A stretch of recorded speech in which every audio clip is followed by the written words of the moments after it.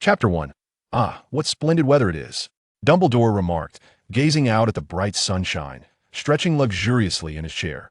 With a soft chirp, Fawkes, the magnificent phoenix perched behind him, responded. Ha, you share my sentiment, do you not, old friend? Dumbledore smiled, adjusting his nearly slipping glasses as he addressed Fawkes. Such delightful weather surely calls for some activity. Shall we indulge in some cockroach clusters, Fawkes? Dumbledore inquired, opening the drawer of his desk to retrieve a box resembling a confectionery assortment. He gently unscrewed the lid, and out crawled creatures that resembled cockroaches. The Honeydukes truly possess a remarkable talent. Their sweets are indeed delightful. Dumbledore casually selected one and tossed it into his mouth, savoring the flavor with half-closed eyes. Fawkes, exhibiting a distinctly human-like disdain, emitted a soft sound and buried his head beneath his wings. Will you not partake? Dumbledore observed Fawkes' reluctance with a hint of disappointment, shaking his head. You shall miss many splendid sights, my dear. Seeing Fawkes' evasive demeanor, Dumbledore chose to remain silent and continued to relish his treat. Knock, knock. The door to the headmaster's office was tapped. Dumbledore raised an eyebrow and, with a natural grace, opened the drawer to place the candy box inside before closing it. Come in. With a creak, the door swung open, revealing Professor McGonagall's stern visage behind it. Good morning, Professor Dumbledore, she said briskly as she entered. I hope my arrival has not disturbed you. Not at all, Minerva, Dumbledore replied with a light chuckle. In fact, I was just about to seek you out. Oh, McGonagall adjusted her glasses. Is it that our esteemed headmaster wishes to assist his subordinate in alleviating some burdens? I must say, this is quite welcome news. If it is possible, I would certainly be inclined to help. Dumbledore's smile broadened. However, forgive me. Minerva, you must understand an old man's waning energy, yes? I trust you will manage splendidly. You say this often, McGonagall remarked, pursing her lips. If that were truly the case, I would not mind taking on additional responsibilities, provided it is not a pretext for someone to indulge in other pursuits, such as enjoying some sweets. Ah, that may indeed be the case. Dumbledore appeared to concur with McGonagall's observation. Now, dear Professor McGonagall, may I inquire about your purpose for visiting? I was just about to inform you. McGonagall pursed her lips. Although she recognized that Dumbledore was shifting the topic, she had grown accustomed to it over the years. That I trust you have not forgotten that you have a meeting with the Wisegamot shortly, and Mr. Smith, the head of the Merlin Knights, wishes to arrange an afternoon tea with you. McGonagall unfurled the parchment in her hands and read it aloud to Dumbledore. As he listened, the smile on Dumbledore's face gradually froze. That seems to be all, I am afraid. Professor, you must temporarily bid farewell to your holiday, McGonagall stated sternly, though the glimmer of schadenfreude in her eyes betrayed her true feelings. Well, here we are again. Dumbledore murmured softly. It is unavoidable, McGonagall replied, allowing a slight smile to grace her lips. We all depend on you, Professor. I hope you come to realize that sooner rather than later. That sounds rather dreadful, Dumbledore sighed. Why can't even an old man be left in peace? You are the greatest white wizard, McGonagall said, giving her shoulders a playful shake. So, when do you intend to set off? If it were up to me, I would say never, Dumbledore shrugged. But clearly, that is not an option. So, I suppose now will have to suffice. Excellent. Our first destination is the Ministry of Magic. After a day filled with activity, Dumbledore returned to Hogwarts only when nightfall had completely enveloped the earth. Following a delightful feast of desserts delivered by the house elves, he comfortably settled into a chair, reluctant to move. A series of knocks echoed from the window. Turning his head, Dumbledore beheld an owl tapping at the glass, clutching a black envelope in its talons. Upon recognizing the origin of the letter, Dumbledore stood up, somewhat distracted, and opened the window. The owl flew directly inside, gently nipping at his ear, and dropped the letter on his desk. Who? The owl called out, rousing Dumbledore from his reverie. Thank you for your efforts, my dear, Dumbledore said, softly stroking the top of its head. With a flick of his long fingers, a plate of meat treats suddenly materialized on his desk. You must be famished, Dumbledore offered, nudging the plate toward the owl. Do have a taste. Who? The owl squinted its eyes, hopping to the edge of the plate, and then indulged in the morsels. Dumbledore smiled as he observed the owl enjoying its meal, before shifting his gaze to the black envelope. With a gentle sweep of his finger, the wax seal melted away. Dumbledore extracted the letter from its envelope and read it with great care. 10 minutes later, having thoroughly perused the correspondence, Dumbledore contemplated briefly before picking up a quill. He composed a thoughtful reply, placing the letter solemnly back into the envelope. Thank you, little one. Dumbledore gently caressed the owl's head before placing the letter in its talons. as he watched the owl soar farther into the distance. Dumbledore fell into a moment of silence before returning to his desk, tenderly stroking the feathers of his beloved pet. "Dear friend, take me back to Godric's Hollow," he sighed softly. With a gentle whoosh, Fawkes called out, and in a flash of flames, both man and bird vanished from the office. Godric's Hollow, the ancestral home of the Dumbledore family. Gazing at the dilapidated state of the house before him, it felt as if the joyous days of his youth had transpired only yesterday. "Ariana," Dumbledore murmured, repeating the name. As tears of sorrow began to trickle from the corners of his eyes, in that moment, he resembled an elderly man more than ever. After standing at the entrance for a while, Dumbledore ultimately decided against entering. Just as he turned to leave, a loud wail erupted from within the house. Wah! The early morning Hogwarts was bathed in golden sunlight, as if draped in a veil of gold. Compared to the foggy weather, this moment imbued the castle with warmth and vitality. As for the vitality within the castle, Field, how many times must I tell you? That is my cat, not your toy. Filch shouted at a small boy with reddish-brown hair in the corridor. "Put down Madame Lorelei this instant. She may have willingly followed me. You're not taking proper care of her. Let me handle it." The boy, referred to as Field, called back without turning, casually offering a sprig of catnip to the feline in his arms. Meow. Madame Lorelei purred contentedly, nestling in Field's embrace, occasionally stretching lazily. Field Dumbledore. Professor McGonagall's stern visage appeared at the end of the corridor, her amber eyes fixed intently on Field's form. "I warned you not to torment Mr. Filch again." Field hastily came to a sudden stop, flustered as he stood before Professor McGonagall, offering a sheepish smile. "I was merely teasing him, Professor. You know he's not adept at caring for cats." "That excuse has already been used, Mr. Dumbledore." Professor McGonagall coldly interrupted his defense.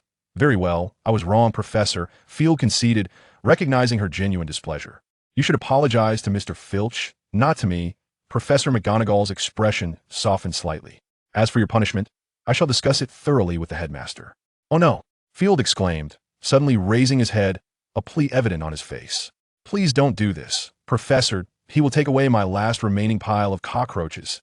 Initially, as Professor McGonagall listened to Field's plea, her expression appeared somewhat softened. However, upon hearing the latter part, her demeanor swiftly deteriorated. "I will consider it thoroughly.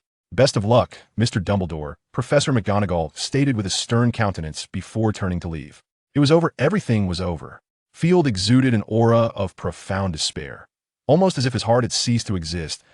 It was only when Filch approached that he caught a glimpse of Field mumbling to himself, "Farewell, my chocolate frog, my pile of cockroaches, my... Ugh, what a nuisance." Filch scoffed disdainfully, reaching out to reclaim Lady Loris from the distraught Field before turning away himself.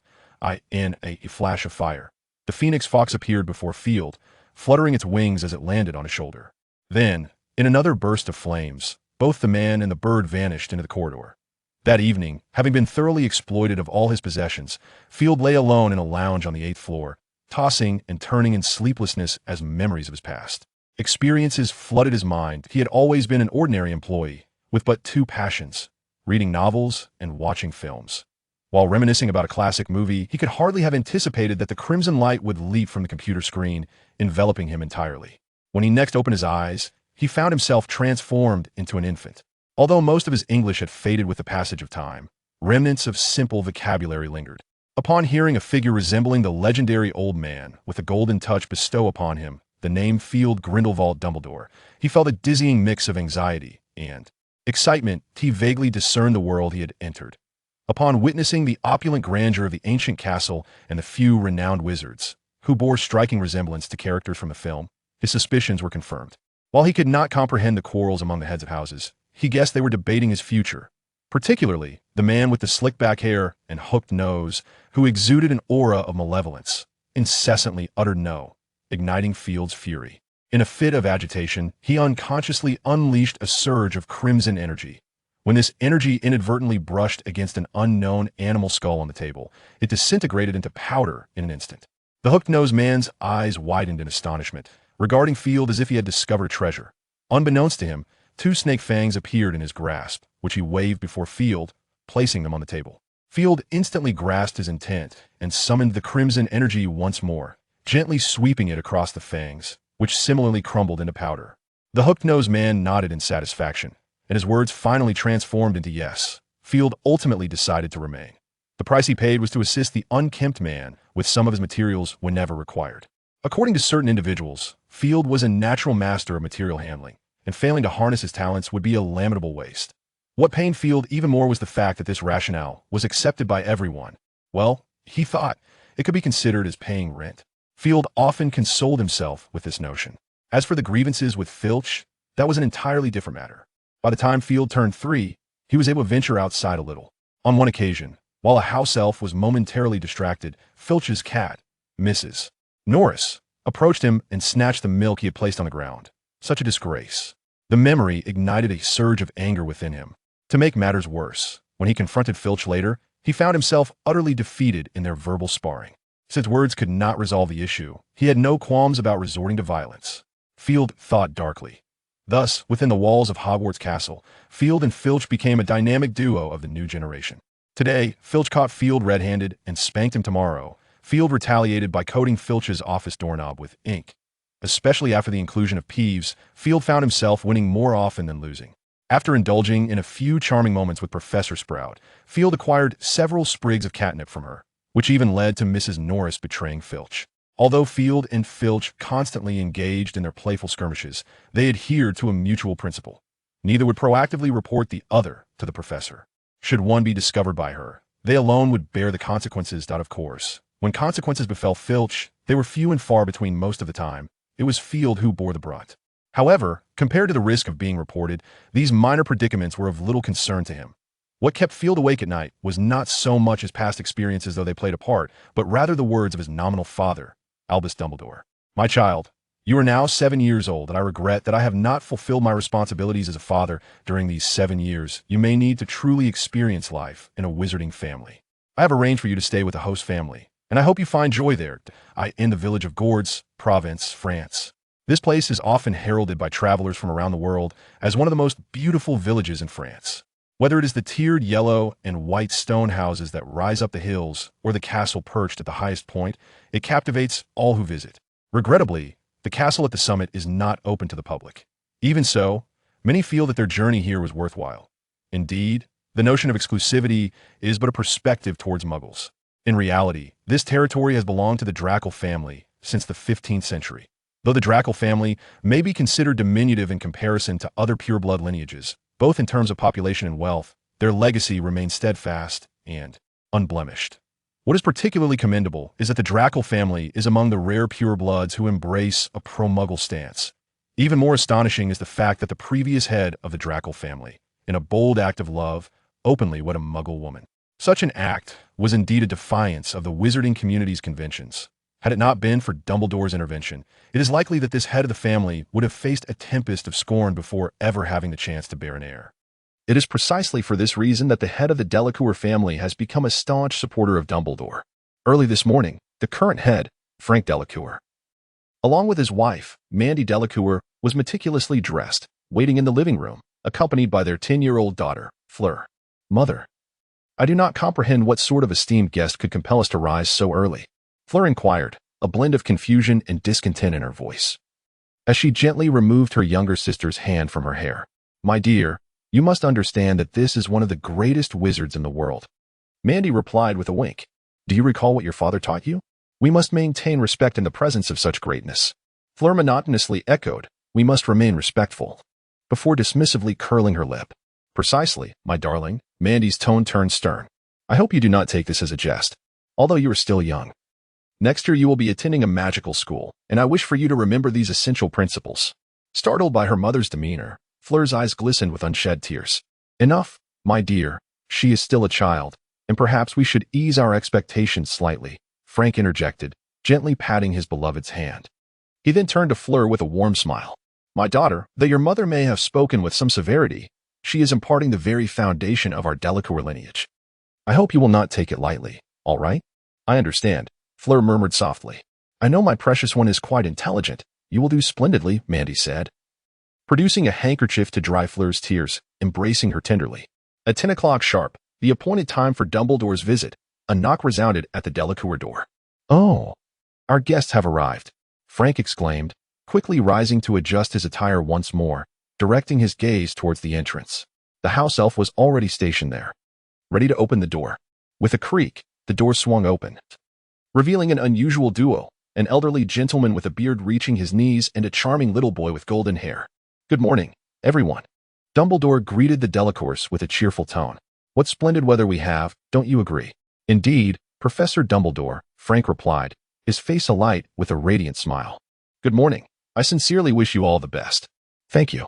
After a gentle embrace, Dumbledore and Frank exchanged a kiss on the cheek. "This is my wife, Mandy Delacour. She has always been your admirer," Frank introduced with a smile, observing the expression of surprise mixed with slight trepidation on Mandy's face. Field easily discerned that this was not entirely mere flattery. "Furthermore, my daughter, Ferong Delacour," Frank gently drew Ferong closer, "along with my little daughter Gabrielle. I apologize.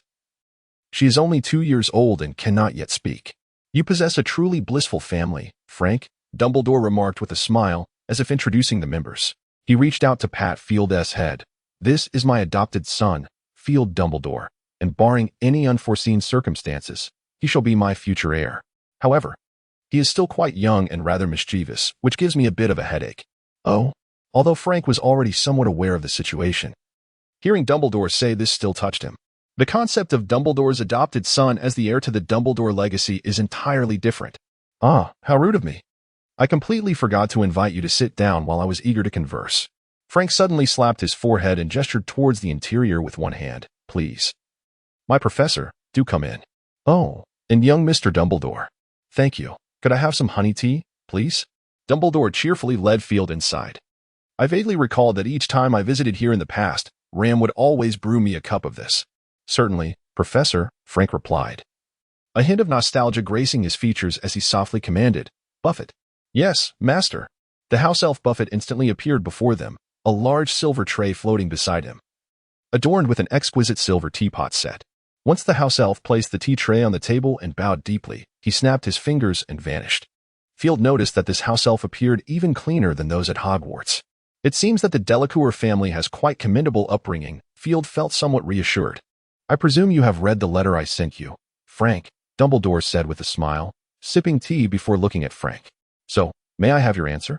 "I, of course, agree." Frank hesitated for a moment. "I find myself somewhat perplexed." "I can understand." Dumbledore sighed. "Frank, I hope you can forgive the frailty of an old man.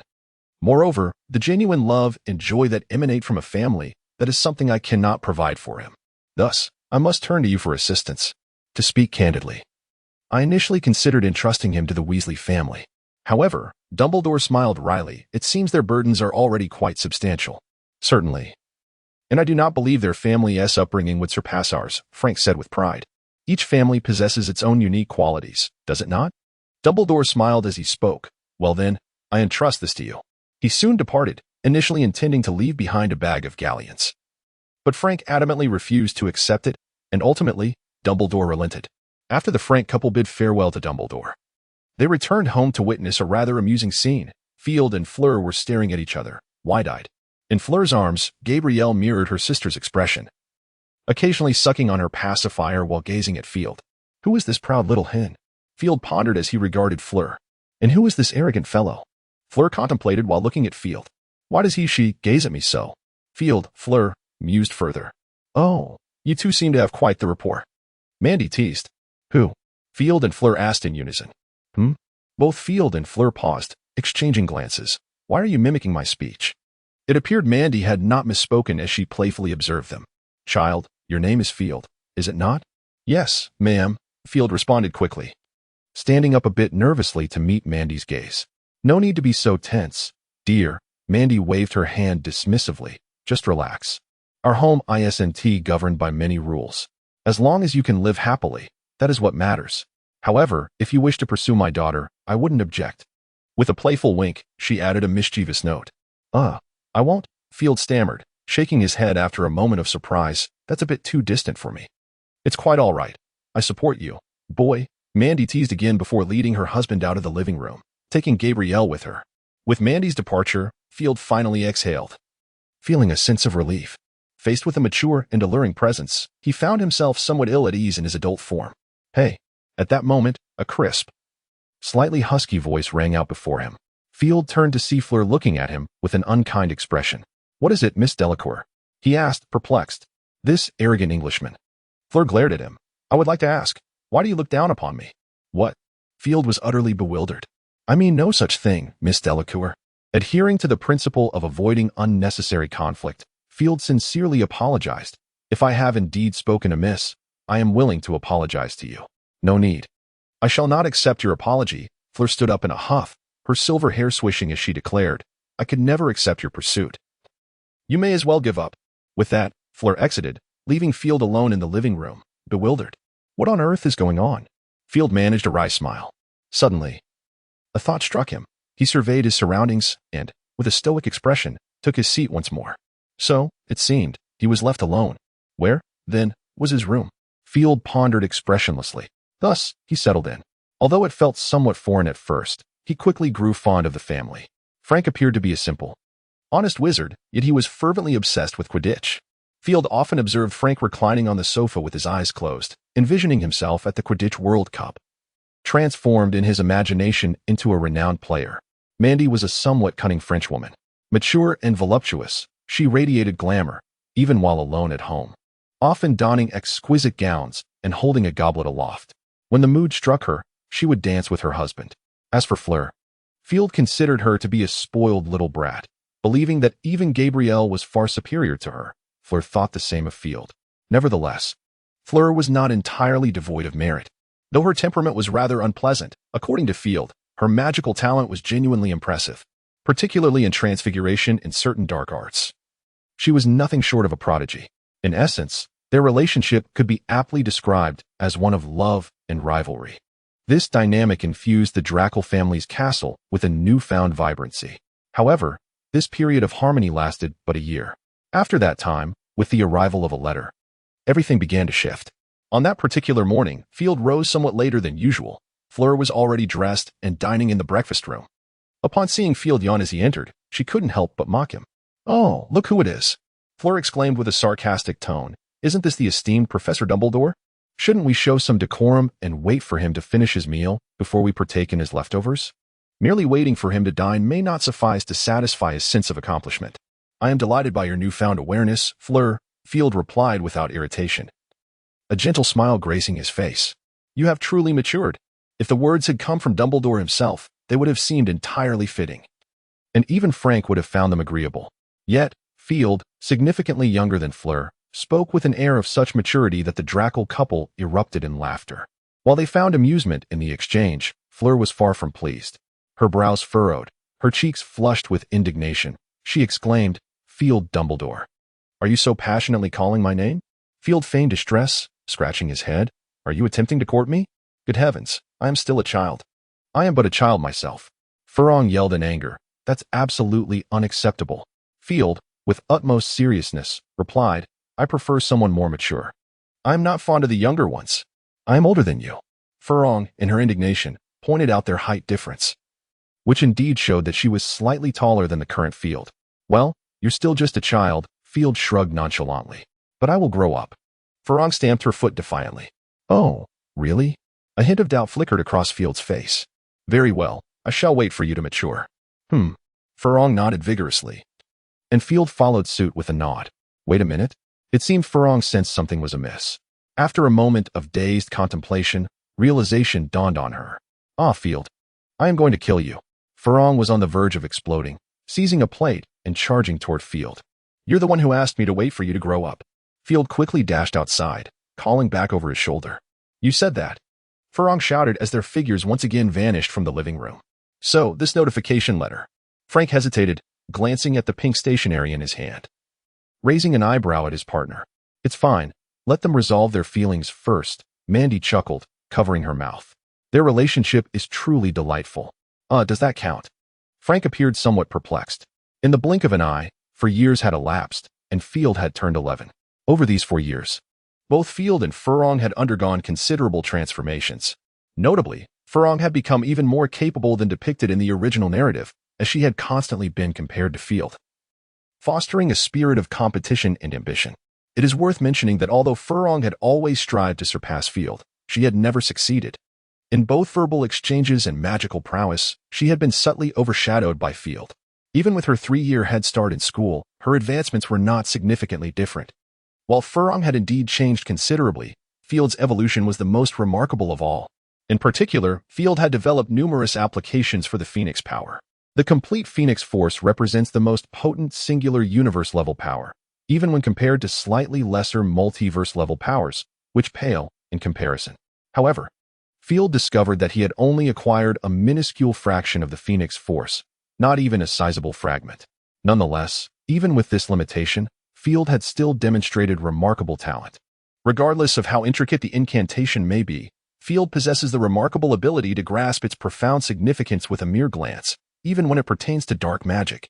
Furthermore, he has discovered that his reservoir of magical energy is exceedingly vast. To this day, he has never truly depleted it, not even once. In addition to this, Field has sensed a subtle fluctuation in the realms of space and time, yet his youth and frail constitution have deterred him from attempting to engage with such formidable forces, fearing that his body may not withstand the pressures they impose. Nevertheless, Frank holds Field in high regard for his exceptional abilities. The dull thuds of a collision abruptly roused Field from his reverie. Turning his gaze, he beheld a gray owl struggling to make its way inside, thwarted by the window that barred its passage. Could it be? With a surge of excitement, Field swiftly opened the window, allowing the owl to soar into the room. The owl hooted twice at Field, depositing a letter from its talons before gesturing towards the missive and then at him. "Are you implying that this letter is meant for me?" Field inquired hesitantly, his voice barely above a whisper. The owl blinked its eyes and lowered its wing in response. Field took hold of the letter, which bore an inscription in dark green ink: France, Provence, Gold Village, Castle of the Dracul family, tower bedroom on the 3rd floor. To Field Dumbledore. The reverse side was sealed with a wax emblem featuring the Hogwarts crest. Indeed, this was correspondence from Hogwarts. Field's heart raced as he tore open the letter, revealing another note inscribed in the same dark green ink: Hogwarts School of Witchcraft and Wizardry Headmaster, Albus Dumbledore, President of the International Wizarding Federation, Knight of Merlin, 1st Class. Grand Sorcerer, Chief Wizard of Wisengamot. Dear Mr. Dumbledore, how has my dear child been lately? You have reached the age for enrollment. Do return swiftly, for everyone misses you dearly. Should you require my assistance in coming to Hogwarts, please do not hesitate to inform me. Yours sincerely, Deputy Headmistress Minerva McGonagall. Field stood momentarily bewildered, contemplating the nature of this acceptance letter, a mixture of amusement and warmth flooding his heart. Although he had previously resided at Hogwarts alongside Dumbledore, it was Professor McGonagall who had spent the most time with him. As for the other figure, a certain individual with unkempt hair, Field mused, who even is that? After a brief moment of reflection, Field retrieved a sheet of parchment and began to compose a reply. Dear Professor McGonagall, I have received your letter. I can arrange for my current family to accompany me to Diagon Alley. As for the start of term, I am uncertain if the school's staff will be sufficient, so there is no need to assign anyone else for my assistance. The time we have left together is abundant. By the way, I have heard that my father has a peculiar habit of placing strange items behind his portraits. For his safety, please ensure that he refrains from storing anything excessively hazardous. I eagerly anticipate my future life at Hogwarts. Sincerely, Fielder Dumbledore. Having finished, Fielder briefly reviewed the letter before handing it to the small messenger. Simultaneously, he produced a silver sickles and placed it in a small box beside its leg. I apologize, dear owl, there is no food left. Allow me to offer you a little extra reward so you can procure something for yourself on your journey, if that is acceptable? Fielder said apologetically to the owl. Who? The owl tilted its head, blinked, gently pecked his finger, unfurled its wings, and soared into the sky. After meticulously rereading McGonagall's letter, Fielder solemnly stored it away and opened his small trunk, stepping inside. This trunk was a birthday gift from Dumbledore on his 10th birthday, functioning similarly to Newt Scamander's, albeit with a much smaller interior space. Inside, Dumbledore had placed a quaint 2-story cottage, complete with a small garden that housed several tiny fairies. Fielder seldom resided within it. However, he had stored the majority of his pocket money there. Dumbledore had consistently sent him 10 galleons each month for 4 years without fail. Apart from a few he had utilized for gifts, he had not touched the rest. Now, he had accumulated over 200 galleons. After some contemplation, Fielder withdrew 100 galleons and a handful of coins before stepping out of the trunk. Upon descending the stairs, he discovered breakfast had seemingly just concluded. Aside from Mandy in the kitchen, everyone else was lounging in chairs, engaging in quiet conversation. Good morning, child. Frank was the first to notice Fielder, extending a greeting. It seems you have risen late. There should still be some breakfast left. Would you like me to bring it to you? Before Fielder could respond, Fleur interjected. I think it is unnecessary, especially since Mr. Dumbledore has not descended. He has likely feasted in his dreams. How could this breakfast compare to such delightful visions? I am not hungry at the moment. Fielder shook his head initially, clarifying it is not a matter of dreams. I simply wish to go out for a while. Go out. Frank raised an eyebrow, quickly contemplating a possibility, a hint of delight crossing his face. Have you received your acceptance letter? Indeed, Uncle Dracula. Fielder replied with a smile and a nod. Is it from Beauxbatons? Frank inquired, only to dismiss the notion himself. No, Beauxbatons already sent you an acceptance letter last year, which you declined. Therefore, it must be from Hogwarts, correct? Precisely. Fidel nodded decisively. Could you accompany me to Diagon Alley in England? I need to purchase some items for school. Diagon Alley? Frank chuckled. We need not venture that far. Then where are we headed? Champs. Lissy, yes. Frank replied with a mysterious smile. Trust me, you shall not regret this journey. An hour later, the Dracula family and Field stood at Place de la Concorde, observing the bustling crowd around them. They could have departed earlier, but upon hearing the suggestion of a shopping excursion, Mandy was the first to express her desire to join, followed by Ferrand, who also wished to partake, and eventually, Gabrielle voiced her interest as well. Upon hearing this, Frank decided to take the entire family along. We shall first proceed in this direction, Frank said, discerning their path before leading Field towards a certain way. At the Arc de Triomphe, we can access the true champs, Lissy S. The true champs, Lissy S? Field questioned, looking at Frank with confusion. Is there a false one? Seemingly perceiving Field's bewilderment. Frank laughed heartily. You will understand soon enough, my child. After a brief walk, they arrived at the Arc de Triomphe. Frank glanced around, ensuring no one was paying them heed, then produced his wand and gently tapped the doorframe of the monument. A creaking sound akin to ancient wood rotating echoed in Field's ears.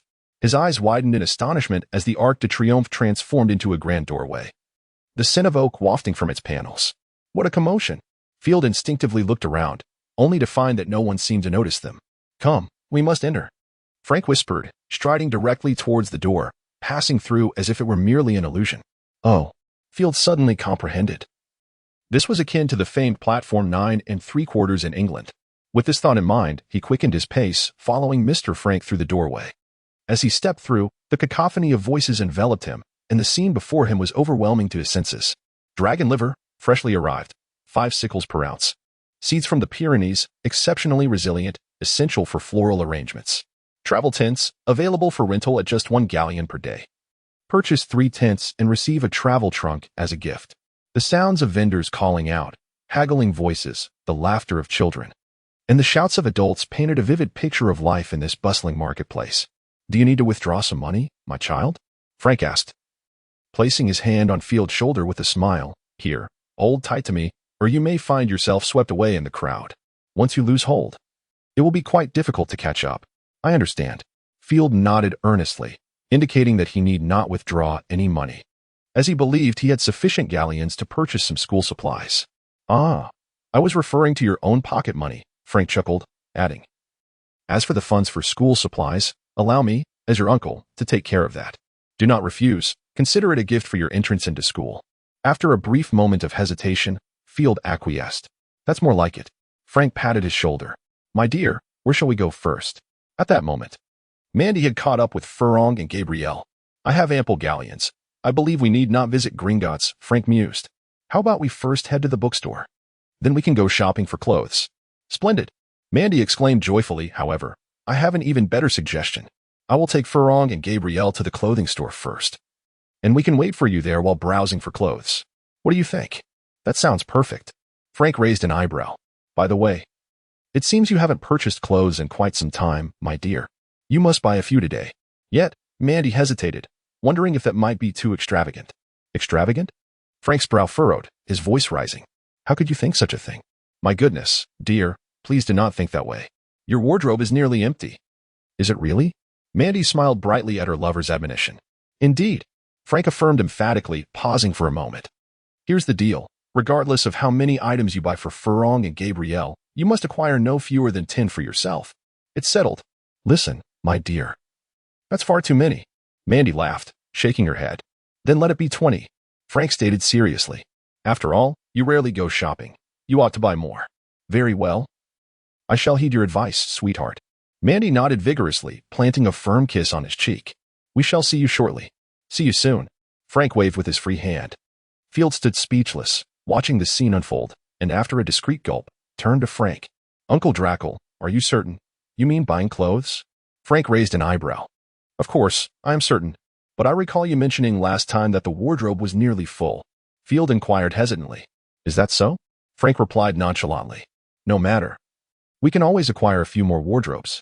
Also, didn't Aunt Drackle just return from a shopping trip 3 days ago? Field asked again. That's of no concern. Ample time has passed since then. Frank shook his head, noting that Mandy used to visit this place twice a day. This time, 3 days have passed. A duration that feels sufficiently lengthy. Can it be explained further? Field fell silent, momentarily bewildered. Learn from this, young man, Frank smiled, patting his shoulder. Trust me. If the previous moment was one of rejection, the circumstances have transformed now. Furthermore, your wife looks splendid. It is the man who is fortunate, is it not? Frank winked at him, adding, consider it. Everyone around is captivated by that radiant woman, your beloved. The pride and fulfillment derived from that is unparalleled. Such a mindset. Such prowess, truly. You deserve it. Field grasped the sentiment, unable to resist giving him a hearty thumbs up. Frank raised an eyebrow once more, acknowledging the compliment. The two exchanged a few more words before swiftly arriving at the bookstore. The Fountain Magic Bookstore, this is the place. After glancing at the shop sign, Frank confirmed the location. It is reputed to be the most comprehensive repository of books in all of France, even including those for muggles. However, here, one must select books independently rather than being presented with them. By the way, once we enter, kindly keep your voice down. The proprietor detests loud conversations, claiming they disturb the spirits within the books. Such an eccentricity? Field raised an eyebrow. I understand. Excellent. Let us proceed. Welcome to the Fountain Magic Bookstore. Upon entering, Field immediately heard a voice as gentle as a whisper. I hope you find the books you seek here. Please remember to speak softly, as loud voices may startle the little ones within the books. Field turned towards the source of the voice, catching sight of a veiled man gazing in their direction. What a mysterious fellow. Field's heart raced. Though he could not see the proprietor's face, he could sense the piercing gaze akin to that of a hawk. Long time no see, Mr. Smith, Frank greeted the shopkeeper softly. It is you, Mr. Dracula. Field felt the shopkeeper's gaze shift away from him, allowing him to breathe a discreet sigh of relief. It has indeed been quite a while. I hope all is well. The shopkeeper's voice retained its gentle quality, as if nothing could compel it to rise in volume. Certainly, all is rather well, Frank replied cheerfully. I have come this time to accompany my nephew in purchasing some books. Would you care to assist? You know my rules. The shopkeeper gently shook his head, causing the veil atop his head to sway slightly. However, since this is your nephew, I could offer him a small gift. That would be splendid. Frank nudged Field lightly. Go on, my boy. Everything here must be discovered on your own. I shall wait for you right here. All right, Uncle Dracula. Field nodded obediently and then stepped inside. Standard spells, basic, magical theory, history of magic. Soon, Field had gathered all the textbooks he needed. In addition to the textbooks, he also selected a volume on 100 commonly used household spells. Once he had collected all the books, he hefted the small basket containing them and laboriously carried it to the counter ahead. Is this all? Frank raised an eyebrow, expressing his surprise at the abundance of Hogwarts textbooks compared to Beauxbatons. Perhaps so, Uncle Delacour. Field shrugged. Except for one book that I bought for leisure. The others are all required by the school. Very well, Frank nodded, turning to the shopkeeper. You may proceed with the checkout, my friend. The total comes to 55 galleons and 10 sickles, the shopkeeper promptly stated, seemingly having anticipated the total price even before Frank finished speaking. Ah, the steep price of knowledge. Frank muttered, retrieving a dragonhide wallet from his pocket and producing 56 galleons, which he handed over. Thank you. The shopkeeper covered the galleons with his hand, and without any visible action, the coins vanished, replaced by 7 sickles. Your change, he briefly mentioned as he retrieved a book from beneath the counter. This is a gift I promised you. Frank glanced at the cover of the book and his expression immediately shifted. That's rather valuable, my friend. Moreover, I don't believe it's suitable for a child. I must insist that my judgment is sound. The shopkeeper shook his head once more. Consider it an investment. This child is worth it. Frank did not say anything further, releasing the pressure he had applied to the book and handing it to Field. Take good care of this. Child, it is a precious book. I understand, Field replied, nodding vigorously upon seeing the book's cover. He carefully cradled it, tucking it between two textbooks and, once assured it would not fall, let out a sigh of relief. The title of the book was Standard Spells. As a prominent figure in the modern magical world, Miranda Goshawk's greatest achievement was penning this very work. Unlike the abridged versions available on the market, the original Standard Spells was taken off the shelves within a week of its release. The reason was straightforward. It contained an excessive amount of dark magic. While Miranda herself maintained a consistent attitude towards all spells, the overwhelming majority of wizards believed that such a book should not harbor so much dark magic. Moreover, the original Standard Spells even included the 3 unforgivable curses, which crossed the Ministry of Magic's red line. Under the combined influence of the former Minister of Magic and Albus Dumbledore, the esteemed headmaster of Hogwarts, Miranda found herself compelled to rewrite her work, albeit with a sense of regret. The original Standard Spells now lingered only within a handful of pureblood families, while the majority had been obliterated. The initial draft in Miranda's possession had been secured by the Ministry of Magic within the Department of Mysteries. As a form of compensation, she was awarded a first-class Merlin's Order medal. Frank, a discerning individual, upon encountering the book, did not contemplate its destruction but rather sought ways to preserve it, which is why he referred to it as an extraordinarily precious gift. As for Field, he had come across various accounts and some obscure references regarding this tome and understood its inherent worth. Exiting the bookstore, the two exchanged glances, both feeling their efforts were not in vain. Frank even felt an impulse to conclude their outing at that moment, to safeguard the book meticulously upon their return before returning. However, Field believed that such actions would only betray their anxiousness. By adhering to their previously established itinerary, without overly fixating on the book, they would attract less attention. Once Frank regained his composure, he acknowledged this perspective, casting an appreciative glance at Field and retracting his decision to return home immediately. Subsequently, the two ventured together to procure the necessary supplies for school, including potion ingredients and cauldrons.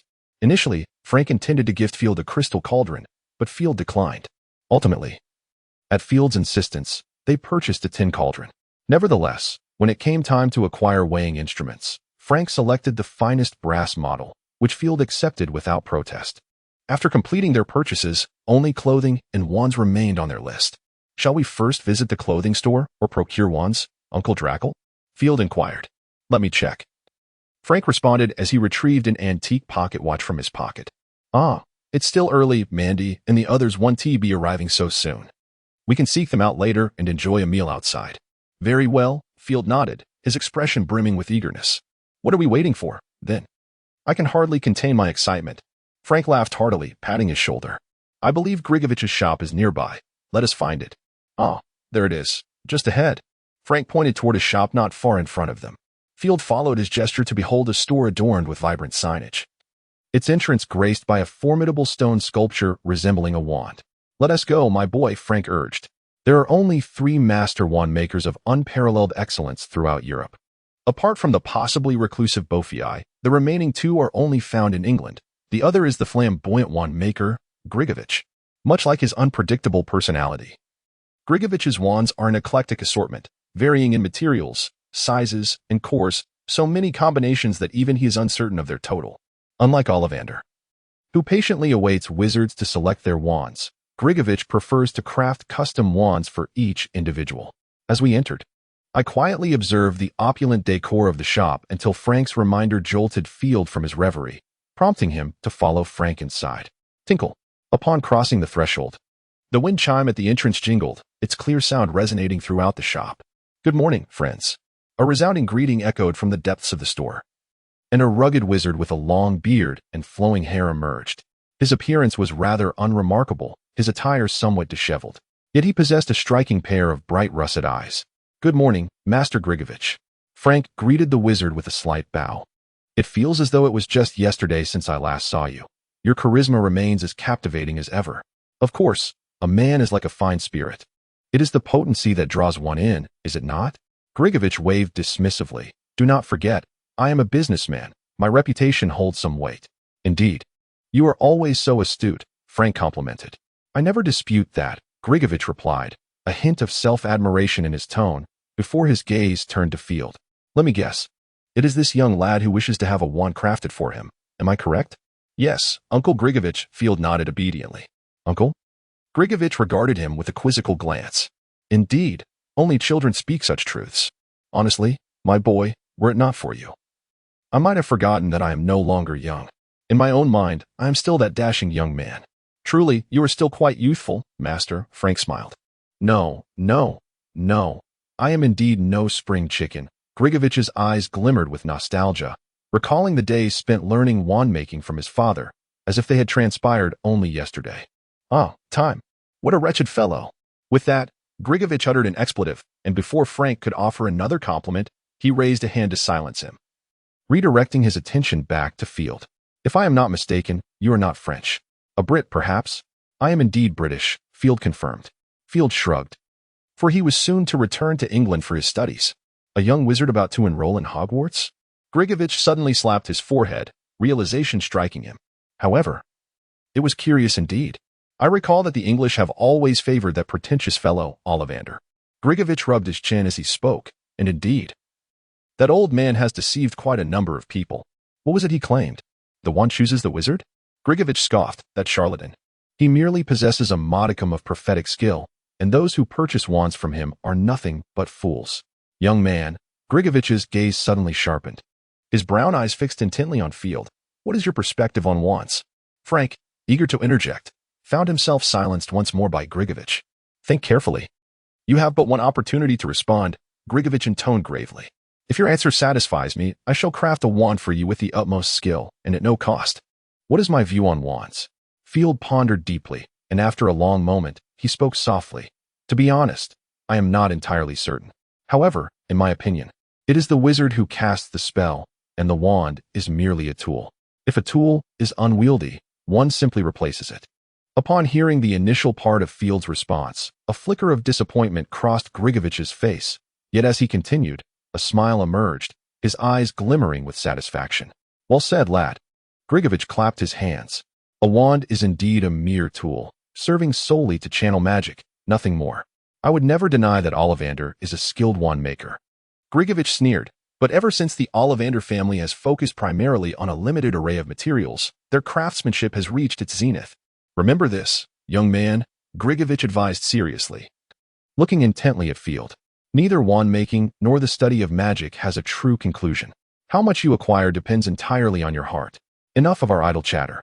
Let us prepare for the crafting of your wand, Grigovich proclaimed, producing a small parcel from seemingly nowhere. He gently unwrapped it to reveal an assortment of various woods. Come. Let us see which wand would resonates most with you. Grigovich gestured for Field to step forward. Channel your magic into it and discover which feels most harmonious. Of course, you may choose not to select one, but I cannot guarantee that your wand will be the most suitable if you do. Field nodded, stepped forward, and took a deep breath before casually picking up the most recent stick to begin his experimentation. Birch, apple, cherry. Before long, Field had tested a considerable number of woods, creating a small pile of those he had tried. Soon, he had exhausted the contents of the package. Yet none of the woods resonated with him. Nothing? Grigovich raised an eyebrow and strode to the back of the shop, returning shortly with a large package, which he gently placed on the counter. He opened it to reveal yet another assortment of wood. Proceed, lad. Field inhaled deeply and resumed his efforts. Time slipped away, and as he neared the end of the wood in the package, he finally discovered a piece that felt just right. Paulownia wood. Grigovich recognized the material effortlessly as he held it up. After a moment's contemplation, he retrieved a smaller package, this time with greater caution. Come on, lad. This time it's the wand core. Grigovich gestured with one hand, urging him to find the piece that felt most comfortable. What a hassle, Field thought to himself. Yet he diligently continued his search. This time, it went remarkably smoothly. In less than 15 minutes, he located the core that Grigovich had requested. Phoenix feather? Grigovich frowned, perplexed. How could it be this? What's wrong? Is there an issue? Field raised an eyebrow. Indeed, Grigovich replied, his brow furrowed. A typical wand core can be a phoenix tail feather or a wing feather, but a phoenix tail feather should never serve as a core. He cast a scrutinizing glance at Field and began rummaging through a small pouch that he had not set down at his waist. After a lengthy search, he produced a tiny glass vial containing several delicate strands, as fine as hair. Try this, lad, Grigovich offered the vial. Field examined it before accepting. As he observed the slender strands emitting a faint golden glow in his hands, Grigovich clapped his hands together. Indeed, this is it. What is this? Field inquired curiously. gazing at the luminous strands. "This is no ordinary substance," Grigovich replied, carefully placing the strands back into the glass vial. "Perhaps, in the entire magical realm, I alone possess this. Lad, I fear I must retract my earlier statement." Grigovich placed the vial on the bar. "I initially intended to craft a wand for you at no charge. However, since this is the core that suits you best, I cannot waive the fee." "So, what exactly is it?" Frank chimed in. "The heartstring." Grigovich cast a sidelong glance at Frank and spoke nonchalantly. "The phoenix." "The heartstring of a phoenix?" Frank stared at Grigovich in astonishment, exclaiming, "Such a thing truly exists?" "Indeed." Grigovich sighed, "though it is exceedingly rare. As you know, a phoenix is an immortal creature. Slaying one is a task more daunting than achieving eternal life." He gestured toward the glass vial. "I acquired this by chance from a fallen pure-blood family. Its rarity transcends mere scarcity." Grigovich continued, "In the future, it is unlikely anyone will come across such an item again. So, are you certain you wish to use this as a wand core?" Rare implies expensive, a notion that both Field and Frank comprehended. However, Field contemplated abandoning the idea. Yet an overwhelming sense of reluctance surged within him. "May I inquire how much in galleons I would need to contribute for such a core?" Field asked cautiously. 1,000 galleons. Grigovich casually uttered a colossal figure, adding, "And you shall owe me a favor. Should I require assistance, you must oblige. Why don't you just rob someone?" Field nearly blurted out. In the magical realm, the monthly living expenses for an ordinary family of 3 seldom exceed 10 galleons. And many households lack savings of even 1,000 galleons. Now, a wand demanded such a sum. It was nothing short of extortion. Moreover, to involve a favor only compounded the inequity in Field's eyes. Field began to decline but was interrupted by Frank's voice. "We shall take it." Frank gritted his teeth and stated earnestly, "Please, master, proceed. I will pay you immediately." Uncle Draco was alarmed, hastily attempting to refuse. "Child, a wand is a wizard's lifelong companion. A dependable wand will be your greatest safeguard in the future. Do not be reckless." Frank regarded him sternly. "You will certainly earn more than 1,000 galleons throughout your life. Do not allow this to hinder your path." However, Field found himself swayed by Frank's words, though the thought of parting with 1,000 galleons still left him feeling uneasy. "Do not worry," Frank shook his head. "Rest assured, your father will understand my intentions. He should be willing to cover this expense." "Very well," Field pondered, conceding that Frank's reasoning was sound. If Dumbledore were present, he would undoubtedly concur. Moreover, such a substantial amount would not be a burden that Dumbledore would allow Frank to bear alone. With this thought, Field felt considerably reassured and ceased his objections, though he still felt a pang of regret. "Are you certain?" Grigovich raised an eyebrow. "This is no trifling expense."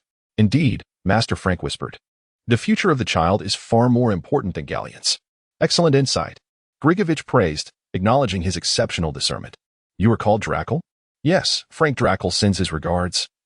Frank introduced himself with utmost courtesy. "I shall remember this name," Grigovich nodded. "Perhaps in the future, we may collaborate." "At your service," Frank replied with a smile. Grigovich gestured to Field, who still stood nearby, saying, "Come here, lad. I require some data from you." Skillfully gathering the necessary information, Grigovich secured the payment and informed the two that they could return in the afternoon, signaling that they were free to leave. Stepping out of the wand shop and glancing back, Field felt an inexplicable sense of disconnection, as if he had stepped into another realm. "Let us find Mandy and the others first, and then we shall have lunch," Frank said, patting his shoulder. "Do not dwell on it. Since the galleons have already been spent, there is no point in worrying. I am far more eager for the day you become a renowned wizard." "I will, Uncle Drackle," Field replied earnestly. "That would be splendid." Frank nodded with a smile. As they strolled down the street, conversing while searching for the clothing store Mandy had mentioned, Frank observed a shop draped in black veils beside the Fountain of Magic bookstore. "Ah, it must be here, Alice's Rose Lover. Shall we go in, or should we inform them first?" "Either way," Field shrugged, adding, "However, I am uncertain if Aunt Drackle would scold us for not entering." "Oh, you are right. Let us step inside," Frank remarked, smacking his forehead. "Damn it, I abhor shopping for clothes." Whether it was due to Frank's words or simply the nature of women, when they finally encountered Mandy and the others, it was evident that they had purchased far more than 20 garments. Fortunately, they had not forgotten their initial purpose and had already assisted Field in acquiring the robes necessary for his schooling. As he gazed at the dragon hide robe before him, Field pondered whether it truly met Hogwarts' requirement for plain robes. Surely, if the color is right, it should suffice. he mused, rationally refraining from voicing his uncertainty. After accompanying the trio of witches for some time in the clothing store, the group finally emerged. After casually finding a spot to enjoy a decent lunch, Frank led Field back to Grigovich's wand shop, this time accompanied by Mandy and the others. "Good afternoon, everyone." Grigovich greeted them, his expression betraying no hint of surprise. "You have come to collect your wands, I presume?" "Indeed, Master Grigovich," Frank inquired politely. "May I know how our custom wands have turned out?" "They have been completed," Grigovich responded with a smile. "You are quite fortunate. This is perhaps one of my most successful creations to date." As he spoke, Grigovich placed a deep crimson wand before them. "Behold, a wand crafted from sycamore, measuring 14 1/3 inches in length. It is remarkably sturdy and resistant to distortion, yet astonishingly light. The core is composed of phoenix feather, rendering it an extraordinarily powerful and loyal wand." Grigovich enthusiastically elaborated. "To be honest, in the entire realm of magic, only one wand may surpass it." "The Elder Wand?" Field deduced, knowing well that this was what Grigovich referred to. However, in comparison to that wand, which could easily change its master and potentially bring misfortune, this wand undoubtedly resonated more with Field's preferences. "Go ahead and give it a try, my child," Frank urged, turning to Field with encouragement in his eyes. "This will be your companion. It is time for you to take hold of it." "All right," Field nodded vigorously, rubbing his hands together before stepping forward to gently grasp the wand. It was indeed remarkably light, almost weightless in his hand. Furthermore, the wand felt splendid. It was as though it extended his arm, providing an unusual yet delightful sense of unity. "Give it a swish," Grigovich prompted. Field nodded, extending his arm and lightly waving the wand. A glimmer of golden light erupted from its tip, enveloping him in a warm embrace. "Very well, it suits you remarkably." Grigovich nodded in satisfaction. "It is now yours." "Thank you," Field exclaimed, clutching the wand tightly and offering a grateful nod to Grigovich. Though the man was rather financially driven, his craftsmanship was undeniably impeccable. "No need for thanks, just remember your promise." Grigovich waved his hand dismissively. "Additionally, this is a wand maintenance kit, a gift from me. Treat it well, young one." "I shall," Field replied earnestly. After leaving Grigovich's shop, they indulged in a few snacks before returning home. As soon as they arrived, Field eagerly set his belongings aside, eager to experiment with his new wand. After casting several minor spells in succession, he found himself utterly delighted with his wand. Compared to the one Frank had casually given him before, this wand was far superior in both ease of use and magical energy efficiency. The more he wielded it, the more he grew enamored with the wand in his hand. At this moment, reflecting on the 1,000 galleons no longer seemed an insurmountable burden. The following day, after receiving a letter from Dumbledore, Field felt even more at ease. In his correspondence, Dumbledore first extended his congratulations to Field, then informed him that he need not concern himself with the galleons, as he had already repaid the sum to Frank. He also expressed his anticipation for Field's return to Hogwarts, eager to see how he had changed. In essence, it was a letter meant to reassure him. After reading it, Field was able to fully relinquish his worries. It was indeed peculiar that such a remarkable wand belonged to someone as unremarkable as you, Fleur remarked with a hint of envy upon seeing the wand in Field's possession. "I truly apologize for being merely an ordinary individual, yet you have never bested me," Field replied nonchalantly, noting that even showcasing his innate magical talent would be of no consequence. "Ah," Field feigned a gesture of exasperation, sighing, "as it turns out, even as an utterly unremarkable little wizard, no, not even a wizard, as I have yet to attend school, how is it that I find it difficult to lose even once?" "Field," Fleur exclaimed, her body trembling with indignation. "Dare you challenge me to another duel? Are you suggesting we compete in an eating contest?" Field replied in mock horror, "I concede. You have won. Who would compete with you in such a bizarre contest?" Fleur retorted angrily. "I wish to challenge you in alchemy." "Alchemy?" Field pondered for a moment, struggling to recollect when he had ever studied alchemy. Upon observing Fleur's slightly flushed face, he suddenly understood. "Ah, truly, you are the genius Fleur from Beauxbatons," Field said with a teasing tone. "Your mind is indeed filled with wisdom, challenging a novice wizard who has never encountered alchemy? What a clever approach." The foolish Field had no recourse but to concede. "Whether or not I have studied it is irrelevant. We shall compete in this," Fleur insisted, her cheeks slightly reddened yet resolute. "If you do not wish to compete, conceding is an option. You have triumphed." Field shrugged, responding indifferently, "By the way, it is my first time witnessing such shamelessness from you." "Learn from you," Fleur shot back without reserve. "I hope the foolish Mr. Dumbledore no longer believes he can do anything. At least for now, you cannot perform alchemy, and this time, I have one. You are indeed correct, Field declared, giving Fleur a thumbs up. Had you done this earlier, I would have likely lost long ago. After all, even in a contest of childbirth, I would be utterly powerless. Perhaps next time you could propose such a contest. Regardless, I have won this time. Fleur maintained her composure and stated, then stood up, declaring that as long as the outcome was favorable, that was sufficient. Very well. Field let out a sigh. Indeed, once a person decides to embrace shamelessness, they possess an undeniable talent for it. The Leaky Cauldron, a veritable landmark within the British wizarding community, has graced the streets of London since the 16th century. It has borne witness to the turbulent and tranquil eras of modern British magic. Numerous proprietors have come and gone, from the original Daisy Dotteridge to the current Ebb family. Yet none seem inclined to renovate this establishment. Perhaps it is a deliberate choice to preserve the weight of history? Field gazed at the modest tavern, his brow furrowing slightly. He was uncertain whether he would find any fondness for this place.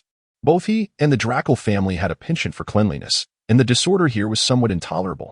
Let us go inside, dear, Frank said, patting Field on the shoulder. If it weren't necessary, I truly wouldn't wish to stay here. Field rarely expressed his distaste so directly. Good heavens, this place resembles a sewer. I share your sentiment, Frank shrugged. Perhaps after securing a room, you might consider residing in your trunk instead.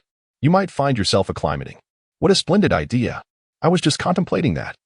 Field's eyes brightened as he nodded in agreement with Frank's suggestion. As they pushed open the tavern door, the patrons instinctively glanced toward the entrance before resuming their conversations. Field squinted slightly. The lighting within was surprisingly dim, with the only illumination emanating from the torches affixed to the walls, leaving little light to filter in elsewhere. After a moment of acclimatization, Field was able to discern the interior's true nature. Contrary to its exterior appearance, the interior was not as dilapidated and disorderly, though it remained quite rudimentary. Aside from a bar counter and a few tables, the only decoration was an unidentified skull mounted on the wall.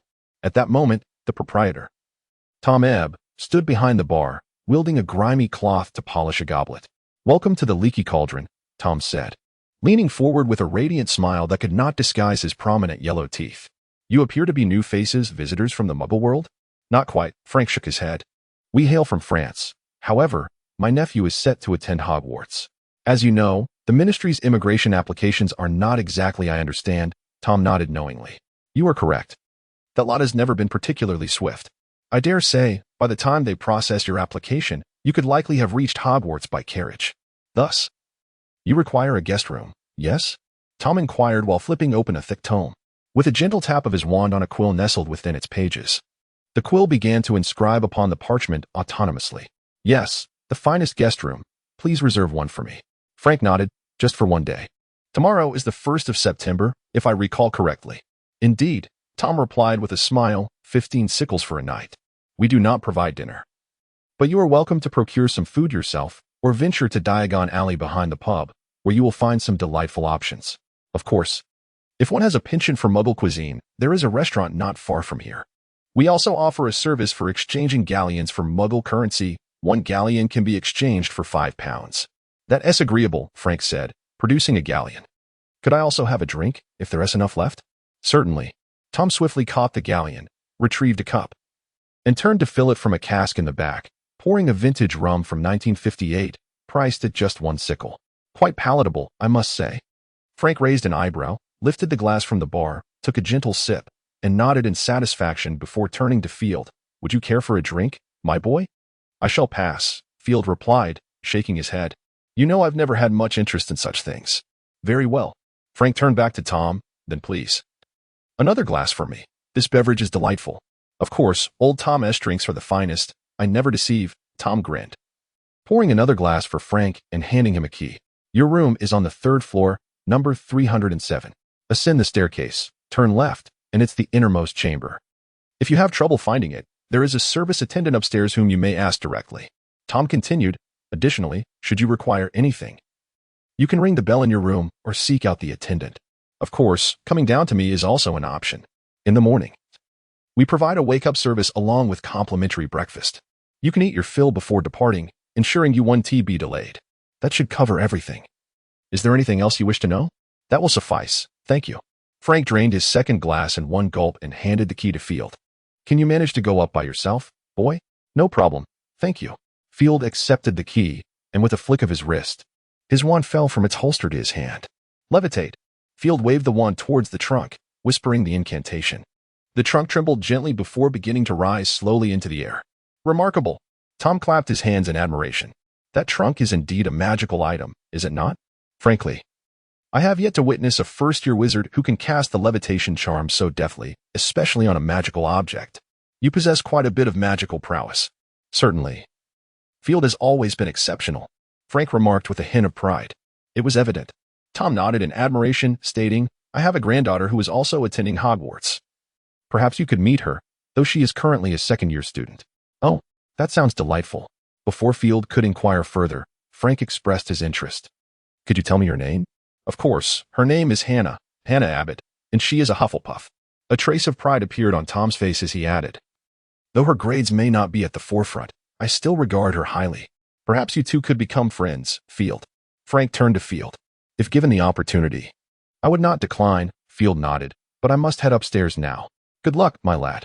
Frank patted his shoulder. Remember to write to us often. I will.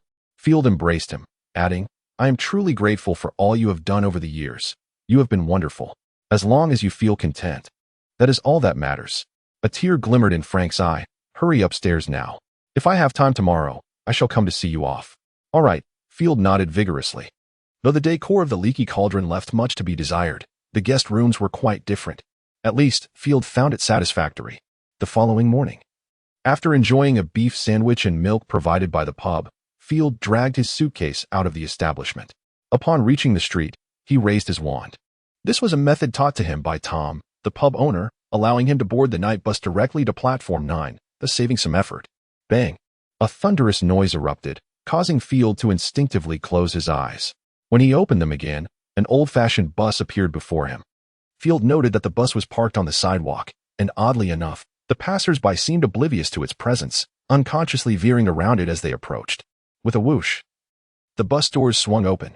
Good morning, dear passenger. Welcome aboard the night bus. A freckled, diminutive figure with yellow skin and a conductor's had jumped down from the vehicle.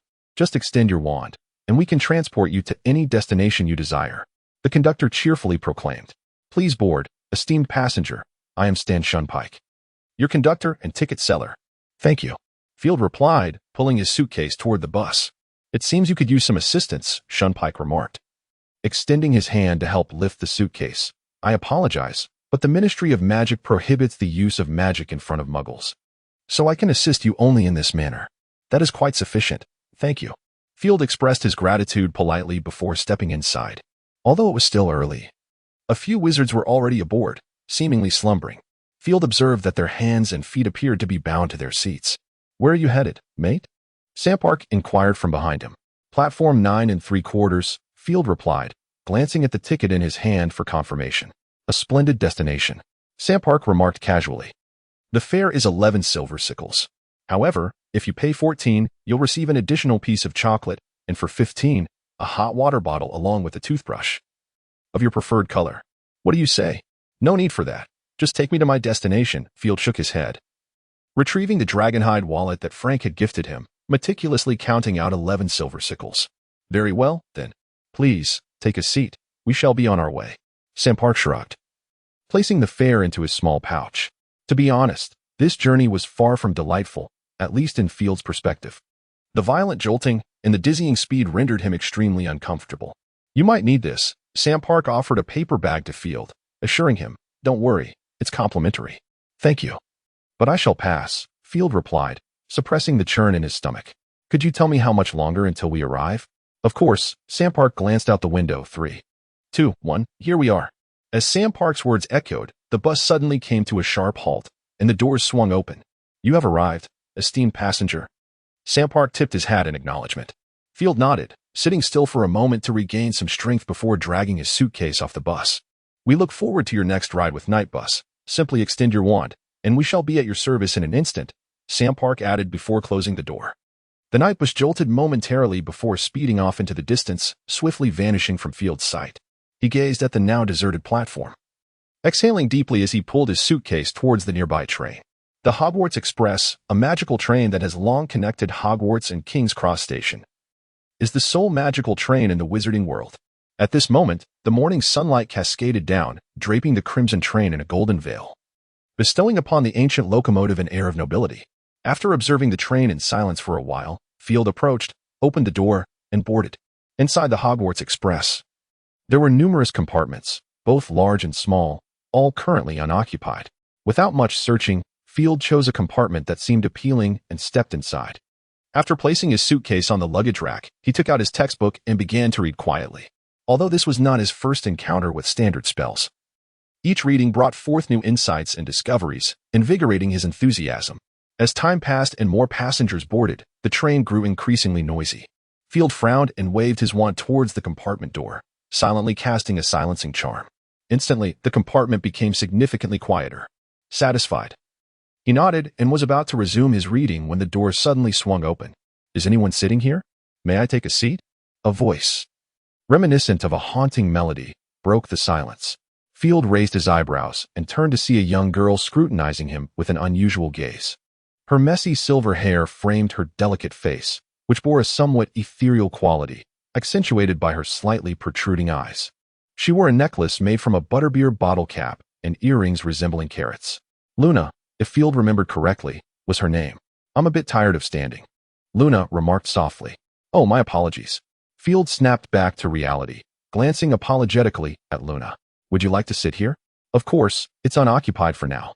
Thank you." The young girl replied politely, struggling to drag her luggage inside before closing the door.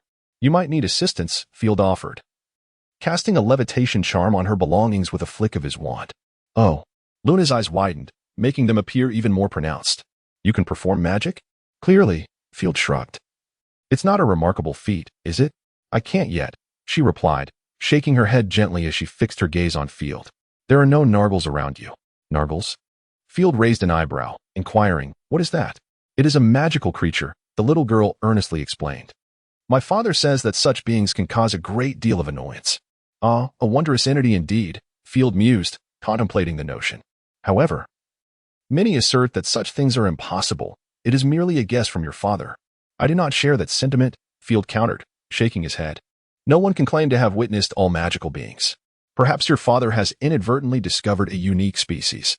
"I think so too," the girl nodded. "My name is Luna. Luna Lovegood. You may call me Luna." After engaging in light conversation, Field realized that the reason the girl was referred to as the crazy girl was not unfounded. While she was not truly mad, her thoughts indeed diverged from those of the average person. "Why are there no pesky flies around you?" Luna slowly swallowed the snack Field had offered her, a peculiar expression gracing her features. "Perhaps I do not possess many worries." Field replied with a raised eyebrow and a smile. "Perhaps that is the case," Luna concurred, seeming to genuinely believe him. The two continued their casual exchange until the compartment door swung open once more. "Is anyone here?" A spirited young girl burst in. "Everywhere else is full, and it seems all the others are boys." Field glanced at Luna and nodded. "There is indeed space here. You are welcome to sit." "Wonderful, thank you." The girl sighed with relief, pulling the compartment door open and struggling to drag her luggage from outside. "Do you require assistance?" Field asked, once again producing his wand and casting a levitation charm on the girl's belongings. "Thank you," the girl exclaimed in astonishment, gazing at Field. "You can do magic?" "Only a few tricks," Field replied casually as he placed her luggage on the rack. "Impressive," the girl admired. "I am Ginny Weasley. Are you one of our upperclassmen?" "You may call me Field," he said, raising his hands in a gesture of humility. "I, like you, am a freshman. This is Luna Lovegood," he introduced the girl, who was now intently observing a chocolate frog. "Hello," Luna greeted briefly, then returned to her examination of the confection. "Hello." Ginny appeared unfazed by Luna's distraction, settling beside her and cheerfully asking, "What were you discussing? May I join in?"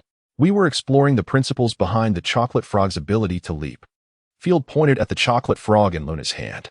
Ginny paused for a moment, then hesitantly inquired, Could it be true what my brother said? Is there a magical exam required for admission to Hogwarts?" Field looked at her with curiosity. "Who told you such a thing?" "My brothers, Fred and George. They both said so." Ginny's expression shifted, as though a veil of doubt had been cast over her. "Although they love to joke, I find it hard to believe. Especially since Ron mentioned it too. Furthermore, you all seem to be discussing magic already." As Ginny spoke, her anxiety grew. "Oh dear. I hope I won't be denied admission to Hogwarts. To my knowledge, Hogwarts has never turned away a student, provided they have received an invitation, Field stated plainly. Or perhaps your brothers are merely pulling your leg. Really? Ginny regarded Field with skepticism. Indeed, Field nodded. If you had read Hogwarts, a history, you would be aware of this fact. I haven't read it. Ginny shook her head. Those books are quite expensive. Well then, Field shrugged, choosing not to elaborate further. By the way, you're Luna. Ginny suddenly remembered, a spark of delight lighting her face. You live not far from our home, in the Lovegood household. Do you remember me? Luna raised her head once more, gazing at Ginny for a moment before her expression brightened with recognition. I recall, my father once took me to visit your home. Yes. Ginny nodded vigorously, her voice brimming with joy. How wonderful that you will also be attending Hogwarts.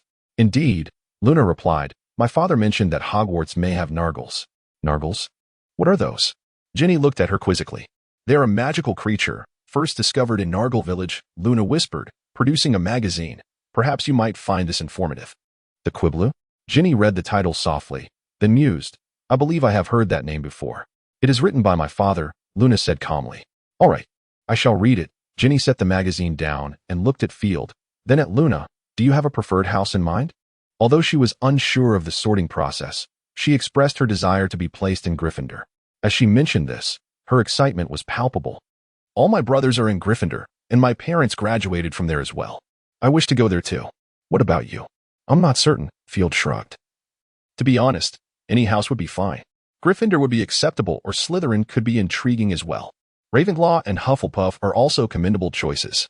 Ultimately, wherever I am sorted, I shall embrace it. Slytherin? A flicker of disdain crossed Ginny's eyes. Oh dear, I sincerely hope we do not end up there. I have heard that it is a breeding ground for dark wizards, and that the infamous Voldemort himself graduated from that very place. If I were to be sorted into Slytherin, I would rather withdraw from the school entirely. It is merely a school, Field responded, shaking his head. I do not believe the house will have a significant impact. Ultimately, the kind of wizard one becomes is determined by oneself. I dare say there are just as many dark wizards who graduated from Gryffindor, though their notoriety pales in comparison to that of Slytherin. Perhaps you are right, Ginny replied nonchalantly. Her lack of fondness for Slytherin evident. What about you, Luna? Which house do you wish to join? Any would suffice, Luna replied softly. Ideally, I would prefer Ravenclaw, as both my father and mother graduated from there. Ginny was about to say something more when a knock sounded at the compartment door, and a fluffy head popped in. Excuse me for the interruption. The newcomer was an unremarkable girl with slightly large front teeth, speaking rapidly as if in a hurry. Ginny, have you seen Ron? She inquired, looking at Ginny expectantly. Is that you, Hermione?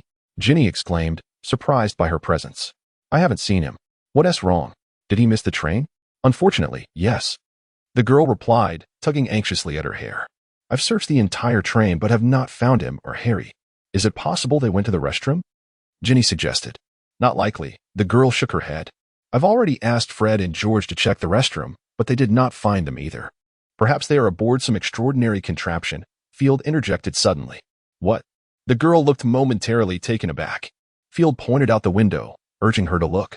Following his gesture, the girl's gaze fell upon an old Ford car, soaring through the air. Oh my goodness, she exclaimed, rushing away in a flurry, with Ginny following her out. They did not return until the train reached its final destination. Field and Luna, however, did not consider searching for them. One was too preoccupied, and the other remained indifferent. By now, darkness had enveloped the sky, with only the stars shining above and Hagrid's lamp providing a flicker of light nearby. First-year students, come this way, Hagrid called, raising his old oil lamp high to guide the newcomers. Be careful, Field admonished as he grasped Luna's sleeve for the third time.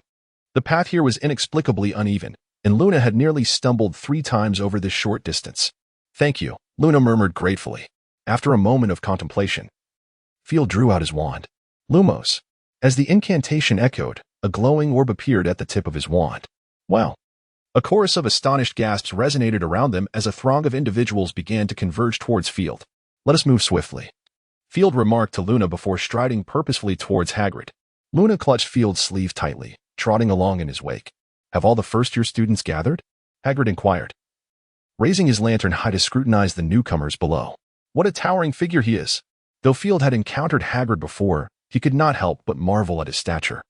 Despite his own height, which was no longer insignificant, He barely reached Hagrid's waist. "Ah, Field," Hagrid exclaimed upon spotting him, a smile spreading across his face. "Welcome back.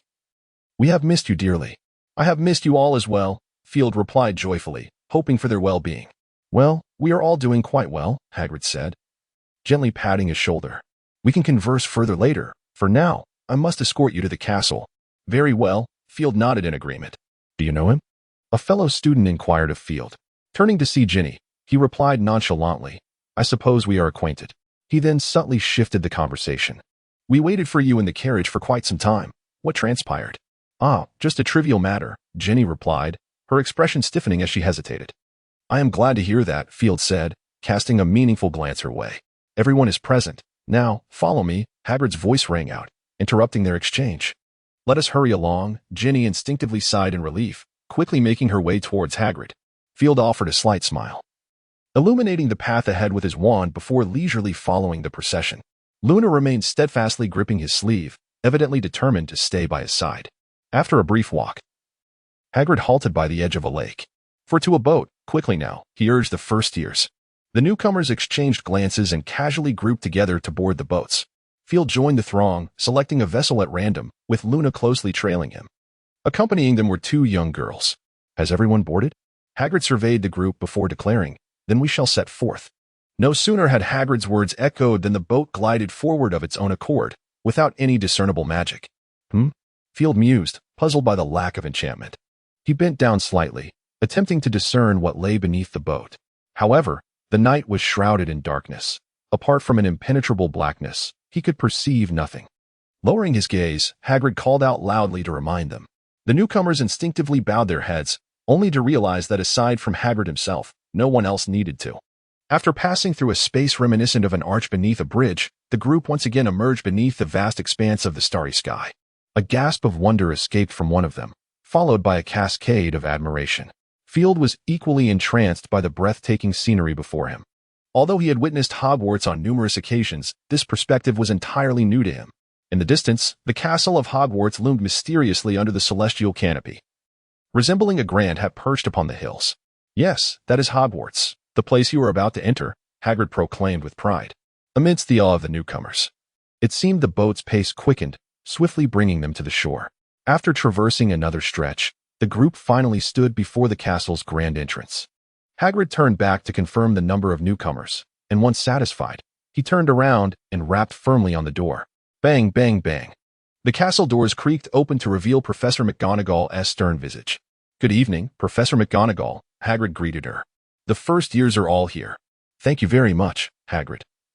McGonagall nodded in acknowledgement. "No need for thanks," Hagrid replied, shaking his large head. "If there is nothing else, I shall take my leave." McGonagall nodded, watching Hagrid depart before refocusing her attention on the group of newcomers before her. "Gentlemen and ladies, please follow me," she instructed the first years, leading them into a side hall. "Welcome to Hogwarts," she turned to address them. "The start of term feast will commence shortly, but before that, you must first be informed of your house assignments. Yes, it is time for the sorting ceremony.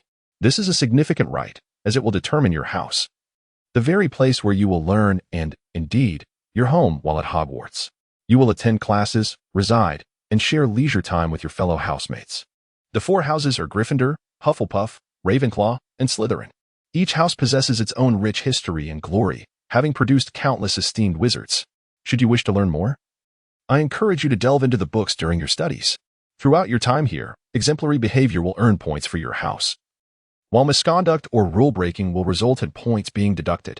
At the end of the year, the house with the highest score will be awarded the House Cup, a prestigious honor for the house. I hope you will keep this in mind and strive to bring glory to your house. Now, you must wait a moment. Once everything is prepared over there, I shall come to escort you." Professor McGonagall surveyed the room, her gaze briefly lingering on Field before swiftly shifting away. "The sorting ceremony will take place before the entire faculty and student body, so I advise you to utilize this waiting time to compose yourselves, ensuring you present a more spirited appearance." With that, Professor McGonagall departed. No sooner had she left than the first-year students began to whisper among themselves. Some expressed awe at the castle, while others recounted their experiences along the journey. Yet, the majority were preoccupied with speculating about the imminent sorting ceremony.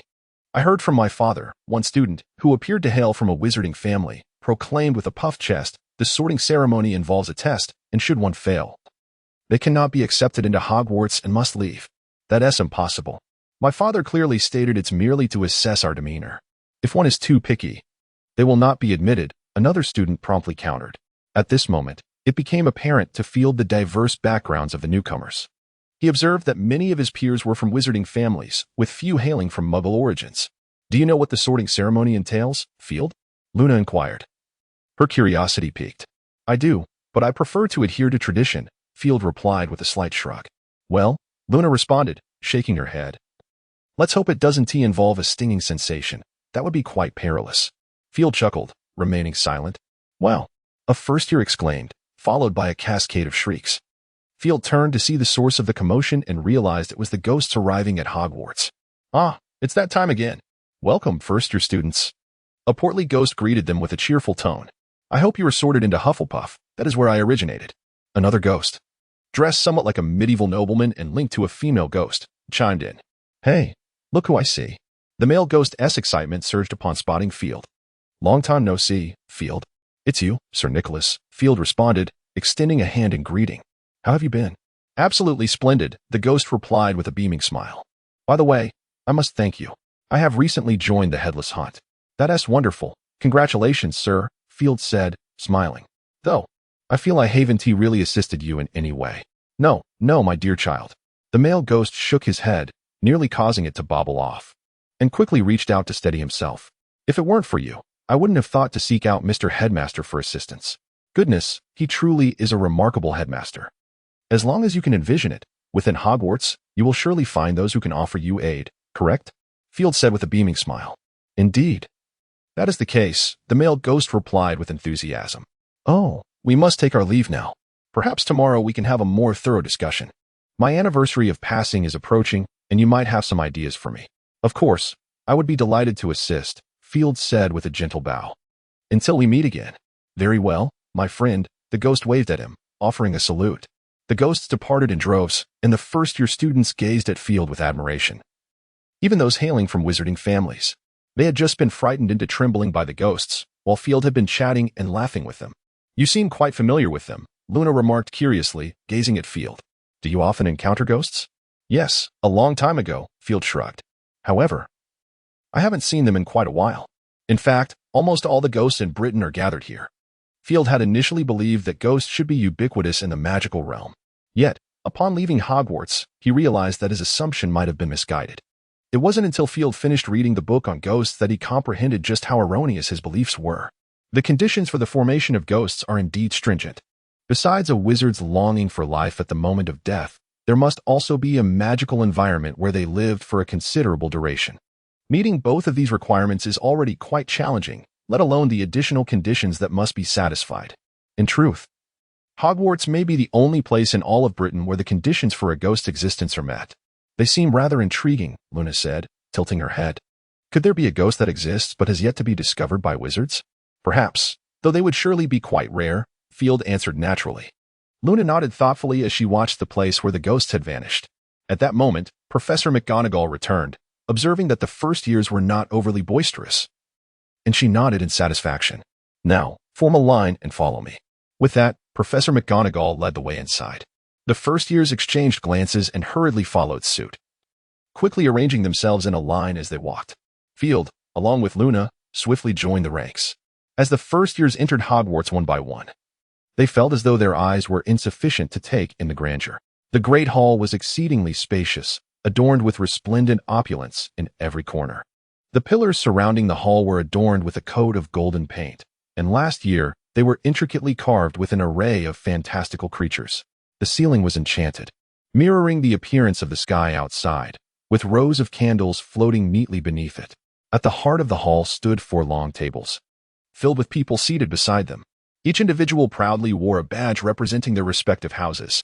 At the far end of the hall was a raised platform, upon which another long table was set, occupied by professors and teaching assistants.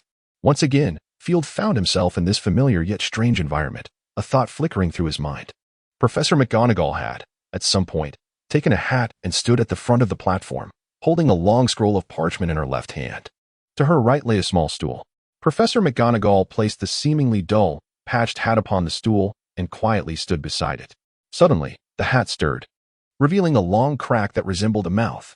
The mouth opened and closed rapidly, producing a melody. Long ago, I was but a new hat. Back when Hogwarts was still under construction, the lyrics shifted. Field's mind was consumed by a singular thought. One could not expect a hat's aesthetic appreciation to rival that of a human. It was also possible that such an object was incapable of producing a pleasing song. Although Field had grown accustomed to this for the newcomers, it was nothing short of astonishing. The first-year students gazed at the singing hat with a mix of anxiety and curiosity, their eyes nearly popping out. The song soon concluded, and McGonagall raised the parchment to her eyes, adjusting her glasses. Those whose names I read, please come forward and don the sorting hat. McKeer Amalu. A small boy dashed from the line, rushing to the sorting hat and placing it upon his head. The hat wiggled its mouth, twisted its body, and declared, Gryffindor. Instantly, the Gryffindor table erupted with enthusiastic applause and cheers. The boy, McKeer, removed the hat and hurried to the Gryffindor table to take his seat. Next, Delilah Isabel. After the boys settled, Professor McGonagall announced the second name. A remarkably dignified girl with brown hair stepped forward. She offered a slight bow to Professor McGonagall before sitting down and donning the sorting hat. After a moment of silence, the hat finally spoke, Slytherin. The students at the Slytherin long table were the first to break into applause, followed courteously by the other three houses. Subsequently, Professor McGonagall called out the names of three girls, all of whom were remarkably sorted into Ravenclaw. Once they were sorted, Professor McGonagall glanced once more at the parchment. She paused slightly, then announced loudly, Field Dumbledore. What? The students were taken aback, instinctively leaning forward, regardless of their house, eager to catch a glimpse of Field. Not just the students, even the professors were equally intrigued. Dumbledore set down his goblet, his gaze fixed intently on Field. Field walked forward with calm composure and gave a slight bow to McGonagall. It's been a while, Professor. I'm delighted to see you again. Likewise, Mr. Dumbledore. McGonagall replied with a faint smile, which she quickly retracted. Please, let us proceed with the sorting. Of course, Field nodded obediently and approached the sorting hat, gently lifting it and placing it atop his head. Ah, young Field, how delightful to see you again. The sorting hat's voice chimed in his ear, brimming with joy. It has been quite some time, dear hat. Field silently greeted it. How have you been? I wonder if they've kept you clean? Indeed. Ever since you gave me a few baths, Albus has instructed the house elves to wash me regularly. Honestly, it feels quite splendid, the sorting hat replied, its tone filled with cheer.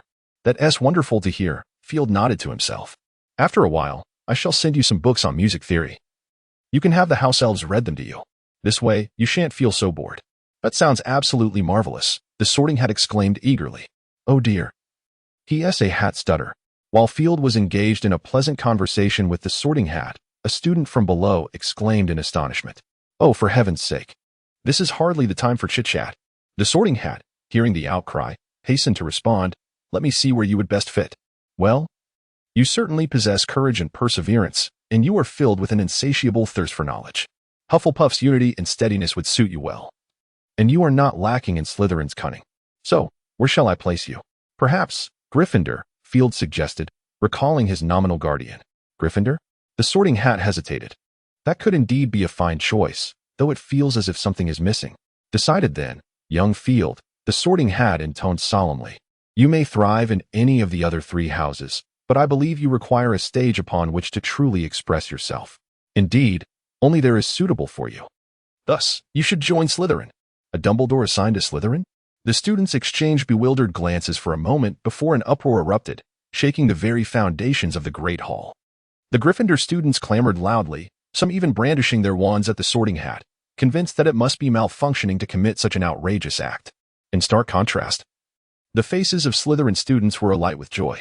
Almost all of them rose to their feet, vigorously applauding while beaming at Field. Slytherin?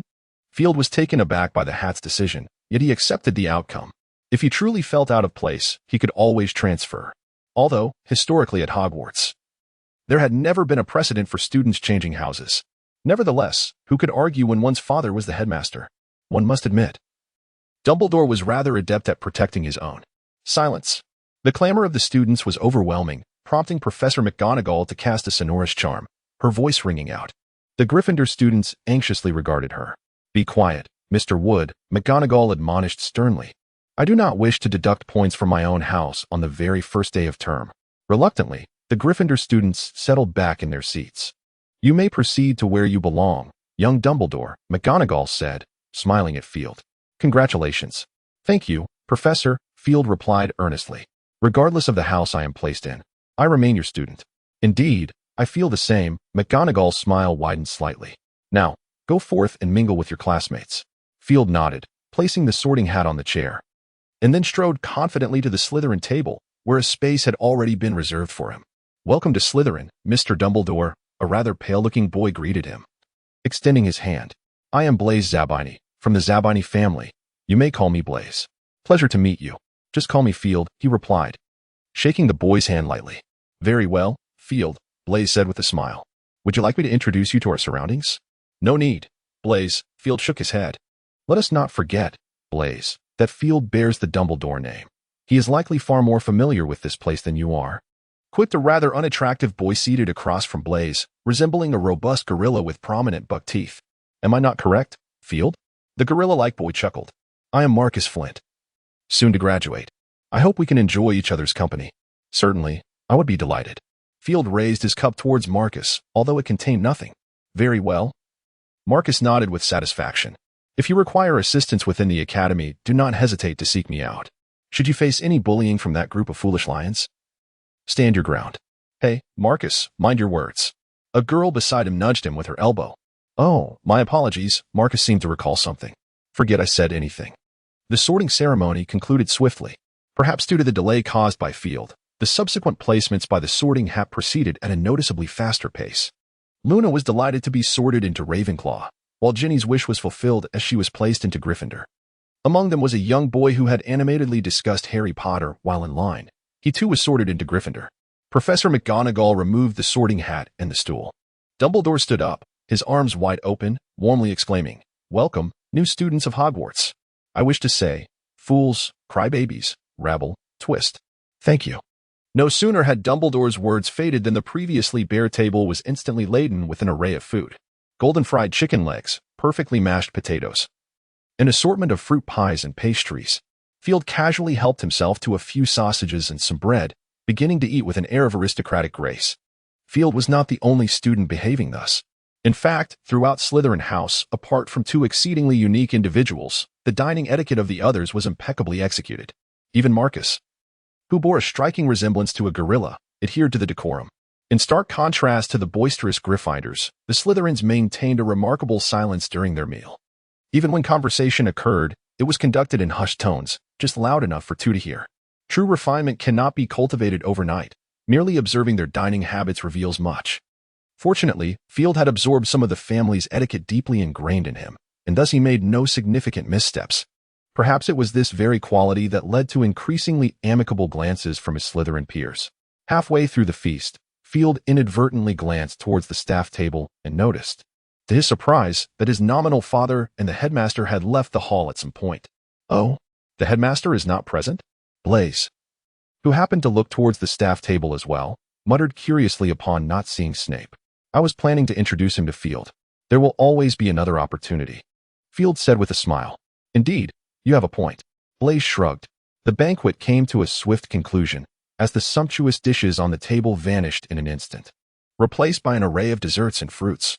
Field, having already satisfied his appetite, casually seized a few mint candies upon witnessing others indulging in the sweets, savoring them slowly. Just as the desserts disappeared, Dumbledore returned to the hall, accompanied by Professor McGonagall and Snape.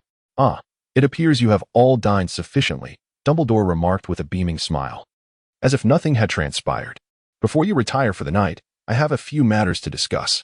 He continued, Firstly, I must inform you that last year's defense against the dark arts professor has departed due to unforeseen circumstances. However, after careful consideration, we have invited the renowned wizard, Professor Gilderoy Lockhart, to take up the position. Before Dumbledore could finish, a few girls in the audience could no longer contain their excitement and squealed. Gilderoy rose, revealing a flawless smile, and waved gently to the crowd, eliciting another wave of cheers. Let us extend a warm welcome. Dumbledore initiated the applause, which was dutifully echoed by both students and faculty, including the visibly displeased Snape, whose clapping appeared rather perfunctory.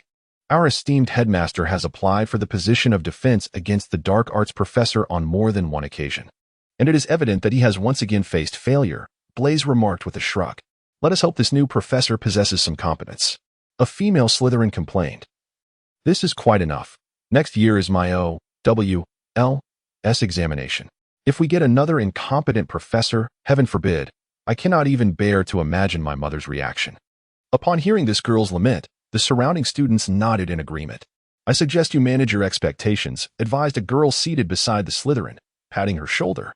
Instead of fretting, you might as well focus on your studies. At least the written portion should not be too daunting.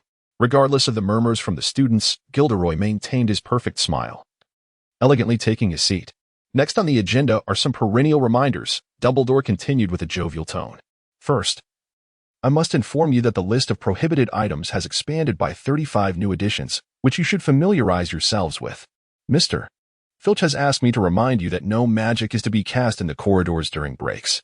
All school regulations are posted on the notice boards in each common room. Before we conclude, there is one final matter, our school song. As Dumbledore's words echoed through the hall, Field noticed that the expressions of nearly all the professors had turned rigid. Oh dear, I sincerely hope he can forget about this. Field overheard Blaise grumbling softly. Field understood his meaning and managed a wry smile. While Dumbledore exuded reliability in many respects, his taste was certainly not among them. With a single wave of his hand, a shimmering golden lyric appeared in midair. Everyone was instructed to select their favorite melody, and with a cheerful demeanor, Dumbledore signaled them to begin singing. Field sighed inwardly as his lips swiftly recited the lyrics. The Slytherins followed suit, murmuring the lines quietly. Among the other three houses, only Gryffindor sang with exceptional fervor.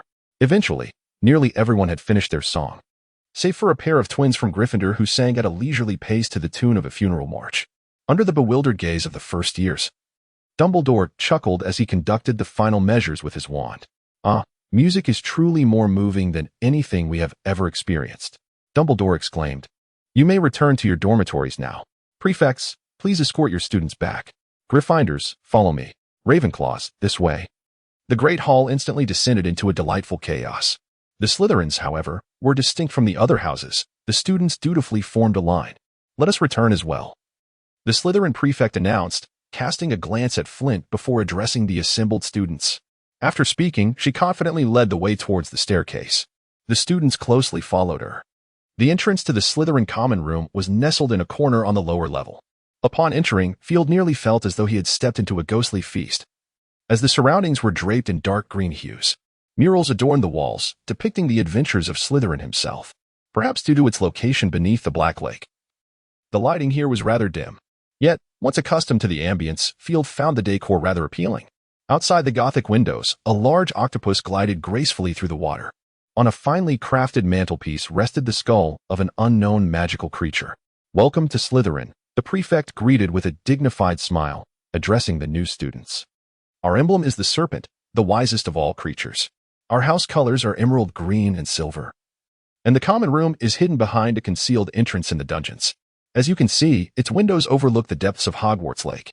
We often catch glimpses of the colossal squid gliding gracefully through the waters, and occasionally, we encounter even more fascinating creatures.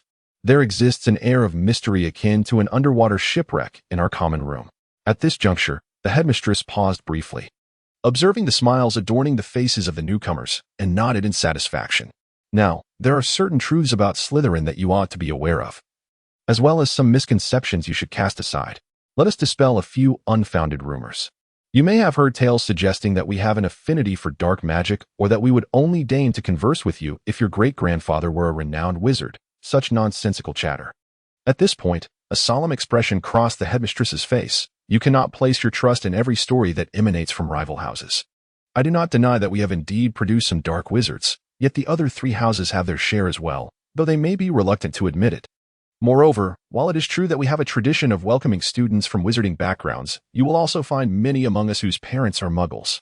Pureblood lineage may afford you a slight advantage, yet it does not dictate your future. I hope you will remember this. There is a little-known fact that the other houses seldom mention. Merlin himself was a member of Slytherin. Yes, the very Merlin, the most illustrious wizard in history. Everything he knew was learned within these very walls. Do you aspire to follow in Merlin's footsteps, or would you rather sit at the old desk of the former Hufflepuff? The inventor of the self-scrubbing dishcloth, Eglantine Puffet? I think not, the headmistress scoffed. Thus much for the rumors surrounding us. Now, let us discuss who we truly are. We are the most formidable and avant-garde house in the school. We are born winners, valuing honor and Slytherin tradition. We earn the respect of our peers, albeit that respect may be tinged with fear due to our dark reputation. Slytherin has produced the most dark wizards among the four houses, yet it has also nurtured many proud, ambitious, and cunning leaders. Merlin is notably one of our most illustrious alumni. However, did you know that having a notorious reputation can be quite exhilarating? In conversation, insinuate that you have encountered a cursed tome from the library, and see if anyone dares to pilfer your quill. At this point, the headmistress made a rather unamusing jest. Nevertheless, the newcomers, charmed by her demeanor, offered a polite chuckle. Yet, we are not villains, the headmistress emphasized. Like our emblem, the serpent, we are sleek, powerful, and often misunderstood. Perhaps you are unaware, we Slytherins care for our own far better than Ravenclaws do.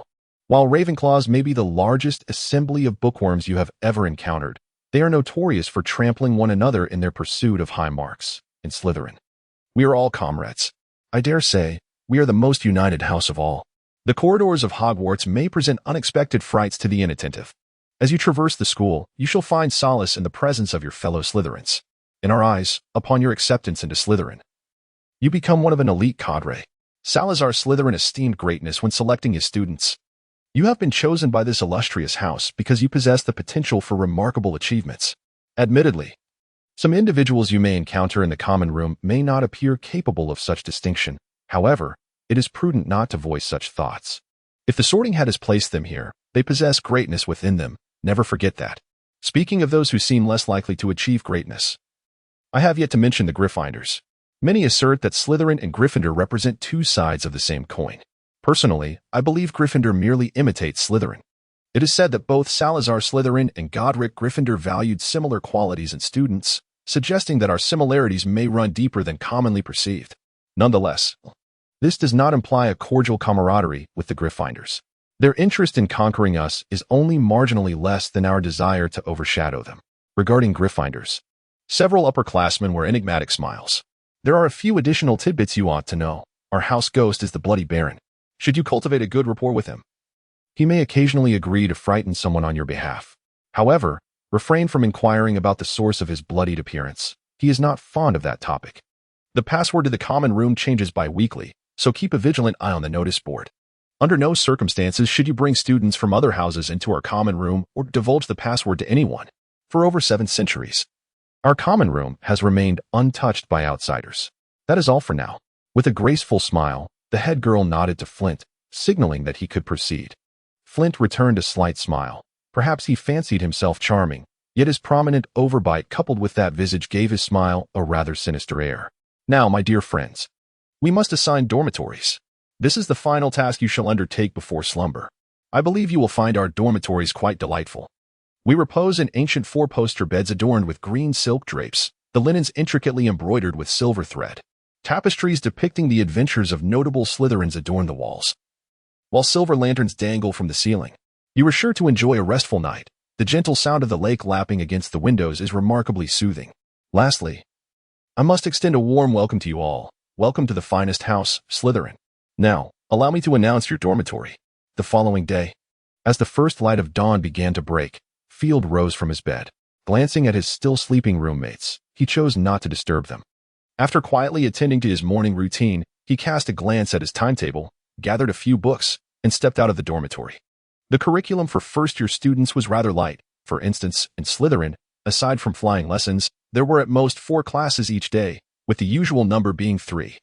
Today was Wednesday, and according to the schedule, there was only one herbology class in the morning and another in the afternoon, shared with Ravenclaw. The textbook for herbology was 1,000 magical herbs and fungi, which Field had already taken with him.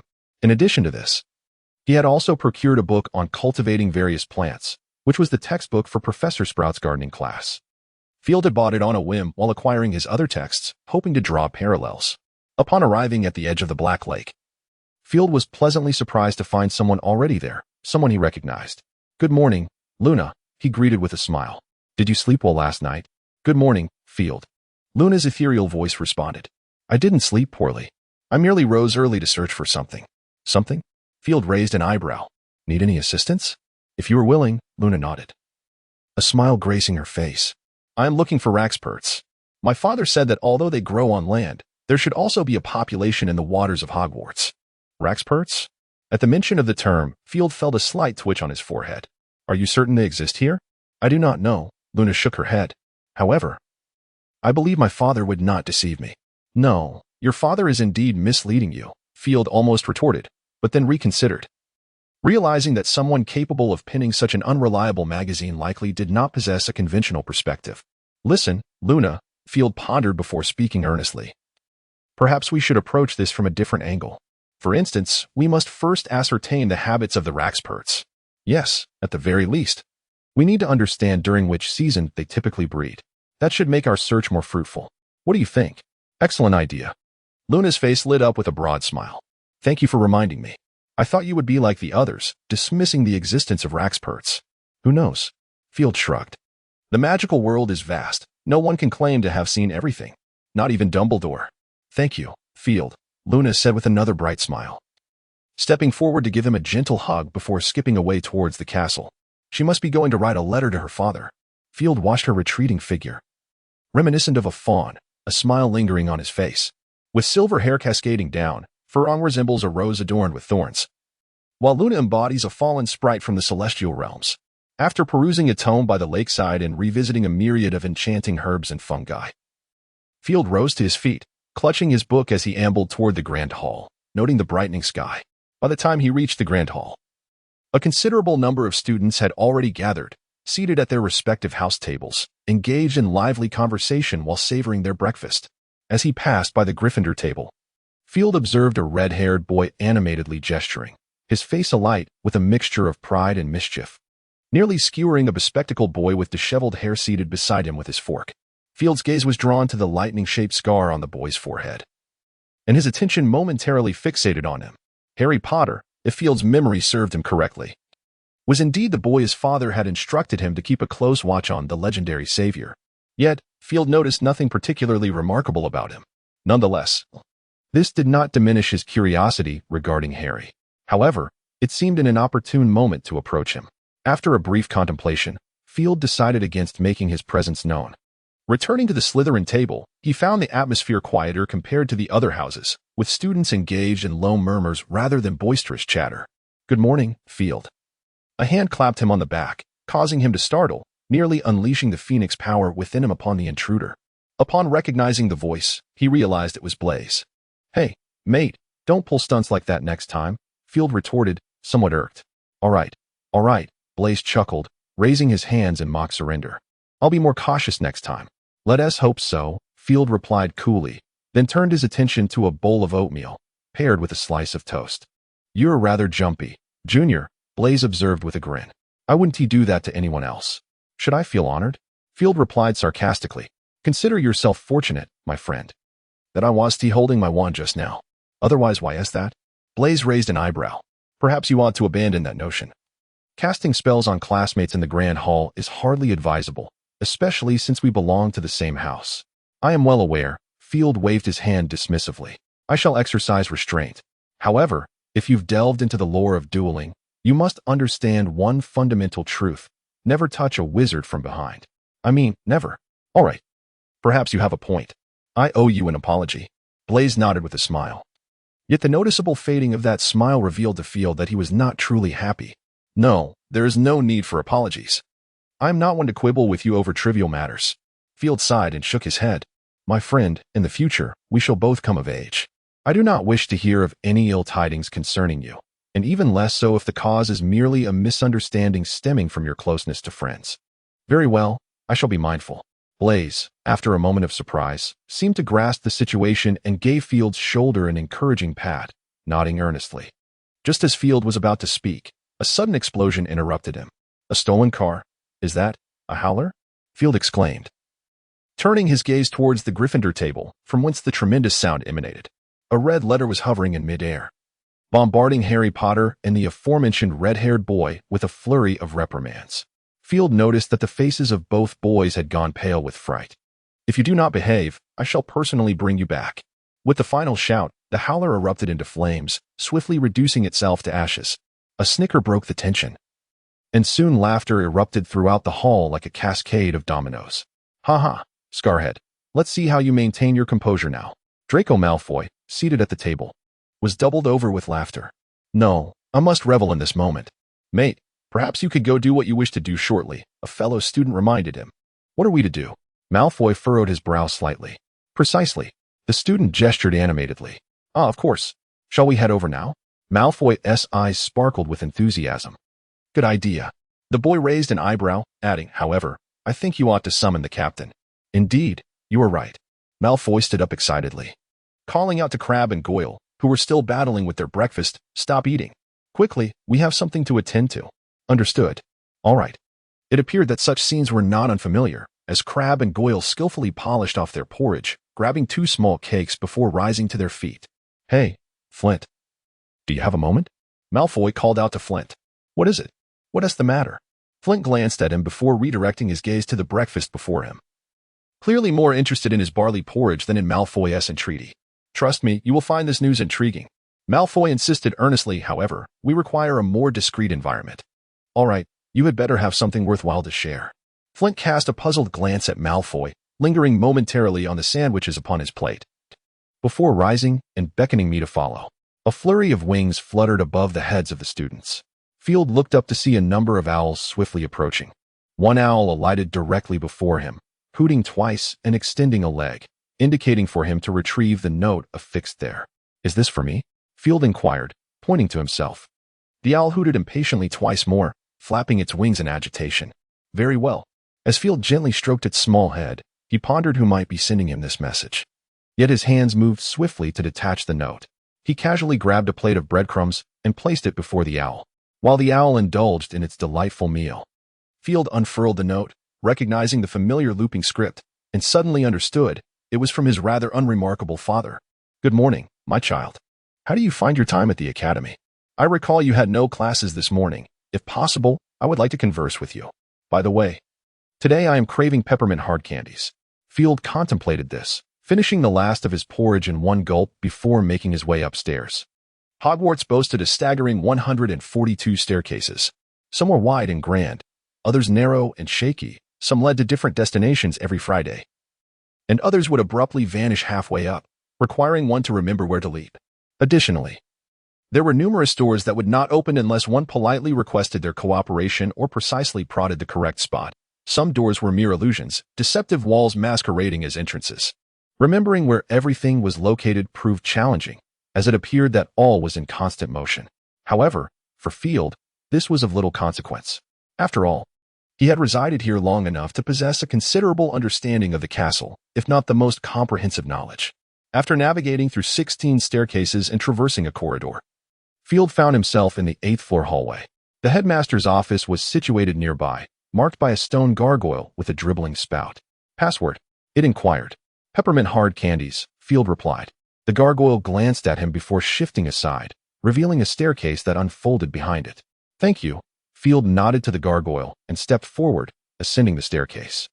It trembled slightly before swiftly moving, akin to an escalator, gently elevating Field until he reached the door of the headmaster's office. "Knock, knock, knock. Please enter." Field gently pushed open the door, and the familiar place instantly filled his vision. The circular office walls were adorned with portraits of former headmasters, each seemingly dozing within their respective frames, some softly snoring. On several elongated tables, an array of peculiar silverware emitted a gentle mist. Behind the desk, the sorting hat rested atop a shelf, while a golden-tinged branch supported a majestic phoenix, Fawkes, who was preening its feathers. The moment Field stepped inside, Fawkes called out, a flash of crimson light appearing as it perched on Field's shoulder, nuzzling its small head against his cheek. "Fawkes still adores you, my child," chuckled Dumbledore, placing his small spoon back onto the plate before stepping from behind the desk to embrace Field warmly. "Welcome back, Phil." Dumbledore squeezed him tightly, then crouched down to meet his gaze. "You don't appear to have aged much, Father," Field replied, returning the embrace with a smile. "Ah, perhaps it is the effect of Severus's potion," Dumbledore said with a twinkle in his eye. "Who knows?" Field shrugged. "I do know that his bone regrowth and tooth-enhancing potions are quite remarkable. Your teeth still gleam beautifully. Indeed, Dumbledore replied. I have always suggested he invest in the tooth-enhancing potion. It might earn him a few more galleons. Field wished to see Dumbledore blush, but alas, he failed. Ah. By the way, I nearly forgot your gift, Dumbledore exclaimed, tapping his forehead before returning to his desk to retrieve a red egg from beneath the golden branch where Fawkes stood. What is this? Field inquired, curious. A gift from Fawkes and me, Dumbledore said, handing the egg to Field. It is rare and precious, perfectly suited for you. Field's curiosity deepened as he accepted the egg, a warm sensation radiating from it into his palm. This is a phoenix egg, Dumbledore chuckled, though I too am curious as to where Fawkes found it. He is reluctant to share that information. Now, it belongs to you. I hope you cherish your future companion, my child. A phoenix egg? Field was utterly astonished. There had long been a rumor in the magical world. Whenever the Dumbledore family was in need, they would receive assistance from a phoenix. Though merely a rumor, it was indeed a truth. When Field inquired about the reason behind this matter, Dumbledore informed him that it might be related to the lineage of the Dumbledore family. The prevailing belief within the magical community posits that a wizard's power is derived from magical creatures. In ancient times, the dominion over the earth did not belong to humans, but rather to extraordinary beings endowed with various powers, such as elves and titans. During that era, humanity was exceedingly weak. Subsequently, humans endeavored to assimilate the powers of these magical creatures into themselves, marking the genesis of wizards. As one of the most ancient pureblood families in the magical realm, the Dumbledore lineage is undoubtedly steeped in purity. According to Dumbledore's own conjecture, the Dumbledore family may very well be one of those ancient families, inheriting a portion of the Phoenix's power, and thus, they are naturally drawn to the Phoenix. Although this remains merely Dumbledore's hypothesis, Field firmly believed it to be the truth, primarily based on the influence of the Phoenix's power. While the two Phoenixes might not be of the same kind, it stands to reason that if they share the name Phoenix, they possess certain similarities. As Dumbledore recounted, on the day he discovered Field, Fawkes exhibited an extraordinary affinity for him, which was one of the reasons Dumbledore chose to take him in. Gazing at the phoenix egg in his hands, a warmth seemed to permeate his heart, and reflecting on Dumbledore's sacrifices, Field felt a comforting glow within. I truly cherish this gift, Father. Field embraced Dumbledore, recognizing this as perhaps the finest testament to his membership in the Dumbledore family. I believe so, Dumbledore replied with a smile, affectionately ruffling Field's hair. Now, my child, I must share with you a matter of some complexity. Is it about your impending marriage? Field casually inquired. Oh, I am delighted that you would contemplate such a thing on my behalf, Dumbledore replied with a grin. In fact, I would be overjoyed if you were to marry before me. Honestly, I wouldn't mind if you wed first, Field shrugged. As long as you don't mind. Gender and species are of no concern. Well, in truth, I too look forward to my wedding, Dumbledore winked at Field. If there is indeed news, I shall inform you. However, the trouble I speak of is not this, he said, gesturing towards the phoenix egg in Field's hands. The phoenix egg? Trouble? Field questioned, glancing quizzically at Dumbledore and then at the egg. Suddenly, a thought occurred to him, and he tentatively asked, You wouldn't happen to be unaware of how to hatch a phoenix egg, would you? Indeed, my child, Dumbledore replied, appearing entirely unperturbed. Please forgive an old man's limited vigor. I have scoured the tomes of Hogwarts, but have found no method for hatching it. You must ponder this on your own. Perhaps this could also serve as a test for you? How vexing, truly vexing. Emerging from Dumbledore's office, Field felt a lingering dissatisfaction. He was given the phoenix egg without any guidance on how to hatch it. Was he expected to do it himself? He certainly wasn't a hen. Merely borrowing Fawkes to assist with the hatching was not an unreasonable request, and yet Dumbledore's demeanor had been so miserly. The thought only intensified Field's irritation. This indignation could not be tolerated. The more he pondered, the more unsettled he became. He hastily descended the stairs, burst out of the great hall, and made his way to the Ollery. There, he randomly selected an owl, took out a piece of parchment and a quill, and swiftly penned a few lines.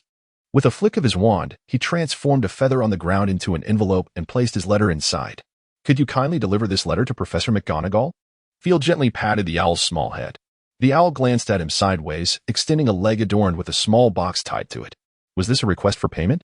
Field paused for a moment, then realized that the school's owls were not free. Each delivery required a fee of 5 nuts. Perhaps it was time for him to acquire an owl of his own? Contemplating this, he placed 5 nuts into the owl's money box. Watching the owl soar away with the letter, Field's spirits lifted at the thought of the events about to unfold in the headmaster's office. causing his stride to become more buoyant and carefree. Upon reaching the Great Hall, he glanced at the time and noted that class was about to commence. Thus, he made his way towards the greenhouse at the back of the castle, clutching his books. The first lesson of the new term was herbology. The professor, Pomona Sprout, was not only the head of Hufflepuff House but also one of the most distinguished masters of magical herb cultivation in the entire wizarding world. Her formidable powers were hidden beneath her unassuming exterior, clad in a patched gray robe and exuding a warm, neighborly demeanor. One would never suspect her strength as a witch. Moreover, Professor Sprout's character was exceptionally kind. She was the epitome of a good-natured individual. When Field had inadvertently destroyed a rare herb while assisting Snape, it was Professor Sprout who had aided him in making amends. Furthermore, Field had secretly learned from a graduated Hufflepuff student that Professor Sprout consistently supported impoverished students in her house, which explained why, despite her relatively good income, her standard of living remained modest. Such a masterful figure commanded Field's utmost respect. "Good morning, Field," Professor Sprout greeted him as he entered the greenhouse, where she was repotting a clawed dragon flower. "Good morning, Professor," Field instinctively responded. "I did not expect you to arrive so early, dear. How does it feel to be back at Hogwarts?" "Quite wonderful.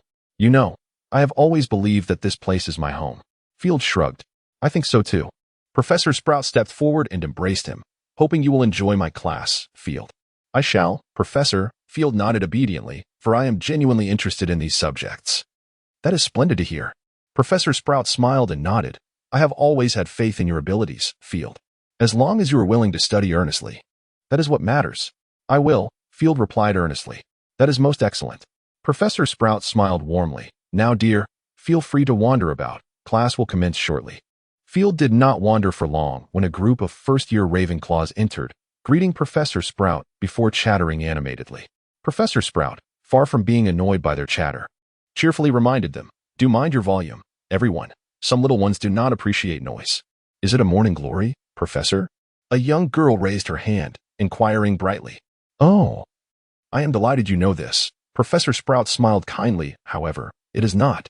Morning glories may not enjoy noise, but they do not despise lovely music." "That must be a devil-esque snare." Another girl pointed to the nearby plant, declaring with conviction, "Regrettably, you are mistaken as well, dear." Professor Sprout said with a gentle shake of her head, "It is a devil-esque net, a plant very similar to the devil-esque snare. We will discuss the specifics later. For now, you may prepare yourselves. Class will begin shortly. All right?" "All right, Professor." The girls responded in unison, and then quietly resumed their discussions. Nearby, Field spotted Luna and subtly frowned. He noticed that the girls were not engaging with Luna and seemed to be intentionally avoiding her. "Hey, Luna." After a moment's thought, Field waved at her. "How are you doing here?" "Quite well, Field." Luna did not display any surprise upon seeing him, responding in her unique voice. "Come over here." Field continued, "Why not join your friends?" "Oh, I have no friends. At least not at the moment," Luna replied calmly, as if she had long been accustomed to the behavior of those around her. "Who says you have none?" Field feigned surprise, raising an eyebrow. "Am I not a friend? Or do you not wish to befriend me?" "Why not?" Luna tilted her head, her demeanor playfully whimsical. "Then it is settled." After a brief pause, Field quickly regained his composure. "If you ever need assistance, you may come find me in Slytherin, and I shall certainly help you." "All right? As long as you are willing." Luna gently nodded, gazing at Field for quite some time before suddenly breaking into a radiant smile. "Come to my side," Field invited once more. "Perhaps we could become partners. I recall that in herbology class, everyone is required to have a partner. Would you be willing to be mine?" "Of course, I would be delighted." Luna tilted her head thoughtfully and nodded gently, taking a few steps toward Field. "My goodness, has that crazy girl actually found a boyfriend?" A young girl stared in astonishment at the scene, her voice rising involuntarily. "Hey, watch it." Her companion nudged her ribs with an elbow. "She's right here." The girl flushed, casting a cautious glance at Luna, who showed no reaction, before she and her friend resumed their hushed gossip, occasionally gesturing toward Luna. Clearly, their curiosity had been ignited. "You seem unfazed by this," Field remarked, gesturing with his chin toward the gossiping girls. He certainly believed Luna had overheard them. "What?" Luna looked at Field, puzzled. "Let them say what they wish. It has nothing to do with me. Do you mind?" "Not at all." Field shrugged, then teased. "In any case, I have gained from this. After all, I am now your rumored boyfriend. Goodness, you are one of the most beautiful girls in Ravenclaw." "Thank you." Luna replied, intrigued. I am curious, who else is considered beautiful? She blinked, looking at Field with curiosity. Field was momentarily taken aback. Was this girl's focus always so peculiar? Yet he quickly regained his composure. To be honest, I do not know.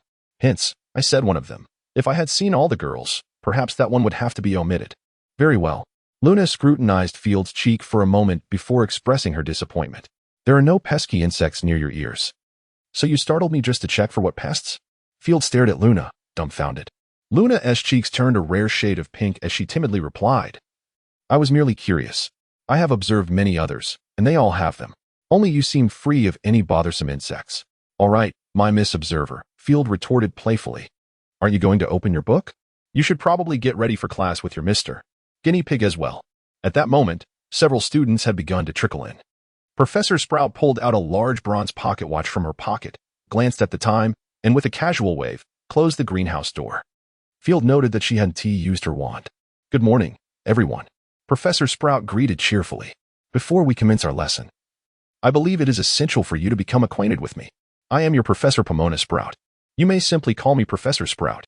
At Hogwarts, barring any unforeseen circumstances, herbology will be a subject that I, alongside some of you, will continue to delve into, until the selection of courses in the 3rd year. Herbology has remained a compulsory subject, and I sincerely hope that you will garner the knowledge you ought to acquire from this endeavor. This is of great importance, dear students. Familiarity with magical herbs may very well save your lives in the future. It is not an uncommon phenomenon. Many adventurers are grateful for the herbal knowledge they amassed in their earlier years. Of course, you might assert that you have no intention of embarking on any adventures in the future. Believe me, even within the confines of your homes, this knowledge proves invaluable, such as knowing how to use herbs to repel pesky mosquitoes. Before we commence with our lessons, there are certain classroom rules I feel compelled to share with you. I do not mind quiet discussions during class, provided you ensure that you do not disrupt your peers or that you are confident in your grasp of the material I present. However, loud chatter is absolutely forbidden. As I mentioned, many plants are averse to noise. It would be prudent for you to maintain a respectful attitude towards the magical herbs you require assistance with, as this may aid you in your examinations. Some of you may consider this a jest. Professor Sprout cast a glance at 2 Slytherin students who had been whispering to one another. Yet if you wish to avoid being ensnared by a venomous tentacula or having your life taken by a mandrake, it would be wise to heed my words. Now, let us begin with attendance. Although Professor Sprout may appear to be a kind-hearted individual, and indeed she is, should anyone presume that she is easily trifled with, they are gravely mistaken. Even a goat, when provoked, can pose a threat to a tiger.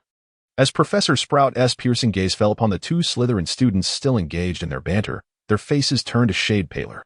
Now, let us commence our lesson.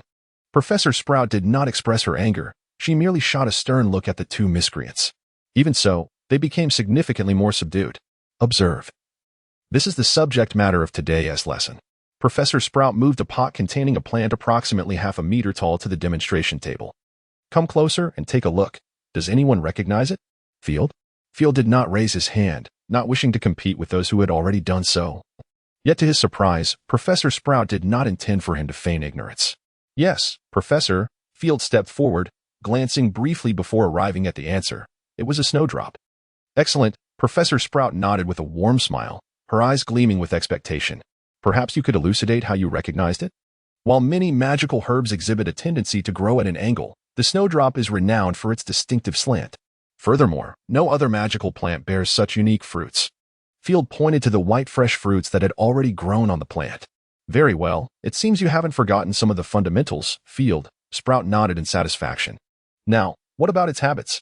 White fresh thrives in warm, humid environments, Field continued. They are quite drought-resistant and enjoy sunlight. Thus, wild white fresh typically flourishes in sunny sandy soils or on the outskirts of forests. However, they do not appreciate excessive water. Overwatering during cultivation may lead to their demise. Having expounded on this, Field succinctly addressed its value. Although white fresh is quite common, its significance is substantial. Firstly, it possesses a degree of insecticidal properties and can be utilized in the production of insect repellents. The widely used Housewife brand insecticide in the magical realm contains white fresh as an ingredient. Secondly, it is effective in alleviating eczema. When combined with other herbs, it forms an excellent beauty remedy, which sells remarkably well in potion shops, with noticeably effective results. Furthermore, white fresh is also incorporated into cold remedies, albeit in its dried form. This concoction not only guards against the cold but also combats heat. Importantly, it serves as an excellent hangover remedy. Lastly, and perhaps most critically, white fresh is invaluable as a healing agent. The extract derived from it is a potent coagulant, and when blended with other herbs, it can be brewed into a potion that facilitates rapid healing. This serves as a second lifeline for adventurers. In addition to these uses, white fresh is also effective in treating arthritis, urticaria, and more. In summary, its value remains high. It is indeed challenging to find a more cost-effective herb within the entire magical domain.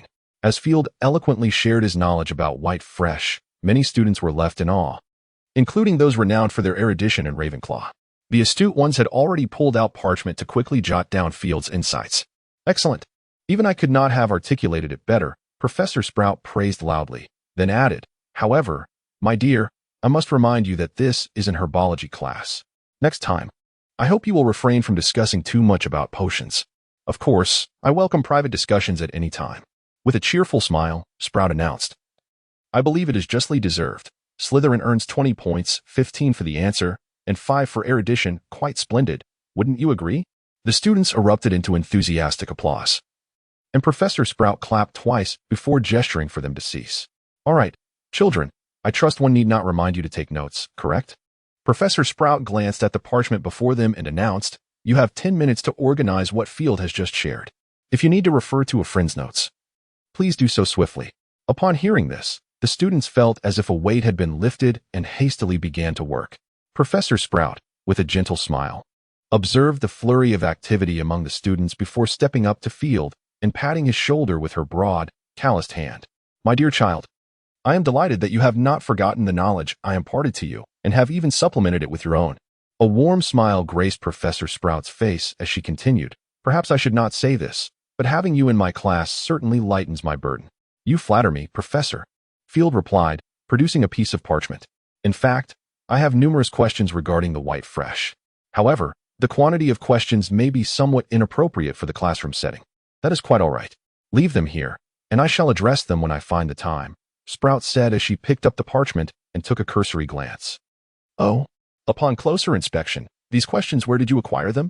From Muggle medical texts, Field answered without hesitation. Perhaps you are unaware, but in the Muggle world, white fresh is also a commonly utilized herb. It is merely that some countries do not employ herbal remedies as frequently. Excellent, Sprout replied without a hint of hesitation. However, there are some aspects that I must research to answer your queries. You have indeed inspired me, my child. Perhaps I ought to explore Muggle literature as well. The study of herbology in the magical realm has seen little advancement over the years. 10 points to Slytherin for Field's outstanding contribution. Another 10 points? The students gazed at Field in astonishment. The Ravenclaws were surprised, while the Slytherins expressed delight. Having accrued 30 points in the very first lesson of the term boded well for the House Cup this year. If Field were aware, he would surely look upon them with compassion and inform them of a certain advantage known as the chosen one as privilege. All right, children, the time is up. Professor Sprout carefully tucked Field's parchment into her pocket and declared, next, we must allow the white fresh to bask in the sunlight. Pair up and carry these outside. Remember, do not let them fall. Place them on the rack by the door. You may now proceed. After the conclusion of the herbology class, it was time for lunch. It appears that both England and France do not place great emphasis on this meal. Even at Hogwarts, lunch is rather modest, consisting merely of sandwiches and hamburgers, accompanied by some juices. However, having grown accustomed to this culinary style over time, Field casually consumed a sandwich before returning to his dormitory alone. His roommate was absent. Due to the afternoon's herbology class, Professor Sprout had not assigned any homework. With some time on his hands, Field retrieved the phoenix egg, pondering in silence how to incubate it. In the magical realm, when a wizard seeks to hatch a magical creature's egg, there are typically two methods. One involves simulating the nurturing environment of the creature's mother through magical means or other techniques, such as Hagrid's prior care of a dragon. The other method entails infusing magical energy into the egg to force hatching. Each approach has its merits and drawbacks. The first method generally ensures a high hatch rate, but the resulting creature retains a significant degree of wildness, presenting a risk of failure in domestication. Conversely, the second method's success largely depends on the species of egg being incubated. For For instance, with a fairy's egg, hatching is almost guaranteed, whereas with a dragon's egg, the odds of failure are considerably high. Nonetheless, the advantages of this latter method are strikingly clear. Creatures hatched through this process are more likely to recognize their owner without requiring domestication, and if the creature aligns harmoniously with its owner's magical essence, there exists a chance for ancestral traits to resurface. It is worth noting that although magical creatures are continually evolving with their environments, their powers have been gradually diminishing over generations. Some speculate this decline is a consequence of external environmental changes, though this remains unproven. Returning to the subject, the phoenix is a creature renowned alongside the fire dragon, perhaps even surpassing it in stature. Not even Dumbledore would dare guarantee success using magical energy to hatch a phoenix egg. Alas, it seems there are no alternative methods available. Field, reflecting on this, felt a pang of melancholy. Since the phoenix's inception in the magical world, it has become synonymous with rarity. Even the most prominent experts on magical creatures would hesitate to claim comprehensive knowledge of the phoenix. Most of the information we possess about these creatures is owed to the Dumbledore family. Consequently, no one truly knows the original ecological environment of the phoenix or the conditions necessary for hatching its egg. Must he truly take a gamble? Field contemplated the phoenix egg in his hand, a wave of hesitation washing over him. If he succeeded in hatching it, all would be well. However, failure might mean he would not have a second chance, and his very life could be at stake. Should he proceed? Field questioned himself once more, lifting a hand as the power of the phoenix instinctively surged forth, enveloping his palm. Snap! As the phoenix egg, which had remained still in Field's other hand, suddenly leapt onto his palm upon the invocation of the phoenix's power, Field gasped in shock. He could no longer feel his hand, as if an unseen force enveloped his entire arm. Concurrently, an intense pain surged through his limb. Additionally, he sensed torrents of energy within him, akin to a flood breaching its banks, fiercely rushing forth. The phoenix egg emitted a resonant hum, its surface seemingly igniting in a fiery glow. The crimson light pulsed rhythmically, absorbing Field's strength as if it were breathing. Resolute, Field steeled himself for a desperate struggle. A fierce glint flashed in his eyes as he clenched his teeth and fervently channeled his magical energy into the phoenix egg. The egg, resembling a bottomless abyss, offered no resistance to the power he bestowed upon it. Instead, it accelerated its absorption, the brilliance on its surface intensifying in tandem. The two were locked in this stalemate for an extended period. Had it not been for the rapid recovery of the phoenix's power, Field might have succumbed long ago. Yet, even so, he felt drained, his once rosy complexion paling considerably, perhaps sensing Field's weakened state, or having absorbed sufficient power. The phoenix egg's rate of absorption suddenly diminished significantly and continued to decline. Eventually, Field could scarcely perceive any further absorption. Only the flickering light on the egg's surface reminded him that the process was not yet complete.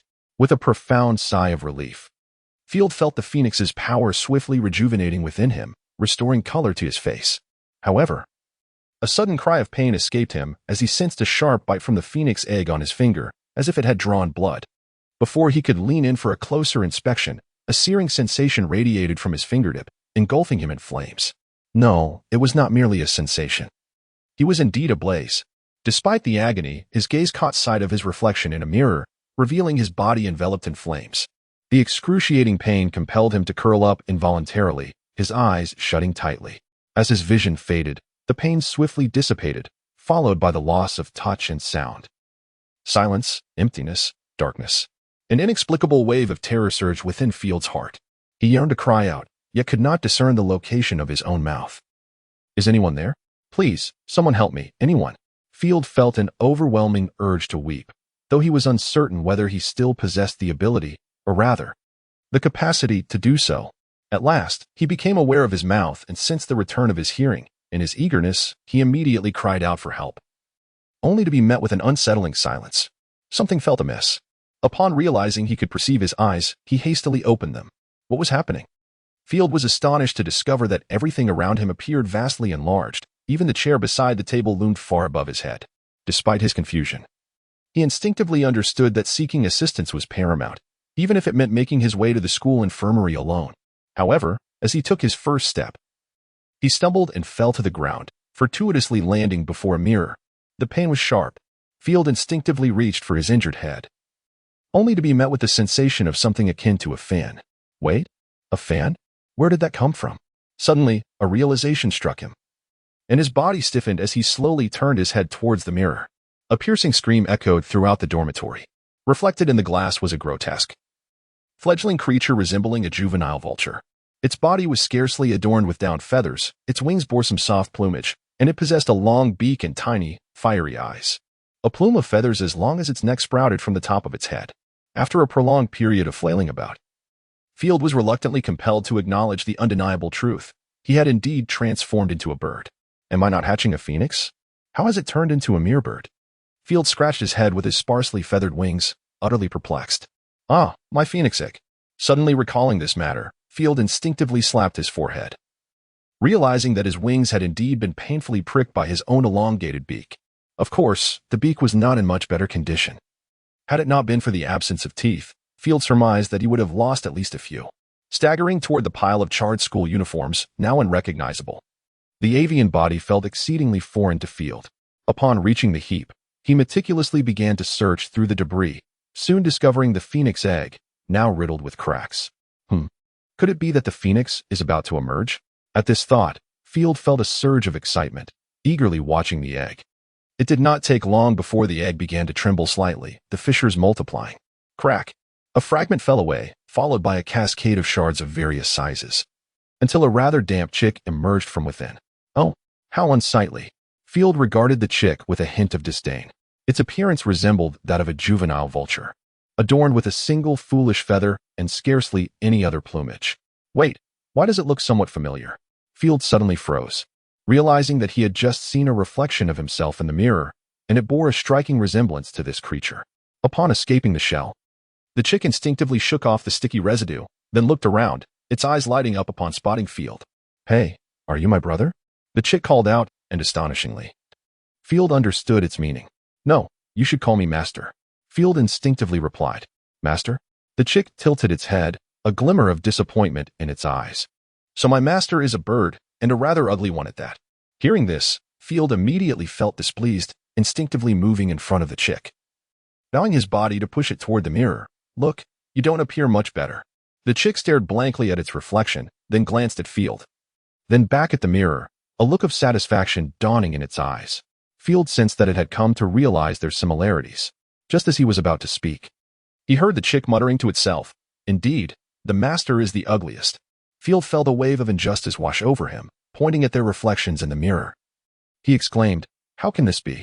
You can see, mate, we are clearly identical. With a swift glance at Field, the chick pecked a hole in the mirror, nodding in satisfaction, proclaiming, Now it's different. Field was momentarily taken aback, feeling as though he had been showcased by a bird. Fear not, my master. I shall not disdain you, the chick seemed to convey, sensing Field's despondency. With a gentle exertion of its legs, it hopped before him and extended its wings to embrace him. Well, now I find solace in the arms of a bird, Field thought, bemused. He wondered if he could ever reclaim his former self. The thought of potentially remaining in this state for eternity filled him with melancholy. It seemed he was not an ordinary bird, but rather a formidable phoenix. Contemplating this notion, he found it somewhat acceptable. However, what powers did the phoenix possess? As he struggled to recollect, a sudden murmur from the doorway startled him. The phoenix, being an extraordinarily rare and magical creature, would surely attract the attention of his roommates if discovered. It was one thing to remain unrecognized by a wizard, but to be reduced to a mere pet? Absolutely not.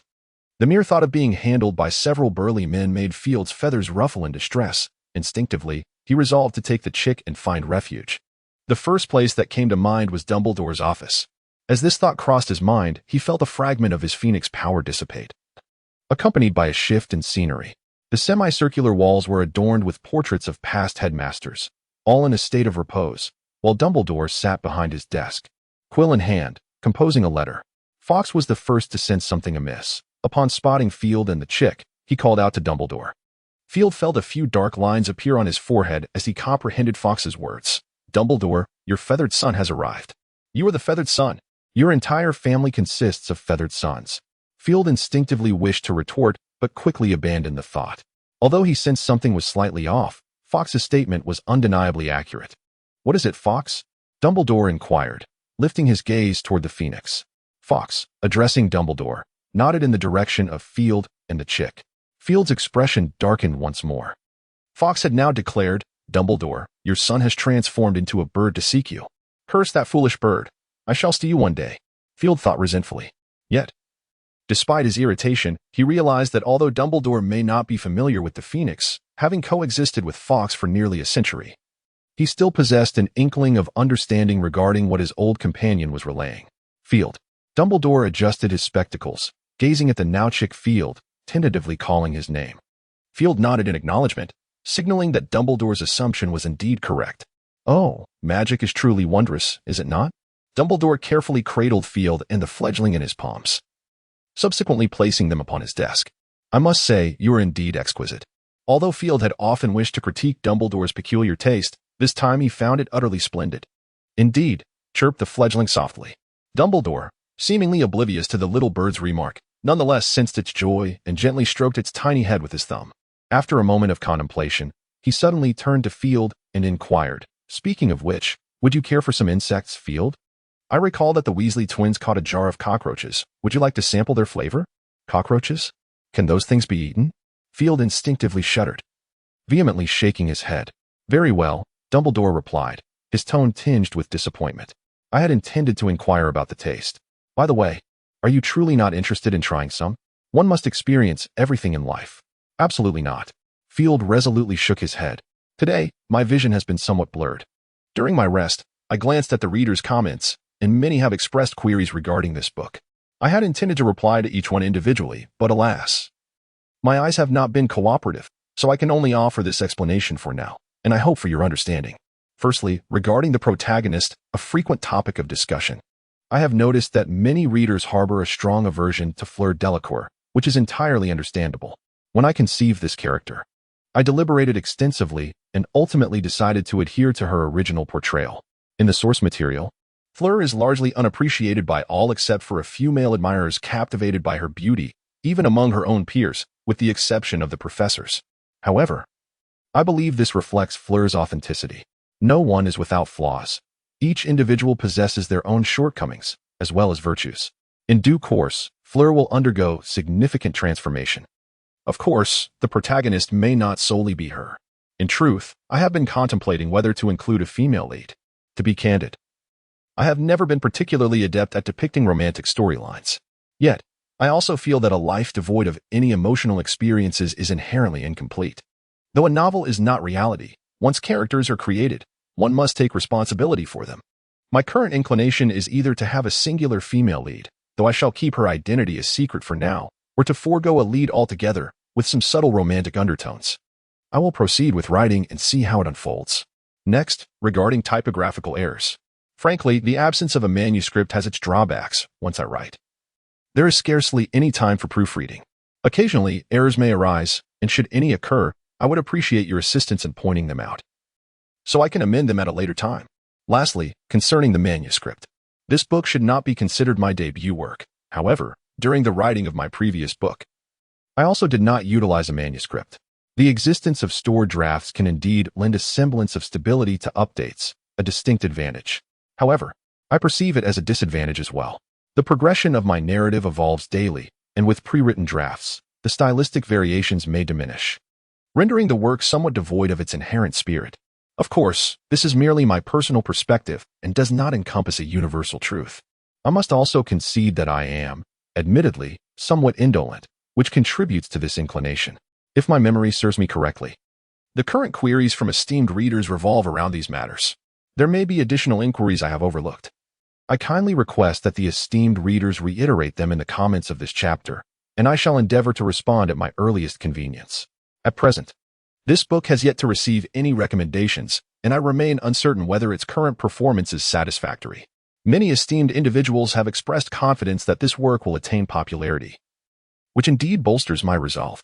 The act of writing can be rather monotonous, yet it is the unwavering support from all of you that enables me to persist. I sincerely hope that in the days to come, everyone will continue to support the male phoenix and the humble fisherman. I extend my heartfelt gratitude once more. P.S. Today, upon reviewing the back end, I discovered that many esteemed readers have generously offered their support, for which I am exceedingly grateful.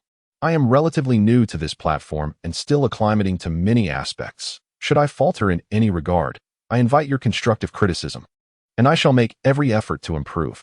While I appreciate the gifts, I am merely an ordinary individual who also enjoys financial reward.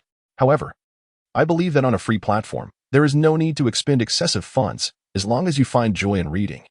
I am more than willing to devote myself to presenting the finest work to you all. Once again, I am deeply thankful for your support, and I hope we can journey together until the very end.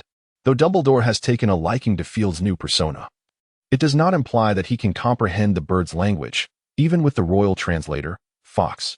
Ultimately, Field devised a method.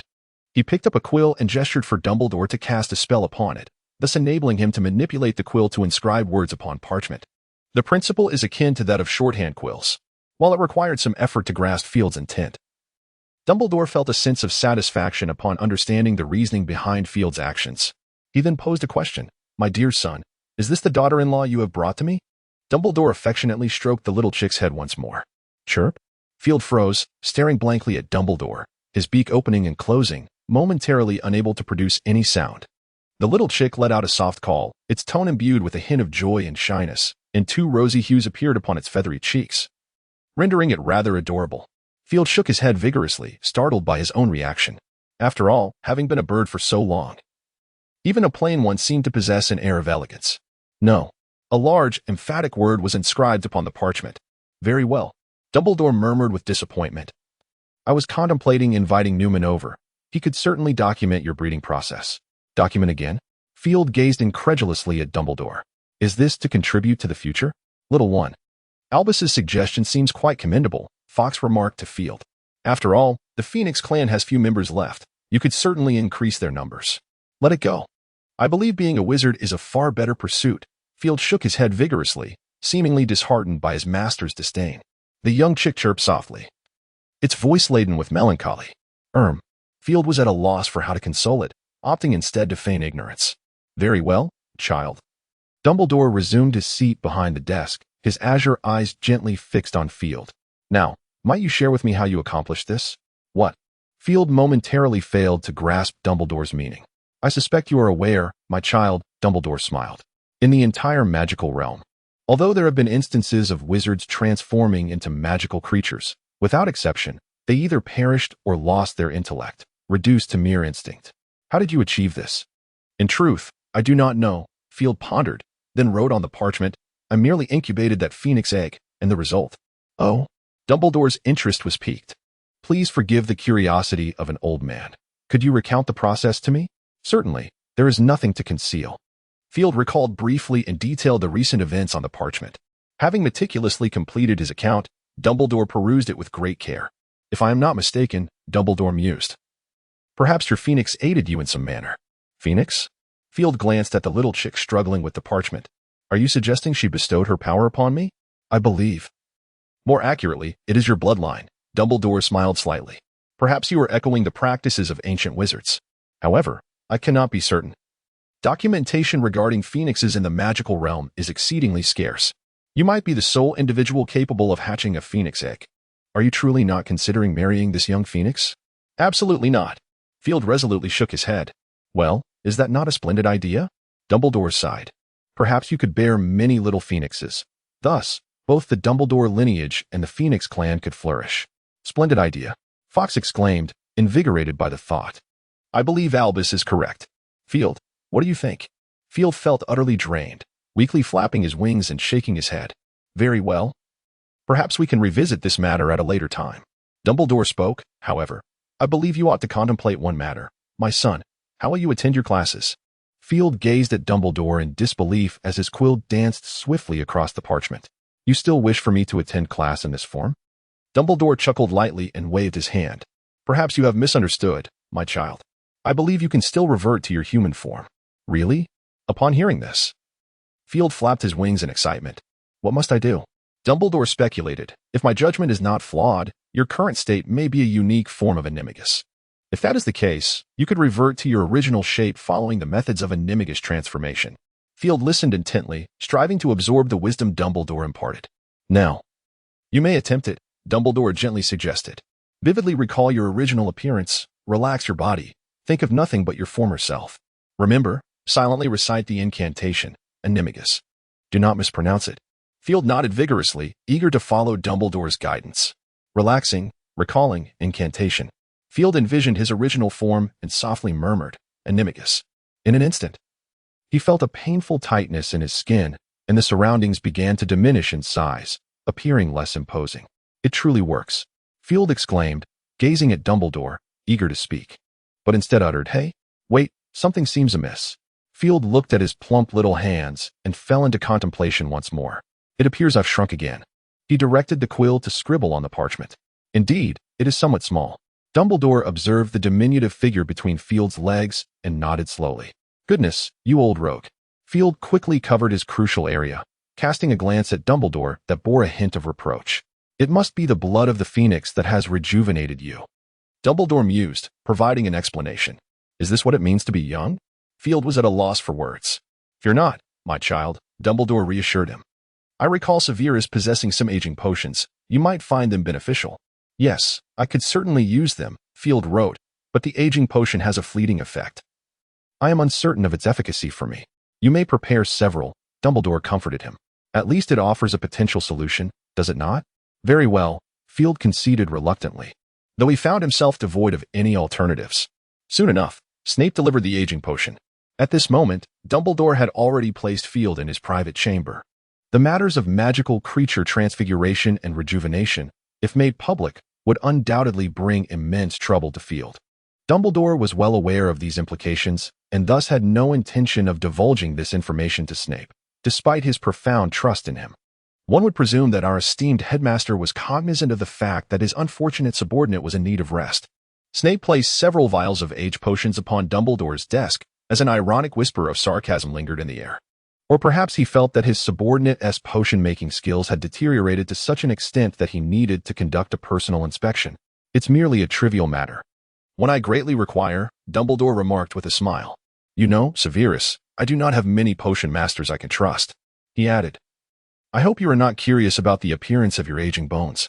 Snape cast a sidelong glance at Dumbledore and replied, Furthermore, that Littleby did not attend class this afternoon. I trust you are aware of this. Ah, indeed, Dumbledore exclaimed, tapping his forehead in realization. I completely forgot. I heard a new dessert shop has opened near Diagon Alley, and I asked him to procure some treats for me. Humph. Snape immediately recognized this as a mere excuse from Dumbledore and scoffed. If my brain hasn't failed me, he is still a student of Slytherin House. My apologies, Severus. Dumbledore said apologetically, gazing at Snape. I shall inform you in advance next time, all right? It would be preferable, Snape replied with a sharp look at Dumbledore. I would not want you to prematurely transform into a befuddled old man. In fact, you already have. Dumbledore smiled at Snape, expressing his gratitude. I am truly appreciative that you are always there to assist me when needed, Severus. Snape merely scoffed again, leaving behind a pointed remark. Tell him to report to my office at 7 this evening to begin his detention. There will be no second chances, before turning to depart. Oh, the poor child, Dumbledore mused, tilting his head with a smile, softly murmuring as he returned to the chamber with the age potions. Dinner at Hogwarts was as lavish as ever, yet Field found it utterly flavorless. He felt quite uncomfortable within. Detention, especially on the very first day of term, surely no one was as unfortunate as he. However, it seemed there was a silver lining. Field recalled something and pulled the little phoenix from his pocket. Despite only having spent an afternoon together, this little creature had undergone considerable transformation. Now, it resembled a chick, albeit with an additional feather and plumage of a vibrant red hue. Upon his recovery, Field had named her Ariana, which signifies elegance. A beautiful vision of what he hoped the little phoenix would one day become. Upon hearing this name, Dumbledore appeared momentarily lost in thought, prompting Field to wonder if he had erred in some way. Upon realizing the situation, Dumbledore smiled and assured him that the name was quite fitting, which greatly alleviated Field's unease. After dinner, Field found himself devoid of any further classes. Upon returning to his dormitory and tidying up his belongings, he once again ascended to the 8th floor with his small suitcase. Dumbledore advised him that it would be prudent for him to relocate from his dormitory, at least until his physical ailments were fully resolved, as it would not be suitable for him to share living quarters with anyone. Field wholeheartedly agreed with this sentiment. However, despite Dumbledore's position as headmaster, it would be inappropriate for him to directly assign a private dormitory to him, even with a touch of leniency towards his own child. Maintaining a faade of fairness was imperative, a principle Dumbledore had long understood. Although it was inconvenient to arrange a private space, Dumbledore did recommend a particular location. "I am aware of a magical room within the castle," he said. "It is a place I once discovered. No matter what you may need, assistance can be found there." With his current needs in mind, Field immediately recalled Hogwarts, a legendary place mentioned in the school's history known as the Room of Requirement. Dumbledore hinted that the Room of Requirement was indeed located on the 8th floor, but its precise whereabouts would require Field to seek out himself. Where could it possibly be? Field pondered, silently observing every corner of the 8th floor, quickly noting something amiss. The corridors of Hogwarts were typically adorned with a myriad of decorations, predominantly murals, along with various tapestries.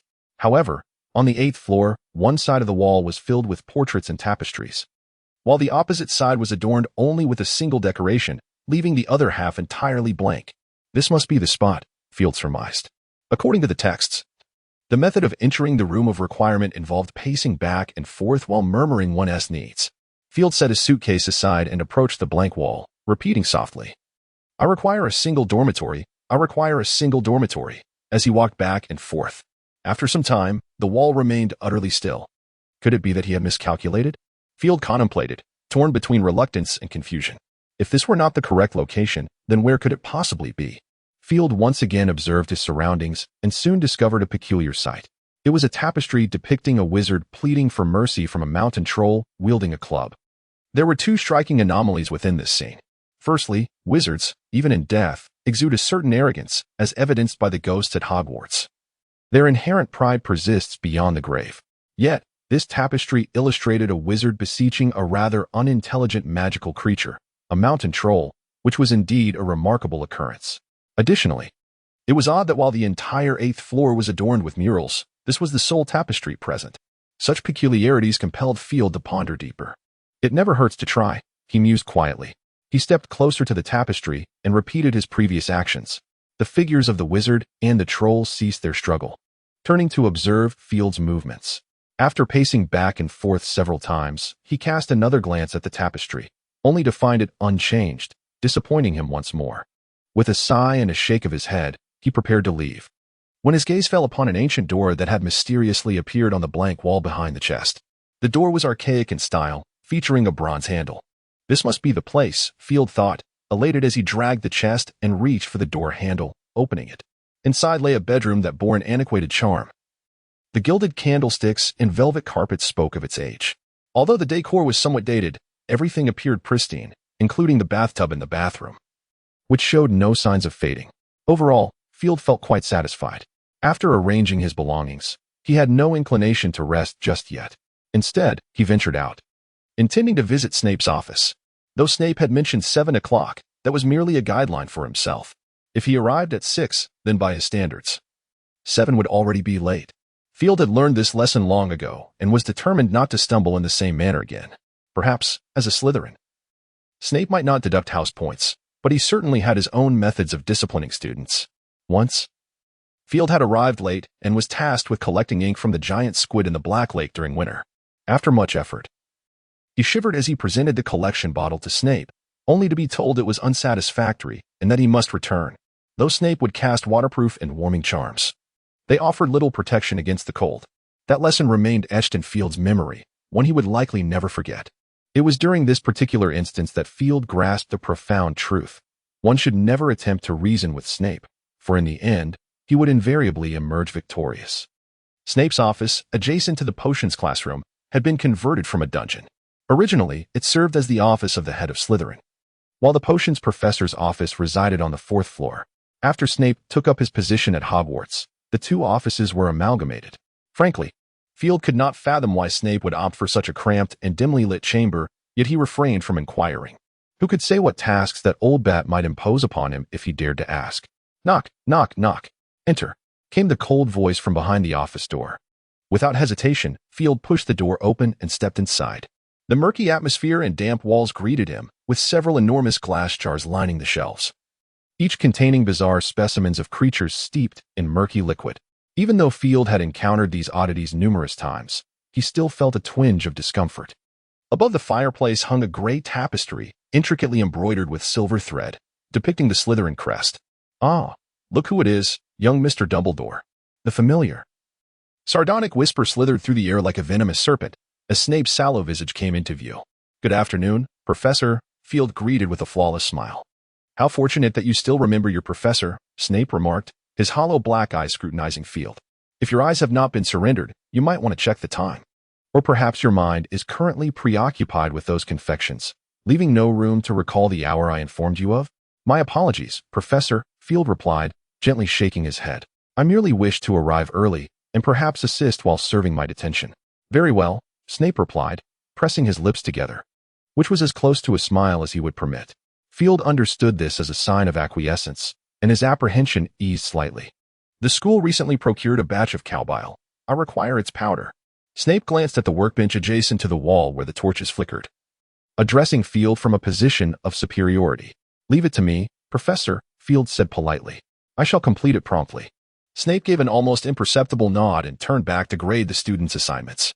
Understanding that this signified consent, Field hurried to his familiar spot, eyeing a small pouch beside the workbench. Taking a deep breath, he reached for it. Indeed, it was the non-trace extension charm. Field mused to himself. This matter harkened back to when Snape had previously instructed him to handle the materials. At the outset, Snape merely tasked Field with grinding a portion of materials, akin to serpentine fangs. He had not anticipated that Field's phoenix power could simultaneously pulverize a small batch of ingredients. Consequently, the duration Field spent at the task far exceeded the time required for processing the materials. After 2 experiences, Snape replaced the ordinary herb rack with bags enhanced by the disillusionment charm. Field opened the bag, tilting it gently towards the workbench, and with a cacophony of sound, the surface soon became heaped with the desired bezoar. Setting the bag aside, Field took a deep breath, and with a flash of crimson light from his hands, the phoenix power manifested. He extended his hands above the workbench, hovering approximately 2 centimeters over the bezoar, and directed the phoenix power to envelop the ingredients. After a series of soft, popping sounds, the bezoar was transformed into a fine powder. Skillfully, he retrieved a potion vial from the side and meticulously scooped the powder into the container using a silver spatula. Once the first vial was filled, he swiftly transitioned to another. Unbeknownst to him, Snape had approached from behind, observing Field's adept handling of the ingredients, nodding subtly with an uncommon expression of satisfaction on his face. After bottling all the powdered bezoar, Field proceeded to pour out another batch, this time with even greater speed. Although conscripted, Field did not feel aggrieved. Indeed, this task significantly honed his mastery over the phoenix power. In previous instances, while pulverizing ingredients, he would often end up damaging the workbench as well. During those moments, Snape, unusually devoid of mockery, silently increased his workload. Gradually, Field learned to control the extent of his phoenix power, ultimately becoming a true asset to Snape. The cycle of pouring ingredients, grinding, bottling, and repeating continued until he had processed the entire contents of the bag. Just as he turned to inquire if Snape required anything further, he nearly jumped in surprise at Snape's presence looming behind him. "Careless," Snape remarked curtly, then casually waved his wand, causing several ingredients to float onto the workbench before Field. "Retrieve a cauldron from the shelf," Snape instructed softly. "You know what I expect of you. Do not make me repeat myself." "Yes, Professor," Field replied, his face lighting up as he hurried to fetch a cauldron. Thus, the potion-making class commenced in earnest. After brewing a pot of potion and receiving a barely passing assessment, Field was promptly dismissed from the office, with Snape's parting words echoing, "Return tomorrow." This represents one of Severus Snape's most lenient attitudes, and Field had no intention of dwelling on it. Moreover, as Field was aware, it was indeed a rarity for students to receive commendation from Snape, particularly after producing a potion's final product. As one of the most distinguished potion masters in the magical realm, and the youngest among them, Snape certainly possessed the authority to express such praise. Regarding the small classroom dedicated to processing potion ingredients, this was not the first occurrence. As a professor, one cannot easily owe favors to students, especially in Snape's case.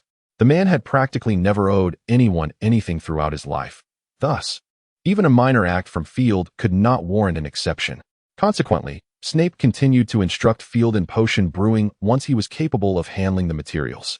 Despite his acerbic tongue, the fact that Field's potion-making skills surpassed those of his peers attested to the substance of Snape's teaching. In truth, many graduates of Hogwarts, even those who had not attended Snape's advanced potion classes, possessed commendable foundational skills in potion making. However, their evaluations of Snape were seldom positive. Snape, indifferent to the opinions of others, rarely felt compelled to explain himself. This indifference likely constituted a unique form of pride for him. After returning to the room of requirement and reflecting on the day's accomplishments, Field drifted into a contented slumber. Once he was asleep, the Phoenix, Ariana, emerged from his pocket. Cautiously glancing at Field and confirming his deep sleep, the little Phoenix flapped its tiny wings and flew to Field's pillow, curling up beside his cheek and soon emitting soft snores. The following morning, Field awoke to find himself transformed back into an infant. This time, however, he did not panic. Having experienced it once before, he gently crawled to the small cabinet by the bed and retrieved a vial of age-enhancing potion that had been prepared in advance. Taking a cautious sip, to be honest, the taste was rather unpleasant. Suppressing the urge to vomit, Field patiently awaited its effects. After a few breaths, he felt his body stretching. Moments later, the sensation subsided, and he lightly jumped off the bed, making his way to the dressing mirror. Observing his restored appearance in the mirror, Field nodded in satisfaction before heading to the washroom. After Field had left, the little Phoenix peeked out from under the covers, surveyed the surroundings, and with a flash of fire, returned to the pocket of the robe hanging on the coat rack. Once Field finished washing up and checked his schedule, he donned his clothing and, after a reassuring pat on the pocket containing the little Phoenix, left the room of requirement. Arriving in the Great Hall, he noticed that there were still very few students present. Field was indifferent, as he had little desire to forge friendships at the moment. He had just taken a couple of bites of his hot dog when he noticed a familiar face seated beside him. "Good morning, Luna," he said, leisurely swallowing his food. "Did you sleep well last night?" "Good morning, Field," Luna nodded. "I slept all right. How about you?" "Quite comfortably," he replied, recalling the large bed in the request room. Giving a slight nod. "You missed class yesterday afternoon," Luna remarked, spreading jam on her toast. "Was something amiss?" "Just a minor issue," Field answered casually. "It was a bit troublesome, but it was resolved swiftly." Luna glanced at him and nodded. "You seem free of any disturbances." "Indeed, there's nothing to worry about now." Field took a generous sip of milk, letting out a small belch. "I think you might need this," Luna said, turning to extract a piece of parchment from her book, an assignment left by Professor Sprout. "This needs to be submitted in the next herbology class." "Oh, thank you." Field smiled appreciatively. "I truly needed this. In fact, I was planning to find time to consult Professor Sprout." "You've been a great help, Luna." "Not a big deal," she replied, bringing over a serving of vegetable salad. "When do you plan to tackle the assignment?" "The assignment?" Field raised an eyebrow, contemplating. "How about noon? We could finish it at the library. I have some classes in the morning, so I can complete everything at once." "Sounds like a plan," Luna said cheerfully. "Once we finish the assignment, we can browse some books.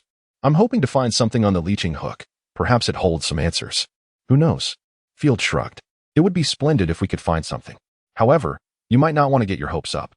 Many of those books are in the restricted section and require a professor's note." Luna nodded gently. "That's all right. I've prepared myself for potential disappointment." "That's good to hear." Field suddenly recalled something. "Do you have class this morning? I believe I saw we share a class together. Perhaps we can continue being partners." "The defense against the dark arts class," Luna confirmed with a nod. "I would be delighted." "Then let us attend our first class separately for now," Field smiled. "And see each other in defense against the dark arts?" "See you shortly." Luna waved at Field and then returned to the Ravenclaw table with a cup of pumpkin juice. After watching her depart, Field picked up his book and ascended the stairs. The first class was Transfiguration, with the classroom located on the first floor of Hogwarts. Although Field had never been there, he casually sought the guidance of a ghost and soon found himself at the door of the Transfiguration classroom. After expressing his gratitude to the ghost, Field pushed open the door and entered. Perhaps due to his early arrival, the classroom was devoid of any students, and notably, there were no cats in sight. Unperturbed, Field chose a quiet spot and began to read. The book he was perusing bore no title. It was a gift from Professor McGonagall. Field had long believed it to be authored by her, only to later discover that it had been penned by his father, albeit not published in the wizarding world. As a former head of the Transfiguration Department and a mentor to McGonagall, Dumbledore's prowess in Transfiguration was undoubtedly remarkable. Though he wielded a vast array of spells, Transfiguration remained his forte. Field had once implored him to broaden his horizons, and he had witnessed Dumbledore transform a teacup into an owl without the aid of a wand. As for incantations, Transfiguration is inherently a branch of magic devoid of them. Now having attained the pinnacle achievement of an animagus, a feat yet to be accomplished by anyone else, Field pondered whether his skills in transfiguration had also advanced. With this thought, he found himself restless, eager to put his abilities to the test. He retrieved his wand, contemplated briefly, and pointed it at the quill on the table. Focusing intently on the image in his mind, Field looked at the quill and decisively waved his wand. A beam of red light shot forth from the tip of his wand, striking the quill. The quill twisted and gradually transformed, ultimately becoming half a snake. Field gazed at the writhing snake tail before him, noticing that the quill remained unchanged, and fell into deep contemplation, restoring it to its original form. Field cast the reversion charm upon the creature he had conjured. A flash of red light ensued, and the peculiar entity reverted back to the quill. Resolutely, he thought to try again and waved his wand once more at the quill. With emerald eyes, a sharp snake's tongue, and the occasional flicker of its forked tongue, it appeared promising. However, the portion that should have been the snake's tail remained the pointed nib of the quill. Once again reverting the quill, Field sank into profound thought. Where, precisely, lay the flaw? As he perused Dumbledore's book, he pondered deeply. Your magical output is insufficient, young Mr. Dumbledore. A stern voice interrupted Field's contemplation. He looked up to meet the gaze of Professor McGonagall, who was standing before his desk. Good morning, Professor McGonagall, Field stammered as he hastily rose to his feet, offering an awkward smile. I apologize, I was merely curious. I do not blame you, young Dumbledore, McGonagall replied with a faint smile. However, in future practice of transfiguration, it would be advisable to do so under the supervision of a professor. Of course, Professor, I shall remember that, Field said sheepishly, running a hand through his hair. It is quite all right. You have already surpassed many of your peers, young Dumbledore, McGonagall remarked with a light chuckle. Regrettably, this is not a classroom setting, and thus, I cannot award you any points. Nevertheless, I could offer some guidance, provided you are in need of it. Absolutely, Professor, Field replied, his expression brightening as he nodded vigorously. I have been stuck here for quite some time. Although I have perused many books, the information is often too vague. This is not uncommon. McGonagall shook her head. Transfiguration is inherently a concept-driven branch of magic. While introductory transfiguration can impart much knowledge, once you progress to intermediate levels, you will delve into the very essence of transfiguration, which can also be viewed as the essence of magic itself. It largely depends on one's innate talent. I have encountered many students who can effortlessly master spells in other subjects, yet they struggle considerably with transfiguration, which demands significant time and effort. It is a discipline that truly tests one's aptitude. Field nodded quietly, recalling that Dumbledore had also mentioned this in his writings. If one lacks the talent for transfiguration, it is prudent not to squander too much time on this branch of magic. Now, I seem to have digressed. McGonagall adjusted her glasses and inquired earnestly. Before I formally guide you, I need to ask you some fundamental questions. I expect you to answer me truthfully. Certainly, Professor, Field responded obediently. What do you believe transfiguration to be? McGonagall fixed her gaze upon Field, posing her question. It is creation, Field answered without hesitation. Upon hearing his response, McGonagall raised an eyebrow. And the process of casting transfiguration? First, one must identify the object to be transformed in the desired form. Secondly, one employs magical energy to rewrite the object into the new form. Finally, one must sustain the altered object's appearance through magical energy. Field thought for a moment before confidently summarizing. I would categorize it as meditation, rewriting, and shaping. I believe I have identified the root of your confusion, McGonagall nodded. Regrettably, young Dumbledore, I must inform you that your understanding of transfiguration is likely flawed. Why is that? Field inquired, raising an eyebrow. Based on your description, you are not, in essence, practicing transfiguration, but rather engaging in alchemy, grounded in magical energy.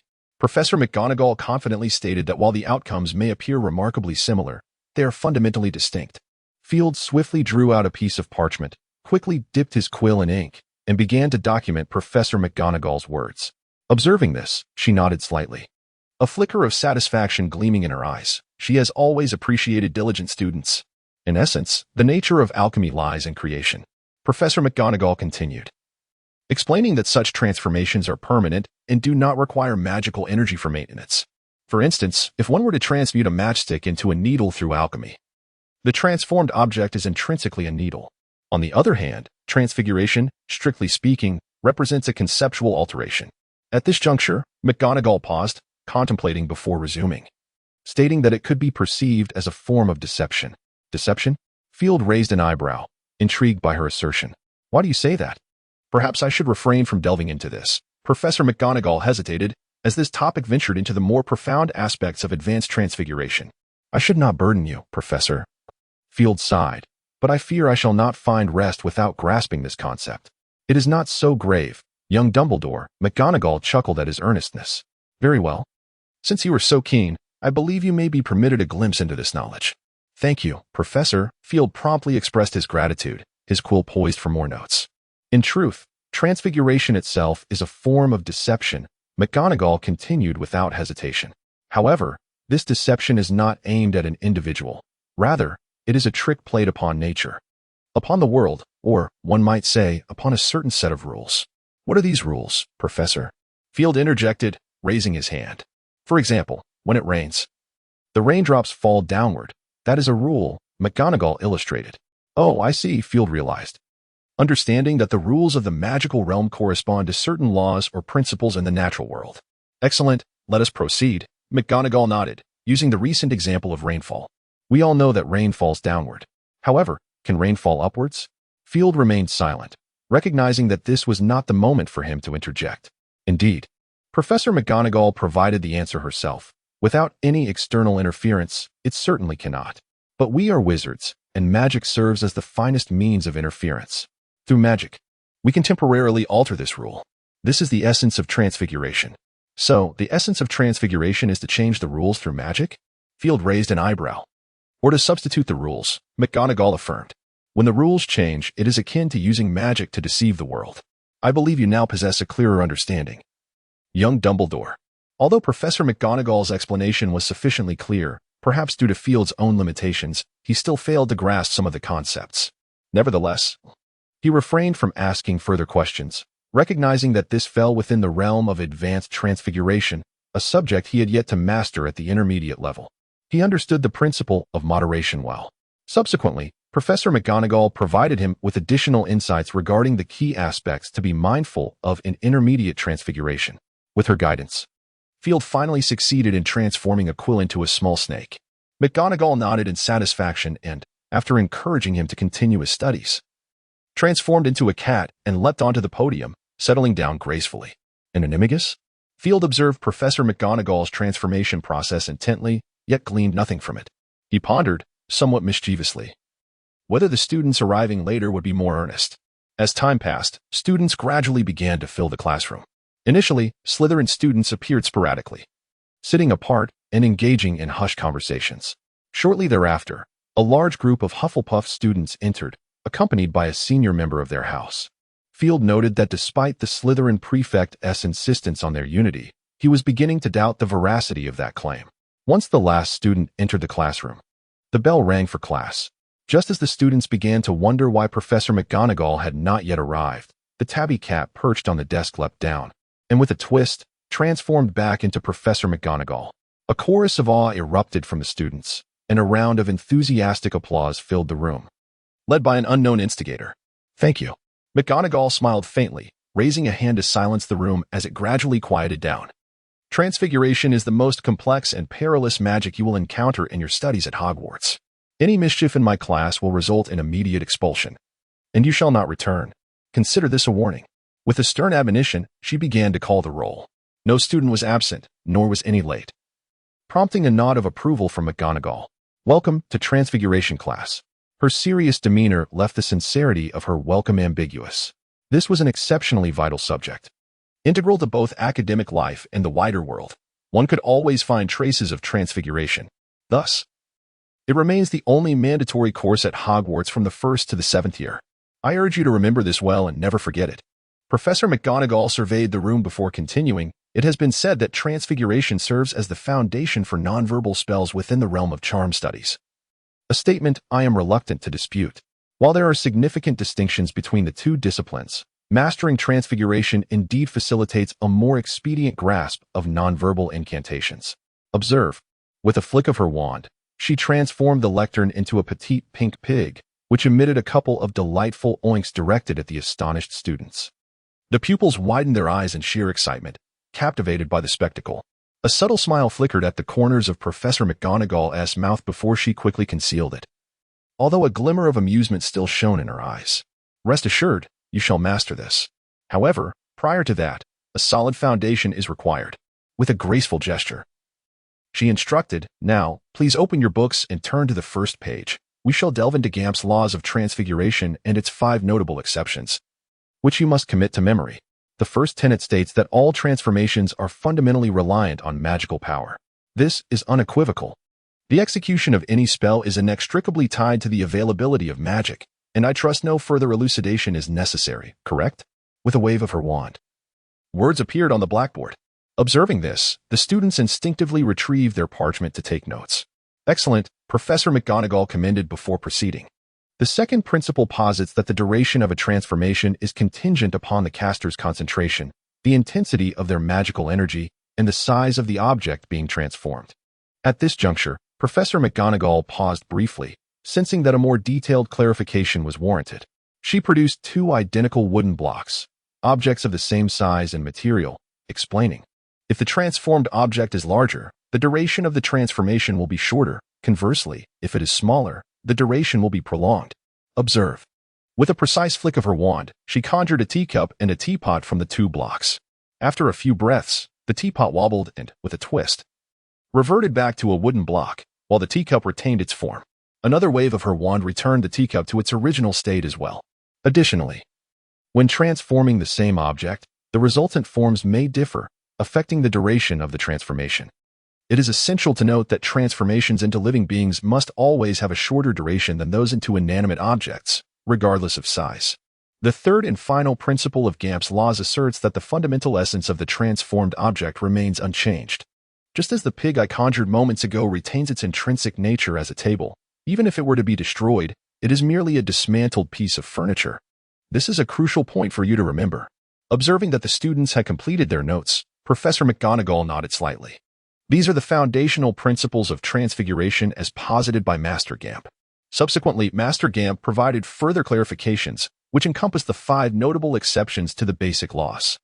The first exception states that wizards cannot conjure fine wines or sumptuous feasts out of thin air, nor can they transform other objects into food. Even if you transform a table into a cake and consume it, you shall not derive any nourishment, for it is merely a heap of wood. Secondly, the transformation between the living and the inanimate cannot occur indefinitely. Should I conjure a table into a pig, once my magic dissipates, it shall revert to a table. Even if one were to cast an explosive charm upon the pig, the result would inevitably be mere fragments of wood rather than remnants of the creature. Thirdly, transfiguration cannot create magical artifacts such as flying broomsticks. You may have heard that during the Quidditch World Cup, some nations delight in showering the audience with galleons. However, these are merely ordinary coins transfigured, which will vanish over time. Many magical governments have outright banned such transformations. Fourthly, transfiguration does not alter quantity. A single matchstick can only become a single needle. You may later learn a spell known as the duplication charm, yet it remains temporary, not permanent. Some may argue they have indeed witnessed food multiply out of thin air, and they have consumed it. This is, in fact, a branch of transfiguration known as summoning. You shall study this in your 5th year, so there is no need to rush. Fifthly, transfiguration is not an act of creation ex nihilo, which overlaps with the first point, but it is of paramount importance. These constitute the 5 major exceptions to Gamp's law of elemental transfiguration. These principles form the foundation of transfiguration and are essential topics for examination. I implore you to commit them to memory and never forget them. In the first transfiguration class, Professor McGonagall did not require the students to cast spells, but rather elaborated on the fundamental requirements of transfiguration as well as Gamp's law and its 5 exceptions. Although Field found this information exceedingly valuable, it did not resonate with everyone. Many students departed from the class with disappointment etched upon their faces, particularly those from Hufflepuff, as most harboring such sentiments came from Muggle families. The second class of the morning was Defense Against the Dark Arts, held on the 3rd floor of Hogwarts. With only 30 minutes between classes, Field, despite being brimming with questions for Professor McGonagall, found the time insufficient and reluctantly abandoned the enticing notion. He jogged to the classroom door, took a moment to catch his breath, and then entered. The classroom was already populated with numerous students, predominantly from Ravenclaw, as indicated by their house insignias. "Hey, over here," a light, melodic voice chimed within the room. Following the sound, Field spotted Luna waving at him. Without hesitation, He approached her and casually took a seat beside her. "You arrived quite early," he remarked, retrieving his book. "The last class was taught by our headmaster." "And the classroom is nearby," Luna briefly explained, her curiosity piqued as she eyed Field's book. "Is this what you prepared for reading? How could it be? This is not." Field was about to explain that this was a textbook when he suddenly realized that his textbook appeared to be quite different from those of others. "Dark Magic, A Guide to Self-Defense," Luna read softly, recognizing the title. "I've seen this one. It was among the books left behind by my mother. It seems like it's an old textbook." Field furrowed his brow, contemplating the discrepancy with his admission notice. "So, this is the real textbook, is it? Damn it, Father. Can't you be reliable just once?" He cursed inwardly. Moreover, Luna produced several more books from seemingly nowhere: Breaking Ties with Banshees, Adventuring with Trolls, Vacationing with the Mother of Night. Field counted them, totaling 7 volumes, and his frown deepened. These tomes resembled wizarding novels. With so many textbooks, are we certain we will utilize all of them? "I'm not sure," Luna shrugged. "Perhaps we will, perhaps not." "Very well," Field replied, still frowning. "I am beginning to form an impression of this professor. I hope he possesses some level of competence." "I think so too. But it would be wise not to hold excessively high expectations," Luna said with earnestness. Just as Field was about to respond, the bell for class rang, forcing him to pause his thoughts. The door was gently pushed open, and Gilderoy Lockhart sauntered in at a leisurely pace. Even though Field had already developed some reservations about him, he had to admit that some individuals were simply born to be stars. With a strikingly handsome visage adorned with an impeccable smile, his blue eyes sparkled with an inviting charm, as if perpetually engaged in conversation. His golden hair was swept back, adding an air of maturity and gravitas to his appearance. He donned a long robe of shimmering blue satin, intricately embroidered with silver threads depicting stars and ornate patterns, exuding a sense of grandeur. Mature and affluent, charming and amiable, this fellow seemed to possess every quality that could captivate women. If the tales within his writings were indeed reflective of his own experiences, then he could claim yet another trait: strength. However, whispers had already circulated, branding him as a mere charlatan. Gilderoy appeared oblivious to the murmurs of the students below. He casually picked up one of his books, pointed at the smiling image of himself on the cover, and commenced his address. "I," he said, winking at his photograph, "am Gilderoy Lockhart, a third-class member of the Order of Merlin. Additionally, I am an honorary member of the Dark Arts Defense League, should you be familiar with it. Perhaps it is for this reason that I have been awarded the Most Charming Smile award by Witch Weekly 5 times, though I do not boast about it. I do not rely on a smile to dispel banshees." After speaking, he winked at the stage. Although many boys were somewhat disgusted, the little witches were thoroughly delighted, including a considerable number from Ravenclaw, known for their reason and wisdom. "During my last class with Gryffindor, I had already conducted a few minor assessments." Gilderoy set down his book, smiling as he spoke, though the final results were not entirely to my satisfaction. "However, how could a professor hold grudges against students? Perhaps it was due to their limited time for study. This is unfortunate, indeed. Even upon seeing that you have purchased my entire collection of works, it does not bring me joy. The knowledge within is what holds true value, and I hope you remember that." As he spoke, Gilderoy retrieved a stack of papers from the front podium and casually handed one to the first student in each row. "This is a set of test questions to gauge your understanding of the material. You have 30 minutes to complete it.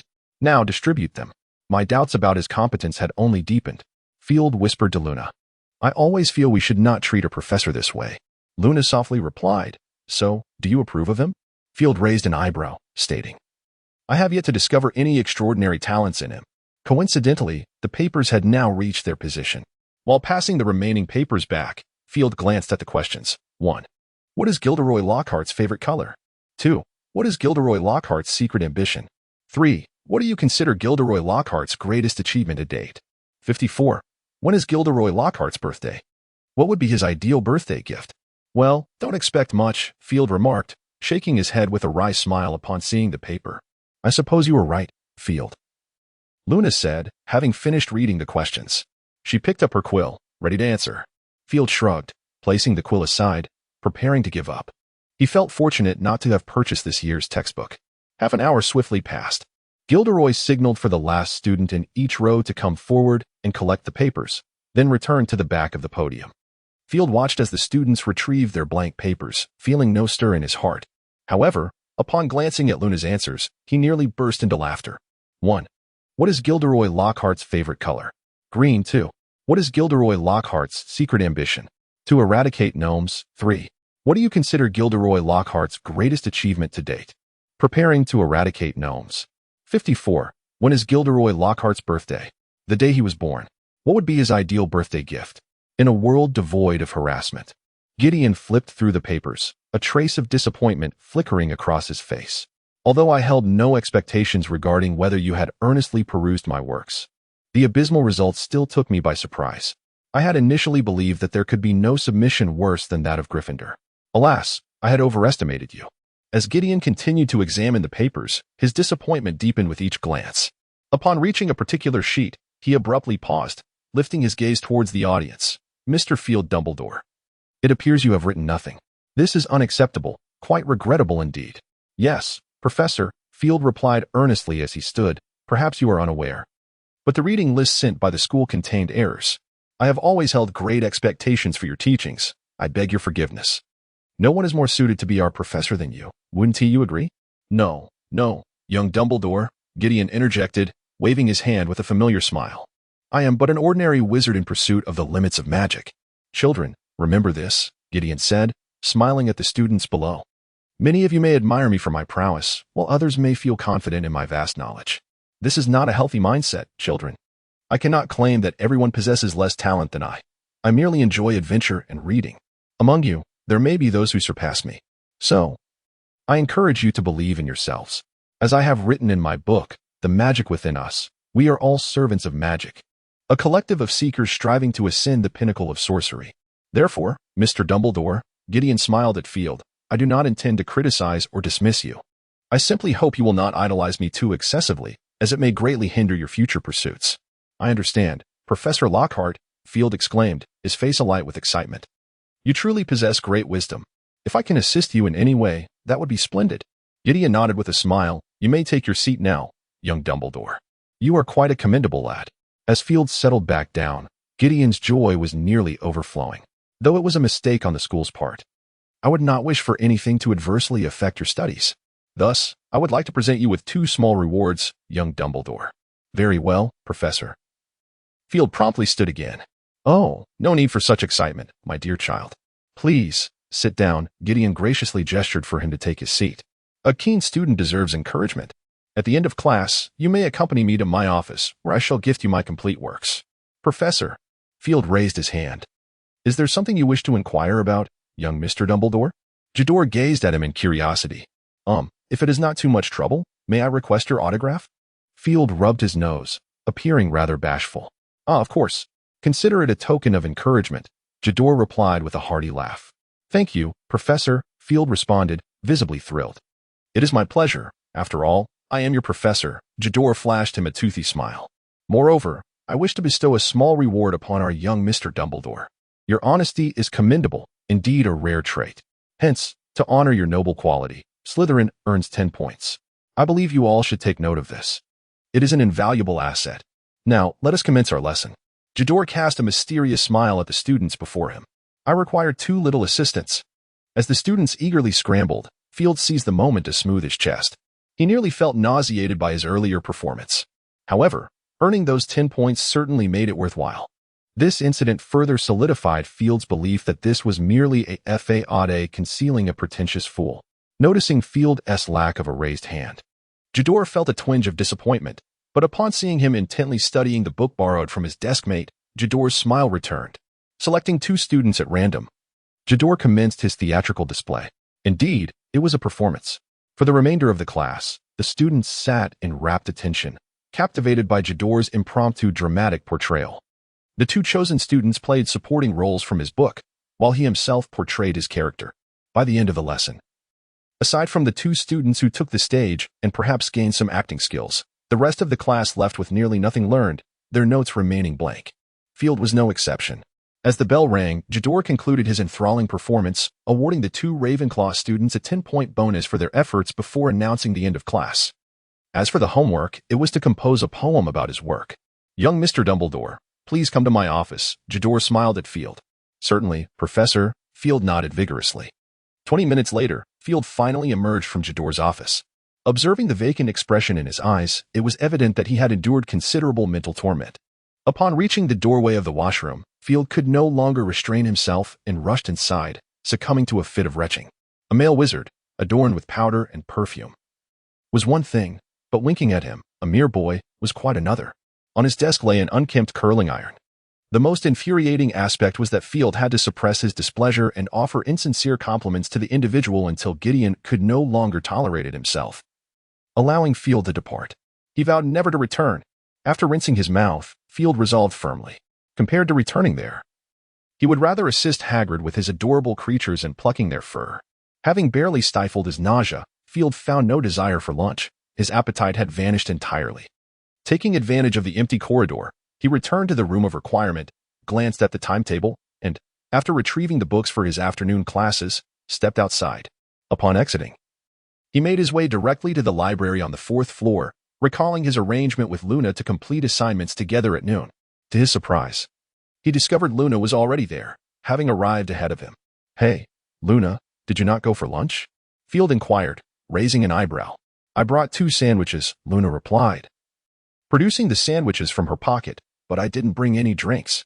"That's perfectly fine," Field said, seating himself across from her. "We can eat while we work on our assignments." "That's exactly what I was thinking," Luna gently nodded.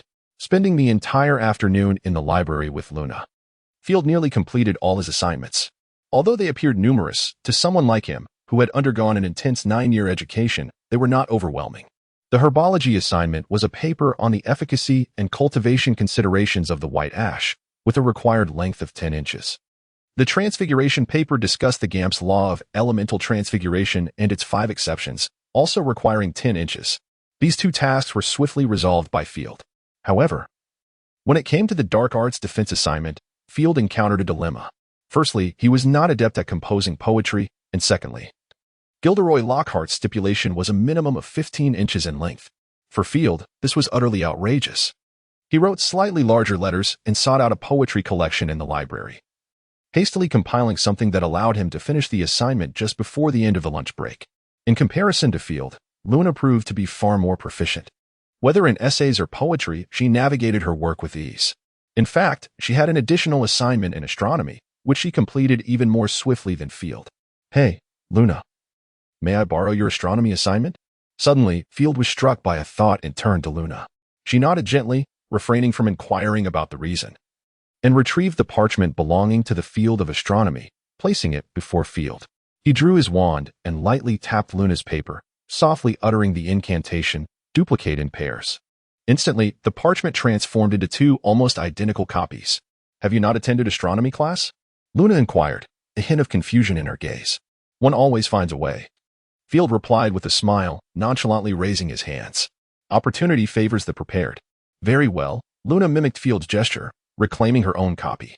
After securing their assignments, the 2 engaged in quiet conversation while returning the borrowed books. Madame Pants, the librarian, scrutinized their hands resting on the tomes, conducting a thorough inspection before her expression softened slightly, confirming that the volumes were undamaged. After politely thanking Madame Pants, who resembled a protective hen, the 2 exited the library. Luna's first class of the afternoon was Transfiguration alongside Gryffindor. Upon learning this, Field and Luna exchanged a few casual remarks before parting ways, as their schedules diverged. Field's first class that afternoon was Charms, followed by Flying. After returning the completed assignment to the room of requirement, Field took his Charms textbook and departed. The Charms classroom was located on the 4th floor of Hogwarts, in close proximity to the Ravenclaw Tower. Having visited before, Field quickly found his way there. "Hey, Field. Long time no see. Come in." Professor Flitwick greeted him enthusiastically upon his arrival. "Good afternoon, Professor," Field replied cheerfully. "Good afternoon, Field," Flitwick responded with a warm nod. "Did you receive the notes I sent you? I hope you have grasped them." He was referring to the notes on the application of charms that he had gifted Field on his birthday the previous year. "Honestly, I haven't quite mastered them yet," Field admitted candidly. "Your notes are somewhat advanced for me, Professor. There are parts one simply cannot comprehend. Perhaps I should acquire more knowledge before revisiting them." "I am glad to see you possess such awareness, Field," Flitwick replied with a smile. "I must concede that the notes were indeed a bit challenging for you." Field held great respect for the diminutive professor, not only for his formidable abilities but also for his character. In the wizarding world, there has always been a degree of disdain towards the offspring of magical creatures and wizards. Professor Flitwick, as the only publicly acknowledged half-breed of fairy and wizard, has undoubtedly faced numerous prejudices to attain his current standing.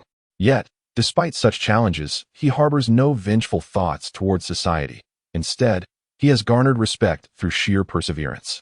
As a renowned master of charms and dueling within the magical community, his influence is significant on an international scale.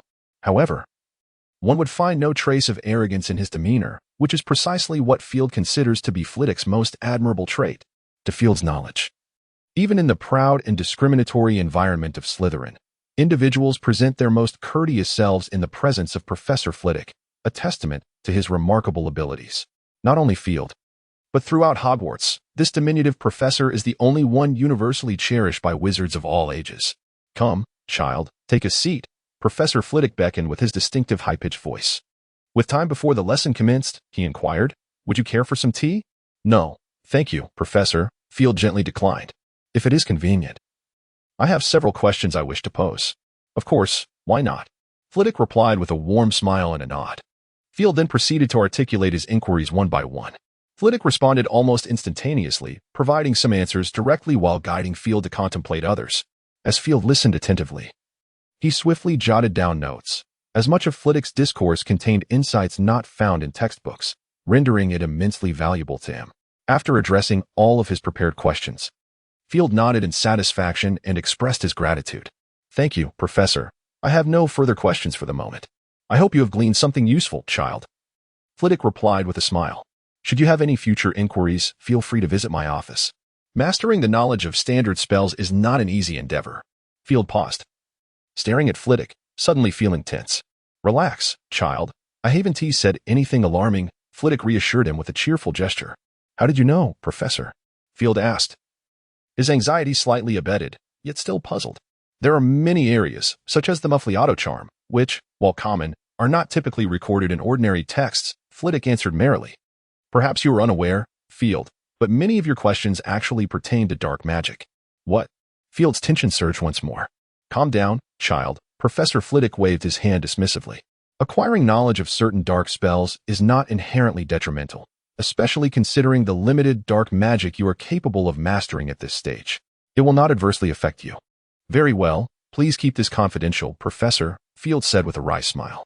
"I shall," Flitwick replied cheerfully, "though I am uncertain of the origin of your standard spellbook's first edition. Nevertheless, acquiring additional knowledge is always advantageous. If you are interested, I happen to possess an unpublished earlier edition of Miranda's standard spells, which I could bestow upon you." "Really?" Field's face brightened, incredulity etched across his features. It was not that he doubted, but rather that the value of such a tome transcended mere dalliance.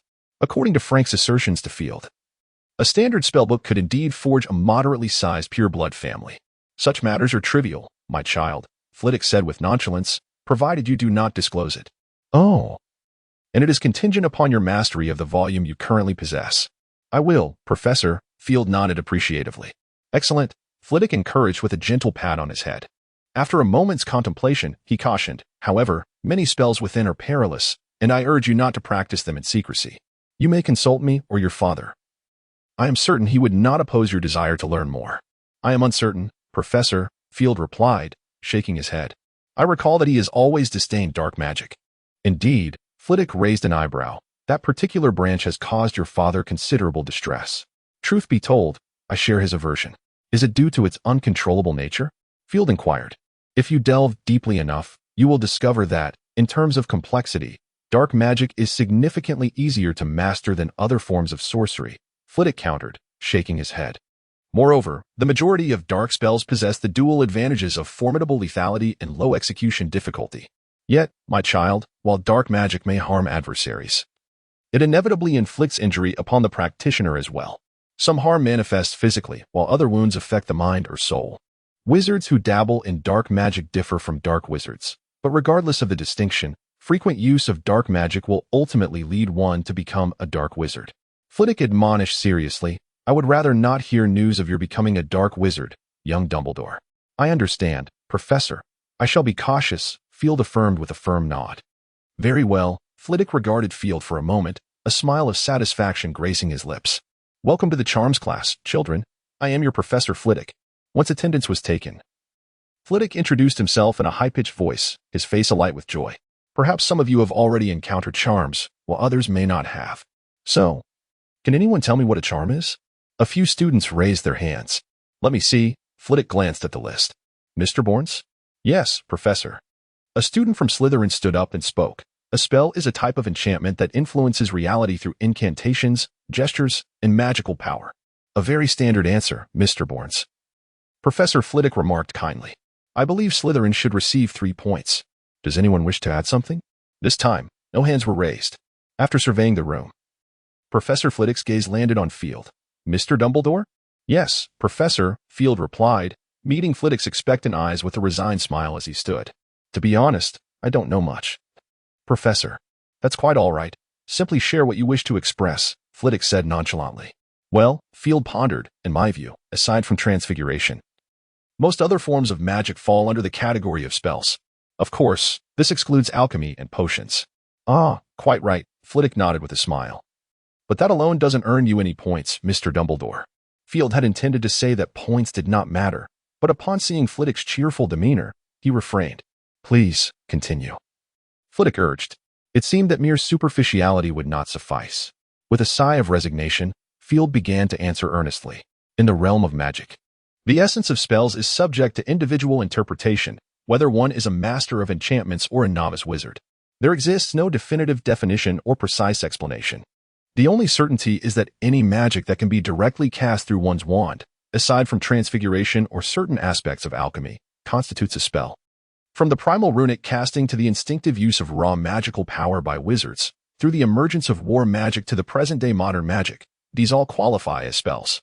Thus, my understanding of spells is that, excluding transfiguration, any magic that allows your power to genuinely manifest is a spell. Master Miranda Goshawk has stated in standard spells that all magic originates from spells. I cannot assert that my understanding surpasses that of my predecessors.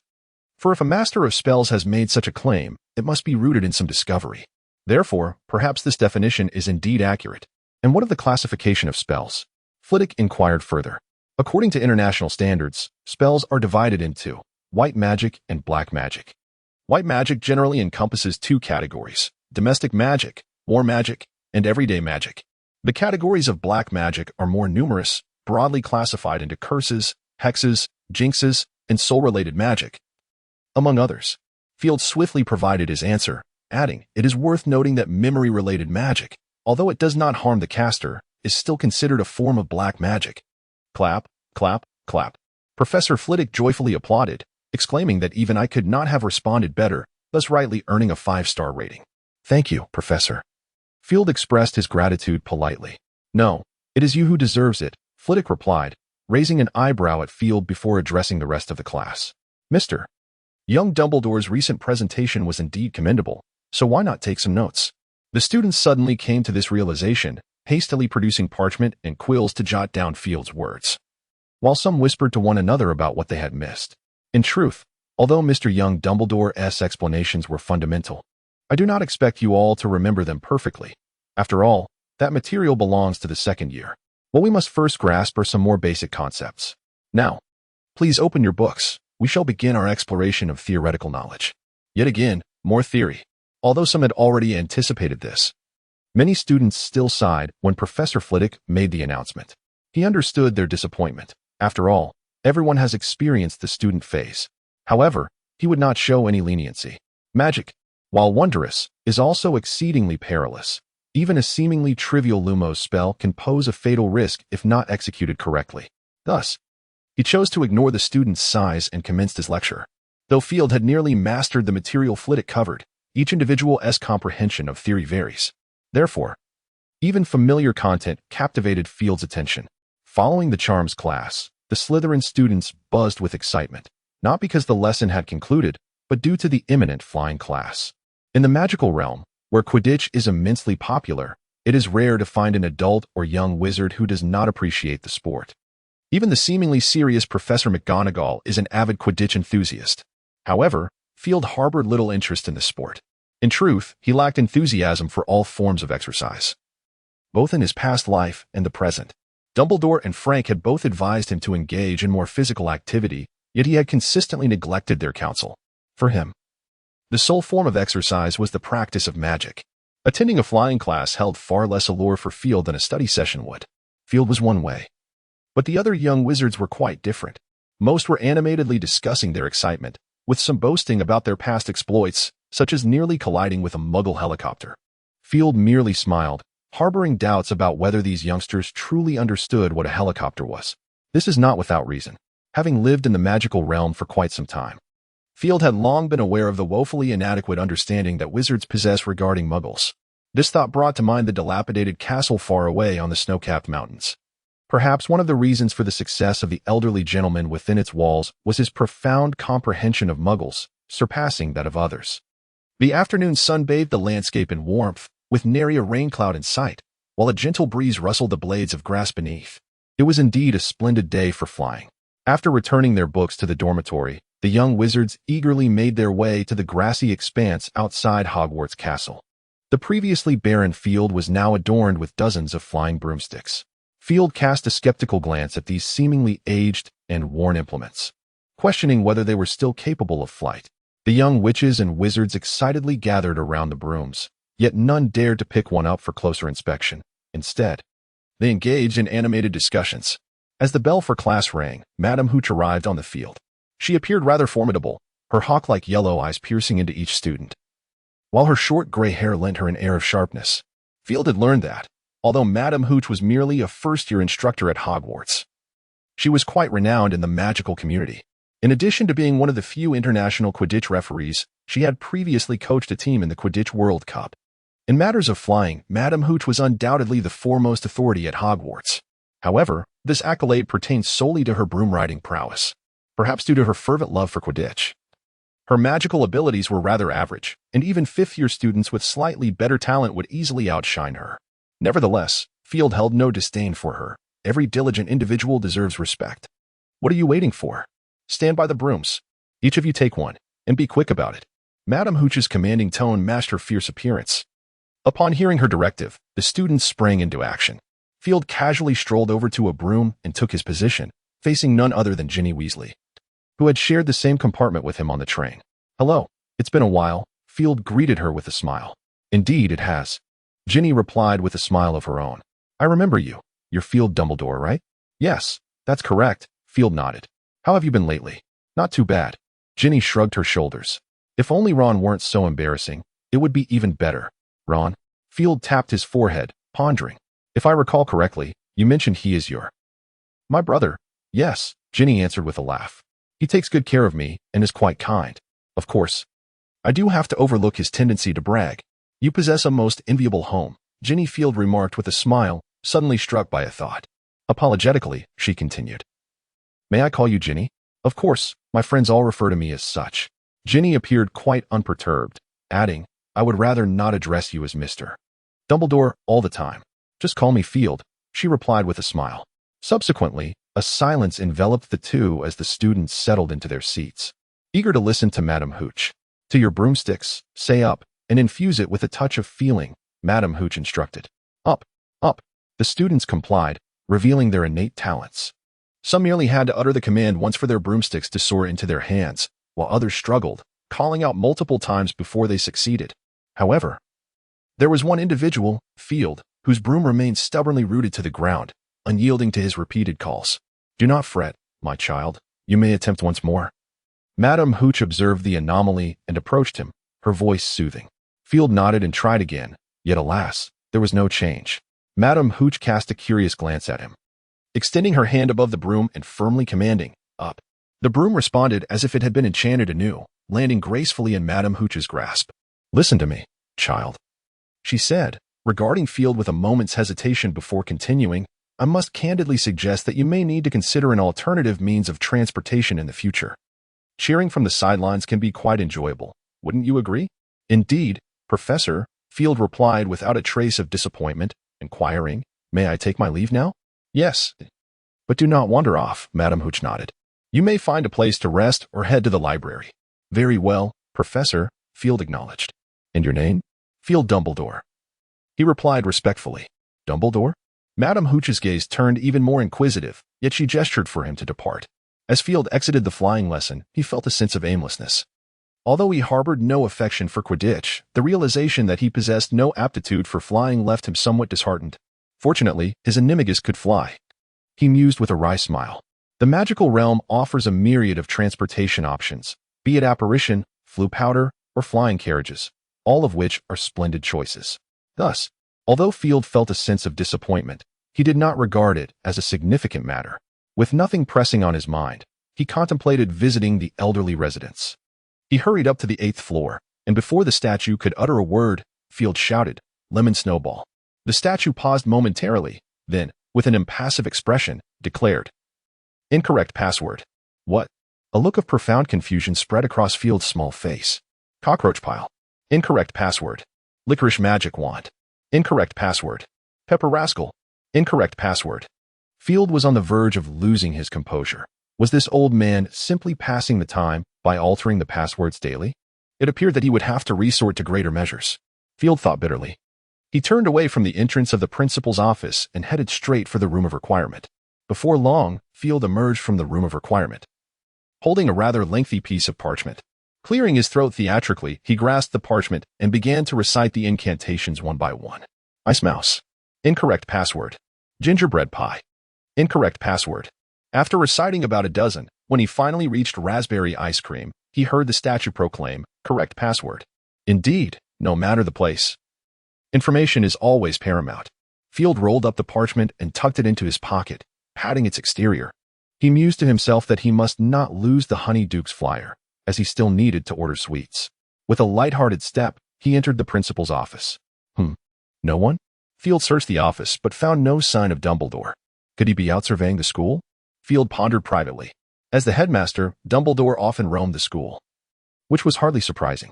Yet, if Dumbledore was absent, where could he possibly be? Field mused with a hint of ennui. He casually approached Dumbledore's desk and sat down, inadvertently opening a drawer. A box of dark objects suddenly caught his eye. Cockroach pile? Field suddenly recalled something, and a smile twisted into something sinister. The dismissal bell rang, and Field emerged from the principal's office, his face bright with anticipation, even managing to smile at the statue by the door. Leaving the statue in a state of confusion, Field made his way back to the room of requirement. After dinner, he returned alone to the History of Magic classroom. After opening the book, he immersed himself in its pages. His interest in history was not profound. Rather, he found this material quite enjoyable as a novel and during exams. It sufficed to memorize a few dates. When it came to the importance of paying attention in class, Field expressed that the ghostly lectures were not easily comprehensible to an ordinary person, even though this particular spirit possessed considerable knowledge. Field did not linger for long, as Luna soon entered the room. Observing Field quietly engrossed in his book, she contemplated for a moment before choosing not to intrude, instead sitting beside him to peruse the history of magic as well. Thus, the two shared a tranquil atmosphere, reading together in the dim glow of the firelight. As time passed, students gradually arrived, perhaps inspired by Field and Luna's example, or perhaps due to the inherently subdued nature of Slytherin and Ravenclaw. All settled into their seats with a serene quietude. Just as the bell for class rang, a sudden blue luminescence shimmered across the blackboard. And then Professor Binzage's figure emerged from within. "Good evening, everyone," he addressed the young wizards below, his gaze calm. "I am your History of Magic professor. You may call me Professor Binz." Without any roll call or introductory remarks, he casually commenced his lecture. Rumors had long circulated at Hogwarts that no one could endure an entire class taught by Professor Binz. His monotonous voice and drab tone could induce drowsiness. And even while Field merely skimmed the material, he found himself growing weary. Was it possible that the language of ghosts served as a form of hypnotic magic? This thought crossed Field's mind. When he regained focus, he noticed that most of the young wizards in the classroom had succumbed to slumber, with only a few Ravenclaw students still clinging to consciousness, though they too appeared on the verge of drifting off. Luna had already laid her head down on the desk, a glimmer of drool escaping her lips and landing on the book surface. Professor Binz seemed entirely unfazed by the scene, continuing his leisurely lecture unaffected. Field fought to stay awake for a while longer, but ultimately succumbed to sleep, resting his head on the desk. "Hey, Field, wake up." In his slumber, he sensed a gentle nudge. Raising his head, he discovered it was Luna. "What is the matter, Luna?" he asked, his eyes half closed. "Class is over. We need to head back," she replied succinctly, rising to her feet. "Curfew is approaching." "All right," Field said. rubbing his eyes and giving his face a brisk pat to shake off the drowsiness. He then gathered his belongings and exited the History of Magic classroom alongside Luna. Did you take notes, Luna? On the road, Field suddenly recalled that he seemed to have forgotten to take notes and inquired aloud. The moment the words escaped his lips, he regretted it. Luna had clearly fallen asleep before him. How could she have possibly taken notes? I did take notes. Do you need them? Luna nonchalantly produced a piece of parchment, tilting her head as she gazed at Field. What? Field stared at Luna in astonishment. How did you manage that? How? Luna lifted the parchment in her hand. This? It's quite simple, an automatic quill pen. I can do what I wish, and it assists me in recording automatically. Remarkable. Prompted by Luna's revelation, Field realized this as well and gave her a thumbs up. It seems I too ought to purchase one. In Hogsmeade, you can acquire one for a silver sickles. Luna replied effortlessly, adding, moreover, I did not receive any advertising fees from them. You know what I am implying? Field raised an eyebrow. Just a guess. Luna tilted her head. It's quite easy, isn't it? Perhaps. Field offered no further comment. He suddenly pondered whether the nargles Luna frequently spoke of were indeed something she truly witnessed. In other words, was this little girl a natural seer? Contemplating this, Field's gaze towards Luna shifted subtly. Yet, in the end, he refrained from voicing his thoughts. Naturally, he suspected that Luna herself remained oblivious. After the History of Magic class, all lessons for the day had concluded. Field did not linger outside, heading straight back to the room of requirement. As he settled down, a sudden pang of hunger surged from his stomach. Glancing at the clock on the wall, he noted that it was already past curfew. After some deliberation, Field resolved to venture for a midnight snack. Sleeping on an empty stomach was far from delightful. A soft chirp emerged from the corner, and Field turned to see the little phoenix, Ariana, gazing at him with a look of distress. Are you hungry too, Ariana? Field raised an eyebrow and asked softly. Chirp. Ariana nodded, flapping her wings slightly before landing on Field's shoulder. Shall we head to the kitchen together? Field gently stroked her little face. Ariana bobbed her head eagerly, her eyes shining with anticipation. Field chuckled, shaking his shoulder to signal Ariana to descend. Then he twisted his form and transformed into a phoenix. Follow me, Ariana. Field softly called out to Ariana twice, and with a flicker of flame, they vanished into the room of requirement, accompanied by the little phoenix. When Field reappeared, he found himself in the corridor on the lower level, with the small phoenix standing beside him. He turned gracefully and approached the grandest mural, gently scratching the largest pear depicted there. The pear chuckled softly, and suddenly, an antiquated brass doorknob materialized. Let us enter, Ariana, Field said to the little phoenix. Then pushed the door open and stepped inside. As the door creaked ajar, the lively sounds from within spilled forth, though the hour was late. For the little creatures in the kitchen, it was the prime time for their industrious endeavors. Indeed, they seemed to be working tirelessly, minute by minute. Good evening, everyone. Noticing the array of little beings staring at him in bewilderment, Field smiled and greeted them first. Oh my goodness, it's Mr. Little Dumbledore. One of the house elves shrieked, triggering a domino effect as all the house elves surged towards him. Stop, please do not approach me like that. Field raised a hand and shouted. Instantly, the house elves froze in place, their big, watery eyes fixed upon him. I recall mentioning that you need not be so ardent, Field said with a wry smile. I merely feel a bit hungry and sought a midnight snack. Mr. Little Dumbledore wants a midnight snack? One house elf murmured. After exchanging a few knowing glances, they darted toward the workbench, then swarmed back, chattering excitedly about the treats they had brought. Field was engulfed by a cacophony of voices, unable to discern their words, yet feeling an assortment of items being thrust into his arms. Enough, enough, this is sufficient, Field exclaimed, his hands already overflowing. Please, could you fetch me some food suitable for a phoenix? My Ariana has yet to eat.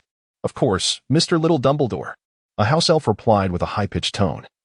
Swiftly retrieving some food, Field did not even look, placing everything into his concealed stretch bag, and then politely expressed his gratitude to the house elves. Mr. Little Dumbledore actually said thank you. One house elf's eyes brimmed with tears.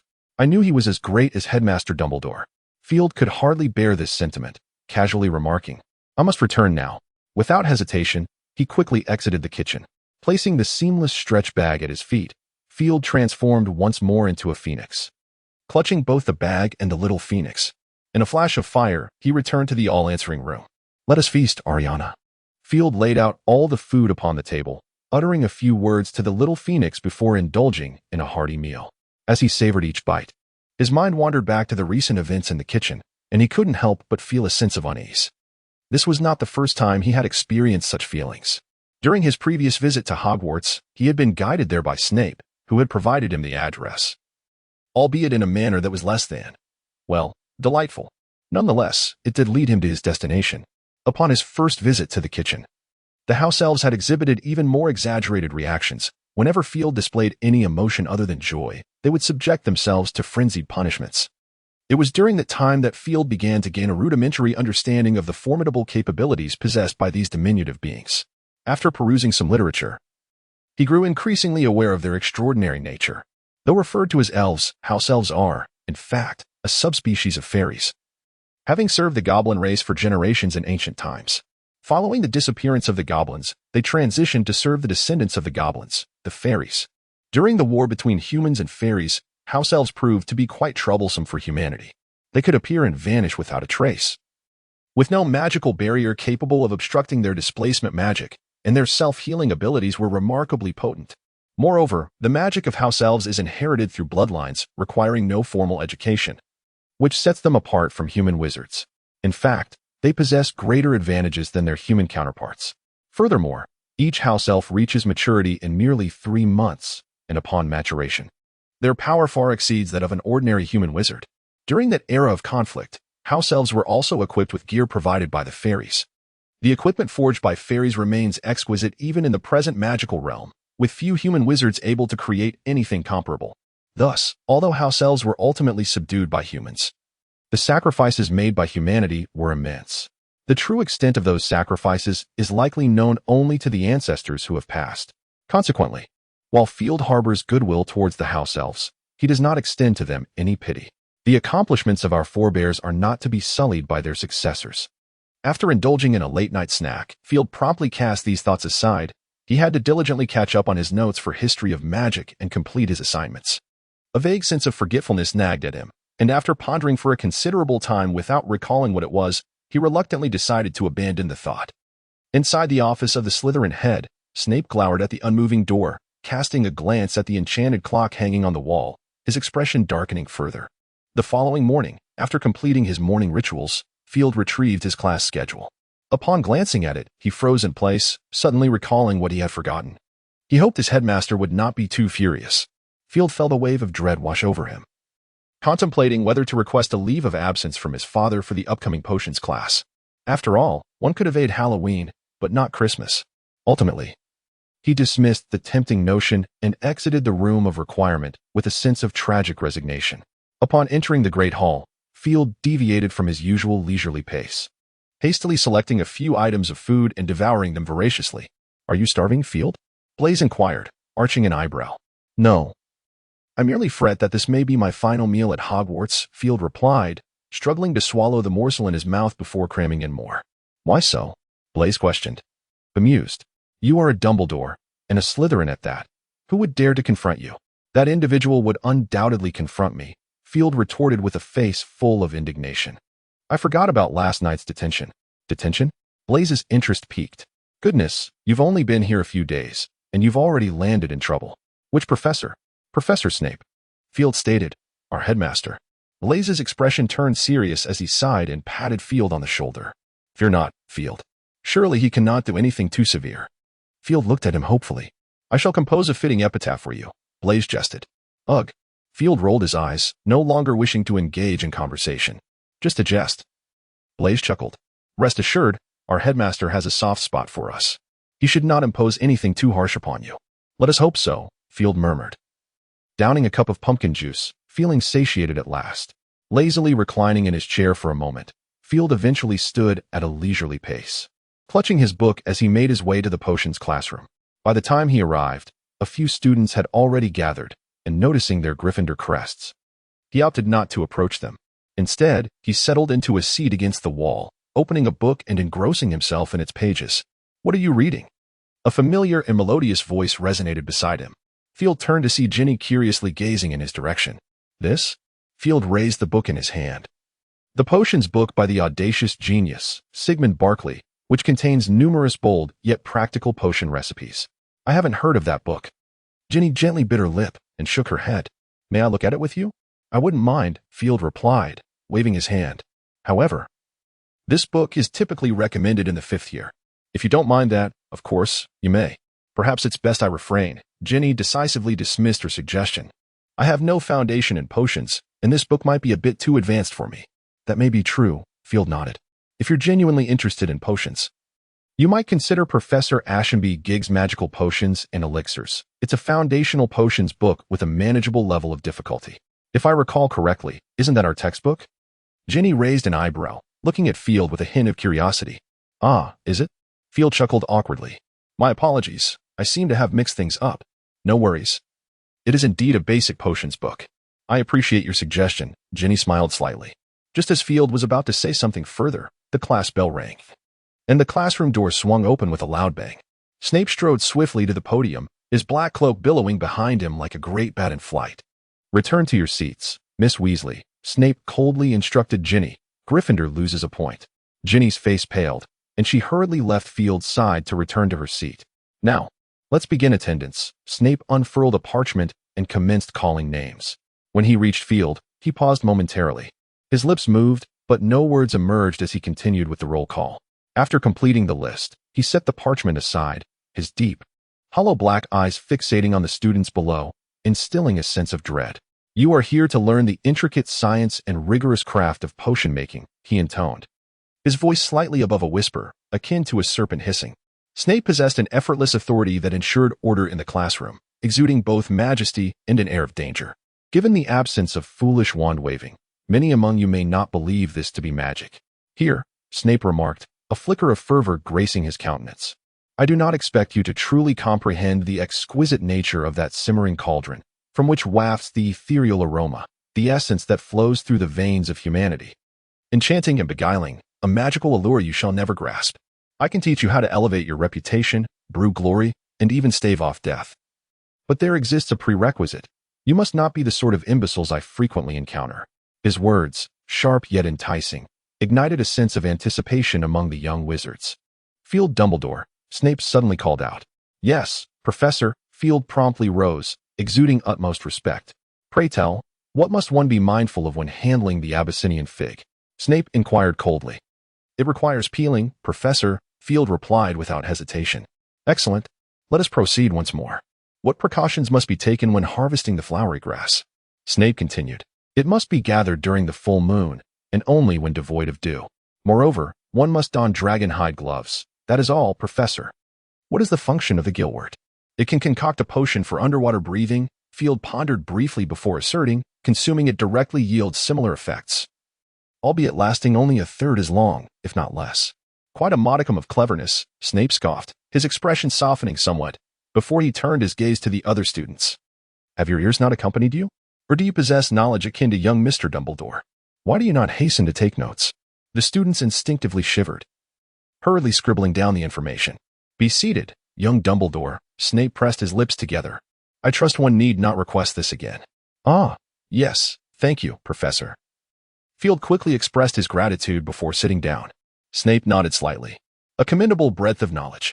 If any of you could match young Dumbledore, it would be a fortunate occurrence. Slytherin earns 10 points. Field mused inwardly. Though why must you accrue animosity while awarding points to me?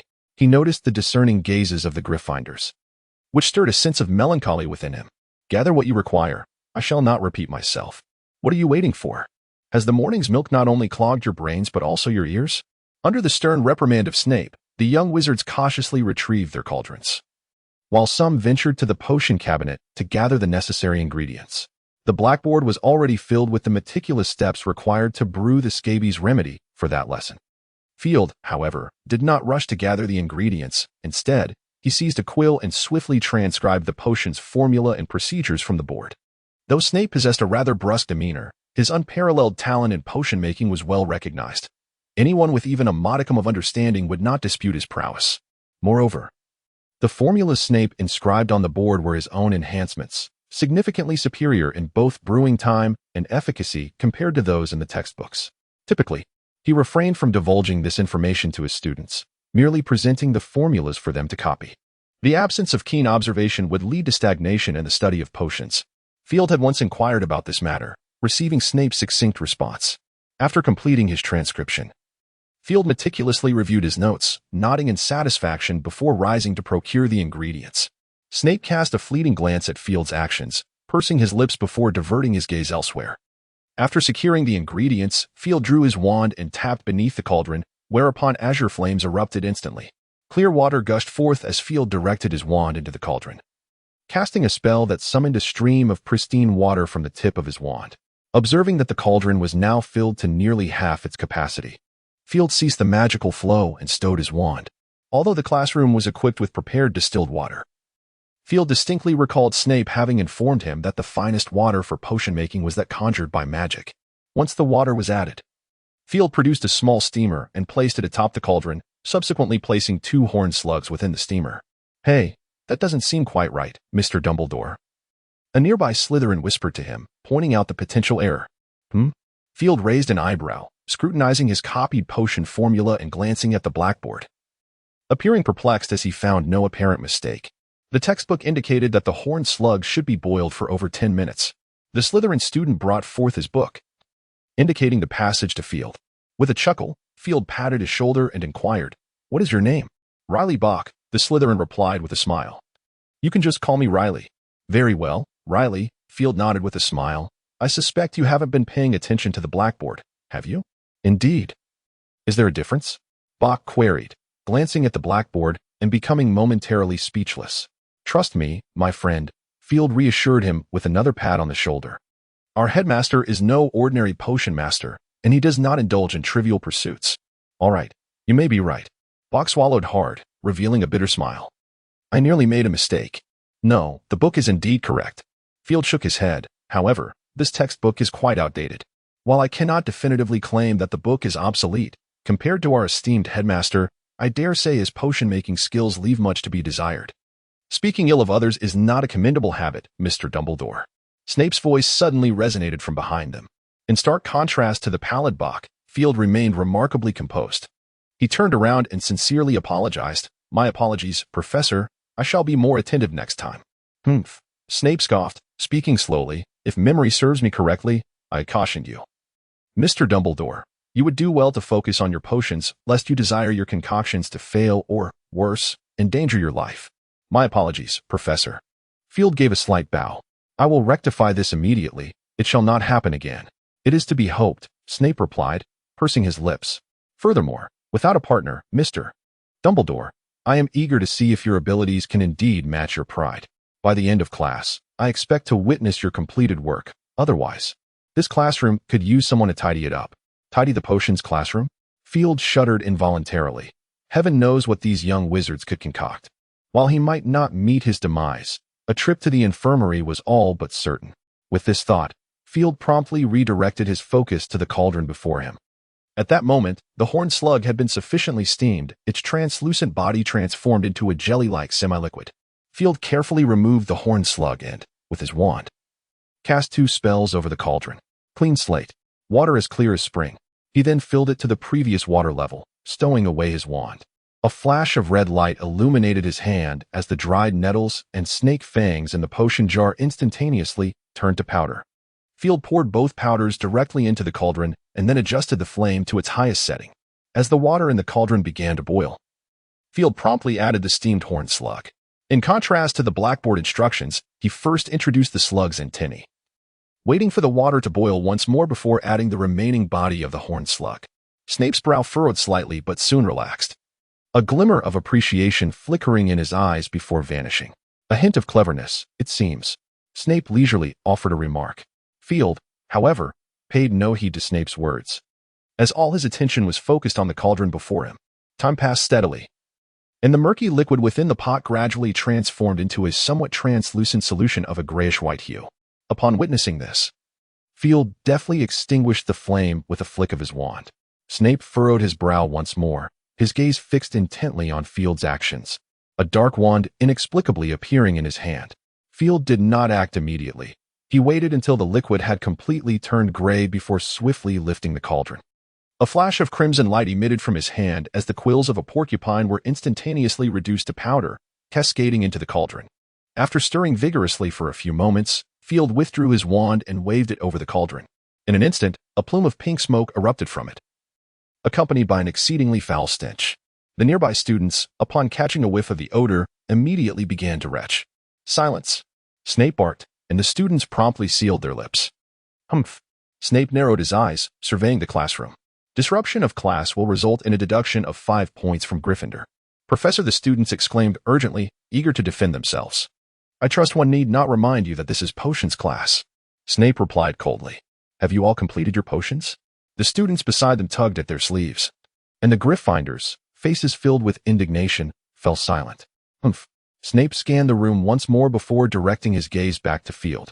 At this moment, Field was busy bottling his potion, which appeared like glistening blue crystals, exuding an enchanting beauty. I am finished, Professor, Field announced obediently to Snape after completing the potion. Snape reached for a vial, scrutinizing it closely, and a hint of satisfaction finally appeared on his face.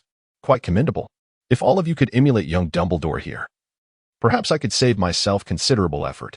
10 points to Slytherin, for Mr. Dumbledore being the first to complete his potion. Furthermore, the efficacy of the potion he brewed is exceptional, setting an excellent example. An additional 20 points to Slytherin. Indeed, the allocation of points seems to hinge upon you.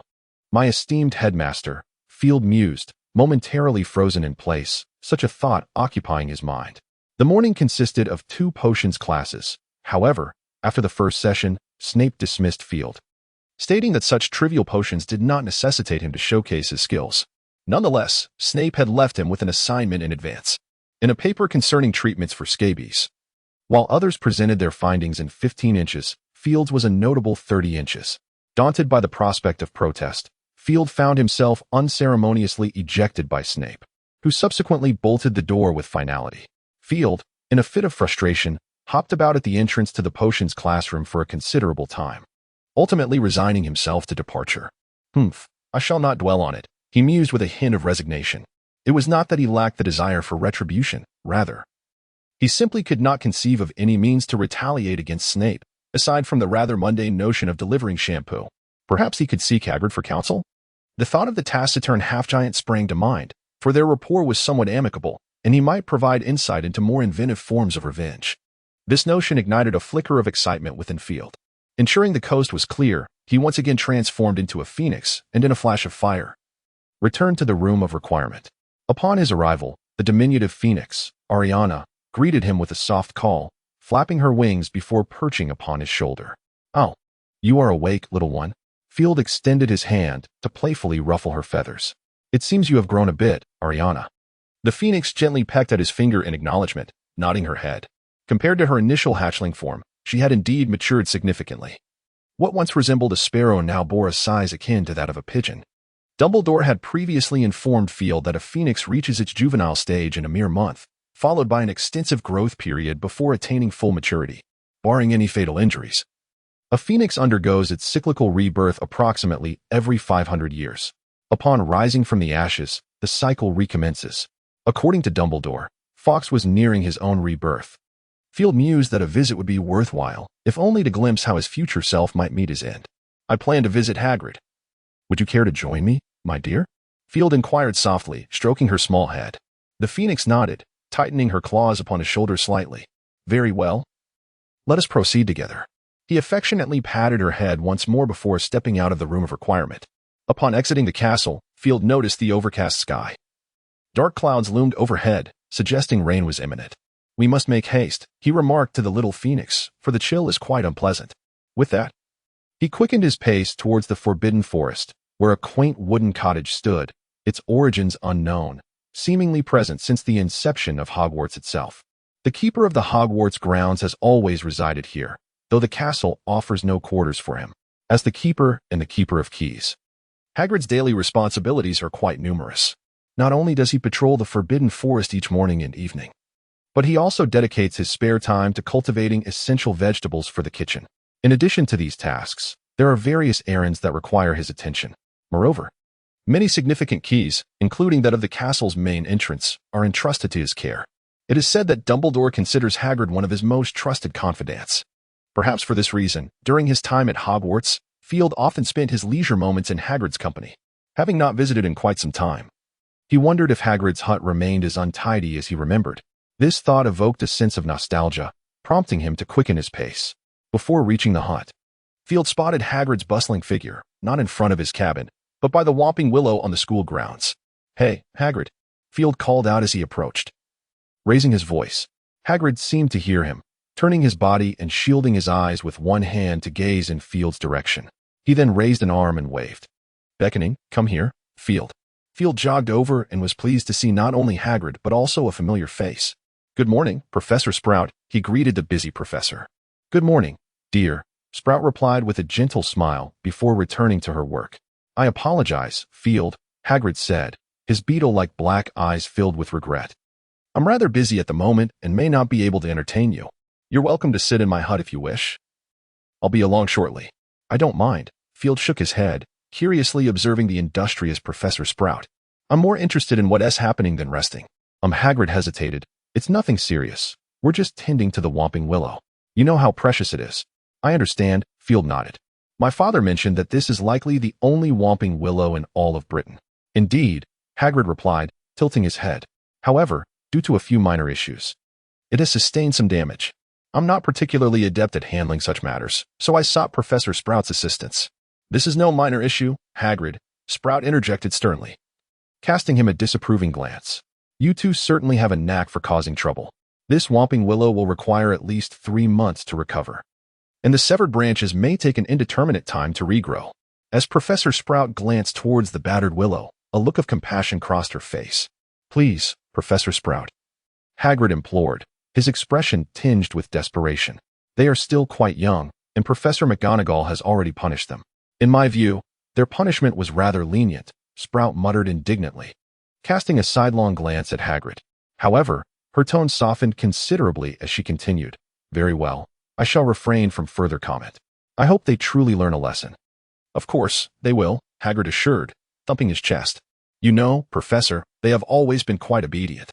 "One can only hope," Sprout replied with a dismissive pout, choosing to focus on applying the salve to the willow.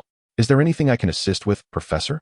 Field inquired, finally finding an opportune moment to speak. Observing the busy duo with sincerity. "Oh, my dear, your willingness to help is most appreciated," Sprout responded kindly.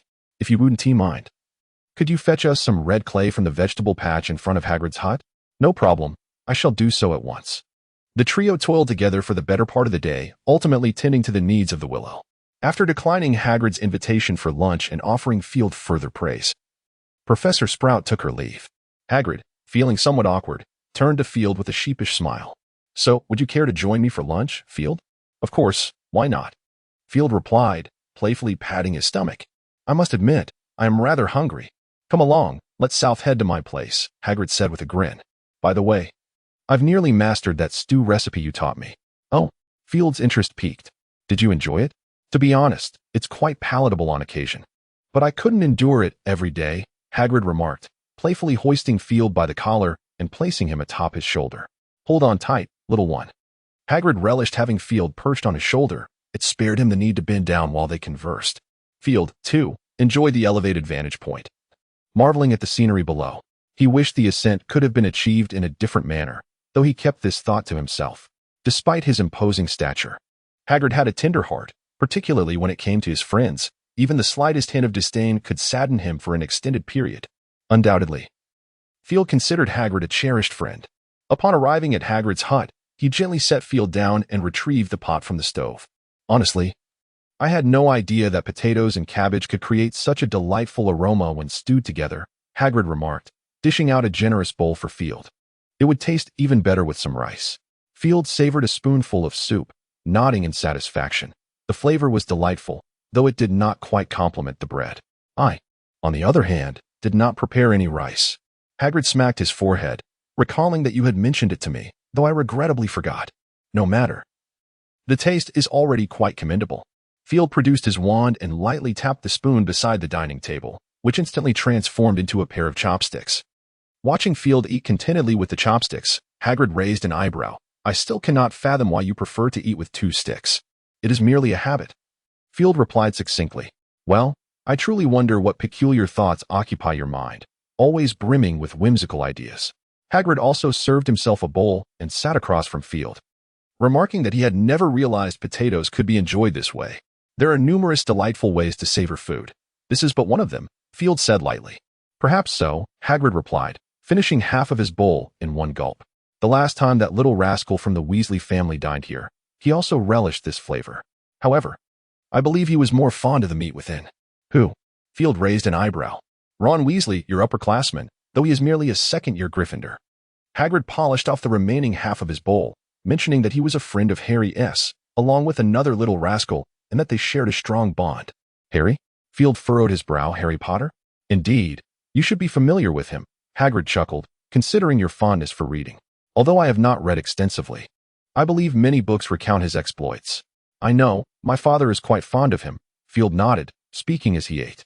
However, I have always harbored questions regarding those tales. How did he ultimately vanquish that Voldemort?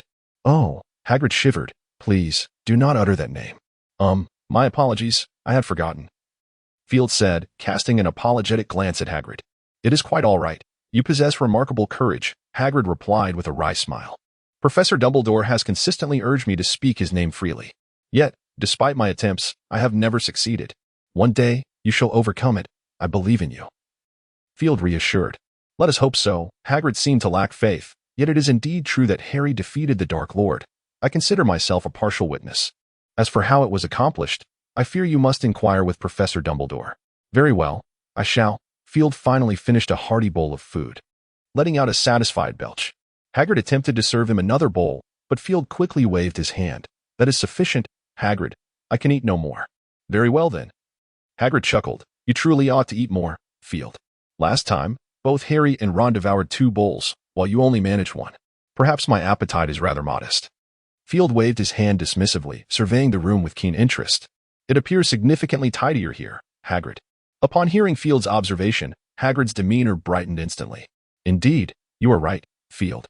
Your initial suggestion was nothing short of brilliant, although I was aware that some of the items I discovered in the Forbidden Forest held a degree of value. I never anticipated their worth would be so considerable. Do you know? Now, each month, I receive an additional 100 galleons from Professor Dumbledore. I never imagined I would find myself so affluent. 100 galleons? Field was utterly astonished by this figure, not because it was exorbitant, but rather insufficient. In Diagon Alley, whether at the apothecary, the potion shop, or the wand store, a single strand of unicorn hair commands no less than 5 galleons. And if it is the hair of a young unicorn, its value escalates even further. Previously, Field had observed that Hagrid had an abundance of unicorn hair, sufficient to weave ropes. In fact, Hagrid had already engaged in such endeavors. This is merely one type of material from the Forbidden Forest. Other items, such as the tail feathers of a thestral, the eggshells of magical creatures, and various herbs, are all exceedingly valuable. Hagrid, do you truly believe 100 galleons is substantial? Field inquired tentatively. I comprehend your perspective, Field. Hagrid waved his hand. I recognize that those items are worth far more than this 100 galleons. However, for me, no amount of galleons holds any real significance. Were it not for Professor Dumbledore's insistence that I must accept it, I would be disinclined to do so. I truly admire your attitude towards wealth, treating it as if it were mere refuse. Field couldn't help but give Hagrid a thumbs up. By the way, Hagrid, have you ever considered marriage? Field seemingly brought it up casually, reminding him that the headmistress of the French school of Beauxbatons, Madame Maxime, is a half-giant. Perhaps an exotic romance could be in the cards? Marriage? Upon hearing this word, Hagrid paused momentarily, his face suddenly flushing crimson, and he appeared quite flustered. Well, I haven't really thought about it. Are you certain she is indeed a half-giant? I am absolutely certain, Field affirmed with a vigorous nod. However, raising children seems to be quite an expensive endeavor. You see, the Weasley family's financial struggles are infamous within the wizarding world. It does seem that way, Hagrid mused thoughtfully. Indeed, Field exclaimed, slapping his thigh. Just think, if it weren't for the multitude of children they have, how could Mr. Weasley, given his position, possibly lead such a life of poverty? Hagrid hesitated, rubbing his hands together. Do you think if I approached Professor Dumbledore, he might grant me a few extra galleons each month? Field did not respond directly to Hagrid's inquiry, but merely suggested he give it a try. Nonetheless, Hagrid still appeared somewhat hesitant, so Field refrained from further persuasion. After all, this is his own business. Merely reminding him was already a form of disloyalty. After their meal, as Field was about to take his leave, a knock echoed at the door of the little hut. Ah, it must be Harry and the others, Hagrid exclaimed, suddenly smacking his forehead. Then I shall take my leave, Field said, rising to his feet.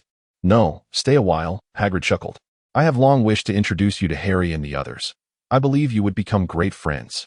"Is that so?" Field replied with a slight smile, somewhat noncommittal to the notion. However, he was pleased to indulge Hagrid, alleviating his persistent thoughts on the matter. Knock, knock, knock. The door was rapped once more. "They have arrived." Hagrid called out cheerfully, nodding at Field before striding to the door and opening it wide. "Oh, I knew it was the three of you. Come in, come in. I just wanted to introduce you to someone." As Hagrid spoke, he stepped aside to make way. Three small figures dashed past him, with disheveled hair, large glasses, and slightly petite frames.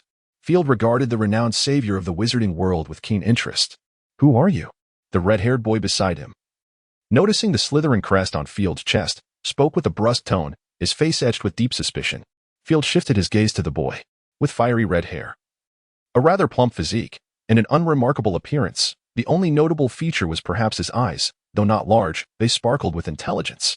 The brown-haired girl, who bore a slight resemblance to a beaver, gazed at Field with astonishment. "You are the boy from the train. Delighted to see you again, Miss Granger," Field replied courteously, a flawless smile gracing his face. "This must be our first encounter, Harry Potter," he remarked, bowing slightly to Harry, not for him, but in homage to his late mother, Lily Potter, or rather, Lily Evans, who was arguably one of Hogwarts' most illustrious graduates in recent years. Though her life was tragically brief, her contributions were indeed significant, regardless of her initial intentions. "Are you a Slytherin?" Harry inquired, his expression grave as he fixed his unwavering gaze upon Field. "Indeed, I am," Field admitted succinctly. "It seems you harbor some strong opinions about Slytherin." "Of course, there isn't a single decent person in Slytherin," Ron interjected impatiently, his tone decidedly unkind. "If I am not mistaken, you must be Ginny's brother, Ron Weasley," Field continued, his smile unwavering as he turned his attention to Ron. "That's me. What of it?" Ron replied, his demeanor aggressive enough to draw a frown from Hermione, who gently tugged at his sleeve, only for him to shrug her off. "Making enemies is not a wise habit, Mr. Weasley," Field said, narrowing his eyes. "I believe it necessary to offer you a word of advice. Consider it a gift from one who almost became your brother." Confusion flickered across Ron's face as he failed to grasp Field's meaning. Field, however, chose not to elaborate, continuing.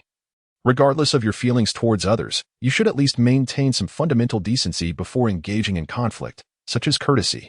I wonder if Mr. Weasley would be saddened by your current demeanor. At the very least, he certainly would not be pleased. What do you think?" Ron seemed to ponder this, swallowing hard. "What business is it of yours?" Although his tone remained brusque, there was now an undercurrent of defensiveness in his words. "Well, it appears we are unable to communicate effectively." Field shrugged, then turned his gaze to Harry. "And you, Mr. Potter, feel the same? What do you wish to convey?"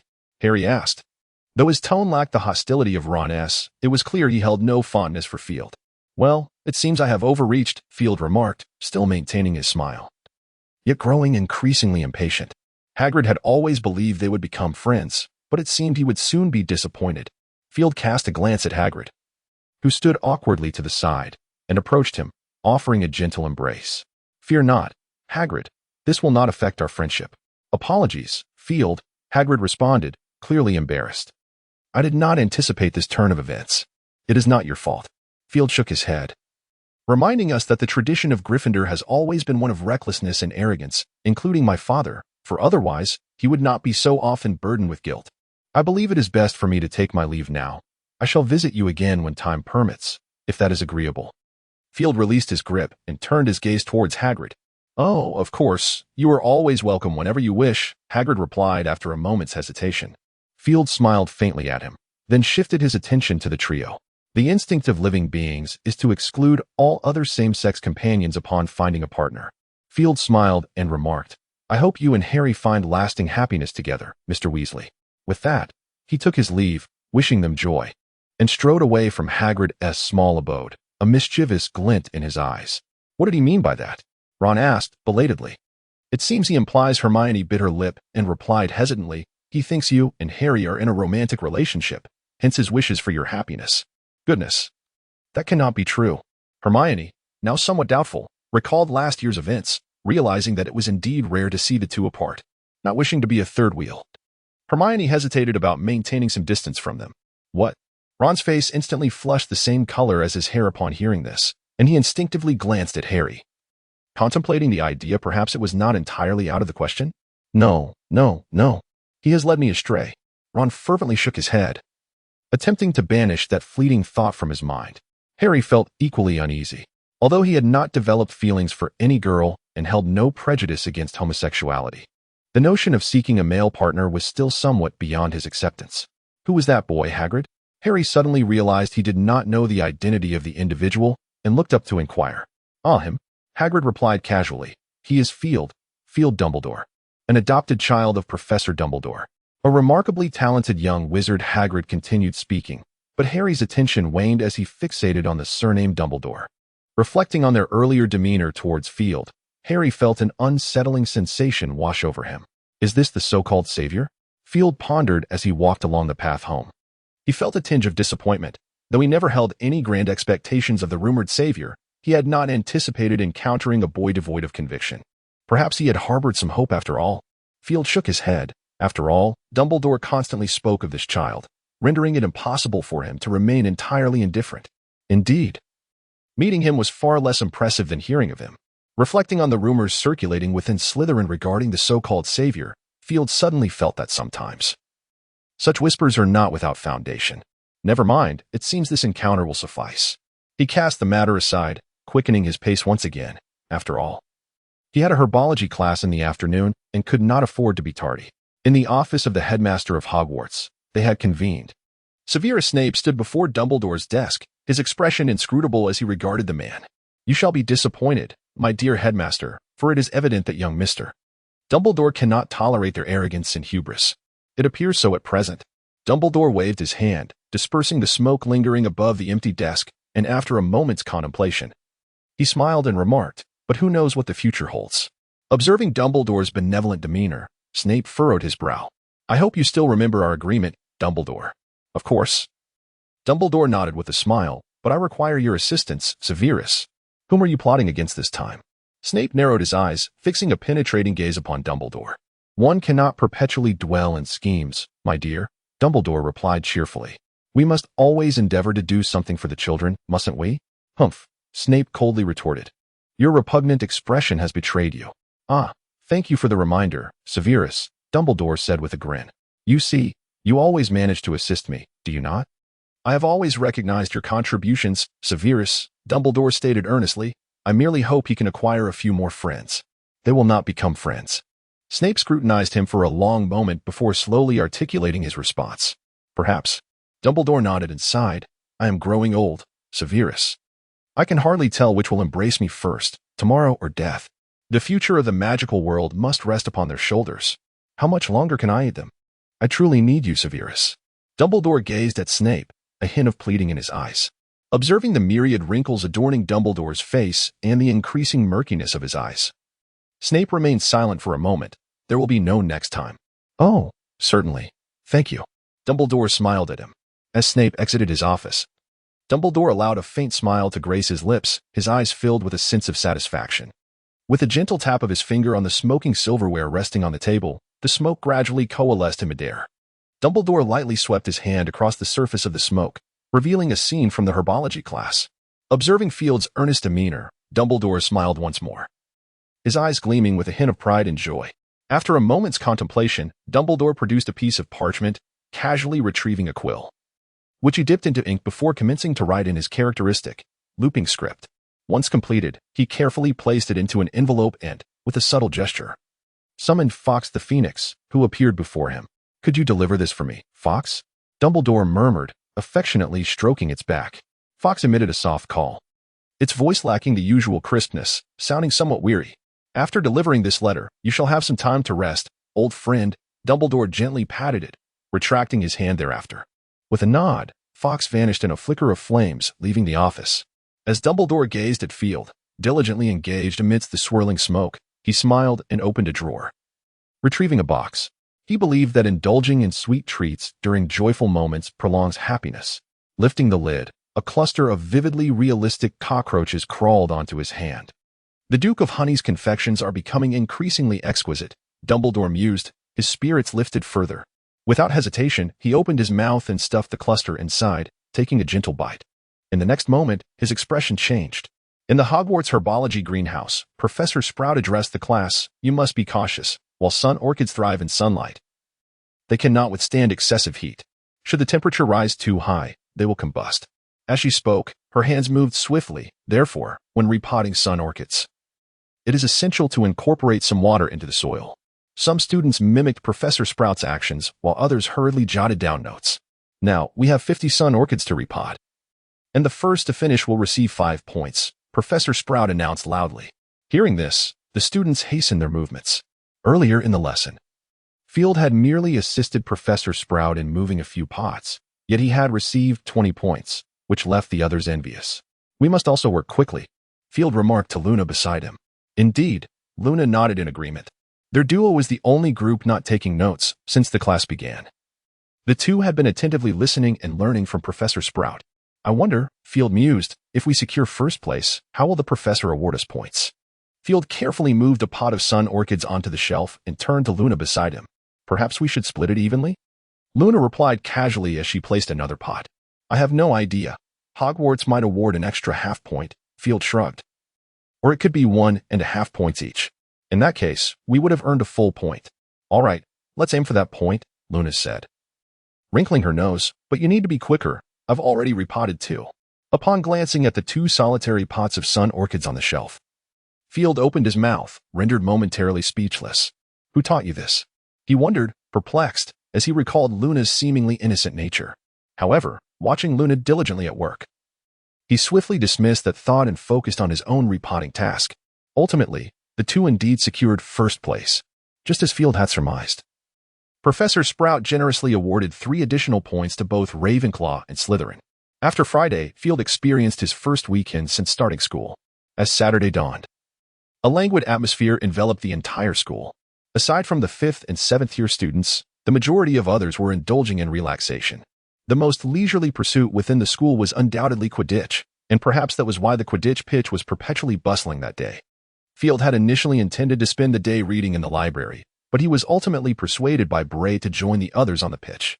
Hogwarts Quidditch pitch, situated on the western side of the castle, adhered to the standard design of a Quidditch arena, a circular expanse surrounded by bleachers. At both ends of the pitch stood 3 golden poles, each 50 feet high, crowned with hoops. In the wizarding world, competitive sports have always enjoyed immense popularity, with wizards generally regarding participation as a testament to courage. Prior to Quidditch, numerous other competitive sports existed in the magical realm, though most were fraught with peril, such as the cauldron catch, where wizards on broomsticks would attempt to catch boulders plummeting from a height of 100 meters using only their cauldrons, with the heaviest catch deemed the victor. Due to the frequent accidents stemming from such dangerous activities, Quidditch gradually replaced these hazardous sports. Besides Quidditch, games like Gobstone also exist within the wizarding community. However, these are far less competitive and exhilarating, rendering them quite niche. Quidditch first emerged in a marshland in England, a place locally referred to as the Quidditch Marsh. In truth, the origins of Quidditch may predate this account, although the name itself is indeed derived from this context. The earliest documentation of Quidditch dates back to the 11th century, when a witch named Gertie Kettleburn, residing near the Quidditch marshes, lamented in her diary about the raucous participants whose clamor profoundly disturbed her rest. As time progressed, the venues for Quidditch matches gradually evolved from marshy grounds to open spaces, and the rules governing the game matured significantly. Eventually, the Ministry of Magic meticulously structured this sport, leading to the formal establishment of Quidditch as a popular pastime. When discussing Quidditch, one cannot overlook the pivotal figure of Bartholomew Bragg. In its nascent stages, Quidditch was rather rudimentary, with only 6 players participating. While official matches required the use of 2 balls, the bludger and the quaffle, most of the time, a single enchanted ball accompanied by a swarm of flying stones sufficed. In 1269, during a match in Kent, Bartholomew Bragg, then chairman of the Wizarding Council, introduced the golden snitch into the game. While spectating a Quidditch match, he brought along a small bird dubbed the golden snitch. After observing the proceedings for a while, he conceived the whimsical idea of incorporating his golden bird into the contest. He proposed this notion and instructed the Quidditch teams to capture the elusive snitch, promising a reward of 150 galleons to the player who succeeded. Even by today's standards, such a bounty is considerable. This marked the inaugural appearance of the golden snitch in a match. In contemporary times, Quidditch has transformed into a contest between 2 teams of 7 players, 1 keeper, 3 chasers, 2 beaters, and 1 seeker. Modern Quidditch matches necessitate the simultaneous use of 3 distinct types of balls.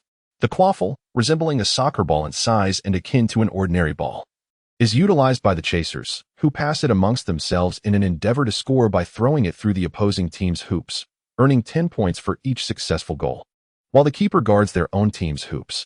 The 2 slightly smaller, more aggressive black balls known as bludgers fly around independently, attempting to knock players off their brooms. The beaters are tasked with protecting their teammates from these rogue balls while directing them towards the opposing players. The golden snitch, about the size of a walnut and adorned with silver wings, zips through the air with lightning speed, and it is the seeker's responsibility to capture it. When the golden snitch is caught, the team that secures it is awarded 150 points, thereby concluding the Quidditch match. Currently, the sport of Quidditch is governed by the Department of Magical Games and Sports under the Ministry of Magic. Its professional organization is known as the International Quidditch Association, and professional matches are overseen by trained wizard paramedics on standby for emergencies. Injuries during Quidditch matches are commonplace. However, fatalities within the sport are rare. This is also one of the reasons for the popularity of Quidditch. The sport has rapidly evolved with robust support from the magical communities across various nations, becoming increasingly formalized, with clubs placing greater emphasis on the abilities of their players. Much like basketball in the Muggle world, Quidditch boasts its own array of dazzling maneuvers, all conceived by the sport's star players. 1. The counterattack Wronski feint, a technique where the beater swings the bat in reverse to strike the bludger behind them rather than in front. Though challenging to execute accurately, it serves as an excellent means to bewilder opponents. 2. The double strike, to amplify the impact of the bludger, 2 beaters simultaneously strike it, thus increasing its destructive potential. 3. The double-eight formation, a defensive strategy employed by the keeper, typically used against an opposing team's penalty shot. The keeper spins rapidly around the 3 goal hoops to intercept the quaffle. 4. The eagle head offensive formation, chasers align in an arrowhead formation, soaring toward the goalposts, posing a significant threat to the opposing team while effectively forcing other players to retreat. 5. The Poughkeepsie clamp tactic, named after the earliest players of the Poughkeepsie Wanderers. It involves 2 chasers approaching an opponent chaser from the wings while another chaser charges straight toward them. 6. The Plunkett pickup, a technique for seekers, seemingly casual yet strategic, involves suddenly changing direction to intercept the golden snitch, named after Rodri Plunkett of the Tattershall Tornadoes, who famously employed it during a record-breaking snitch capture in 1921. Despite some critics claiming it was mere coincidence, Plunkett maintained to his dying day that it was intentional. 7. The poke-off baiting maneuver. A chaser ascends with the quaffle, leading the opposing chaser to believe they are attempting to evade them to score, only to then pass the quaffle down to a waiting teammate. Mastery of timing and precision is crucial for this tactic, named after the Russian chaser, Petrovna Pokov. 8. The backward pass. A chaser throws the quaffle over their shoulder to a teammate behind them, though accuracy can be elusive. 9. The sloth cling, hanging onto the broom, with hands and feet tightly gripping the handle to evade the bludger. 10. The starfish hang, a defensive maneuver by the keeper, who grasps the broom handle with one hand and hooks a foot while keeping the broom parallel to the ground, extending their limbs outward. Do not attempt this maneuver without firmly grasping the broomstick. The Transylvanian feint, first witnessed during the World Cup of 1473, is a striking technique aimed at the opponent's nose. As long as it does not make contact with the nose, the maneuver remains legitimate. Indeed, both parties are riding swiftly on their brooms, making it no simple task to strike one's opponent's nose. The Lonsky feint involves a seeker pretending to spot a distant snitch, rapidly diving towards the ground, only to halt just before landing. This action is intended to provoke the opposing seeker into a similar dive, resulting in a crash. It bears the name of the Polish seeker, Joseph Lonsky. As Field listened to the exuberant and incessant chatter of Blaise, he felt a stirring in his own veins. The sun shone brilliantly today, with a gentle breeze, perfect for a game of Quidditch. Upon arriving at the edge of the pitch, Blaise finally ceased his relentless monologue, which brought a sigh of relief to Field.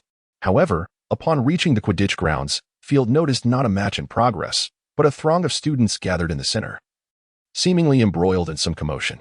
Blaise furrowed his brow. "Let us find out," he said. Field patted his shoulder and led the way towards the crowd. The closer they approached, the more they could hear the fervent arguments within. Field soon discerned that it was a conflict between the Slytherin and Gryffindor teams. "Nobody asked you, you filthy little mudblood," A malicious shout rang out from the center, igniting the tensions further. Field observed both sides drawing their wands, standing poised for confrontation. "You will pay for this, Malfoy." A piercing scream pierced the air, unmistakably the voice of Ron. "Eat slugs." With the utterance of the spell, a gray light surged towards Gryffindor, and a figure was propelled from the crowd. Field squinted. The disheveled figure was none other than Ron, now kneeling on the grass, desperately retching as translucent slugs spilled from his mouth. "Are you all right, Ron?" Hermione rushed to his side, concern etched across her face. Ron waved her off, only to expel yet another slug.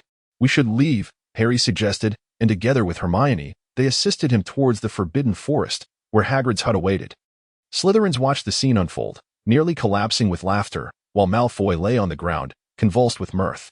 Gryffindors, some glancing anxiously at Harry and the others as they departed, found humor in the spectacle as well. Is this what Gryffindor students are like? Field's impression of the Gryffindor students had diminished further. He held a disdain for those who were only capable of internal strife. It appeared that today's Quidditch match was not to be witnessed. Blaise let out a sigh, surmising that a professor would soon arrive. "I do not share your sentiment, Blaise," Field remarked with a smile, shaking his head as he inadvertently cast a spell upon himself. A rather embarrassing incident. Despite Gryffindor's apparent lack of intellect, they would likely refrain from informing the professor. I also doubt they would seek the professor's assistance for any student. Pausing momentarily, Field continued, "I believe you have just heard Mr. Malfoy's remark. Let us not forget the taboos of our headmaster." "Ah," Blaise recalled. Their headmaster was particularly intolerant of that specific word. There had been a Slytherin upperclassman who uttered it within the headmaster's earshot, and he had endured an entire term of discomfort. Contemplating this, Blaise gazed with a hint of pity at the still laughing Malfoy. "What do you think will happen if the headmaster finds out?" Blaise suddenly inquired. "In that case, we can only pray for Mr. Malfoy," Field replied with a gentle shrug. "Perhaps you could bring him a little something during his confinement." "Better not." Blaise shivered at the thought. "The headmaster would surely have me killed." "He would not. He would only assign you some tasks, like fetching frog spawn," Field assured with a shake of his head. "Oh, spare me," Blaise's complexion paled, hoping they would not be so foolish. "He truly is not very clever." Field smiled slightly, choosing not to elaborate further. Eventually, the Gryffindor team departed, leaving only the Slytherin players in the field. "Everyone, let us express our gratitude for Mr. Malfoy's generosity," Flint proclaimed, raising his right hand towards all the team members. "Train well. We shall be champions."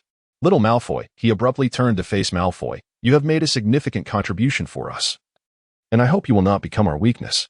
You understand what I mean, right?" Malfoy's face paled as he nodded vigorously. "Of course, I will train hard. Let us show that scar-headed one what we are made of." Flint laughed, patting Malfoy on the shoulder, then turned to bellow, "Let us move, mates, for Mr. Malfoy." "For Slytherin." "Yes, Captain." The team members responded in unison. Whoosh, whoosh. A series of piercing sounds filled the air as 7 official players and 7 substitutes mounted the latest Lumos 2001 flying brooms and soared into the sky with a powerful thrust. Practical combat served as the finest training. Such was the quintessential style of Slytherin, although Flint was not particularly striking in appearance. His position as captain of the Slytherin team attested to his considerable skill. He commanded from above, guiding his teammates to execute their movements in unison. Among them, young Malfoy was the least experienced. However, he flew with remarkable prowess, exhibiting speed and technique that rivaled, if not surpassed, his peers. "Mr. Malfoy, fly even faster," Flint bellowed. "You must accelerate, accelerate, and accelerate again. Think of that scar-headed boy. I shall undoubtedly surpass him." Malfoy tightened his grip on the broomstick, lowering his body slightly, which resulted in a notable increase in speed. Indeed, the adrenaline was palpable. Field observed the aerial skirmish, feeling his blood surge with excitement. As if sensing Field's thoughts, Blaise remarked beside him, "This is merely a warm-up. They have yet to truly enter the fray. The captain has not yet revealed his full potential." "Oh?" Field raised an eyebrow. "How do you know this?" "My friend, since my arrival at Hogwarts, I have witnessed every Quidditch match. Besides the newly joined Harry Potter and young Malfoy, I am quite familiar with the other players," Blaise replied with a grin.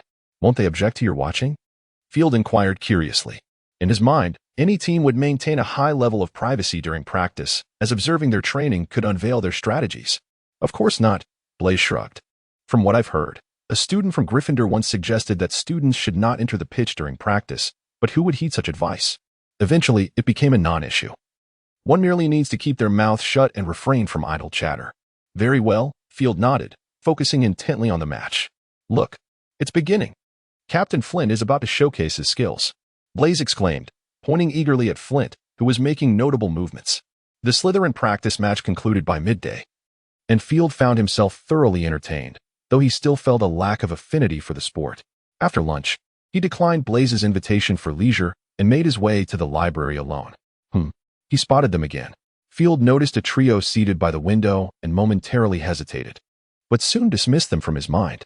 After selecting a few books, he casually chose a seat and settled down to complete his potions assignment. He began by transcribing the potion recipes from his book, followed by Snape's formula, then proceeded to analyze the differences between the two recipes, and finally, he documented his own improvements along with their rationale. Task accomplished. After swiftly finishing his assignment, Field pondered for a moment, suddenly at a loss for what to do next. After some contemplation, he ultimately decided to remain in the library and seek out additional books to peruse. With this resolution, Field rose and walked decisively toward the intersection. Soon approaching the restricted area, Madame Pants observed as Field stepped across the threshold of the forbidden section, her eyes flickering momentarily, yet she refrained from intervening. Was today a day when the restricted section was open? Several students also took note of Field's actions, and seeing that Madame Pants made no move to stop him, they too ventured toward the restricted area. "Stop right there, all of you." Madame Pants approached swiftly to halt the group of students. "Madam, we only wish to take a look," one boy protested. "I understand," Madame Pants replied with a stoic expression, "but do you possess a professor's note?" "No." The students collectively shook their heads. Without a note, entry to the restricted section is prohibited.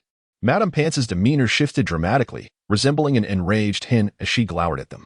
However, another girl pointed toward the spot where Field had vanished. That student seemed to lack a note as well. "That is young Mr. Dumbledore," Madame Pants remarked coolly. "If you two bore the surname Dumbledore, I might permit your entry."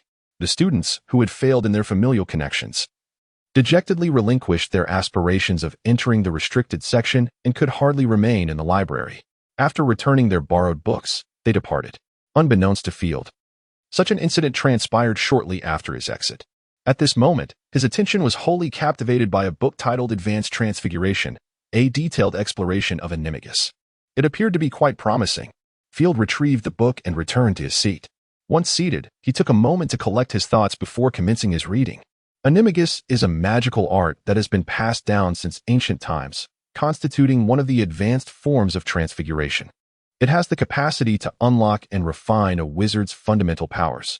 It can be said that a wizard who masters Animagus will undoubtedly surpass their prior self in strength. After years of studying the Animagus magic, I have discovered that it is profoundly intertwined with the bloodline of the wizard. For instance, members of the Black family transform into canines. In the 12th century in Germany, a notable event unfolded. In Animagus, a wizard who can transform into a rabbit found himself ensnared by the onslaught of a vampire during an adventurous escapade, leading to his initial embrace. Consequently, not only did his magical prowess undergo a metamorphosis, but the Animagus also assumed the form of a bat. It is well established within the magical realm that a wizard's power is intricately linked to his soul and bloodline. Thus, I can assert that any alteration in an individual's bloodline will invariably affect the Animagus as well. Common consensus among wizards holds that they cannot transfigure into magical creatures. I, however, beg to differ. Although the essence of a wizard's magic diverges from that of magical beasts, I believe that if one were to discover the means of transformation, this seemingly impossible feat could indeed be achieved. To this end, I meticulously dissected 110 corpses of wizards. Ultimately, I discovered that while the essence of a wizard's magic differs from that of many magical creatures, it bears striking similarities. For instance, an Animagus who transforms into a cat possesses a magical structure remarkably akin to that of a feline. Similarly, an Animagus who becomes a snake showcases a magical construction almost identical to that of a basilisk. Perhaps, one day in the future, my research may enable the actualization of transfiguration into magical beings. Upon reading this, Field inhaled sharply. The wizard who authored this tome must be either a genius or a madman. To validate a hypothesis by dissecting over 100 corpses of transformation masters is no small endeavor. In the magical world, the desecration of corpses is a grave offense. Wizards widely believe in reincarnation, asserting that a soul cannot find rest if its corporeal form is violated. To defile another's remains is to be branded a dark wizard. Not only in the magical realm, but even in the Muggle world, one would face legal repercussions for tampering with human remains. This audacious wizard, willing to risk such peril for the pursuit of transfiguration, is undoubtedly driven by a profound passion for the craft, yet he is also undeniably a lunatic. Though Field himself possesses the ability to transform into magical creatures, his understanding is superficial. However, he does hold some authority regarding the intricate details of transfiguring into magical beings. Or at least, he possesses a degree of discernment. This mad wizard truly is a genius. While he may not have successfully transformed into a magical creature, his hypotheses, upon verification, have proven accurate, earning Field's quiet admiration. Following this, the text delineates the three most prevalent and successful methods of training as an animagus. The first method involves the use of potions, specifically the potion method, which is currently the most common training technique in the magical community. This potion is derived from the intermingling of mandrake leaves and the wizard's innate magical energy, combined with the most ferocious forces of nature, ultimately culminating in a potion exclusive to animagi. This method is currently regarded as the safest approach for practicing animagus transformation within the magical realm. The second method does not require the use of potions. Instead, it necessitates the continuous application of the human transfiguration spell by another master of transfiguration, ultimately eliciting a reactive response and magical power that facilitates successful animagus transformation. This approach is noted as the disruption method, in comparison to the potion method. The disruption method offers a greater assurance by forcibly interfering with the animal transformation of the wizard, albeit it is inherently perilous, considering that human transfiguration is an exceptionally hazardous form of magic. The third method for mastering animagus transformation is the most ancient, known as the orthodox animagus or the old method. Its origins are believed to trace back to the ancient wizards. In primordial times, humanity was not the sole sovereign of the earth. Rather, the more powerful immortal beings, such as elves and titans, were the true rulers of the land, relegating humans to the role of vassals. It was during this epoch that animagus transformation was conceived. In the vision of ancient wizards, the purpose of animagus transformation was never merely to become an animal. Rather, its true intent was to harness the power of transformation to unlock the latent potential within one's bloodline, enabling wizards to ascend to the status of humanoid immortal beings. The specific methodology involved actively blending magical power with the wizard's bloodline, culminating in a harmonious integration that would result in the realization of a true immortal being capable of shifting between humanoid and other forms. The concept is admirable, yet its actualization is nearly unattainable. Neither the canonical history of wizardry nor any apocryphal records indicate that any wizard has successfully fulfilled this envisioned magic. Subsequent wizards discovered that by merging magical power solely with the bloodline from which that power originates, those who completed this process could transform into beasts, whether singularly or in multiple forms. This marks the origin of modern animagus magic. The ancient method of animagus transformation, as understood today, involves a gradual fusion of the magical power within the body with the bloodline from which it derives, ultimately leading to a complete integration that allows for instinctive transformation. Upon reaching this point, Field was suddenly struck by a question. Does his ability to transform into a phoenix signify that he has accomplished the most orthodox form of animagus? Or is it merely a partial achievement? If it is only a partial accomplishment, what might his powers entail upon the completion of the entire process? Contemplating this, Field felt a surge of excitement. He quickly extracted a piece of parchment and recorded his thoughts. Then, clutching a stack of belongings, he made his way towards the exit, cradling within his arms an advanced tome on transfiguration, a detailed explanation of animagus. Ah, young Mr. Dumbledore, he was halted at the threshold by Madame Pants. What is it, madam? Field inquired, a look of confusion crossing his face. If it is not urgent, could it wait until our next meeting? I have pressing matters to attend to. Apologies. Dear, I had no intention of causing you any distress. Mrs. Pants offered him a smile that was slightly stiff, yet she remarked, however, the book you borrowed requires registration. Oh, I nearly forgot. Field suddenly realized, producing the book from his embrace and placing it before Mrs. Pants. She glanced at the title, her eyes widening in mild surprise as she regarded Field. She had not anticipated that this young lad, who had grown up here, could comprehend such a complex tome. Regarding Field's ability to understand the book, Mrs. Pants harbored no doubts. In fact, she had been observing him closely just moments before. Although she was unaware that the book he was reading was this one, his focused demeanor clearly indicated that he was not merely pretending, but genuinely grasping something profound. Books from the restricted section must be registered at least once a week. Mrs. Pants swiftly completed the registration and, with a pleasant demeanor, handed the book back to Field. Additionally, I trust one need not remind you to take good care of the book, correct? Of course, Field replied, nodding vigorously. May I leave now? Oh, certainly, Mrs. Pants smiled. If you make any discoveries, do feel free to share them with me, should you wish. I will. Then I shall take my leave, Field affirmed, nodding once more as he hurried up to the 8th floor, arriving at the headmaster's office door. Password? Raspberry ice cream? Field recited the previous password without hesitation. Incorrect. The statue replied, its expression unchanging. Has it been changed again? Field remarked with growing impatience, producing a flyer from his pocket and thrusting it toward the statue. Find it yourself. If it's not on there, I have another one. The statue stood momentarily taken aback, staring blankly at Field. Hurry up, I'm in a rush. Field urged, his tone noticeably harsher. The statue glanced at Field, then lowered its gaze to search again, finally spotting the correct password. After a moment's contemplation, it stepped aside, granting passage. Thank you, Field muttered as he dashed up the staircase. Once Field's figure vanished behind the wall, the statue pondered for a moment, extending a claw to tread upon the parchment Field had left behind, before returning to its original position to continue its duties. Father, look at what I've discovered, Field exclaimed exuberantly as he burst into Dumbledore's office. Upon entering, he halted abruptly, staring in astonishment at the 4 house heads and Dumbledore, swallowing hard. I seem to have walked in mistakenly. Come here, young Mr. Dumbledore, Professor McGonagall beckoned with a smile. It's quite all right. There's no need to leave. We've nearly concluded our discussion. Really? Field cautiously glanced at McGonagall, then at the other house heads. Yes, indeed, young Mr. Dumbledore. Professor Flitwick spoke in a high-pitched voice, adorned with a cheerful smile. If you don't mind, I am rather curious about what you have discovered. Would you care to share? Well, it's not much, Field replied, a hint of shyness creeping into his demeanor.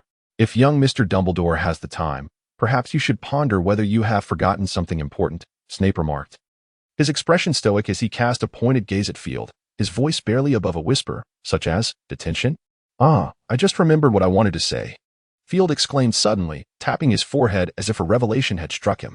Father, I have some thoughts on Animagus transformation, and I hope you can assist me. Oh? Before Dumbledore could respond, Professor McGonagall interjected, her voice laced with surprise. If I recall correctly, you have yet to practice advanced transfiguration, young Mr. Dumbledore? Indeed, that is true. Field nodded obediently, mindful of the presence of Professor McGonagall and his headmaster. Aiming too high is not a commendable habit. McGonagall's expression shifted to one of seriousness. I believe I have cautioned you more than once, young Mr. Dumbledore, that transfiguration is a perilous branch of magic. Yes, Professor, I am aware, Field responded quickly. However, my studies in Animagus transformation are sanctioned by my father, correct, Father? McGonagall's brow furrowed as her sharp gaze shifted to Dumbledore's face. Yes. I did give my consent to this matter, Minerva, Dumbledore replied as if suddenly remembering, slapping his forehead in realization. I forgot to inform you. How could you? McGonagall's expression turned grave, her eyes wide with concern. You must understand he is still a child, just a first year. You need to be aware of what you are doing, Dumbledore. Of course, Dumbledore reassured her with a smile. Believe me, I do have my moments of confusion, but I am quite lucid regarding this matter. Well, you are always right. McGonagall sighed, casting Dumbledore a sardonic glance before turning her attention back to Field, her countenance softening for a fleeting moment before regaining its seriousness. Young Mr. Dumbledore. McGonagall took a deep breath, striving to soften her tone. You should understand the dangers of transfiguration. Advanced transfiguration is not as simple as it seems. Even a slight misstep could lead to dire consequences. You would not wish to witness such a day, would you? Indeed, Professor, Field replied dutifully. I shall not let that happen. Snape scoffed derisively, interjecting coolly, perhaps your recent camaraderie with Gryffindor has led to this overconfidence, young Mr. Dumbledore. Boasting is not a commendable trait. Of course, I understand, Headmaster, Field smiled, spreading his hands in a gesture of innocence. In fact, I have already completed it. However, I have yet to fully comprehend it. Do not speak falsehoods. Professor McGonagall regarded him with displeasure. I did not lie, Professor, Field replied, shaking his head. No one can utter untruths in the presence of a master of legilimency. My dean and my father are both masters of this art. You are indeed correct, young Dumbledore. Severus Snape remarked, his lips pressed together as he looked down upon him. Then prove it to me, young Dumbledore. If you are merely boasting, perhaps you shall find no respite until next year. Snape uttered with a sinister smile, I would be quite pleased to extend your confinement. Field hesitated, turning to Dumbledore, who, after a moment's consideration, nodded. Very well, Dean.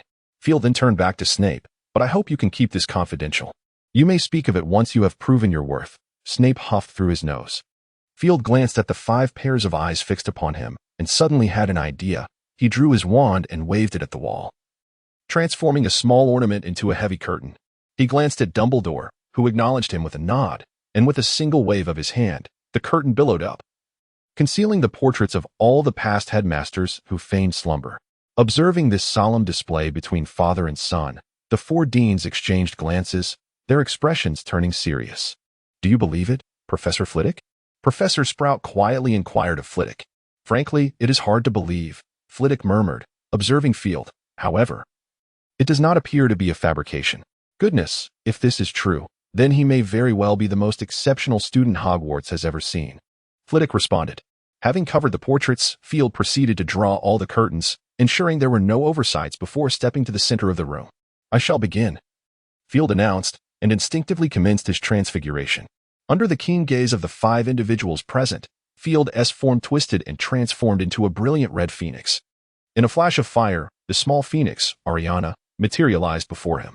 Master, you appear much more agreeable now, the phoenix chirped, a hint of shyness in its tone. If you wish, I could mate with you. We could produce many little phoenixes. Do not jest, Ariana. Field stiffened, then chuckled helplessly. Do not forget, I am a human wizard. Fear not, Master, I do not mind your nature. The phoenix gently patted his back with its wings. As long as you remain silent. I shall remain silent, and no one shall know. But my father knows. With a flourish of his wings, Field addressed the little phoenix. Indeed, the small creature chirped, tapping its tiny head. I can sense his immense power, and with Fox's assistance, I cannot hope to defeat him. Wait, Field pondered, increasingly puzzled as he gazed at the little phoenix. Do you wish to confront my father? Why? Well, that way he would not object. This. Field found himself momentarily at a loss for words. It appeared to be a feasible idea, yet he abruptly shook his head, banishing the perilous thought from his mind. As the transformation of Field reached its conclusion, the heads of the institutions watched in astonishment, their eyes gleaming with intrigue. A transfigured magical creature. Professor McGonagall's thoughts were consumed by that single phrase. The potential to learn magic from other beings. Professor Flitwick mused. Is it possible to transform into extraordinary plants? Professor Sprout's eyes sparkled with excitement as she yearned to inquire further with Field. Professor Snape, maintaining a stoic expression, scrutinized Field intently, a flicker of depth crossing his gaze. 1 drop of phoenix tears for a day's confinement seems rather insufficient, Snape thought, fixating his stare on Field. Perhaps a full vial? After considerable effort, Field managed to convince the little phoenix to temporarily abandon its rebellious thoughts. Just as he exhaled in relief, an unwelcome chill coursed through him, prompting an involuntary shiver. Turning to see the 4 heads of the institution staring at him, Field instinctively took a step back.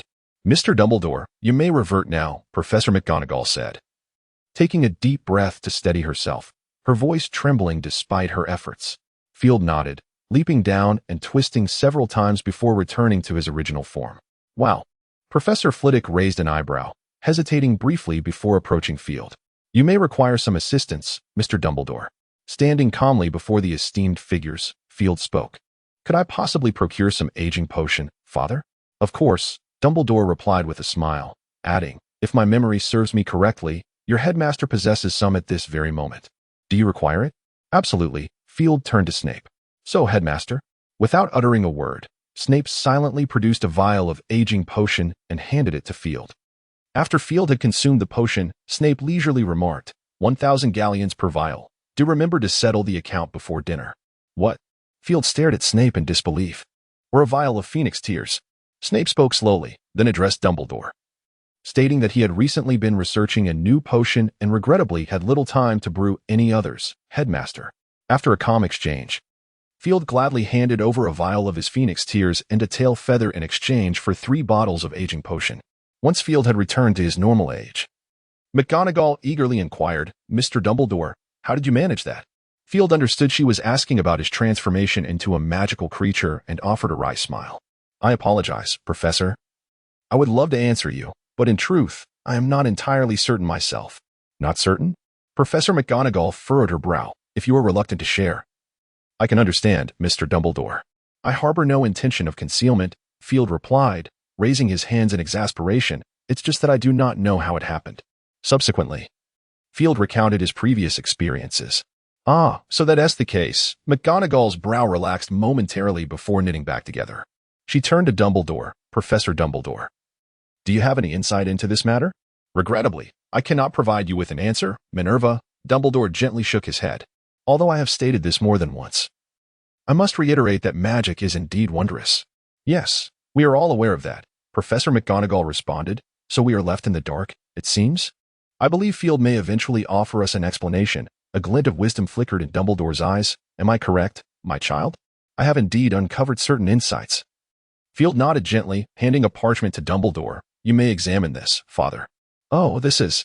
Dumbledore glanced at the parchment Field had written on, his expression turning serious as he unfurled it, reading each word with care. Is there something remarkable at hand?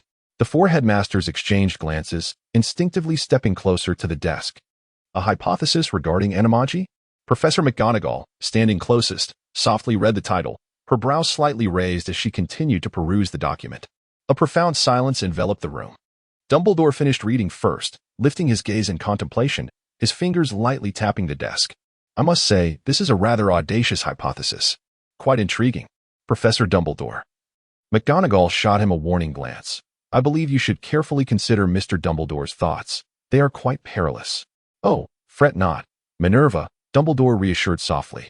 I do not wish to boast, but I am confident that I can protect him from harm before Field encounters any danger. However, that is an animagus, Albus. In a fit of indignation, Professor McGonagall directly called out Dumbledore's name. You must understand how perilous that truly is. Indeed, I comprehend. Dumbledore smiled at her, thus. Until one possesses absolute certainty, no one shall dare to attempt this, understood? I hope you can manage it, Professor Dumbledore. Professor McGonagall inhaled deeply and coldly remarked. Of course. I shall. Dumbledore replied with a smile. So, might you enlighten us as to what transpired? Professor Flitwick gestured with one hand, gazing expectantly at Dumbledore. Oh, my apologies. Please forgive me. I nearly overlooked it. You have yet to witness this. Dumbledore cast an apologetic glance at Flitwick and pushed the parchment before him. Professor Flitwick expressed his gratitude and then picked it up. Professors Sprout and Snape, upon seeing this, approached him from behind, examining it closely. Oh, my goodness. After reviewing it, Professor Flitwick looked astonished at Field. My dear child, you were contemplating utilizing the blood of magical creatures to concoct the animagus potion? What were you thinking? Due to a special potion formula, Field produced the book from the restricted section, flipping to the page on the animagus potion and handed it to Flitwick. Look here, Professor. Field pointed to the text in the book. It mentions that if one adds the tears or hair of the creature one wishes to transform into during the preparation of the animagus potion, it significantly enhances the success rate. We are all aware that the reason wizards can cast spells is due to the magical blood coursing through their veins. Field elaborated. Although the magic we wield has diverged from that of other magical beings, I believe it is primarily due to the presence of wands. Wands? Professor Flitwick raised an eyebrow. That is the most remarkable invention of wizards, Field. Indeed, it certainly is. Field nodded. Yet it cannot be denied that wands have altered the nature of the magic wielded by wizards. One might even assert that wizards have become reliant on their wands. In my opinion, this may be one reason why wizards cannot utilize the magic of other races. Why not due to the differences in races? Professor Flitwick inquired earnestly. Master Gamp once addressed this issue. Races? Perhaps. Field shrugged. Regarding this matter, I have conducted some experiments, for instance, like this. With that, Field snapped his fingers at the quill before Dumbledore. Snap. With a crisp sound, the quill instantly appeared before Field. The professors widened their eyes in astonishment, and Flitwick exclaimed, The magic of house elves? Indeed. Field spoke calmly, yet inwardly he sighed with relief. This was his first attempt at such a feat, and fortunately, it had succeeded. How did you accomplish that? Snape could no longer maintain his facade of composure and questioned urgently, for perhaps no one at Hogwarts cared more about power than he. By relying on instinct, Field replied succinctly.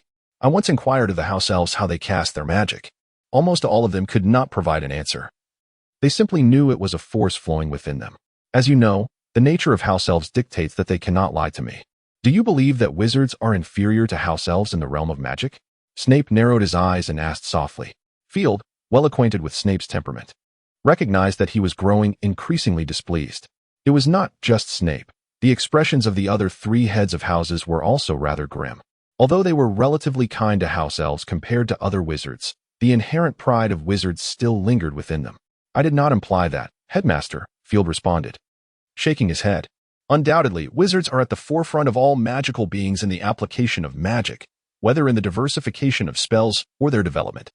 You should clarify your meaning, Snape huffed, though his expression softened somewhat. What I refer to as instinct, Field asserted confidently. I dare say that the vast majority of wizards have forgotten the most primal forms of magic. If you were to be without your wand, could you still cast spells? My dear Headmaster? Field smiled at Snape. If that is all you mean, Snape scoffed, are you insulting your Headmaster? What if we consider silent casting without a wand? Field pressed on. What are you trying to convey? Snape furrowed his brow, growing somewhat impatient. Dumbledore observed Field, his eyes reflecting a contemplative expression. However, he did not interrupt but listened intently. My point is quite simple. Field extended a hand, and without any visible motion, a sphere of light, about the size of a fist, suddenly appeared in his palm. Like this. Field opened his hand, and the sphere gradually levitated from his palm, hovering in midair. Do you know? Field gazed at the orb, murmuring, I did not utter an incantation. It materialized simply because I desired it. Magic without a spell? Snape was taken aback. Staring at Field, his lips moved as if to speak, but no words emerged. The other 3 heads of houses exchanged astonished glances, clearly taken aback by Field's revelation. Indeed. It was as he said. A glimmer of understanding flickered in Dumbledore's eyes.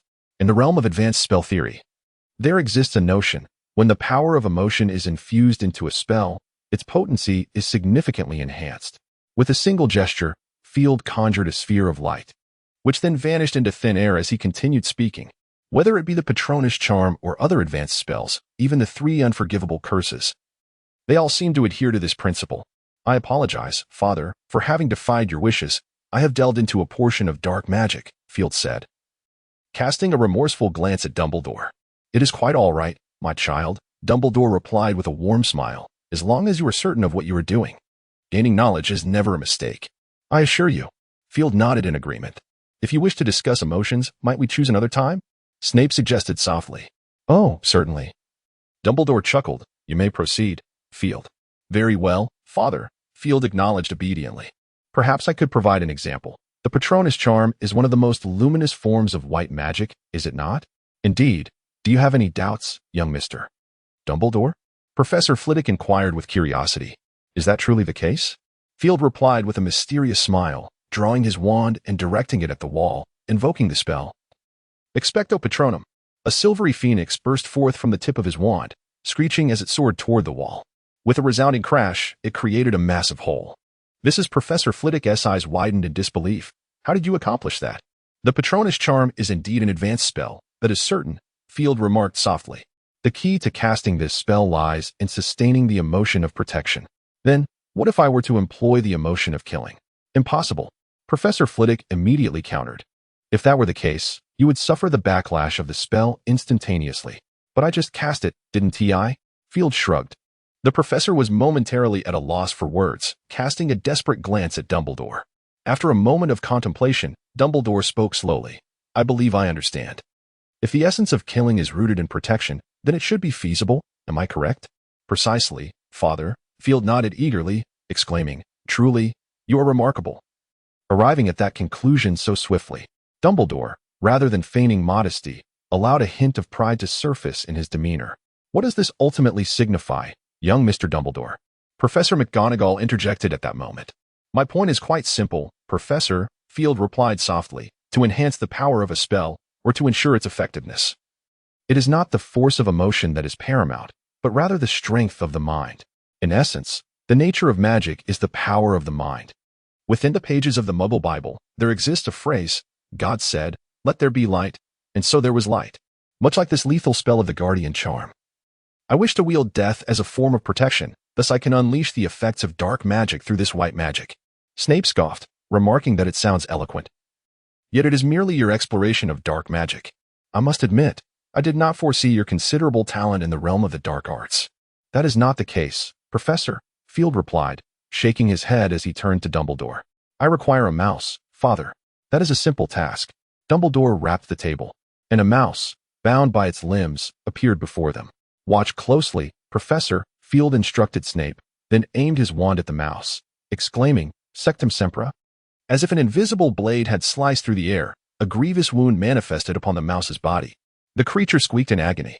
This is my first time using this, Field admitted, taking a deep breath. He directed his wand towards the wound and intoned solemnly, Avada Kedavra. Oh my.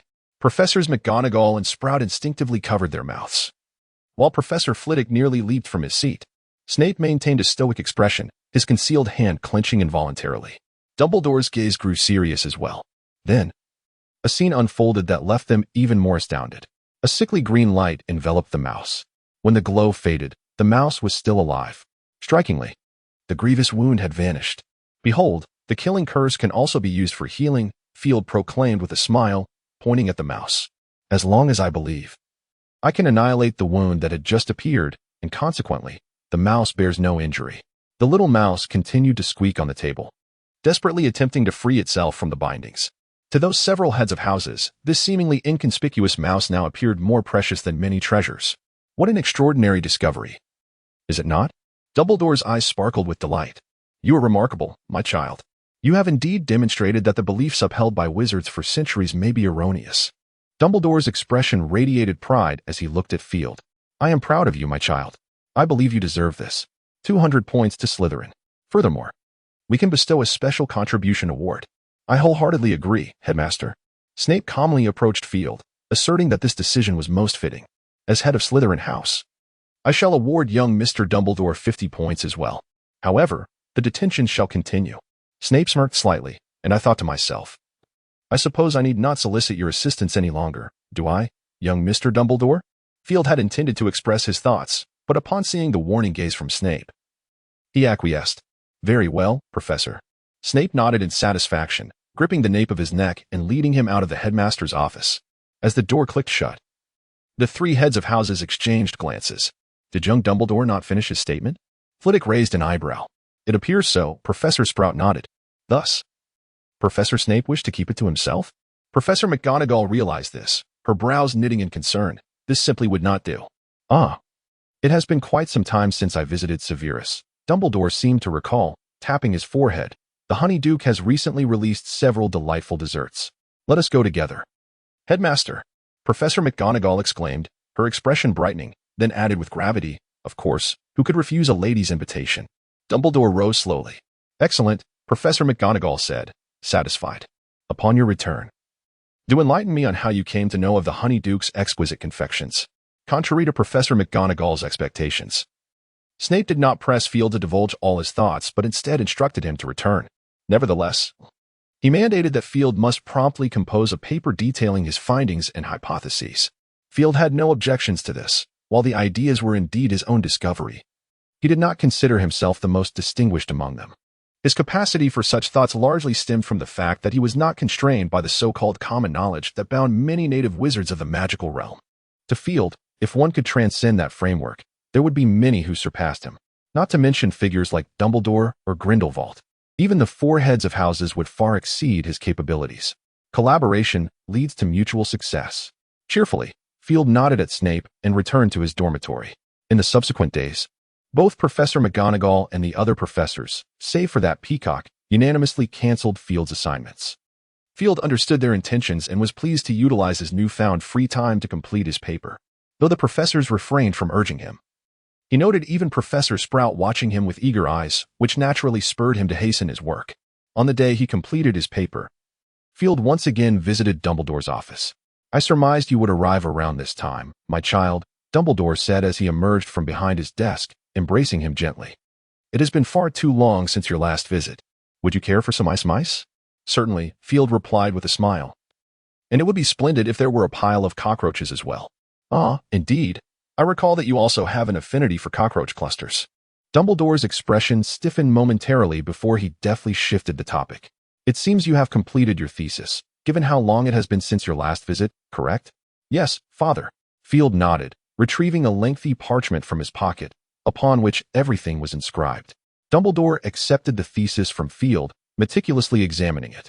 Unlike the previous disorganized draft, this paper thoroughly articulated Field's own origins and arguments regarding the enigmatic conjecture, making it readily comprehensible what he sought to convey. After reading the thesis word by word, Dumbledore pondered for a moment before drawing his wand, and with a gentle flick, a silvery phoenix emerged from its tip. Miller, I hope you can visit the headmaster's office at your convenience. Additionally, do remember to summon Filius, Pomona, and Severus. After relaying these instructions to his Patronus, Dumbledore waved his wand again, and the shimmering guardian soared through the walls of the room. We shall wait a while, Dumbledore smiled at Field. Before that, we might as well indulge in our dessert. A splendid idea, Field shrugged. Knock, knock, knock. Come in. Dumbledore naturally opened the drawer, sweeping the desserts from the table into it before closing it with a casual remark. The office door swung open, and 4 heads of houses entered directly. I hope you truly have something to discuss, Headmaster. Snape spoke first, his face shadowed with discontent as he glared at Dumbledore. Or perhaps you no longer require your dental potion. Dental potion? Professor McGonagall's brows arched at the mention, casting a serious gaze upon Dumbledore. I distinctly remember reminding you. Professor Dumbledore. Clearly, your reminder had little effect, Professor McGonagall, Snape retorted with a scoff. After all, our esteemed headmaster must always enjoy certain privileges. Forgive me. I have recently felt as though I was forgetting something. This must be it. Dumbledore abruptly slapped his forehead, casting an apologetic look at Professor McGonagall. This shall be the final instance, shall it not, Minerva? I recall you saying the same last time, Albus. Professor McGonagall replied sternly. It seems I truly ought to write to the Honey Duke. Simply preventing the house elves of Hogwarts from providing you with desserts appears ineffective, does it not? Do remember to take Diagon Alley into consideration, my dear Professor, Snape remarked, a slight smirk gracing his lips. For a phoenix, distance bears little consequence, does it? Quite right. I shall do that, Professor McGonagall nodded solemnly. As for this matter, I believe we can discuss it further later. Dumbledore smiled cheerfully at the 4 heads of the houses, recalling that they had anticipated this moment for quite some time. With a flick of his wand, he tapped Field's paper, and instantly 4 identical copies appeared on the table. Have you completed it, young Mr. Dumbledore? Professor Flitwick's face lit up with surprise as he turned to Field with a grin. I have succeeded, Field replied, smiling and nodding. However, I am uncertain about the quality of my work, so I would appreciate the assistance of the esteemed professors. It is our honor, Professor Sprout said warmly, regarding Field with a gentle smile. In any case, you have surpassed many others, Field. Thank you, Field said, giving a slight bow to Professor Sprout. I will rely on your guidance. The heads of the houses nodded in agreement without hesitation, each taking a copy to read attentively. Before beginning, Snape pressed his fingers firmly against his forehead. Field instinctively recoiled, fully aware of Snape's reasoning. They had agreed that Snape would review it first. Yet it had been shown to Dumbledore instead. The mere act of pressing his forehead indicated that Snape was in a rather good mood. As the heads read, Dumbledore smiled faintly and joined in the reading. Bored, Field wandered over to Fawkes and began to play with him. Today, he hadn't brought Ariana along, partly because she did not wish to come, and partly because she had grown too large to fit in his pocket. Notably, Field no longer required aging potions. His current phoenix form, like Ariana's, belonged to an adult phoenix. Nevertheless, he harbored some concern. The maturity period for a phoenix is lengthy, and if he were to experience the same in his human form, he might remain in his current state for an extended period. Of course, he was not entirely certain. There was also the possibility that his human form could continue to develop. Regarding this, Field concluded that he would only seek a solution when he truly could not grow any further. As time passed, the heads of houses soon finished reading Field's paper. Dumbledore, observing this, set down the parchment, clasped his hands together, and smiled at the heads. Now, you may share your thoughts. It is indeed a bold yet compelling hypothesis. Professor McGonagall adjusted her glasses and spoke earnestly, though she found it somewhat hard to believe. You will face a war of truth within the magical community, young Mr. Dumbledore. Professor Flitwick remarked with a wry smile. To be honest, I wish this paper could reach a wider audience. However, those stubborn traditionalists are unlikely to let you off easily. Do not worry too much, Filius, Professor Sprout said softly, her expression now serious. Since this is the truth, we must remain fearless. At least we still have young Mr. Dumbledore with us. Ah, indeed. Professor Flitwick shrugged, turning to Severus. What do you think, Severus? Reckless fellow. Snape glared at Flitwick and then softly remarked, "The honor of Slytherin shall never be forsaken." Dumbledore smiled as he observed the heads of the houses engaged in lively discussion, exchanging a glance with his own son before tilting his head slightly. "It appears promising, does it not?" Dumbledore whispered to Flitwick. "Quite so." Flitwick was equally pleased to witness the scene. Ultimately, the four heads of houses resolved to publish Flitwick's paper and pledged to use their connections to safeguard him. All Flitwick needed to do was prepare for some interviews. Oh, by the way, I almost forgot. Professor Flitwick seemed to suddenly recall something, smiling as he looked toward Flitwick. "I hear your best friend is in Ravenclaw. Is that correct?" "Are you referring to Luna?" Flitwick queried, puzzled. "Ah, indeed, that's her. A splendid girl." Professor Flitwick chuckled. "It appears you are not particularly happy in Slytherin, are you?" "Not at all." Flitwick shook his head. "It's merely the study of magic. It's quite similar wherever you are." "Precisely." Professor Flitwick clapped his hands in excitement. "Extraordinary wisdom is humanity's greatest treasure." "It seems you have a profound understanding of that statement attributed to the Ravenclaw lady. So, would you consider joining Ravenclaw?" Professor Flitwick finally stated his intention. "Huh?" The three heads of houses perked up at this, and the menace in Snape's eyes seemed almost palpable. "I seem to recall that there has never been a case of misassignment in the history of Hogwarts." Before Flitwick could respond, Snape interjected coolly. "That isn't necessarily true, Severus." Professor Flitwick shook his head, suggesting that many instances may not have been documented. "Let us not forget, this castle harbors many secrets. And even Headmaster Dumbledore would not claim to know them all. This seems irrelevant to the students." Snape furrowed his brow, speaking with impatience. No. The Sorting Hat is merely an alchemical object." Flitwick waved his hand, chuckling. "Who can guarantee that an alchemical object is infallible?" Professor Flitwick has a valid point. Professor McGonagall's eyes gleamed, as it is well known that nearly every Dumbledore has been sorted into Gryffindor, with young Mr. Dumbledore being the exception.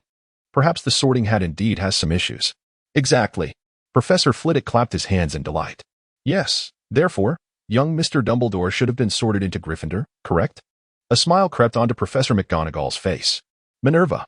Professor Flitwick was momentarily taken aback, then turned his gaze towards Professor McGonagall with indignation. "I thought you were assisting me." "We must take responsibility for each and every student, Professor Flitwick," Professor McGonagall replied gravely. "Mr. Dumbledore's transfiguration skills can no longer be described as merely excellent. He possesses the courage to transcend the ordinary. Clearly, he embodies the quintessential Gryffindor spirit. That is wisdom," Professor Flitwick retorted, his beard bristling as he spoke. "His spells are truly unparalleled. Let us not forget, he is now capable of employing house elf magic, an achievement beyond the reach of anyone else. Forgive me. But he is my student," Snape stated icily. "Moreover, Hogwarts has never had a precedent for transferring students. Precedents are meant to be broken," Professor McGonagall countered, shaking her head. "Before Harry Potter, no first-year student had ever made it onto the house team. Since we have already established a precedent for breaking the norm, doing so again holds little significance. Speaking of which, Field also possesses considerable talent in herbology," Professor Sprout mumbled, instantly drawing the sharp gazes of three individuals. "I didn't say anything," Professor Sprout quickly interjected. Observing that the three remained unyielding, she suddenly slapped her forehead. "Oh dear. I just remembered that the mandrakes in Greenhouse 1 need some sunlight. I must take my leave." With that, she nodded to Dumbledore and hurried out of the office. "Mandrakes need sunlight?" Field pondered, glancing at the now overcast sky, muttering to herself. "I believe it is necessary for me to remind you both," Snape said slowly. "The Sorting Hat has always determined the results of the sorting, and unless it admits to a mistake, we cannot question the outcome." "The Sorting Hat?" Flitwick and McGonagall furrowed their brows in unison, looking towards the shelf behind Dumbledore where the seemingly perpetually unwashed hat lay. "Ah, the Sorting Hat appears to have just awakened." Shifting slightly and shaking its tip, "I seem to hear someone calling me. Apologies, I was just contemplating next year's song. Would you like to hear it?" Perhaps having not conversed with others for quite some time, the Sorting Hat rambled on incessantly as soon as it began to speak. "Pardon my interruption, Mr. Sorting Hat," Professor McGonagall interjected impatiently. "If possible, I would like to pose a question." "Oh?" The sorting had halted its monologue. "Of course. I am eager to hear your inquiry. I simply wish to ask if there has ever been a mistake in your sorting," Professor McGonagall inquired directly. "Mistake? No. That is impossible," the Sorting Hat retorted loudly, as if sensing an affront. "I am a hat that never errs." "Ah, a rather evident answer. Wouldn't you agree?" Snape scoffed. "Now, I believe it is time for me to escort my students back. Indeed, even wizards are prone to their missteps, especially when it concerns an alchemical creation. Professor McGonagall articulated swiftly, her wand in hand, fixated intently on the Sorting Hat. You may want to contemplate this thoroughly, Mr. Hat. Professor Flitwick also produced his wand, playfully twirling it in his fingers. The Sorting Hat stiffened momentarily, glancing at the indistinct wand pointed towards it by Professor McGonagall. Then at the openly displayed tip of Flitwick's wand, shuddering involuntarily. Might I have erred as well? The Sorting Hat ventured cautiously. Both Professors McGonagall and Flitwick were satisfied. Yet Snape's expression darkened considerably.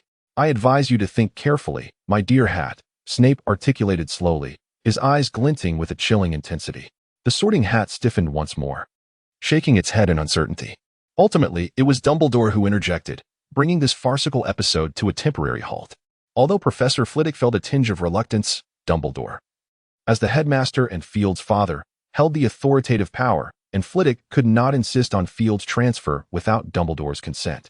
Before departing the headmaster's office, Field was assigned a detention to be served during all of his free time. Snape graciously allowed him to forego all his assignments, promising to inform the other professors of this arrangement. No potions master would permit a young wizard with such a high aptitude for potions to squander his time, Snape declared emphatically. This marked Snape's first overt acknowledgement of Field's capabilities. However, such recognition brought no joy to Field. After some negotiation, Snape eventually revealed a small concession. If Field could satisfy him, he might be granted a brief respite. Although the ambiguity of brief left much to be desired, it still represented a modicum of opportunity. Hesitating momentarily, Field ultimately acquiesced, concerned that further disputes might jeopardize even this chance. He was acutely aware of his head of house's steadfast principles. Upon exiting the headmaster's office, Field gazed at the array of pumpkin lanterns adorning the corridor, momentarily lost in thought as he realized that Halloween had arrived. His time at Hogwarts had been remarkably fulfilling, perhaps influenced by his Phoenix lineage, causing his perception of time to blur. Enough of such thoughts, Field mused, shaking his head as he resolved to head to the Great Hall. The Halloween costume ball at Hogwarts has long been a cherished tradition, one of the few grand events hosted by the esteemed institution. Early in the term, Luna had discussed the event with Blaise, who, despite his general aversion to crowds, felt a flicker of anticipation, having never attended a masquerade before. As he gazed out at the moonlight streaming through the corridor windows, he wondered whether the festivities had concluded. With a quiet murmur to himself, he unconsciously quickened his pace. However, upon reaching the 4th floor, he encountered a throng of Gryffindors making their way to the common room, still clad in their eccentric costumes. It appeared the ball had already ended, and a sense of disappointment washed over him, prompting him to slow his descent. Yet, as he reached the 2nd floor, he was startled to find an unexpected crowd gathering. Many students had halted in their tracks, casting their gazes toward the abandoned restroom on the 2nd floor, where even more people seemed to be congregating. What could possibly be happening? Curiosity piqued within him, though he was not one to seek out commotion. A swift glance at the crowd was enough for him to consider departing. Hey, Field. Blaise's voice rang out as he spotted him, beckoning him over with urgency. Come here. My brother. Blaise's expression was a curious mix of excitement and trepidation. What is going on? Field inquired as he approached Blaise's side. You should see this, Blaise urged, leading him toward the center of the gathering. The Slytherins parted to make way for Field, who, despite his unassuming demeanor, commanded a certain respect among his peers. His performance in every class, save for flying, had consistently exceeded expectations for his year. In fact, during a discussion in the common room about the disillusionment charm, he had offered guidance to a 5th-year student composing a paper on the topic. Several others had sought his counsel on various spells, and he provided impeccable answers, even managing to share useful references on transfiguration, a subject he did not excel in. Flint had publicly declared on multiple occasions that he hoped Field would succeed him as the president of the Slytherin Student Council upon graduation. Although Field had not formally agreed, the students had already begun to regard him as the prospective leader. The discernment of opportunity was ingrained in the very essence of the Slytherin house. Eventually, under Blaise's insistence, Field found himself in an open space amidst the crowd. Upon witnessing the scene at the center of the venue, his pupils constricted sharply. Suspended from a flagpole in the open space was a statue of Loris, now rendered a ghostly gray, while the ground below oozed with murky sewage, exuding an unpleasant stench. Beside the wall stood Harry, Ron, and Hermione, seemingly at a loss, while across from them, Malfoy was animatedly mocking them with a gleeful expression. A menacing phrase. Written in a hue reminiscent of blood, adorned the wall. The chamber has been opened. Beware of the heir's adversaries. Braith let out an involuntary sigh, startled by the sight he had just encountered. What about you, Field? I'm fine, Field replied, furrowing his brow as he sensed a repugnant aura that, if he was not mistaken, was the source of all this calamity. Could it be that a dark wizard has intruded? Braith said, a hint of excitement in his voice. Mate, your enthusiasm is rather peculiar. Field shot him a quizzical glance. What exactly are you excited about? Oh, nothing. Braith shook his head. I was merely contemplating the possibility of a battle. Prepare to be disappointed, Field retorted, shaking his head. No dark wizard would invade simply to attack a cat. Well, that's disheartening. Braith's mood plummeted as he reluctantly inquired, isn't it possible that the cat stumbled upon something and was cursed by the wizard? Certainly, Field nodded, however. To transform a cat into such a state would require exceptionally potent dark magic. Would a wizard of such power be detected by a meerkat? You may be right, Braith chuckled awkwardly. I was just speculating. Nevertheless, whatever the cause, it seems the school will not enjoy tranquility for some time, Field remarked, his gaze fixed on the ominous words on the wall. We must remain vigilant. Braith surveyed the scene, reminiscent of a horror film, and couldn't help but concur with Field's assessment. Hey, children, what are you all doing gathered here? A resonant baritone voice emerged from behind the crowd.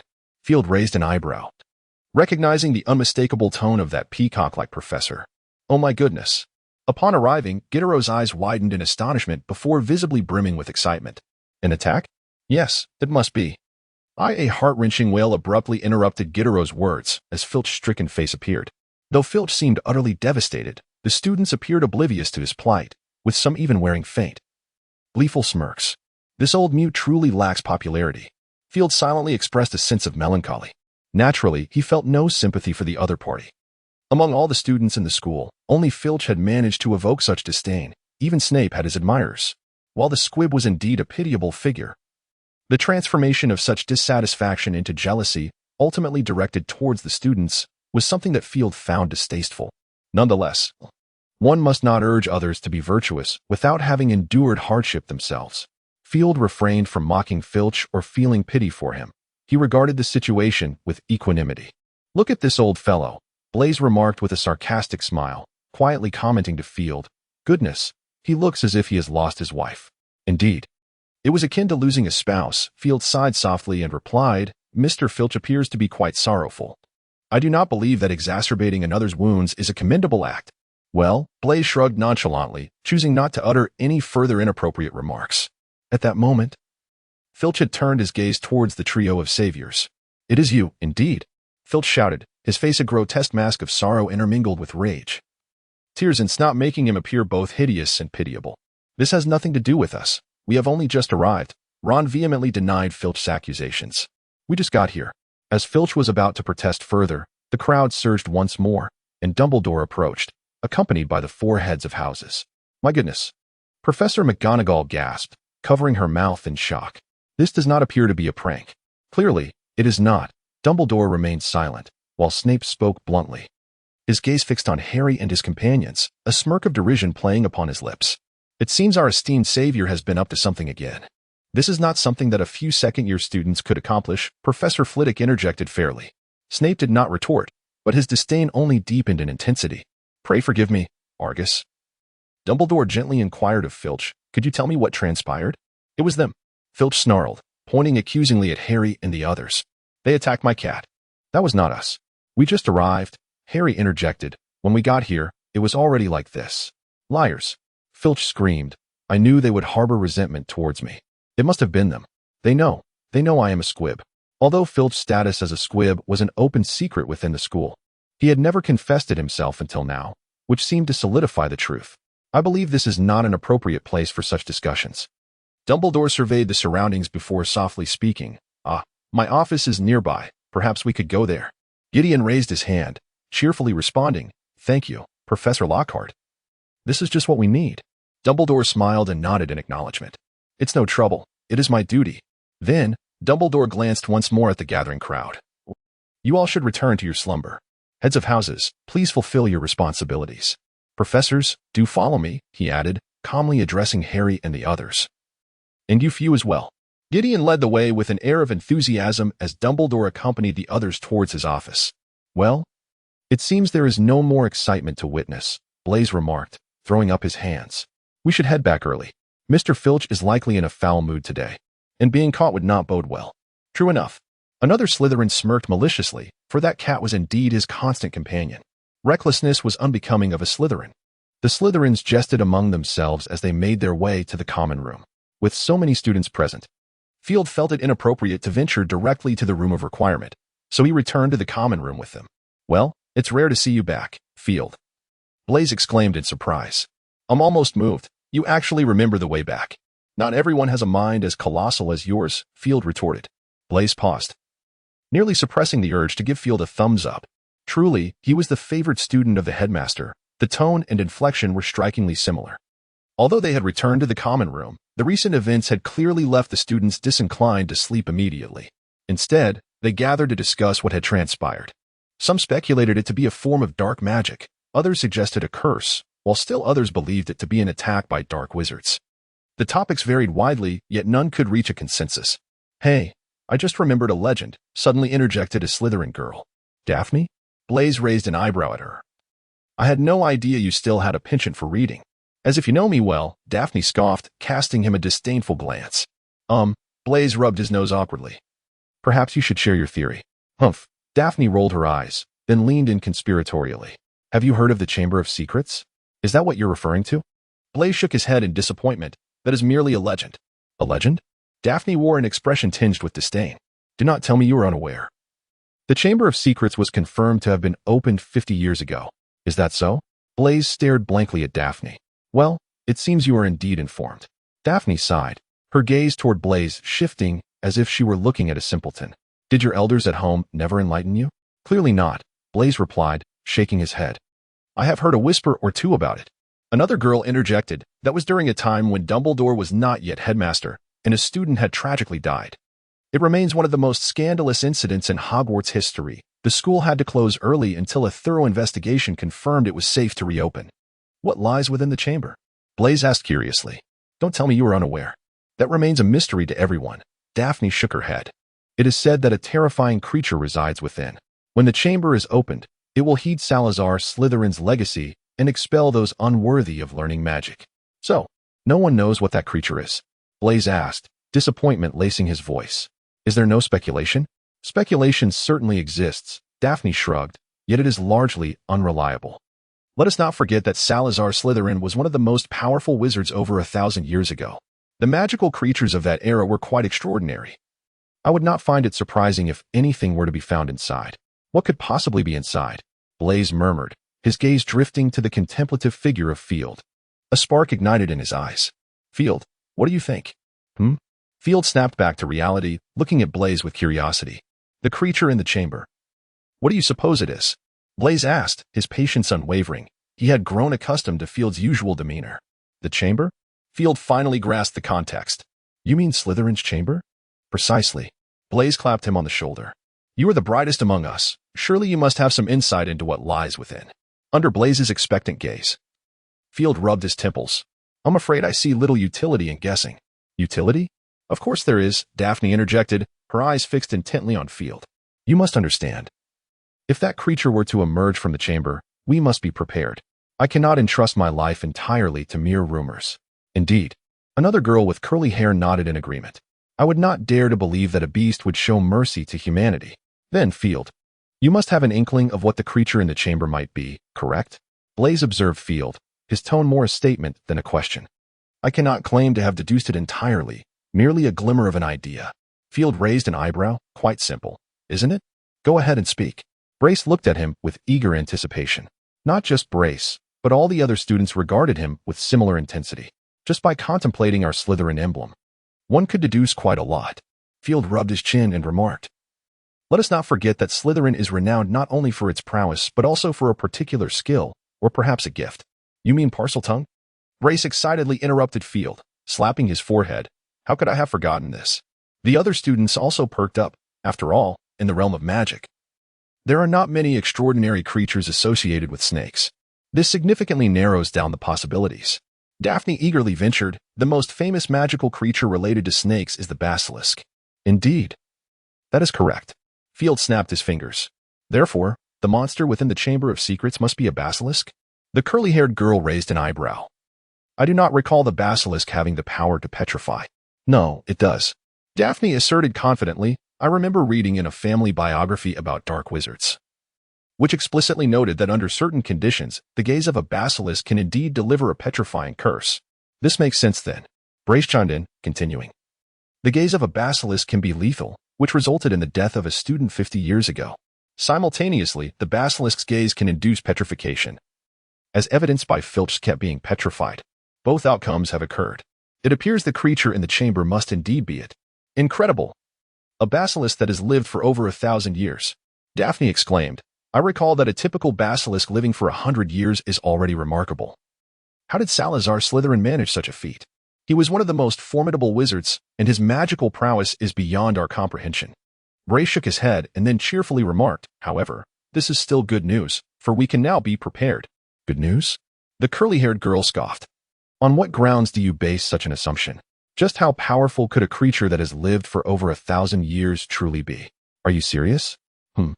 The curly-haired girl fixed her gaze on Brace, her eyes filled with derision. "At least we now have a direction for our preparations, do we not?" Brace shot her a glare. "How do you propose we prepare? With a rooster?" The curly-haired girl dismissed him. "Don't tell me you plan to carry a rooster around with you. Goodness, you would be utterly embarrassed. That is still better than losing one's life." Brace argued passionately. "If you fear embarrassment, you need to carry one, Pansy." The curly-haired girl, Pansy, smirked mockingly, shook her head, and chose not to respond further. "Well, arguing here serves no purpose." Daphne furrowed her brow and remarked, "However, Pansy is not entirely incorrect. That creature has existed for over a millennium and possesses an elusive nature. We should indeed contemplate how to prepare ourselves." "Elusive, perhaps, but not entirely so," Field interjected suddenly.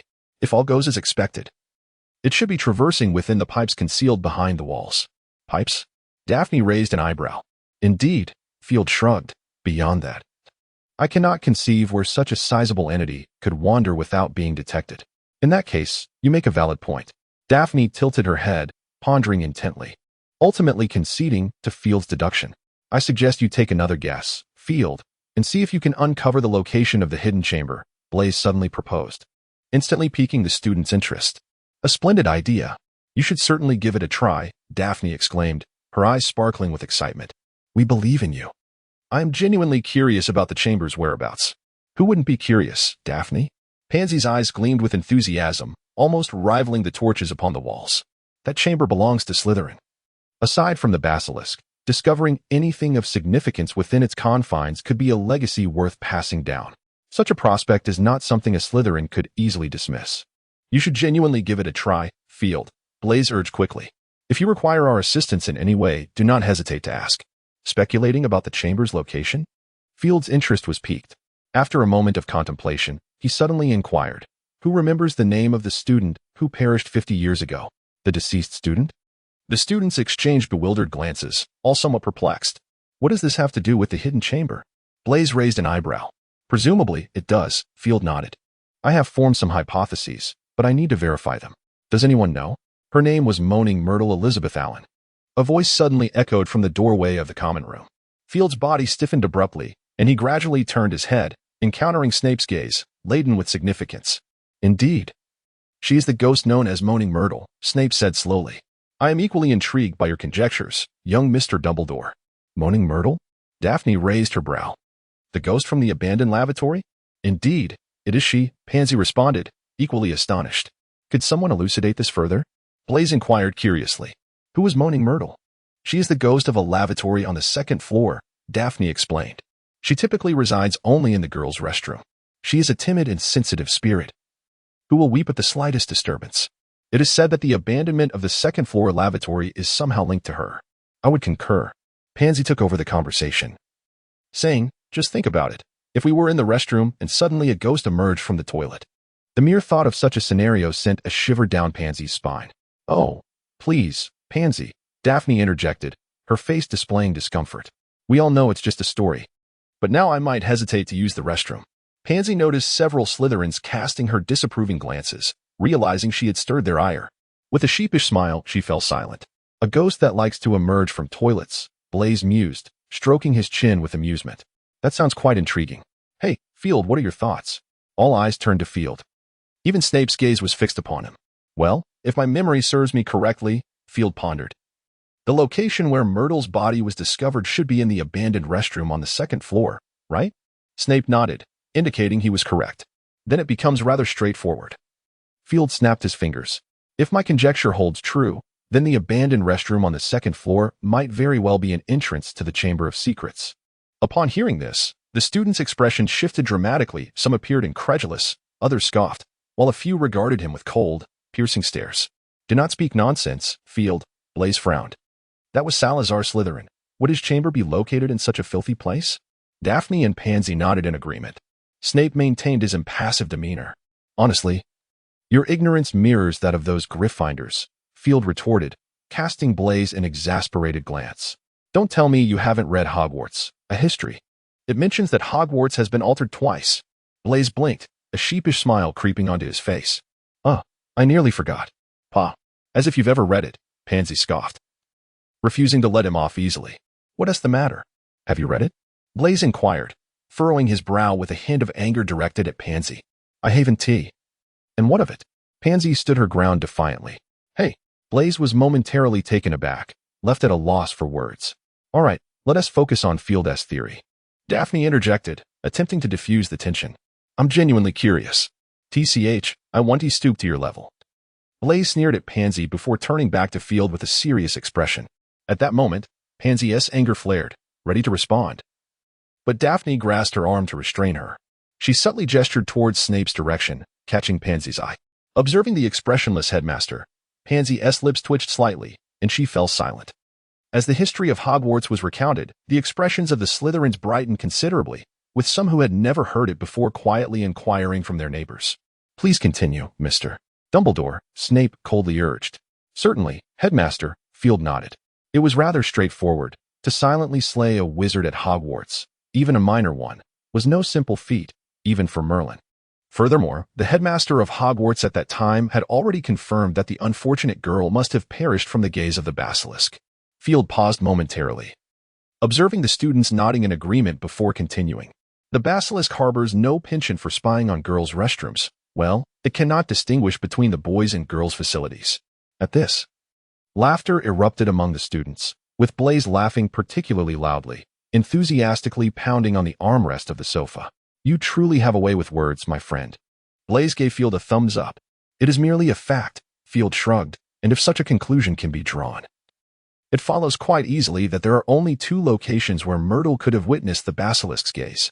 As he spoke, Field drew his wand and with a flick, a rudimentary map materialized in the air. Here is the entrance to the restroom. He pointed to a spot on the map. And this area leads to the corridor toward the restroom. If the basilisk approached this way, then the victim must have been more than just Myrtle. Thus, the basilisk's appearance must have originated from another direction. He gestured towards another area. There lies a sink, but there is no passageway. Daphne interjected. Several faucets have been dry for ages. It's quite perplexing. Quite simply, that must be the entrance to the Chamber of Secrets, Field replied, shrugging. Aside from this reasoning, I cannot fathom why a basilisk would venture into a restroom. The students fell into deep contemplation. You assert this is the entrance to the Chamber of Secrets. A Slytherin student raised his hand, voicing his inquiry. Why has no one ever discovered it? Moreover, apart from Myrtle, no one else has perished. As for why no one discovered it, I can answer that right away. Field raised a finger. Let us not forget the renowned talent of Slytherin. Parseltongue is not a common skill. Enlightenment dawned upon the crowd. Regarding your second question, Field shook his head. I am afraid I can only speculate that the first person to open the chamber had no intention of murder. Myrtle's demise was merely a tragic accident. Regarding the individual who opened the Chamber of Secrets, I recall having heard a particular rumor. Pansy raised her hand. And I remember that the Ministry of Magic had confirmed that it was none other than the current keeper of keys and grounds, that oafish giant. Hagrid? Field raised an eyebrow, and I must candidly express that a half-blood giant could not possibly be a descendant of Slytherin. He lacks the means to have opened the chamber.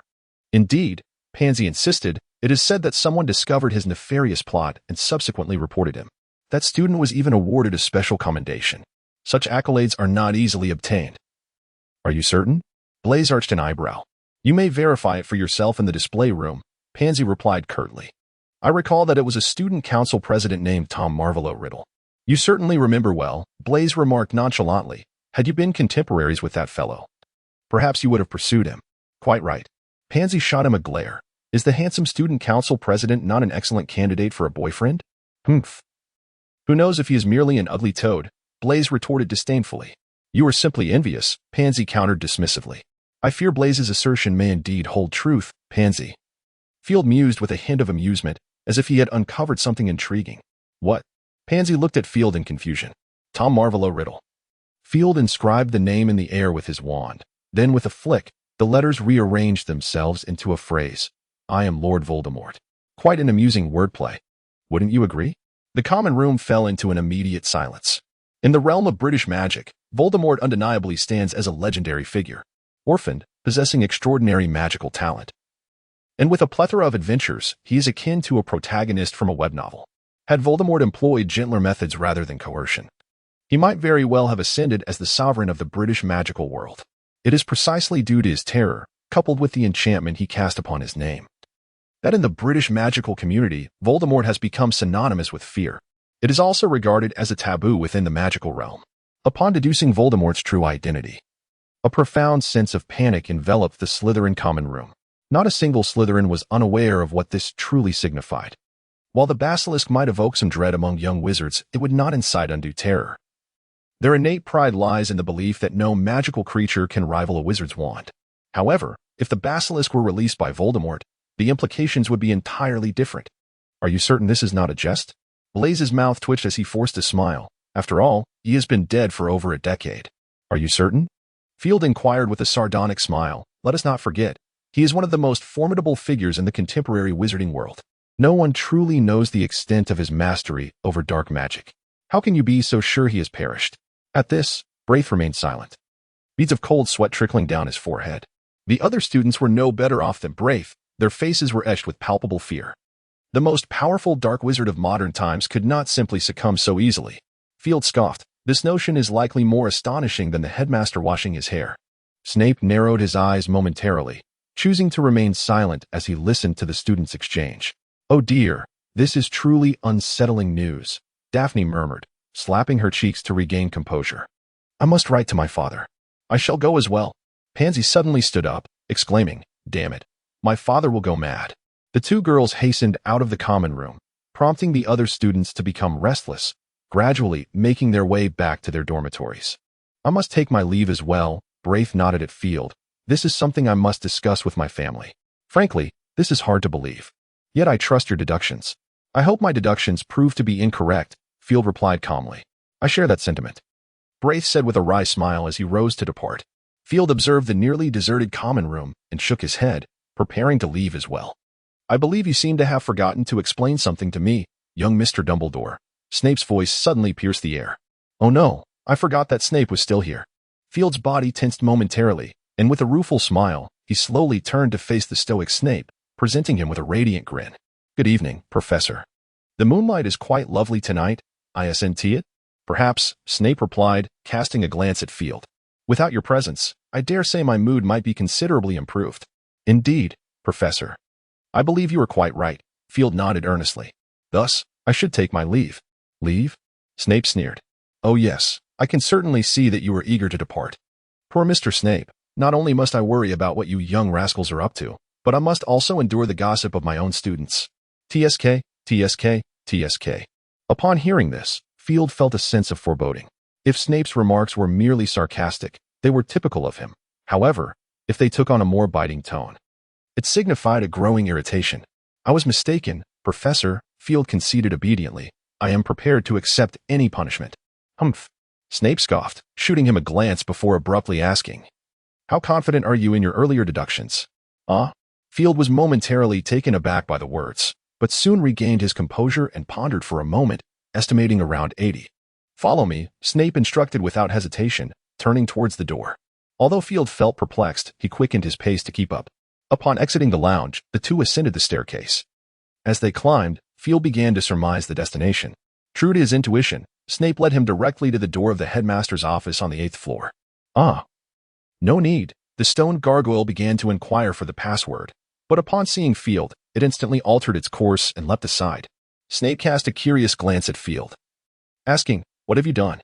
"Nothing," Field replied, donning a Gilderoy Lockhart-esque grin. "I merely collected all the candy flyers from across England." "Mind your manners," Snape remarked with a hint of approval, though his words dripped with sarcasm. "I certainly do not wish to brew another batch of dental potion." "I shall, Professor." Field nodded obediently, adding, "In fact, perhaps in a while, you won't need to brew any dental potions at all. I have acquired a commendable pen pal." "Pen pal?" Snape's expression shifted slightly as he deduced who Field was referring to, a glimmer of amusement in his eyes. "You want to cultivate relationships with those far more accomplished than yourself." "I understand, Professor," Field affirmed with a vigorous nod. "Excellent," Snape replied with satisfaction. "Now, let us proceed inside." "Good evening, Severus, and my sweet one," Dumbledore greeted as Snape and Field entered, his face alight with a smile. "The moonlight is splendid tonight, is it not?" Observing Dumbledore's well-steeped tea, Snape's lips twitched slightly, yet he offered a subtle nod in acknowledgement. "Good evening, Father," Field cheerfully chimed. "If memory serves, this should be your bedtime," Dumbledore remarked, taking a hearty sip of tea and savoring it thoughtfully. "Or perhaps you are reluctant to part with this beautiful moonlight. Let us hope you still possess the leisure to appreciate it, my dear headmaster," Snape interjected coolly, arms crossed. "My dear, you are always so serious," Dumbledore adjusted his glasses. "Both sweets and beautiful sights are not to be overlooked." "Perhaps," Snape conceded with a nod, "Mr. Young Dumbledore has inferred something noteworthy. I believe it is essential that you hear it." "Oh?" Dumbledore raised an eyebrow, clearly intrigued. "It appears you have uncovered something remarkable, my child. I am all ears." Under Dumbledore's watchful gaze, Field reiterated his deductions. As he spoke, the smile on Dumbledore's face gradually faded, giving way to a serious demeanor. When Field finally revealed the entrance to the chamber he had inferred, Dumbledore's brow began to furrow, and his slender fingers lightly tapped the table. Once Field had finished, he obediently stepped aside. "I believe young Mr. Dumbledore has articulated his points sufficiently." Snape inquired softly, "What do you intend to do now?" After a moment of silence, Dumbledore slowly began to speak. "I must admit, you have indeed resolved one of my uncertainties." Dumbledore smiled at Field. "I am proud of you, my dear." "Thank you," Field replied with a smile. "We need to verify this." Dumbledore rose, looking intently at Field. "My dear, I fear you must remain here for a while. Just for a short time, all right?" "All right, Father," Field nodded obediently. Dumbledore smiled with satisfaction and turned to Snape. "Come with me, Severus. If this proves true, we may need to take action." Snape nodded and followed Dumbledore out of the room. Field idly paced the room before finally stopping in front of Dumbledore's small bookshelf. Deciphering dark magic?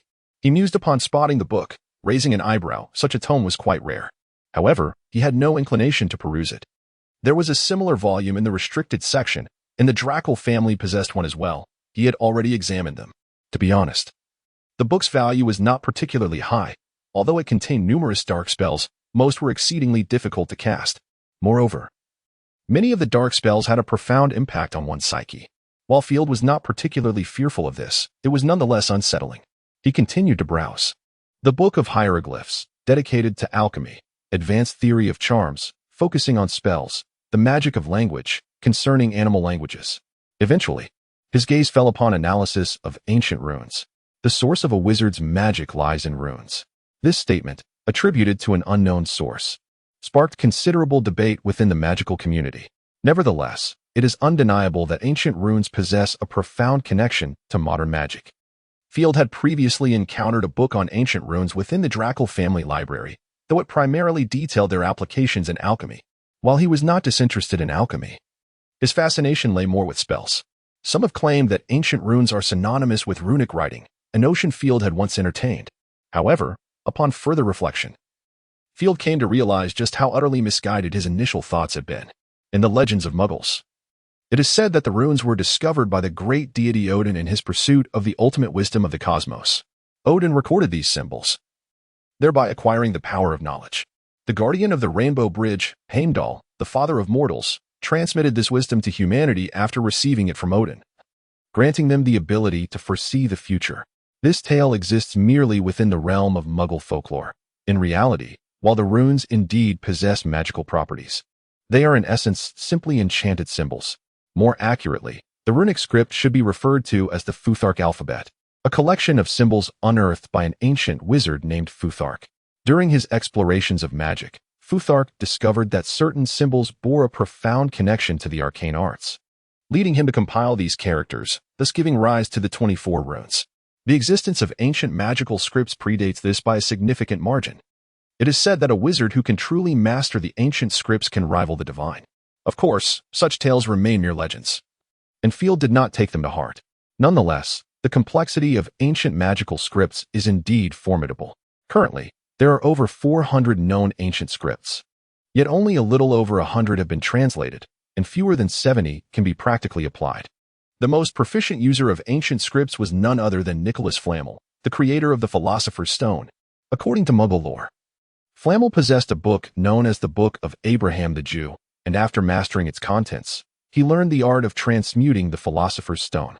In truth, it was Flamel's extensive knowledge of ancient scripts that gave rise to such a legend.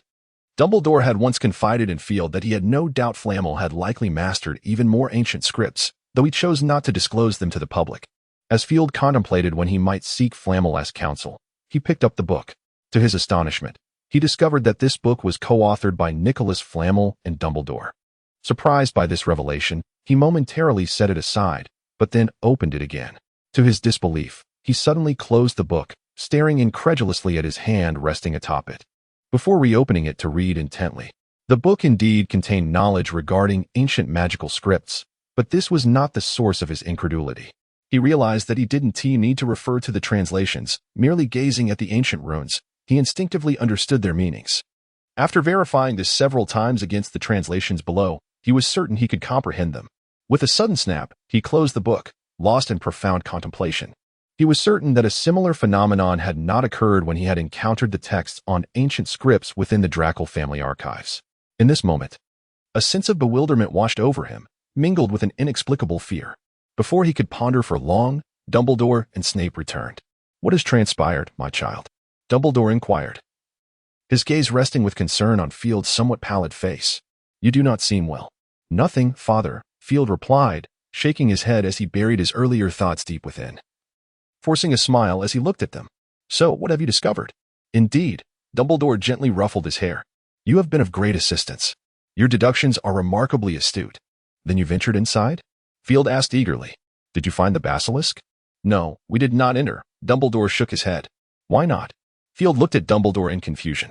"Is it particularly dangerous?" "That is not the reason," Dumbledore answered with a smile.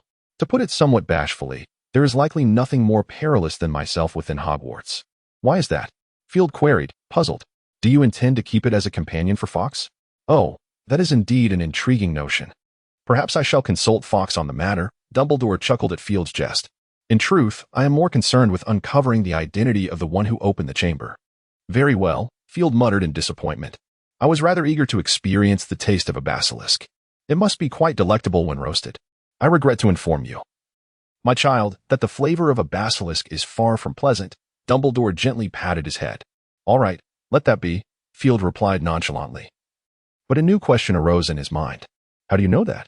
"Well," Dumbledore paused, tilting his head at Field. "Trying various things is a delightful adventure." "Is it not?" The following day after classes, Field felt an odd sensation.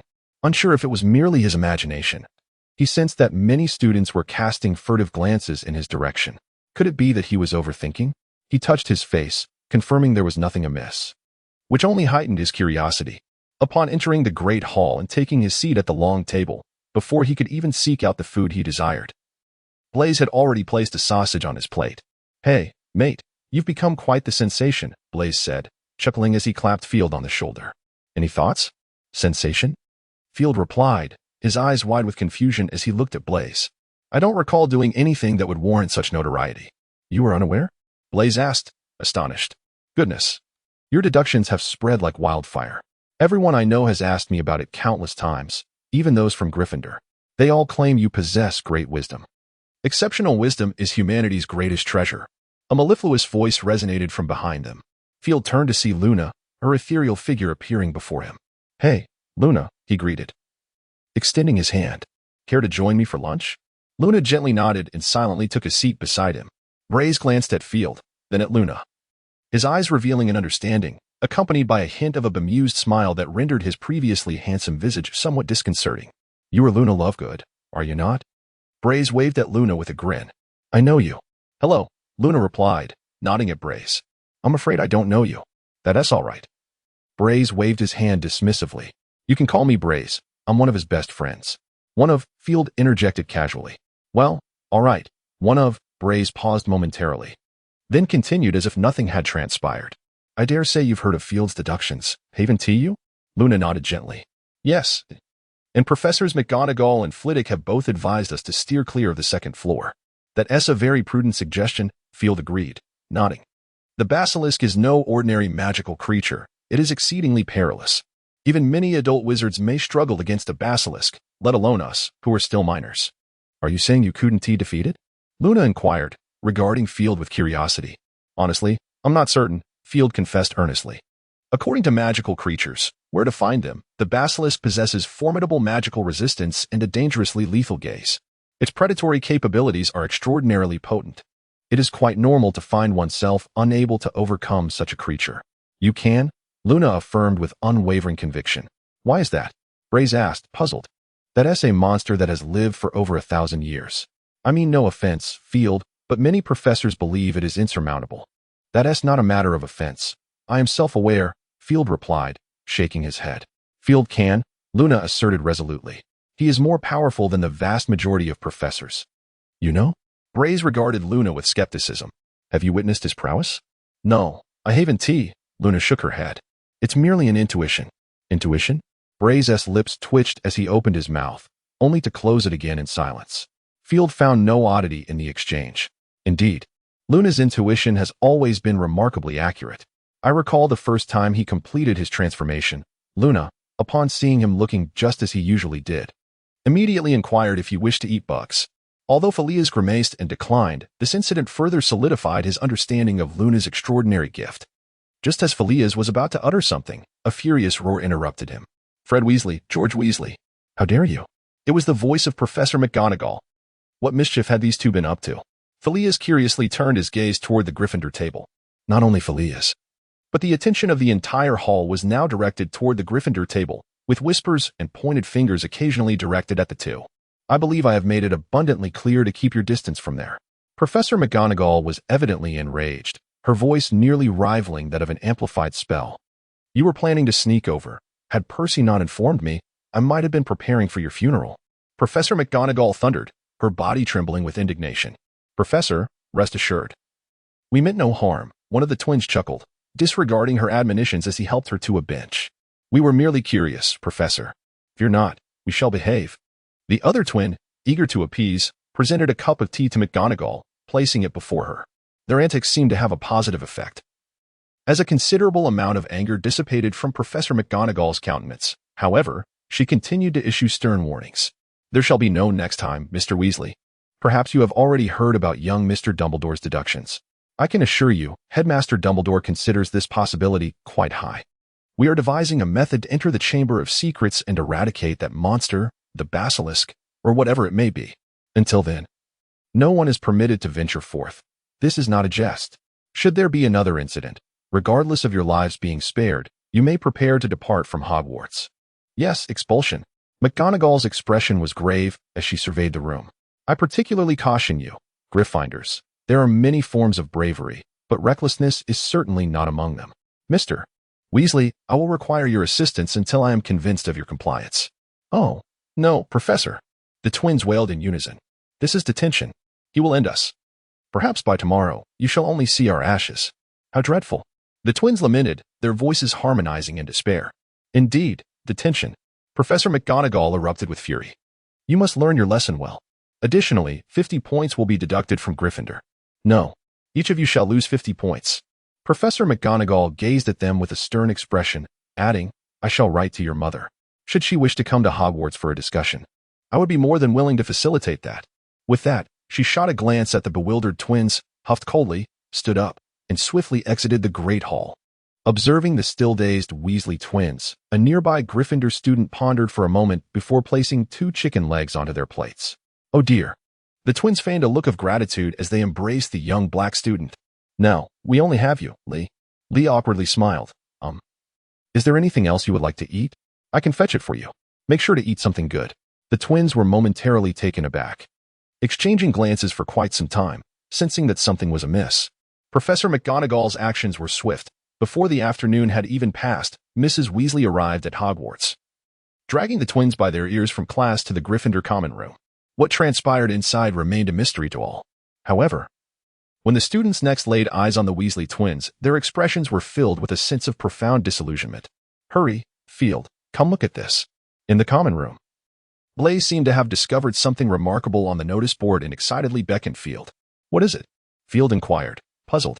Come over here, Blaise insisted, forcibly pulling Field to the notice board, pointing to the announcement. Field cast a glance at the board and instantly became intrigued. Dueling Club? He raised an eyebrow, looking at Blaise. Wizard dueling? I had no idea you excelled at this. Don't you think it's fascinating? Blaise appeared utterly thrilled. My friend, this is dueling. The finest display of wizarding prowess. Don't tell me you don't enjoy it. It does sound quite interesting, Field mused, tilting his head in contemplation.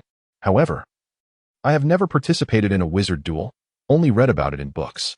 No way, Blaise exclaimed, gazing at Field as if he were a rare creature, which irked Field somewhat. Hey, what are you staring at? Field shot a displeased look at Blaise. Nothing, not having participated is no big deal, Blaise intended to say more. But upon noticing Field had already taken out his wand, he sheepishly changed his tune. As the two were playfully bantering, they heard Malfoy loudly boasting in the common room. Humph, there should have been a club like this ages ago, Malfoy sneered. I've participated in over 100 duels. This time, I intend to show that scar-headed fool a thing or two, and it's the perfect opportunity to try out my new spells. Over 100 duels? Field cast a bewildered glance at Malfoy, who was basking in the flattery of two sycophants. Blaise let out a derisive snort, his eyes glinting with disdain as he glanced at Malfoy. What is there to laugh about? Field inquired, turning to Blaise, questioning the veracity of his words. Of course it's false, Blaise retorted with a cold smirk. Over 100 duels, and even my father would not dare claim to have participated in so many. At Hogwarts, apart from Headmaster Dumbledore and Professor Flitwick, not even our head of house would make such a boast. It seems our young Malfoy is counting childhood dueling games among his experiences. Dueling games? Merely two children brandishing sticks, Blaise remarked, raising his hands in resignation. You cannot expect two kids, possibly devoid of any magical prowess, to conjure anything resembling serious magic. Well, I suppose I was overthinking it, Field replied with a wry smile. Shaking his head. Magic is indeed precious, yet perilous, Blaise stated earnestly. Otherwise, given the capabilities of the sacred 28 families, how could they not have introduced their children to magic beforehand? The reality is evident. While some hail from magical families, upon enrollment, we are scarcely different from those who come from Muggle backgrounds. The only distinction lies in our experiences, nothing more. I never knew you could be so insightful, Field remarked, eyeing Blaise with curiosity. After all, I too hail from one of the sacred 28, Blaise shot back. But enough of that. Will you join this dueling club? Certainly, Field replied with a smile. I am eager to gauge my current abilities. Instances akin to Field and Blaise's situation were prevalent throughout Hogwarts, with nearly all students brimming with enthusiasm and longing for the dueling club. Perhaps this was why, during this period, students adopted a more earnest attitude toward their studies, each hoping to enhance their skills before the club's official activities commenced. Professor McGonagall had always opposed students engaging in such perilous endeavors. Yet upon witnessing their dedication to learning, she began to see the merit in the club. Many students approached Professor Flitwick, who in his youth was a renowned dueling master, having clinched the championship in the youth category of the international dueling competition. Speculations swirled among students regarding the identity of the club's founder. Some conjectured it might be Headmaster Dumbledore, while others speculated it could be Professor Flitwick. However, despite the students' persistent inquiries, the professors merely smiled lightly, revealing no inclination to disclose any hints. Unable to find answers, the students had no choice but to surrender, which only heightened their interest in the forthcoming dueling club. Field, however, was preoccupied with another matter, the headmaster's office at Hogwarts. My dear child, you have been visiting less frequently of late, Dumbledore remarked with a warm smile as Field entered. I hear you have decided to join the dueling club? Indeed, I hold a certain fascination for wizard duels, Field replied, nodding with a smile. I have come to inquire about something, Father. Would you be willing to answer my question? Oh, certainly, Dumbledore said, his interest piqued. As long as it is within my knowledge, I am more than willing to oblige. Field approached Dumbledore's desk and took a seat. Regarding Professor McGonagall's matter, it was you who instructed her to act in such a manner, correct? Which matter? Dumbledore inquired with a smile. The incident in the Great Hall, Field reminded him. Oh, I had almost forgotten until you mentioned it, Dumbledore exclaimed, tapping his forehead. For that, I owe you my gratitude, dear one. Field furrowed his brow, perplexed. I do not comprehend your meaning. Your deduction of the Chamber of Secrets' location, Dumbledore elucidated. Without your insight, I might not have been able to draw out the one lurking in the shadows. You mean Voldemort? Field realized, confirming his suspicions. So, do we now have a suspect? It seems we can be fairly certain, Dumbledore answered calmly. Then why not apprehend him? Field raised an eyebrow. What are you waiting for? Merely an answer, Dumbledore replied softly. We remain oblivious to how Voldemort achieved this, and whether he has other accomplices. Given the stakes concerning the students' fates, I must proceed with caution. Very well, Field conceded. Acknowledging Dumbledore's wisdom, might you share with me the identity of your suspect? In the headmaster's office, Dumbledore responded, Ginny Weasley? The young Gryffindor girl? Field raised an eyebrow. So, you are implying that Voldemort has taken control of her, is that correct? I suspect that is indeed the case, Dumbledore nodded. However, as far as I am aware, he is currently in the dark forest of Albania, one of the most enigmatic places in the wizarding world. I find it difficult to fathom how he could achieve such a feat from such a distance. It is no simple task, Field nodded in agreement. An obvious truth. Dumbledore rubbed his brow thoughtfully. I have indeed contemplated whether to bring Ginny to safety directly. Doing so might spare future students from peril. Yet, should we allow him to escape, he would undoubtedly be more cautious in his next endeavor. Dumbledore contemplated matters that Field also pondered. And he considered not only the issues concerning the students but also the nature of the adversary's tactics. If it were merely a matter of controlling the students of Hogwarts, it might be somewhat tolerable. However, if it were to involve Professor McGonagall or others who had earned Dumbledore's trust, the thought of such a possibility sent a shiver through Field, causing his brow to furrow even more tightly. Very well, my child, Dumbledore remarked. Noticing the little boy's face contort with concern, he gently ruffled Field's hair, adding, These are matters for us adults to ponder. It is perhaps a bit premature for you to dwell on such things. All right, Field acquiesced.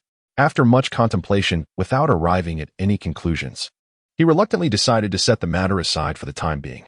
Excellent, my child, Dumbledore said with a smile as he handed Field a box of ice mice. A few sweet treats might brighten your spirits. You may share them with your friends. Naturally, I also hope you can become friends with Harry. That little fellow has had quite a streak of misfortune lately. Speaking of which, Gilderoy's charms remain as lackluster as ever. After listening to Dumbledore's monologue for nearly half an hour, Field finally emerged from the headmaster's office. Wiping away non-existent perspiration, he exhaled deeply. Each time Dumbledore engaged in such a lengthy discourse, Field felt reassured, yet his ears often endured considerable strain. Fortunately, such instances were not frequent. As he slowly descended the stairs, Field once again spotted Filch diligently scrubbing the walls with a potent cleaning solution. Ever since the incident involving Madame Pants, Filch had practically taken up residence there, visible both day and night. He recalled that in his younger days, he had a fairly amicable relationship with Filch. Until one day when a Slytherin student insulted him by calling him an old relic, which marked a turning point in Filch's demeanor, making him increasingly austere. Although the initial provocation was not Filch's fault, Field found such misplaced ire difficult to tolerate, leading him to gradually distance himself from the caretaker. Observing Filch's frail and somewhat pitiful figure, Field hesitated for a moment but ultimately chose not to intrude, quietly slipping away on his own. Amid the students' eager anticipation, December 17th, 1992, arrived as scheduled. The announcement indicated the event would commence at 8 o'clock sharp, yet the students had already gathered in considerable numbers by 7. At that moment, a long platform had been erected in the Great Hall, positioned beneath the head table. Hey, Blaise, Daphne nudged her companion with her elbow. Do you think that Professor will be the one to show up? I have no idea, Blaise shrugged. I think it would be entirely normal for any professor to come. Let us not forget the majority are quite formidable. I wouldn't be surprised by whoever arrives. Is that so? Daphne wrinkled her nose and suddenly revealed a mischievous smile. What if it were Mrs. Pants? Bryce's body stiffened abruptly, and he chuckled awkwardly. That seems rather unlikely. I am not aware of Mrs. Pants possessing any teaching abilities. Puffing with amusement, Daphne burst into laughter, evidently recalling some incident unknown to the rest. Field, intrigued by this, inquired. Care to share? Nothing much. Who do you think it might be, Field? Bryce hastily redirected the conversation. As you mentioned, I believe any professor could fit the bill, Field shrugged. Mrs. Pants is also quite formidable.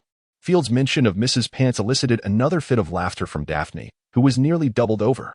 Field, observing her uncontrollable mirth, felt his curiosity peak. You have no idea, Daphne gasped, clutching her stomach in pain from laughing. That Bryce fellow, for reasons unknown, decided to pursue Mrs. Pants and even confessed his feelings to her in person. At this revelation, Daphne erupted into another round of laughter. Oh? Field, glancing at the now grimacing Bryce, pondered for a moment before patting his shoulder. It's all right. I understand, brother. Frankly, Mrs. Pants is quite beautiful. However, I find it hard to believe that you are still able to remain here unscathed. From what I hear, Mrs. Pants's temper is rather formidable. Indeed, before Bryce could respond, Daphne interjected. She chased him halfway across the library with her feather duster. Had there not been students present, she likely would have pursued him outside. Even so, Bryce has become the least favored individual in the library. No wonder you needed my help to borrow a dictionary last time, Pansy teased, having appeared seemingly out of nowhere. But don't worry, Bryce, we all support you. Forget it, I'm losing my mind. Bryce lamented, raking his fingers through his hair. Who knew someone would lace Valentine's chocolates with an aphrodisiac? Don't fret. We want to look down on you, Field said earnestly. Though Mrs. Pants is a bit older than you. I believe your love can transcend that. Brother, heaven knows how much older she is than me. Bryce shot a disgruntled glance at Field. The age of a wizard correlates with their power. I trust you understand this, Field advised, seemingly sincere. While she may appear significantly older now, in 200 years, that difference will hardly matter. Let us not forget that Nico LeMay's wife was also a senior. That does seem to hold some truth, Bryce replied thoughtfully. Of course, I consider it a rather evident truth. Field patted his shoulder, remarking that being a bit older had its advantages. She could now care for him, and in the future, he could reciprocate. It was simply perfect, wasn't it? Indeed. Bryce nodded emphatically. So, what are you waiting for, brother? Field gave him a gentle push on the back, encouraging him to bravely pursue his desires. I shall pray for you. Oh no, rather, I shall bless you. With that, Field flashed him a thumbs up with a smile. Thank you, Bryce nodded appreciatively.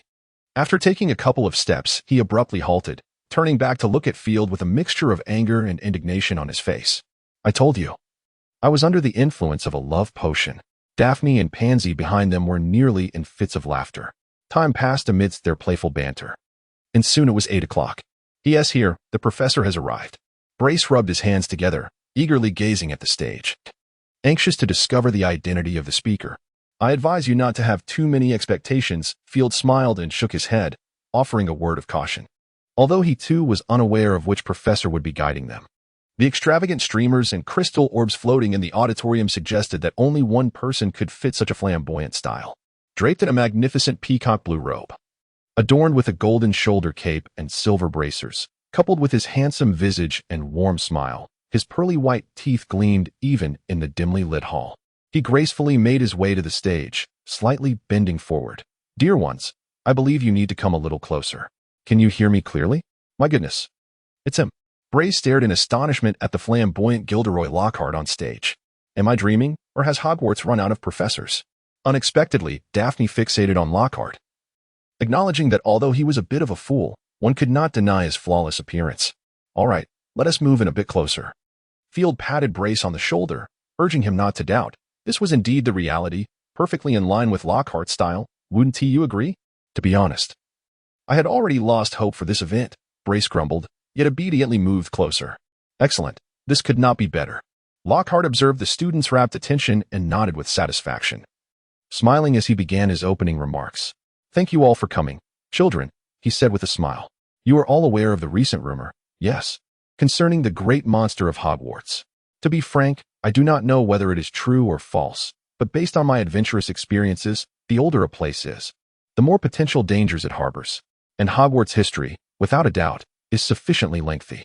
As he spoke, he gently patted his left chest, a suave and clean gesture that elicited infatuated expressions from several young girls. I do not mean to boast, but as your professor, I believe it is vital for you to absorb the wisdom gleaned from my years of adventurous experiences. Naturally, a modicum of guidance is required, such as embracing the right instruction.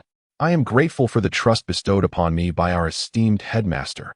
Indeed, our very own Professor Dumbledore. He posits that you should possess a certain adaptability, particularly when confronted with perilous creatures or dark wizards. Gilderoy raised a finger before him, stating, after conferring with Professor Dumbledore, I have been granted permission to establish a modest club. Yes, a dueling club. This will afford you the opportunity for training, will it not? Be grateful for your presence here. Trust me, when the day arrives that you must defend yourselves or face treacherous circumstances, should anyone recall today, it may grant you an additional measure of safety. I am your professor, Gilderoy asserted, patting his chest once more. It is my duty to impart the methods I have employed countless times. Please, safeguard yourselves. It is indeed of great importance. With that, he concluded his preliminary remarks. For those seeking further details, I believe my published works may prove beneficial. With a swift flourish of his hand, he dramatically swept his cloak, producing a crisp sound, then turned his gaze to the opposite side of the platform. Let us welcome our distinguished guest, my assistant for this occasion, Professor Snape, he announced with fervor, akin to a stage host. The students fell silent before erupting into a cacophony of noise. The Gryffindors were engaged in fervent discussions, while the Slytherins expressed their discontent. How dare he? Pansy glared at Gilderoy, incredulous at his audacity. Does he not value his life? Perhaps he believes everyone is as foolish as he is? Or a mere clown in a circus? Blaise scoffed. Perhaps we should now contemplate how to deliver a eulogy at Mr. Lockhart's funeral. Field remained silent, observing Snape's calm demeanor.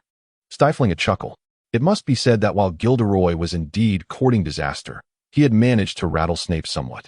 So, you two have your day? Field thought with a hint of schadenfreude.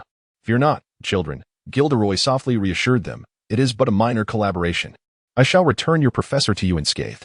Enough.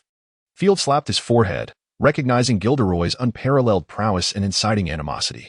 He couldn't help but cast a sympathetic glance toward Gilderoy. Field had observed the slight narrowing of Snape's eyes, a clear indication of his growing dissatisfaction.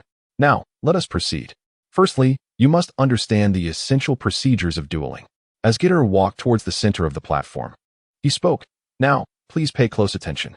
Although many wizards no longer emphasize this, if you wish to avoid being labeled as mindless baboons, it would be prudent to adhere to this decorum. The first step involves the proper grip of your wands. With that, Gitter positioned his wand upright against his chest, its tip directed towards the heavens. Snape, facing him, mirrored this action, his expression growing even more frigid. Excellent, just like that. Gitter remarked with a smile towards the audience before turning back. Next, a bow. He executed a formal bow, while Snape merely inclined his head slightly, resembling more of a nod. Then, he turned and returned to his original position. As Gitter performed the motions, he tilted his face towards the students below, explaining the steps. Remarkably, his smile remained unwavering throughout. I fear the headmaster may not leave behind his ashes, Blaise murmured to Field. I believe we ought to pray for Mr. Lockhart. Field replied with a smile. Indeed, you are correct, Blaise nodded in agreement, observing Snape's demeanor. Once they turned back, the duel could officially commence. Gitter raised an eyebrow at the audience. Remember to be cautious. Snape appeared increasingly impatient, extending his wand towards Gitter and loudly proclaiming, disarm. A vivid scarlet beam of magic surged towards Gitter, sending him flying backwards, his wand slipping from his grasp and landing among the spectators. Oh, how unfortunate. Field shut his eyes and gently shook his head. On stage, Gitter let out a slight groan, rubbed his waist, and stood up. He showed no signs of being disheveled. When his smile reemerged, it was as if nothing had transpired. Yes, as you can see, I was indeed sent flying. Along with my wand, Gitter raised an eyebrow, his tone laced with self-deprecation. Oh, thank you. I truly needed that. Upon receiving his wand back from a student at the edge of the platform, Gitter expressed his gratitude with a smile. Honestly, that was quite an unpleasant experience, he said, spreading his hands. Had it not been for the desire to provide you with a direct demonstration of the disarming spell's potency, I could have avoided such a predicament. However, this has its advantages, does it not? Gitter noticed the expressions of awe from some young witches, and his smile grew more sincere. Experiencing the power of magic firsthand will undoubtedly aid your learning. Of course, I do not require your gratitude. Merely remembering me would be the finest reward. Gilderoy said with a smile. Even if I could effortlessly vanquish your professor, it would bear no significance, would it? Observing Gilderoy's continued self-aggrandizement, Field noted that Snape's expression had darkened, his eyes narrowing further. Well, words alone pale in comparison to action. With a casual wave of his hand, Gilderoy announced, "Children, my demonstration time has elapsed. Why not attempt it yourselves? You may now freely pair up. 2 by 2, be swift." At his command, the students erupted into a cacophony of movement, the scene becoming quite chaotic as everyone hurried to find their partners. A silver-haired girl swiftly navigated through the throng and soon arrived beside Field. "Oh, goodness, I should step aside." Blaise raised an eyebrow with a mischievous grin. "Youth is a splendid thing, is it not? If your mouth serves no purpose beyond incantations, I could assist in sealing it. No need to thank me." Daphne cast a frosty glare at Blaise, a hint of malice gracing her features. Blaise stiffened, offering a sheepish smile as he quickly stepped aside. "Humph," Daphne huffed, her gaze fixed intently on the girl who had positioned herself beside Field, her teeth grinding audibly. "Hey, girl, you're about to ruin your robe," Pansy called out. "It appears you formed your groups quite well," Gilderoy remarked from the platform, wand in hand, pointing skyward. "Now, on my count, 3, 2, 1. With a resounding bang, an unintended spell from one of the students erupted, unleashing a plume of green smoke that rapidly engulfed the entire hall. The air above the great hall was soon thick with this emerald haze. "Stop. Cease immediately," Gilderoy shouted urgently. However, his words seemed ineffective. "All spells must end." A somewhat juvenile voice echoed through the hall, followed by a golden curtain of light sweeping from one side to the other. The young wizards were astonished to find that their magic had abruptly fizzled out. The great hall fell silent in an instant. "An exceedingly effective termination spell," Snape remarked lazily, casting a glance at Field, who had stowed his wand away, before shifting his gaze back to Gilderoy. "Mr. Dumbledore's spell was remarkably timely. Wouldn't you agree, Professor Lockhart?" "Quite so," Gilderoy concurred with a nod. "And thus, Slytherin receives 50 points. What do you think?" "Excellent," Snape replied with satisfaction, surveying the audience. "It seems we ought to regroup them." "An excellent suggestion." Gilderoy smiled in agreement. However, Snape chose to ignore him, his gaze fixed on Harry Potter, a hint of derision flickering in his eyes. "Let me ponder. It seems the dream team is destined to part ways. Let us observe our Superboy alongside the others. Will there be any extraordinary reactions? Mr. Longbottom, you shall be paired with Mr. Potter. Mr. Finch-Fletchley, find Mr. Weasley. Miss Millicent Bursteed. Our resident know-it-all is in dire need of your assistance." Snape did not solicit Gilderoy's opinion, but rather decisively restructured the groups of students present, whether intentional or not. He overlooked Field entirely. Field, content in his newfound leisure, crossed his arms and watched the students on the field. "Now, you may commence. What are you waiting for?" Snape coldly remarked after the grouping, breaking the brief silence as chaos erupted once more in the hall. Incantations and exclamations filled the air. Suddenly, with a thunderous bang, a thick cloud of green smoke wafted through the hall, accompanied by the noxious odor of rotten eggs. "Spell cease." Snape furrowed his brow and flicked his wand with a sharp motion, a silvery magical barrier sweeping across the room, halting the students' spellcasting once more. Field glanced at the scene before him, nearly suppressing a laugh. Neville and Justin lay sprawled on the ground, while Harry Potter and another Gryffindor called out their names, seemingly hesitating on whether to administer mouth-to-mouth resuscitation. Ron and Seamus were no better off. Ron gripped the remnants of his broken wand, which continued to emit hissing green smoke, while with his other hand, he tightly clutched Seamus's sleeve, murmuring something in desperation, his face a mask of pleading. Hermione and Millicent were embroiled in a scuffle akin to that of children. Millicent had her rather elephantine legs clamped around Hermione's head, while Hermione bit down fiercely on Millicent's leg, her hands locked tightly around it. "TSK, TSK, TSK." Snape gently shook his head, a look of disdain crossing his features. "Look what I have discovered. Hogwarts has evidently only taught you this. What use is that wand, when a mere matchstick would suffice? Some of you even dare to unleash lethal force upon your classmates. It appears you possess a certain potential for dark wizardry." Snape cast a sidelong glance at Harry Potter kneeling beside Neville, and at Ron, who was tugging at Seamus. "You lot, take those who have not risen to the infirmary." Snape bellowed at several Slytherin students. "And you over there, if you do not wish to be responsible for their corpses, then release them." Several students carried the fallen individuals to the infirmary, while Justin, having regained his composure, remained rooted to the spot. "It appears I have indeed overestimated you all," Snape scoffed. "Come forth, Mr. Potter. I should find you an adversary." "An adversary?" Harry instinctively glanced around, ultimately fixing his gaze upon Field. "I had thought that despite your brain being scarcely larger than that of a troll, You might possess some semblance of self-awareness, Snape sneered. Come here, Mr. Potter. With a mocking smile, Snape continued, the prowess of young Mr. Dumbledore far surpasses yours. I fear you may not even be able to assemble your remains after a duel with him. Upon hearing this, even though Harry was accustomed to Snape's taunts, he felt his face flush crimson. Field, however, remained unfazed, having long learned to filter Snape's words. For instance, your troll-like head should be filled with more knowledge. You should endeavor to learn a variety of subjects. It will greatly benefit you. A barely adequate level, one could do much better with their toes. Your potion quality is commendable. You have surpassed many, although you are not yet on par with the masters. Snape's recent remark, when interpreted by him, transformed into, young Mr. Dumbledore's abilities exceed yours significantly. It would be unwise for you to duel him. Perhaps find someone more suitable to assist you. Truly, Snape is quite the capable professor. Field mused cheerfully. At that moment, Harry had ascended to the platform, appearing somewhat anxious. Mr. Malfoy, Snape called softly, and Malfoy, with his meticulously styled hair, swaggered over to Snape's side. Do remember to hold back, Mr. Malfoy, Snape remarked with a sinister smile. The remaining members of the Potter family are few. I will, Professor. Malfoy replied, a smirk playing on his lips, exuding a rather sinister charm. So, it is you then.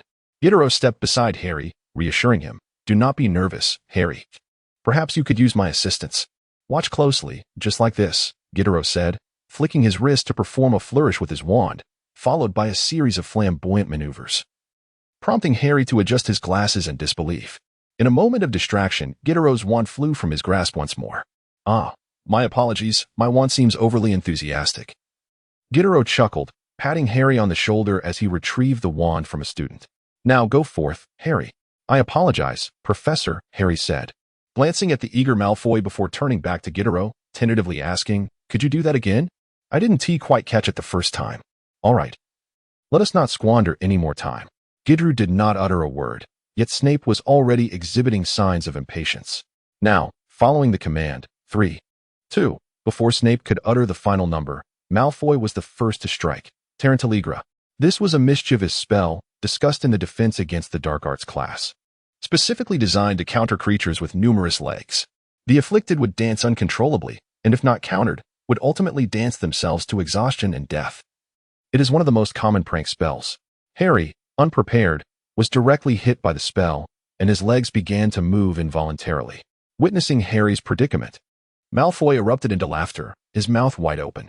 Once Harry managed to regain some control over his feet, he seized an opportunity and cast a prank spell at Malfoy as well. This spell, also covered in their Defense Against the Dark Arts class, induced incessant laughter in the victim. If left unbroken, it could lead to death by laughter, typically used against magical creatures that cast spells through their mouths. Malfoy, taken aback, had not anticipated that Harry could retaliate even while struggling to control himself. In a moment of distraction, he fell victim to the spell, his laughter growing louder. The two continued to exchange various minor spells, with Harry employing more magic overall, as few wizards of their age were adept at silent spells. Malfoy, still laughing, found it challenging to articulate a spell completely. Observing their escalating antics, Gidra felt compelled to intervene. Hey, stop it, both of you. Do not forget. We are here to learn the disarming charm. He persistently called out from the sidelines, yet the two combatants paid him no heed, intensifying their confrontation instead. Stupefy. Snape waved his wand, halting both of their spells. All right, the game ends here, he murmured, casting a cold glare at Malfoy. Now, let us try again. 3, 2, 1. Serpensortia. Malfoy again took the initiative, and with a sharp sound from his wand's tip, a sleek black serpent leapt forth, landing on the ground. The hissing snake flicked its long tongue, swiftly advancing toward Harry. Strangely, Harry merely stared at the serpent in a daze, his movements frozen. Is he scared? Pansy, watching from the sidelines, questioned in confusion. Huh, the renowned savior frightened by a venomous snake? Daphne scoffed, uncertain whether she was dismissing Pansy or mocking Harry. Field narrowed his eyes, sensing something peculiar about Harry at that moment. In the realm of magic, a venomous serpent is merely considered an ordinary creature, making it quite peculiar for a wizard to be frightened by one. Moreover, Harry did not appear to be terrified. Rather, he seemed to be observing. Very well. Mr. Potter, there is no need for fear, Snape said languidly, remaining still as he prepared to drive it away. Allow me. Gilderoy interjected with a smile, gripping his wand tightly and flourishing it elegantly towards the cobra. With a resounding bang, the cobra was propelled skyward, only to descend swiftly, crashing heavily onto the stage. Hissing. The creature seemed agitated, slithering towards the audience, raising its upper body at the edge of the stage, arching slightly backward as if ready to strike. Oh. I misjudged the potency of the spell. Gilderoy chuckled apologetically. Let us try again. Before he could take action, Harry suddenly spoke up. Instead of uttering words, he emitted a peculiar hissing sound, akin to the serpent's flicking tongue, which sent a chill down the spine. Oh, Parseltongue? Field suddenly became intrigued, scrutinizing Harry closely. Upon hearing Harry's strange sound, the cobra halted its movements, tilting its head slightly towards him and gently flicking its tongue. With a flick of his wand, Snape dispelled Malfoy's enchantment, regarding Harry with a significant gaze. What sort of trickery are you playing at? Justin suddenly shouted, racing out before Harry could respond. It was evident to all that his voice was laced with fear. The expressions of the students were uneasy, particularly among the Slytherins, many of whom appeared somewhat pale. Let us return, Field, Blaise said wearily as he approached Field. Good heavens, this is indeed unwelcome news. Thus, the inaugural meeting of the Dueling Club ended with a whimper. Compared to Harry Potter's ability to speak Parseltongue, Gilderoy's lackluster skills seemed rather unimpressive. Later that day, the Slytherin students debated the events in their common room, ultimately concluding nothing, which only deepened their gloom. A Gryffindor possessing the talent that Slytherin coveted was certainly alarming news, although Field dismissed it as insignificant. He refrained from tempting fate at that moment. After the gathering in the common room dispersed, he quietly returned to the room of requirement. The following day, the rumor that Harry Potter might be the heir of Slytherin spread like wildfire throughout Hogwarts. Although this displeased the Slytherins, the majority of students held such a belief. Even some Slytherins tacitly accepted this viewpoint. Though a few Slytherins remained unconvinced, they were unable to produce any evidence to support their claims, ultimately resorting to stubbornly insisting it was impossible. To the Slytherins, being a descendant of their house might be considered a great honor. However, from Harry's perspective, it was quite the opposite. Students from Gryffindor and other houses instinctively kept their distance from him, and apart from his two steadfast friends, no one dared to approach. Though Field observed this scene, he had no inclination to interfere. At that moment, he was being led by Luna to a breeding ground on the edge of the Forbidden Forest. Do you enjoy coming here? Field asked, slightly surprised as he gazed at the elf-like girl beside him. I thought girls preferred sweet scents. The fragrance of nature is the finest, Luna corrected, glancing at the barren grass as if something lay hidden there. All right, Field shrugged, but it seems there is nothing here. No, it's just that you cannot see it. Luna extended her hand, revealing a nut resting in her palm. Field's eyes widened. It was Luna's hand that captivated him, though it was indeed lovely. Rather, it was the fact that the nut seemed to vanish in an instant, as if consumed by some unseen force. What was that? Field couldn't help but inquire. A thestral, Luna replied cheerfully. They are quite adorable. So that was what it was. Field realized with clarity. In the book Fantastic Beasts and Where to Find Them, thestrals were described as symbols of death, visible only to those who had witnessed death. Although Field had killed a few flying insects, it was evident that this did not equate to having witnessed death. However, he recalled what Professor Scamander wrote about their appearance. Thestrals appeared emaciated, their black skin tightly adhering to their skeletal frames, every bone distinctly visible. Their heads resembled that of a dragon, with white eyes devoid of pupils, staring unblinkingly. Wings large, black, and robust, protruded from the ridge between their shoulders, resembling those of enormous bats. Is this creature truly adorable? Field pondered, suddenly struck by the notion that this girl's taste in aesthetics rivaled that of Hagrid. Watching Luna feed the thestrals with delight, Field felt as though he had overlooked something important. Wait a moment, he exclaimed, slapping his forehead. I say, aren't thestrals carnivorous? If we keep feeding them nuts, they... What did you say? Luna asked, turning her head after tossing an apple. Oh, nothing. Field pressed his lips together and waved his hand. How did you discover they would eat apples? I didn't discover anything, Luna replied without turning her head. I just felt they would enjoy this. Look, they've devoured another one. All right, it seems you're right, Field conceded with a hint of resignation. Faced with the peculiar sense of cheating emanating from this young lady, he found himself at a loss for words. After a prolonged session of feeding the nocturnal steeds alongside Luna, it was only upon returning to the castle that he realized a significant event had transpired. Justin Finch-Fletchley had been attacked. He was the first young wizard to fall victim following the incident involving Madame Pomfrey, and notably, he was a half-blood, which seemed to align perfectly with the rumors surrounding Slytherin's Chamber of Secrets.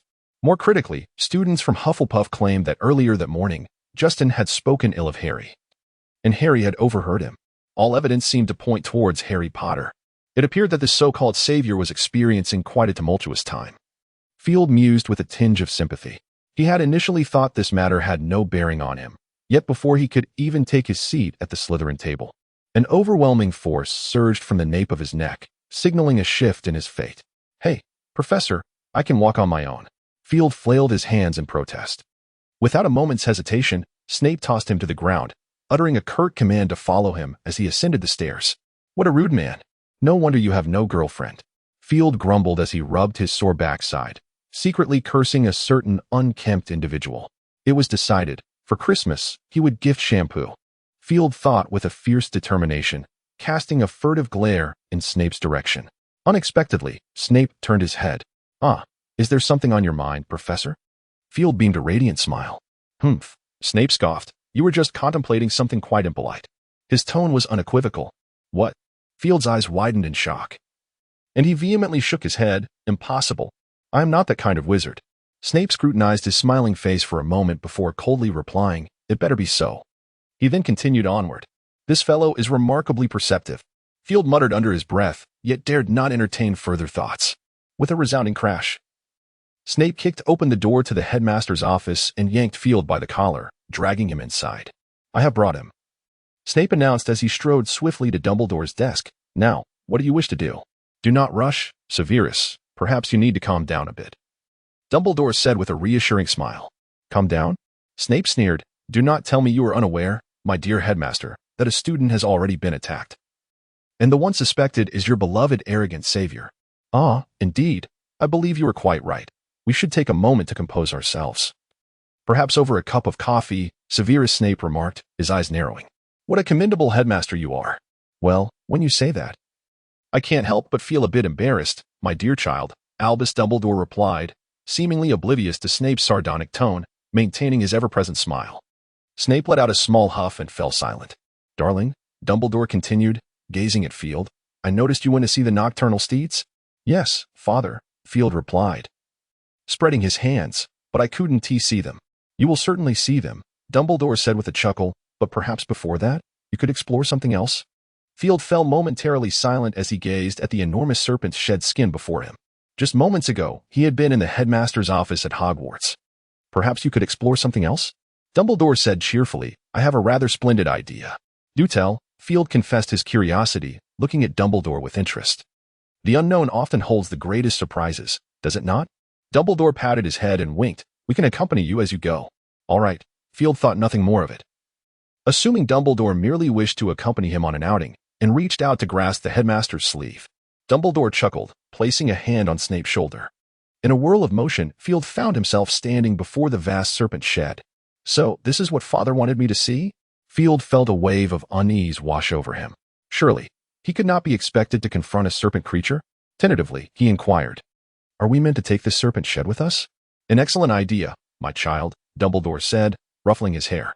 Field's face brightened, just as he was about to speak. Dumbledore added, "We can obtain a new one shortly. You can transform it into a robe at the tailor shop in Diagon Alley." Who in their right mind would want a serpent robe? Field inwardly scoffed at his unreliable father. "I assume you both have ample time for idle chatter," Snape interjected impatiently. "How long do you intend to dally with your poor subordinate?" "Apologies, Severus," Dumbledore responded with a hint of regret. "You know, the elderly often prefer the company of their children." "No, I do not," Snape shot him a glance. "So, may we proceed to more pressing matters?" "Oh, of course," Dumbledore replied with a smile, then added, "But, Severus, are you quite sure you do not wish to engage in a sweet romance? I have, well, you know mine." Snape raised his hand, interrupting Dumbledore's words. "Well, you ought to explore a different way of life, Severus." A hint of regret flickered across Dumbledore's face. Snape seemed to disregard this remark entirely, his expression remaining unchanged. The trio continued deeper into the corridor, traversing a long serpentine path that led to a pitch-black hallway. With a wave of his hand, Dumbledore conjured a small orb of light, illuminating the surroundings. Field glanced around, assessing the area. It appeared that this narrow corridor was constructed from bluestone, and perhaps due to the passage of time, a thick layer of dust blanketed the floor. Coupled with some unknown source of moisture, the dust had transformed into mud. Disgusting. Field furrowed his brow, his face etched with disdain. Obsession with cleanliness is not a commendable trait, my child, Dumbledore remarked with a smile directed at Field. He waved his hand once more, and the ground became significantly cleaner. Surely, it appears more appealing this way, does it not? Absolutely, Field replied, nodding emphatically as he stepped onto the tidier surface. Upon reaching the end of the corridor, a stone door came into view. This door seemed taller than a standard entrance and was approximately twice as wide, centrally adorned with two serpentine carvings that appeared to writhe. The door was encircled by intricate and enigmatic runes. This must be the place, Dumbledore observed carefully, nodding slowly. Let me think. How should Parseltongue be pronounced? Ah, yes. He tapped his forehead, gazing at the door as his lips moved slightly, emitting a hissing, peculiar sound. The emerald eyes of the serpentine carvings glimmered faintly, and their movements began to form a circle. As they coiled completely, a sharp crack echoed, and the stone door slowly creaked open. Stay calm. Remember not to panic, Dumbledore advised, patting Field's eyes. And do not look directly into its eyes, as you are aware. I understand, Field nodded, transforming once more into a phoenix under Dumbledore's watchful gaze. A soft trill escaped Field as he lightly flapped his wings and took perch upon Dumbledore's shoulder. An astute decision. I must re-evaluate my opinion of you, my child. Although I have always regarded you as remarkable, it seems I have underestimated you. Dumbledore affectionately ruffled Field's head, smiling warmly. Save your bragging for others, Snape remarked coldly. I must remind you that the time you have squandered is ample enough for me to brew a potion. My apologies, Severus. Dumbledore replied apologetically, gazing at him. Please forgive an elderly wizard. My legs are not as sprightly as those of you younger folk. Snape cast a fleeting glance at him, his eyes sweeping dismissively over his legs, a disdain so palpable that even Field could easily perceive it. However, Dumbledore merely chuckled, uttering no further words. Upon entering through the stone door, they had truly arrived at the heart of the hidden chamber. The chamber itself appeared quite spacious. With walls adorned by translucent openings of unknown origin, though somewhat dim, it was not completely shrouded in darkness. Pillars of various sizes filled the room, some embellished with intricate carvings of serpentine creatures, while others remained blank and unadorned. In addition to the columns, Field noticed a stone table accompanied by 4 stony stools. Directly before the trio stood a colossal statue, depicting an elderly man with an unkempt appearance. The eyes of the old man were not carved, yet they conveyed a chilling aura. This must be the statue of Salazar Slytherin himself, a realization Dumbledore confirmed with a mere glance. He straightened his somewhat disheveled robes and solemnly bowed before the statue. Snape mirrored this gesture beside him. Field understood that they were paying homage to a once great figure. Regardless of whether he had ultimately caused harm to Hogwarts, his contributions were undeniably monumental. Well, we have arrived, Snape stated as he straightened up. The pressing question now is, where's the basilisk? Dumbledore pondered for a moment, producing his wand and uttering a series of strange syllables before giving his wand a gentle flick. A silvery mist emerged from the tip of his wand, swiftly enveloping the entire chamber. Ah, found it, Dumbledore exclaimed, his eyes brightening as he gazed at Slytherin's statue. It is right here. Excellent. Snape drew his wand, implying that they would need to blast it open. No, Severus, Dumbledore interjected, shaking his head gently. This is a legacy of Salazar Slytherin. We must not disrespect our forebear. Oh, disrespect? Snape scoffed. Listen to what you are saying. We are here to slay that basilisk. Let us not forget, it was originally Slytherin's. I am aware, Dumbledore replied, his demeanor unflinching. Had it not posed a threat to the students, I would indeed prefer it to reside within the school. You hypocritical old fool. Snape huffed, yet he lowered his wand. So, great headmaster, perhaps you have devised a more prudent plan? After a moment of contemplation, Dumbledore suddenly clapped his hands together. Ah. We require someone with a deeper understanding of Slytherin to assist us. Are you jesting? Snape waved his hand impatiently. I believe I need not remind you, assuming you have not forgotten, that Slytherin has been dead for over 1,000 years. Trust me, Severus, Dumbledore said earnestly. I may occasionally forget certain matters, but I am quite lucid at this moment. Fawkes, Dumbledore softly called. In a flash of fire, the Phoenix Fawkes appeared in the chamber. He appeared older, his feathers sparse and scattered. I apologize, old friend. I should not disturb you at this hour. Dumbledore gently stroked his back. Fawkes let out a soft cry. His voice no longer the bright trill it once was, now somewhat hoarse. Could you please bring me the sorting hat? Dumbledore asked quietly. Fawkes nodded, and with another flash of fire, he vanished. Moments later, he returned, clutching the tattered hat in his claws. Snape watched the scene with an impassive expression. a flicker of realization in his eyes. After sending Fawkes back, Dumbledore held the Sorting Hat in his hands. "Hello, old friend, how are you?" The Sorting Hat twisted, a pattern resembling a face emerging. "Ah, it is you, Albus." "Indeed, Sorting Hat," Dumbledore replied with a smile. "It seems you have been asleep for quite some time." "There is little to be done." The Sorting Hat twisted again. "You always have your various matters. No one speaks to me. And aside from contemplating the songs I shall sing next year, I can only sleep." As it spoke, it glanced around, displaying a clear expression of surprise. "This does not appear to be the headmaster's office?"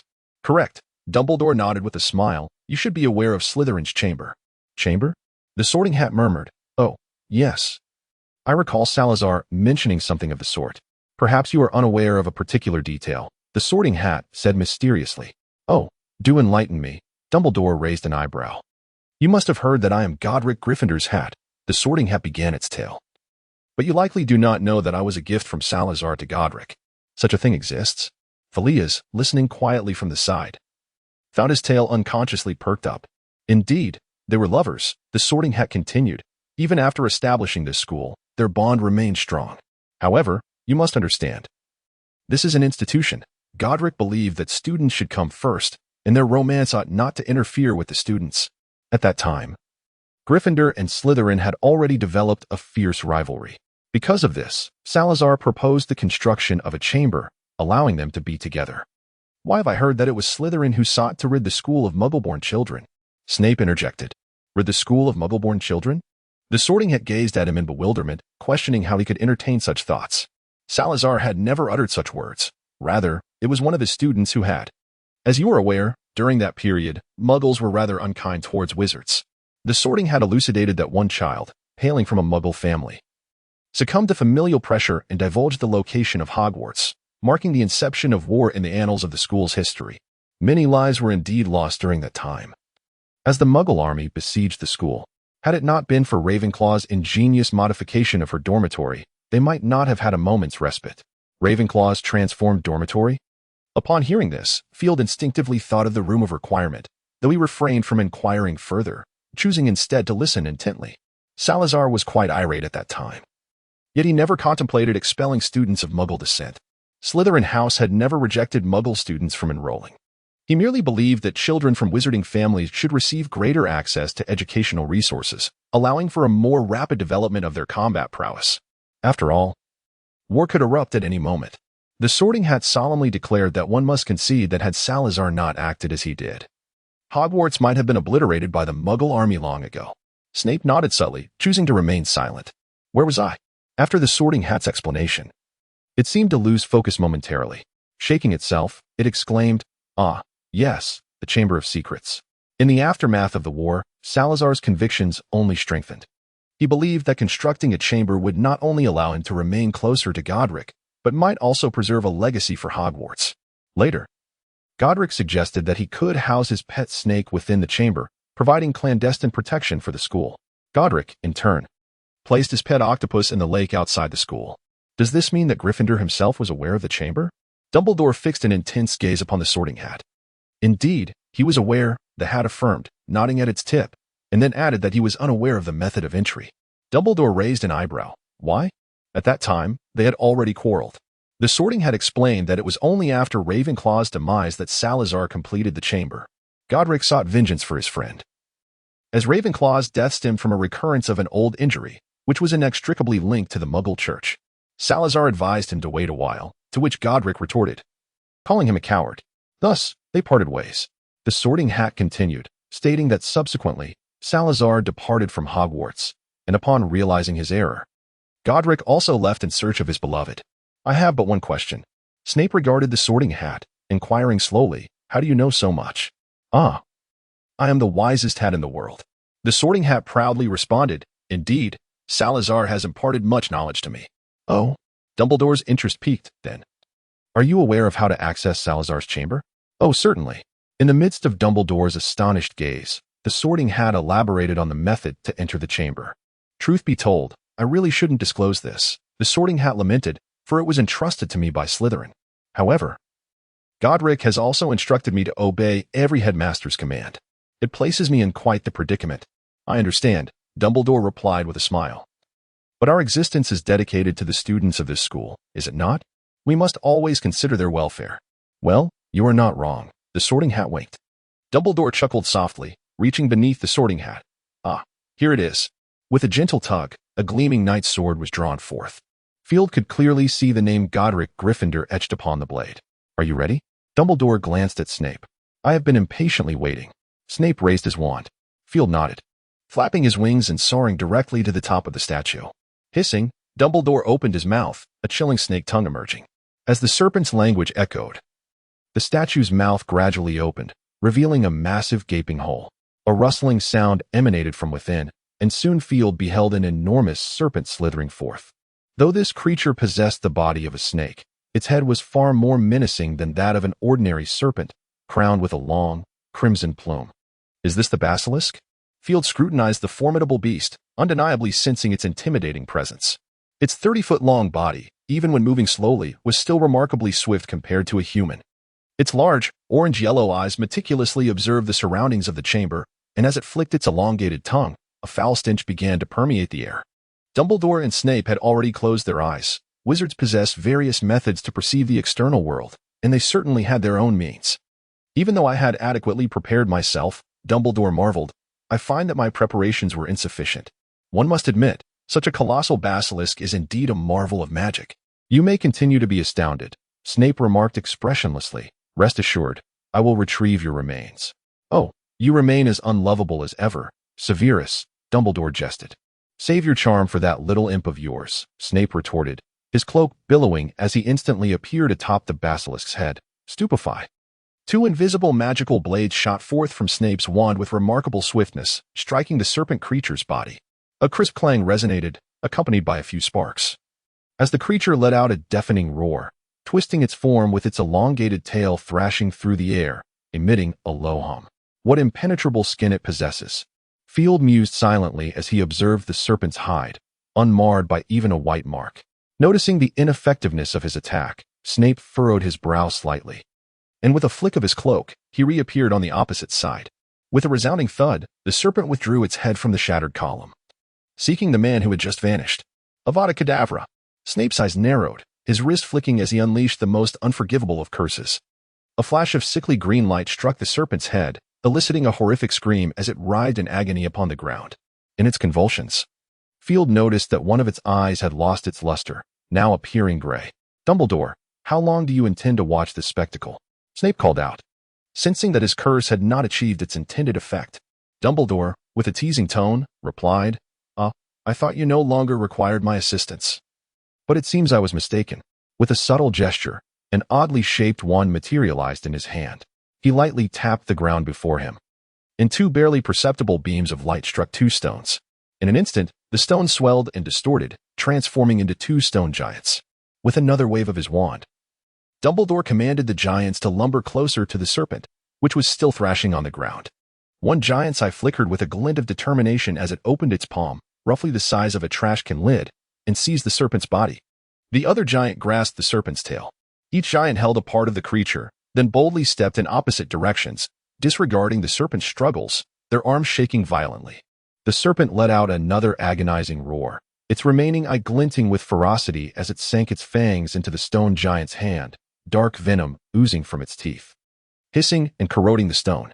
With a dull crack, the giant's hand was severed. The serpent, seizing the opportunity, fell to the ground and swiftly coiled around the other giant, tightening its grip until it was mercilessly torn in half. What a ferocious creature! Field gazed in awe at the basilisk displaying its formidable prowess. Dumbledore sensed that the stone giant he had conjured was now vanquished, and with a series of swift flicks of his wand, massive chains materialized. Once more, Dumbledore waved his wand, and the chains slithered across the ground like serpents, swiftly reaching the basilisk's underside and coiling around its form. The basilisk writhed in an attempt to shake off the chains, yet its efforts were in vain. It found itself ensnared ever more tightly. Seizing this moment, Snape's curse arrived. Avada Kedavra! A flash of ghastly green light illuminated the scene, and the basilisk's other eye turned to a dull gray. With a flick of his wand, Dumbledore summoned a rope that appeared at the basilisk's maw, binding it shut. At this juncture, Field descended from the air, his form slightly contorted before reverting to human shape. Father, and the headmaster, Field reminded, its eyes had been blinded. You may now open yours. Oh. Dumbledore, trusting him implicitly, opened his eyes without hesitation to examine the basilisk. Indeed, the creature's eyes no longer bore that enchanting power. Did you do this? Dumbledore inquired with curiosity. No, it was the headmaster, Field replied, shaking his head. Though the fatal curses cast by the headmaster did not claim the basilisk's life, it had certainly not emerged unscathed. Very well. A flicker of disappointment passed through Dumbledore's eyes. But he soon turned his gaze to Snape with a smile. Perhaps our potions master can provide an answer? I'm afraid I cannot, Snape declined, shaking his head. Alchemy is not my forte. Well then, I shall bestow it upon an old friend of mine. He should appreciate such an exquisite gift. Ah, how could I nearly forget this? Dumbledore exclaimed, tapping his forehead. With a gesture of his wand towards the sword in his hand, it shot forth like an arrow. With a soft hiss, the sword pierced not mere parchment, but the basilisk's skull.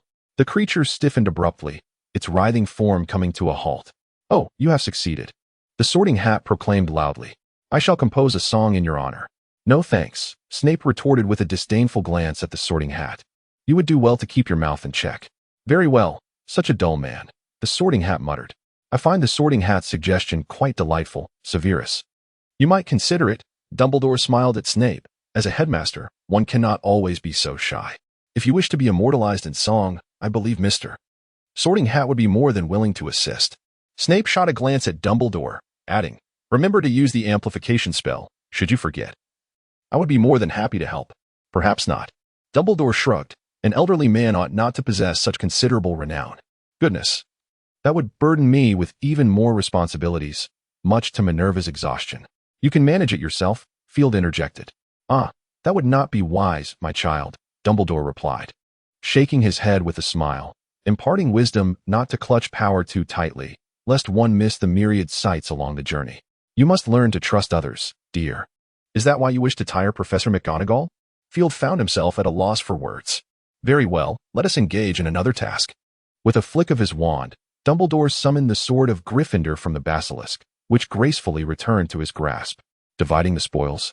Field's eyes brightened as he closely followed Dumbledore towards the creature. 5 minutes later, Field walked methodically along the basilisk's body, his expression impassive, with Snape trailing alongside him. I must remind you, you ought to be quicker if you don't wish to be poisoned by your own tailored garments, Snape admonished. His brow furrowed. If too much time elapsed, the basilisk's venom would permeate his skin. I understand, Field replied without looking back.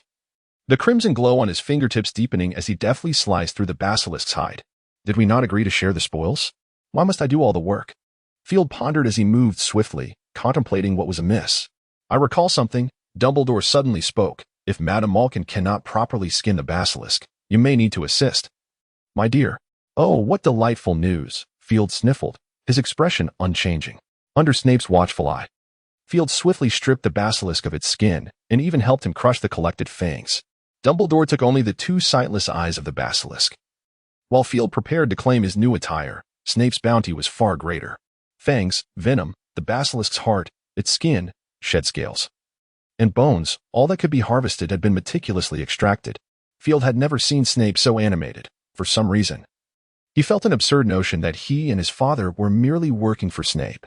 Shaking his head to dispel the ridiculous thought, Field turned to Dumbledore, who was lost in contemplation, gazing at the remnants of the basilisk's flesh.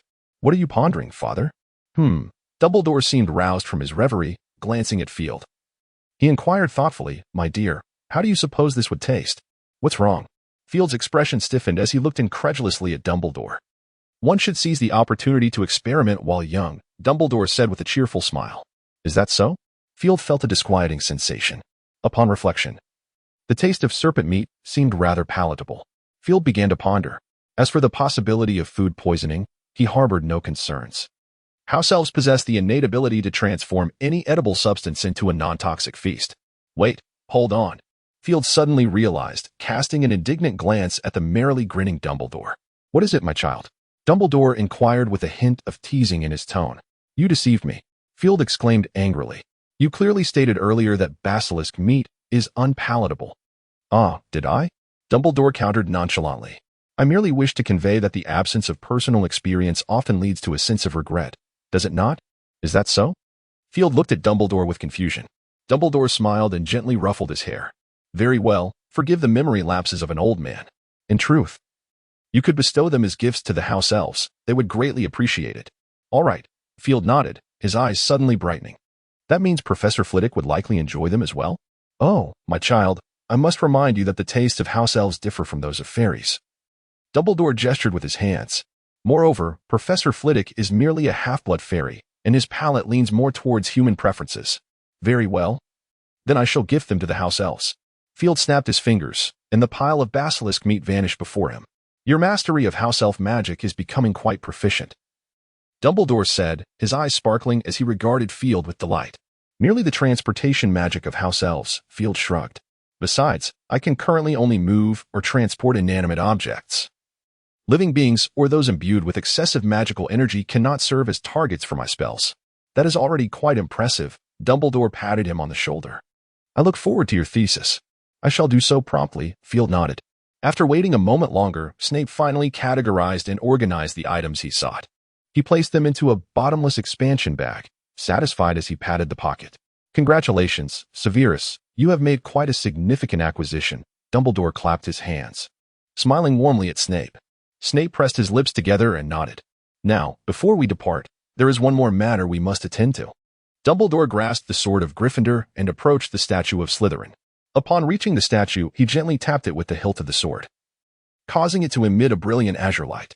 Gradually, the luminescence enveloped the entire chamber. A resounding, thunderous noise emanated from the stone door. Field turned to look. Momentarily taken aback, another colossal statue emerged. This one depicted a formidable middle-aged man with short hair and a long beard. Unlike the previous statue, the eyes of this one were intricately carved, radiating warmth and compassion, adorned with a tattered hat atop his head. Ah, there seems to be a distinction here, Field noted as he glanced at Salazar Slytherin's statue, which now also bore eyes, filled with a depth of emotion that even he could perceive. The two statues gazed at one another, as if their eyes held only each other as reflection. This must be Godric Gryffindor, Dumbledore spoke softly. Bowing respectfully to the newly appeared statue, Field followed suit, then suddenly posed a question. Should we investigate if this statue conceals anything? Oh, I must admit, your suggestion has truly caught me by surprise, Dumbledore replied with a kind smile. If there happens to be another basilisk, I cannot ascertain whether that would be considered good news. You might as well give it a try, Dumbledore, Snape interjected, his eyes gleaming with seriousness. It could at least mitigate some dangers for the students. Very well, you are correct, Dumbledore nodded in agreement. He turned his attention to the statue of Gryffindor and uttered Parseltongue once more. After a moment of silence, however, nothing transpired. It seems there is nothing here, Dumbledore remarked with a smile. A flicker of disappointment crossed Snape's eyes as he asked, somewhat unwillingly, are you certain your Parseltongue was accurate? Of course, Dumbledore replied cheerfully. I am not yet senile. No, there must be an error, Field countered at that moment. Let us not forget, this is Gryffindor. Though I did not comprehend, I would wager that your Parseltongue was still directed at Slytherin. Perhaps your deduction is correct, Dumbledore realized, tapping his forehead. We can attempt it once more. He addressed the statue again. This time, the statue finally responded. A series of grinding sounds erupted as Gryffindor's statue opened its mouth, revealing a gaping cavity. Observing this, Field transformed into a phoenix without hesitation and soared into the air. Dumbledore and Snape immediately closed their eyes, awaiting any sound for quite some time, yet none emerged. Field contemplated for a moment before daring to make a bold move. With a swift flutter of his wings, he flew into the gaping mouth of Gryffindor. Oh dear. Dumbledore's voice echoed from behind, urging caution. However, Field remained silent. To his astonishment, he discovered another room within. After pondering briefly, he refrained from recklessly entering and instead used his claws to push the door open, swiftly darting aside. After a moment of waiting and sensing no unusual presence, Field cautiously flitted inside. The room was modest in size, furnished simply with a table and two chairs, while a bed rested against the wall. Upon closer inspection, Field noticed something peculiar on the bed. He stealthily approached to find a long-deceased skeleton. Sensing no immediate danger, Field transformed back into human form and slowly approached the bed for a closer examination. The skeleton was adorned in an ancient robe, faintly pulsating with residual magical energy, suggesting it was indeed a magical garment. Its elongated bony hands crossed over its chest, one adorned with a serpent-like ring set with an oddly shaped stone. There was also a piece of parchment beneath the skeletal hand. Field contemplated for a moment, deciding not to disturb it just yet. He then moved to the table, where another piece of parchment lay alongside a dried-up ink bottle, the quill within rendered unusable. After surveying the rest of the room and finding no further discoveries, he transformed once more into a phoenix, the flames flickering as he returned to the statue's exterior. Snape appeared to be growing impatient, and had it not been for Dumbledore holding his arm, he likely would have charged in. Field turned and resumed his human form, recounting his findings before either could speak. Snape maintained an impassive demeanor, while Dumbledore's expression revealed deep contemplation. "I believe we should investigate further," Dumbledore stated solemnly. "Field, lead us to the location." "Of course." Field nodded, proceeding towards the entrance with ease. Upon reaching the room once again, he pointed out his discoveries to the two men. Dumbledore's gaze sharpened as he spotted the ring on the skeleton's finger. "Is there an issue?" Field inquired, puzzled. "Nothing of consequence," Dumbledore replied, suppressing his excitement with a shake of his head. "Let us examine your findings further. I believe I have deduced the identity of this individual. Could it possibly be Gryffindor?" Field pondered for a moment, raising an eyebrow as he inquired. Dumbledore responded with a mysterious smile, drawing forth his wand, and with a casual flick, animating a skeleton. To Field's astonishment, the skeleton rose, briefly moved, and placed the parchment and ring it held upon the table. After completing this task, it reclined once more. "What have you done?" Field suddenly felt an eerie chill pervade the room. "Dear one, do not be afraid," Dumbledore chuckled gently, ruffling his hair. "Your understanding of transfiguration could benefit from deeper contemplation. This is merely one of its applications." "Is that so?" Field regarded Dumbledore with a puzzled expression. Snape, however, recognized something amiss and scoffed, yet chose not to expose him. This, of course, may have been linked to his anticipation of forthcoming revelations. Gazing at the two pieces of parchment before him, Dumbledore waved his wand once more. A substance resembling golden sand erupted from the tip of his wand, gradually cascading over the surfaces of the parchments, swiftly enveloping them. Subsequently, with another flick of his wand, the golden sand soared into the air, twisting, swirling, and eventually coalescing into two articles. "A mere parlor trick," Dumbledore explained cheerfully to Field. "It is prudent to refrain from directly engaging with that which you do not understand. In such moments, this little spell proves most advantageous." Field, however, paid little attention to Dumbledore's words. In truth, his focus was entirely captivated by one of the articles. It was a letter. "To my beloved Gorger. We encountered one another in the mundane, journeyed along a shared path, fell in love in a fleeting moment, yet found solace only in a dream. Each passing moment, I find myself ensnared in the same reverie, contemplating you, yearning for you. Perhaps I am not merely awaiting your apology. Rather, I am in anticipation of a singular answer. Do you truly love me? Indeed, I hesitate to concede to that notion. Yet the torment within my heart renders me sleepless, pride ensnaring me in this predicament. Upon awakening, I find your presence has vanished entirely. Suddenly, I am reminded of your promise. In your moments of clarity, you would always be by my side. This is our sanctuary, the very space we designated as ours. You spoke of us crafting a small world together in the future. Forgive me, for without you, I can only fashion a mere semblance, a fragile outline that cannot endure. I have intertwined it with the common room of Ravenclaw. My dearest beloved, regret and solitude have ceaselessly tormented me. If it were possible, I would create the finest time-turner in existence to advise my past self, to reclaim what was lost, at least for a semblance of betterment than the present. I once believed that I was your entire world. However, it was only after losing you that I realized you were my one and only. My beloved, I find myself at a loss as to what I can offer you. The only thought that occupies my mind is the hope of unraveling that cursed blood enchantment. If ever you could find your way here, we would be able to remain together for eternity. My beloved, alas, I can no longer endure. This is a letter I leave behind, my love. I am destined to embark on a prolonged dream. May you, in this dream, accompany me eternally. Good night. Salazar Slytherin. Is it truly a handwritten letter from Salazar? Field's eyes brightened. While this artifact may lack tangible significance, its symbolic value is immense. However, this letter, a love missive from Salazar Slytherin to Godric Gryffindor, would likely be intolerable to many Slytherins. Contemplating this, Field turned to Snape. Snape maintained his usual impassive demeanor. Yet a flicker of joy mingled with a hint of discomfort danced in his eyes. It appeared he too was in a quandary. Field muttered softly, deciding not to dwell further on the matter. Such concerns were best left to the adults. He was but a child. With this thought, Field shifted his gaze to another direction. The more he observed, the more captivated he became, and his admiration for Slytherin burgeoned. In Slytherin's perspective, the blood curse, though a malediction, was also a divine blessing, albeit one that the human essence found arduous to bear.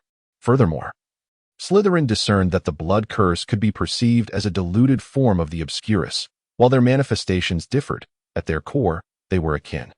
If the blood curse could be cured, then surely the Obscurus could as well. Slytherin posited that whether addressing the blood curse or the Obscurus, both required a shared approach centered on the development of the human body. Slytherin held two hypotheses, one concerning physical constitution and the other regarding the soul. In Slytherin's theorization, both the blood curse and the Obscurus were curses that resided not solely within the corporeal form, but also within the soul. To remedy the blood curse, one could either pursue the enhancement of physical constitution. In ancient times, there existed a cadre of wizards who regarded the human body as nature's greatest gift, cherishing all methods that could fortify it as treasures. Within the legacy of the Slytherin family, fragments of this wizardly tradition were preserved, and Slytherin endeavored to complete them. This represented one pathway. The other pathway was to abandon the corporeal form altogether, utilizing all one's magical essence along with the natural world's magic to construct a pure energy body that encapsulated the soul, thereby empowering it. From the perspective of the contemporary magical community, this latter method clearly fell within the realm of dark wizards. However, a millennium ago, the dichotomy between the dark and light wizards was far less pronounced, and Slytherin himself was indeed a dark wizard. Each path possessed its own merits and flaws. The route of physical enhancement effectively treated blood curses as one's own sharpening stone, utilizing potions and other means to harmonize one's corporeal form with the curse, ultimately allowing the blood curse to be wielded as a personal asset. Nonetheless, the shortcomings of this approach are evident, primarily due to the substantial resources it demands. Even Slytherin could not fathom the enormity of the required investment. Additionally, the human body exhibits adaptability and resistance, implying that a singular method of physical enhancement cannot be perpetuated indefinitely. Once it ceases to yield results, alternative strategies must be sought, which are themselves often challenging to discover or develop. The path of soul enhancement, on the other hand, relinquishes the casting direction of blood curses. The manifestation of the blood curse resides within the bloodline. Thus, should one lose their physical form, the curse would naturally dissipate. This method also bears clear disadvantages. While it is feasible to envelop the soul in energy, the soul remains inherently fragile and susceptible to unforeseen incidents, where even the slightest misstep could result in dire consequences. Moreover, Slytherin discerned that choosing this route would tether his soul to a magical object indefinitely, precluding any possibility of liberation until the soul's eventual dissolution. Furthermore, upon opting for soul enhancement, when confronted with death, the soul would not be claimed by the Grim Reaper but would instead dissipate, allowing for longevity at the expense of other potentialities. Field noted a particular entry. The existence of a singular soul is exceedingly vulnerable to external emotional influences. When I attempted to anchor a muggle's soul within Hogwarts, it absorbed all the negative emotions present in the castle. It required no sustenance, traversing through food like a phantom and able to levitate all consumables, reminiscent of the legendary poltergeist. However, its destructive tendencies are exceedingly potent, leaving me uncertain about whether it should be eradicated. Eventually, it escaped my laboratory. Perhaps that was its destined path, and I resolved not to interfere further. Upon reflection, Field was reminded of the poltergeist at Hogwarts. According to the professors at Hogwarts, the poltergeist is an entity born of the castle itself, serving to protect Hogwarts. Yet, Field had never witnessed any protective actions on its part. Most crucially, he had also interacted with a professor from Beauxbatons, who conveyed that it seemed only Hogwarts possessed such an entity, while other magical institutions lacked a similar presence. At last, his queries found resolution. Father, Field pondered for a moment, casting a glance at Dumbledore, who was intently studying the Slytherin manuscripts. How do you intend to handle this? He inquired. Dumbledore refrained from divulging the management of the two manuscripts to Field, and even Snape appeared to be in the dark about it. Yet, Snape seemed indifferent, perhaps. For a true Slytherin, as long as the manuscript remained confidential, everything else was acceptable. With a flicker of firelight, Field and Ariana escorted Dumbledore and Snape back to the headmaster's office. Dumbledore, noticing Fawkes precariously perched atop a cabinet, suddenly tapped his forehead in realization. Apologies, my friend. I often forget that Field possesses a phoenix, he remarked with a wry smile directed towards Fawkes. The phoenix emitted a low call, gently shaking its head as if to convey its indifference. Snape, displaying no inclination to linger in the presence of either man or phoenix, casually announced, "I shall take my leave," and departed the headmaster's office. Field glanced at Dumbledore, bidding farewell with a smile, and requested Ariana to accompany him to the Hogwarts kitchen. He intended to present the basilisk's meat as a gift to the house elves of Hogwarts. With the basilisk resolved, it felt as if the weight of the world had lifted. As for the rumors circulating about Harry Potter, they gradually faded from memory once no students were attacked thereafter.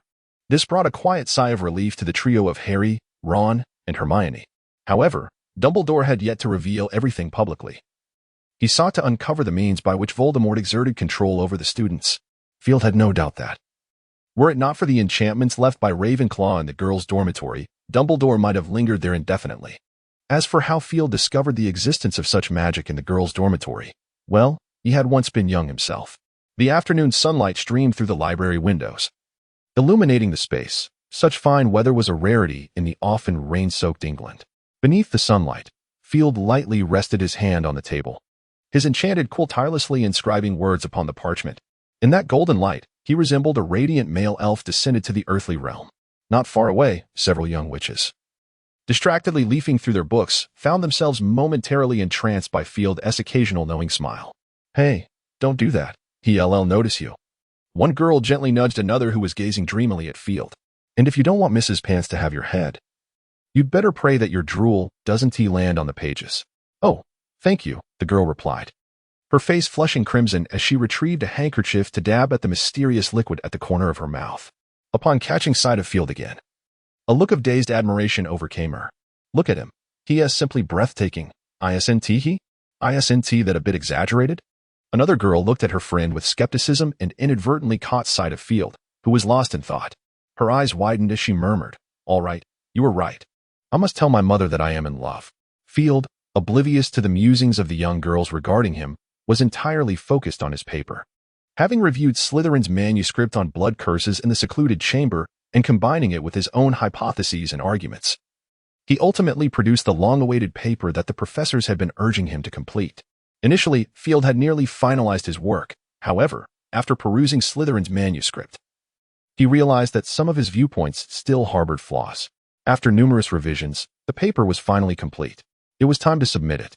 The first thought that crossed Field's mind was this: heaven knows what Snape intended, although he would not utter coercive words. The ever-increasing demand for potion ingredients could not be taken lightly. To make matters worse, Field had inadvertently learned from Hagrid that Snape had taken on tasks involving the procurement of certain potion ingredients from merchants. "Truly remarkable, my esteemed headmaster," Field thought to himself, gritting his teeth. Deeply burying this concern, Field picked up his manuscript and returned the spellbook to its rightful place before departing from the library. In the basement potion classroom office, is that not our little Mr. Dumbledore? Snape remarked with a scoff, clearly surprised to find his professor in the potions office. Such an occurrence was indeed rare. He was certain he could recall that his poor professor had little time to rest. Snape cast him a sidelong glance. Thus, whenever there was a matter to address, it was always the deputy headmistress or the headmaster he sought out. Field smiled faintly and replied, "Apologies, Professor. I merely wish for you to review my paper." "Your paper?" Snape furrowed his brow. "My dear student, perhaps your mind has been as muddled as those Gryffindors left in their dormitories?" "Indeed, Professor," Field responded succinctly, placing his paper on Snape's desk and then taking a seat. "Humph." Snape merely huffed at Field's actions, saying nothing further. After casting a glance at him, he began to read Field's paper. Upon reaching the introduction, a hint of surprise flickered in Snape's eyes as he quietly inquired, "So this is what you were referring to?" "Yes, Professor," Field affirmed with a nod. "Who could possess broader knowledge than you, aside from Headmaster Dumbledore? I require your assistance, Professor." "I am no master of transfiguration," Snape replied, pressing his lips together. "Do not expect a repeat of this." "Very well, Professor." Field observed Snape's subtle smirk, internally exclaiming that he had struck the right chord, while outwardly maintaining a demeanor of utmost compliance. "I hope you can remember," Snape remarked with a hint of sarcasm before turning his attention seriously to the paper. 5 minutes later, Snape set the paper down, casting a complex glance at Field as he spoke. "You possess a modicum of cleverness. Your skills and charms are passable at best." Snape continued in a measured tone, "As for transfiguration, you may require assistance from your father." With that, He beckoned. Now, follow me. Snape seized Field's paper, directing his wand toward the office fireplace, which ignited into roaring flames instantly. Keep close, Snape instructed, tossing a handful of flue powder into the fire. As the flames turned emerald green, he stepped confidently into them, calling out, Headmaster's office. The fire surged. And when it settled, Snape had vanished. Flue powder? Field scoffed at the notion, deeming it a rather unrefined method. He transformed into a phoenix, sensing the air momentarily before a flash of fire whisked him away from the potions classroom. Upon reappearing, he found himself perched atop Dumbledore's desk. Oh, child. Your timing is impeccable, Dumbledore remarked, recognizing the phoenix form that Field had assumed, smiling as he nodded. Would you mind transforming back? I have a matter on which I could use your counsel. Has something occurred? Field inquired, leaping lightly to the ground and reverting to his human form, curiosity evident in his gaze as he turned to Dumbledore. Indeed, Dumbledore replied, looking at both Snape and Field. You are already aware that Voldemort has taken control of Miss Weasley. I have begun to formulate some theories regarding this, yet I require your assistance. Oh? Field raised an eyebrow, intrigued. What plans do you have? I have some ideas, Dumbledore stated earnestly, hands clasped on the desk. However, I am eager to hear your thoughts. What about Christmas? Field suggested casually. You know, that's when Hogwarts has the fewest inhabitants. Dumbledore nodded slightly, shifting his gaze towards Snape. Severus, what are your thoughts? I am merely a potions professor, Snape replied impassively. You might as well seek advice from that courting peacock. Peacock? A glimmer of amusement flickered in Dumbledore's eyes, fully aware of whom Snape referred to. A splendid idea, Dumbledore said with a warm smile. It seems our young wizards could benefit from a more enriching extracurricular experience. Now, you may elucidate your purpose, Dumbledore continued. As they exited the headmaster's office, Snape addressed Field. You may seek Professor McGonagall now. Of course, if your mind is still intact. You ought to remember the way back. Your confinement has come to an end. With those words, Snape departed with an impassive expression. Ended? Such ease in his tone. Field was momentarily taken aback, still feeling a sense of disbelief. However, the absence of further material to handle was certainly a relief. What a splendid day it was. Field mused happily. Nevertheless, he did not forget the matter at hand and promptly made his way to Professor McGonagall's office. Knock, knock, knock. Come in, came the response. Field gently pushed the door open, finding Professor McGonagall, bespectacled, diligently grading students' papers. Good afternoon, Professor McGonagall, he greeted politely. Good afternoon, dear, she replied, her demeanor softening upon recognizing him. Would you care for something to drink? Tea or pumpkin juice? Just black tea, please, Field replied casually. Come, have a seat. She smiled gently, tapping her wand lightly against the table, and 2 cups of steaming black tea materialized before them. Professor McGonagall personally tore open a sugar packet, adding its contents into 1 cup before sliding it across to Field. You ought to reduce your intake of sweets, Field, she remarked. Yes, yes, he nodded earnestly, cradling the cup in his hands and savoring a sip. The sweet flavor made him squint with delight. I truly do not understand the allure of sweets, McGonagall sighed. I must thank you, though. Had you not informed me, I would scarcely have believed that Albus had hidden away such a trove of candies. Goodness. You would believe it. He even employed the undetectable extension charm. He has truly lost his mind. After all, my father's interests are rather few, Professor, Field interjected hastily. I was merely concerned for his health. You know, aside from you, I fear no one else could dissuade him. You are a good child, Field, McGonagall said kindly. I believe your father would be quite pleased to understand your reasoning. Field stiffened suddenly. Pleased? Hardly. He recalled a time in his youth when he had merely sampled a bit of Dumbledore's cockroach cluster, only to be met with a day of sullen glances. Was it truly his fault? He was only concerned for Dumbledore's teeth, ensuring there were no actual cockroaches within. If not for that worry, would he have nibbled through an entire jar of clusters, merely to ascertain their authenticity? Field seethed inwardly, nearly moved to tears by his own plight. Indeed, I am quite a good child, Field mused to himself. By the way, it has been quite a while since you last visited. There must be something on your mind. Am I correct? Professor McGonagall adjusted her glasses and remarked, if you are not in a rush, I still have several students' assignments to review. Not a problem, I can wait. Field replied with a smile, shaking his head. I only require your assistance with a minor matter. Very well, please hold on a moment. Professor McGonagall retrieved some small fish treats and fish-shaped biscuits from her drawer. You may help yourself to these. I will be swift. Thank you, Professor, Field nodded appreciatively. As Professor McGonagall graded the assignments, Field munched on snacks and sipped his tea, taking the opportunity to observe her office. Although he had visited numerous times, he had never truly examined the space. It appeared that Professor McGonagall led a rather simple life. Surveying the room, which boasted nothing but a single bookshelf and no other decorations, Field felt an increased respect for the venerable professor. While other professors were commendable in their own rights, it was undoubtedly this elder cat lady who commanded the highest regard from the staff. Since her tenure at Hogwarts, Professor McGonagall had proven to be the most impartial of all the educators. Though she occasionally revealed a softer demeanor in private, she predominantly maintained a stern and just faade. Even the Slytherin students, who sometimes displayed disdain when discussing Dumbledore, showed her nothing but respect. Not even Severus Snape, known for his formidable demeanor, exhibited anything but absolute reverence in her presence. The unfortunate past had robbed this poor witch of love and family, yet for her students, encountering a professor of her caliber was truly fortuitous.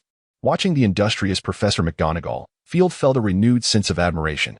Professor McGonagall did not keep Field waiting long. She swiftly completed the grading of the students' assignments. "All right, my dear. You may now share your concerns," she said, gently massaging her forehead to ease her tension. "You seem to be in need of a break." "Professor," Field hesitated before suggesting, "I can return later." "Oh, thank you," Professor McGonagall smiled slightly. "It's quite all right. I have grown accustomed to it. Sometimes, seeing you all makes me feel rather aged. If only I were a bit younger, my energy would be more robust." In light of this, Field spread his dissertation before her and earnestly stated, "I hope, Professor, that you might take a look at my paper. If you find any merit in it, it would be my greatest honor." "Have you completed your paper?" Professor McGonagall's eyes widened with surprise at Field's declaration. "Indeed, my professor." Amidst Professor McGonagall's continual commendations, Field departed her office with a smile, subsequently making his way to Professor Flitwick's office. Just as he emerged from Flitwick's chamber, intending to procure a bite to eat, a silver phoenix Patronus materialized before him. "Dear, if time permits, could you kindly visit the headmaster's office?" Field, feeling the slight rumble of his stomach, resolved to head to the headmaster's office to address his dinner needs. In the Hogwarts headmaster's office, with a flicker of firelight, Field found himself standing before Dumbledore's desk. "Good afternoon, my father. Before I ascertain the purpose of your summons, could you provide me with some sustenance? I have yet to dine." "Oh, of course," Dumbledore replied, tapping his forehead with an apologetic expression. "My apologies, dear. I completely overlooked that it is indeed dinner time." "Not a problem," Field shrugged. "The fare here is far superior to that of the Great Hall, and, if memory serves, it has been quite some time since we dined together." "It certainly has been a while," Dumbledore acknowledged, raising an eyebrow with a smile. "So, what would you like to eat?" "I am indifferent," Field replied nonchalantly. "Just some syrup pie and peppermint would suffice." "Good taste," Dumbledore nodded in agreement. "Perhaps you might also enjoy a glass of honey pumpkin juice." "Oh, splendid idea," Field's eyes brightened. "However, I am not particularly fond of the flavor of pumpkin juice. How about lemon juice instead?" "Certainly," Dumbledore responded, tapping his fingers on the desk. In an instant, an array of exquisitely presented dishes appeared before them. "Just right. We can eat while we await the arrival of the other professors." Dumbledore was the first to take a piece of strawberry cake, spreading raspberry syrup on top as he spoke. Field was quite accustomed to this. Dumbledore's palate was indeed peculiar to most, as he could amalgamate several sweet flavors into one dish. As the father and son dined, they engaged in casual conversation. "I just observed that you seem to have utilized a unique form of apparition characteristic of the Phoenix clan. It appears you did not transform into a phoenix." Dumbledore remarked with curiosity. "Just a little trick," Field replied nonchalantly. "It's a localized animagus technique proposed by Master Gamp. You should be familiar with it." "Indeed." Dumbledore set down his coffee, gazing at Field with a smile. "However, it seems this theory has been refuted by subsequent scholars. Do not tell me you have achieved this." "I have not," Field shrugged. "I merely borrowed a fraction of my Phoenix transformation's power." "I recall now. Your thesis mentioned this," Dumbledore chuckled, looking at him with delight. "You have indeed realized your concept, have you not?" Field swallowed the syrup pie, having only accomplished half of his task. "I still cannot fully integrate the power of the Phoenix into my magic, but I believe I shall soon be able to. It is already quite remarkable." Dumbledore wiped the cream from his beard and expressed, "I am proud of you, my child." "Oh, thank you." The two of them quickly finished their dinner. and the 4 heads of houses gradually arrived at the headmaster's office. "I apologize for summoning you all at this hour," Dumbledore began, addressing the 4 heads. "It is nothing. Has something occurred, Professor Dumbledore?" Professor McGonagall inquired earnestly. "A trivial matter," Dumbledore replied, taking a seat and wiping his hands as he spoke. "You have all read Field's paper, have you not?" The 4 heads exchanged glances and nodded in unison. "Perhaps you are aware of the extraordinary nature of this work," Dumbledore stated with conviction. "Undeniably. It has the potential to bring significant change to the magical world. Therefore, I find myself hesitant about whether we should publish it." "What do you mean?" Professors McGonagall and Flitwick furrowed their brows, descending into contemplation. Dumbledore would not speak lightly. There must be additional considerations at play. Professor Sprout, not overthinking the matter, directly asked, "Is there a problem, Headmaster?" "I harbor some concerns," Dumbledore replied with a wry smile. "To be honest, I wish for the world to recognize Field's brilliance, as it would bring him immense honor and acclaim. However, this could also lead to considerable troubles for him. And you should understand, war never truly ends, it merely pauses." Indeed. A look of understanding crossed the faces of Professors McGonagall and Flitwick. They were acutely aware that Dumbledore's worry centered around Voldemort. Having read Field's paper, they knew that if such knowledge fell into Voldemort's hands, the consequences would be dire. Then it is best not to publish it. Professor Flitwick said slowly after a moment's hesitation. "The magical community cannot endure further turmoil. Yet this would be unfair to young Field," Professor Sprout remarked anxiously, glancing at him. Field remained silent, merely smiling gently at her. "This is also a form of protection for young Mr. Dumbledore." Snape articulated his opinion deliberately. "Although young Mr. Dumbledore is not as foolish as those little trolls, his propensity for trouble is unmatched by others." Professor McGonagall nodded in agreement. "I had previously considered having young Mr. Dumbledore publish this paper in today's Transfiguration, but upon reflection, it does seem somewhat inappropriate." "Then it is settled, shall we, my dear?"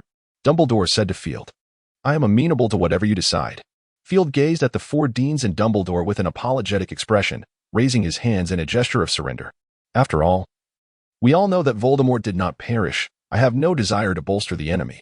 Once the war concludes, I shall be the first to submit my manuscript to you, young Mr. Dumbledore." Professor McGonagall embraced him, assuring him that he would endure this phase for a while. "I do not mind this." After a moment's contemplation, a mischievous grin suddenly appeared on Field's face. "Father," he turned to Dumbledore. "You must know quite a few individuals willing to stand against Voldemort, correct? Perhaps your organization?" "Ah, indeed." Dumbledore seemed to have an inkling of what Field was about to suggest. "Since you all believe my thesis is viable, why not share it with them?" Field's lips curled into a smirk, and moreover, the finest wizards in all of Britain are gathered here. We might just complete the section on animagus transformations concerning magical creatures. At that moment, even if Voldemort were to resurrect, what difference would it make? Field chuckled wickedly. "I can only imagine the expression on Voldemort's face at such a time. I am quite looking forward to it." Field had always found it peculiar that wizards celebrated Christmas, particularly since wizards around the world observe it in the same manner. It is a well-known fact that Christmas has historically been a festival associated with the Church or the papacy, both of which are archenemies of wizards. Wizards, proud to their core, would naturally resist the cultural encroachment of the Church. After delving into some research, Field discovered that Christmas originally had nothing to do with the Church at all. It was initially known as the Festival of the Agricultural Deity, a celebration held by the ancient Romans at the year's end to honor their agricultural god, also referred to as the Festival of Uranus. December 24th marked the Festival of the Agricultural Deity, while December 25th was the Festival of the Sun God in ancient Rome. At that time, Muggles and wizards coexisted in a phase of mingling, thus it is not difficult to comprehend why wizards would partake in such a Muggle holiday. As for the Church's shamelessness, Field refrained from judgment. After all, religion often seeks to capitalize on popular sentiment for growth, a notion he could understand. In the days leading up to this occasion, he had been troubled by the dilemma of what gifts to prepare. Being a student now, he could no longer simply offer sweets as in the past, especially when it came to gifts for professors, which required a more thoughtful approach. After much contemplation, Field carefully selected and presented several small gifts. To Professor McGonagall, he gifted a cat climbing frame. Knowing she was perpetually busy and lacked the time for outdoor exercise, he hoped she could utilize it in her office with her animagus. For Professor Flitwick, he chose a wand sheath imbued with a permanent summoning charm, so that if the wand slipped from his grasp, it could be summoned back effortlessly. He believed the duel-loving Flitwick would appreciate such a gift.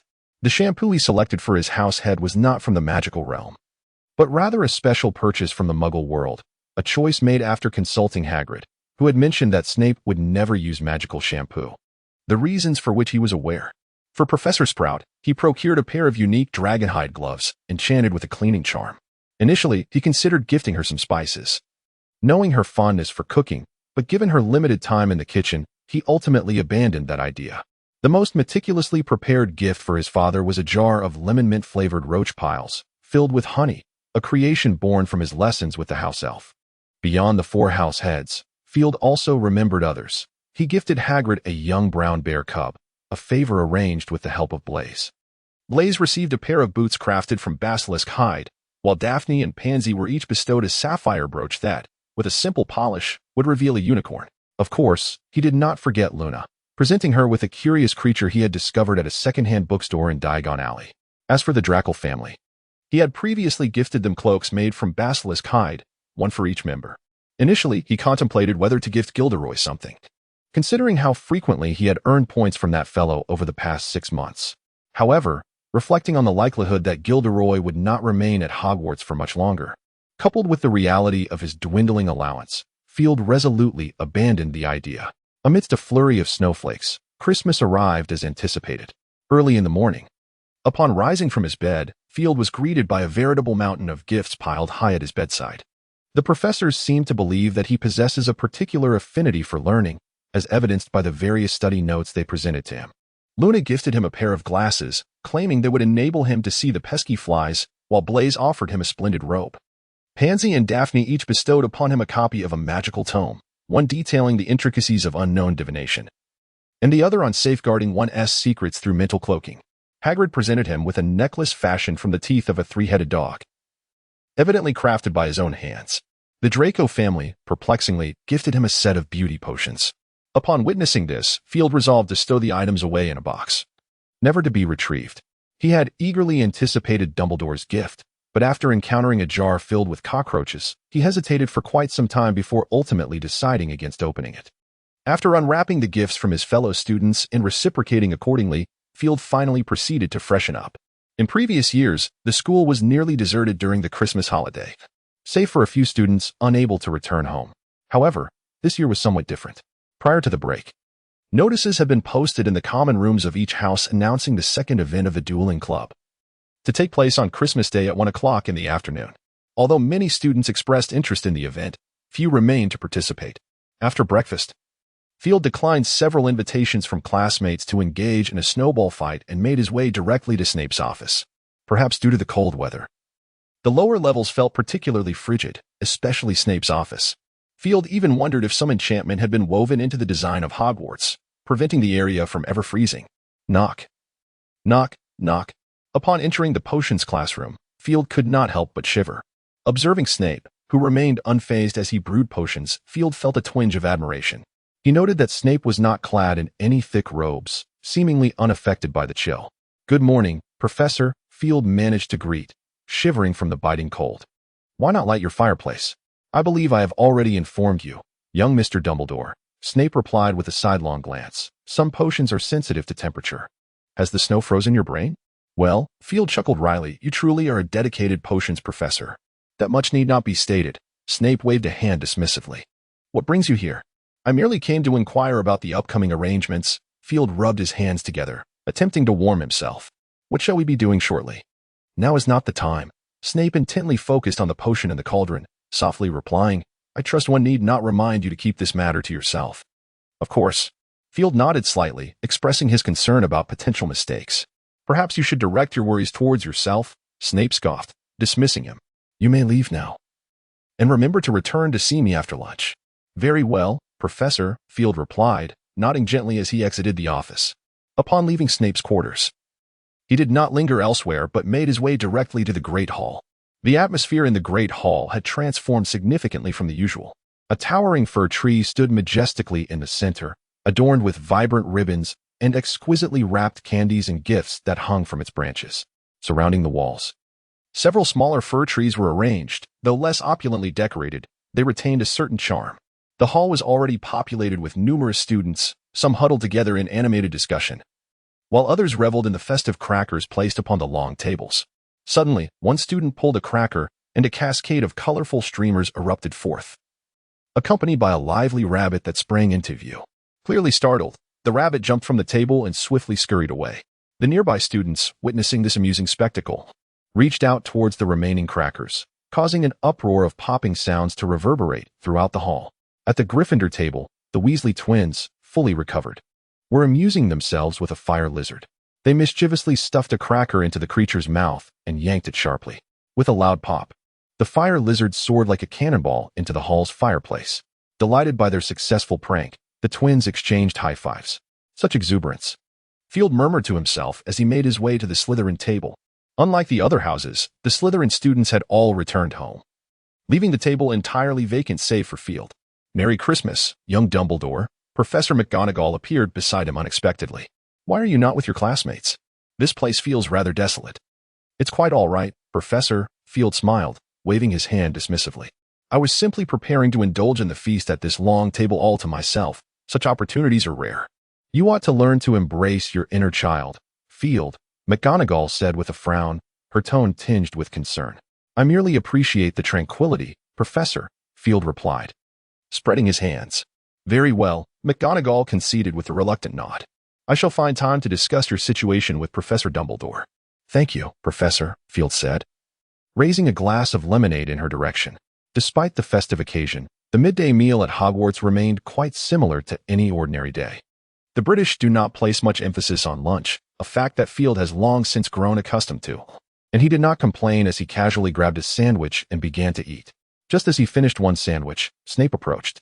Hurry up and resolve your matters, Snape intoned coldly.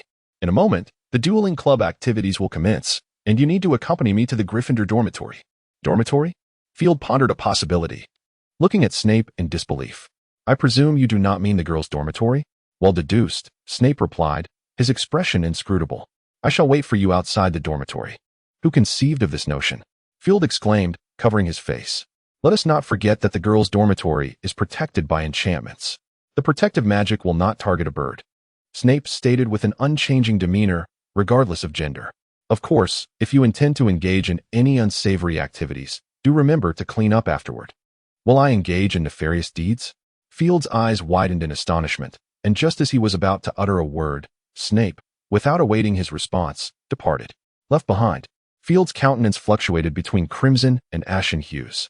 Before long, the lunch hour elapsed, and as the last morsels of food vanished from the table, the colossal fir tree in the center of the hall also dissipated, giving rise to a grand platform.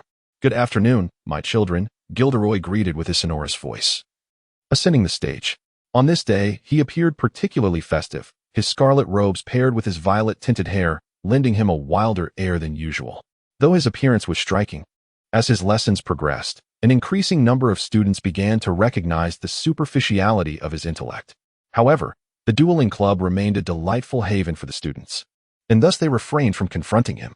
Once again, it is a pleasure to convene with you all, Gilderoy remarked with his flawless smile, cheerfully continuing. Although our last gathering concluded rather abruptly, I sincerely hope you have gleaned some insights. He beamed as he announced. I am delighted to inform everyone that several of my admirers have written to me, expressing their newfound proficiency with the disarming charm. I am proud of you all. But do not let pride consume you, children. The realm of magic is vast and boundless. You are merely at the beginning of your journey. Strive to learn more, and your future selves will undoubtedly be grateful to the individuals you are today. Field listened intently, acknowledging that this fellow's motivational discourse surpassed even Dumbledore's. He believed his own father could benefit from such wisdom. Yet, before he could fully absorb the message, he was unceremoniously yanked away by the impatient Snape. Alas, in life, there are no rights for people, nor freedoms for birds. My plight is indeed arduous, Field muttered to himself, casting aside an accidentally uncovered undergarment that belonged to someone unknown. What audacity! To don such sheer undergarments at such a tender age warrants severe reprimand, he thought indignantly, discarding what was evidently a matching corset. Indeed, to broaden one's horizons, one must venture into various realms. Field flapped his wings, scratching his somewhat itchy nostrils, and continued his industrious endeavors. However, after much searching, aside from a few more extravagant trinkets that broadened his perspective, He found nothing pertinent to magic beyond the textbooks. Could it be that I have left the girls' dormitory? Field pondered, and in a flash of flame, he materialized in the common room. Snape was standing by the fireplace, awaiting him. With a swift turn, Field resumed his human form and gestured with his hands. I found nothing, Professor. Shall we inspect the boys' dormitory? Snape furrowed his brow, contemplated for a moment, then nodded. Together. Very well. Field acquiesced. The boys' dormitory was considerably easier to access than the girls', lacking even protective enchantments on the door. One merely needed to push it open to enter. Even if a door was locked, a simple unlocking charm sufficed. Although the boys' dormitory was more numerous, the presence of a probing enchantment enabled Field to conduct his search with remarkable speed. In a short span of time, he had thoroughly examined his designated area, yet uncovered nothing of significance. Perhaps it was not located within the dormitory? Field pondered, contemplating whether to consult Snape, when an inexplicable sensation washed over him. Following his instinct, he noticed an unexamined dormitory. I found it, Professor. Field exclaimed as he dashed out of the dormitory, waving the bedsheet in his hand towards Snape, who was still conducting his examination. Caution was paramount when handling magical items. It was a principle stated on the very first page of the Guide to Dark Arts Defense. Field wholeheartedly agreed. Thus, he casually took a fellow student's bedsheet, utilized a levitation charm to deposit his findings within, and securely wrapped it up. Excellent. Snape remarked after assessing it, nodding in satisfaction. Hand it over. We shall proceed to the headmaster's office. As he reached for the bedsheet, Field interjected. There's no need for such formality, Professor. With a shake of his head, he transformed into a phoenix, clutching the bedsheet tightly in his talons. Snape instantly grasped his intent and seized the bird's tail. In a flash of flames, the pair appeared in Dumbledore's office. Dumbledore was seated behind his desk, deep in thought. You have returned, he noted, raising an eyebrow upon seeing Snape and the now human Field. What is the outcome? Mission accomplished, Field declared, tossing the bedsheet onto the desk. Well done, Dumbledore replied with a smile, waving his hand to make the bedsheet vanish, revealing a somewhat tattered notebook emblazoned with a name, Tom Marvolo Riddle. This is the item. Dumbledore gently tapped the notebook with his wand and nodded in confirmation. If I am not mistaken, he might be the most remarkable graduate Hogwarts has seen in the past 50 years. Dumbledore marveled. I never anticipated he could actually create such a thing. Do not speak in riddles, Dumbledore, Snape interjected impatiently. What exactly is this? I believe you must have heard of Horcruxes, Dumbledore replied calmly. Given Snape's extensive knowledge of magic, he certainly understood the concept. It was precisely this understanding that sparked a look of astonishment in his eyes. So this implies he has committed murder, Snape murmured softly, his tone laden with an indescribable weight. It seems likely. Dumbledore nodded, acknowledging the unfortunate news. Did he not? However, I find this news rather favorable. Field shrugged. At least we now have a direction. Well, you are correct. Dumbledore smiled at Field and gently prodded his notebook with his wand, reflecting, I must say, Halbo is indeed a genius. His reputation, however, seems rather tarnished. Field remarked, I have encountered numerous books where people refer to him as Despicable Halbo. Indeed, you speak the truth. My child. Dumbledore gradually approached him, gently ruffling his hair. A wizard who dares to defy the deities cannot expect a good reputation, can he? Defying the deities? Field looked at Dumbledore in astonishment. I have not heard of this. Very few are aware of it now. Dumbledore stroked Field's hair. You see, the emergence of ancient wizards was a result of humanity's rebellion against the immortal beings. However, for a long time thereafter, humanity was ruled by these deities. Even now, in Muggle mythology, many tales from that era persist, be it the stories of the Olympian gods or the Norse deities, all of whom once existed. If humanity already possessed wizards, why would they accept the rule of deities?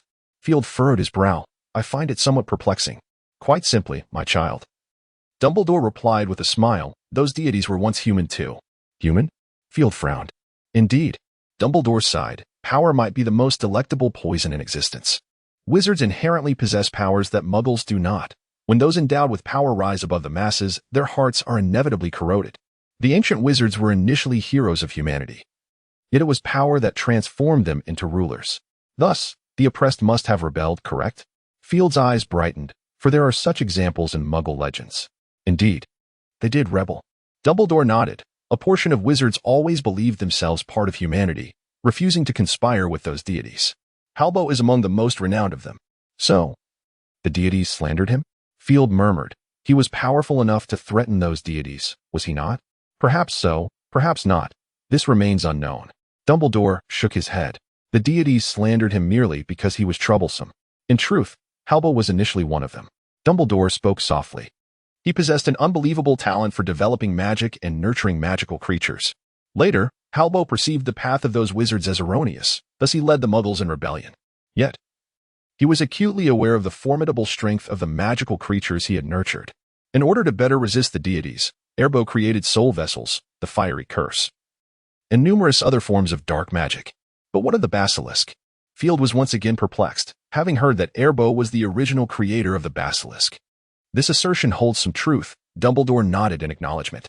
Erbo was the first known wizard proficient in Parseltongue, naturally able to command serpents, which is why many of his creations were serpent-related, such as the nine-headed Hydra and the Gorgon Echidna. Among his most celebrated works was the Gorgon, famously known as Medusa. After Erbo's betrayal, the gods disseminated his nefarious name and sought ways to sever his control over the creatures he had conjured. The basilisk was thus a safeguard against the very monsters he had unleashed. It is said that Erbo initially intended to create a creature with the body of a chicken and the tail of a serpent, but for reasons unknown, he failed and instead produced a mere failure, the basilisk. Well, Field exclaimed in admiration, he truly is a genius. Indeed, Dumbledore replied with a smile. By the way, where did you learn all of this? Field questioned, gazing curiously at Dumbledore, who seemed previously unaware of such matters. Everyone must harbor a few little secrets, Dumbledore winked, adding a touch of mystery that only enhances one's allure, wouldn't you say? Puffed. What charm could an old man possess? Field scoffed, glancing at the notebook on the table and gesturing. What do you intend to do with this? It shall be disposed of, Dumbledore replied with a smile. But not just yet. We still require further information. What ultimately became of the notebook remained a mystery to Field, as he was soon summoned by Snape. Upon entering the potions master's office, Snape casually tossed a bag his way. Field grimaced but deftly began to crush the ingredients. This time, however, there was an unusual twist. Whether it was a moment of conscience or another reason, Snape informed Field that he need not return for the remainder of the time. Even after being dismissed from the potions classroom, Field found it hard to believe, soon filled with joy. Even encountering the brooding Gilderoy did not dampen his spirits. Wait, brooding? Gilderoy Lockhart? Field stared in astonishment at his retreating figure. If there was anything to admire about Gilderoy, Field believed it to be his demeanor. Few could maintain a smile and face a multitude of detractors with equanimity, even if the slanderous words spoken against them were true. This was what Field admired most about him. However, now Gilderoy bore no smile. What on earth had transpired? Field was somewhat intrigued. Should he follow and take a look? He pondered to himself. After a moment of hesitation, he ultimately abandoned this enticing notion. Early the next morning, as Field arrived at the Grand Hall, he encountered a group of unfamiliar wizards, all clad in identical black form-fitting uniforms, each adorned with a silver flask at their waist. Leading them was a balding middle-aged wizard, who, despite wearing a robe, sported a rather incongruous muggle hat atop his head. There was something familiar about this individual. Field felt a sense of recognition towards the leader. As he contemplated this, Professor McGonagall had already approached them. Long time no see, Professor McGonagall, the middle-aged wizard remarked politely, smiling as he doffed his hat in greeting. Good morning, Minister, Professor McGonagall replied sternly, welcoming him to Hogwarts, where Headmaster Dumbledore was already awaiting their arrival. Oh, I see. The middle-aged wizard responded somewhat awkwardly, his smile tinged with discomfort. That's splendid. I dare say he knows why I am here, does he not? Indeed, Professor McGonagall nodded. He has already informed me. I trust you will not disturb the students. Certainly, the middle-aged wizard appeared considerably more at ease. If possible, could you gather the students? There are some matters that need to be conveyed. Rest assured, we will cooperate with the ministry's directives, Professor McGonagall replied with utmost seriousness. Rufus, go bring them down. The middle-aged wizard instructed the stout wizard behind him. Remember to keep it quiet. Understood, Rufus nodded, swiftly gesturing towards the upper floor before dashing off. The group of wizards followed closely behind, moving with almost no sound. Shall we ascend together, Professor McGonagall? The middle-aged wizard asked with a smile. It would be my honor. She responded succinctly, leading the way. The middle-aged wizard hesitated for a moment before hastily following suit. At last, Field recalled the identity of this middle-aged wizard. Most likely, he was none other than the inept former Minister of Magic, Cornelius Fudge. Many wizards believed that without Dumbledore's support, Fudge would never have risen to power, much less secured his position as Minister of Magic. Indeed, one could say that this fellow was remarkably fortunate. In 1990, following the resignation of the previous Minister of Magic, Millicent Bagnold, his approval ratings were at an all-time low. Although Voldemort had been vanquished, the populace remained gripped by fear. Many dismissed the notion that he would return. Yet the majority remained unconvinced. It can be said that Cornelius Fudge's rise to power was not only due to Dumbledore's support, but also because he was seen as a mere pawn. In the early years of his tenure, Fudge could be regarded as a competent minister. His greatest virtue at that time was his humility. He not only listened to the advice of the older members of the department, but frequently sought counsel from Dumbledore through letters. At times, he would even visit in person. Enfield had encountered him in Dumbledore's office more than once during his youth. However, in recent years, Fudge had corresponded less frequently, and his administrative style had undergone a dramatic transformation, increasingly resembling that of a self-serving politician. Dumbledore had urged him through letters on numerous occasions, but to little avail. Fudge? All his power was devoted to his own indulgences. The derisive response of Snape when Field once inquired about the minister's character echoed in his mind. Oh, how astutely perceptive. Remembering Snape's assessment brought a smile to Field's face. Fudge did not linger long in Dumbledore's office. Shortly thereafter, he descended alongside Dumbledore. Behind them trailed a group of wizards who had securely bound Gilderoy Lockhart. Field surmised their identities. They must be the Aurors from the Ministry of Magic. Fudge appeared considerably more relaxed as he and Dumbledore approached the podium in the Great Hall, chatting amiably. Observing the raucous students below, Dumbledore gently clapped his hands. The sound drew an instinctive hush over the crowd. Ladies and gentlemen, Dumbledore began, his smile broadening as he gazed at the assembly. Please maintain silence. There is an important matter that requires your attention. But first, allow me to introduce our esteemed guests who have traveled from afar. This is the current Minister of Magic, Mr. Cornelius Fudge. Fudge waved to the students below with a smile, appearing rather dignified. Yet, paired with his ample girth, Field couldn't shake the impression that he resembled an oversized penguin. And this is the head of the Auror office, Mr. Rufus Scrimgeour. The burly wizard stepped forward, raised his wand, and executed a precise salute customary in dueling before retreating. Finally, we welcome the Aurors from the Ministry of Magic. We are delighted to have you here at Hogwarts. Dumbledore began to clap with a smile, prompting the students to follow suit. And the resounding applause echoed throughout the Grand Hall. After a moment, Dumbledore resumed his address. Ladies and gentlemen, I must convey some unfortunate news. His expression turned somber as he gazed downwards. We must once again seek a professor for the defense against the dark arts. The announcement elicited varied reactions among the students. Some appeared calm, while others bore expressions of astonishment, and murmurs quickly filled the air. Perhaps some of you are already aware, Dumbledore's voice rose slightly. During yesterday's Dueling Club event, due to an unforeseen mishap, Mr. McLaggen inadvertently spilled a truth serum on Professor Gilderoy Lockhart. Under the potion's influence, Professor Lockhart revealed a startling truth. He is not a respectable adventurer, but rather a charlatan adept at appropriating the achievements of others. This is both despicable and shameful. Consequently, I contacted Minister Fudge, who expressed his outrage, deeming this an intolerable crime that warrants immediate arrest. Dumbledore gestured with one hand, indicating the bound figure of Gilderoy. This reflects our error in judgment regarding our choice of staff. As the headmaster of Hogwarts, I extend my sincerest apologies. Dumbledore bowed slightly. I shall endeavor to make amends. Now, let us welcome Minister Fudge to address you.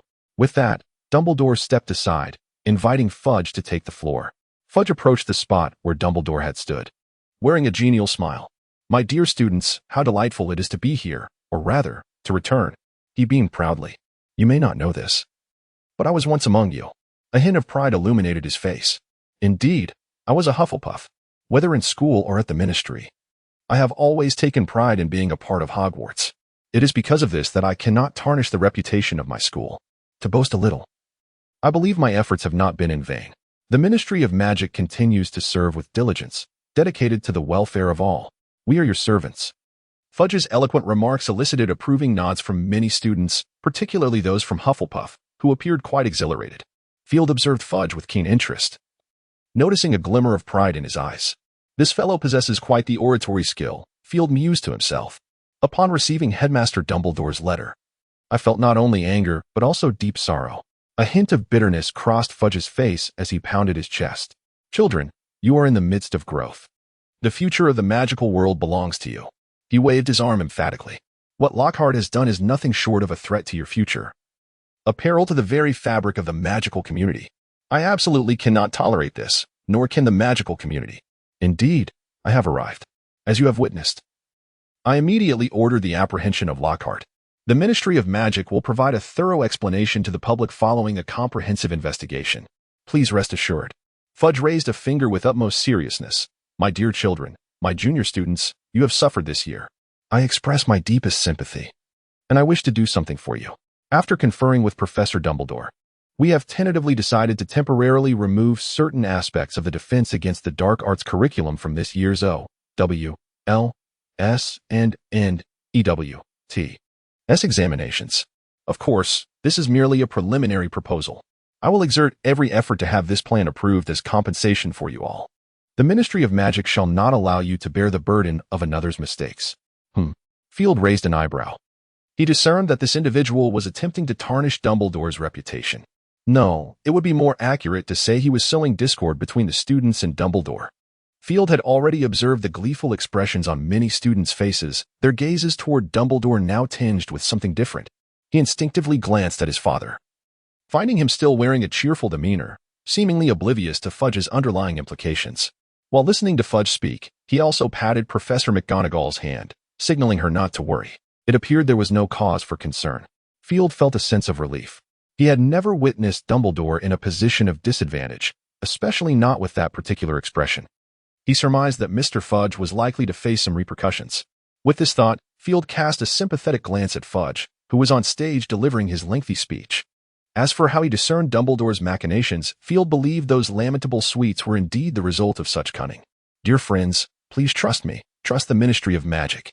We shall not allow any individual who threatens our future and our way of life to escape justice, Fudge declared loudly, concluding with a flourish as he smiled and bowed to the applause before retreating. Subsequently, Dumbledore stepped forward to offer a few reassuring words, praising Fudge's noble intentions, before dismissing the students and ascending the stairs with Professors McGonagall and Fudge. The head of the Auror office listened with a scowl to Fudge's remarks, nodding slightly before leading the Aurors away from Hogwarts. Field mused that his father's office would likely be bustling the next day. As Field had anticipated, the following day, at least 100 Howler letters were dispatched to the headmaster's office at Hogwarts. Were it not for the soundproofing charms in the office, the entire castle would have been in turmoil throughout the day. In addition, the Daily Prophet began to revel in the misfortune. Was the great adventurer truly a shameless fraud? The best-selling author and recipient of the prestigious third-class Order of Merlin, Gilderoy Lockhart, renowned for his 5 accolades for the most charming smile, was apprehended by Aurors at Hogwarts yesterday. Lockhart has long been celebrated as a literary master within the magical community, with his novels, inspired by his purported adventures, consistently topping the bestseller lists. However, the circumstances surrounding his capture raise eyebrows. According to officials from the Ministry of Magic, it appears that Lockhart has little to no genuine adventurous experience. If there is any commendable aspect to his character, it is his mastery of memory charms. All his so-called adventures seem to be a mere appropriation of others' achievements. Reports indicate that the Ministry is currently seeking the victims of his misdeeds, a task undoubtedly fraught with difficulty. Nevertheless, officials assert that unearthing the truth is imperative. The public deserves clarity. While I find solace in this revelation, I cannot help but feel a twinge of concern. Albus Dumbledore, the headmaster of Hogwarts, has seemed to falter repeatedly in recent years. Can we truly entrust the future of the magical realm to such an individual? After the Christmas break, a semblance of tranquility returned to Hogwarts. At the start of the term, Dumbledore extended an invitation to the Weasley couple, informing them about the events surrounding Ginny. Following Dumbledore's counsel, Ginny took a week off to recuperate before returning. Interestingly, the student who inadvertently doused Lockhart with a truth serum has been hailed as a hero among the students. Consequently, his family business has seen a notable uptick in prosperity. By the way, his family is engaged in the herbology trade, and according to Field, a portion of the herb-related tasks undertaken by Snape originates from their establishment. As the Christmas season passed, Hogwarts underwent numerous transformations. The students were not particularly shocked by Lockhart's arrest. Any moderately astute young wizard could foresee this eventuality. What truly astonished them was Snape's decision to wash his hair. His elongated, sharp eyes, with their hollow and profound pupils, conveyed the danger that this man embodied. His upright posture suggested that nothing could weigh him down. He bore his pride with dignity. His dark, lustrous hair was tied back in a small ponytail, lending him an air of unexpected charm. Is this truly the same brooding bat with a hooked nose? It is almost beyond belief. Even Field, who had long wished for Snape to wash his hair, was taken aback by how significantly his allure increased with just a single wash. Observing the starry-eyed young witches, Field's mind conjured an image at the podium. Snape furrowed his brow, gazing sternly at the young witch whose eyes were fixed upon him, his expression darkening. "I must remind you, Miss Witch," he intoned. "If you recall that this is a classroom, your gaze should be directed at your book rather than elsewhere." "Very well, Professor." The young witch gazed intently at his face, her eyes sparkling with admiration. "Professor, you are absolutely right. Are you going to deduct points? Perhaps I forgot to remind you, Miss Witch." Snape scoffed softly. "If your mind had not wandered to your dormitory, you would understand the consequences of provoking a professor." "I am aware of that, Professor." The young girl's cheeks flushed inexplicably. "I merely wish to inform you, Professor. Knowing your penchant for deducting points, I have been diligently earning marks in my other classes, all reserved for your deductions, should you desire." With that, she covered her face, inadvertently emitting an odd sound. "Hey, why do I still find this rather harmonious?" Field was taken aback by his own thoughts, shaking his head vigorously to dispel the image that had just formed in his mind. Consequently, during lunchtime, Field became acutely aware of his youth. Two girls nearby exchanged furtive glances before whispering to one another. "Did you see that?" "Yes, Professor Snape is truly handsome, and his abilities are remarkable. What a perfect man. Indeed, he is rather cold and stylish. Goodness, he is simply flawless." "Absolutely, especially when he is reprimanding someone. It's utterly captivating." "How fortunate must the person being scolded feel? Do you think, if I were to intentionally make a mistake, he would show concern for me? Or perhaps chastise me? Hey, be careful, Professor is mine." Ah, it's as if one's worldview aligns with their appearance. Field realized he had been pondering too little. Indeed, I am the only one youthful here. At this thought, an unexpected chill of isolation washed over him. Amidst this calm yet peculiar daily life, the final examinations loomed near. Braith was nearly driven to madness. Heaven knows how recklessly he had been living lately, neglecting both assignments and textbooks. Oh, why must there be such a thing as homework? Braith muttered in frustration, furiously scribbling from borrowed notes. "Do not fret, Braith. This is not your fault," Field chimed cheerfully, sipping his lemonade. "You merely chose to spend your study time on leisure. It is not a grave matter, is it?" "No. If I fail, my mother will have my head," Braith exclaimed, his expression one of despair. "How can time pass so swiftly?" "Swiftly?" Field looked at him quizzically. "Why do I not feel that way? Do you think it is possible that it's because you have no homework?" Braith paused, casting a mournful glance at Field before returning to his frantic studying. "That makes sense," Field mused, reluctantly acknowledging Braith's point. "You are right. It seems I should take a look at my books." "No, my dear brother." Breeze seized him with a flattering smile. "Surely, you would be willing to assist me, wouldn't you?" "I never said that," Field replied, shaking his head. "You'd best tackle it on your own, mate. The assignment will help you grasp what you lack. If you wish to avoid failure, it would be prudent to heed my advice." "I am well aware of that," Breeze responded matter-of-factly. "Your handwriting differs from mine. If I were to have you write it, the professors would undoubtedly notice." "What is it that you wish for me to assist you with?" Field inquired, astonished. "Certainly, it is the review." Breeze waved his hand dismissively. "Though I am reluctant, I have no choice. I must master these subjects. It is my obligation, even if it is not my desire." "Such high resolve?" Field mused, feeling somewhat dismissive of him. "I am of pure blood, my friend," Breeze stated earnestly. "Purebloods may indulge and be lazy, yet the essential knowledge remains indispensable. In fact, I must possess more than others. Knowledge is, and always will be, the greatest reliance of a family." He shrugged. "Unless I wish to forfeit my future, which is clearly out of the question." Field couldn't help but regard him with newfound respect. Breeze had always been astute. In truth, the minds of pureblood wizards were seldom lacking. Even the reputed dimwits Crabbe and Goyle from Slytherin did not fall far behind in their academic achievements.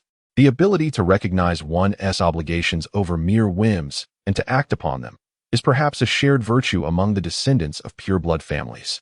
As students engaged in their diligent reviews amidst a tranquil existence, the end-of-term examinations arrived as anticipated. With Field's assistance, Breeze diligently immersed himself in his studies, rising early and burning the midnight oil to practice spells. At last, he felt a measure of confidence regarding the impending exams, which brought him a sense of relief. "Here's to our fortune, Field." Breeze lightly tapped his shoulder with his fist, addressing him. "Indeed, may good fortune be ever in our favor." The first-year final examinations encompass 7 mandatory subjects at Hogwarts, along with the flying class. Aside from the flying class, all other subjects were divided into written and practical components. The day before the examinations, Field had already received the schedule. The written portions for charms and transfiguration were slated for Monday morning, followed by practical exams for both subjects in the afternoon. The written sections for herbology and potions would take place on Tuesday morning, with the corresponding practical scheduled for the afternoon. Wednesday morning featured written exams for astronomy and history of magic, followed by practicals for both subjects, as well as the flying class practical. The defense against the dark arts exam, initially set to be cancelled, was ultimately decided to proceed as normal under Fudge's sagacious leadership. However, due to Gilderoy's unprincipled teaching methods, the defense against the dark arts class retained only the written examination, while the practical component would be uniformly arranged by the school for a resit next year. Fortunately, after Christmas, under Dumbledore's guidance, the other professors at the school took turns to provide supplementary lessons for the students, with even Dumbledore himself participating in the teaching, thus alleviating the students' anxiety. Blaise expressed regret, as he had thought the subject would no longer require an examination. The exam for the charms class was not particularly challenging, comprising simple theoretical concepts regarding charms that Professor Flitwick had previously covered, along with essential considerations for casting spells. Field had anticipated that the exam might include multiple-choice questions related to charms, but upon seeing the paper, he was somewhat surprised. Of course, such a degree of difficulty posed no challenge for him. In less than 20 minutes, Field had completed his exam. It is worth mentioning that in Hogwarts examinations, any items related to cheating, such as automatic quills, are strictly prohibited. However, during the exam, one may cast spells on a quill to have it write automatically instead of by hand. After casually submitting his paper to the podium, Field left the charms examination room and proceeded to the transfiguration exam room. After a brief wait, Professor McGonagall arrived, followed by a floating stack of test papers that trailed behind her into the classroom. "I believe you are supposed to be taking an exam, dear?" Professor McGonagall raised an eyebrow at Field, indicating that he had evidently completed it ahead of time. "Indeed, Professor," Field shrugged. "The questions were rather straightforward, were they not?" "Anyone who has studied earnestly would think so," McGonagall replied with a slight smile. "Shall we begin early then?" "If possible, I would certainly welcome that," Field nodded. "No worries. This will not pose a challenge for you," McGonagall said as she handed him a paper. "We all know you are exceptional, Field. Your previous essay speaks volumes about your abilities. I wish I could simply forego the exam altogether and receive a no instead. That would be splendid," Field remarked while accepting the paper. Yet it was apparent that his father held a different perspective. "Perhaps he wishes for your educational experience to be more complete," McGonagall mused. "I can only speculate. Few can truly discern his thoughts. If a dessert were placed before him, anyone could guess his intentions, provided they were aware of his preferences," Field quipped. "Well, you are not wrong," McGonagall chuckled. "Now, how does my exam paper fare? The Gamp's Law of Elemental Transfiguration and its 5 exceptions?" Field frowned slightly. "I find it rather simplistic. However, it does serve as the foundation of modern transfiguration, which is quite reasonable." "They're not you, child," Professor McGonagall lamented, stating that if it were up to your expectations, few students would likely pass. "Well, I shall take that as a compliment," Field replied with a smile as he placed the exam paper on the table. Without the need for his wand, he lightly snapped his fingers, prompting the quill on the table to begin answering the questions autonomously. "Ah, your spellasting has become increasingly fluid," Professor McGonagall remarked, her eyes sparkling with anticipation. "I am eagerly looking forward to your performance during the practical exam this afternoon. I hope I won't be disappointed." Field shrugged nonchalantly, a confident smile gracing his face. After indulging in a light snack and resting for a while, he gazed at the clear sky and leisurely made his way to the examination room. He preferred not to arrive too early, as that would necessitate queuing, which he disliked. By the time he reached the practical examination classroom for the charms course, only 2 students were waiting at the entrance. Shortly thereafter, both students completed their exams, and Field sauntered into the classroom at a relaxed pace. "Good afternoon, Professor. Did you enjoy your midday rest?" he greeted Professor Flitwick, who was looking in his direction. "Quite well," Professor Flitwick replied cheerfully, nodding at him. "I believe this should pose no challenge for you. I am eager to see how you perform. Thank you, Field responded with a smile. So, what is my task? This potato, Professor Flitwick indicated the potato already placed on the table. Make it dance and move to another table. Quite simple, I assent it. Indeed, it is rather straightforward.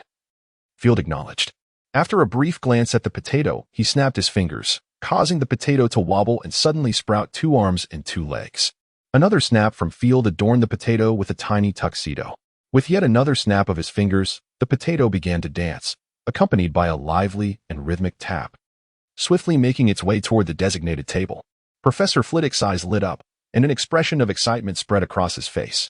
Under Professor Flitwick's watchful gaze, the potato soon reached its destination, performing a deep bow before collapsing, all its peculiarities vanishing in an instant, as if everything had merely been a dream. A splendid display of transfiguration and charm, Professor Flitwick applauded enthusiastically. If I am not mistaken, you have modified the Tarantaligra charm, haven't you? It was merely a slight alteration. I wouldn't consider it a true enhancement, Field replied, shrugging. Apart from the choice of dance style, this magic is fundamentally no different from before, and the magical energy consumption is quite similar as well. That is still quite remarkable, Professor Flitwick praised. However, your future holds far more promise. You must continue to strive forward. I shall, Professor, Field smiled, bowing slightly. May I inquire about my grade? No. There is no better answer, is there? Phileas tilted his head as he regarded him, but let us keep this between ourselves, as the rules do not permit such things. Of course, my dear Professor.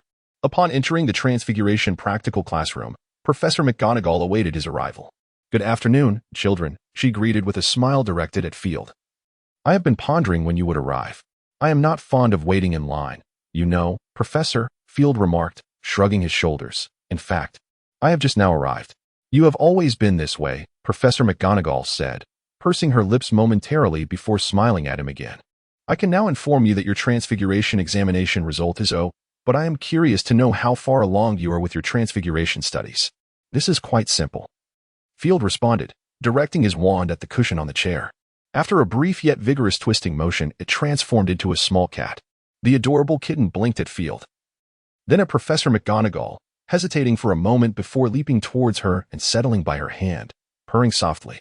Excellent. Professor McGonagall's eyes sparkled. What a delightful little cat. I concur, Field replied with a smile. It appears to prefer you, Professor. I find it charming as well, Professor McGonagall said, scratching the kitten's chin. Have you breached the threshold of advanced transfiguration? Not yet, Field admitted with a hint of regret. I still struggle with the transformation between living beings. However, I should grasp it soon. Very well, Professor McGonagall regarded him with approval. Should you require my assistance, feel free to approach me directly. I will, Professor. The following day's examinations in herbology and potions were a breeze for Field. In the practical herbology exam, Professor Sprout did not present any material beyond the syllabus. He simply had to repot a sunlit orchid, which he accomplished with ease. As for the practical potions examination, upon his arrival, Snape promptly pulled him into the examiner's position. If your intention is merely to showcase your lackluster potion-making skills to your potions professor, you need not bother, Snape snorted. Come here, observe their examination, and grade fairly. Do you understand?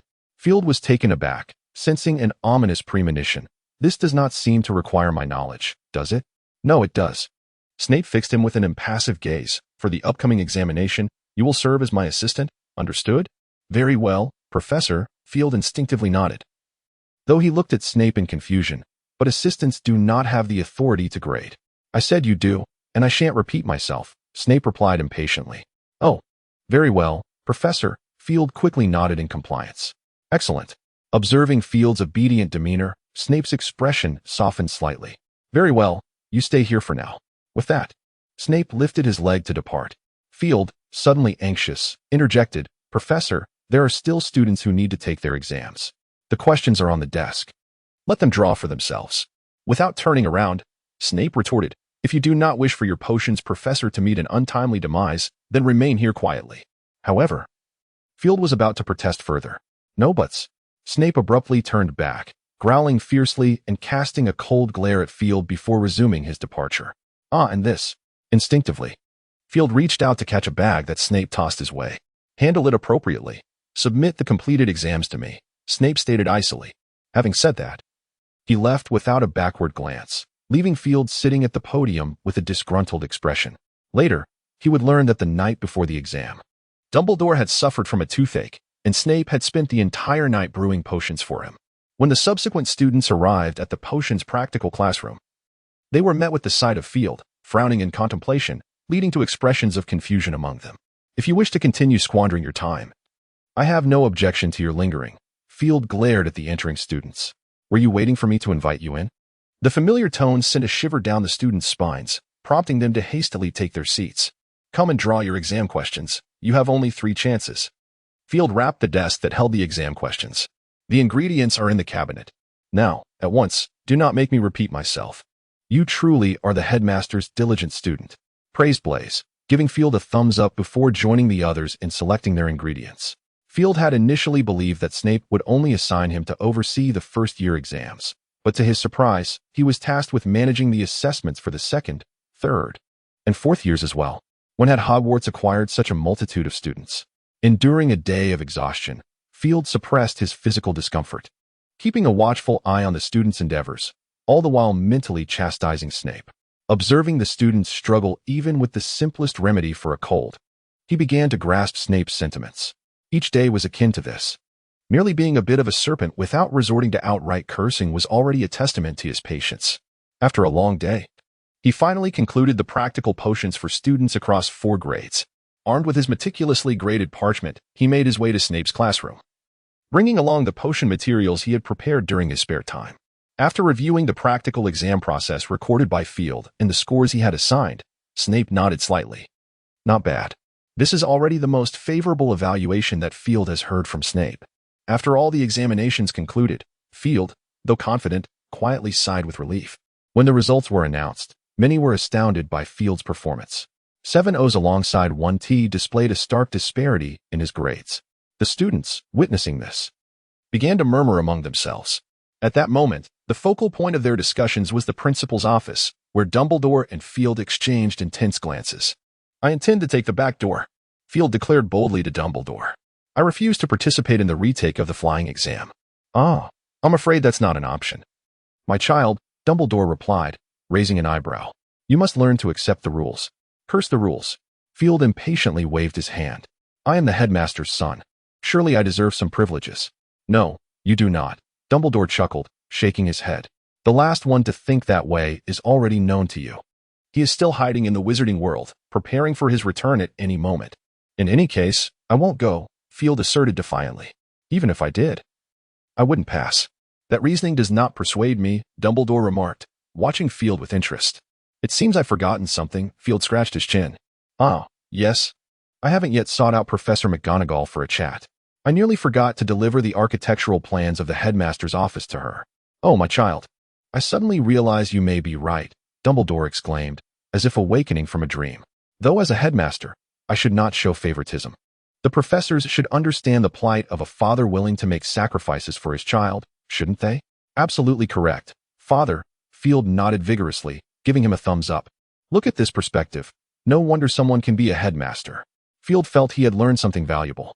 As night gradually descended, the clear sky was adorned with countless stars, and the silvery moonlight illuminated the grounds before Hogwarts Castle. Within the castle, an atmosphere of joy permeated the air. Students excitedly conversed, sharing their plans for the upcoming holiday. Hey, mate, Blaise exclaimed, throwing an arm around Field's shoulders. Have you thought about where to spend the holiday? I have a splendid idea. How about coming to my house? I don't think so.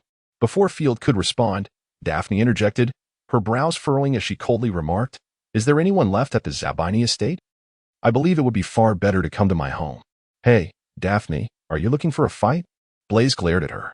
Am I supposed to be afraid? Daphne retorted, disdainfully regarding him. The Greengrass family. I am the next head. Why would I fear a conflict? Blaise immediately lost his temper. Though he is the sole descendant of the Zabini family, his kin did not immediately designate him as the next head of the household. While the main line is nearly extinct, the collateral branches still abound. Noticing Blaise's silence, Daphne smirked with satisfaction before turning to Field. What do you think, Field? I am uncertain whether I will have the time.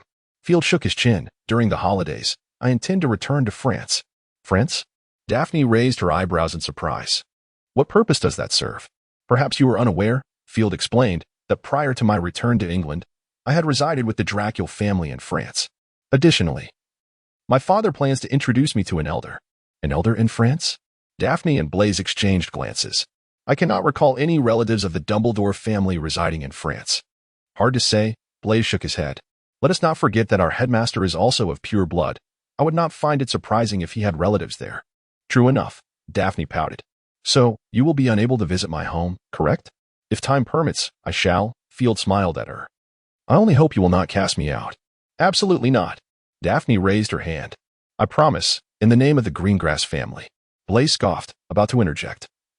When Field noticed the professors had all gathered and quickly patted his arm, signaling him to refrain from speaking, Dumbledore observed the lively scene below. Smiling gently as he picked up a small spoon and lightly tapped it against the golden goblet before him. The clear sound resonated throughout the hall, prompting the students to instinctively hush and direct their attention to the podium. Dumbledore rose, his arms wide open, as if to embrace the entirety of the grand hall. Another academic year has passed, he beamed at the audience. Indeed, you have all experienced a year of school life. It has been wonderful, has it not? This year, we welcomed many new faces while preparing to bid farewell to some familiar ones. Yes, we must confront this reality, even if it does not bring us joy. Field noticed some seventh-year students discreetly wiping away tears. To those who are about to depart, I say, do not be afraid, Dumbledore smiled. We cannot choose what we will face, but we can choose how to confront it. When one possesses the courage of Gryffindor, the wisdom of Ravenclaw, the tranquility of Hufflepuff, and the shrewdness of Slytherin, their future achievements shall not falter. Remember this place, Hogwarts. When you encounter difficulties one day, do not forget what you have found here. Please also remember the motto of Hogwarts, do not disturb a sleeping dragon. At this juncture, Dumbledore paused slightly, allowing the students' excitement to settle before continuing. Well, children, another academic year has passed, and I trust many new insights have filled your minds. Dumbledore raised an eyebrow at this. Isn't it splendid? You have an entire year's worth of knowledge to forget over the holiday, ensuring you will not be bored. Upon his remark, laughter erupted from the students. Dumbledore, who had been chuckling, suddenly widened his eyes momentarily, then his expression grew serene. Field noticed Professor McGonagall smiling contentedly and stretched slightly before retracting his arms. Well, a delightful feast awaits us here, quite tempting indeed. Before we indulge, I believe there is one more matter to address. Ah, yes, the House Cup. Dumbledore cheerfully picked up a piece of parchment, adjusted his glasses, and announced, the scores for the respective houses are as follows. 4th place, Hufflepuff, with 390 points. The Hufflepuffs clapped gently.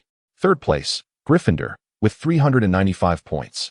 The Gryffindors applauded vigorously, with some students whistling in approval. 2nd place, Ravenclaw, with 422 points. Ah, indeed, quite commendable. The Ravenclaws applauded joyfully, some embracing each other in encouragement. In 1st place, Slytherin, with 440 points. The Slytherins clapped enthusiastically. Well done, Slytherin, Dumbledore remarked, clapping along, although it seemed certain matters had not been accounted for. The expressions of the Slytherins grew grave, their gaze fixed intently on Dumbledore. Oh dear, Daphne murmured, biting her lip. Is it possible that even with a Dumbledore we do not have enough? Firstly, Mr. McAllister, Dumbledore coughed lightly, commencing his address. Our fortunate hero, yes. Many refer to him as such, and I find it quite fitting. Mr. McAllister has unmasked a fraudulent charlatan for the school, not only recovering some of our losses, but also making contributions to the magical community. For this, I shall award Slytherin 50 points. Simultaneously, we will present Mr. McAllister with a special contribution award. McAllister appeared astonished and, amidst the applause of his peers, regained his composure and clapped in delight. The Slytherin students applauded vigorously as well. And now, Field Dumbledore, Dumbledore continued. The students suddenly perked up, their gazes directed at Field. What is happening? Field was taken aback, glancing at Dumbledore. Ah, indeed. You may all be aware that he is my child, Dumbledore said with a cheerful demeanor. But what you do not know is that a group of dark wizards seeks to undermine Hogwarts, and their sinister plot has been thwarted by Field. Yes, I trust you have not forgotten the unfortunate incidents involving Mr. Justin and Mrs. Loris. Dumbledore cast a sidelong glance at Field. They aimed to disrupt the students' learning environment. Yet, not only did Field unveil their conspiracy, but he also aided the professors in vanquishing this band of dark wizards. The Special Contribution Award is bestowed upon only one individual each year, and Field generously relinquished it to Mr. McCalla. Such humility is truly commendable. Indeed. I take great pride in him. Therefore, Slytherin, an additional 100 points. Thus, the recipient of this year's House Cup is none other than Slytherin. Congratulations! In the Austrian town of McGonagall, once a place of remarkable beauty, the quaint architecture within the town and the vibrant meadows and flowers beyond drew many visitors. However, since 1945, the town has remained shrouded in perpetual gloom, thick clouds blanketing the sky, instilling a sense of oppression. After some time, the local residents could no longer endure the eerie atmosphere and departed for more hospitable locales. Naturally, there were also daring adventurers who sought to explore this forsaken place. Though some returned, none escaped the fate of madness. For this reason, the local government designated it a forbidden zone, prohibiting any entry. What was once a bustling town gradually fell into disrepair. Muggles remain oblivious to the fact that a renowned figure from the wizarding world resides here, Gellert Grindlevald. A revolutionary in the realm of magic, the most perilous dark wizard of modern times, the instigator of the First Wizarding War, and an indirect catalyst of the Second World War. Indeed, Grindlevald holds numerous titles, so many that few can keep count. The vast majority agree that the most fitting appellation for him is Dark Lord. He has neither confirmed nor denied this, perhaps because he simply does not care. Well, care has never been a priority for him. With a sharp crack, an elderly woman, her hair as white as snow and her frame slightly hunched, appeared before a dilapidated clock tower. What is referred to as a clock tower is merely a facade seen through the eyes of Muggles. Any wizard who arrives can perceive its true nature, a towering edifice.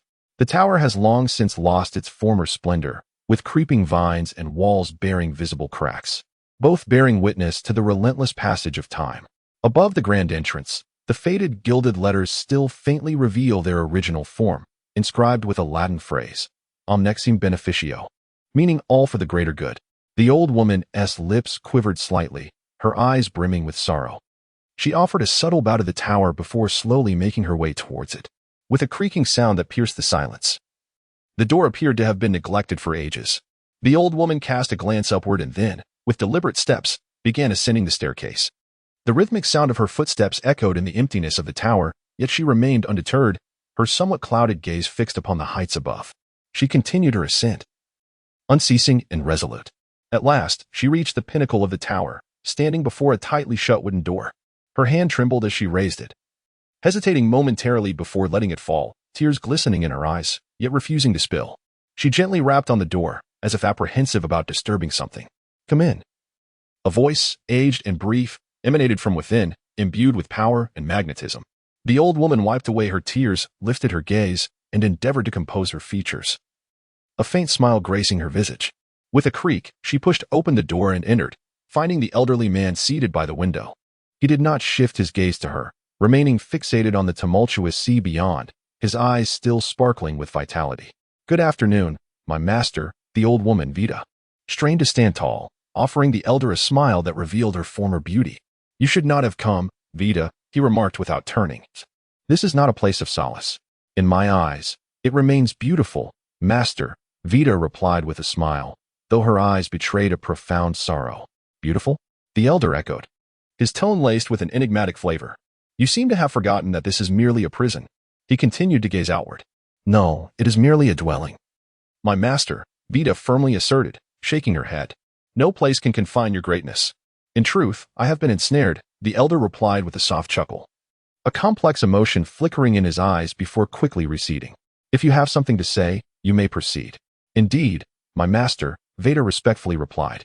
"A young man has emerged among us, seemingly possessing profound insights about our future. Many saints are wavering, contemplating whether to continue following him." "Oh," the elder expressed a hint of intrigue as he finally turned his head, eagerly inquiring, "Have you encountered him?" "Indeed," Veda nodded, furrowing his brow. "Although his discourse is commendable and his ideas are admirable, I cannot shake the feeling that something is amiss. Merely ambition and desire." The elder chuckled lightly. "That is of no consequence. As long as his capabilities are sufficient, let him pursue his path." "Very well," Veda acknowledged, then cautiously ventured, "Moreover, he has expressed a desire to visit you. Not only him, but many of our companions. I am aware, and I can surmise," the elder smiled, shaking his head gently. "Let it be. I have grown old. Veda, it is time to make way for those who come after." As long as someone can forge a new path, that is the best outcome. However, Veda, anxious, began to speak, only to be interrupted by the elder's raised hand. Enough, Veda, the elder said slowly. It has been a long time since we last met. Let us not dwell on this. Is there anything else? Yes, Master, Veda nodded. There are matters from England concerning Dumbledore. The elder fell silent for a moment, turning his head away again. After a brief pause, he sighed and repeated the name with a hint of wistfulness. Dumbledore. Please, go on. Certainly. Veda glanced at the elder. In fact, it pertains to Dumbledore's child. However, our numbers are few over there, and we have only gleaned a little information. It seems the child has discovered something remarkable. Dumbledore's child? The elder murmured, an enigmatic glimmer passing through his eyes. Do elaborate. Yes, Master, Veda contemplated before responding. It is said that the child can transform into a phoenix. Our people speculate that he may have truly attained immortality. Furthermore, this child appears to have transcended the barriers of race. He seems capable of wielding house elf magic. Oh, indeed impressive. The elder's lips curled into a smile. Such talent is befitting of Dumbledore's lineage. What is his name? Field Dumbledore, Veda quickly replied. However, we do not know who the child's mother is, and Dumbledore seems disinclined to reveal that information. In fact, the child's middle name has yet to be disclosed. Very well, I find myself intrigued. The elder raised an eyebrow, suddenly turning his head. Tell me, where is this child now? In the village of Gold, Province, France, where a small French family resides. Excellent. In the quaint village of Gourds in Province, France, the castle of the Drackle family is particularly lively today, with both Mr. and Mrs. Drackle, as well as little Gabrielle, wearing cheerful smiles. Fleur, are you not happy? Frank raised an eyebrow, noting that Field would soon return home. A lack of a warm welcome would indeed be quite unfortunate. Happy. Fleur crossed her arms, her expression marred by discontent. I most certainly am not. That scoundrel hasn't even written to me in a year. And to top it off, he didn't return for Christmas. Goodness. As her daughter began her tirade, Frank slapped his forehead. Oh, sweetheart. You sound just like a little wife waiting for him. At this teasing remark, Fleur's cheeks flushed crimson as she stammered, Love him? How could that be? Before she could finish her thought, a burst of light appeared in the living room, and Field's figure emerged, with his phoenix, Ariana, perched upon his shoulder. Good afternoon. Everyone, Field greeted with a warm smile directed at the Drackle couple. It's been such a long time. How have you all been? Ah, and Gabrielle as well. Indeed. We are all quite well. Frank laughed heartily as he embraced Field. Welcome back, my boy. Mrs. Drackle also embraced him warmly, bestowing a kiss upon his cheek. Upon witnessing this, little Gabrielle exclaimed, I want a hug too. Field, grinning, knelt down to embrace her. Just as he attempted to release her, the little one pressed her face against his. Field felt a dampness on his cheeks, and before he could react, Gabrielle had leaped away, burying her face in her mother's embrace. That was not merely a kiss. You adorable little imp. Field raised an eyebrow. But I suppose I cannot complain, can I? Gabrielle suddenly lifted her head and made a funny face at him before diving back into her mother's arms. This delightful display elicited laughter from everyone in the room. Even Fleur, who usually maintained a stern countenance, revealed a hint of a smile. I believe I just heard something. Field turned to Frank. If you don't mind, might I inquire what you were discussing? Oh, certainly. Frank waved his hand dismissively, but Fleur interrupted loudly. Dad. Fleur shot him an annoyed glance before turning her gaze to Field. I think this is something you need not be privy to. Oh? Field raised an eyebrow, playfully stroking Ariana's neck. Could it be that you wish to marry me? That simply won't do. Upon hearing the initial part of his jest, Fleur's face flushed slightly. But by the end of his statement, her expression darkened. Are you implying that it would be entirely inappropriate for me to marry you? Farong inquired with a discontented expression. Is this girl serious? Field sensed that Farong had become earnest, and, after a moment's contemplation, he suddenly slapped his forehead, exclaiming, Ah! I almost forgot to introduce my companion, Ariana. She is a phoenix. With a soft chirp, Ariana nuzzled Field's face and nodded in acknowledgement to Frank and the others. Oh, a phoenix is indeed a rare pet, Frank remarked in astonishment, gazing at Ariana before asking, Did Professor Dumbledore assist you in finding her?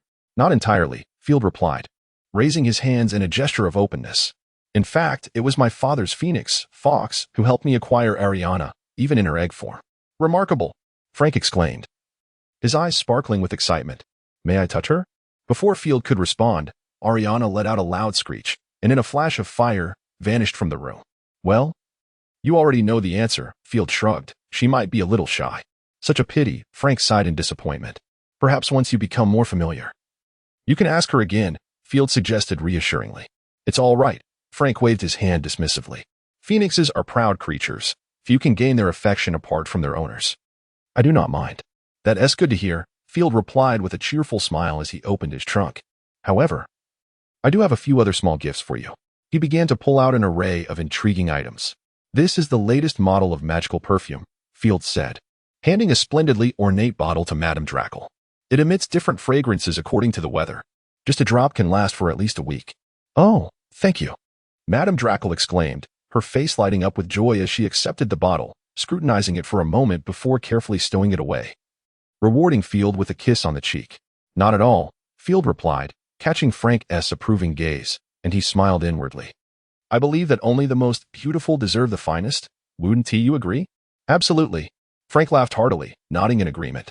Madame Drackle gently patted Frank, her smile growing ever more radiant. Humph, flatterer, Furong muttered under her breath. Filch pretended not to hear her and produced another item. Presenting it to Frank, this is a potion I personally brewed, an antidote. The formula has been refined by my potions professor. It can neutralize the vast majority of poisons. Even the venom of a venomous leopard, requiring only 3 drops. Oh, this is extraordinary. Frank's expression shifted to one of seriousness as he accepted the potion. Do you have any left for yourself? If not, then please take it back. Although it may be said otherwise, Frank's face clearly betrayed a hint of reluctance, and his hand, clutching the potion bottle, showed no intention of relinquishing it. I still have some left, sufficient for my needs, he remarked. Filch nodded, adding, in truth, this vial of potion is not as precious as you might imagine. It is merely the ingredients that are somewhat elusive. What Filch did not disclose was that the primary ingredient of this potion was the venomous fang of a millennium-old basilisk, a material that was not only rare but nearly extinct. The basilisk itself is not a common magical creature, let alone one that has surpassed its natural lifespan. That's good, Frank said, visibly relieved as he accepted the potion. He then inquired with interest, it seems your potion-making skills are quite impressive. Indeed, Filch replied with a smile. Our potions class is taught by Severus Snape, one of the few masters of potion-making in Britain. I have learned a great deal from him. I have certainly heard of his renowned reputation, Frank said, a look of realization dawning upon his face, for he was known as the most exceptional potion master. You are indeed fortunate.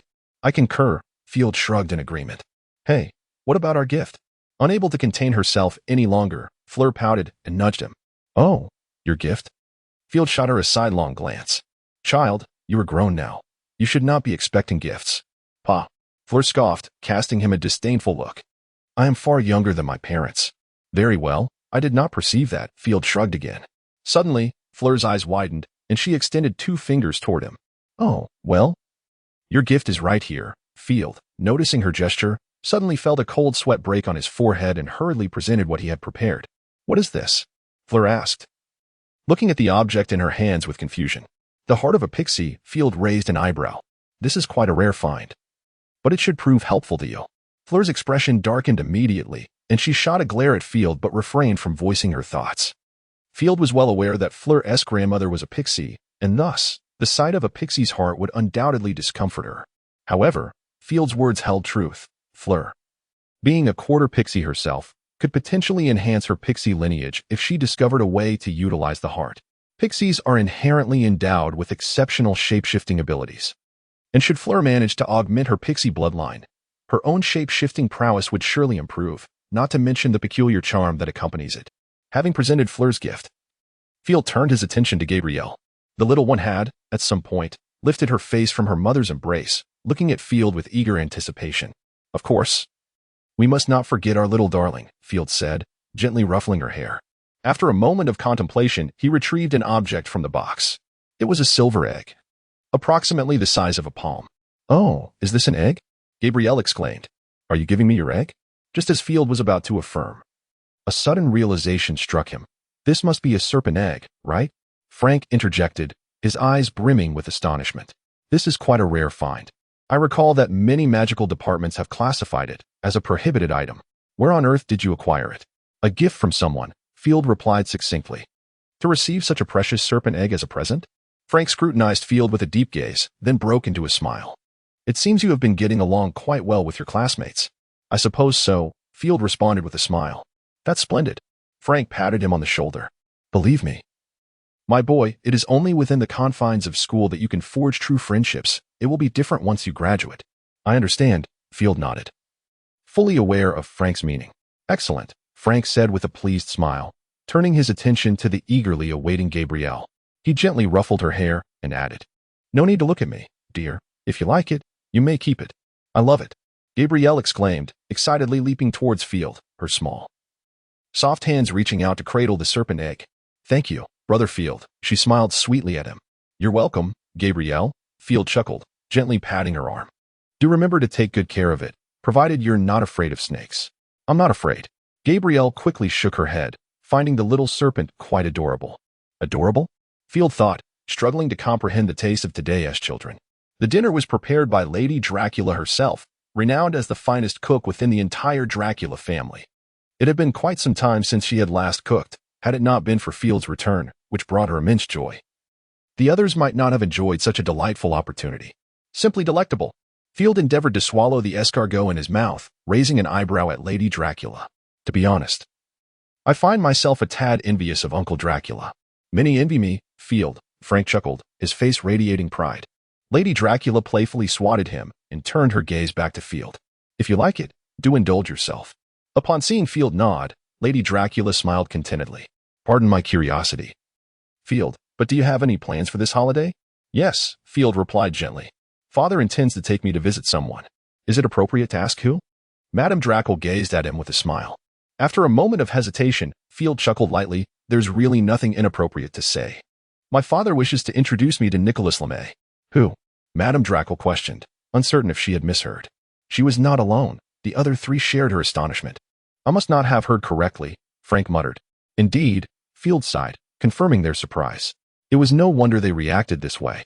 Nicholas Flamel held a stature among the French that far surpassed that of Dumbledore in the hearts of the British. Upon hearing Field's affirmation once more, all except little Gabrielle displayed expressions of envy. Fleur hesitated, then nervously inquired of Field. I hope you weren't upset with me just now, were you? What do you intend? Field regarded her warily. I was just wondering, Fleur hesitated, if I could perhaps obtain an autograph from Nicholas Flamel? Our headmaster mentioned that Beauxbatons was founded by the Flamel couple. Is that so? Field pondered briefly before nodding slightly. If he is willing, I shall. And us too, Field. Madame Drackle interjected. Certainly, you may request several on our behalf. I shall do my best, Field replied sheepishly. After all, I need to ascertain Monsieur Flamel's own sentiments. Oh, certainly. Frank spoke up at that moment. You could convey our regards from the Drackle family. If possible, it would be splendid if you could also bring our gifts. That should pose no problem, Field readily agreed. That is splendid, Frank smiled gently. The following morning, Field packed the gifts prepared by the Drackle family into his suitcase. Well then, I shall take my leave, he waved to them. I will return at my earliest convenience. Do ensure your safety, Frank said, concern evident in his gaze. And don't forget our autographs. Fleur reminded him with a playful haughtiness. Moreover, if you fail to write back soon, then do not bother at all. Understood. Field replied with an awkward smile, waving his hand. Ariana. With a gentle call, the phoenix Ariana flared into flames, and in an instant, both the young man and the bird vanished from the room. Upon reappearing, Field found himself standing on the streets of Paris. The Palais Garnier. He murmured to himself, searching intently. Found it. Upon beholding the iconic edifice, Field extracted a small note and read it softly. In an instant, a delicately charming courtyard materialized before his eyes, where Dumbledore stood, greeting him. Good morning, my child, Dumbledore said with a warm smile as he opened the door. You have visited the Dracules. How were they? Are they well? They seem quite well, Field replied as he approached and embraced him gently. They sent their regards. Oh, I ought to express my gratitude. Dumbledore raised an eyebrow. Perhaps I should find time to pay them a visit. I hear their daughter is quite lovely? Perhaps? Field shrugged indifferently.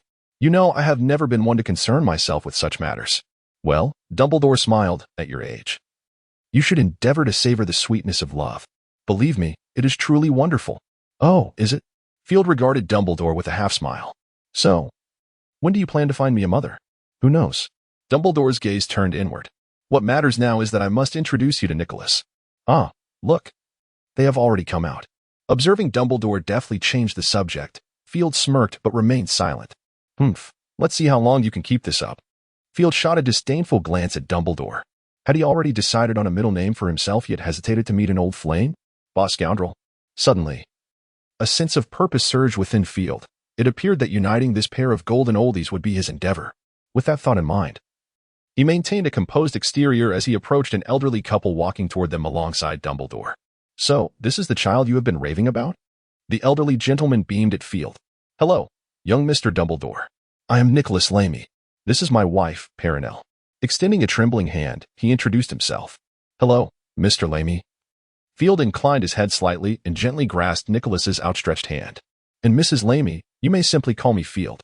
You may call me Nicholas as well, he replied, grinning broadly despite his few remaining teeth. Let us step inside. This dreadful weather is quite frigid. Frigid? Field, feeling the warm breeze and basking under the bright sun, looked at Nicholas with bemusement.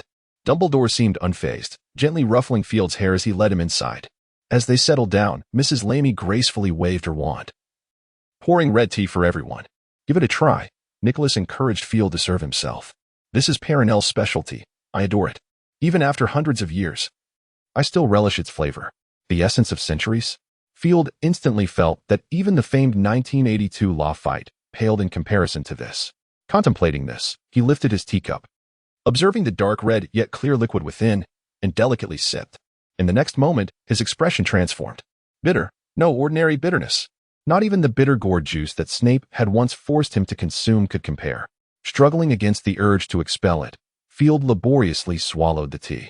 Although the aroma was exquisite, the lingering astringency on his tongue was far from dissipating.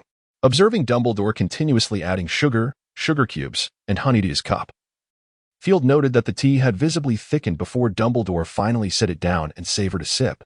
For a moment, Field felt a pang of envy at Dumbledore's actions. How is it?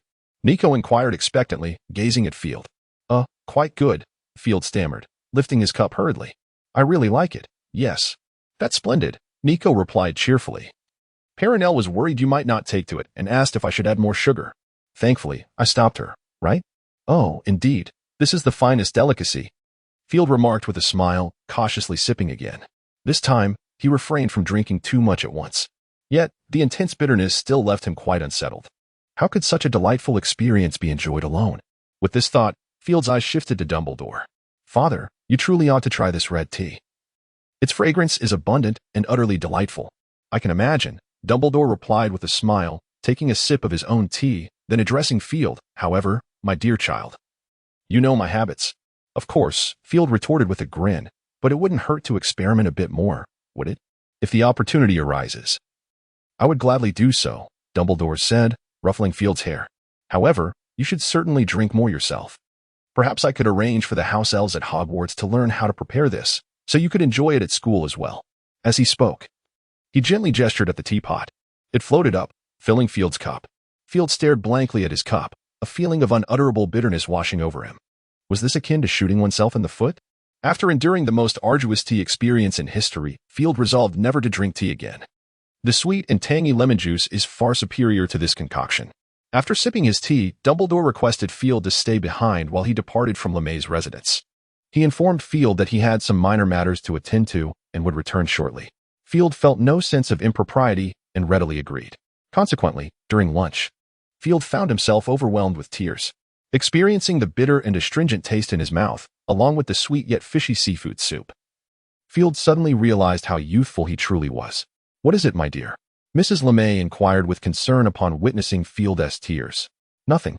Field gently wiped his tears and forced a smile. I've just never tasted such exquisite dishes before. I am deeply moved. I can understand that, Nico chuckled. Perenelle's culinary skills are unparalleled. I still remember when we were courting, she gifted me a slice of her homemade cake. It was truly the most delectable thing in the world. Now you're just exaggerating. Mrs. LeMay lightly chided Nico, though a smile graced her lips. Though her hair had turned silver with age, the essence of happiness made her appear considerably younger. I am not lying. You know I have always relished your cooking, Nico said with a grin, patting her hand before turning to Field. So, what do you think? Is it not delightful, Field? Observing their affectionate exchange, Field seemed to grasp something profound, a radiant smile illuminating his face. Yes, you are absolutely right. In the study, Field meticulously examined a book as hefty as a brick. his eyes brimming with delight. According to Muggle folklore, Nico LeMay received a revelation from an angel in a dream, which led him to discover a book of Judaic Abraham, thereby creating the Philosopher's Stone. In truth, Nico did indeed acquire a book, but it was not the fabled Judaic Abraham. It was a tome entirely devoid of a title. The entire volume is composed of ancient magical scripts and a myriad of peculiar illustrations. Nicholl and Field have mentioned that he indeed drew some inspiration from this tome to create the Philosopher's Stone. However, the Muggle legends surrounding it lack any substantial truth. In fact, the tales among Muggles regarding Nicholl emerged primarily due to the witch hunts of the past. During that tumultuous period, Nicholl took on a servant who executed all of his commands with remarkable diligence, even saving his life on one occasion. Out of trust and gratitude towards this servant, Nicholl chose to take him on as an apprentice. Yet, despite the title of apprentice, the servant remained merely a Muggle, incapable of mastering even the simplest of alchemical arts. Ultimately, Nicholl bestowed upon him a sum of gold and some shops, allowing him to lead a modest life of commerce, ensuring his financial stability. Nicholl's intentions were noble, yet he underestimated the complexities of human nature. The servant harbored the belief that Nicholl did not trust him and thus refrained from imparting any genuine skills. Though outwardly respectful, he secretly nurtured rebellious thoughts. In the end, the servant aligned himself with the church, betraying Nicholl. Fortunately, after creating the Philosopher's Stone, Nicholl foresaw that it would inevitably attract attention, prompting him to establish numerous safe havens. The servant was only aware of one. Unable to successfully locate Nicholl, the church ultimately retreated. However, they did not abandon their quest immediately. Instead, they concocted a narrative claiming that Nicholl had created the Philosopher's Stone through divine revelation. The church's aspiration was clear: to leverage others to find Nicholl and ultimately acquire the stone. Whether for gold or immortality, both were coveted by the church. The subsequent events remained a mystery to Field. He only knew that Nicholl eventually sought his own form of retribution, though the specifics eluded him. When Field requested to borrow his ancient magical script, Nicholl readily acquiesced, albeit for a mere 3 days. This was indeed a pleasant surprise for Field, who gladly accepted the terms.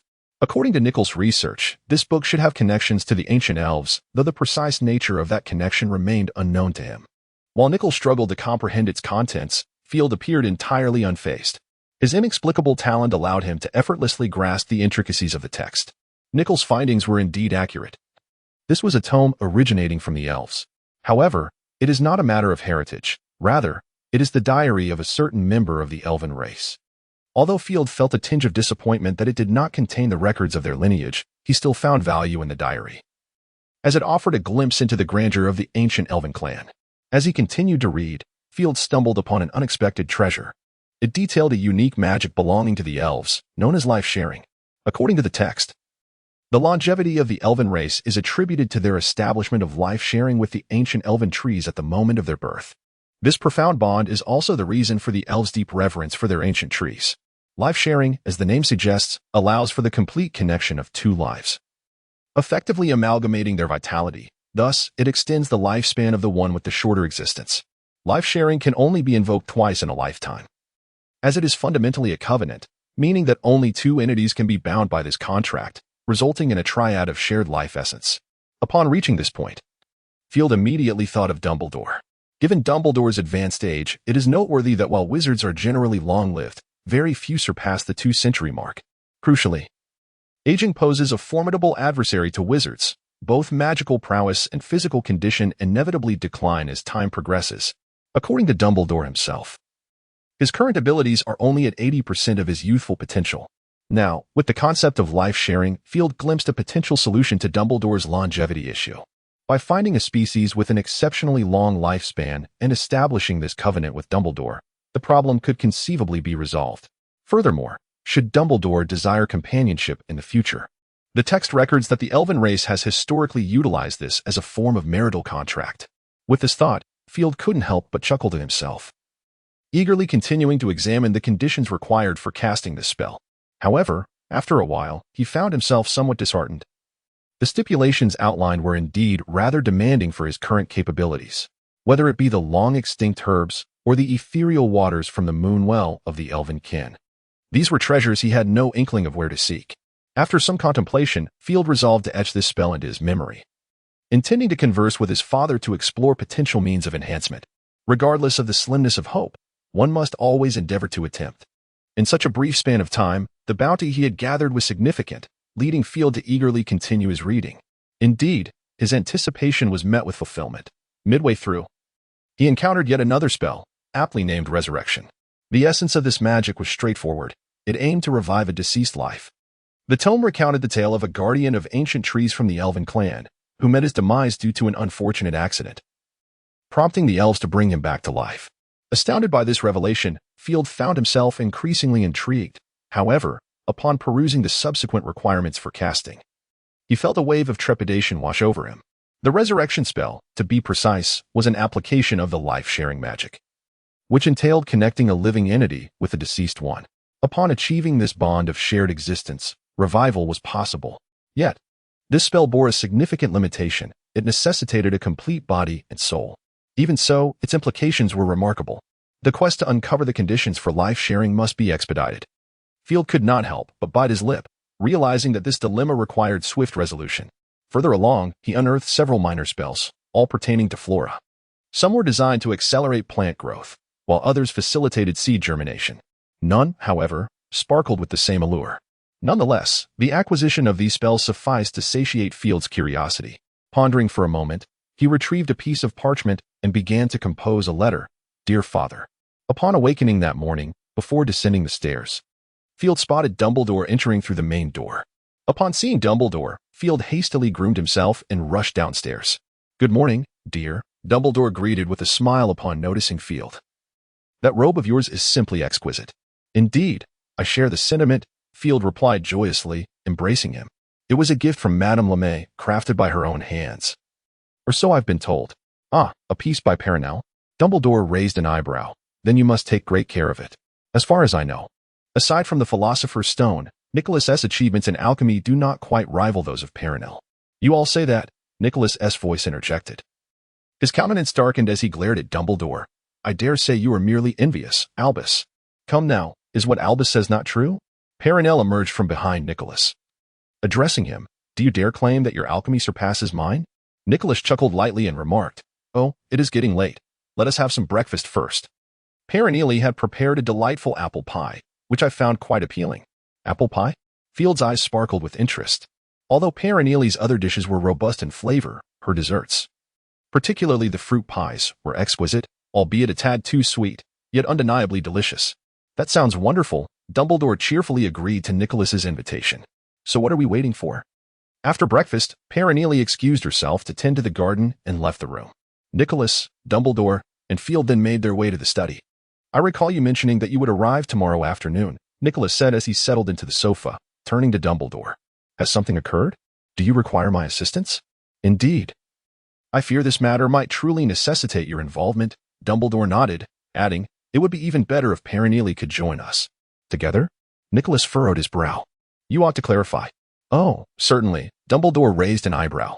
But why not consult with Field? I came here post-haste upon receiving his letter. Field?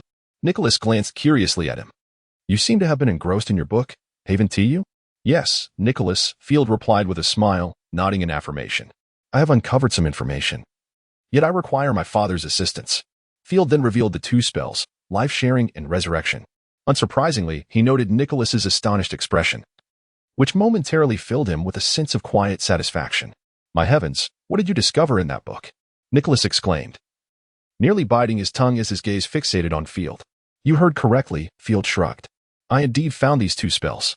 Goodness, this is utterly unbelievable, Nicholas patted his chest.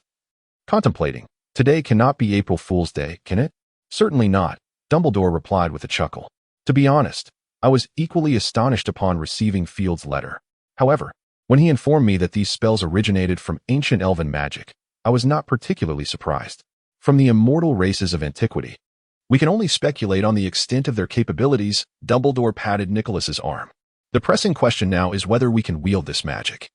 Observing the mixture of anticipation and slight anxiety in Dumbledore's gaze, Nicholas appeared to grasp the gravity of the situation and gradually regained his composure. You are correct, Albus, Nicholas murmured. In this endeavor, we indeed require Perenelle's assistance. Beyond that, we need resources, an abundance of them, especially concerning herbs and ancient knowledge. Dumbledore pondered for a moment before nodding in agreement. You are right. I do have some old friends who might be able to assist. I could also make an effort to seek them out. Nicholas stroked his wand thoughtfully, reflecting on how the ancient times felt so distant, and lamented that many herbs might not have viable substitutes. It would be prudent for you to prepare yourself, Albus. I understand, Dumbledore replied, a glimmer of tears momentarily flashing in his eyes before quickly fading. Nevertheless, having hope is certainly preferable to despair. Indeed, Nicholas ascended slowly, his gaze drifting to Field, who appeared lost in contemplation. Field's expression soured again, prompting Nicholas to declare, however, it is not sufficient for you to merely request my assistance. I too have a condition. Of course, as long as it is within my capabilities, Dumbledore responded earnestly. No, this does not concern you. Albus, Nicholas scoffed. I am speaking of Field. Field, having caught wind of his name, looked at Nicholas with curiosity. Young man, if memory serves me correctly, you have not disclosed your familiarity with ancient runes, have you? Nicholas cast a sidelong glance at him and spoke slowly. You never asked, Field shrugged, dismissing the matter. It is not of great consequence, is it? Many in the magical community possess a variety of talents. That is not quite accurate, Nicholas retorted with a frown. Wizards with innate gifts are relatively rare, especially those who naturally comprehend runes. You are, as far as I know, a singular example. What is it you wish to propose? Field asked, raising his hands. I can consider it, provided it does not exceed my capabilities. Quite simple, Nicholas replied, casting a sidelong glance his way. I require you to translate all the runes you are acquainted with, and ideally compile a lexicon of magical scripts. Apologies, but that is beyond my capacity, Field exclaimed, taken aback by the request, and promptly rejected it. What a preposterous notion. Compiling a dictionary? That sounds exceedingly tedious.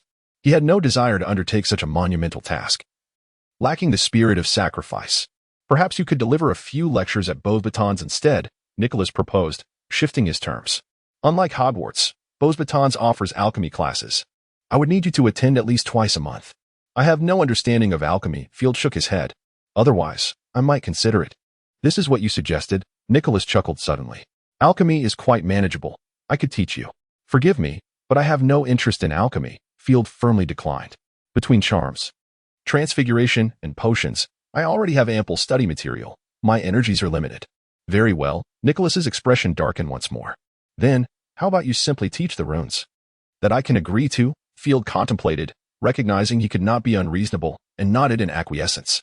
Now, that is more acceptable. Nicholas's demeanor softened slightly. Then let us commence our endeavors. Dumbledore spoke to Nicholas, indicating that he needed to discuss matters with Perenelle. Of course, he replied. I am certain she will not refuse this. Dumbledore departed once more. When Nicholas relayed this to Perenelle, she readily agreed with evident delight. The group then busied themselves with their tasks, while Field, after inscribing the spells of life-sharing and resurrection in Latin, found himself with little else to occupy his time. Observing Nicholas and Perenelle engrossed in their work, he refrained from interrupting them. After exchanging a few words, he quietly exited the safe house. Field meandered leisurely through the streets, watching the throngs of people pass by with an air of urgency, momentarily at a loss as to where to go. It had indeed been quite some time since he had strolled aimlessly outdoors. The streets of Paris were perpetually bustling with life, perhaps due to its unique charm, or because it is one of the fashion capitals of the world. Numerous elegantly dressed women sauntered past him, some casting flirtatious glances in his direction. Blaise would undoubtedly adore this place. It is nothing short of his paradise. The thought flitted through Field's mind. Lost in contemplation, he was suddenly jostled by a passerby. Furrowing his brow, he turned to discern the identity of the individual who had bumped into him, only to be met with an irresistible pull emanating from the ground beneath his feet. A wave of disorientation washed over him, and when the sensation subsided, he found himself in an unsettlingly unfamiliar locale. Surrounded by tombstones of various sizes and an array of statues, along with winding pathways of differing lengths, he deduced that he had stumbled into a cemetery. Field tightened his grip on his wand, appearing outwardly relaxed while inwardly poised for combat. He ambled through the eerie surroundings, surveying the scenery without haste. Although he was unaware of who had orchestrated his arrival in this place, he reasoned that the individual would inevitably reveal themselves. Something felt amiss. Field's gaze landed upon an incongruous sight that stirred a sense of déjà vu, reminiscent of Diagon Alley. His eyes lit up with recognition. Yes, it was indeed akin to the sensation of being in Diagon Alley, hidden within the Muggle world, visible only to wizards. This must be the place. A subtle smile tugged at the corners of his mouth as he regarded the entrance that resembled a gaping maw. Steeling himself, he gradually stepped forward into the darkness. The sound of his footsteps echoed through the pitch-black corridor, resonating in the stillness that enveloped the space. Gazing at the faintly glowing point ahead, Field surmised that it must be the exit of the corridor. Upon exiting, he discovered he had arrived in a chamber reminiscent of an underground arena. The surrounding steps resembled the tiers of a grand stadium. The pathway from the corridor's exit to the open space below was lined with a series of steps, leading directly to a straight passageway descending further. At the very bottom lay a circular expanse, where a man and a woman stood, watching him enter. "Welcome to this place." Esteemed guest from afar, the man chuckled lightly, his voice imbued with warmth. "Welcome?" Field raised an eyebrow, gradually making his way down. He had never encountered such an unconventional invitation before. Unique methods tend to linger in one's memory, do they not? The man's voice carried a hint of amusement. "I hope our meeting will evoke a variety of sensations, perhaps something distinct." "Perhaps," Field shrugged.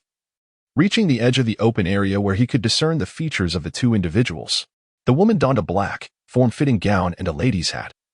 Her figure quite admirable, yet her face bore the marks of time.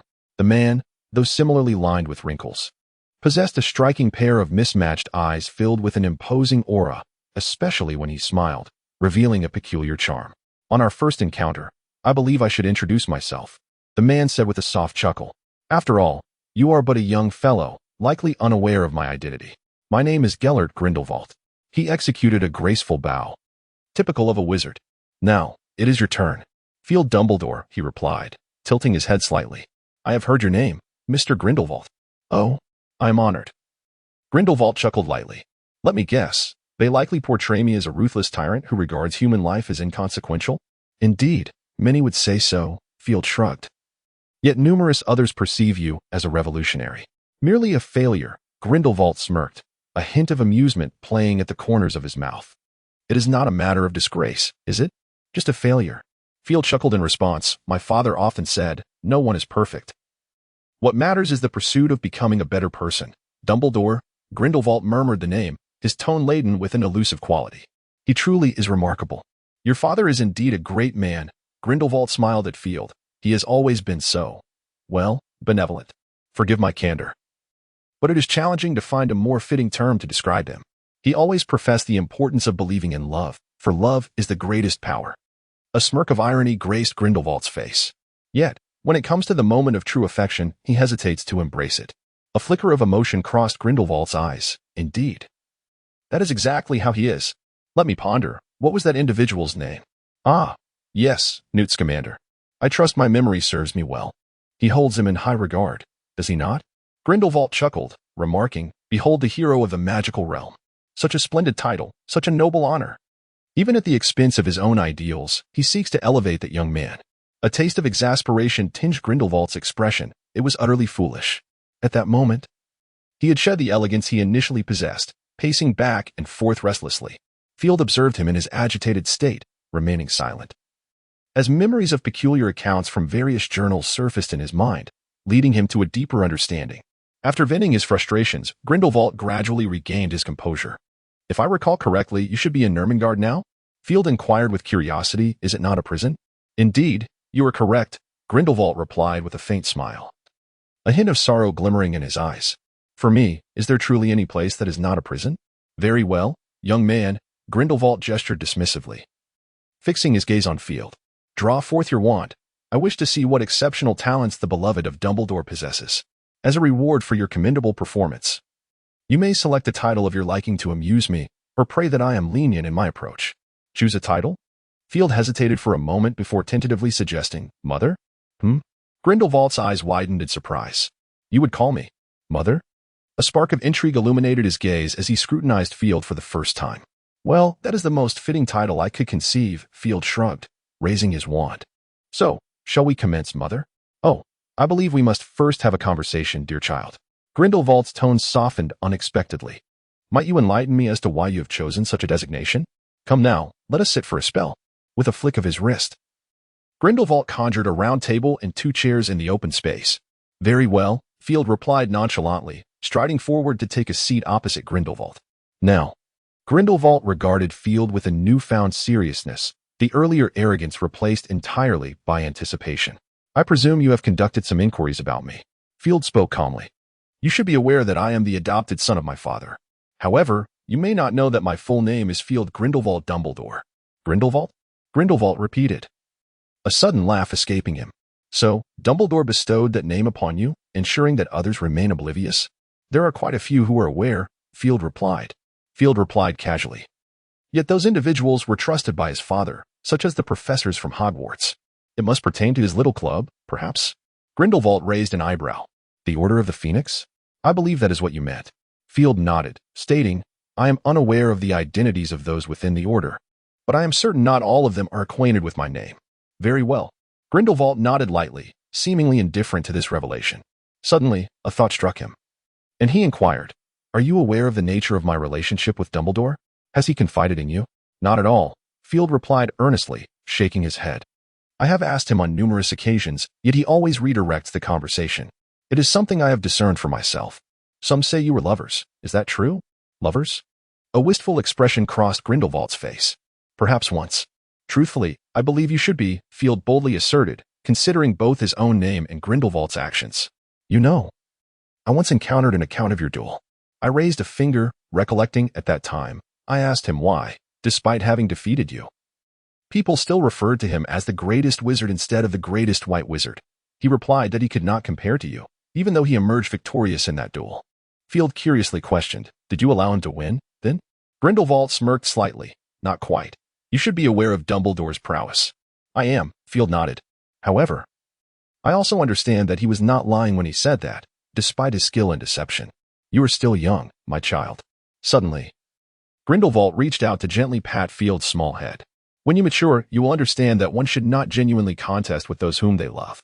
In the face of love, one must learn to protect and to yield. So, you did let him win, did you not? Field asked with a smile. I said. Not quite. Grindelwald shook his head with a sigh. In truth, I simply could not bring myself to strike him down. Do you know, my child? A glimmer of nostalgia appeared in Grindelwald's eyes. During that duel, I had countless opportunities to take his life, and he had his as well. Yet, neither of us acted upon such impulses. Grindelwald continued, indeed, had it persisted, I would have emerged victorious, but I would likely have lost control of my magic. For by that point, I was already feeling utterly exhausted. He sought victory. Why should I not grant him that? Grindelwald chuckled softly with my name. I bestowed upon him his glory. It was quite a fair trade. But do you not fear he might falter? Field questioned, his brow knitted in confusion. Falter? Grindelwald laughed softly, shaking his head. He would not. I know him well. However, everyone can falter, Grindelwald stated earnestly. After all, you mentioned that you were utterly exhausted at that time, and your father was likely in a similar state, correct? Ah, indeed, that is true, Grindelwald nodded. Then shook his head. I trust him. Even if he were to accidentally take my life, I would not hold it against him. You truly love him. Field observed the expression on Grindelwald's face and spoke with conviction. Love? Grindelwald sighed. Perhaps so. To be honest, I am not entirely sure what love is. Dumbledore was right. I do not comprehend its essence, and I have never grasped it fully. I pondered the nature of love throughout my time in Nurmengard. Yet I have never arrived at a clear understanding. Nevertheless, I am certain that if I were to claim to possess love, then Albus is the sole person who has inspired such feelings within me. Field nodded in acknowledgement. I have another question for you. He hesitated for a moment, gazing at the reminiscing Grindelwald before continuing. Oh, Grindelwald smiled at him. Of course, you may ask. I am your mother, am I not? Oh, indeed, Field quickly affirmed. So, do you intend to return to Nurmengard? Why do you inquire? Grindelwald asked with a smile. I believe it is not a favorable place, Field replied. I have heard it is one of the two most dreadful prisons in the magical realm. In truth, I would prefer you to accompany me back to Hogwarts, where father is as well. Wouldn't that be better? Grindelwald paused, contemplating for a moment. He looked at the hopeful Field and shook his head with a smile. Not just yet, my child. Then please do not return there. A hint of pleading crossed Field's face. After all, it is a prison. Prison. Grindelwald gently ruffled his small head. My prison has always been merely within my own heart. However, I promise you, I shall not return. He gazed up at the sky beyond the courtyard. There are still matters I must attend to. When we meet again, I shall present you with a gift. If that pleases you. If you could return with me, that would be the finest gift of all. Field shook his head. Father would surely wish to see that as well. Perhaps, Grindlevald chuckled as he patted Field's head. That day will come, I assure you. Very well, I believe in you. Field nodded vigorously. As he watched Field depart, a glimmer of tenderness crossed Grindelwald's eyes before fading away. Vita, he softly called. I am here, Master, Vita replied respectfully. I recall you mentioned that a child from America wishes to meet me? Grindelwald said with a mischievous grin. I find myself rather eager to meet him now. Certainly, Master. Vita nodded thoughtfully and cautiously inquired, Is it about that child of Dumbledore? You've spoken too much, Grindelwald replied, casting a fleeting glance her way. My apologies, Master. Vita's eyes flickered with a hint of panic. Let it slide this time, Grindelwald huffed. Mother? He gazed at the spot where Field had vanished, a smirk playing at the corners of his mouth. Next time we meet, we shall see who truly embodies the role of mother. Now, let us depart. It is time to summon our allies. We must first pay a visit to a few Ministry of Magic offices. Understood, Master. A glint of excitement and bloodlust sparkled in Vita's eyes. Are we to launch an assault? No, merely to collect some debts. Grindelwald's eyes darkened with menace. They owe me nearly 50 years of summer. Upon returning to Nico's abode, Field refrained from mentioning his encounter with Grindlevald, simply stating that he had taken a stroll to admire the sights of the street. Nico and Perenelle did not press for further details, perhaps because their attention was wholly consumed by the intricate magic of life-sharing, to the extent that even dinner was hastily resolved. In the days that followed, Field ventured outside no more, devoting his time to earnest study and practicing magic. Nico's collection of books was indeed impressive. In addition to numerous tomes on alchemy, he possessed a comprehensive array of works on various other magical subjects, rivaling even the library of Hogwarts.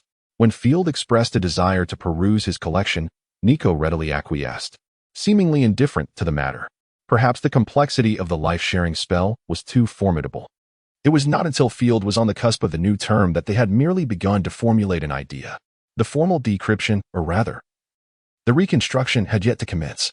Although Field felt this period was lengthy, both the LeMay couple and Dumbledore expressed satisfaction with the current progress.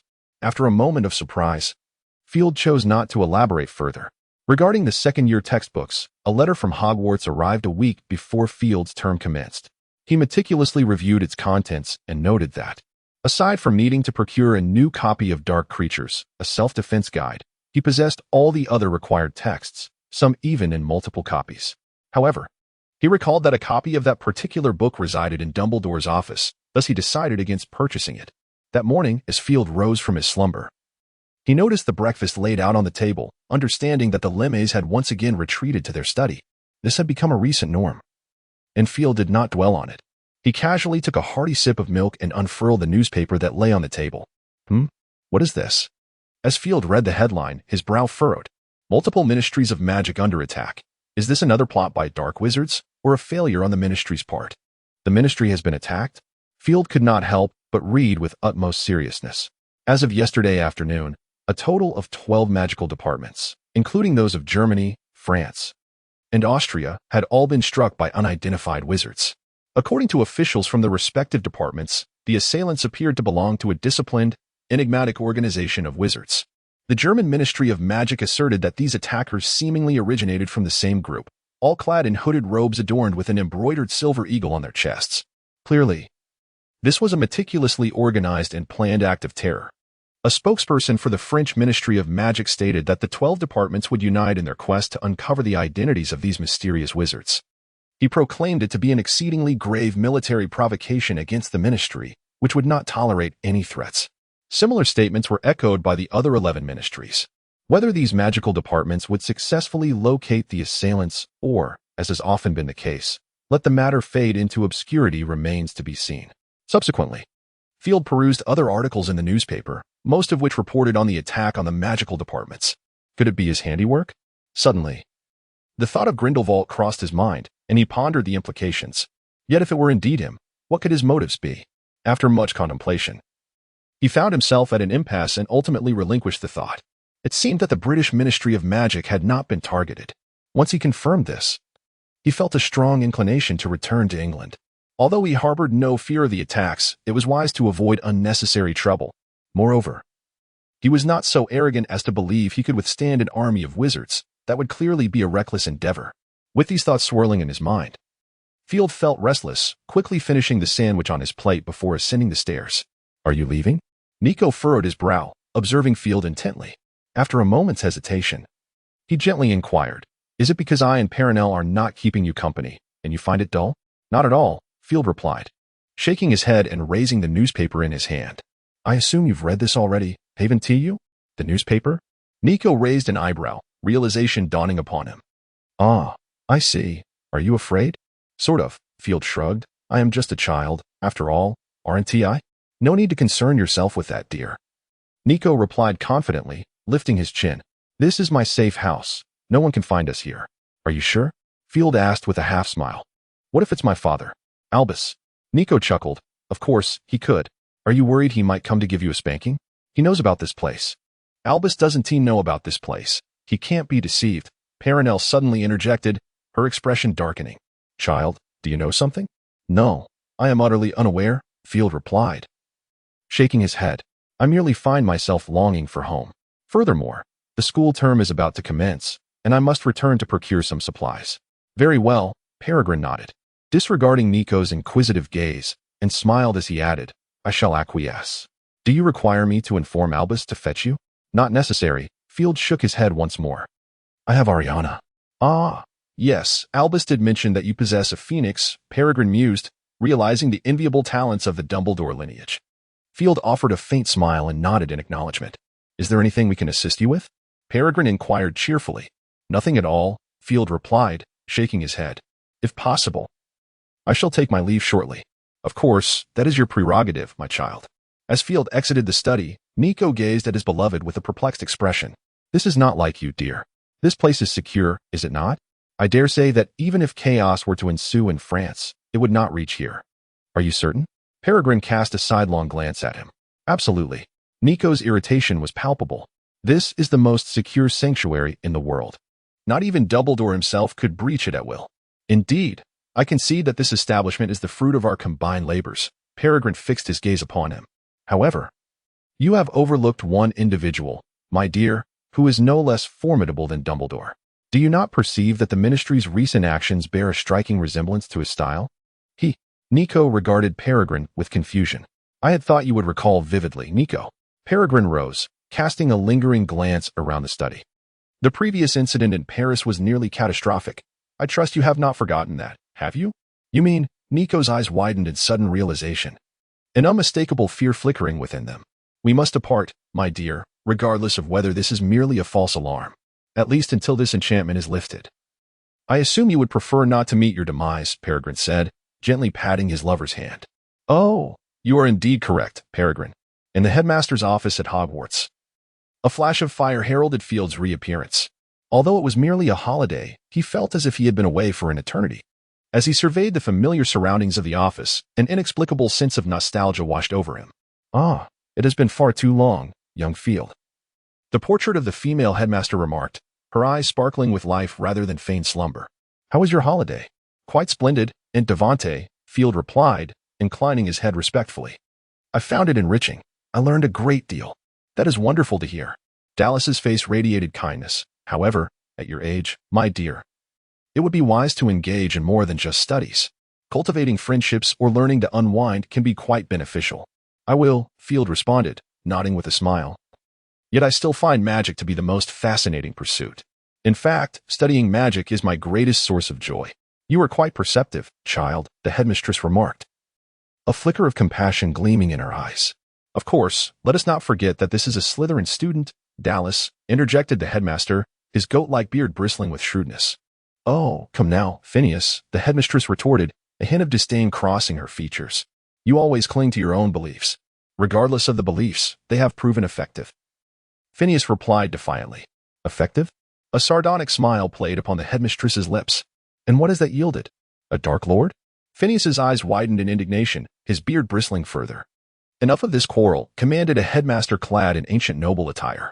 There are children present. Do you wish to become a spectacle? Dallas and Phineas exchanged cold huffs and fell silent. My apologies, child, the noble headmaster said, smiling at Field. They do not mean any harm. They simply hold great affection for you. I understand, Field shrugged. After all, you seldom converse with anyone other than the headmaster. A clever little one. The headmaster acknowledged with a nod. I presume you are seeking Albus? He should be patrolling the school now. You may have to wait for a while. That's all right. Field replied, shaking his head, suddenly recalling something. May I ask you some questions? Of course, as long as we are able to answer, the headmaster smiled, nodding. I am Ambrose Swart. You may call me Uncle Swart. Very well, Uncle Swart, Field said obediently, nodding. Excellent. Ambrose laughed heartily. I quite like you, little one. Feel free to ask your questions. All right. Field nodded vigorously, curiosity sparkling in his eyes. As I understand it, portraits like you are imbued with the memories and personalities you possessed in life. Is that correct? Indeed, Ambrose replied with a smile. You can find information regarding this in the library. Is that your only question? Actually, I wish to inquire whether you also retain memories of your magical knowledge from your lives, Field asked, his gaze fixed on him.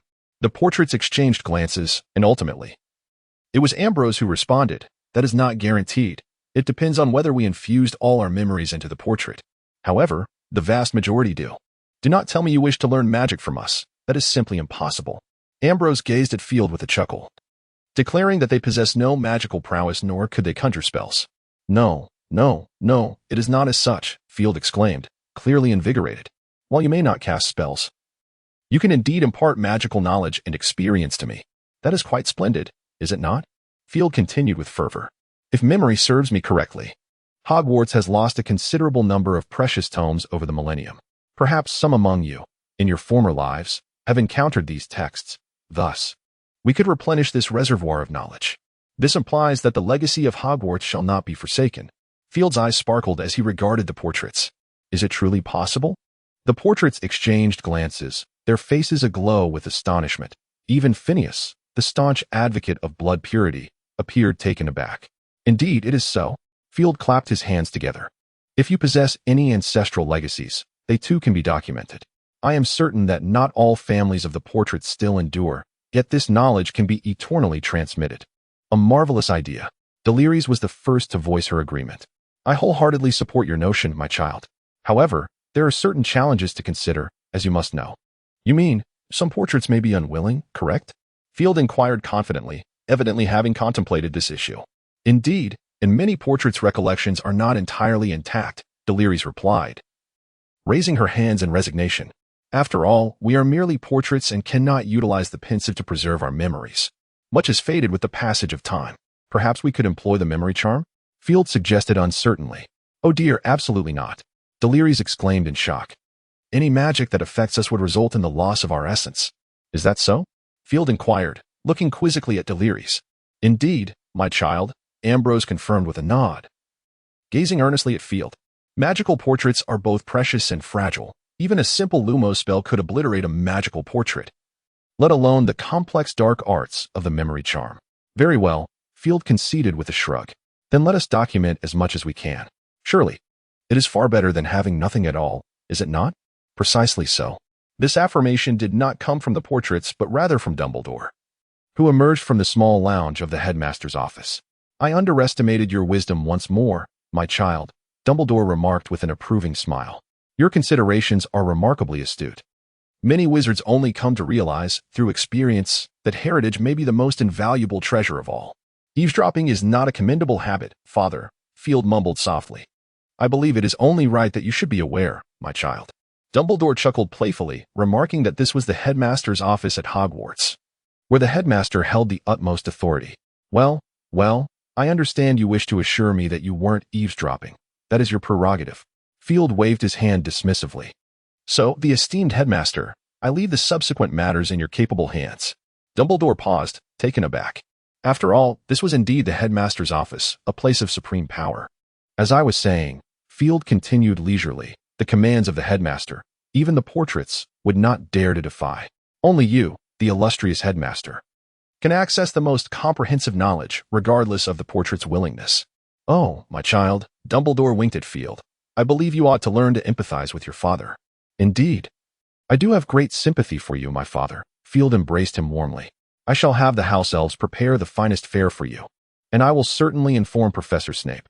He would be more than willing to assist you, perhaps with a potion to invigorate you. And let us not forget, Hogwarts is not merely adorned with portraits. Field suddenly recalled something, his eyes sparkling with realization. Yes, There are also the ghosts. Their memories are complete, and they must possess a wealth of magical knowledge. Thus, do your utmost, dear father, Field encouraged Dumbledore with a gesture of support, for the sake of Hogwarts. Oh, truly. Dumbledore's lips quivered slightly. You have matured, my child. Is that so? Field beamed with delight. Thank you. I think so too. After departing from Dumbledore's office, Field proceeded to visit Professor McGonagall and Professor Flitwick. However, with the impending start of the school year, they were both preoccupied with a multitude of tasks, especially Professor McGonagall. Field spent less than 5 minutes in her office before he had to excuse himself. Heaven knows how many assignments Dumbledore had burdened her with.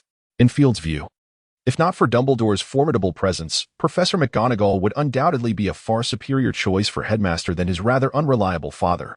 Professor Flitwick fared somewhat better. Yet Field did not linger long. After leaving a gift for Flitwick, he exited the office. With the school year yet to commence, Hogwarts was largely deserted, leaving Field momentarily uncertain of where to go. After a brief hesitation, he resolved to visit his house head. He had heard that his application to teach defense against the dark arts had once again been rejected by Dumbledore, and perhaps he could find some amusement, or rather, offer him some solace. The thought ignited a spark of eagerness within Field. He had previously inquired of Dumbledore regarding the curse on the defense against the dark arts position, questioning its existence. Remarkably, Dumbledore himself was unaware. In truth, I cannot say for certain, Field, Dumbledore had replied. As you know, my knowledge of dark magic is rather limited.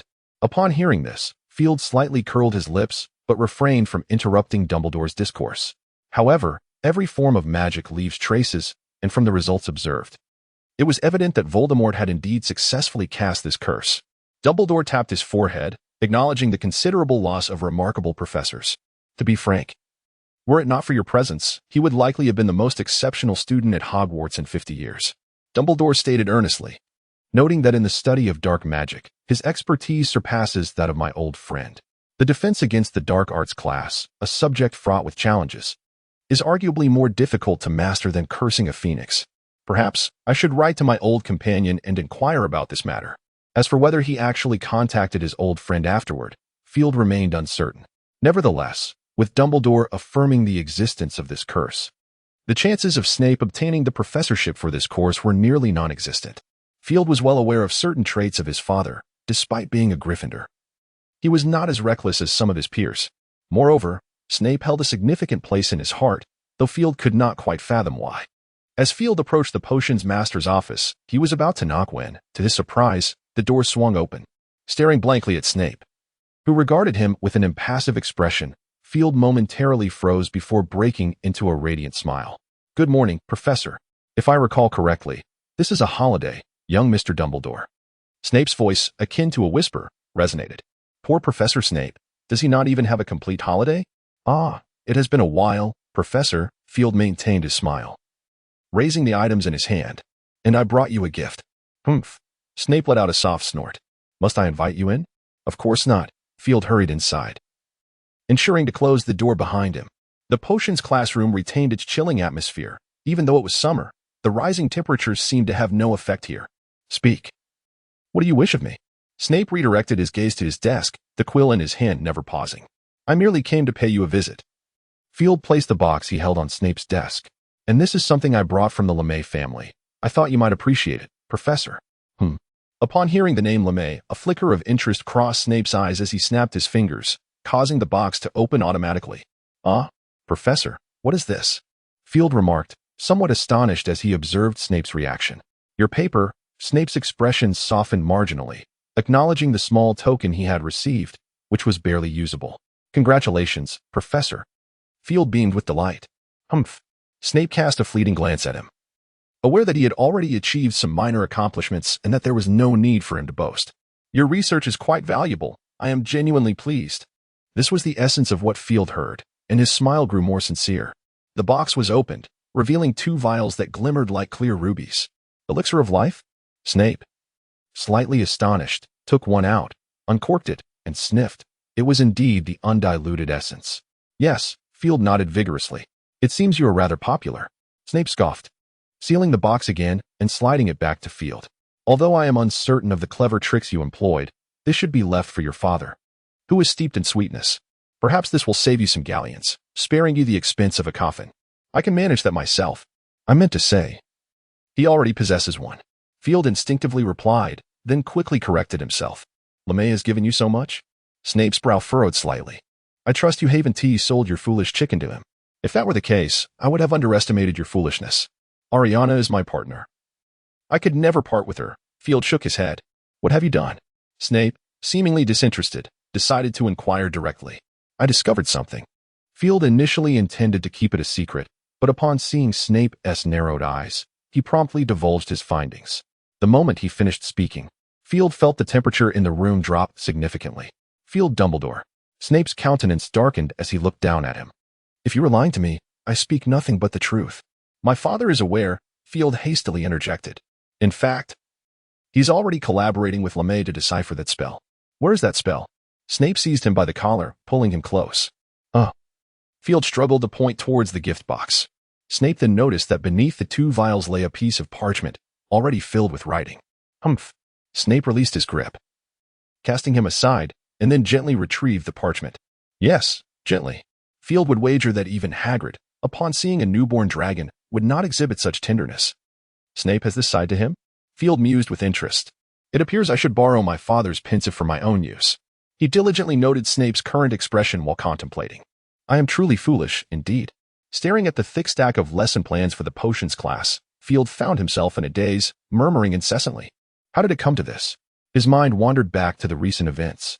Upon acquiring the spells documented by Field, Snape abruptly stood up, intending to rush out the door. Stop, Professor, Field instinctively called out to him. My father is already aware of this magic. He is still gathering information. He and the Lemays both believe that unraveling this magic poses a considerable challenge. A significant challenge? Excellent. The light in Snape's eyes seemed to rival that of a Lumos spell. Evidently, these 2 spells were indeed authentic. Of course they are genuine, Field replied somewhat disgruntled. Nicola was able to concoct the Philosopher's Stone with only a fraction of the text. Splendid. A sudden smile appeared on Snape's face. A smile? Field gazed at the grinning Snape with a hint of trepidation.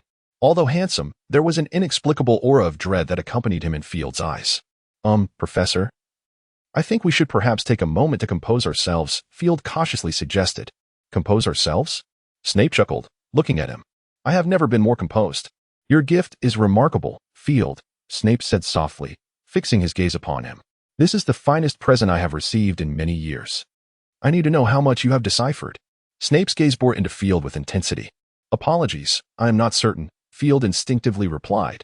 My father informed me that I should simply wait for him to unravel it, and then relay the results to me. Snape nodded, turning to leave. Hey, Professor. Your lesson plan is still unfinished. Field called out loudly. Lesson plan? Snape halted momentarily, then declared, It is now yours. With that, he resumed his exit. Oh, I am merely your student, Professor, Field exclaimed, his voice laden with resistance. No, you are now the teaching assistant. Snape opened the door forcefully, slamming it behind him while remarking, For your contribution, Slytherin earns 50 points. Earning 50 points before the term even commenced seemed rather pleasant, Field mused wryly. Faced with 3 grade plans still incomplete, he sighed and resigned himself to begin his duties as a teaching assistant. The absurdity did not end there. On the eve of the new term, Field finally completed all the lesson plans. However, upon delivering them to Dumbledore's office, he was informed that Snape was currently absent from Hogwarts. What? Field's eyes widened in disbelief. Do I still need to procure potion ingredients?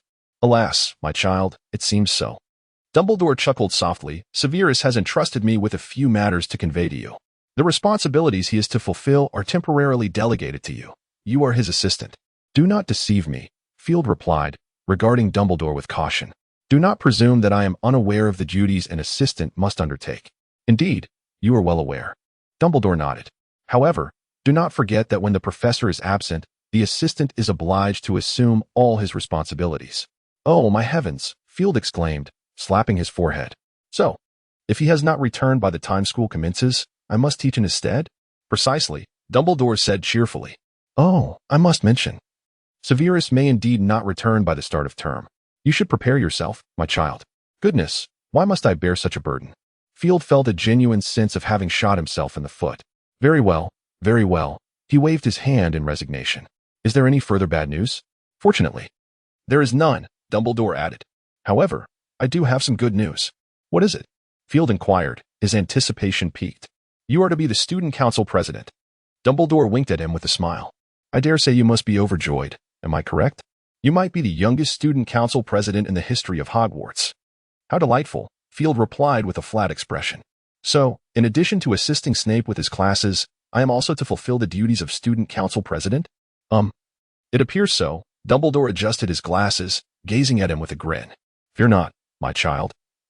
I have already informed the other professors that you shall not be required to complete assignments this year, for your time will be quite limited. This is what I can do for you.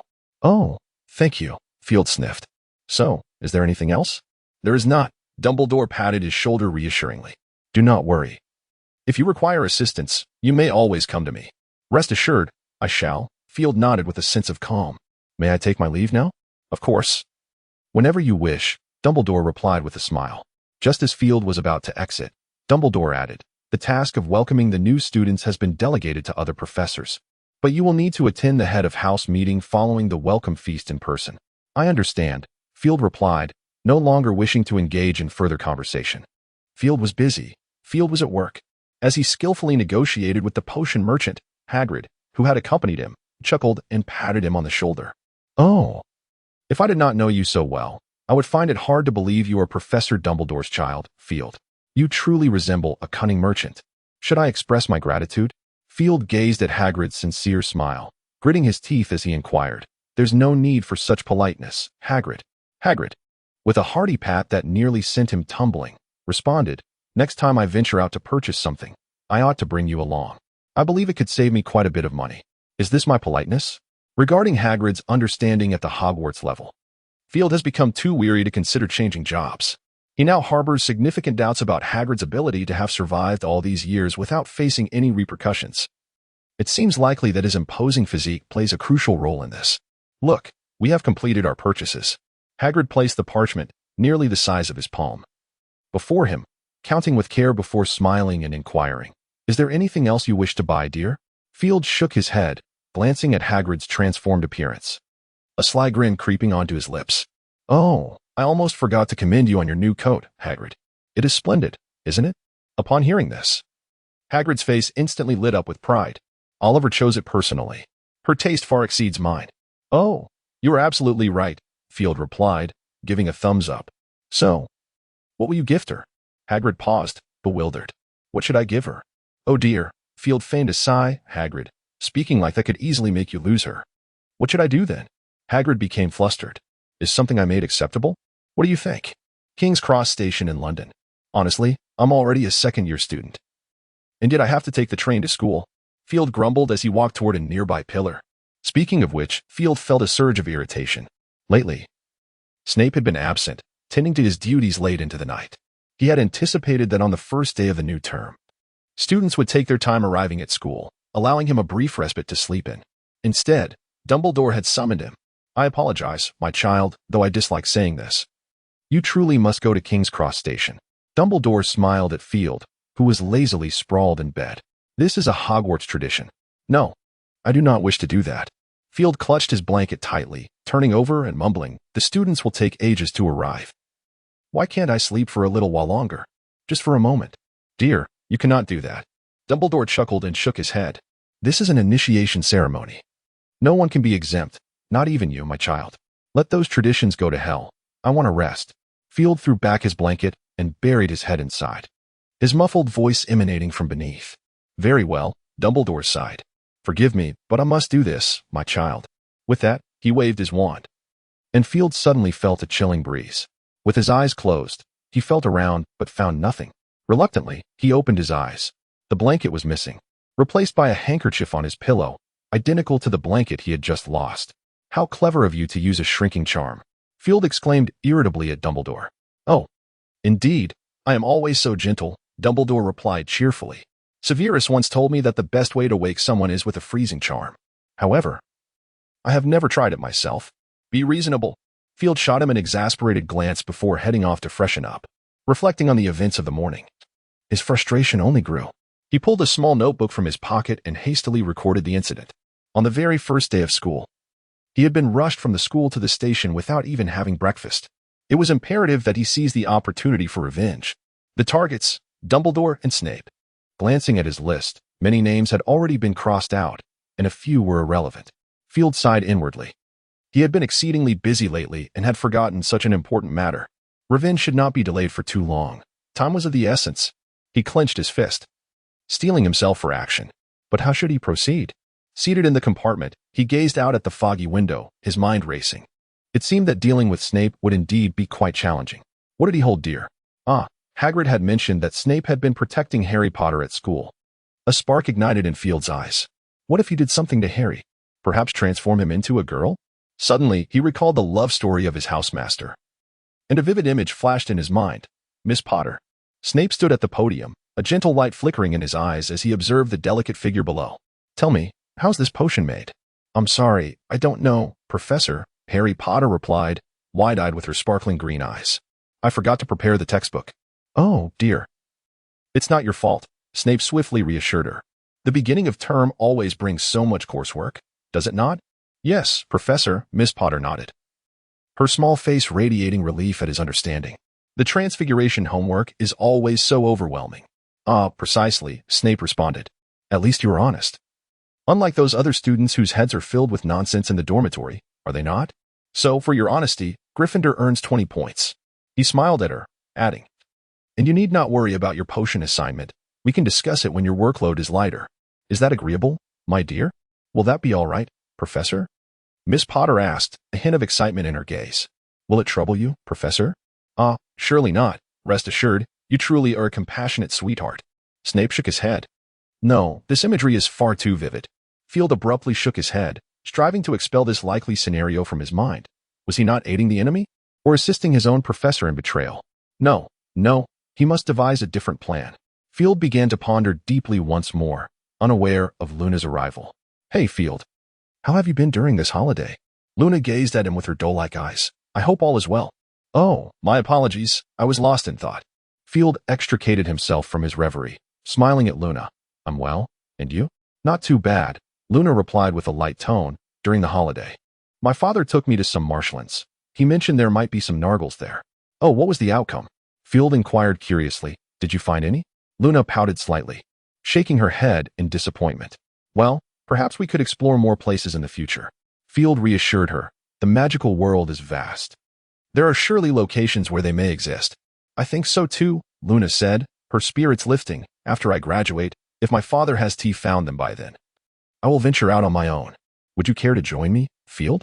Of course, if time permits, Field shrugged. Experiences are always enriching. Indeed, you are quite right. Luna retrieved 2 apples from her pocket, handing one to Field. Oh, thank you. Field accepted it, noting, just in time, I haven't had breakfast yet. Apples for breakfast?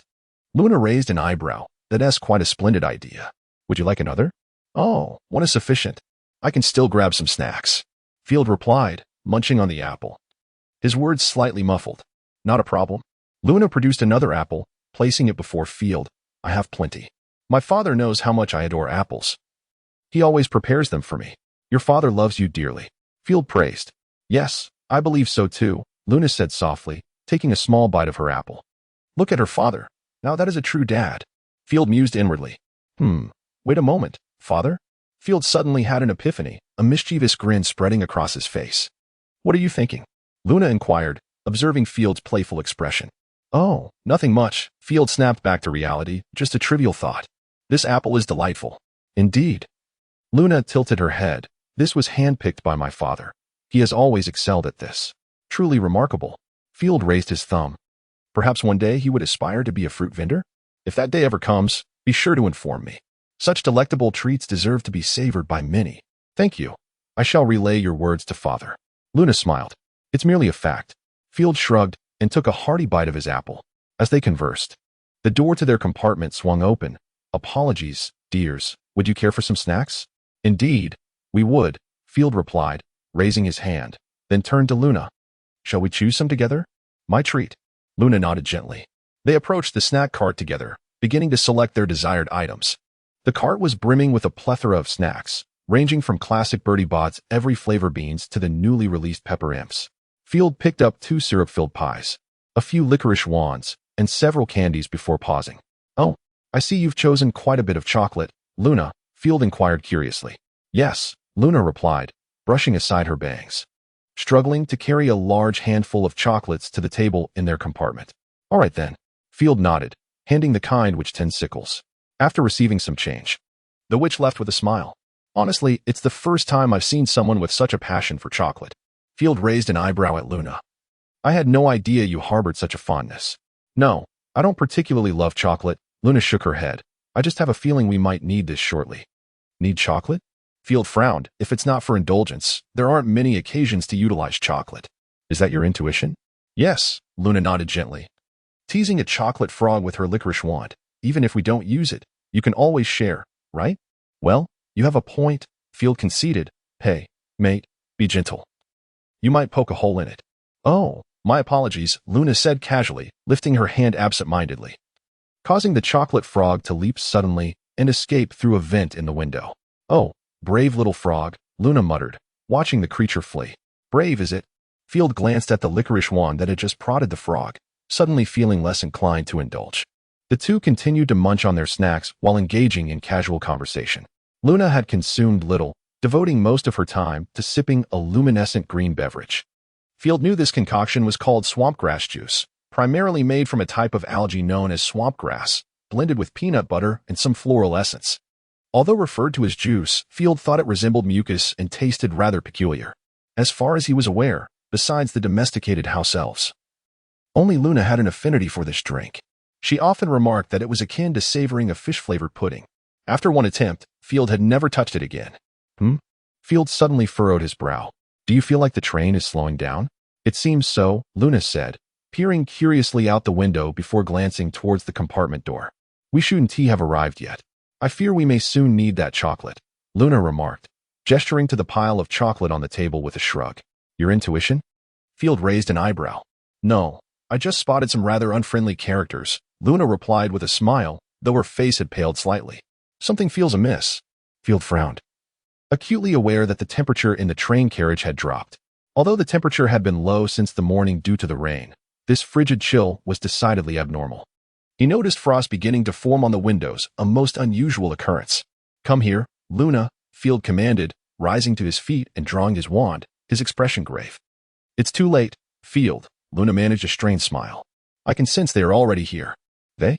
Before Field could voice his question, the compartment doors swung open. Before them stood a grotesque figure, as if rotting from immersion in water, draped in tattered robes, with scabrous hands and a hood obscuring a face that was difficult to discern. Dementors. How could it be these creatures? Has the Ministry of Magic lost its senses? Field, bewildered and furious, struggled to comprehend the situation. The Ministry had always claimed that Dementors were controllable. However, many, including Field, regarded this assertion as a farce. While he could not deny that these beings possessed a certain degree of intelligence, it remained true that all creatures exhibit some form of awareness. For the vast majority of species, intelligence primarily serves the instinctual drives of feeding and reproduction. This was precisely why Field had always deemed them uncontrollable.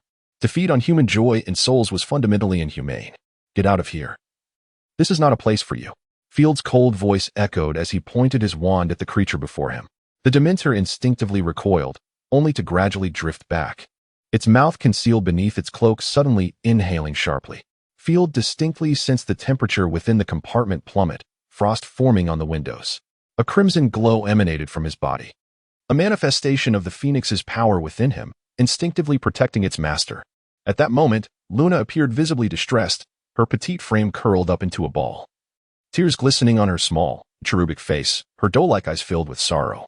She softly called for her mother, her voice laden with despair and anguish. Anger surged within Field, consuming him. All he desired was to obliterate the wretched being before him. A proud and furious cry erupted from his form as the phoenix's power resonated with his emotions, the red aura enveloping the entire compartment in an instant. The Dementor, sensing the imminent danger, hastened its retreat towards the exit. Thinking of escaping? Field scoffed, a chilling smile gracing his lips. No sooner had he spoken than the phoenix's power coalesced into a small phoenix, darting toward the Dementor with fervor. The creature attempted to evade, but it was too late. With a flap of its wings, the little phoenix rendered the Dementor utterly powerless, reducing it to nothingness. Humph. Field scoffed once more, feeling unsatisfied. The train soon resumed its journey, and this time, there were no unforeseen occurrences, arriving at Hogwarts smoothly, albeit later than usual. Outside, a light rain continued to fall, and many students shivered in the cold. Although Field was not as bedraggled as the others, he too felt discomfort. Second-year students were not required to cross the lake as first-years did. Instead, they joined the other years in taking carriages. Thus, Field followed the students toward the grand entrance of Hogwarts. The carriages awaited them, classic Western-style four-wheeled vehicles with a small wooden staircase at the back. At the front of the carriage, a cabin with 2 seats awaited, flanked by 2 old-fashioned oil lamp-style magical lights. Strangely, there were no horses in front, giving the impression of an empty vehicle. "Come here, mate." Braith, having already climbed onto the back of one of the carriages, waved enthusiastically at Field. Without hesitation, Field approached and boarded the carriage. Upon entering, he spotted Daphne seated inside, though her ever-present companion, Pansy, was notably absent. Pansy went in Malfoy's carriage. "It seems it's just us here," Braith remarked, seemingly aware of Field's curiosity. "Are those two in a relationship?" Field inquired. "TCH, it's merely Pansy's own delusion." Blaise scoffed. "I've heard that her father, old Parkinson, is still contemplating a union with the Malfoy family." "Oh, don't say that." Daphne shot him a withering glance. "Among the Sacred 28, very few families are faring well. Can you honestly claim that the Zabini family is thriving? At least my family has not sunk to such depths," Blaise asserted, raising his chin defiantly. It was evident to all that Malfoy held no affection for Pansy. What schemes old Parkinson entertains? "Don't tell me the Greengrass family is unaware." "We are certainly aware," Daphne replied, raising her hand slightly. "But what of it? Marriages are merely a matter of convenience. How many are genuinely rooted in love?" "Well, you have a point," Blaise mused, stroking his chin as his gaze shifted to Field, who was listening intently. "Field is indeed fortunate. He is not bound by the necessity of a union." "Me?" Field looked at him in astonishment. "Yes," Blaise said, throwing an arm around his shoulder. "You simply cannot fathom that within the entirety of the British magical community, the only pure-blood family that does not require a marriage alliance is likely the Dumbledore family." "What of the Weasley family?" Daphne asked with a teasing smile. "Let us not forget, they too are pure-bloods." "Oh, come now." Blaise waved his hand dismissively. "Do not tell me you consider the Weasley family to be pure-blood." Daphne merely pursed her lips, neither confirming nor denying. "Let us be realistic. The assets of the Sacred 28 are indeed dwindling," Blaise suddenly remarked thoughtfully. "I believe we should make plans sooner rather than later." "I do not require that," Daphne shrugged. "At present, I only need to focus on 2 things, living joyfully and waiting to be married." Blaise's lips twitched slightly. "You are not wrong." The carriage rolled smoothly and swiftly, soon arriving in front of the majestic Hogwarts castle. Upon disembarking, Field stretched lazily. Looking up, he spotted the Dementors hovering ominously above the castle, his expression darkening instantly. "What's on your mind, mate?" Blaise patted his shoulder. "We should head inside." "To witness things that ought not to be here," Field replied flatly. "Things that ought not to be?" Blaise followed Field's gaze, spotting a Dementor emerging from the clouds. "Well, you are correct," Blaise conceded, raising his hands. "The Department of Magical Law Enforcement is indeed capable of such folly." "Enough is enough." Daphne frowned. "I despise those creatures. Perhaps I should write a letter to my father." "Save your effort, dear lady," Blaise chuckled lightly. "Until Sirius Black is found, our minister will not heed anyone's concerns. Just hang in there. It shouldn't be long now." "I sincerely dislike these individuals," Daphne remarked with a furrowed brow. "Oh, you fancy Dementors?" Blaise feigned astonishment, gazing at her. "Are there truly such people? Who is so perverse? I would like to meet them. We should head inside." Daphne shot him a glare, her tone irritable. All right. Blaise raised his hands in surrender and followed suit. "These two are rather intriguing," Field observed their retreating figures, a knowing smile gracing his lips. The great hall remained as familiar as ever, yet Professor Snape was still absent from the front table, leaving Field feeling somewhat disheartened. The thought of the considerable workload ahead caused him a slight headache. At that moment, he regretted having presented that spell to Snape so prematurely. Casting a glance at the professor's table, he contemplated returning to the Slytherin long table, only to find Dumbledore beckoning him over. After a moment's hesitation, Field approached the professor's table. "Welcome back, Field," Professor Flitwick greeted him cheerfully. "Indeed, Professor," Field replied with a smile, embracing him. "How have you been?" "Quite well," Flitwick patted his waist. "You ought to meet Professor Remus Lupin, an exceptionally talented defense against the dark arts master and recipient of the first-class Order of Merlin." "We've already met, Professor Flitwick," Lupin said with a warm smile directed at Field. Isn't that right, Field? Yes, Professor, Field replied, returning his smile. Welcome to Hogwarts. I trust today's feast will satisfy you. It certainly will, Lupin nodded with a smile. If time permits, I would love to have a proper chat with you, mate. I would be delighted. Field raised an eyebrow. Come, sit down, my boy, Dumbledore gestured to him with a smile. Severus has yet to return, and you need to temporarily take his place. Isn't this a bit ostentatious? Field hesitated, considering that he was merely a student. You should embrace the youthful vigor, my child, Dumbledore replied with a chuckle. Moreover, this is the professor's table. Do not forget that you are to stand in for the professor. What could be more fitting? Very well. Field shrugged and settled into the seat that rightfully belonged to Snape. Mom, don't leave. Luna murmured softly at that moment, her delicate face brimming with tears. Luna. Field hurried to her side, lifting her and placing her gently on the bench. He then picked up a piece of chocolate from the table, broke it apart, and fed it to her. Field. Luna gradually regained her composure, looking at him with a hint of weakness. I'm all right now, thank you. No need for thanks. Field gently shook his head and suggested, perhaps you should indulge in some chocolate. Luna nodded softly, accepting the chocolate from Field's hand, savoring it in small bites.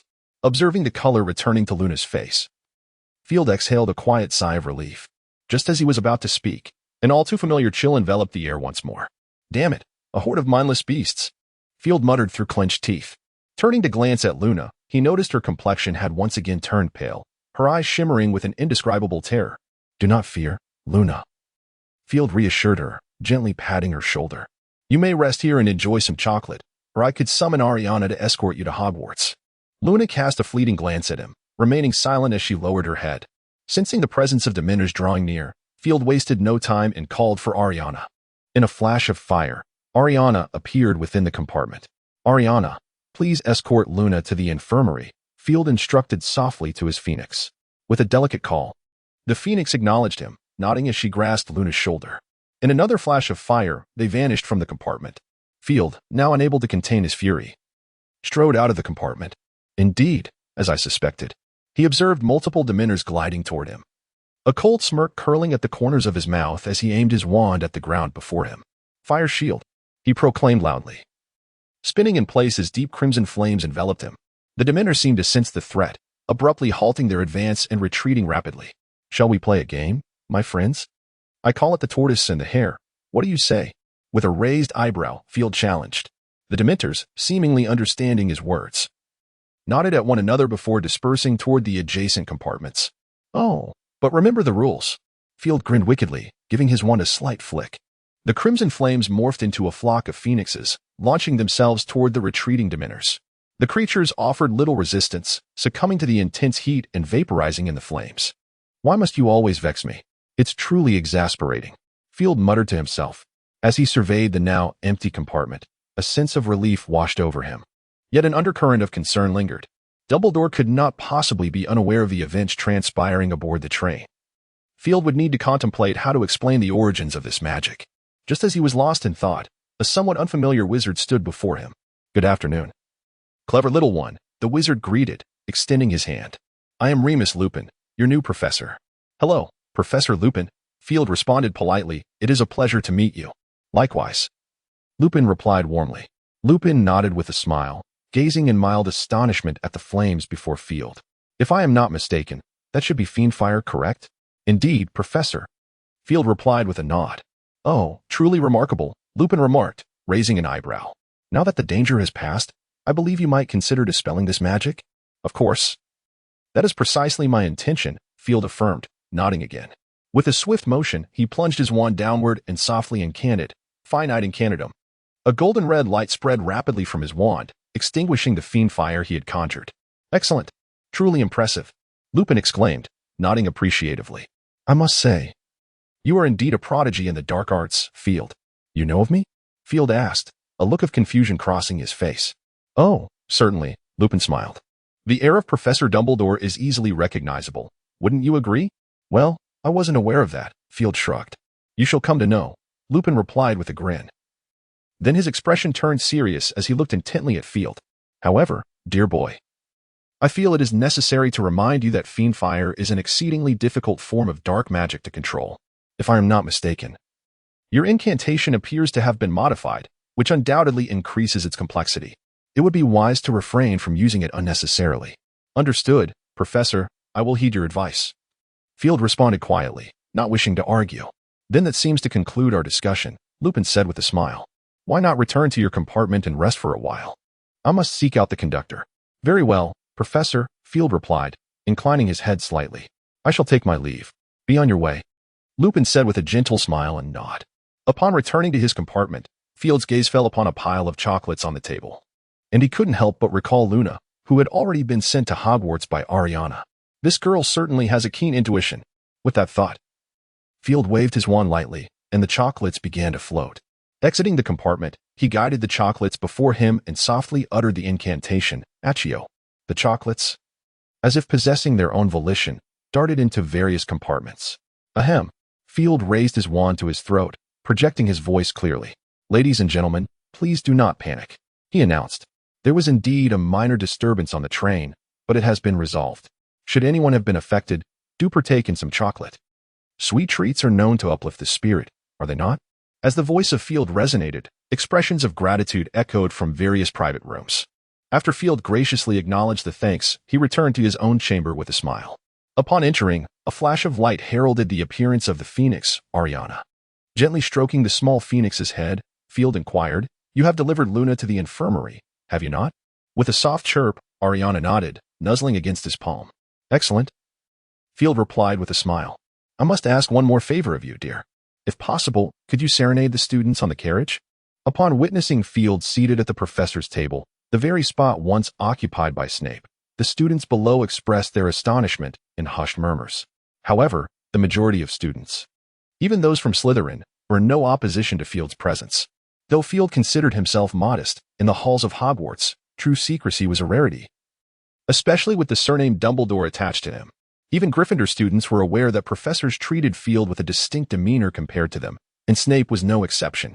Furthermore, Gryffindors secretly wished for Snape's resignation. The extent of their grievances was undoubtedly significant, with the majority likely stemming from him. As for Slytherin, their cunning and self-interest were not mere words. The other two houses barely paid attention. Even if Field were to become headmaster, their concern would wane not a whit. Oh, dear, you seem quite popular, Professor Sprout remarked kindly to Field. Have you considered teaching at Hogwarts in the future? A splendid idea, Field replied softly. But I am still young and shall refrain from such considerations for now. Oh, my apologies, Professor Sprout chuckled apologetically. Your demeanor often belies your age. Field shrugged lightly, choosing not to comment further. While the two engaged in quiet conversation, Professor McGonagall ushered in the first-year students, perhaps having received prior notice from Dumbledore. She forewent any introductory speech today, as time was of the essence. Field observed that McGonagall's speaking pace was noticeably quicker than usual. Given that this year's cohort was already small, it was not long before the proceedings concluded. Field distinctly remembered one rather delicate-looking girl, named Astoria Greengrass. Was she not Daphne's sister? Curiosity piqued, he studied the young girl. Daphne had made room for her to sit beside her, while Blaise animatedly conversed nearby. The little girl smiling gently, albeit somewhat shyly. Suddenly, Field noticed a gentleman who had been quietly observing the young lady, instantly piquing his interest. The platinum blonde hair was meticulously styled, and his previously languid posture now appeared quite formal. His light gray eyes occasionally darted in the direction of Daphne and her companions, only to swiftly avert. Draco Malfoy? A knowing smile crept across Field's lips. Oh, Mr. Malfoy, it seems youth is stirring within you. While Field was lost in his musings, Dumbledore rose and announced loudly, The sorting ceremony has concluded, and all I wish to convey to you is simply this: feast. No sooner had the words left his mouth than an array of delectable dishes appeared upon all the dining tables. Field, undistracted by anything else, focused solely on the sumptuous spread before him. After all, it was wise to satisfy one's hunger first. Unlike the professor's table, which was laden with an assortment of desserts and beverages, Field observed the honey mead before him, hesitating whether to indulge. In a moment of distraction, the small barrel had vanished from sight. Field gazed somewhat bewilderedly at Dumbledore, who was pouring himself a drink. Underage individuals are not permitted to consume alcohol, Field.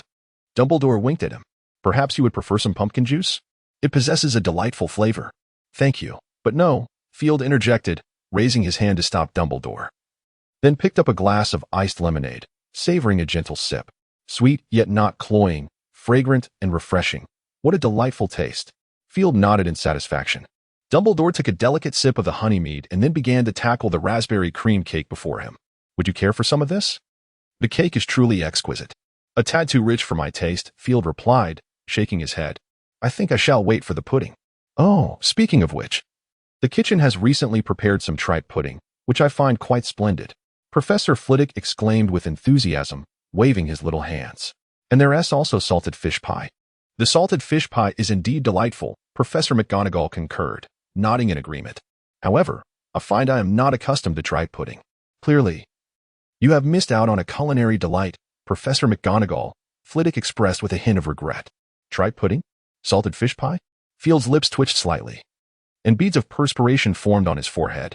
Indeed, the tastes of fairies differ markedly from those of humans, even among half-breeds. However, one wonders if an animagus might also influence a wizard's palate? Field cast a furtive glance at McGonagall, pondering quietly. It seemed he had no inclination to munch on insects. After all, by the way, what do phoenixes enjoy eating? Lost in thought, Field's musings were interrupted by Professor Sprout's voice ringing in his ears. Hey there, young one. The desserts have been served. Wouldn't you care for some? Oh, certainly, Professor, Field replied with a smile and a nod of gratitude. Don't mention it. Professor Sprout smiled faintly, remarking that the culinary skills of the Hogwarts house elves still left much to be desired.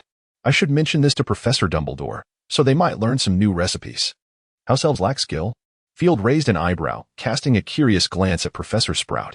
It has been quite some time since I last savored your culinary creations, Pomona. Dumbledore, having overheard Professor Sprout's words, turned his gaze towards her, a hint of nostalgia glimmering in his eyes. When was the last time? I find myself struggling to remember. That little cake from before was truly delightful. There will always be an opportunity, Professor Sprout replied with a smile. I still have some mature mandrake root from last year. Once I find a bit of time, I shall prepare some mandrake cakes for you to taste. How does that sound? Could not be better, Dumbledore nodded with a smile, his anticipation evident. Mandrake cakes? Field thought to himself, realizing he was gaining new insights. Truly, wizards dared to consume anything. If his memory served him right, mandrake was toxic. Yet, he was curious about its flavor. Having nearly finished their meal, Dumbledore glanced below, picked up a golden spoon, and gently tapped it against the cup beside him. A clear, resonant sound echoed throughout the great hall. What remarkable control!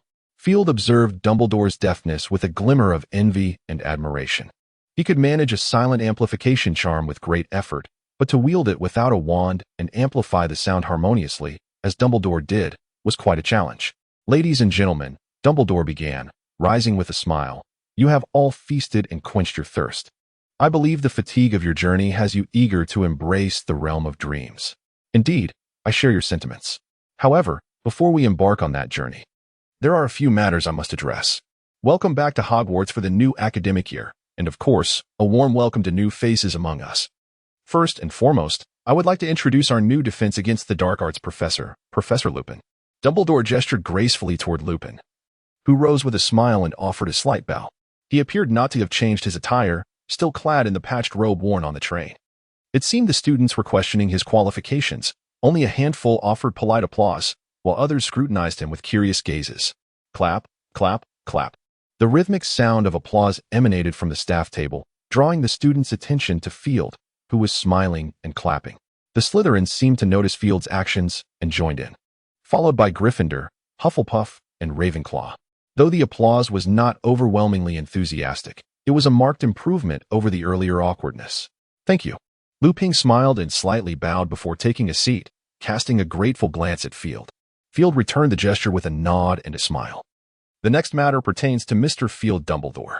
Dumbledore regarded Field with approval before addressing the audience. Before I delve into the details, I must share an important announcement. Your potions professor and head of Slytherin House, Professor Severus Snape, is currently attending to a significant matter.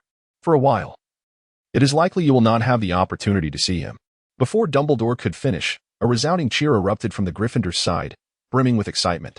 Slytherins glared at them, unfazed, with some even returning cheeky expressions. Silence, Dumbledore commanded, and gradually the Gryffindors quieted down. As he departed, Professor Snape recommended Mr. Field Dumbledore to me. Dumbledore beamed. Indeed, just as you suspect. Professor Snape believes Mr. Field Dumbledore possesses sufficient capability to temporarily take charge. With this suggestion and the consent of the individual involved, we have decided that Mr. Field Dumbledore will serve as the interim head of Slytherin House and Potions Professor. Before the students could voice their reactions, Dumbledore added, "In light of Mr. Field Dumbledore's age, we have also invited an assistant for the potions class. Yes, Miss Poppy Pomfrey, who generously expressed her willingness to contribute to the school upon learning of this matter. Now, let us extend a warm welcome to them." Field and Madame Pomfrey stood, bowing slightly to the audience. The students erupted into applause. Field noticed the excitement among both Gryffindor and Slytherin students. "The remarkable young Dumbledore has vanquished that old wretch Snape. This is our victory. History will remember this. Long live," shouted the twins, singing an off-key song, one line at a time. Laughter erupted among the nearby students, who always had a knack for lightening the mood. Dumbledore clapped along with the students, a flicker of pride in his eyes, which he quickly masked, gesturing for the students to settle down. "Moreover, there is another matter to address." Dumbledore's expression turned serious. "You should all be aware that Sirius Black has escaped from Azkaban. Yes, some of you may have heard of him, while others may not. I must emphasize that he is extremely dangerous. Therefore, we require that no student ventures out alone at any time. Your safety is paramount. No one knows how he accomplished this. The unknown is always perilous. I trust you will keep this in mind." Dumbledore spoke earnestly, stating that the Ministry of Magic had issued a warrant for the capture of Dementors, who were currently conducting an exhaustive search. "Indeed, the Dementors, as you have all noticed," he continued, a flicker of discontent crossing his face. "Unlike the professors, these creatures could not be evaded by any means, not even by an invisibility cloak. Their intelligence was minimal, and they adhered solely to commands, disregarding any counsel. Thus, any subtle movements in their presence would prove futile. Do not expect them to show you mercy. Such assumptions are perilous. I implore you to remember this," Dumbledore said gravely. "Should you encounter any difficulties, rest assured that all professors will be willing to assist you. Never confront what cannot communicate alone."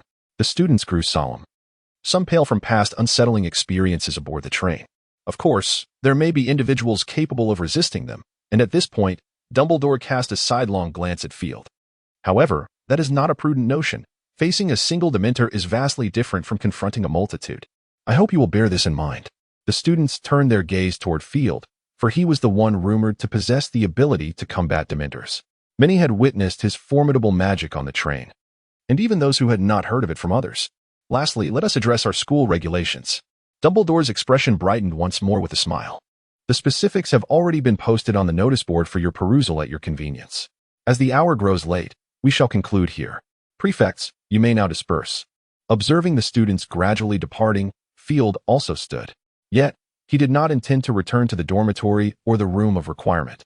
Rather, he was headed to Dumbledore's office, where another meeting awaited him, perhaps along with some other matters. In the Hogwarts headmaster's office, Dumbledore settled behind his desk with a contented sigh.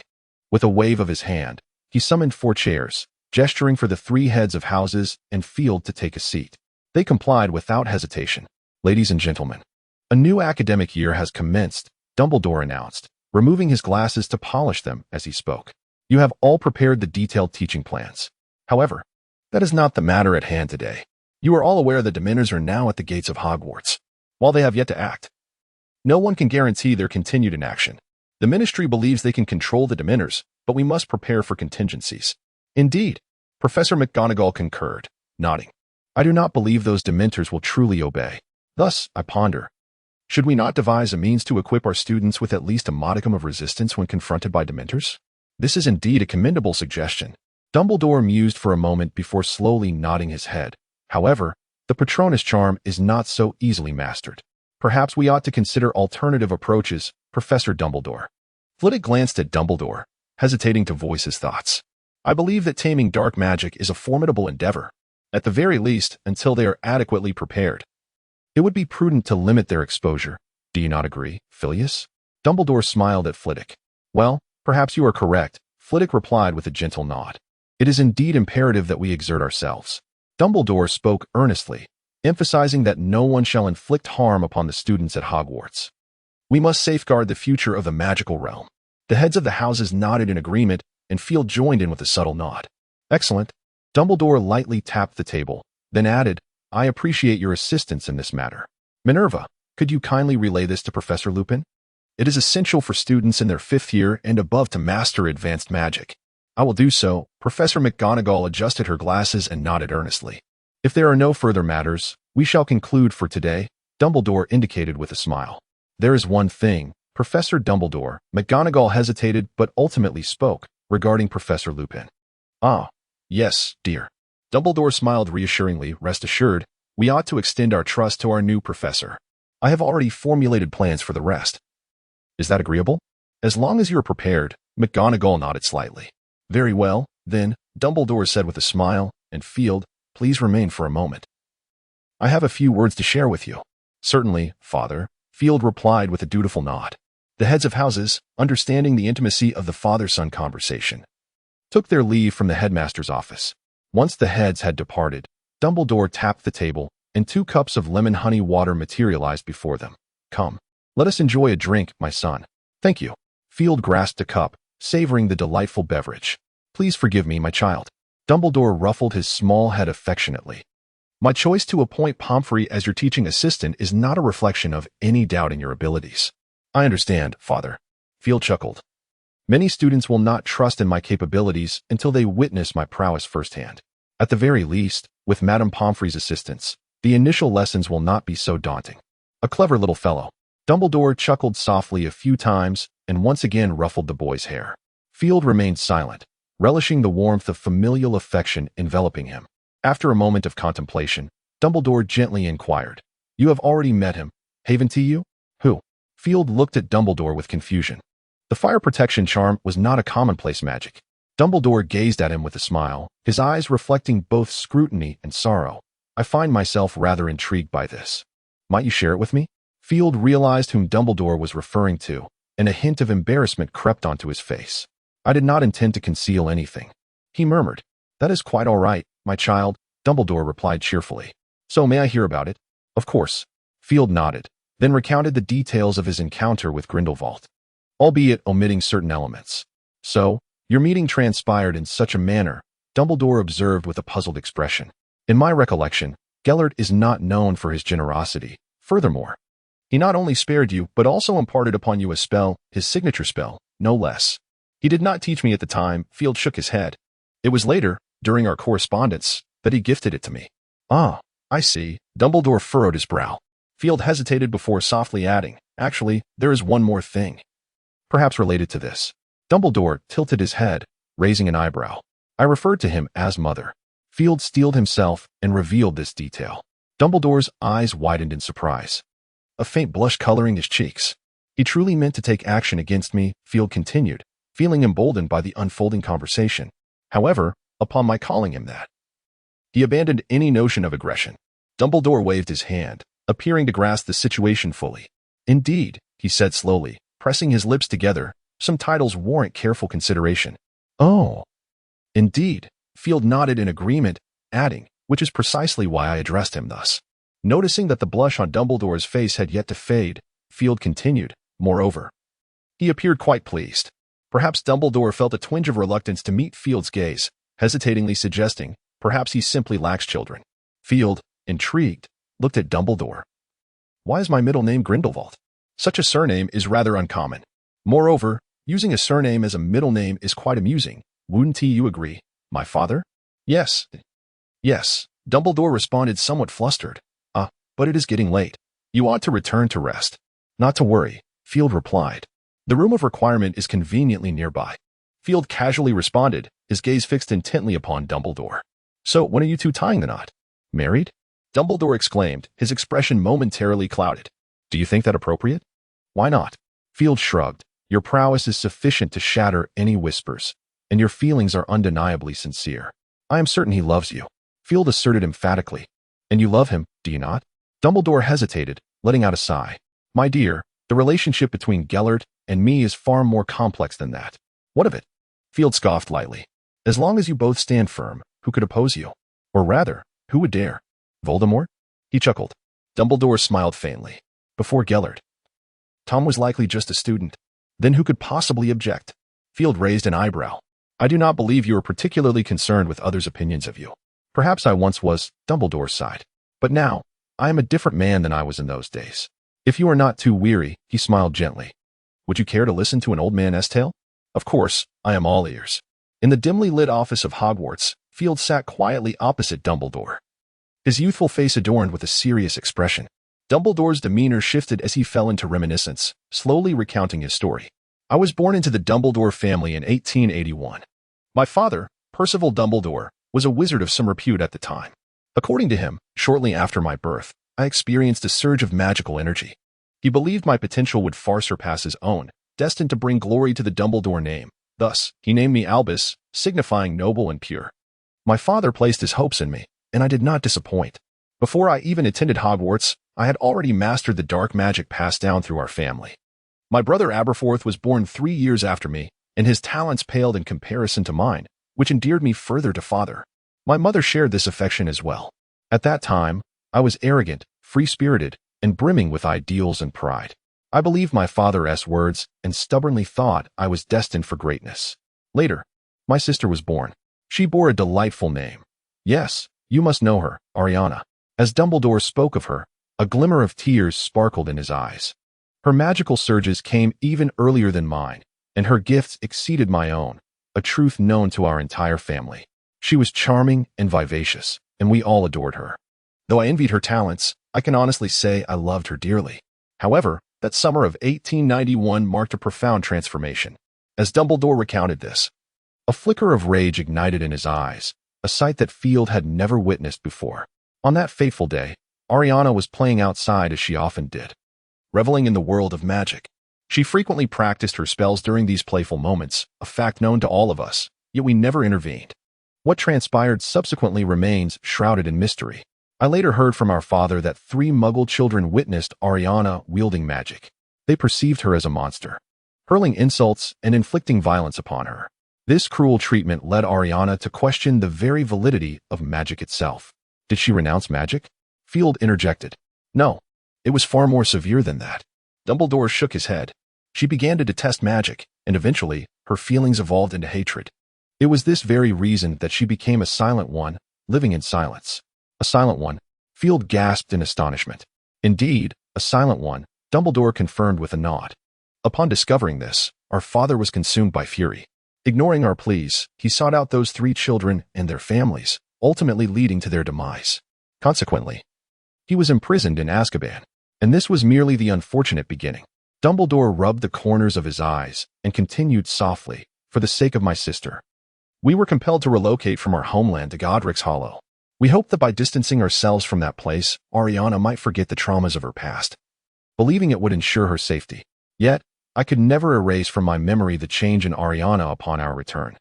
She had lost her vivacity and developed a fear of strangers. After discussions with our mother, we resolved not to send Ariana to school but to allow her to recuperate at home. Did this prove effective? Filch inquired, a look of skepticism crossing his face.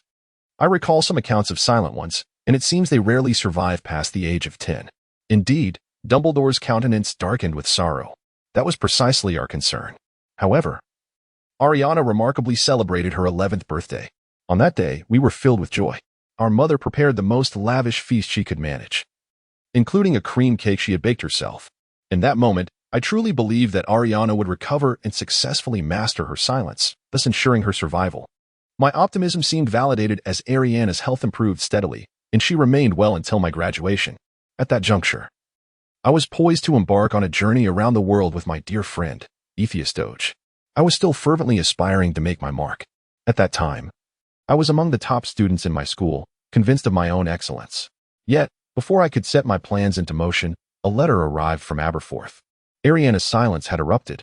She had experienced a nightmare, recalling events from when she was 6 years old. The mother exerted every effort to prevent her, ultimately allowing Ariana to survive, while she herself fell victim to her own silence. Reluctantly, I had no choice but to relinquish everything and return to Godric's Hollow, where I began to care for Aberforth and Ariana. I harbored resentment for it all.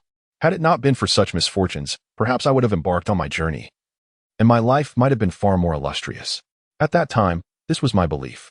Alas, there are no ifs, for everything had already transpired. I chose to accept my fate and resolved to let go of everything until I encountered Gellert. Dumbledore's visage was adorned with nostalgia, and a glimmer of joy flickered in his eyes. He was undeniably charismatic, possessed of profound thoughts, and formidable strength. We always found ourselves engaged in stimulating conversations. Our ideas often astonishingly aligned.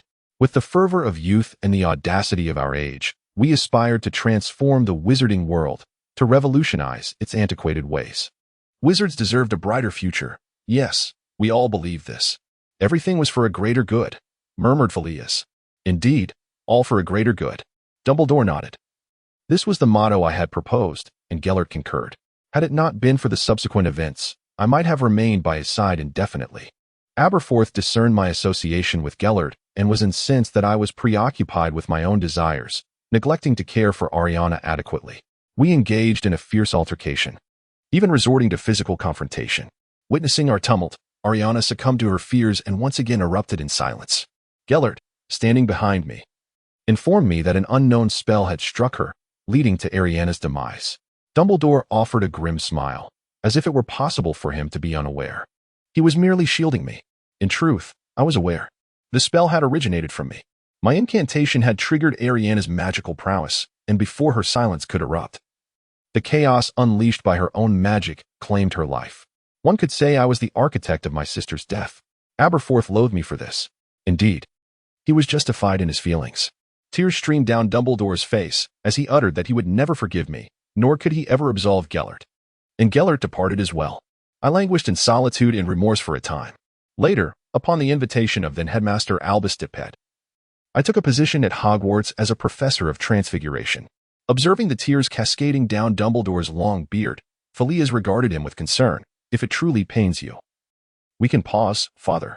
It is all right, Dumbledore replied with a strained smile, expressing it feels much better.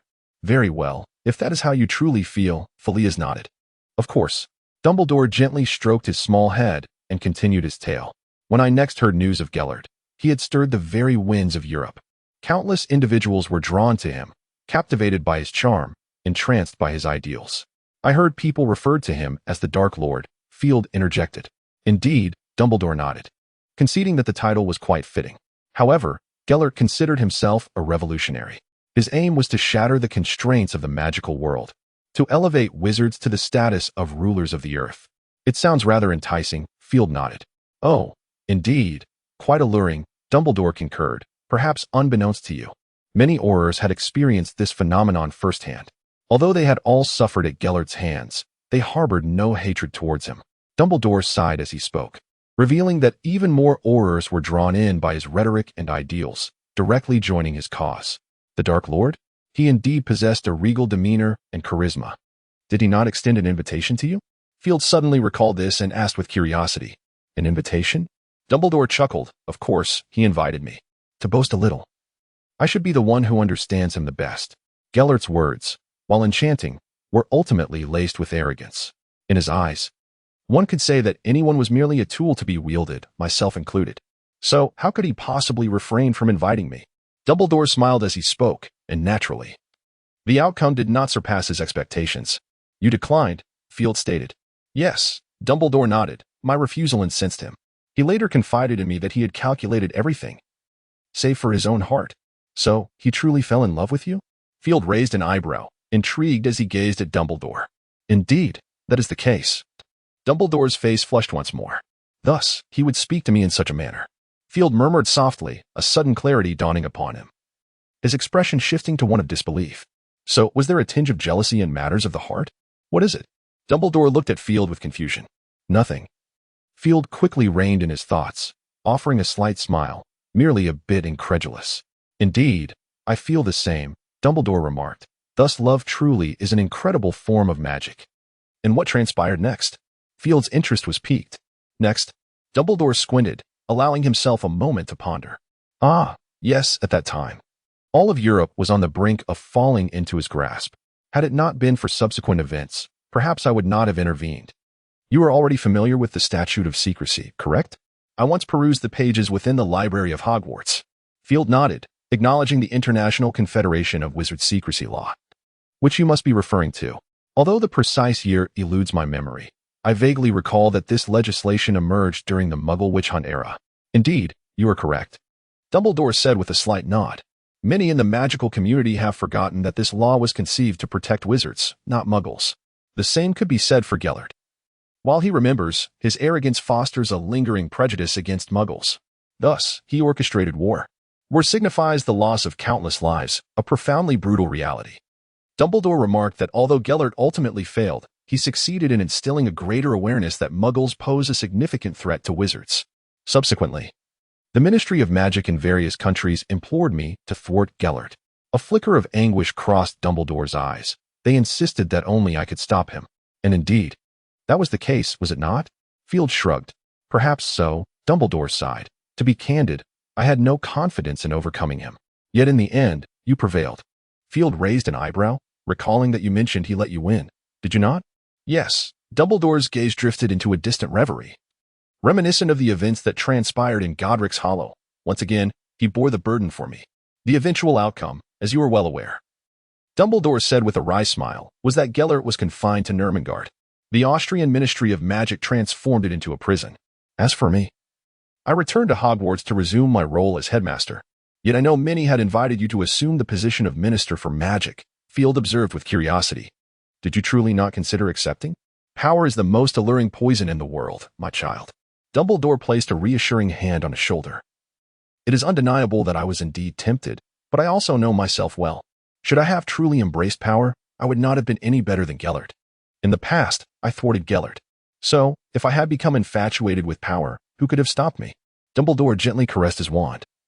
That would have resulted in a monumental disaster, Field. Very well, Field shrugged, yet things are hardly better now. No, they are indeed much improved. Dumbledore chuckled. Conceding that their assessment holds merit, our minister is, without a doubt, quite inept. However, you cannot deny, Field, that such individuals are unlikely to cause significant calamities. Dumbledore smiled faintly, and even if you were to commit a grave error, I would be there to intervene. To put it bluntly, I still possess a measure of strength. Very well, esteemed white wizard, Field remarked with a slight grimace. So, are you truly considering marriage? To be honest, I have never contemplated such a thing. Dumbledore replied with an awkward smile, a hint of bitterness flickering in his eyes. If I were to be with you, it would be unjust to Gellert. But then, would it not also be more unfair to him if you are not together? Field furrowed his brow, pondering the implications. In that case, he would gain nothing in love. Ah, perhaps you are right, Dumbledore nodded, a touch of confusion in his demeanor. Indeed, my dear, I should reflect upon this matter more thoroughly. Very well, Field declared as he rose to his feet. I shall take my leave now. Yes, I apologize for the late hour, Dumbledore replied with an apologetic glance. Do rest well. My child. I shall. Good night, Father, Field smiled, making his way towards the door. As he reached the entrance, a sudden inquiry struck him, prompting him to halt. Father, did your duel with Mother truly serve the interests of the magical realm? Or did you sense her impending defeat and wish to grant her a grand exit? Dumbledore looked at him in surprise before responding with a wry smile. Who knows? You may take a guess. Sweet dreams, my child.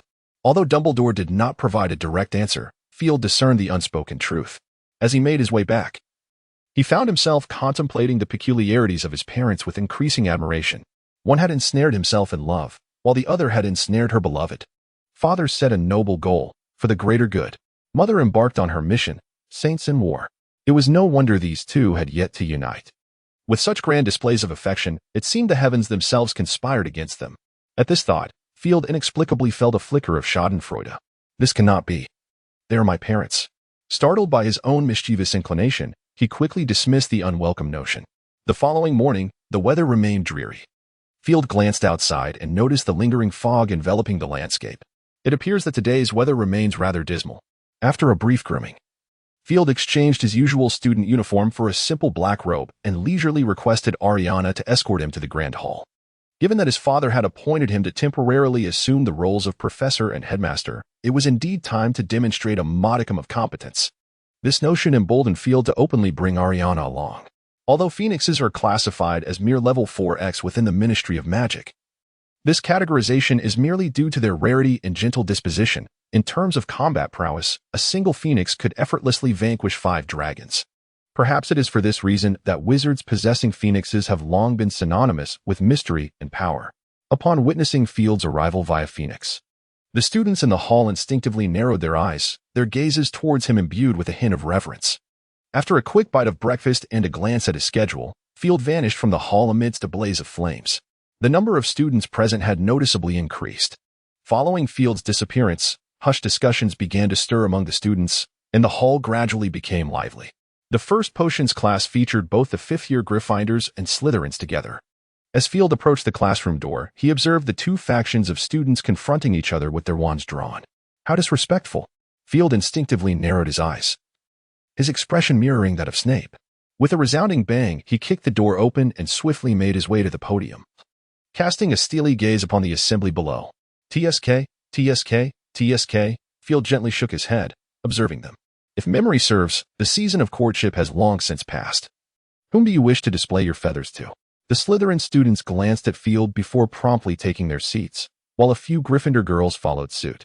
However, several boys continued to cast defiant looks at the Slytherins, then back at Field. Professor Dumbledore, a freckled Gryffindor, raised his chin haughtily and inquired. We heard the Slytherins insulting us, so this is not our fault, correct?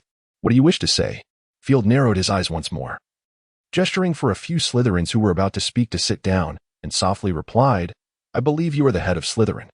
If you could simply apologize on behalf of Slytherin, that would suffice. Apologize? Field repeated quietly. Are you certain? Perhaps it is best not to inquire further.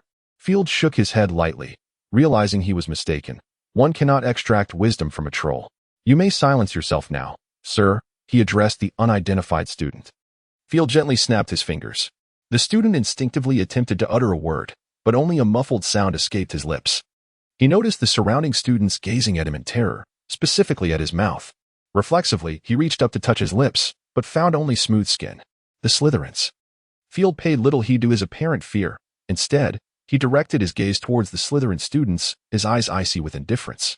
Tell me, who among you drew their wand first? Was it a Slytherin or a Gryffindor? It was them, Professor. A girl, impeccably dressed and exuding maturity, stood and provided the answer, casting a flirtatious glance at Field. Very well. What is your name? Issy's Bulstrode. But you may call me Eva, Professor, she said with a bright smile. You may take your seat now, Miss Bulstrode. Field nodded impassively. He then turned his attention to the Gryffindors. His voice cold as he spoke. Disrupting class discipline warrants a deduction of 20 points from Gryffindor. Drawing your wands within the castle with intent to duel incurs another 20-point deduction. Lastly, showing disrespect to a professor results in a further 50-point loss. Should you have any objections, Field revealed a faint, chilling smile. You may consult your head of house, Professor McGonagall, or even Headmaster Dumbledore. Until then, you need only to do one thing. Obey. I shall not repeat myself. Do you understand? The students nodded vigorously. The Slytherins exchanged mischievous glances, reveling in the silence of the trembling Gryffindors. Naturally, they dared not provoke further. After all, Field was a favored pupil of their house head, and mere proficiency in potions would not suffice without the headmaster's endorsement. I am Field Dumbledore, he introduced himself casually, until Professor Snape's return. I shall be responsible for your potions class. Though my skills in potion making are far from reaching Professor Snape's esteemed level, I believe I am competent enough to instruct you. You are now fifth-year students, and perhaps you have heard of the challenges that lie ahead. Indeed, you will soon face the NEWTS examination. Compared to your previous studies, this will be considerably more demanding and intricate. If you wish your results to appear commendable, it is advisable to remain diligent. Following the NEWTS, you will encounter the OWLS, and in that moment, you shall be grateful for the efforts you put forth now. That is all I wish to convey. Field snapped his fingers lightly, and the blackboard suddenly filled with dense text. The elixir of life. This is the potion we shall practice crafting today, he spoke softly. I require your utmost seriousness. Moreover, once you have brewed your potion, the first drop shall be for your own consumption. You may begin now. Your own consumption? Upon hearing these words, several students turned pale and rushed towards the cabinet where the herbs were stored. As the cabinet door swung open, a flurry of hands reached for the beef gall. Look at this, one exclaimed. You've ground the daylily into such a state. Are you planning to brew tea? Oh, I can hardly believe your folly. I assumed your eyes were merely defective, but it seems I overestimated you. Indeed, a significant improvement. Previously, you were foolish. Now, you might just be mentally challenged. Though less than a single class period had elapsed, for the students, this time felt interminable. Yet, the Slytherin students seemed unfazed, likely because they rarely made mistakes. Throughout the entire lesson, nearly all the Gryffindor students faced ridicule, yet they could hardly retort, as they had indeed erred. As for Field, he felt a sense of helplessness. Were these students merely lacking in foundational knowledge, he would have said nothing. However, witnessing them confuse the steps while looking at the potion recipe on the blackboard indicated that the issue transcended mere fundamentals. It truly tested one's patience. Field rubbed his temples, pondering with a touch of exasperation. Potions was an exceptionally delicate discipline. Any misstep could lead to dire consequences. No wonder Snape was perpetually acerbic. Without such a sharp tongue, these students' performances would likely plummet even further. Field mused silently, contemplating how few could grasp that this was the level of an advanced potions class. Finally, the class drew to a close, and a collective sigh of relief echoed among all students and professor alike. "I am quite out of words," Field announced, fatigue lacing his tone. "Class dismissed. The assignment is a 12-inch essay on the elixir of life. Plagiarism is strictly forbidden. Should I discover any?" While the students nodded apprehensively. A female student timidly raised her hand. Field frowned, fixing his gaze upon her. The girl bit her lip anxiously and pointed to the Gryffindor whose mouth he had rendered silent. "In an hour, his mouth will return," Field remarked casually, hoping this would impress upon them the importance of their lessons. "Now, you may leave." The students hastily exited the classroom, and Field returned to his potions office, eager to find a moment of respite. Alas, further disturbances awaited him. A rapid series of knocks echoed at the door. "Enter," Field said, suppressing his rising irritation with a cold tone. As the door swung open, a tall, slender figure accompanied by a stout companion and a teary-eyed third member presented themselves before him.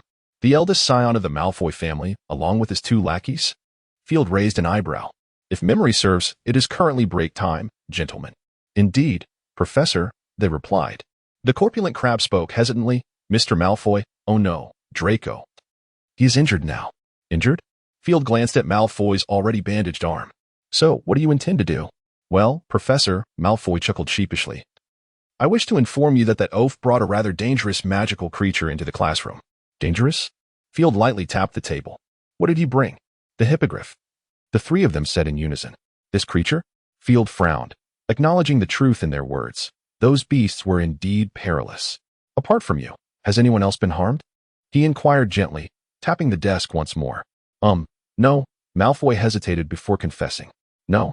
Field narrowed his eyes. "You had better recount the entire affair honestly." Malfoy was taken aback, and just as he was about to speak, he caught a glimpse of the cold light in Field's eyes. Suddenly, he paled, realizing something, and proceeded to divulge the entire sequence of events that transpired in the classroom. Field pondered for a long while before softly asking, "So, your intention is not to write home and complain, is it?" Malfoy chuckled awkwardly, clearly indicating that was indeed his plan. "I had thought you were past that, Mr. Malfoy." Field shot him a sidelong glance. "It seems I have overestimated you." Noticing the indignation on Malfoy's face, Field sternly remarked, "Fool, has Potter infected your brain? You possess a far superior means to surpass him, yet you have chosen the most foolish path. At least, if you seek to make a spectacle, you should have absolute certainty." The cunning Malfoy seemed to lack any semblance of that quality. "You need not concern yourself with this matter," Field waved dismissively. "I will have Hagrid provide you with an explanation. Additionally, Mr. Crabbe, please inform our savior." Because in class, he had ample capacity yet failed to prevent that creature from causing harm, he is required to commence his detention this evening. "Really?" Malfoy's face lit up, momentarily forgetting his anger. "You are quite pleased, Mr. Malfoy?" Field scoffed. "Do not be hasty. There is still you. The Slytherin Code. Copy it 100 times and submit it to me by tomorrow, without the use of magic. You may leave now." As Malfoy exited the office, Field contemplated for a moment, then casually drew out a piece of parchment and began to write fervently. He gently called out, "Ariana." With a flourish, the phoenix, Ariana, immediately swooped from a nearby perch to his side. "Would you be so kind as to deliver this to Father, my dear?" Field gently caressed her neck. Ariana nodded, and with a flicker of fire, she vanished from the potions classroom office.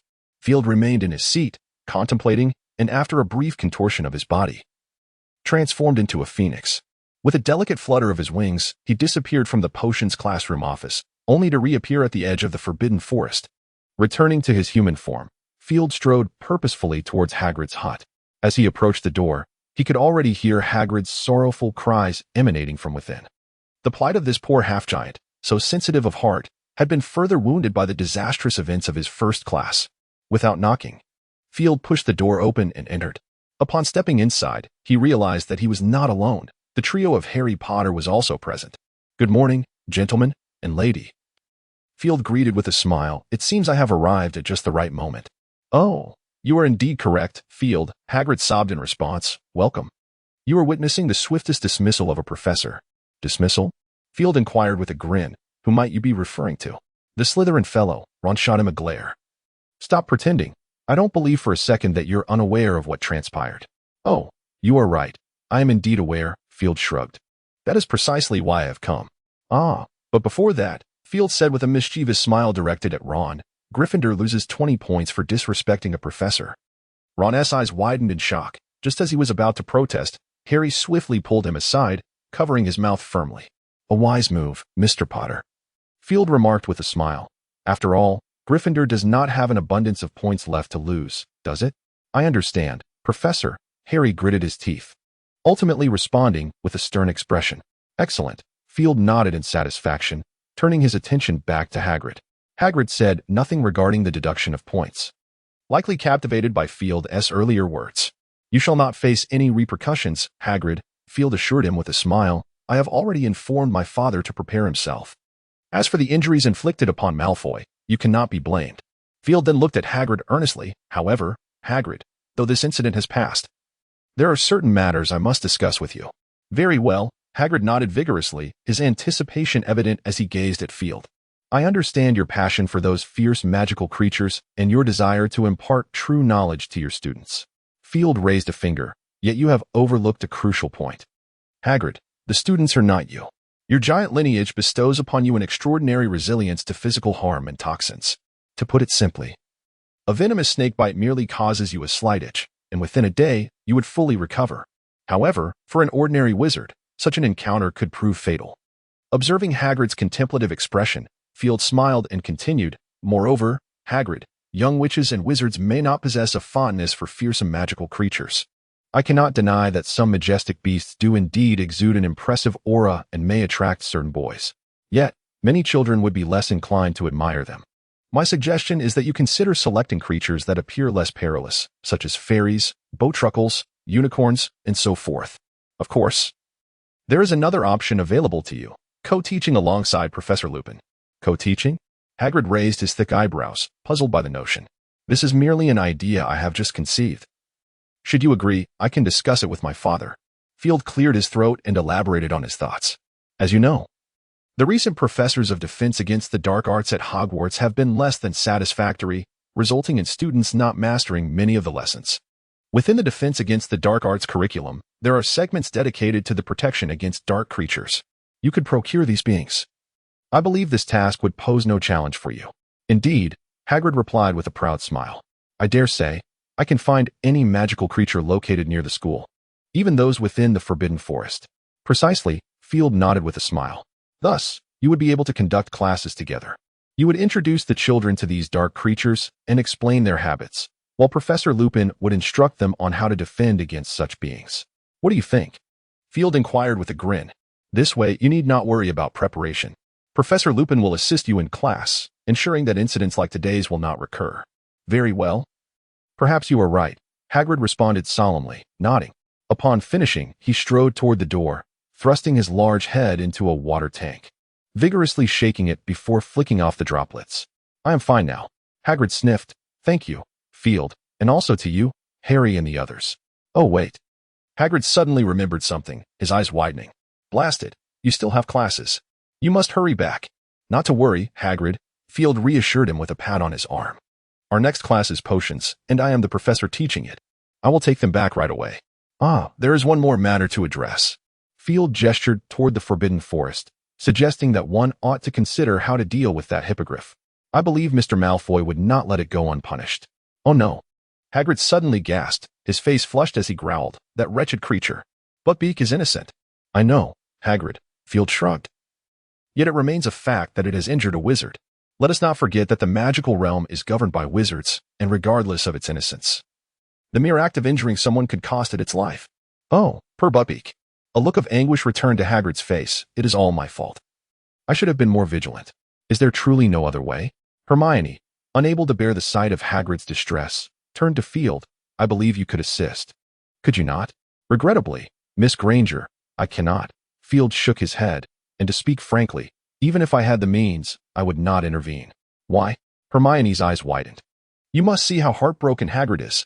Indeed, and I have observed another thing. Field glanced at her. Mr. Malfoy is indeed injured. Miss Granger, Field regarded Hermione with seriousness. Why should I disregard my fellow wizard for the sake of a magical creature? Perhaps you believe Mr. Malfoy to be utterly despicable, yet do not forget. He is a wizard, just as you are. I recall that in the Muggle world, if an animal bites a person, its fate is similar unless the creature is exceedingly rare. Regrettably, in the magical realm, while the hippogriff is rare, it does not reach the level of being cherished. Do not plead with him, Hermione. Ron grasped Hermione's arm. Slytherins are typically cold-blooded. Seeking his help is futile. We must find a solution ourselves. Well, I wish you the best of luck. Field shrugged. So, do you require my guidance to the classroom? No thanks. We will manage on our own. Ron coldly declined. Very well, Field shrugged. Just a reminder, class is imminent. I hope you make it in time. Should you arrive late, do not blame me for deducting points. Of course. Blaming me would be of no avail. Until we meet again, gentlemen, oh, and ladies. Field softly called to Ariana, waving to them before vanishing into Hagrid's house amidst a burst of flames. Oh, blast it, we are going to be late. Ron glanced at the antiquated clock hanging in Hagrid's abode and quickly exclaimed, It is all that Slytherin's fault. The trio of Harry, Ron, and Hermione rushed forward. Yet Hagrid's hut was indeed a considerable distance from the castle, and ultimately, they arrived late. Upon reaching the door of the potions classroom, Harry, without a second thought, pushed the door open and dashed inside.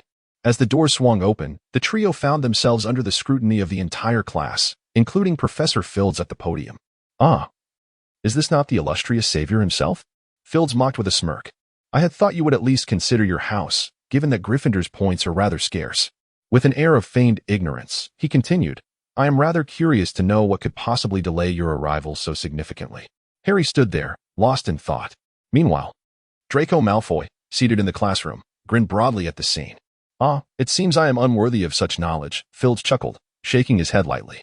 You know very well we were with Hagrid just now. Ron could no longer contain his frustration and shouted at Filch. Oh, Hagrid. Filch smiled slightly. Yes. I am aware. However, if memory serves, you ought to address him with a more respectful title, such as Professor Hagrid. We're friends. Ron retorted indignantly, adding, Hagrid wouldn't mind. Oh, you're absolutely correct.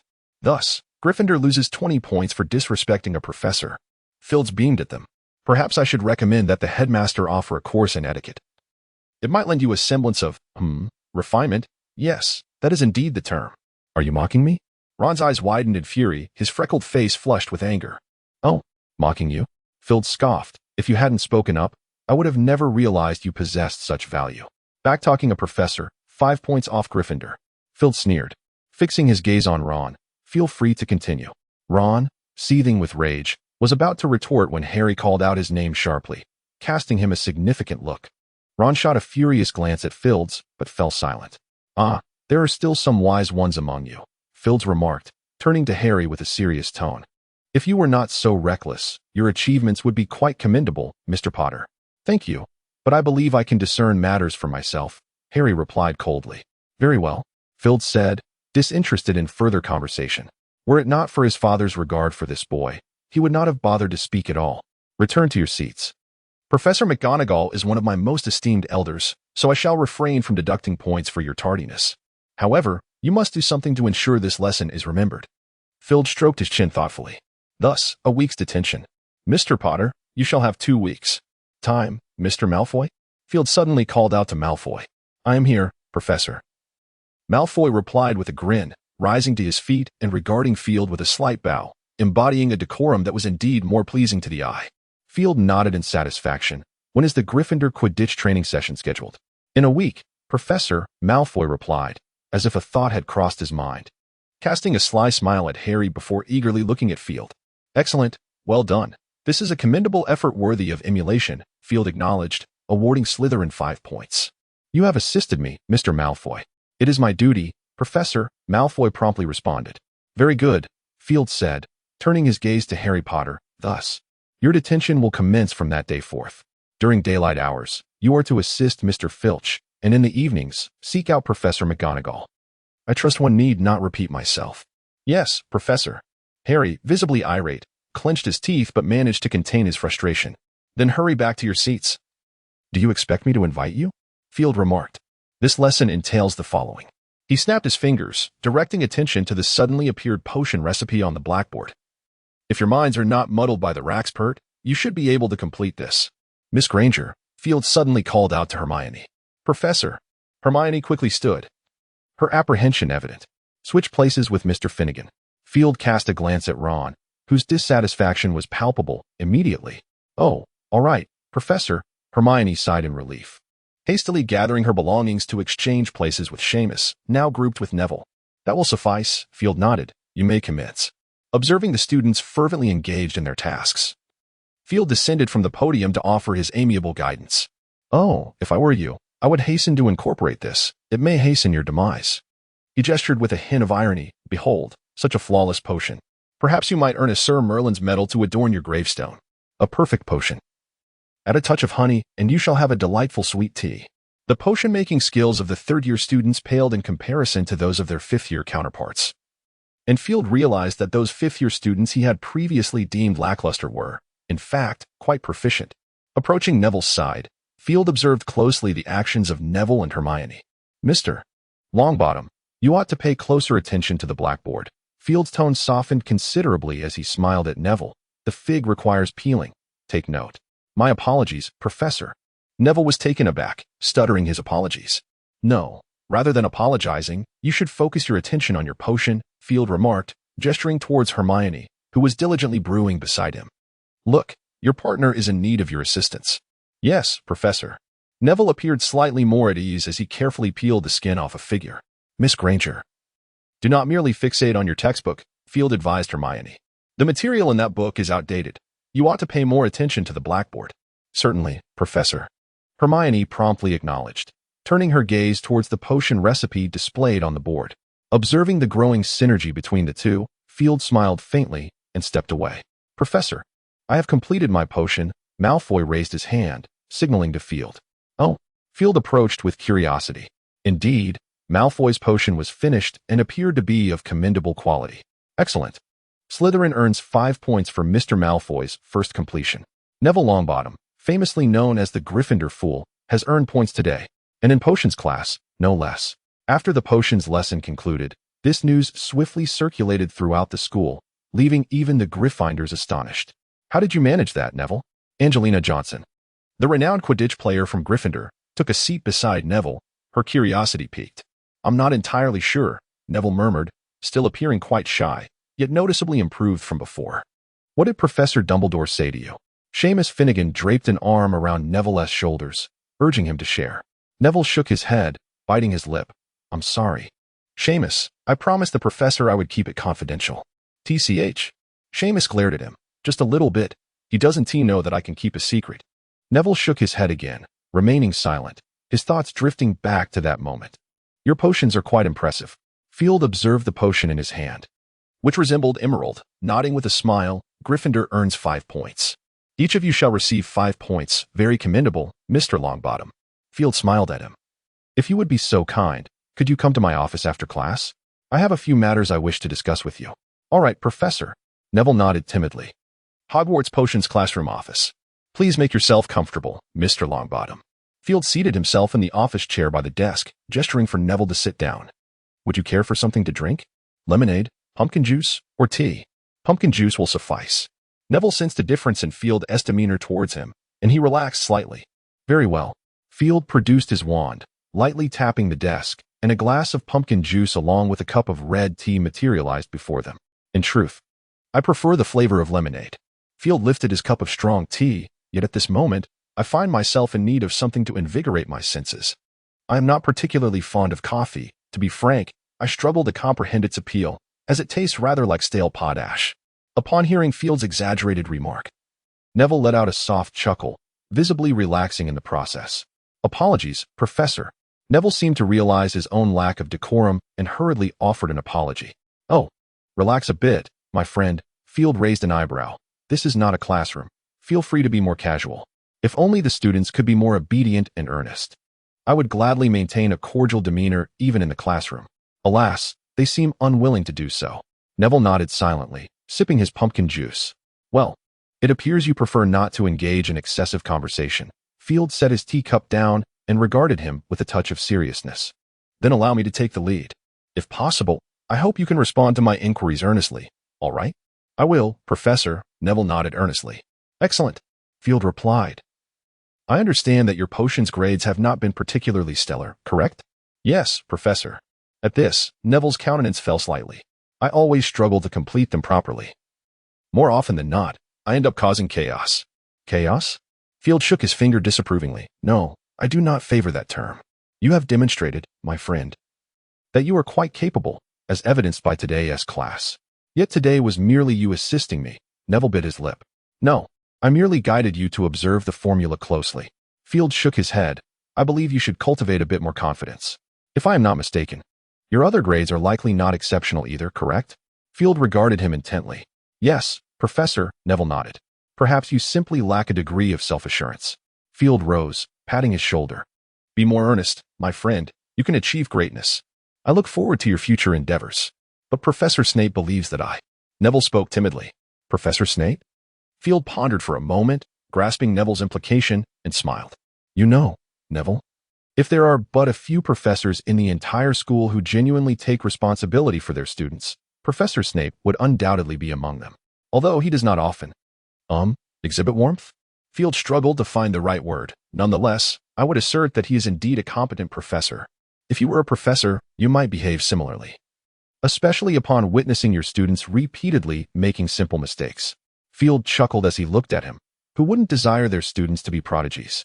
Professor Snape is undoubtedly a genius. Yet few can aspire to his standards.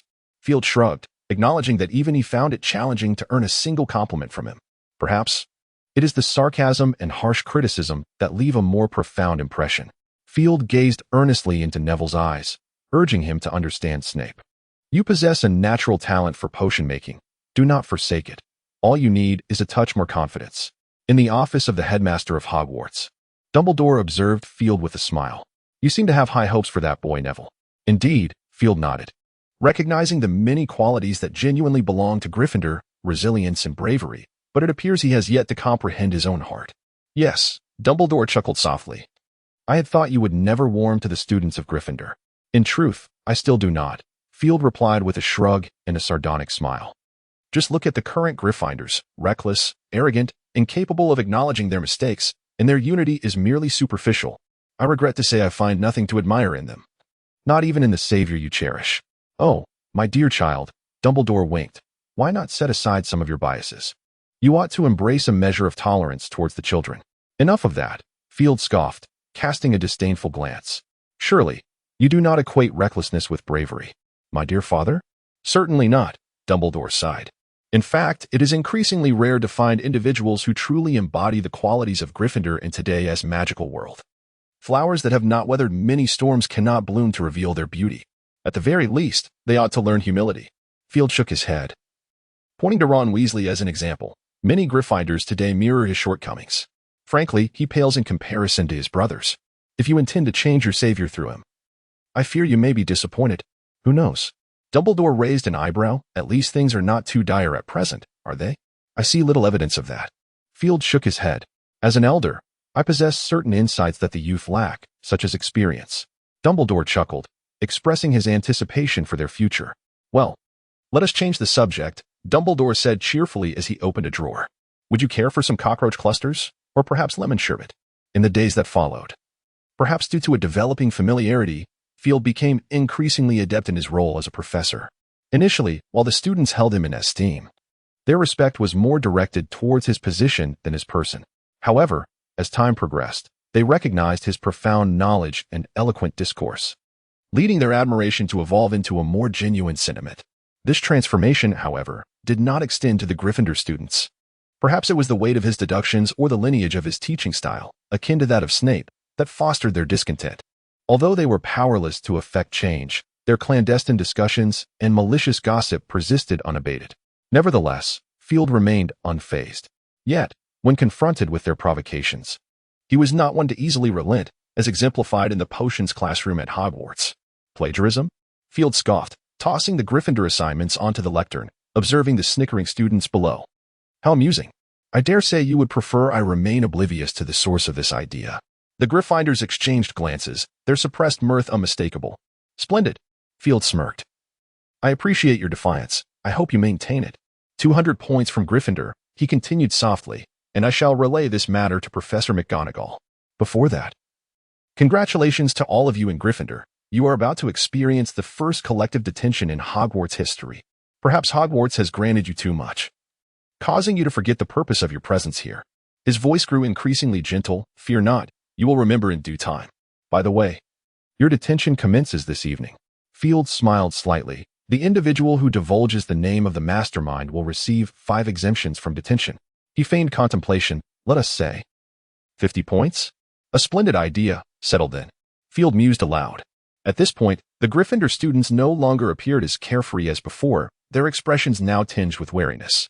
We must hold our ground. One student whispered to a peer. You're right, mate. The other responded with a slight nod, barely managing to utter the words. Once they had exchanged their thoughts, they resumed their postures as if nothing had occurred, subtly inching away. Rewrite your assignments, Field declared, seizing the Gryffindor papers once again. With a flick of his wrist, the parchment ignited spontaneously, quickly reducing to ashes. Now, let us commence with the lesson. The Great Hall of Hogwarts. Dinner had concluded, and it was typically the time for students to return to their dormitories. However, today, no one made a move. Field was about to initiate the most significant detention since the founding of Hogwarts, and this news had spread like wildfire throughout the school. Some students questioned why the entire Gryffindor house should be punished for the negligence of a single student. They approached Professor McGonagall, indignantly voicing their grievances about what they deemed an injustice. Professor McGonagall's response was curt. Professor Dumbledore has already discussed this with me, and I find it quite reasonable. Were it up to me, the consequences might have been even more severe. With their own head of house in agreement, the Gryffindors had no choice but to depart in dismay. For a moment, the atmosphere among the Gryffindors was one of melancholy. Observing the students' reluctance to move, Field, seated at the head table, understood that they were eager for the spectacle. He took no offense and rose from his seat. The dinner was quite lively. Field smiled slightly. Had he been unaware of the underlying truth, he would have assumed a celebration was imminent. May we proceed, Professor? A daring Slytherin stood up and asked loudly, bowing to Field afterwards. Of course, why not? Field shrugged, smiling as he replied, if memory serves, I am still the acting head of Slytherin. I approve of this. He then turned to Filch. Mr. Filch, I believe a curfew for Slytherin should commence at midnight. Does that seem reasonable to you? Oh, certainly, Filch grinned. Casting a knowing glance at the Gryffindors, a performance always requires an audience. Thank you very much. Field inclined his head slightly, then turned to the Slytherin students, his expression growing a touch stern. Mr. Filch has consented. You would do well to remember your manners. Yes, Professor Dumbledore. A student responded loudly. Field recognized the voice as belonging to Blaise. Slytherins, follow my lead. The male prefect of Slytherin stood, bowing to Filch first. Thank you, Mr. Filch. Thank you, Mr. Filch. The Slytherins chorused in unison, their voices ringing out. Oh, no need for thanks, truly. Filch replied, a hint of excitement in his tone. Field noticed him discreetly wiping away a tear, and his smile seemed more genuine. Excellent, Field remarked with satisfaction. As for the students of other houses, you will need to seek permission from your respective heads. Remember, the latest time cannot exceed midnight. Do you understand? Understood, Professor. A Hufflepuff stood up, inquiring. Can we go now? Certainly. That is your prerogative. Field raised an eyebrow. Very well, Professor. The student hurriedly stood up, pulling his companion in an attempt to leave. No need. I have arrived. Professor Sprout emerged from around the corner of the staircase. I concur with this matter, and you should also express your gratitude to Mr. Filch.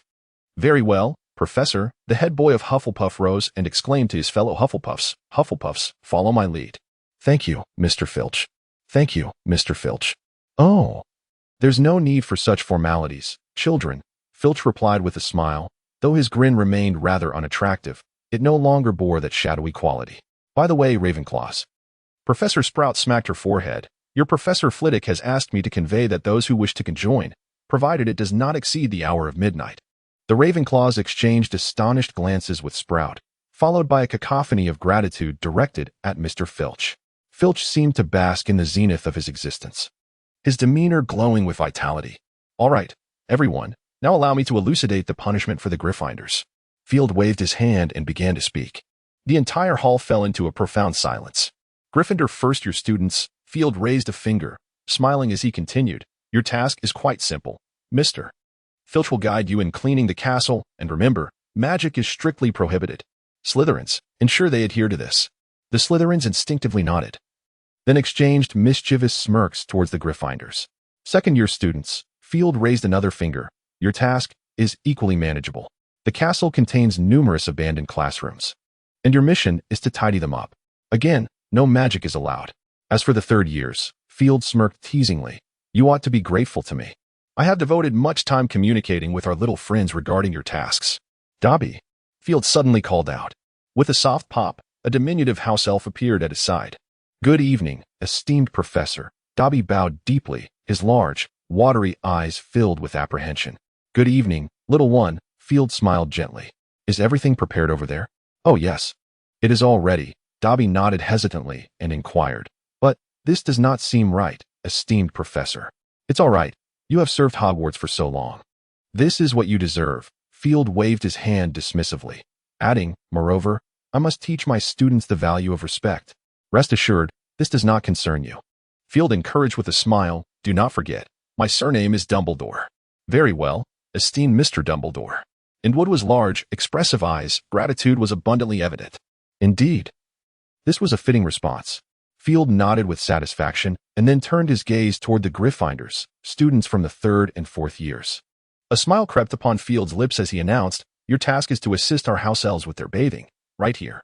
The students, who were aware of what house elves were taken aback by Field's proposition. Goodness, our headmaster is truly something, a Slytherin student murmured. A genius. A nearby peer eagerly chimed in. Oh, indeed, you speak the truth.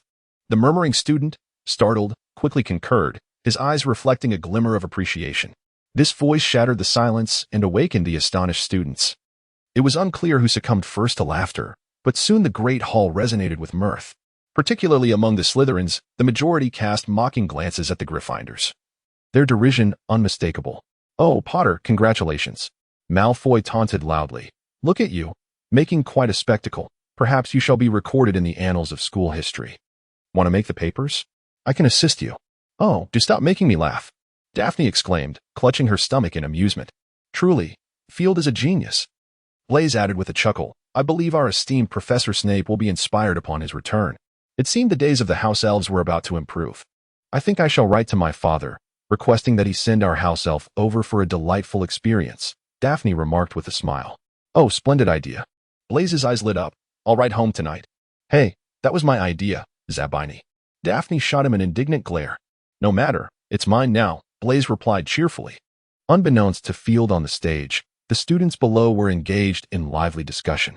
However, apart from the rather grim expressions of the Gryffindors, the rest appeared quite eager.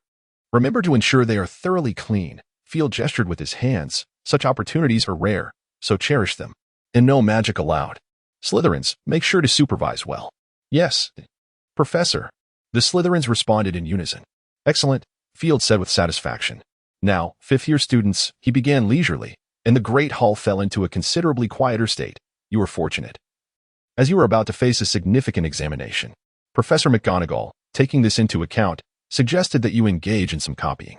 The 5th-year Gryffindors, upon hearing this news, displayed no discernible change in their expressions. Over the passage of time, they had gained a semblance of understanding regarding Field's character. Recognizing that this matter would not be easily resolved. As anticipated, Field spoke once more. However, I believe that merely transcribing notes would not significantly aid your endeavors. With a flourish of his hand, a stack of parchment appeared before him. Thus, meticulously taking notes would serve you better. These are classroom notes borrowed from several graduates of Hogwarts. Field's fingertips glided gently over the parchment, producing a soft rustling sound.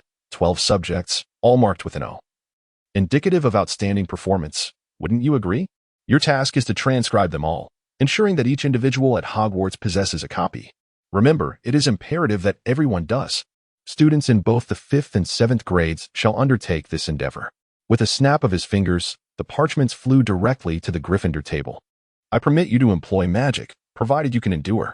Your venue is the Hogwarts Library, where Madame Pants awaits your arrival. As for the 6th-year students, Field beamed at them, noting that the hospital wing is perpetually in need of certain potions, and some professors have additional tasks to attend to. This is their requirement. Field produced several sheets of parchment. These tasks are, well, rather straightforward. With a flick of his wrist, the parchment expanded considerably. He nonchalantly tossed a spoon into the air, which twisted mid-flight, transforming into a large blackboard. Another snap of his fingers caused the parchment to levitate and adhere to the blackboard. The tasks inscribed upon it would change daily, spanning a week. Field gestured towards the prepared blackboard, indicating that your duty is to complete them. Of course, I shall not impose restrictions on your use of magic. Field raised his hands in a gesture of acquiescence. Yet you must obtain the approval of each professor to have any tasks removed. After the week has elapsed, the student with the least completed tasks, Field remarked with a hint of mischief, shall be obliged to tend to the school's small creatures. Naturally, should you wish to commence this task immediately, I would relish witnessing such a spectacle. The sixth-year students instinctively shook their heads.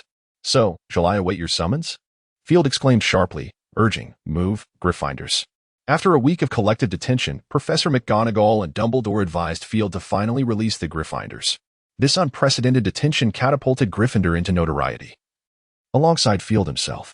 Following his childhood fame stemming from Dumbledore's surname, he now shocked the wizarding world with his acerbic teaching style and unyielding demeanor. In the Daily Prophet, the audacious journalist Rita Skeeter boldly satirized Dumbledore's selection methods, claiming he was a senile old fool entrusting the future of the magical realm to a mere child. Despite the newspaper's portrayal, the parents were well aware of Field's teaching prowess. In the wake of the detention incident, apart from a few dissenting Gryffindor parents, the overwhelming majority supported Field's actions. Among the sacred 28 families with children at Hogwarts, many sent letters extolling Field's teaching style, likening him to Snape, and expressing a desire for him to apply more pressure on their offspring. Field graciously accepted this sentiment, receiving numerous gifts, the most extravagant being a feeble Thunderbird egg from the Malfoy family.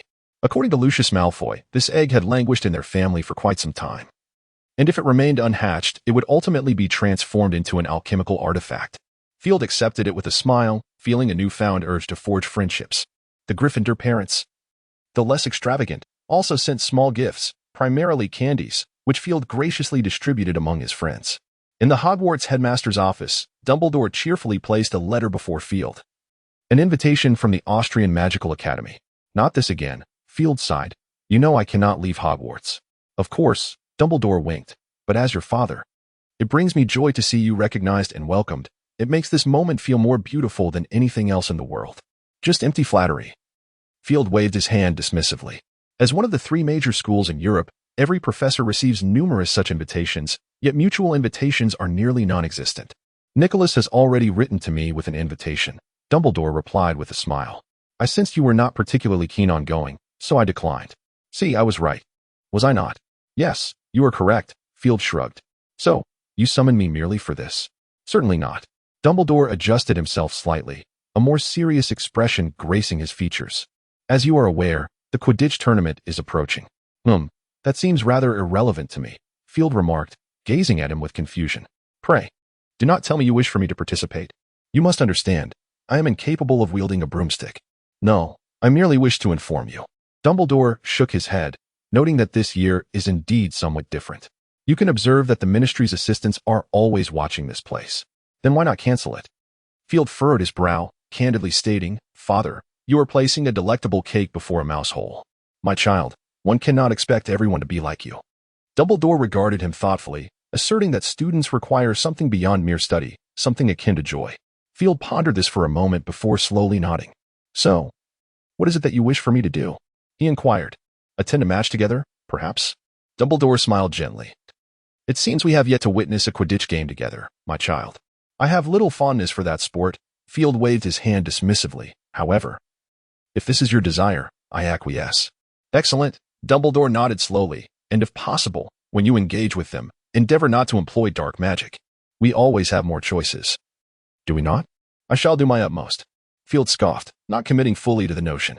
Dumbledore was about to speak further when a somewhat flustered portrait abruptly intruded into a blank frame. There has been an incident, Headmaster. The portrait exclaimed. There has been a calamity in the Gryffindor common room. Dumbledore's expression grew solemn, and he swiftly rose, moving toward the exit as he said, Let us go and see, my child. It would be an honor. Field nodded and followed suit. At the entrance to the Gryffindor common room on the 8th floor of Hogwarts, a significant gathering of students had amassed. They appeared to have just finished dinner and were attempting to return to their quarters, only to find themselves blocked outside. The portrait of the fat lady bore deep gashes, as if some force had violently assailed it, hinting at an earlier brutality. Upon their arrival, Field and Dumbledore observed the students gathered, engaged in fervent discussion. What has transpired? Headmaster? Professor Flitwick also arrived and, upon noticing Field and Dumbledore, immediately inquired. Field remained silent, merely gesturing toward the door of the Gryffindor common room. Oh my goodness. Professor Flitwick appeared taken aback. Who did this? We are equally eager to ascertain that, Professor. Field shrugged. You can clearly see that these marks are not the result of any magic. It appears that the individual who took action is quite extraordinary. Dumbledore pondered for a moment, observing intently, before softly inquiring, has anyone seen where the fat lady is gone? The students exchanged glances, none daring to speak. A group was reluctantly dispatched to search for her, ultimately discovering her in the portrait of Violet on the 4th floor. The former healer was gently comforting her, while the fat friar was incessantly chattering nearby. As Dumbledore approached, he overheard the fat lady murmuring, I am simply so terrified. Woe is me. Dumbledore asked her what had transpired, but her choked voice rendered her unable to articulate a complete thought. Very well, you may take a moment to rest, he offered soothingly. Oh, poor fat lady, the fat friar fluttered about, reveling in her misfortune. How cruel this is, indeed. It seems you possess some knowledge, fat friar.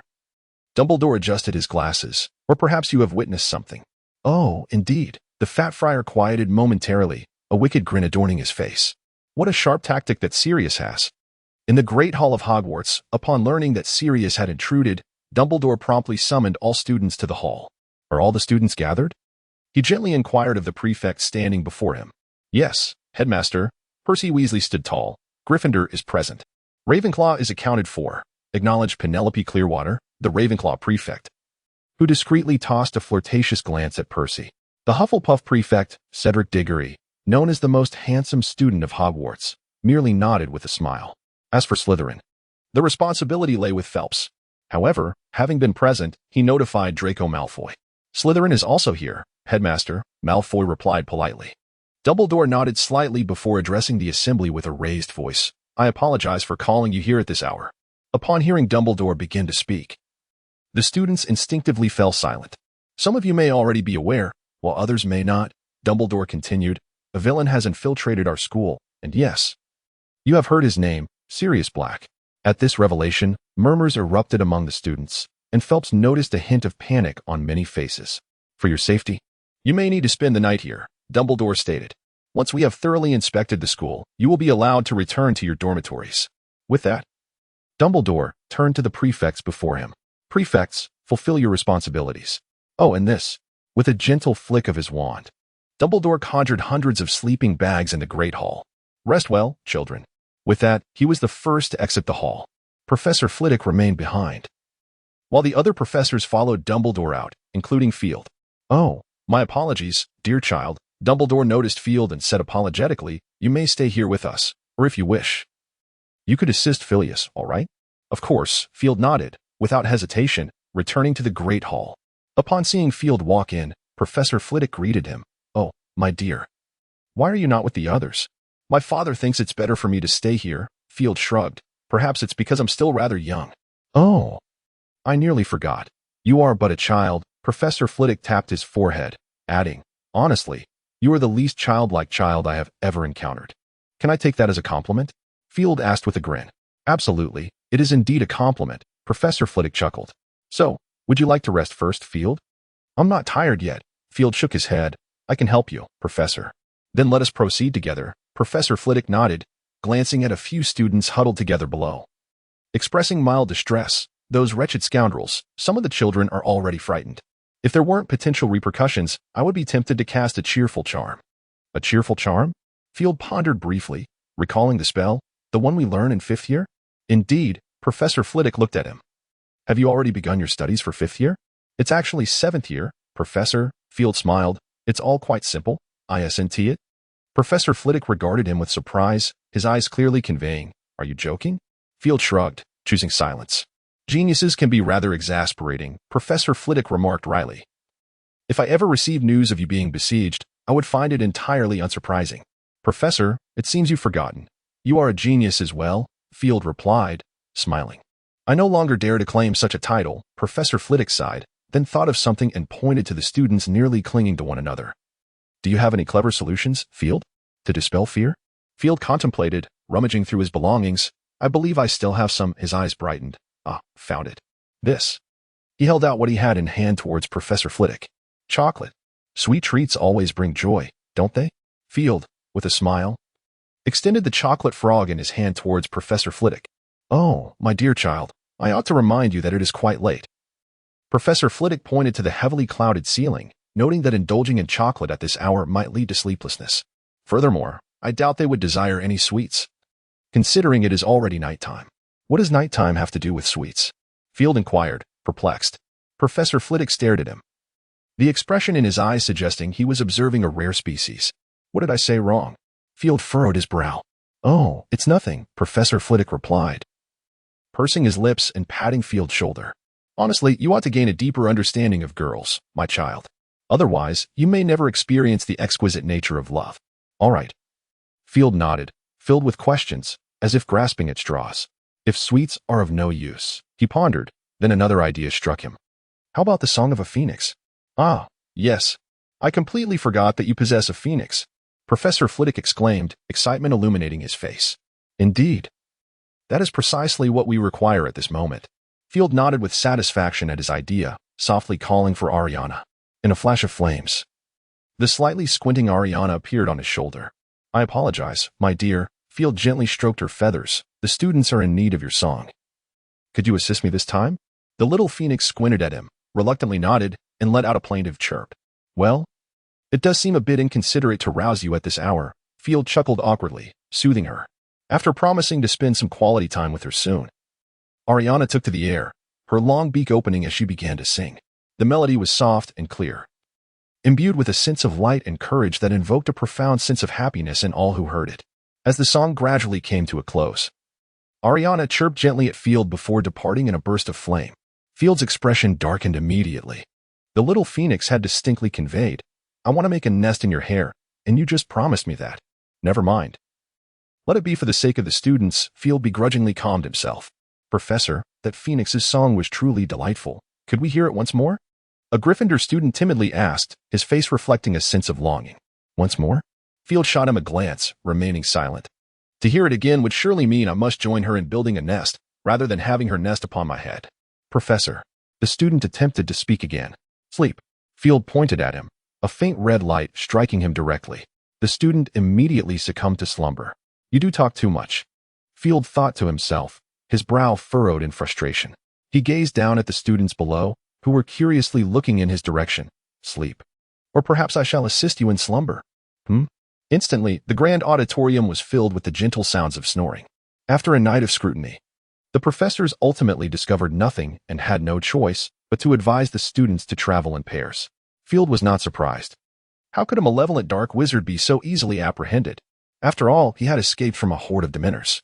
In the ensuing period, Hogwarts experienced an unusual tranquility, and Field continued his routine of attending and preparing for classes. The students seemed to have accepted Field's new role as a professor, and there were no further provocations. Notably, Field's proposal to merge the care of magical creatures class with the defense against the dark arts class had been approved. According to the feedback from the students, the outcome appeared quite promising. Hagrid and Lupin had expressed their gratitude to Field on several occasions, as crafting lesson plans was indeed a laborious task, and both of them were not particularly adept at it. With their classes combined, they only needed to create a single lesson plan. This not only improved the effectiveness of their teaching, but also conserved their energy, much to their satisfaction. Time swiftly passed, bringing us to the first Saturday of November, the day of Hogwarts' inaugural Quidditch match of the year. The day prior to the match, Dumbledore had already arranged the seating for each professor, aside from Professors Lupin and Flitwick, who remained in the castle. The other professors were to attend the pitch. Dumbledore had assigned Field to the student spectator area while he himself would preside over the event. The Hogwarts Quidditch pitch buzzed with anticipation. Perhaps due to the oppressive atmosphere surrounding Hogwarts this year, the students seemed to have eagerly awaited this match for a long time. Even though the sky was shrouded in clouds, it could not dampen the students' enthusiasm. Today's match featured the Gryffindor team against Hufflepuff.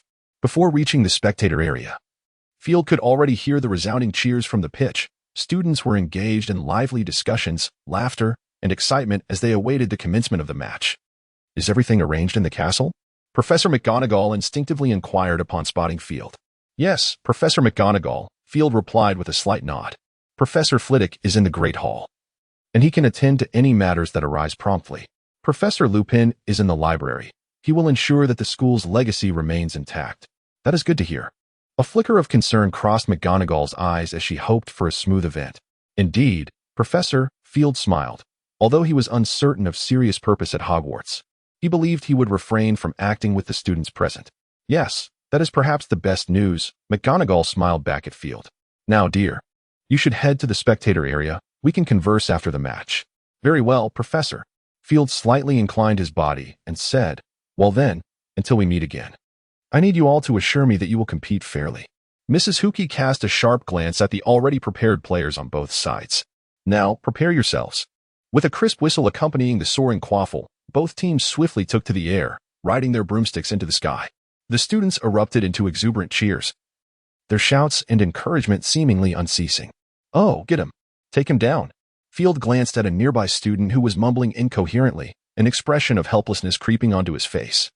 "Fans are utterly more fanatical than any religion," he couldn't help but exclaim. The clouds in the sky thickened, and without warning, the drizzle transformed into raindrops the size of soybeans. Both players and spectators alike found their vision affected. Field squinted, tilting his head slightly to gaze at the sky above. A sense of unease washed over him. The temperature felt unusually cool. No, it was rather chilly. The clouds seemed to churn, deepening in color. Wait, that wasn't just cloud. Field's pupils constricted sharply. If he wasn't mistaken, those were Dementors. There must be hundreds of them. Those imbeciles at the Ministry of Magic, have they lost their minds? Field cursed silently, rising abruptly from the stance. He drew his wand and pointed it at the sky, exclaiming, "Expecto Patronum." His wand trembled slightly, and a silvery phoenix burst forth, soaring into the heights. Field paid no heed to the fate of his Patronus. Instead, he turned to the astonished students, gently pressing his wand against his throat to cast a silent amplification charm. "Those who can conjure a Patronus, summon yours now," Field commanded coldly, urgency lacing his voice. "We need protection here." A few upperclassmen instinctively drew their wands, summoning their own patron uses. In an instant, a variety of silvery creatures appeared in the stands. "Is that all?" Field observed the meager response, barely 20 patron uses, and furrowed his brow. Dumbledore, noticing Field's actions, also lifted his gaze, a flicker of anger igniting in his eyes. "Expecto Patronum," Dumbledore declared, pointing his wand skyward. This was the first time Field witnessed Dumbledore casting a spell with an incantation. A massive silver phoenix, approximately 10 meters in size, soared swiftly from the podium into the sky.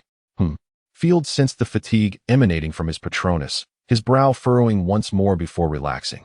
Though his Patronus was formidable, it was still overwhelmed by the multitude of Dementors, which his Patronus could only repel rather than harm. Fortunately, with Dumbledore's Patronus joining the fray, some of the burden was alleviated for Field, and his Phoenix Patronus could sustain itself a while longer. However, this situation was not a sustainable solution, Field pondered. The Dementors had evidently not fed for quite some time, and the joyful atmosphere of the students' gathering was a tantalizing temptation for them. If they did not satiate their hunger, they would not relent. Indeed, Field's conjecture proved accurate. Although initially repelled by him and Dumbledore's Patronus, the Dementors soon surged forth once more, with even more approaching from the rear. "Ariana," Field whispered softly. Suddenly, the Phoenix Ariana appeared upon his shoulder. "Take me up." A glint of determination flickered in Field's eyes as he issued the command. Ariana nodded, unfurling her wings and soaring upward, her claws firmly gripping Field's shoulder. Upon reaching a sufficient height, Field instructed her to halt. Gazing at the Dementors above, his expression hardened. "Let them taste this, mindless beasts." Field directed his wand downward, drawing a powerful arc that enveloped the entire field. Fire shield. Vivid crimson flames erupted like a brilliant curtain, encircling the arena. The intense heat immediately evaporated the rainwater from the ground. The students watched in astonishment as the flames roared higher, having never witnessed such a spectacle before. Dumbledore stood transfixed, momentarily lost in the scene before him. How magnificent! Field mused, observing the Dementors, now cowed by the fierce flames, a smirk curling his lips. How about a little dessert? Gentlemen? With a flick of his wand, he seemed to orchestrate an invisible ensemble. The flames surged skyward in accordance with his movements. From the inferno, a wrathful fire phoenix erupted, charging directly at the Dementors above. The creatures appeared to be in disarray, hastily retreating into the clouds. "Oh, retreating mid-performance is rather impolite," Field remarked with a smirk. "Why not come back?" No sooner had he spoken than two more fire phoenixes emerged from the flames, also lunging toward the Dementors. The trio of fiery avians encircled the encroaching Dementors, their blazing wings creating an impenetrable barrier, leaving the creatures frozen in fear, wary of being scorched. "Do I sense a hint of sympathy for these Dementors?" a Slytherin girl murmured. Indeed, her peers readily agreed. However, their gaze was predominantly fixed upon Field, their eyes brimming with admiration and longing. "How ostentatious," Braze muttered sourly, observing the magnificent display by Field. "Oh, you are simply envious," Pansy bluntly pointed out. "Don't tell me you fail to recognize that this is the fiery phoenix. It is likely that you will never master such a feat in your lifetime." "Indeed, it is quite impressive," Daphne remarked, watching the three fiery phoenixes, a flicker of envy flashing in her eyes. "Behold, his flames are utterly obedient. Even my ordinary fire spells could not achieve this effect.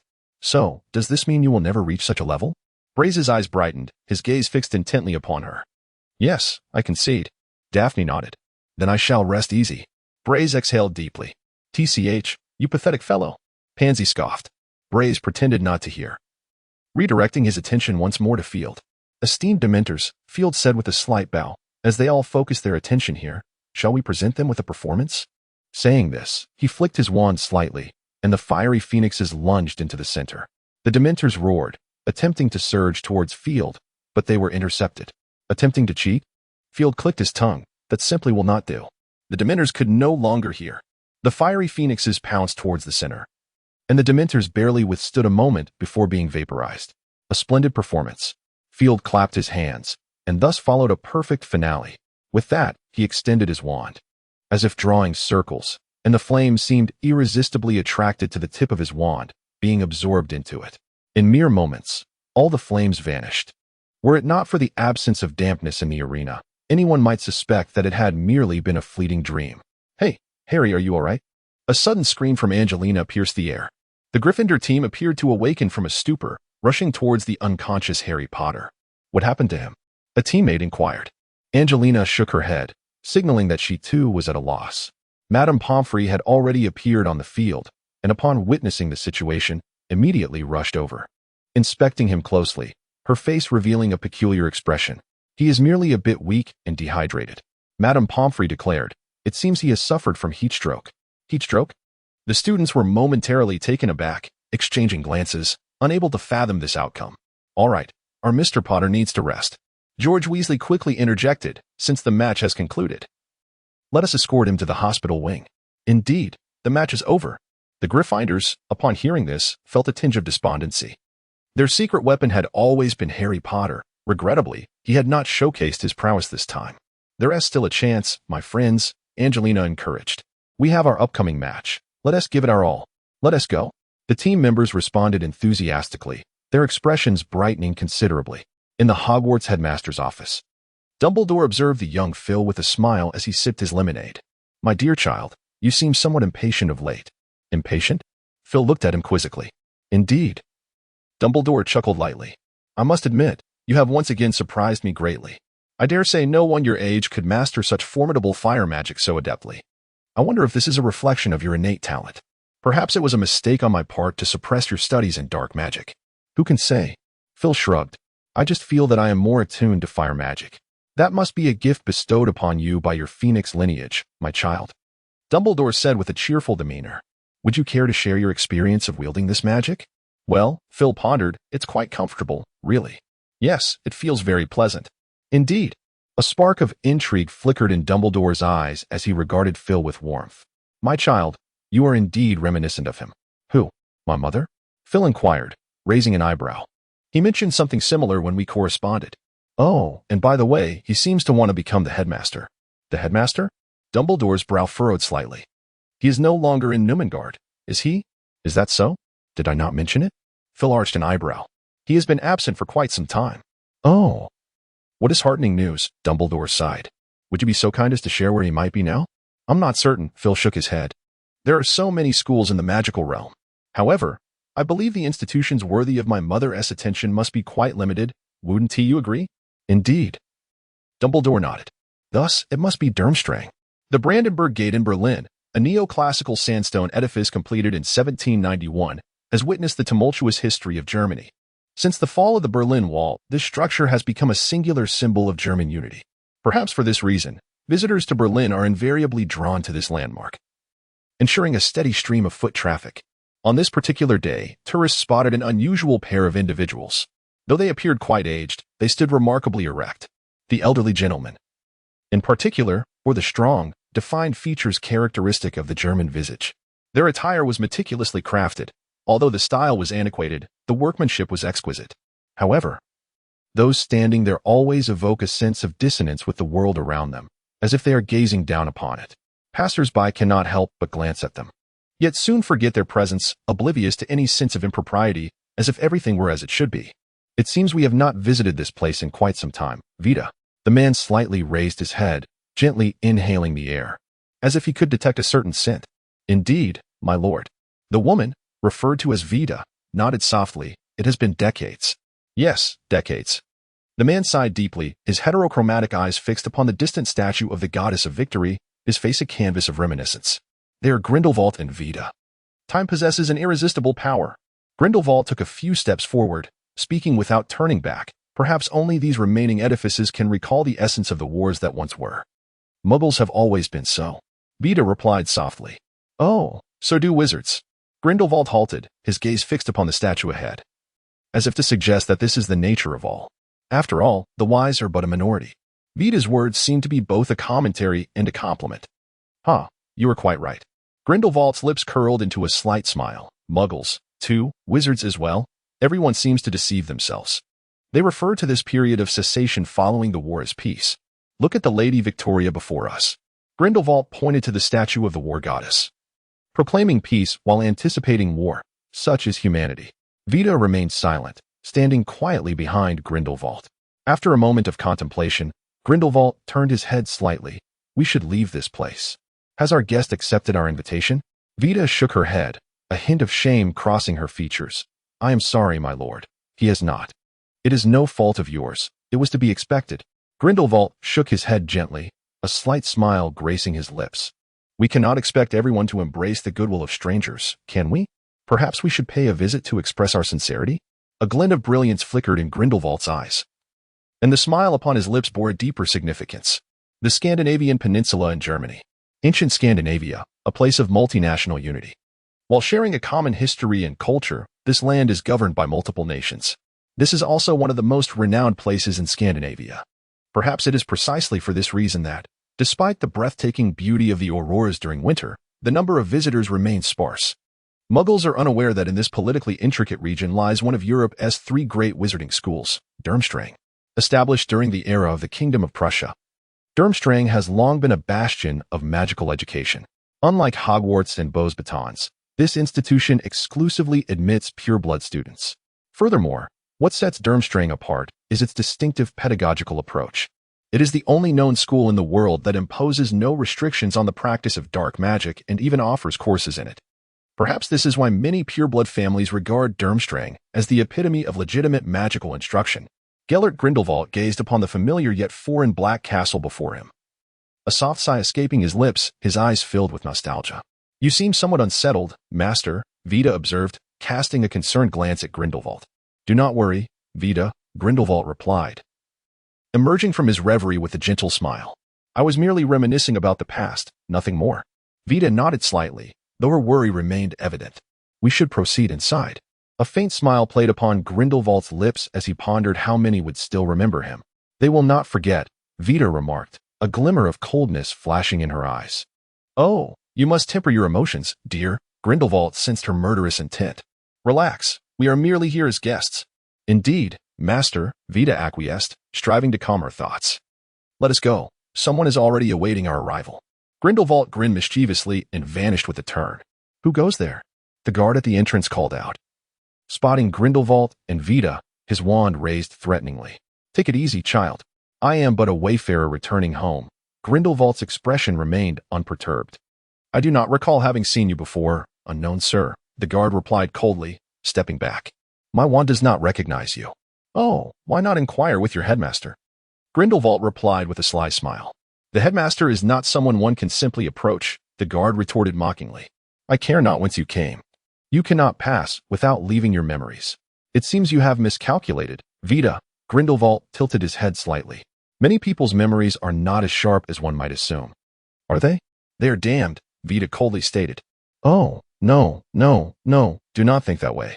Grindlevald gently shook his head. Reminding you not to forget my words. If slaughter is merely for the sake of violence, it bears no significance. He is offending you, my master. That is quite sufficient.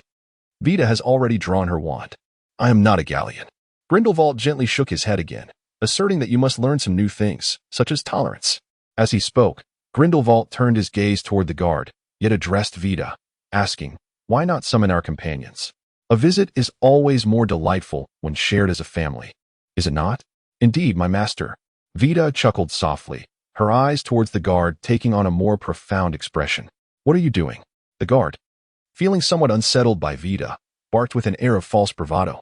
Relax, child. Could you kindly wait a moment? Grindlevald inquired politely. We need to notify a few individuals. This way, perhaps your headmaster will be informed of my arrival. As he spoke, Vita twirled her wand several times and with a forceful motion, raised it upwards. Instantly, a colossal veil of black mist enveloped the sky, gradually ascending. The swirling black veil danced through the heavens, soaring higher and higher, and upon closer inspection, it possessed an air of romance. Yet, in the magical realm, such a spectacle signified the arrival of a certain individual. The guard, gazing at the billowing black mist above, felt his pupils constrict sharply, his entire being trembling with fear, his face pale with terror. He swallowed hard, murmuring, You are Grindlevald. Grindlevald flashed a charming smile, lightly stroking his wand, and gazed at the guard who was barely able to stand. In a soft voice, he inquired, Might I have the pleasure of meeting your headmaster? The guard, in a state of panic, nodded frantically, cautiously retreating 2 steps. Seeing that Grindlevald made no move to stop him, he fled inside without a backward glance. Fool. Vita scoffed disdainfully at the guard's frantic retreat. Oh, be a bit more ladylike, my dear, Grindlevald teased, tilting his head slightly. Vita smiled faintly, choosing not to respond. In fact, I ponder a question, Grindlevald mused, gazing at the dancing black mist above. How many do you believe will come? I do not know. Vita hesitated before answering earnestly, but I suspect it will be a considerable number. Or rather, those who can come will indeed make their way here. Oh, is that so? A glimmer of inexplicable excitement flashed in Grindelwald's eyes. I find myself looking forward to it. Not long after the words were spoken, a series of sharp sounds echoed across the open space where the two stood, as figures began to materialize one by one. Some appeared destitute, others polished and refined, while still others seemed utterly ordinary. Yet, they all shared a common trait. Nearly every individual was graced with a mane of silver hair. Upon their arrival, they immediately turned their gaze towards Grindelwald, their eyes alight with fervor. However, they made no further movements, simply finding their places and watching him in silence. Look, what is that?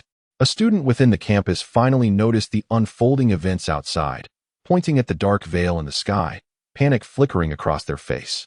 Oh no, it's the Dark Lord. Another student cried out. Subsequently, the students hurriedly made their way towards the castle, leaving the playground eerily deserted. Just moments after their departure, professors emerged from the castle, sizing up Grindelwald and his entourage from across the school gate. Grindelwald, with a slight smirk, regarded the anxious professors without uttering a word. As time passed, more and more individuals gathered in the open space. The ground beneath them became increasingly crowded, and some had conjured small boats, allowing others to stand upon them. After roughly an hour, the echoes of apparitions outside finally ceased. Grindelwald gently turned around, surveying the densely packed crowd before him, a glimmer of joy flashing in his eyes, accompanied by a hint of excitement. My brothers and sisters, my compatriots, Grindelwald began softly, a smile gracing his features. I have returned. Grindelwald. It was unclear who first shouted his name, but soon a multitude joined in, their faces alight with exhilaration, fervor, and resolve.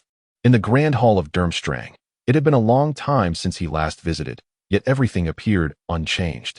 Grindelwald strolled slowly, taking in the various sights within the hall, his smile now radiating sincerity. Oh, it seemed he had spotted something. Quickening his pace, he approached a wall, extending his slender fingers to trace a peculiar engraving. It was an odd symbol, encased within a perfect triangle, with a circle at its center and a straight line penetrating the apex of the triangle. "This is our emblem," he remarked.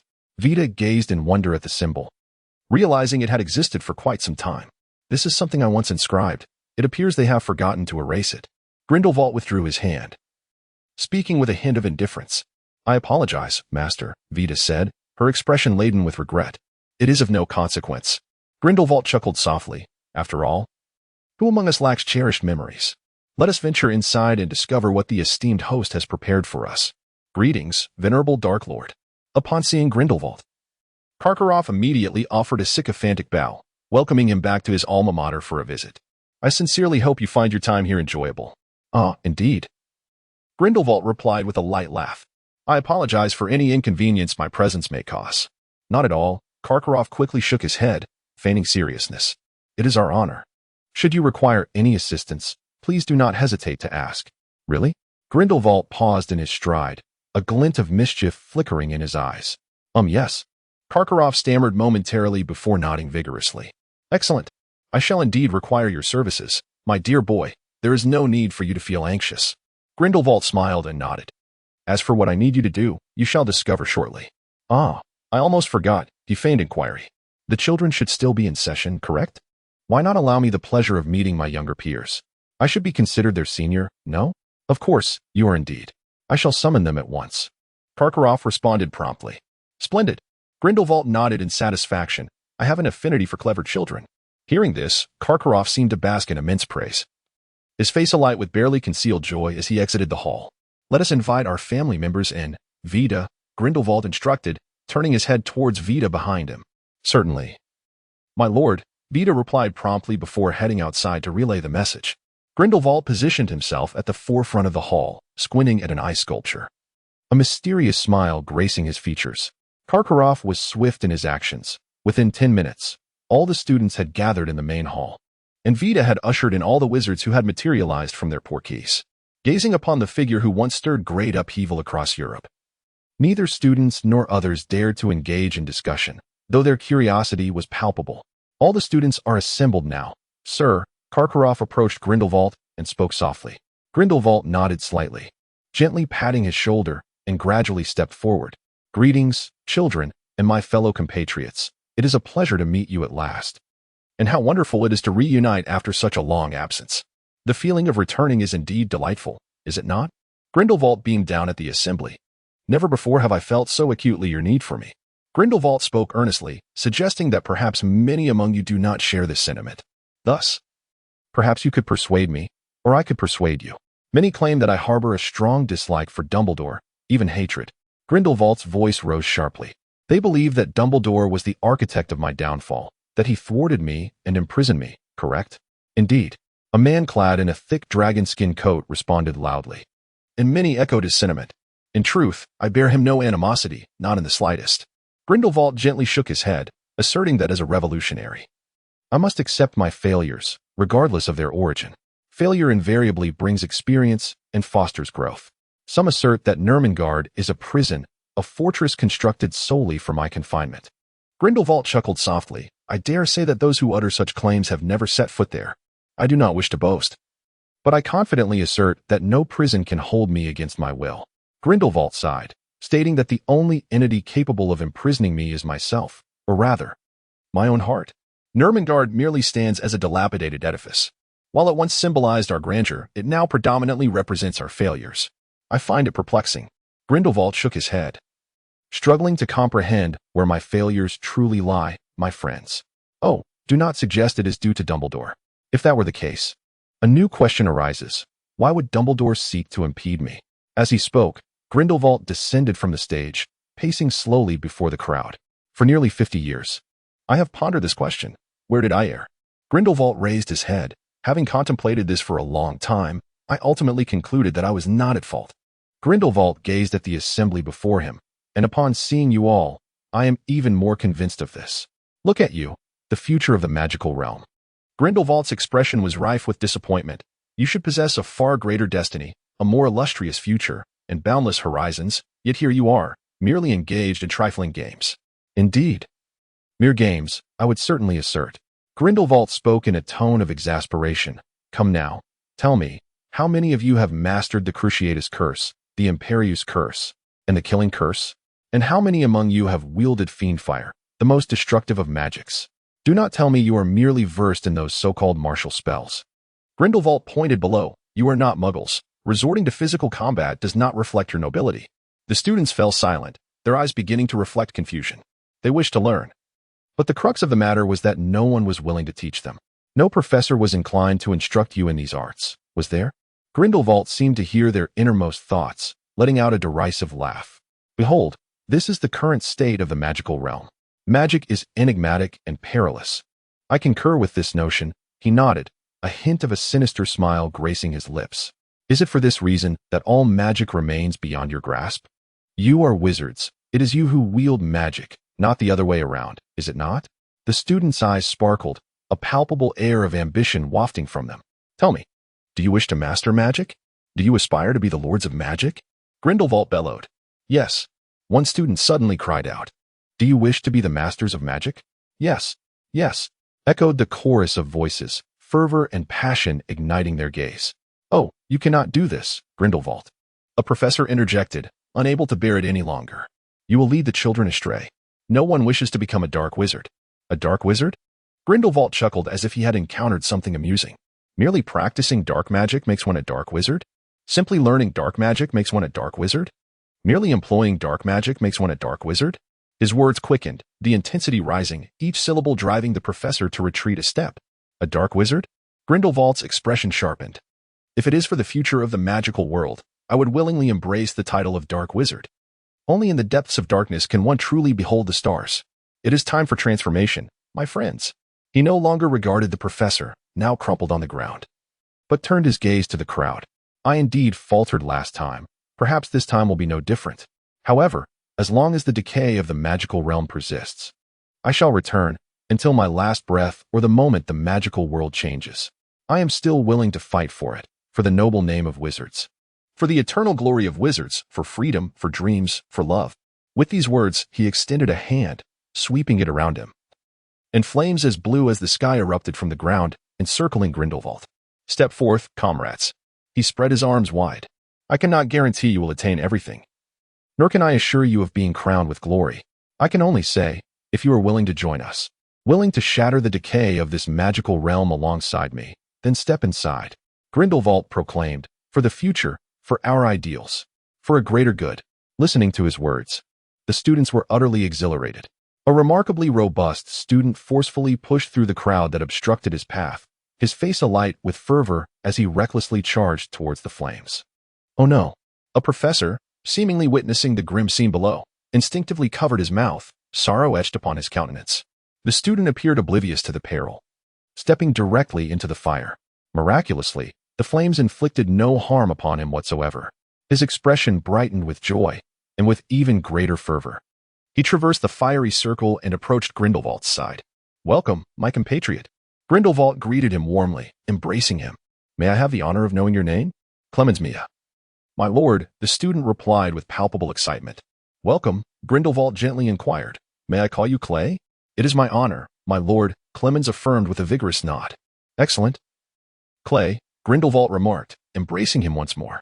Please wait a moment, my dear, we shall soon have more companions. Clemens nodded and positioned himself behind Grindelwald. As the two conversed, several more students courageously crossed the flames, entering the circle. At Hogwarts, within the room of requirement, Field found himself in rare repose, having accomplished nothing today. It had been over a month since the commencement of the term, and his visits to this sanctuary were few and far between. For a fleeting moment, he felt a sense of unfamiliarity in this space. It was not that he lacked work today. Perhaps it was the sight of his own child, visibly fatigued, that prompted Dumbledore to grant Field an exceptional day of leave, a gesture that touched him deeply. Yet, contemplating the source of his current exhaustion, he felt a twinge of melancholy. Field dared to say he had never missed Snape as profoundly as he did today. Dear Professor, I earnestly hope you return soon. Field silently prayed. In the office of Hogwarts, Dumbledore sat behind his desk, lost in thought, absent-mindedly stroking Fawkes' feathers. This caused the recently reborn Phoenix considerable discomfort. Fawkes let out a soft chirp and shook his body, having inadvertently lost one of his feathers to Dumbledore's absent-mindedness. "My apologies, old friend," Dumbledore said, awakening from his reverie. Realizing his mistake and expressing remorse to Fawkes, the Phoenix shook his head and gently pecked at Dumbledore's fingertips. Dumbledore affectionately patted Fawkes' small head, suddenly struck by an idea. He produced a piece of parchment and swiftly pinned a note, which he then handed to Fawkes. "Could you do me a favor, dear one?" Dumbledore asked with a smile. "This is a letter for him. You know who." Fawkes nodded, took the letter in his beak, and with a flash of flames, vanished from the office. Staring at the spot where Fawkes had disappeared, Dumbledore sighed deeply, murmuring, "Are you truly going to re-emerge, Gale?" It was unclear whether his words were laced more with joy or melancholy. At that moment, the fireplace in the office suddenly ignited with emerald flames. "Has someone connected to Hogwarts via the Flu network?" Dumbledore raised an eyebrow, intertwining his fingers atop the desk, intently observing the swirling flames.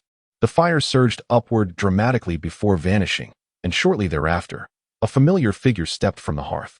"Oh, it has indeed been a long time," Dumbledore remarked, a smile spreading across his face as he stepped out from behind his desk. "It appears your affairs have been resolved, have they not, Severus?" The figure that had emerged from the office was none other than Severus Snape, who had been absent since the beginning of the term. "Good morning, Headmaster." Snape replied in his characteristic voice, barely above a whisper. "I fear I must disappoint you. I will be leaving shortly. Is there something amiss?" Dumbledore inquired with a smile, then slapped his forehead. "My apologies. Let us sit down and converse at leisure. Would you care for a drink? Earl Grey, please. And remember, do not allow those fools to add sugar," Snape replied, maintaining his usual impassive demeanor. "What a pity. It seems that even after all this time, you have yet to appreciate the wonders of sweetness, Severus," Dumbledore said, smacking his lips, before tapping the table to summon a cup of unsweetened strong tea. "I am not like you, akin to a bee under the effects of transfiguration," Snape retorted habitually, taking a casual sip of the tea and swallowing it without a change in expression. "Now, might I request that you share the insights you have gained?" Though Dumbledore maintained a smile, his expression bore an added gravity. Snape nodded slightly and began to speak. "As per your request, I sought out the LeMay couple." In hushed tone, Snape recounted how your unfortunate subordinate's potion-making skills, which had been met with your skepticism, had received validation from Mr. LeMay. Dumbledore listened with an air of serenity, seemingly oblivious to Snape's sarcasm. "After confirming my abilities in potion-making, the LeMays and I deliberated over the properties of several ingredients, hoping to discover suitable substitutes." Dumbledore nodded. He was already aware of this, as Nicholas had communicated it to him in a letter, though he remained uninformed about the subsequent developments. "Based on the records from ancient texts, we identified a total of 40 ingredients. Among the remaining materials, some have long been established as extinct. Even if a few might exist within the magical community, they would likely be exceedingly rare, perhaps insufficient for even a single use." This indeed constituted rather dire news. Dumbledore, however, remained unperturbed.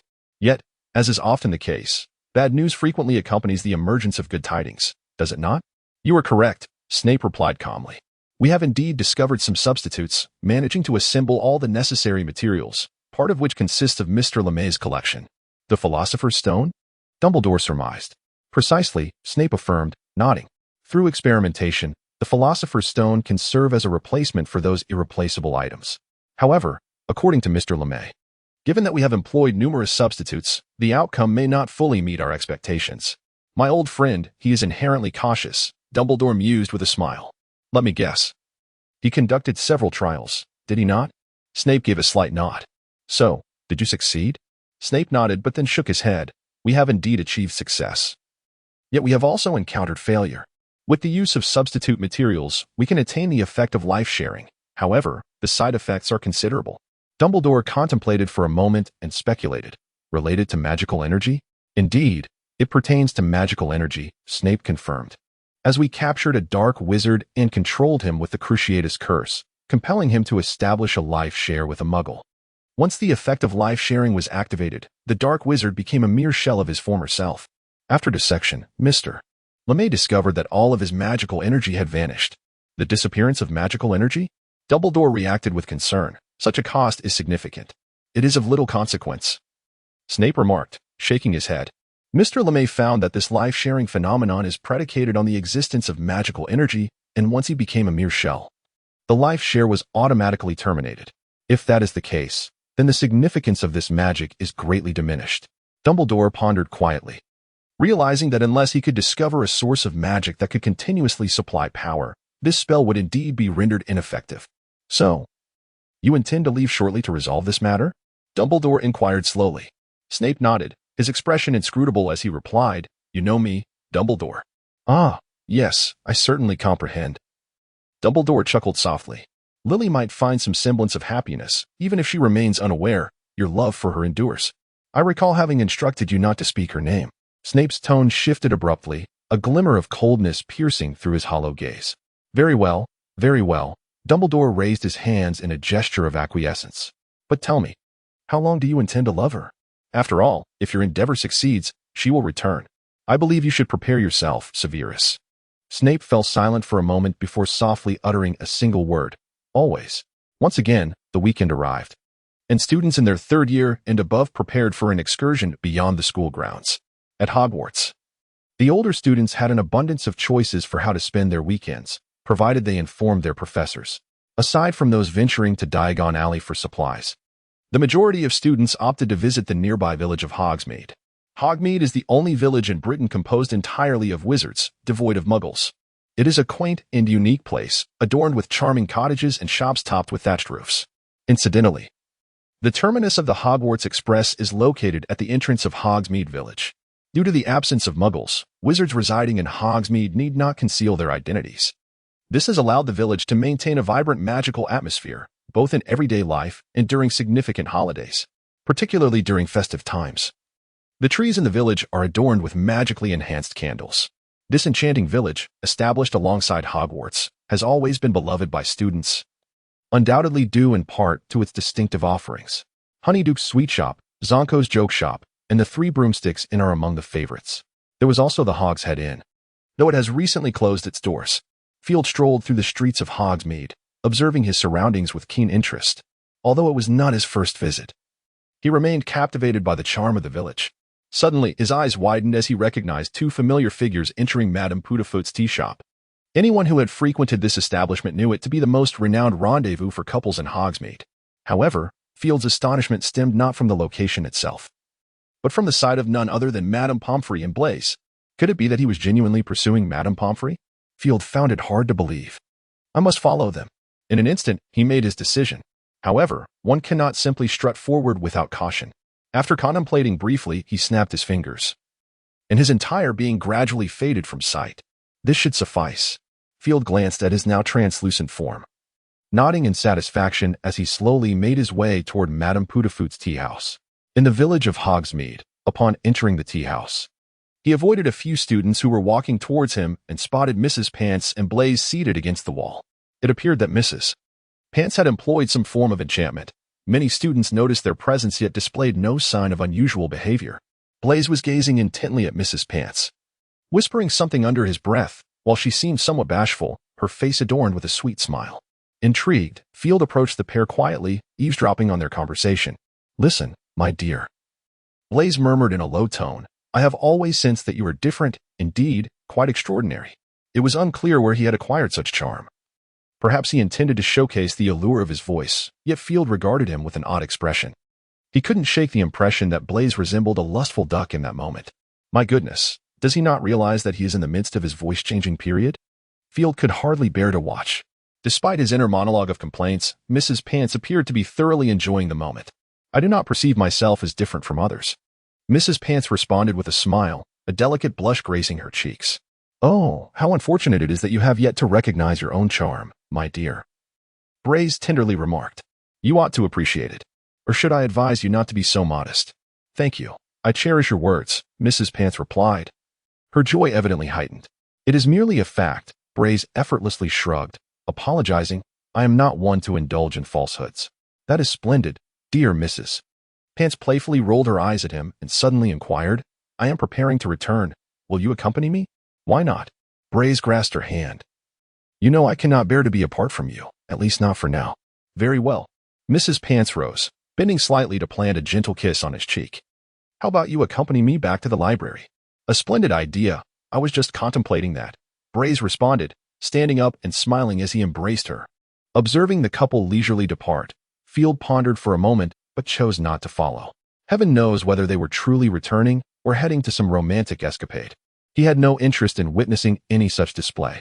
Casting a glance at the clock on the wall, he noted the hour was late, and it was time to return. Just as he prepared to exit, he caught sight of a familiar face. Connolly Fudge, what brings him here?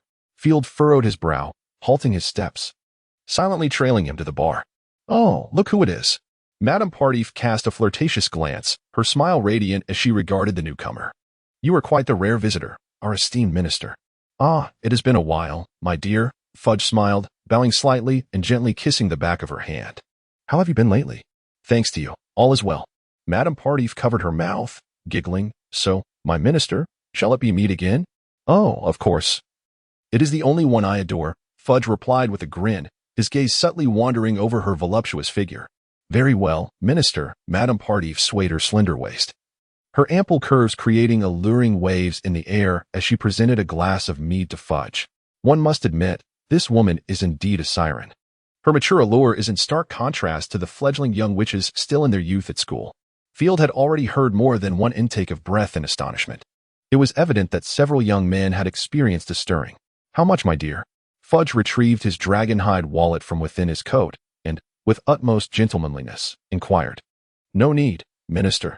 Madame Pudefoot had once cast a flirtatious glance in his direction, and this time he insisted on treating, hoping earnestly that our esteemed minister would not forget this place.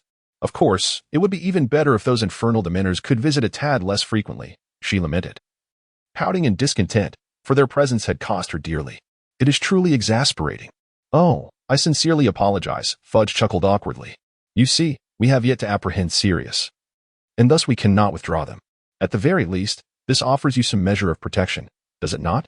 Perhaps, Madame Pudefoot replied with a wistful gaze, provided, of course, that my tea shop is still standing by then. The two engaged in casual conversation, and though Fudge's eyes often wandered elsewhere, she seemed entirely unperturbed, rather intentionally revealing her alluring charms. Field showed little interest in whether they had some clandestine arrangement. In truth, he had been contemplating his departure. Yet his intuition warned him that leaving now would likely yield only disappointment. After a while, just as Field was preparing to take his leave, the door of the tea shop swung open, revealing a figure he recognized all too well. Professor Minerva McGonagall? Field's eyes widened in surprise as he watched her stride over to Fudge. Long time no see, minister, she said, taking a seat on a high stool at the bar, removing her glasses to gently rub her eyes. I apologize. I have been swamped with matters at the school. I hope I am not late? Oh, that would be quite rude indeed. Certainly not, Fudge replied, raising his glass in a toast. Would you care for some mead, Professor? It is rather delightful. Thank you. But no, McGonagall replied, donning her glasses once more. A butterbeer will suffice, as I must return shortly and it would not be suitable to indulge too much. Well, you are ever so responsible, my dear Professor, Fudge complimented with a smile. Then one butterbeer it shall be. Allow me the pleasure of treating you, if I may. I see no reason to decline. Thank you very much, McGonagall accepted without hesitation. After all, Fudge had once been her student. No one would think ill of her for accepting a butterbeer. As Madame Pudefoot went to fetch the butterbeer, the door of the tea shop opened once more, this time admitting Professors Flitwick and Hagrid. Ah, you have arrived, Minerva. Flitwick squeaked, spotting McGonagall and Fudge seated at the bar. I hope we are not late. It seems Dumbledore has yet to arrive. The professor has other matters to attend to. Barring any unforeseen circumstances, he may not be able to join us, McGonagall responded. Professor McGonagall cast a fleeting glance at Fudge, acknowledging the continued presence of the Dementors nearby, and the necessity of ensuring the student's safety. Fudge managed a sheepish smile but refrained from making any comments. Professor Flitwick nodded in agreement. Very well, it appears we need to relocate. I have prepared a suitable place for you, my esteemed guests, Mrs. Pudefoot remarked, slightly twisting her body and gesturing with one hand towards the interior. There is a soundproof room that I believe you will find necessary. Oh, my dear, how thoughtful of you. Fudge raised an eyebrow, casting an appreciative glance in her direction. Mrs. Pudefoot chuckled softly, swaying her waist as she led the group towards the chamber she had indicated. Shall we follow? Field pondered, yet his feet moved with sincerity, trailing closely behind the professors as they rose. The chamber was not far from the entrance. After only a few steps, Mrs. Pudefoot halted and opened the door to one of the rooms. Here we are, everyone, she said with a beaming smile. While I am quite curious, Your discussion seems unfit for my ears, so I shall not intrude. If you require anything, feel free to call for me at the bar. Thank you, we shall. Fudge replied with a smile and a nod. In the potions classroom office at Hogwarts, Field sat in contemplation following his return from Mrs. Pootafoot's tea house. He had indeed gleaned some insights, particularly regarding the relationship between Sirius Black and James Potter. The records of significant magical events in the 20th century contained subtle references to this matter. Although Field had perused them, he had not fully grasped the meaning of the phrase indicating their brotherly closeness. It was astonishing to realize that Sirius had been a close friend of Harry's father during their time at Hogwarts. Field found this revelation quite unbelievable. Wait. If that were the case, he recalled a report from the Daily Prophet regarding Sirius's alleged murder of Peter. According to the accounts provided by witnesses in the paper, the largest fragment of him that could be found was merely a pinky finger. The Aurors had located him, seemingly with no intention of fleeing, not even uttering a word during his time at Azkaban. He had divulged the information of his beloved friend's whereabouts to the Dark Lord, allowing the Dark Lord to annihilate his friend's family. When the Dark Lord fell, his first instinct was not to escape, but to exact vengeance upon his friend and the Muggles on the same street. After achieving this, he still did not flee, instead escaping only years later, just before his scheduled release. The more Field contemplated, the more uncomfortable he felt. He was certain that something was profoundly amiss here. Oh, wait. Suddenly, a thought struck him, illuminating his mind. If the traitor was Wormtail, would that not make sense? Due to the betrayal of his dear friend Peter Pettigrew, the Dark Lord came seeking vengeance. Upon learning that the Dark Lord had slain his friend's family, he was consumed by grief and sought to eliminate the traitor. When he finally confronted Pettigrew, the latter, under duress, unleashed his magic in a catastrophic explosion, leaving nothing but a pinky finger behind while claiming the lives of countless Muggles on the entire street. Thus, this individual allowed the Aurors to apprehend him, offering no defense. Ostensibly as an act of atonement, Filda's thoughts began to crystallize. The residences of pureblood families were typically protected by the unbreakable vow, suggesting that Sirius Black had foolishly entrusted the secret keeper role to Pettigrew. Although he had not witnessed the entirety of events, Filda was almost certain this was the crux of the matter. What, then, could have compelled Sirius to escape from Azkaban? Filda pondered further. If it were merely to care for his deceased friend's child, he would have sought freedom long ago, rather than recently. This indicated there must be something he felt an urgent need to accomplish. But what could that be? Filda's mind ached with the intensity of his contemplation, yet still felt incomplete. Where lay the missing piece? He retraced his thoughts. Sirius had been captured in pursuit of vengeance against James Potter's murderer, as well as the treacherous Pettigrew. A sudden realization struck Filda, causing him to freeze momentarily as he recalled a certain report. Could it be? He stumbled upon a conclusion that seemed utterly implausible. Despite his disbelief, the evidence appeared to converge upon this very reality. With this revelation, Filda found himself restless, transforming into a phoenix and vanishing in a flash of flames from the potions classroom. When he reappeared, he was perched upon the desk in the headmaster's office. "Ah, my dear child, have you caught a whiff of my cake?" Albus Dumbledore remarked, smiling as he offered a spoonful of cream to Filda. "Would you care to sample it? Blackcurrant cream honey syrup cake, quite delightful." Filda leaped from the desk, resuming his human form midair, and gently waved his hand. "Perhaps not, father. I am not particularly hungry at the moment. By the way, your taste remains unique." "Indeed, children do become less obedient as they grow," Dumbledore sighed, a hint of melancholy gracing his features. "I faintly recall you once vying with me for sweets when you were little." Thus, the growth of a child is often accompanied by the bittersweet pangs of parental loss. "I apologize, father." Upon realizing his recent words, Filda felt a surge of guilt. "No. You have committed no error," Dumbledore gently countered, shaking his head. "This is entirely normal, my child. Reflect upon the path we have traversed, even when the footprints fade. We shall find that we are ever evolving. Time is indeed the most powerful force of all. Would you care for some cake?" Dumbledore inquired with a beaming smile. "Do not forget that sweets invariably bring joy. There is nothing quite like indulging in them when one's spirits are low." "All right," Field pondered for a moment before nodding slightly. "I have recently developed a fondness for the flavor of strawberries. Indeed, confections can uplift one's mood. My father was right." Having devoured an entire 3 pieces of rich cake, Field nodded in satisfaction. "How about some red tea?" Field retrieved his wand and gently tapped the table. After enjoying the cake, a cup of refreshing tea would surely enhance the experience. "Why not?" Dumbledore chuckled. "It seems you have learned to savor life." "Always," Field shrugged. waving his wand at the suddenly appearing teapot, which gracefully lifted and began pouring tea into the two cups. The difference was that Field's cup remained empty, while Dumbledore's was already half filled with honey. Observing Field prepare his red tea, Dumbledore nodded approvingly, adding 2 sugar cubes from the tray before taking a gentle sip. "This combination is indeed delightful," Dumbledore remarked with a smile. Glancing at the honey adorning Dumbledore's beard, Field slightly nodded. "I think so too. Do you believe that Peter Pettigrew is still alive?" Dumbledore's expression shifted to one of seriousness upon hearing Field's conjecture. "It appears to be the case," Field replied earnestly. "Otherwise, Sirius's sudden escape is difficult to explain. It seems we have both misjudged that boy," Dumbledore sighed. "He is a good child, is he not?" "Bah, merely a fool."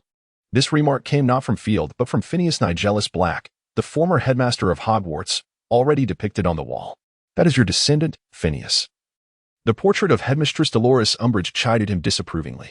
"And I do not believe the child has done anything wrong. Trust no one completely. The only one you can rely on is the wand in your hand," was the family motto of the Blacks. "And it was evident that my disowned descendant had forgotten the treachery of human nature," Phineas replied, pursing his lips. "I always knew he should not have been in Gryffindor." He added, rather unnecessarily, "Oh dear." Field closed his eyes gently, already mourning for him. "Well said, wise Black," a male headmaster wearing a wizard's hat sneered. "But it seems you have forgotten that many of us hail from Gryffindor."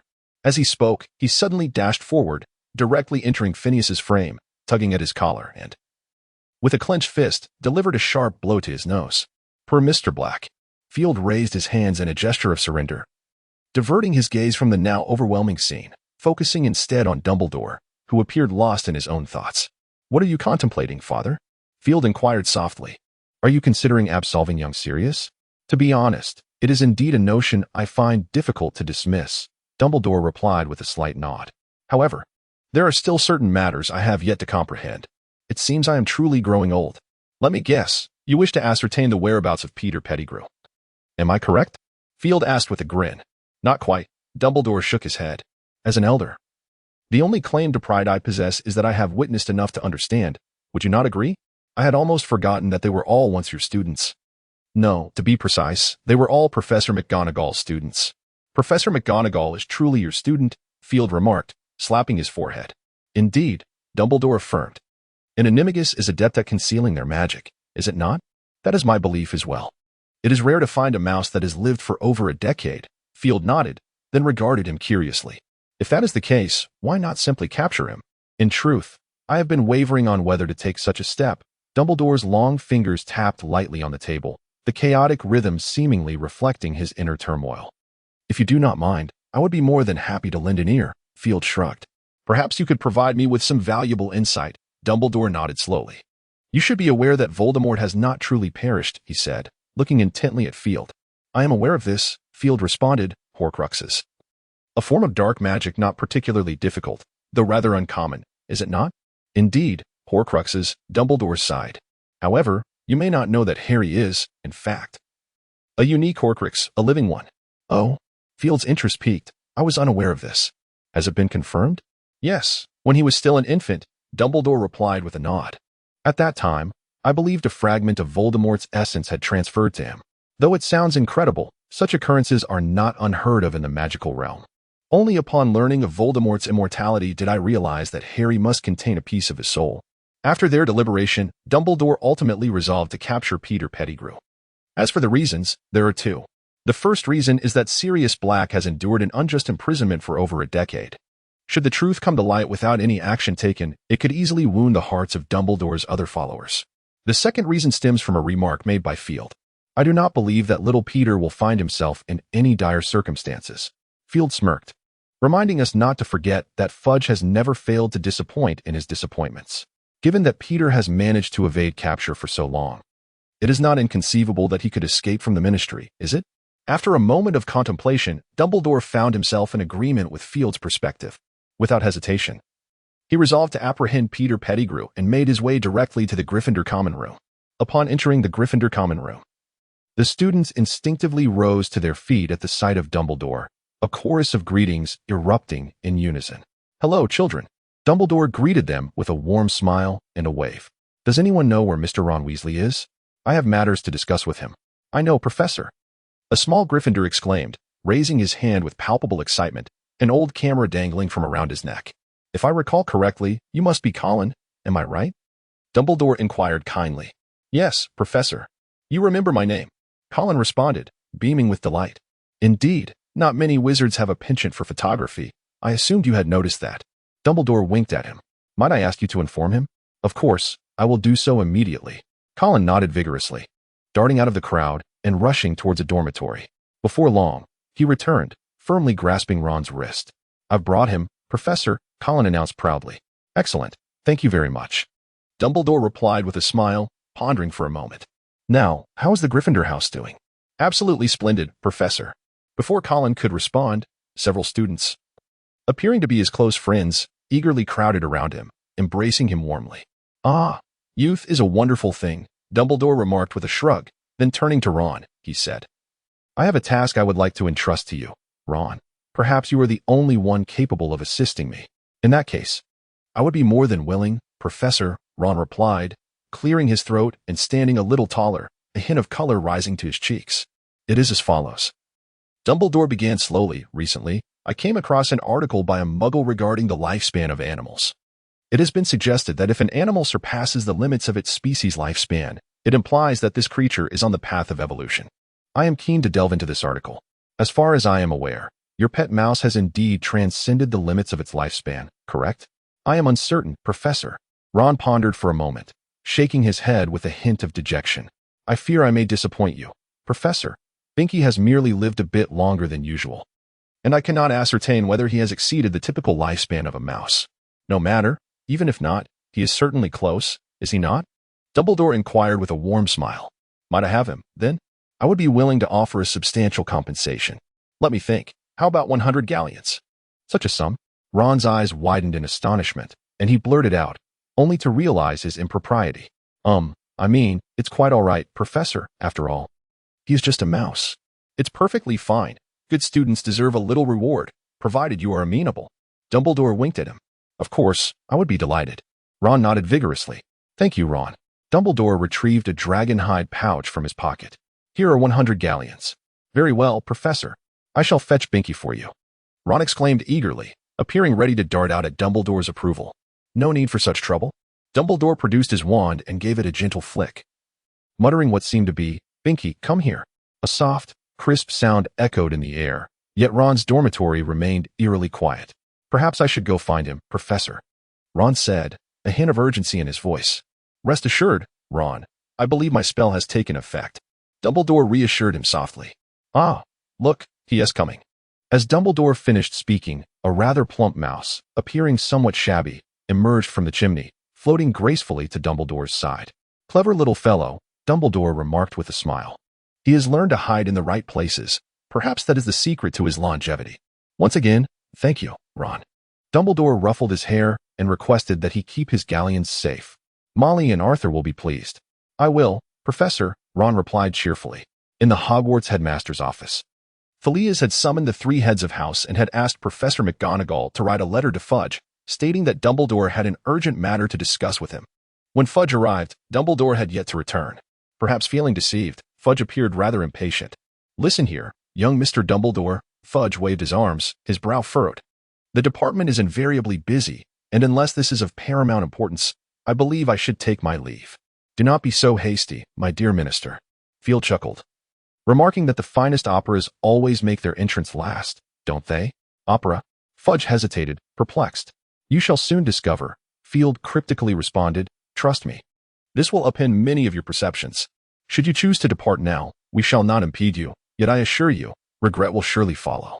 Fudge stared at him for a moment, took a deep breath, and reluctantly sat back down, saying, I hope you speak the truth and are not deceiving me. Otherwise, you will find yourself in a predicament. I swear it by my title as Minister of Magic. Fear not, Mr. Fudge. Suddenly, Field heard a noise and turned to the door. Ah, he has arrived. Good evening, Cornelius. Dumbledore sauntered in leisurely, placing a cage on the desk and smiling at Fudge. Your hat looks splendid. Thank you. Fudge's expression softened slightly, unaware of the urgent matter that warranted his summons. Dumbledore? You know that Sirius Black has not yet been apprehended. We cannot afford to relax just yet. I am well aware of that. Dumbledore grinned. Believe me, If all goes well, we may not need to seek him out at all. Oh, Fudge's eyes brightened suddenly. You know where he is, don't you? You must tell me. The Aurors have been awaiting my command for quite some time. I regret to inform you that I do not know his whereabouts. Dumbledore looked at Fudge apologetically, however. We must focus on other matters at present. Dumbledore, you ought to know the gravity of your words. Fudge's demeanor hardened. Capturing Sirius Black is paramount. As the Minister of Magic, I cannot allow the magical community, governed by my department, to fall into peril. The era of peace is still fresh. With that, he prepared to rise. You may leave, my dear Minister. Field regarded him with a stern expression. I assure you, once you step out that door, I shall promptly contact the Daily Prophet. They would surely be intrigued by the Ministry's blunders. Let me recall that individual's name. Ah yes, Rita Skeeter, quite a delightful name. Wouldn't you agree? As he spoke, his gaze casually flicked to a small insect by the window. Fudge, however, paid no heed to his actions. His mind consumed by the few alarming keywords. The Ministry's blunders? Fudge's lips quivered slightly as he forced a smile. You jest, do you not, my dear? Jesting? Field shrugged. If you wish to believe so, I am indifferent, my Minister. Fudge hesitated. His intuition urged him that Field spoke the truth. Yet remaining here would be akin to striking his own face. For a moment, he found himself in a quandary. Field paid no heed to the vacuous thoughts of the individual in question. Instead, he nodded at Dumbledore, softly calling out Ariana's name. In a flash of fire, the Phoenix Ariana materialized upon his shoulder. You may begin, Father, Field whispered to Dumbledore. Could you be our witness, Cornelius? Dumbledore, seemingly oblivious to the recent events, cheerfully addressed Fudge. Very well, I hope I shan't regret my decision. Fudge feigned reluctance as he took a seat, secretly relieved. Minerva, Pomona, and Phileas. Dumbledore turned to the three heads of houses. Please guard the entrance and prevent any escape. Escape from whom? The three heads exchanged puzzled glances, bewildered. Neither Dumbledore nor Field offered an explanation. Field had already gripped his wand, though he had grown accustomed to casting spells without it. The amplification effect of the wand remained invaluable in combat. Dumbledore positioned the cage before him, slowly aiming the Elder Wand at it. The mouse, knowing the impending fate, squeaked wildly within the cage, frantically ramming against the bars. After uttering a peculiar incantation, a beam of white magical light emitted from the tip of the Elder Wand, striking the mouse. A remarkable transformation ensued. The large rodent twisted and expanded, swiftly bursting from the cage, ultimately morphing into a rather disheveled wizard. He possessed small, watery eyes that seemed on the verge of tears. His head was nearly bald, with only a few stubborn strands remaining on his glistening scalp. His face resembled that of a rat, with a pointed nose and prominent front teeth. Field also noted that his right hand was missing a pinky finger. Oh, how long it has been. Peter, Dumbledore greeted him cheerfully. How have you been? Long time no see. Professor, the diminutive Peter stammered, his face betraying palpable anxiety. Peter Pettigrew? Professor McGonagall gasped, covering her mouth. We all thought you. I mean, you are alive? Oh, indeed. Long time no see. Professor McGonagall. Peter forced a smile, appearing even more apprehensive. Professor Flitwick had discerned the tension and discreetly tightened his grip on his wand, silently casting a few defensive spells. Field noted his actions and chuckled softly, remaining silent. Child, since you are still among the living, why did you not seek us out? A flicker of pity crossed McGonagall's eyes as she moved to assist him, only to be halted by Field. What troubles you, young Mr. Dumbledore? Professor McGonagall gazed at Peter with a peculiar expression, inquiring, why do you appear somewhat unusual? Unusual? Peter smirked slightly. Perhaps so. Yet, there are even stranger matters, such as why Mr. Pettigrew would choose to live as a rat for over a decade. That's quite a considerable span of time, wouldn't you agree? I was simply terrified, squeaked Peter, trembling. You see, that fiend from Sirius Black intends to kill me. Ah, I see. Peter feigned enlightenment. Indeed, young sir. He continued with a sycophantic smile. I am merely trying to survive. I am filled with dread. Yes, I believe you are quite frightened, Mr. Pettigrew. Peter replied with a smile, knowing that he had betrayed his friends for the Dark Lord's trust, yet had gained nothing before the Dark Lord vanished. All due to the disappearance of his information. Surely, he must be afraid, wouldn't you say? That individual is not a benevolent wizard. His capriciousness has become second nature. Has it not? Suddenly, Peter's eyes widened in alarm, and he jumped high, retorting sharply, No, how could I betray my friends? It was Sirius who allied with the Dark Lord. Is that so? With a flick of his wand, Peter found himself immobilized. Indeed, calm yourself, my friend, Peter said with a smile. A tranquil demeanor facilitates better communication, does it not? Yes, yes, Peter stammered, fixating on the tip of the wand, his voice trembling. Could you please lower your wand? Ah, there's no rush. Peter waved his hand dismissively. I am quite inclined to trust your words, Mr. Pettigrew. I have 2 requests. If you fulfill just one, I shall believe you. Really? A glimmer of hope flickered in Peter's eyes. Of course, I shall not utter falsehoods, Peter replied lightly. Simply utter Voldemort's name, or show us your arm. You see, quite simple, is it not? Peter's countenance instantly froze. In the headmaster's office at Hogwarts, upon hearing the query, Peter stared vacantly at him for a considerable time, his mouth agape before collapsing to the floor. The truth was evident. Shame. Professor McGonagall trembled with rage. Her eyes ablaze with fury. Professor Sprout hastily consoled her. Child, can you tell me why? Dumbledore inquired with a disappointed sigh. How can I be blamed for all this? At Dumbledore's question, Peter burst into tears, lamenting bitterly. They have always looked down upon me. What friends? James and the others never regarded me as such. I was merely a sidekick. Sirius always said I resembled a rat. Little Peter, the rat, wept loudly, his eyes brimming with resentment. I never intended this, he lamented. I expressly stated that I did not wish to be the secret keeper. That foolish dog. How could he possibly entertain the thoughts of a coward? And that Lupin fellow. Each time he transformed into a werewolf, I was the only one by his side. Even James could not muster the courage. Yet he never uttered a word. I loathe them. Were it not for them, the Dark Lord would not have sought me out. At this juncture, a flicker of fear and sorrow illuminated Peter's gaze. When I was brought before him, you cannot fathom the sensation of confronting death directly. The terror in Peter's eyes intensified. He was so formidable, and before him, I truly felt like a mouse easily crushed. I do not wish to die. Peter cried out once more. I am truly timid. I am so afraid. So, you betrayed your friend? Professor Flitwick exclaimed, his eyes ablaze with fury. I did not wish to act thus, but what choice did I have? Peter retorted through his tears. If I remained silent, it would be my end. The 3 heads of the institution fell silent. Although Peter's actions were contemptible, how many could maintain their integrity in the face of Voldemort? Oh, my friend, Field scoffed. Did Sirius truly say you resembled a rat? He was not mistaken. Who bestowed upon you the audacity to lie before us? Lie?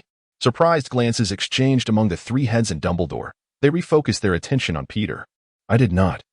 I swear, every word I uttered is the truth. Peter exclaimed, his desperation evident. I assure you, I have not spoken a single falsehood. Oh, indeed, perhaps that is so. Fields casually tapped his palm with his wand. But are you certain you are not leading us astray?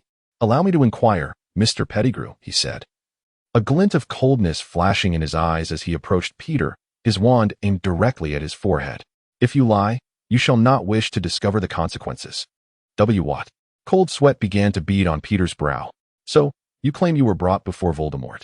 Noticing Peter's tremor at the name, Fields let out a chilling laugh. Very well, the Dark Lord. You indeed harbor great fear of your master. Now, tell me, who brought you to him? Fields inquired from his elevated position, and, given the multitude who once opposed Voldemort, why would he take note of you? I do not know, Peter stammered, his voice quivering. Do not know? Fields' lips curled into a smirk. Liar. As he spoke, he waved his wand, and an invisible slap struck his face, sending the diminutive Peter flying. Do not force me to employ the Cruciatus curse, shall we? Fields smiled slightly, yet there was no warmth in his eyes. To deceive my professors and my dear father. I am rather curious to know just how resolute your tongue truly is. The mention of the Cruciatus curse caused Fudge to twitch his lips, glancing at Dumbledore, whose eyes sparkled with a hint of approval. After a moment's contemplation, he chose to remain silent. You willingly allied yourself with them, did you not? Field inquired with a grin. Peter, filled with dread, merely stared at him in silence. It appears that is indeed the case, Field continued, inching closer. Now, for my next inquiry, did you claim that Sirius insulted you? During your 7 years at Hogwarts and even after your graduation, did they do anything to you? Do not tell me you possess some ancestral magic. Field scoffed. No renowned pureblood family in the wizarding world includes Pettigrew. Your animagus transformation, I presume, was accomplished with their assistance, was it not? Thus, are you certain this is not merely a pretext? Peter's lips moved, yet no words escaped them. It seems I have guessed correctly once more. Field raised his wand to his eyes, examined it, then withdrew his false smile, his expression turning to one of indifference. Now, for my final question. Do enlighten me, Mr. Pettigrew.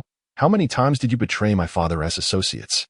As Peter opened his mouth to respond, a glint of menace flashed in Field's eyes. You would do well not to compel me to resort to dark magic. Remember, my father is Dumbledore, merely protecting me. He is more than capable. Could you perhaps refrain from speaking such words in my presence? Fudge's lips moved yet again, but he remained mute, merely retrieving a handkerchief from his pocket to gently wipe the sweat from his brow. There was only once. Crucio, Field declared decisively, casting the curse with mastery that left the onlookers astonished, questioning whether he had clandestinely practiced this spell. The crimson light of the curse converged upon Peter's chest, and in an instant, his face was a mask of agony and pallor, sweat pouring from him to form a small puddle on the ground. Look at how pitiful you appear, Field remarked with a tone of mockery. If your mind is not yet filled with rodent fodder, you should remember my warning, Mr. Pettigrew. He paused. Now, let us try once more. How many times did you betray my father's allies? 3 times, Peter replied weakly, his voice frail and lacking vigor. Observing the cunning glint in Peter's eyes, Field wasted no time in unleashing the Cruciatus curse once more. Mr. Pettigrew. Field gazed at him with an inscrutable expression. You know, magic is perpetually enchanting. It can effortlessly obliterate everything in the world and, in the blink of an eye, restore it all. I have been pondering a curious notion, Field remarked, feigning a hint of intrigue. It is said that if one were to crush a person's fingers repeatedly and then heal them, no matter who they are, they would eventually confess. Would you be inclined to indulge my wish? Fudge stared at Field in astonishment, a sense of alarm ringing in his mind. Could this boy possibly be serious? With that thought, he instinctively glanced at Dumbledore, who, to his surprise, wore a smile that hinted at a trace of pride. Meanwhile, upon hearing these words, the diminutive Peter Pettigrew froze in place, an unexpected surge of energy propelling him to his feet. Please, spare me, he pleaded, kneeling before Field with a desperate expression. Now, maintain some distance, child, Field replied with a gentle smile, as if soothing a frightened little one. Otherwise, I might mistake your actions for an attempt to flee. Or perhaps you wish to test who could run faster, you or the spell. Peter's heart raced, and he remained paralyzed by fear. I prefer obedient children. Field's tone softened further. Hold on, Mr. Pettigrew. I understand you are reluctant to speak, but it won't take long. I shall do my utmost to preserve your life. I promise. As he spoke, Field brandished his wand, gesturing towards Peter's 9 fingers, seemingly musing on where to begin. I will tell you everything, just don't do that.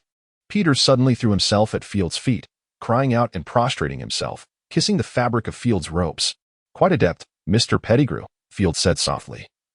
But I am only interested in my inquiries. If you are unwilling, we can certainly converse further. And no, I will divulge everything, Peter exclaimed, raising his head abruptly. Nervously scanning the room filled with onlookers, he began to recount names in hushed tones, detailing each one meticulously, as those familiar names tumbled from his lips.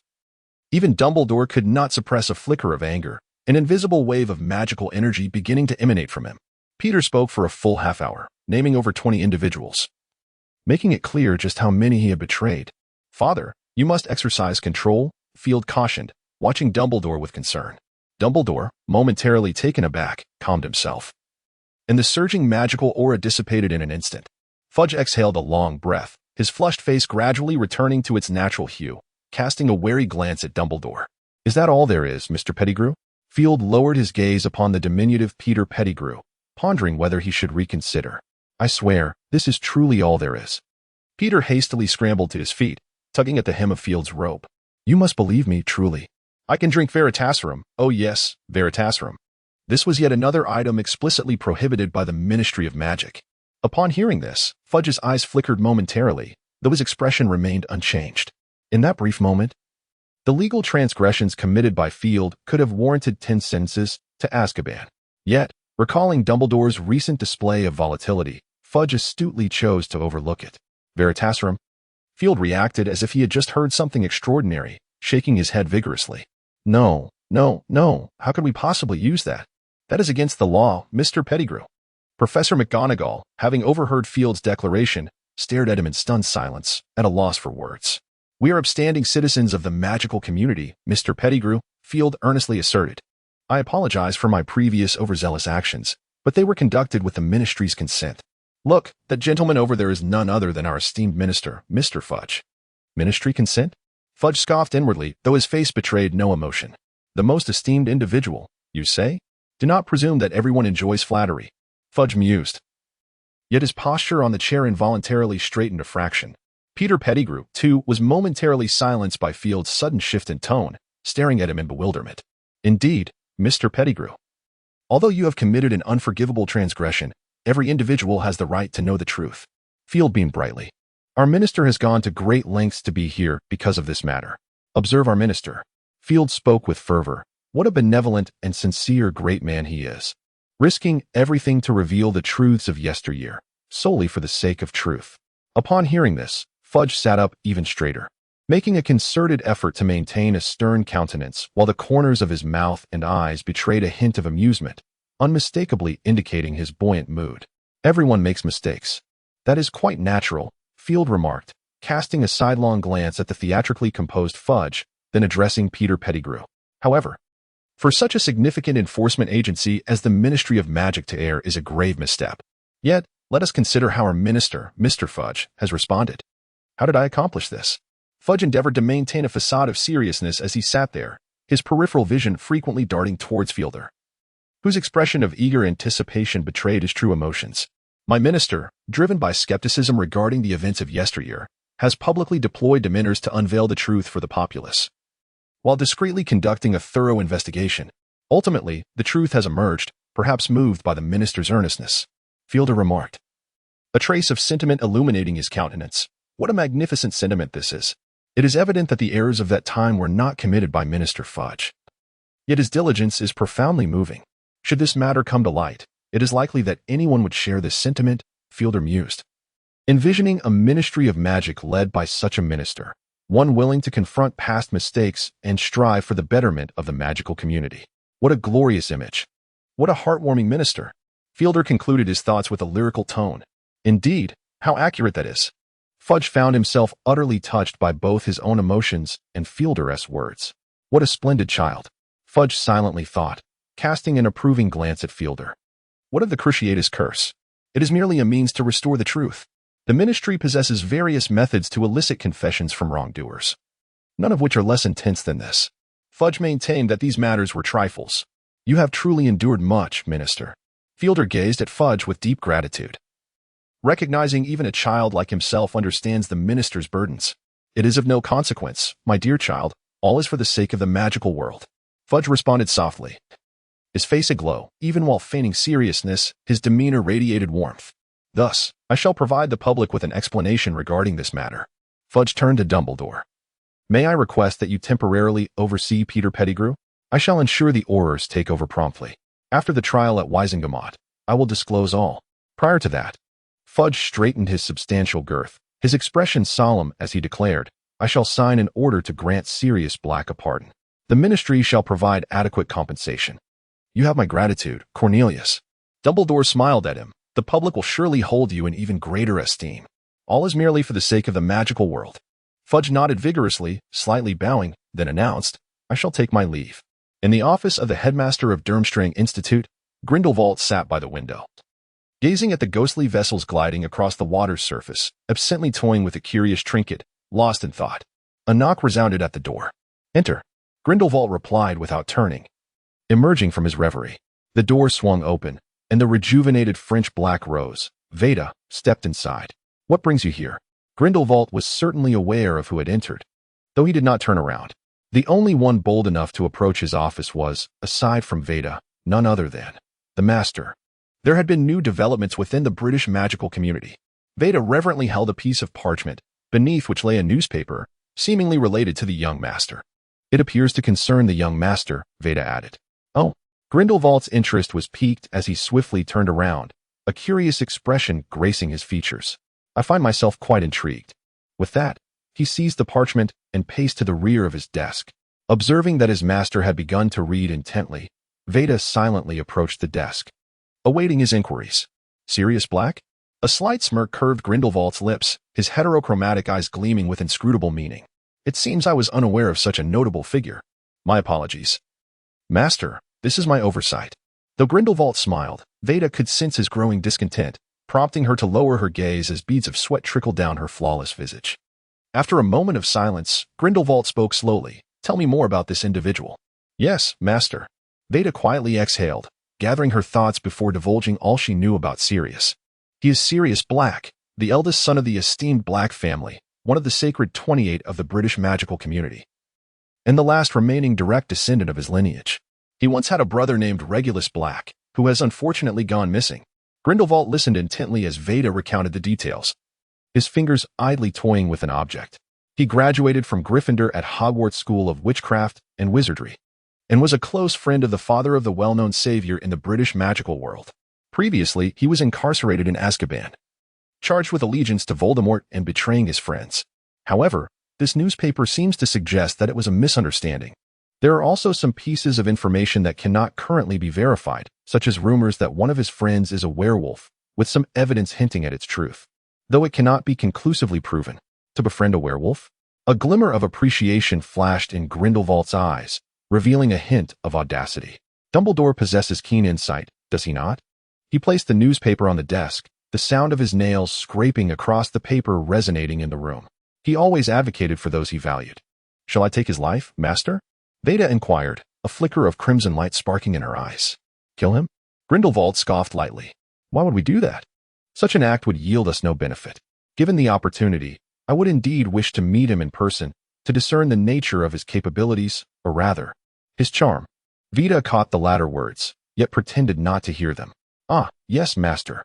It seems Veda has recalled something. According to our intelligence, we have established that Mr. Black's acquittal is largely due to the young master. Field? Grindelwald gazed at Veda in confusion. Did Field have a fondness for this fellow? Not at all.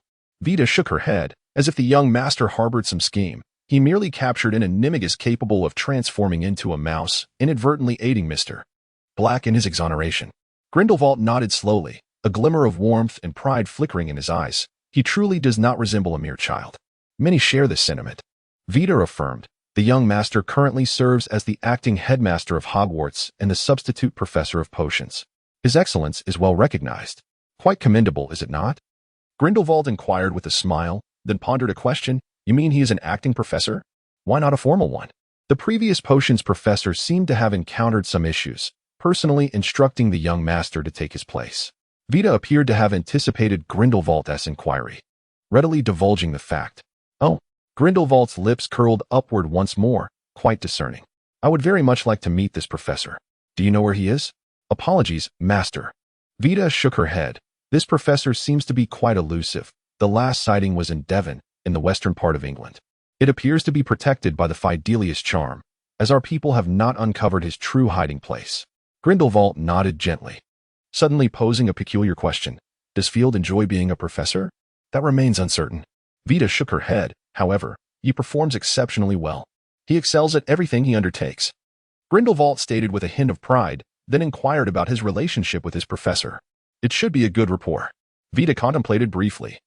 Our sources indicate that during festive occasions, the young master prepares gifts for his professor. Oh, gifts. Grindelwald smacked his lips. Very good, quite commendable. Though he smiled. A flicker of displeasure crossed his eyes, accompanied by a tinge of regret lurking beneath. Would you care to accompany me for a stroll in England, Veda? Grindelwald asked with a smile, an inexplicable expression gracing his face. I vaguely recall that it has been quite some time since I last set foot on that land. I would be delighted, my master. Veda replied with a smile. When shall we go? Oh, there is no hurry. Grindelwald smiled softly. I remember our headmaster once mentioning a rather intriguing plan. A plan? Veda gazed at Grindelwald in confusion, for that fellow seemed never to have mentioned it to me. It appears our esteemed headmaster lacks the finesse required to charm a lady. Grindelwald chuckled and jested. Fear not, Veda. You may find an opportune moment to inquire with him. However, at present, I must pose a few minor questions to him. Could you summon him for me? Of course, my master. In the Hogwarts headmaster's office. Remus Lupin pushed open the door and inquired, I hear you were searching for me, Professor? Upon spotting Dumbledore, he spoke, and then greeted Field, who stood beside him, with a smile. Oh, it is a pleasure to see you, young Professor Dumbledore. You may call me Field, Professor Lupin, Field replied with a smile. The beverages here are quite delightful. Would you care for some? As he spoke, Field produced a bottle from his pocket. Was that a potion of wolfsbane? Oh, Indeed a fine drink, Lupin quipped, if only it did not taste like old socks. Wow, your discerning palate nearly rivals that of my father, Field remarked with curiosity. How do you know what old socks taste like? Lupin was momentarily taken aback by Field's inquiry, and after regaining his composure, he replied with a wry smile. You are quite something. Do not forget, young Mr. Dumbledore, that a wolf's sense of smell is exceedingly keen. So, what you detect with your nose is akin to what you taste. Field looked at him in astonishment, then a flicker of sympathy crossed his eyes. You must truly suffer. Professor Lupin, I imagine the experience in the restroom must be particularly unique. Lupin was once again rendered speechless, and he regarded Field with a bemused expression. Regarding that matter, you might wish to consult Professor Lupin at another time, my dear child, Dumbledore said, his eyes twinkling as he looked at Field.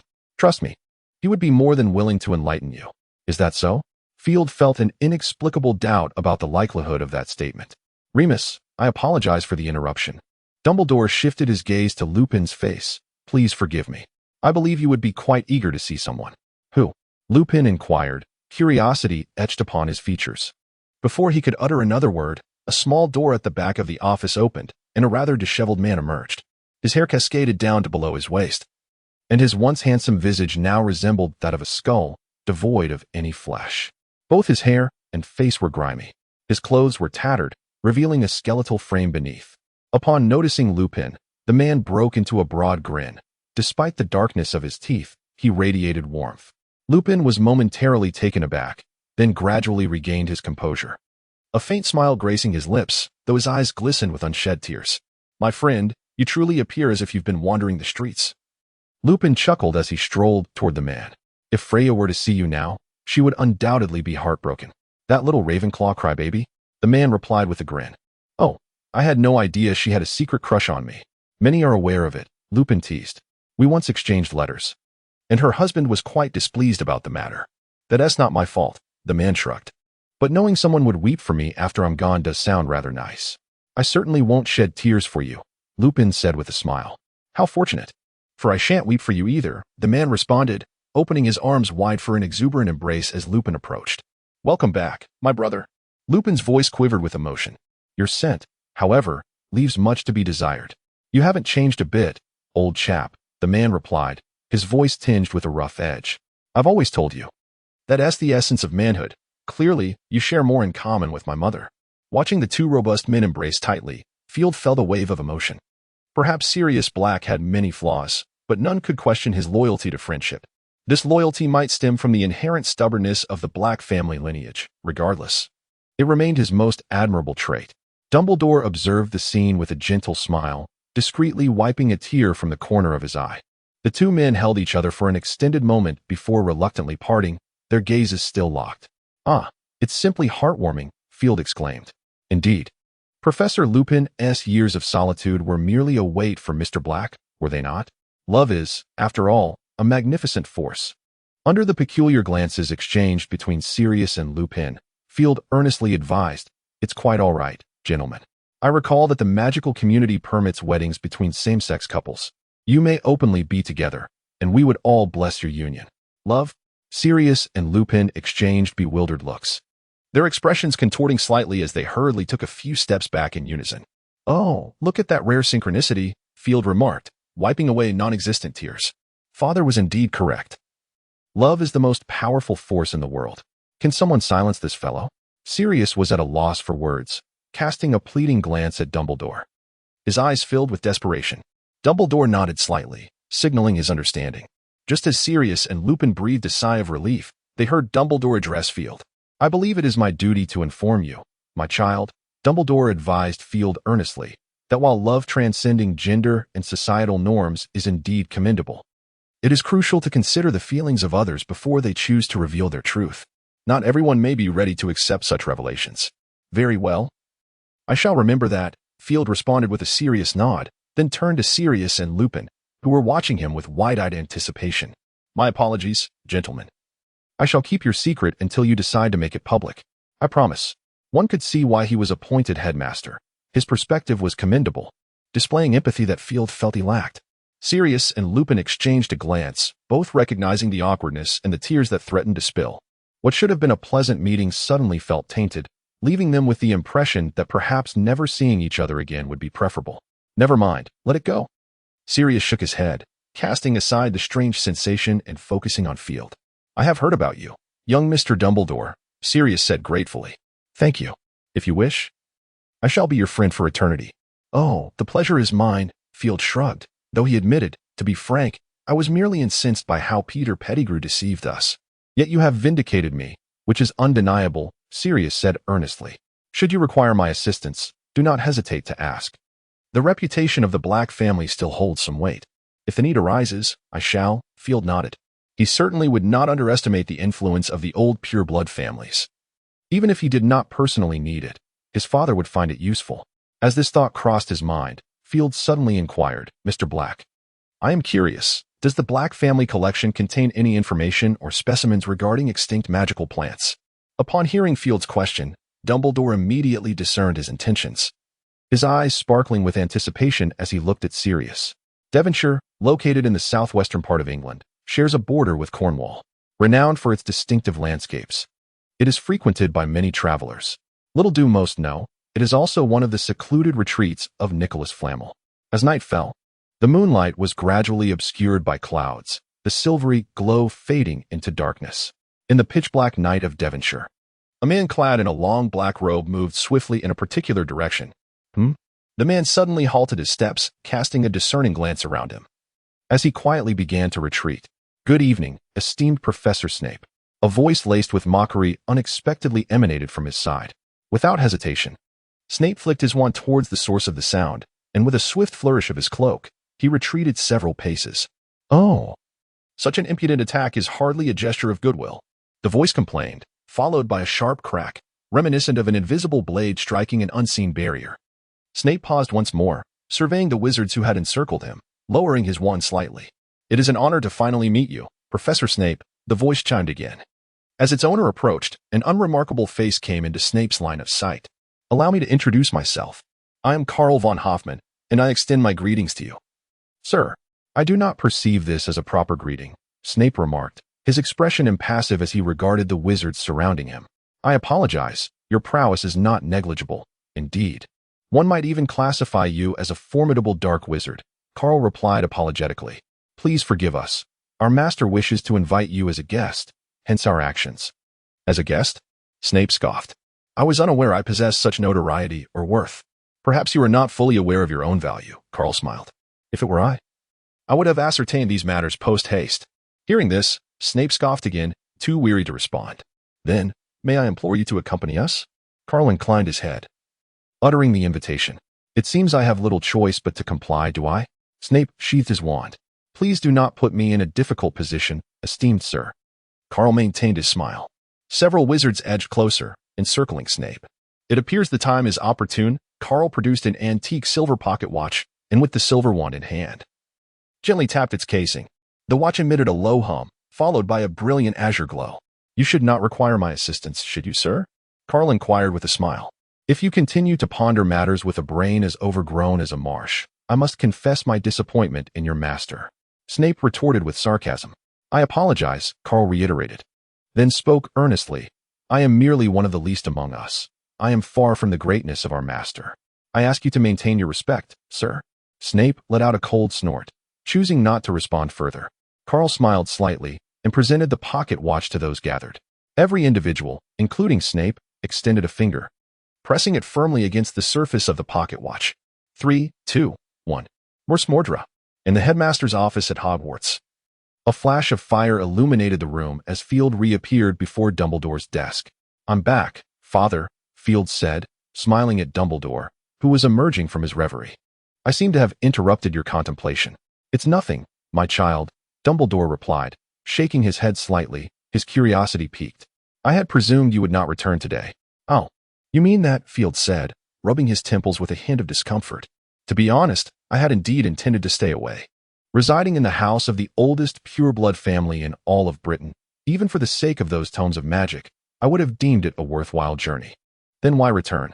Dumbledore pressed, his interest further aroused. Field sighed. No one enjoys being scolded, Father. Dumbledore understood all too well what Field was alluding to, and Field couldn't help but reminisce about this unpleasant trip. At 12, Grimmauld Place in London, Field gazed curiously at the ancient-looking house before him. Perhaps due to its long abandonment, the exterior appeared rather grimy, with even the bird droppings on the walls left untouched. The front door, facing the street, was marred with scratches, the black paint peeling away in places to reveal the verdigris beneath. The only relatively clean feature was the doorknob, intricately carved with a coiled serpent, still gleaming as if new. "It seems you lack a key," Sirius, Field remarked, observing the keyless door and Sirius, who was devoid of belongings. "We don't need one." Sirius replied nonchalantly, waving his hand dismissively. "Oi, creature, you filthy thing, come out at once." No sooner had he spoken than a sharp crack heralded the appearance of an elderly house elf before them. Field dared say it was the most grotesque house elf he had ever encountered. It resembled a mass of flesh stretched too thin, its skin seemingly in excess of what its body required, layered and sagging. Its head, devoid of hair like other house elves, boasted tufts of ear hair that had grown wild. Its eyes were small and bloodshot, and its pig-like nose was both large and bulbous, with ears reminiscent of a bat. "Oh, good day, master," it greeted. The domesticated house elf creature greeted with a voice reminiscent of a bullfrog, bowing his diminutive frame with practiced ease while mumbling under his breath. "That foolish fellow has returned, perpetually tarnishing the esteemed legacy of the Black family, and he even brought back a filthy maggot." "Enough. Silence, you wretched creature," Sirius snapped, his face darkening with impatience as he opened the door. "We must enter, in compliance with the Hogwarts headmaster's office." "Very well," Dumbledore remarked, his smile suggesting an understanding of Field's sentiments, acknowledging that this was indeed an unpleasant ordeal. "However, my dear child, there is something I must convey to you. You must cultivate a tolerance for the misunderstanding of others, whether it manifests as unintentional slights or deliberate insults. I harbor no doubt that you will ascend to great heights.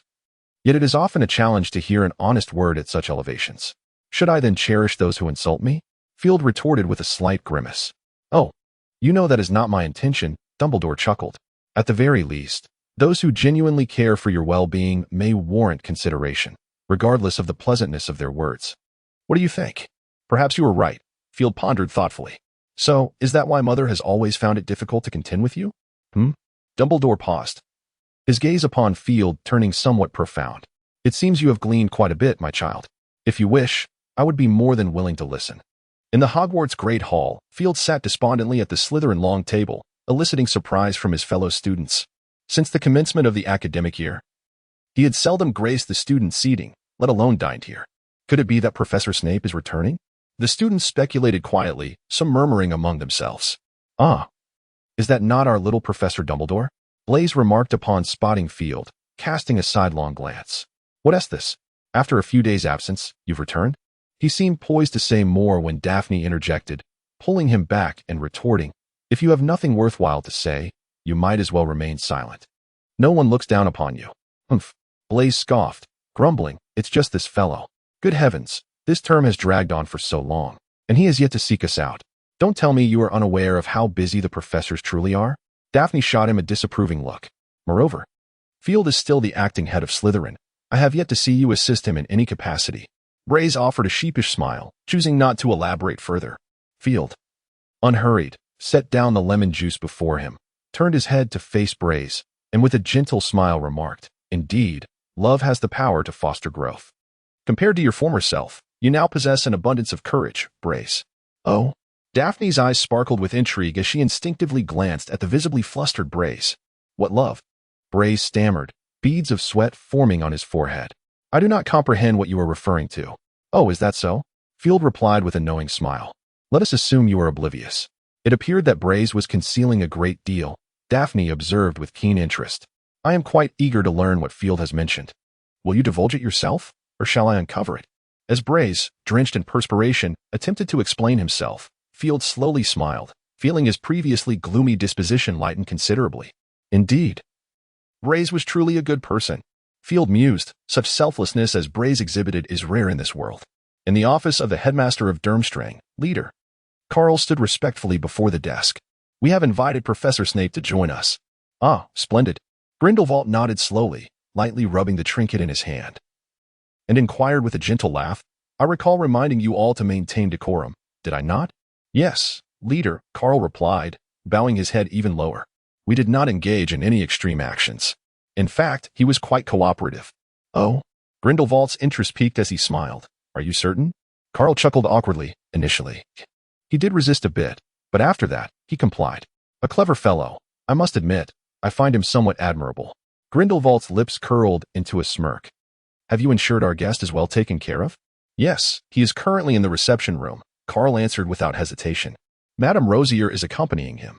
Grindelwald nodded casually, rising to his feet. Let us not keep our guest waiting. I believe this marks our first meeting, Mr. Snape, Vita remarked with a smile. Observing the expressionless Snape before her and glancing at the untouched cup of coffee in front of him. You seem to be rather indifferent to the taste of coffee?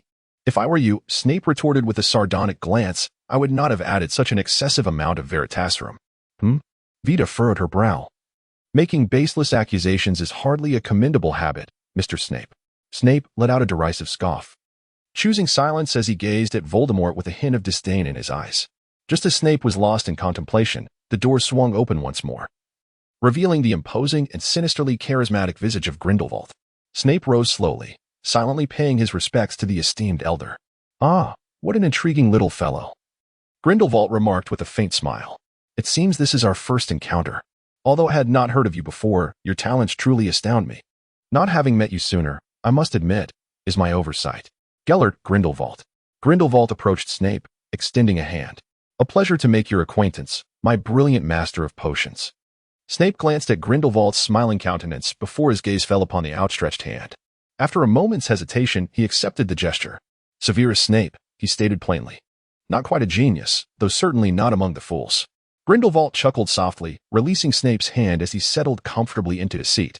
An interesting self-assessment, he mused, fiddling with a trinket in his hand. Please, let us converse seated. It will render our discussion far more pleasant. Wouldn't you agree? Snape remained silent, calmly taking his seat. If memory serves, you are the professor of my child, Grindelwald inquired with a smile. His praises of you are notably high. Child? Whose child? Snape's expression remained composed. Yet his heart stirred with unease. If Grindelwald made such a claim, then this child must be at Hogwarts, likely within Slytherin. Students of Slytherin were not born of the Grindelwald lineage, save for one exceptional case, associated with the Dumbledore family. Wait, what? Snape suddenly realized something, his gaze sharpening as he looked at Grindelwald. It seems you have deduced the truth, Grindelwald smirked. Indeed, Felia's, reputed to be your most accomplished student.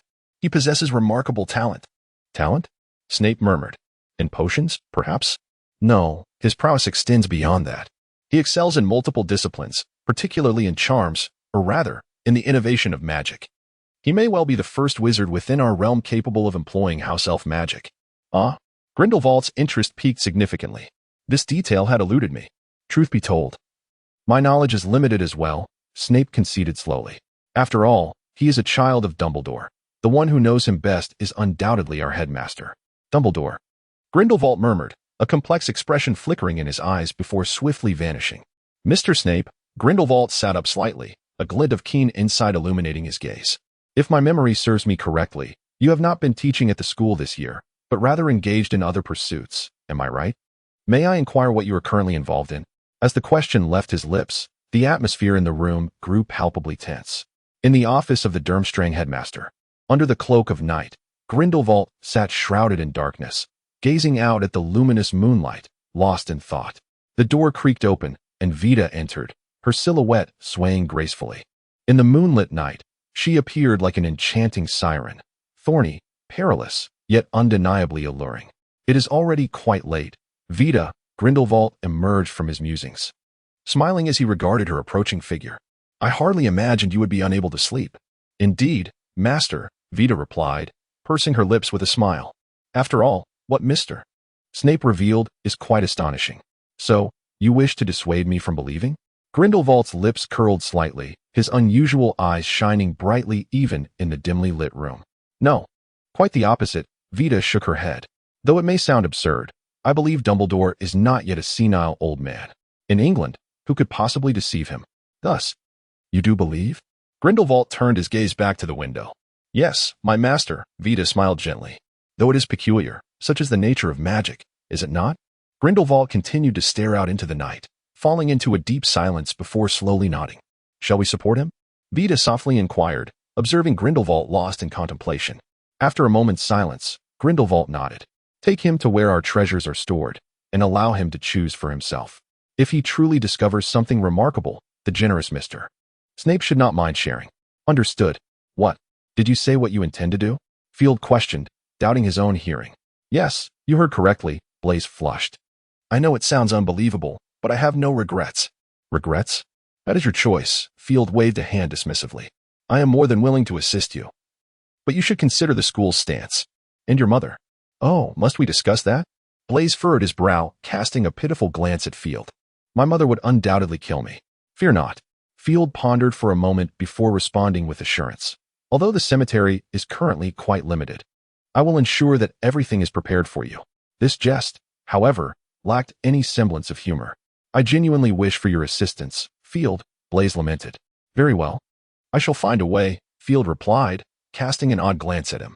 Were it not for the absence of any peculiar sin about you, I might have suspected you had consumed a love potion. I would never indulge in such a thing, Blaise retorted, waving his hand dismissively. Only to realize the implications of Field's response, and with a spark of joy, he inquired, You truly agree to assist me? You shan't back out? If you utter one more word, that may no longer be the case, Field shot him a sidelong glance. If I were you, I would seriously contemplate how you intend to proceed. It was indeed remarkable that this lad was genuinely considering venturing towards Hogwarts Great Hall. On this day of Halloween, Field arose quite late. Perhaps due to his concern for his students, Dumbledore had insisted that Field take a few days of rest, delegating the classes to Madame Pomfrey. According to feedback from the Slytherin students, while Madame Pomfrey appeared somewhat more amiable than Field, her expectations during potion brewing were even more stringent.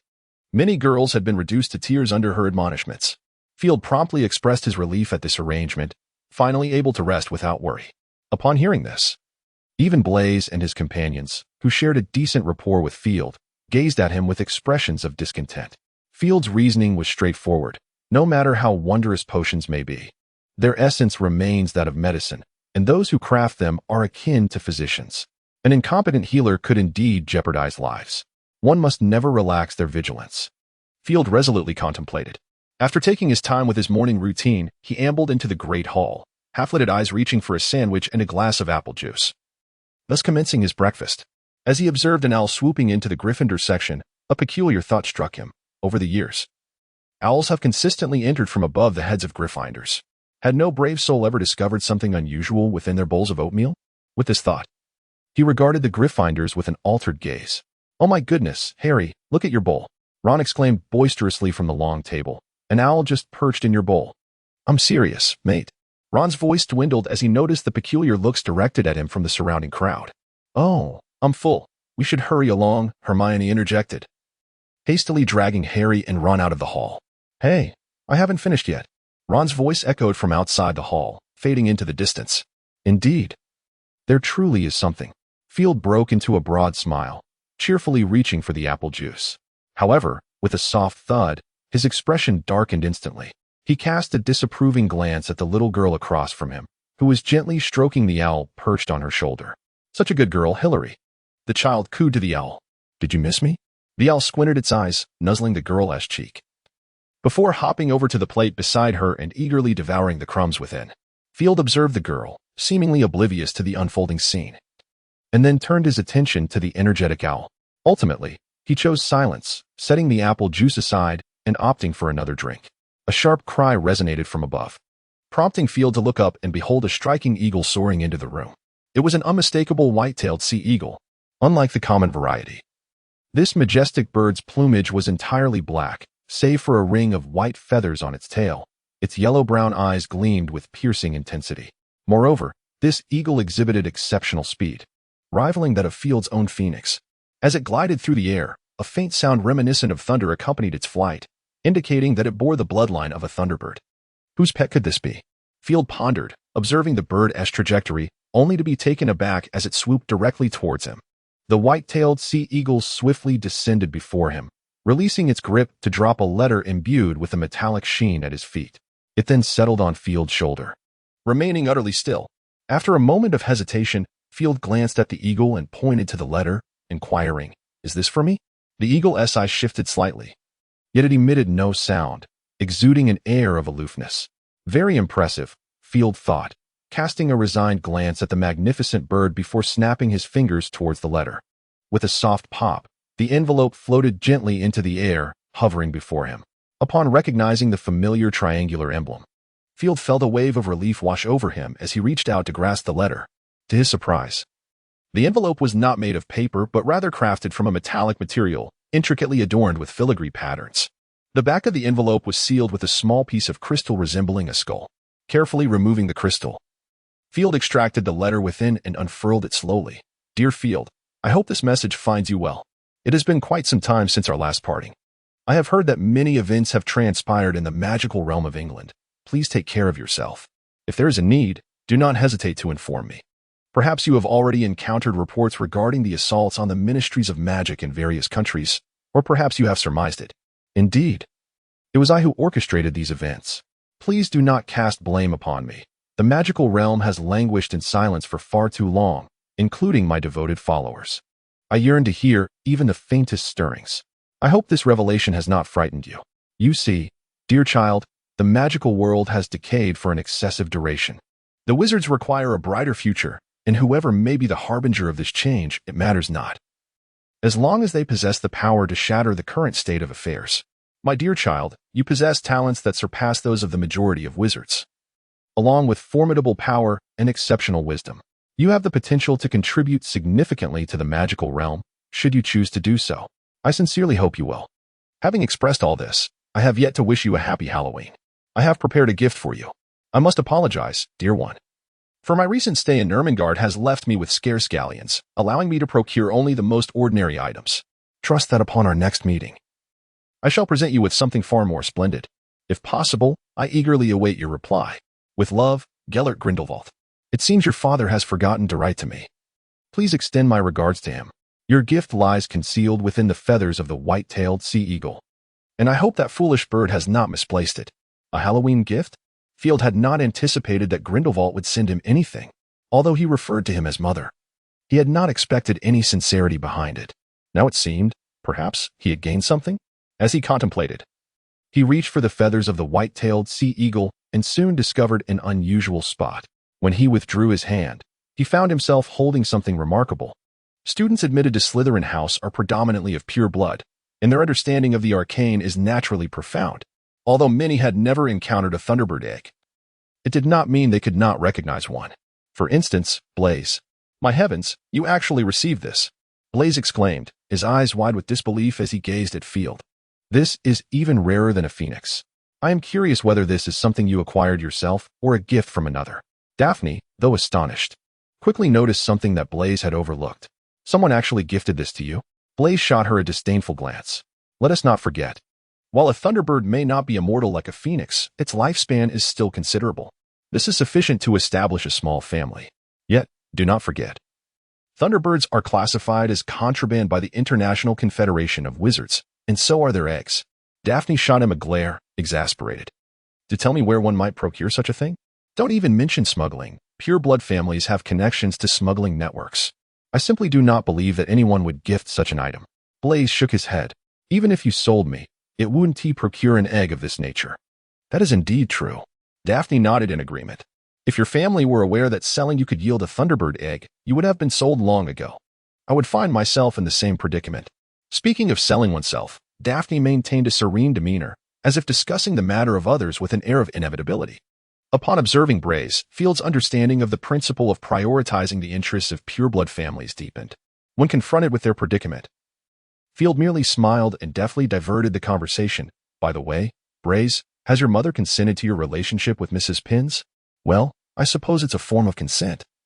Blaise replied, a hint of distress shadowing his face. My mother informed me that we may be together, yet she cannot marry into the Zabini family. This implies that Mrs. Pins can only be your mistress at most. If I am not mistaken, is that correct? Field raised an eyebrow in inquiry. Indeed, Blaise nodded affirmatively, letting out a sigh. I have yet to inform her. However, I suspect she would not approve. Who knows? Field shrugged. Perhaps you should give it a try. If she agrees, it would herald your happiness, would it not? To be honest, I do not dare to pursue it, Blaise confessed earnestly. She would undoubtedly be heartbroken. You are merely afraid she might take your life. Daphne scoffed, adding, moreover, You have not yet finished your earlier thought. What Mrs. Zabini stated was that she does not wish for Mrs. Pins to be part of the family. At most, you may purchase her a house. If children arise, they must be raised in the collateral branch. Am I mistaken? Braze's countenance darkened considerably, yet he nodded in agreement. So, she can only be married off as a concubine? And without any standing? Field exclaimed in disbelief, then turned his gaze to Braze. Daphne is correct, which is precisely why I am troubled. Braze rubbed his forehead in frustration. Damn it, I wish I knew who advised my mother. If I did, I would surely give that person a piece of my mind. Oh, I fear there was no such advisor, Field mused silently, having heard tales of Mrs. Zabini's indiscretions. The pureblood families secretly referred to her as the Black Widow. And one could easily surmise the reasons behind such a moniker. Were I in your position, I would diligently study magic, Field advised, patting Braze on the shoulder. If your abilities are sufficiently formidable, it is likely no one would compel you to do anything against your will. Well, you have a point, Braze conceded, his expression softening slightly as he regarded Field earnestly. I require your assistance, brother. Of course, I am more than willing to help, Field replied. Ultimately, Braze did confide in Mrs. Pins, yet he assured her that he would never act upon such a notion. This time, Blaze was genuinely serious. He had resolved to inherit the entire family estate upon his graduation, and at that moment, he would indeed take Pansy as his wife. Whether it was youthful exuberance or a deepening affection, Blaze had undeniably begun to approach matters with earnestness, even reducing his attendance at Quidditch matches significantly. Field did not comment on Blaze's romantic inclinations, but he certainly appreciated the seriousness Blaze displayed towards magic and had guided him considerably. A week before Christmas, Field had just finished a class and was resting in his office when a silver phoenix Patronus flew in through the door. Could you come to my office, Field? The Patronus opened its beak, and Dumbledore's voice resonated. What could it be this time? Field speculated about Dumbledore's summons. Especially since they had just shared a late-night meal the previous evening, something must have transpired since then. With a gentle tap of his foot, Field found himself in Dumbledore's office in an instant. Oh, your magical prowess has advanced once more, my child. Dumbledore's eyes sparkled as he beamed at Field. Is this a result of house elf magic?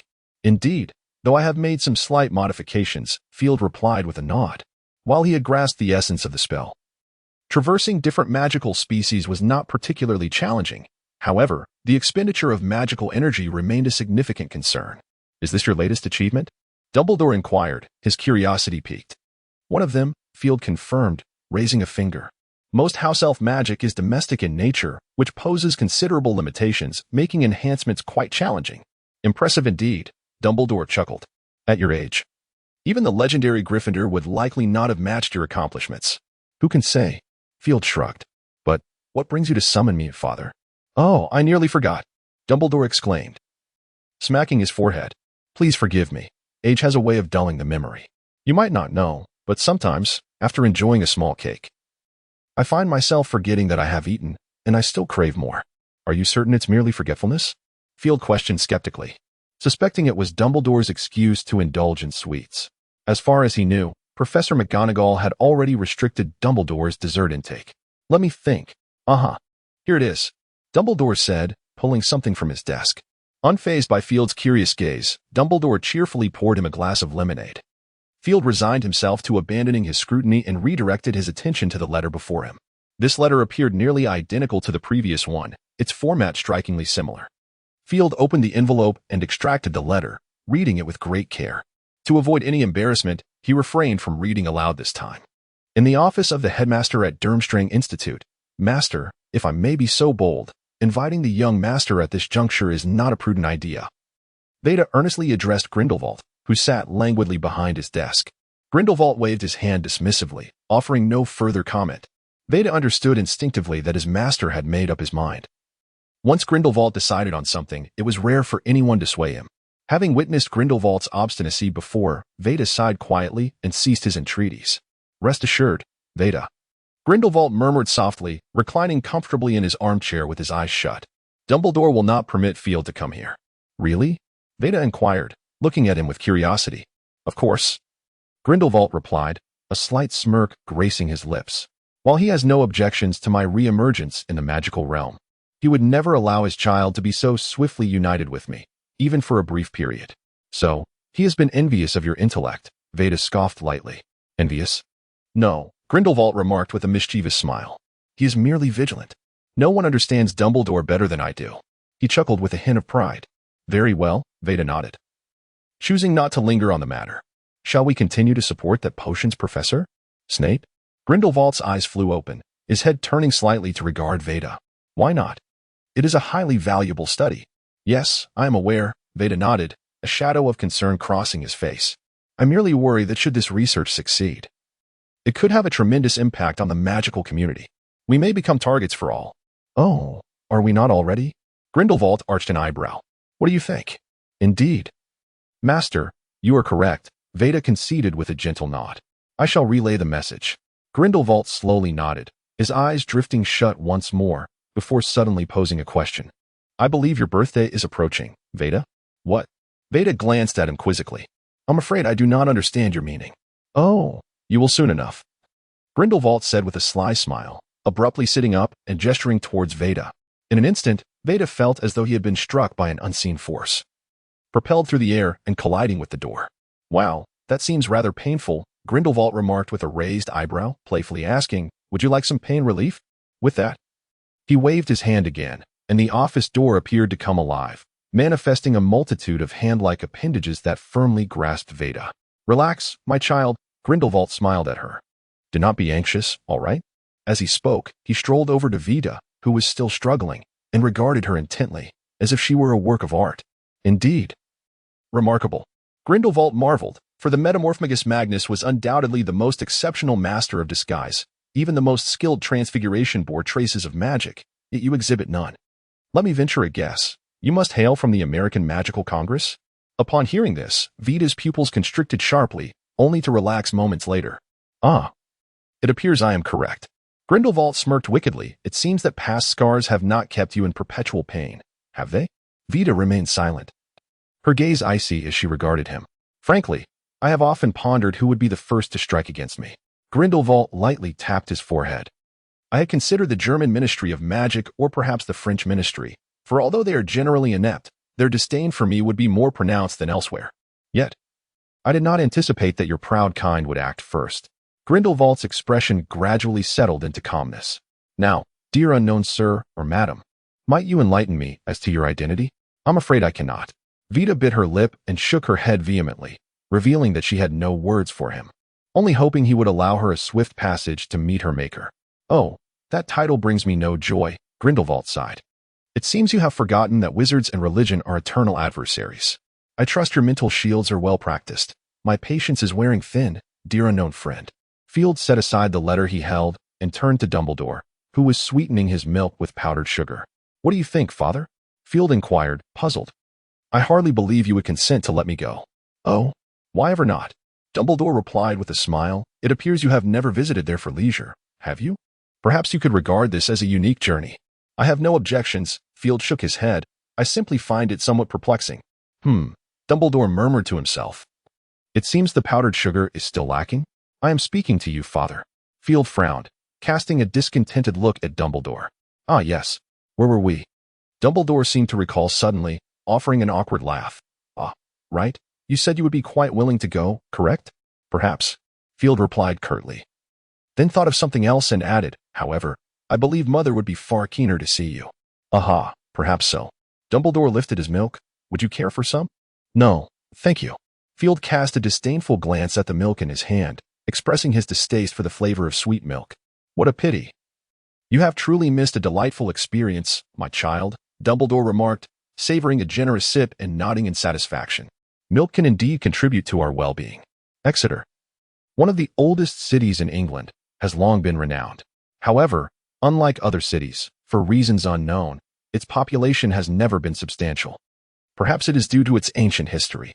To the west of Exeter lies the beloved Exe River, a favored locale for locals who often indulge in sailing. Additionally, there are flour mills in the vicinity, along with some abandoned paper factories. Naturally, no one desires to explore such ruins, not even those self-proclaimed adventurers among the inebriated. Muggles, of course, remain oblivious to the fact that one of these ruins serves as Nick LeMay's safe house. Magic is indeed wondrous, isn't it? Inside the laboratory of the safe house, Nick gazed intently at two test tubes before him. With utmost caution, He extracted a drop of potion from one tube and let it fall into the other. A loud fizz erupted, releasing an odor reminiscent of a foul, spoiled toilet. Oh! Bloody hell, Nick groaned, waving his wand to dispel the noxious scent before stepping out of the laboratory.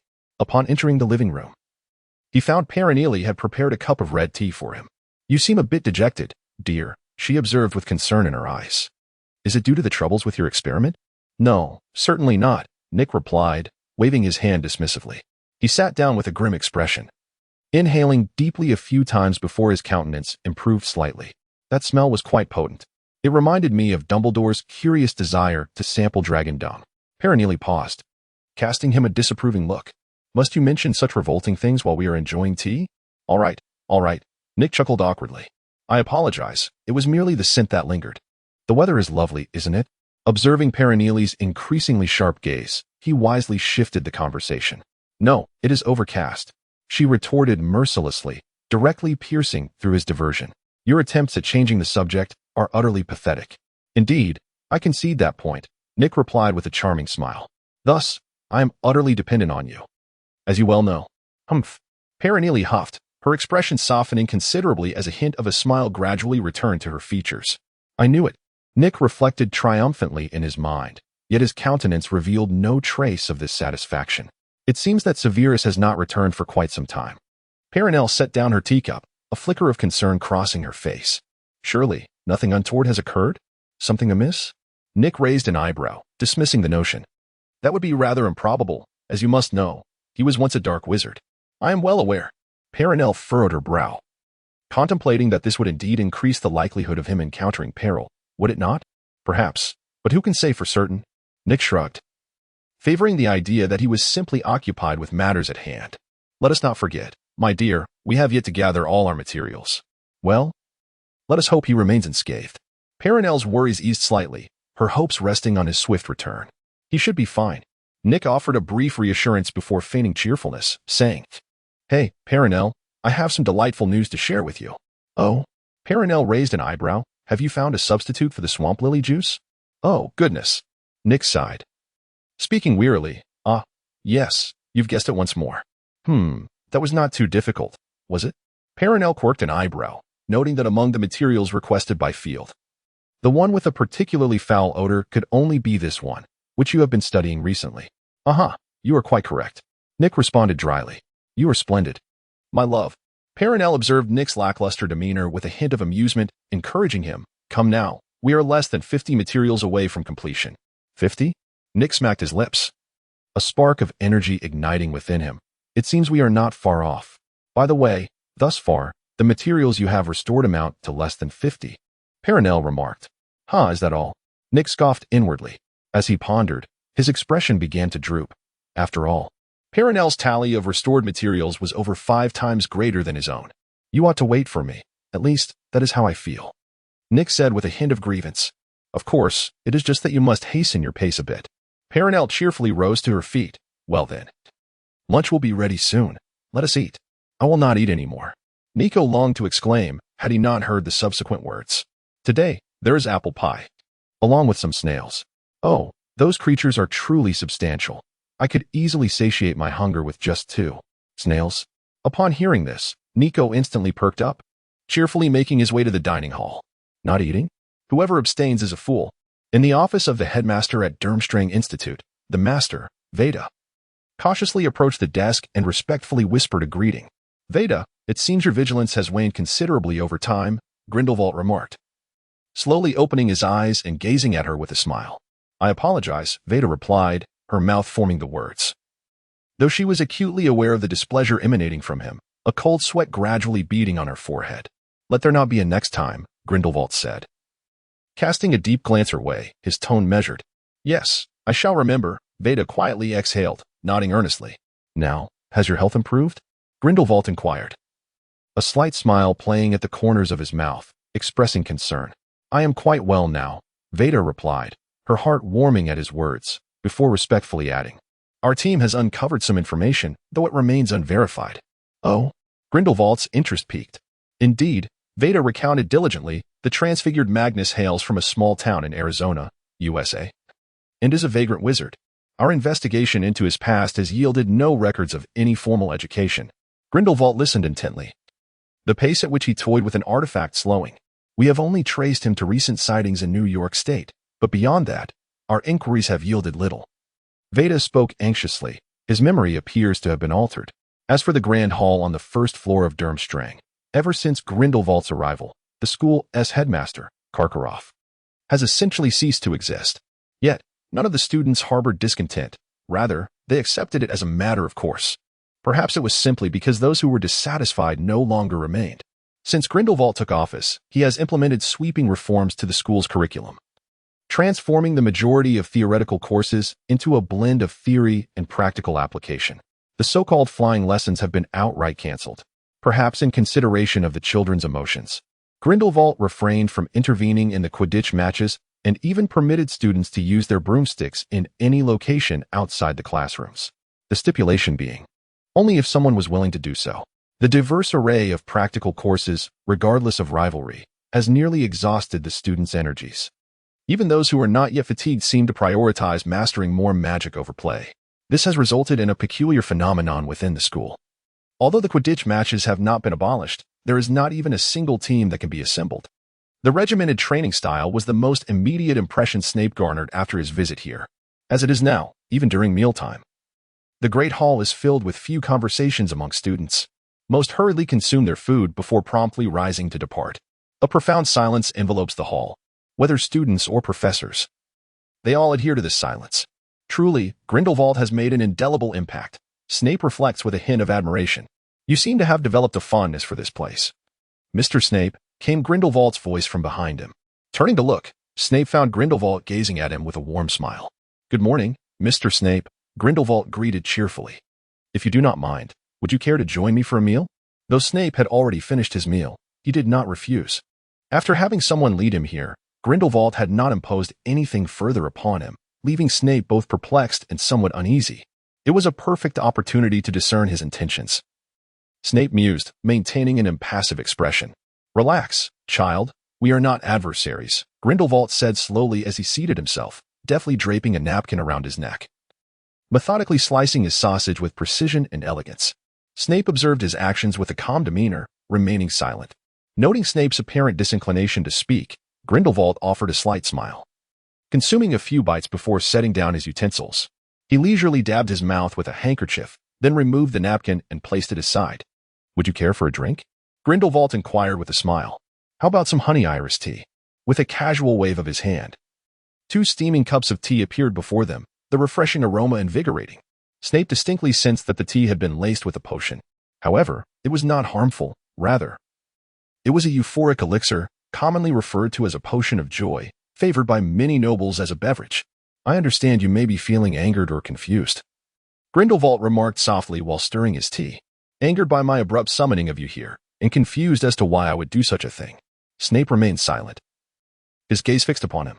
To be candid, I harbored no ulterior motive, at least not at the outset. Grindelwald set aside the stirring rod, delicately lifted the teacup, and after a subtle nod in his direction, savored a sip before placing it down. It was akin to my initial encounters with magic, he mused, reclining slowly against the chair's back. In those early days, I harbored no ambitions. I was merely enamored with magic, its wonders, its boundless potential, its sheer essence. I was captivated by its allure, awestruck by the formidable power and peril it wielded. Grindelwald reflected, particularly on dark magic, which possessed an irresistible charm, albeit one that proved difficult for wizards to master. I had envisioned discovering a means to control it. A flicker of dissatisfaction crossed Grindelwald's eyes, lamenting that the professors thwarted my endeavors, citing danger as their rationale. Indeed, danger, they insisted. Grindelwald scoffed, a clear disdain etched upon his features. Quite absurd, is it not? The inventors of magic, those illustrious ancestors and pioneers, when have they ever feared such things? The invaluable legacy left to us has been rendered inaccessible by their trepidation. Grindelwald straightened in his seat, earnestly posing a question to Snape. What do you believe is the cause of this, Mr. Snape? After a prolonged silence, Snape finally spoke, uttering a single word. Fear. Fear? Grindelwald chuckled. Oh yes, fear. They tremble in apprehension, unwilling to tread the path forged by their predecessors. They lack the courage to embrace the burden of risk, ensnared by their own decay. I have come to the profound realization that if this continues, they can offer me nothing but stagnation. Grindelwald sighed, noting that it was not just them. The entire magical realm seemed ensnared in this malaise. They expelled me merely for my attempts. Grindelwald scoffed again. Do you still harbor resentment towards them? Snape furrowed his brow, unexpectedly posing this query. Perhaps the effects of the potion compelled him to voice his thoughts. Resentment? Grindelwald shook his head. In truth, I ought to despise them. Yet, paradoxically, I do not in the slightest. They have committed no wrongs, have they? Grindelwald countered with a smile. Perhaps they were merely concerned for their students. After my departure from this place, I found myself adrift. Had it not been for Dumbledore's words, I might still be lost in that haze, though that would be an entirely different narrative. Grindelwald sighed once more. As for the events that followed, you have likely read about them in books. I endeavored to dismantle the decay and antiquity within the magical community, striving to demonstrate the value and glory of wizards to the world. Alas, I ultimately met with failure. To be frank, I see a reflection of my former self within you. Grindelwald gazed at Snape, both equally gifted, both struggling to prove themselves, both possessing love in their hearts yet facing similar failures, and consequently, causing pain to those they cherished. Mr. Snape, Grindelwald spoke earnestly, we are not adversaries, but rather should be allies. As time passed, the students vacated the Grand Hall, eager to attend their classes or practice magic. In a fleeting moment, the vast hall was left with only Grindelwald, Veda, and Snape. Snape indeed hesitated. It must be said that Grindelwald's words were sincere and truly touched him. Yet, therein lay his uncertainty. He was acutely aware that Voldemort would inevitably return, and at that moment, he would be the sole member of the Order of the Phoenix capable of infiltrating Voldemort's ranks. He simply lacked the time and energy to join Grindelwald's organization. I imagine you must be quite troubled now, Grindelwald said softly, concern etched upon his face. He pondered for a moment before inquiring, is it because of Dumbledore? Snape hesitated, slowly shaking his head. Then, Grindelwald's lips subtly curled into a fleeting smile before it vanished. I surmise it is that little fellow who once stirred quite the tempest in the British magical community? Forgive me, I have indeed looked into your past, Grindelwald admitted sincerely. I have come to understand your romantic history. If I am not mistaken, you are seeking vengeance for that girl, are you not? Snape remained silent for a moment before nodding. This truly was the primary reason he persevered. Ah, in that case, it becomes considerably simpler, Grindelwald remarked with a smile. Why not seek our assistance? If you were willing, you could meet him tomorrow. I believe he would be quite eager to see you. It would be of no use if you were unwilling, though Grindelwald did not voice this. Snape, however, understood it well. I appreciate your invitation, but I must decline. Until I resolve certain matters, I cannot agree to your proposition. Very well, that shall be my greatest regret, Grindelwald sighed. However, should you require assistance, do not hesitate to write to me. I believe we could become good friends. Yes? Certainly. In the headmaster's office at Durmstrang, Grindelwald settled into an armchair, idly toying with the handle of his wand, a smile never leaving his face. It was evident that he was in high spirits. Forgive me, master. I do not quite understand, Veda said, gazing at him with curiosity. We are not lacking in potion masters, are we? Why expend such effort to seek one from England, where our influence is quite feeble? Grindelwald paused slightly, smiling at her. You are rather talkative today, Veda. Apologies, my master. Veda bowed respectfully. It's nothing. Grindelwald waved his hand dismissively. I am in quite a good mood today. You are correct. If he were merely a master of potions, he would not warrant such esteem from me. However, few potion masters are as youthful as he. Moreover, let us not forget that he is a professor at Field. You should be aware that Field holds him in high regard. And given our limited influence in England, why not expand our reach? Grindelwald said with a smile. The professors at Hogwarts are quite formidable, aren't they? I understand. Veda nodded thoughtfully. Watching her depart from his office, Grindelwald smirked mischievously and murmured to himself. I am curious to see what you plan to do now, Dumbledore. In the Hogwarts headmaster's office, my dear child, I have an idea. Dumbledore said with a warm smile, observing Field as he struggled to cram various items into a suitcase. There is still plenty of time before Christmas. There is no need for haste, just a bit of preparation. Field waved his hand dismissively, carelessly tossing Dumbledore's desk into the suitcase. Oh, it seems that this doesn't need to be taken, Dumbledore remarked, somewhat resigned. It would be better to take some things with you, Field countered assertively. After all, you are accustomed to this desk. You wouldn't enjoy using another after all these years. Very well, Dumbledore sighed. You may go seek the fairies, provided they agree. Really? Field asked, a hint of surprise in his voice. Yes. Dumbledore paused, looking at Field. I worry that if I refuse, you might attempt to pack my headmaster's office into your suitcase as well. Perhaps this is the most regrettable gift I have ever given. No. I believe it is quite successful. Field chuckled in rebuttal. After all, without this, how could I possibly keep your belongings so tidy, right? Mother would certainly agree with me. Well, you shall have much to discuss, Dumbledore said, rubbing his temples with a hint of exasperation.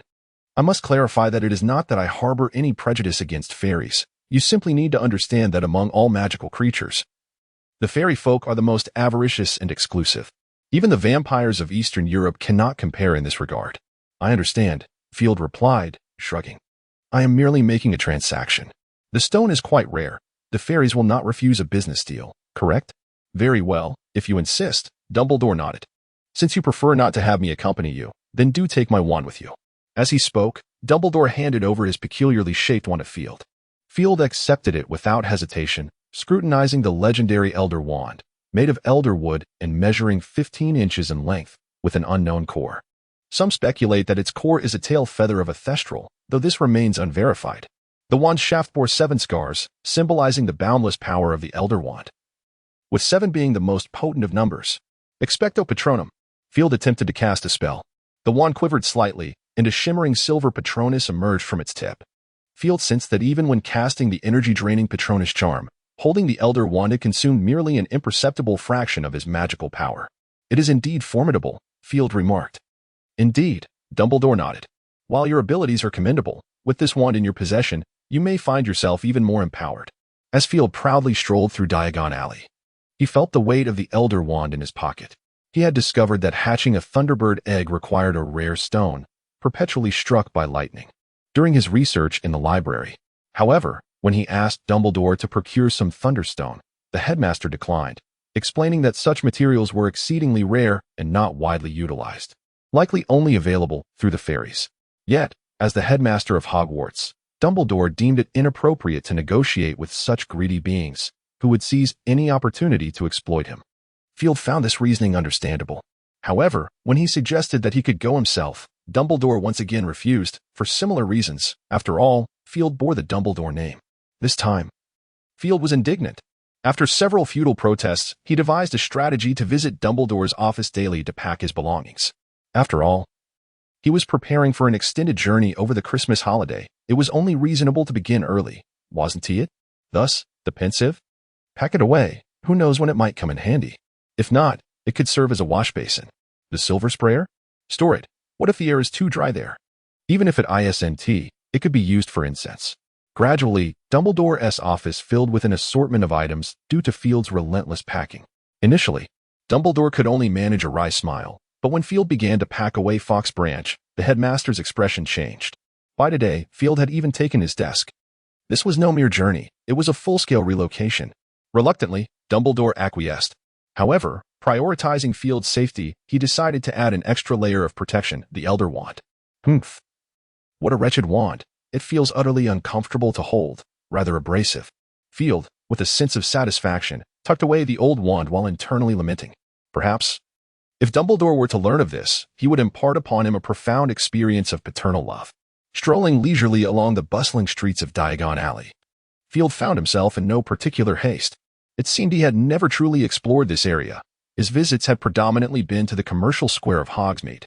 As he ambled on, taking in the sights along the way, he soon arrived at Gringotts, the bank run by goblins. Perhaps due to the school's ongoing session, the bank was not particularly crowded. The goblins appeared to be occupied, yet not overwhelmingly so. "Good morning, sir," a goblin called from a high platform ahead. "Welcome to Gringotts. If I am not mistaken, this is your first visit." "Indeed," Field nodded in acknowledgement. "Very well, sir." The goblin smiled, though there was a hint of mischief and malice in its expression, perhaps owing to its countenance. "I am Grip Hook, the manager of the British branch of Gringotts." As Grip Hook introduced himself, he descended from the platform, and Field noted that this goblin was considerably taller than the others. "I am Field Dumbledore," he replied. "Though I have never been here before, I believe my vault should be located within." "Oh?" Grip Hook's eye sparkled, and his smile widened. "I know you, young Dumbledore. Your vault is number 75 underground. a rather fine location. Initially, we sought to cultivate goodwill with the Dumbledore family. However, it seems this has turned out to be one of our wisest investments. I beg your pardon, but I do not quite comprehend your meaning. Field furrowed his brow. Ah, young Dumbledore, Griphook chuckled with a knowing glint. Perhaps you are unaware that our kind possesses the innate ability to see through all disguises. We can discern the most valuable aspects of anything with remarkable clarity. The everlasting flame, and the great power suffused with the essence of the world, Griphook whispered. This is an investment that is nearly devoid of risk, my friend. Should you require assistance, I am at your service. Pardon? Field's defenses were immediately raised. It appeared that this goblin had discerned his phoenix transformation and the inherent power he possessed. While the phoenix power was manageable, the transformation itself was known to only a select few. Oh, there is no need for such caution, my friend. Griphook stepped closer, bowing deeply. Now, might you share the purpose of your visit? After a moment's contemplation, Field articulated his request. I seek some Thunderstone. Thunderstone? Griphook scratched his head. You mean the material imbued with the power of lightning? Precisely. Field nodded thoughtfully. However, he remained uncertain about the true worth of the item. Deeming it merely a trivial material, Shilong shook his head, a cunning smile gracing his lips. If you're inclined, I could take the liberty of gifting it to you, regardless of the quantity. Oh, Field squinted slightly. And what do you desire in return? Your friendship, young Mr. Dumbledore, Shilong replied with a grin. Surely, we shall have ample time to enjoy each other's company, will we not? Field studied him intently, a light chuckle escaping his lips. Are you certain? Absolutely, Shilong affirmed, nodding. Whether in the present or the future, you are deserving of our generosity. Indeed, I have high hopes for your future. Then, my friend, do you accept? Shilong's smile widened. His gaze fixed earnestly on Field. Field regarded him deeply, a radiant smile suddenly illuminating his face. I can refuse any number of galleons, but I cannot turn down sincerity. Can I? No, you may refuse. Shilong's smile faltered slightly. However, I dare say, this will be the most worthwhile transaction you have ever made. Perhaps, who knows? Field chuckled lightly. Now, as for the Thunderstone. Oh, it is all right here, Shilong exclaimed, appearing even more eager than Field. With a snap of his fingers, a rather dull-looking bag materialized in his hand. This contains all my stock, over 1,000 pieces, sufficient for you to hatch 20 Thunderbirds, Shilong said cheerfully, handing the bag to Field. And should you require more, feel free to send me a letter. I shall ensure you receive it promptly. Field smiled, accepting the bag from Shilong, nodding in acknowledgement. After securing the coveted Thunderstone, he hastily departed from Diagon Alley, returning to Hogwarts. Though he seemed pressed for time, an undeniable smile lingered on his face, clearly indicating his elation. In the Hogwarts headmaster's office, upon entering, Field intended to share his joy with Dumbledore. However, upon witnessing the complex expression on Dumbledore's face, he instinctively halted. Field could assert he had never encountered such a myriad of emotions on Dumbledore's visage, a blend of confusion, joy, sorrow, and bemusement. Father? Field tentatively called out. Oh, my child. Dumbledore appeared to come back to himself, offering a smile. You have returned. Was everything smooth? Quite well. Field nodded, approaching the desk. He retrieved the Elder Wand, placing it upon the surface. I did not utilize it. You may reclaim it, Father. Field spoke softly. Dumbledore, with a smile, glanced at Field and did not refuse, saying, when you are capable of wielding it, I shall present it to you. That is unnecessary, Field replied, shaking his head to decline Dumbledore's kind offer. You know that I seldom use a wand. It would render me dependent on such artifacts. Ah, my memory, Dumbledore exclaimed, lightly tapping his forehead. I nearly forgot that you were unlike the others. Very well then, I shall embark on yet another grand adventure with it. That remains to be seen, Field replied with a twinkle in his eye. Let us not forget the magic that Nicholas Flamel is researching. I dare say your lifespan will be remarkably extended. Immortality is not beyond the realm of possibility, is it? Indeed, I believe it is quite feasible, Dumbledore said, gazing at Field with a hint of pride. You are truly exceptional. However, dear friend, Dumbledore's smile gradually faded, replaced by a more somber expression. I feel compelled to remind you that longevity or immortality may not necessarily be a blessing. Life's brilliance stems from its brevity. Immortality resembles a curse. Dumbledore fixed his gaze into Field's eyes. Time is perhaps the most irreversible force in existence. It smooths all, be it joy or sorrow. My child, the only eternal entities we may observe are stones. I understand. Field nodded and then added, precisely for this reason, I require your companionship. In the future, we can explore diverse vistas together. The power of magic enables us to achieve greater feats, such as conquering the stars above. Dumbledore looked upon Field, a smile once more gracing his face, and sighed. It seems I am indeed growing old. Nay, in a millennium, you may find that you are still quite youthful, Field said, extending a finger and shaking it with a grin. Who can predict the future? Dumbledore appeared unconcerned. Ah, I nearly forgot this matter, Dumbledore suddenly recalled. I may need your assistance, Field. Could you share your thoughts? Field nodded and raised a finger, suggesting perhaps a drink would make it more comfortable. As he spoke, he tapped the table, and a glass of lemonade materialized before him, while Dumbledore found a half-filled cup of honey and a pot of black tea. With a few gestures, Field caused the teapot to levitate, pouring the crimson tea directly into the honey, filling the cup to the brim. Indeed, this is much more convenient. Field nodded in satisfaction. Dumbledore appeared equally content, cheerfully lifting his teacup and savoring a sip, which enhanced his satisfaction. After placing the cup down, Dumbledore softly voiced his thoughts. Severus is unlikely to return. Field furrowed his brow, gazing at Dumbledore in perplexity. Gellert sent me a letter, Dumbledore revealed, looking somewhat troubled. He informed me that he has invited Severus to teach at Durmstrang. Severus subsequently responded, accepting Gellert's invitation. So, your mother has indeed seduced your father, and with success? Field's lips twitched, finding the unfolding events rather surreal. Gellert has asked me to recruit several more professors, Dumbledore continued, stating that he would extend invitations to other Hogwarts faculty. So I should prepare in advance. Is he truly so audacious? Field's eyes widened in astonishment as he stared blankly at Dumbledore. So, you consented? Field attempted to voice his query several times, ultimately managing only this single question. Certainly not. Dumbledore shook his head. I will remind the professors to exercise caution. However, if anyone genuinely wishes to go to Durmstrang, I will not hinder them. Are you not concerned that the professors might follow your mother? Field inquired, perplexed. Not in the slightest, Dumbledore replied, with a hint of pride. The professors of Hogwarts remain loyal to me, a fact I have never doubted. Thus, you have never doubted Professor Snape? Field blurted out, recalling Dumbledore's previous confidence in him, only for Snape to leave. Ah, that, Dumbledore chuckled, casting a glance at him. Severus likely has his reasons. So, you are uncertain? Field persisted. He is still the head of Slytherin House. Dumbledore fell silent, his slender fingers instinctively resting upon the ancient one still on the table. What do you intend to do? Field noticed Dumbledore's gesture and quickly inquired, regarding the new potions professor, do you have a candidate in mind? Speaking of which, Dumbledore nodded. I do have someone in mind, though I cannot ascertain whether he would be willing. I trust you, Field said earnestly. I have yet to find anyone who could refuse you. Gellert would. Dumbledore replied calmly. You are family, that doesn't count. Field waved his hand. I believe in your charm, Father. Very well, I appreciate your trust. I shall give it a try. Dumbledore replied with a smile and nodded. Before that, however, I still require your assistance. So, this is what you want me to help you with? Field sensed something amiss in the bustling metropolis of New York City, recognized as one of the wealthiest cities in the world. New York holds an unparalleled status in the United States.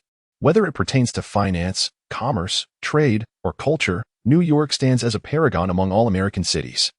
The city is replete with magnificent architecture, yet when one speaks of iconic structures, the Woolworth Building invariably comes to mind.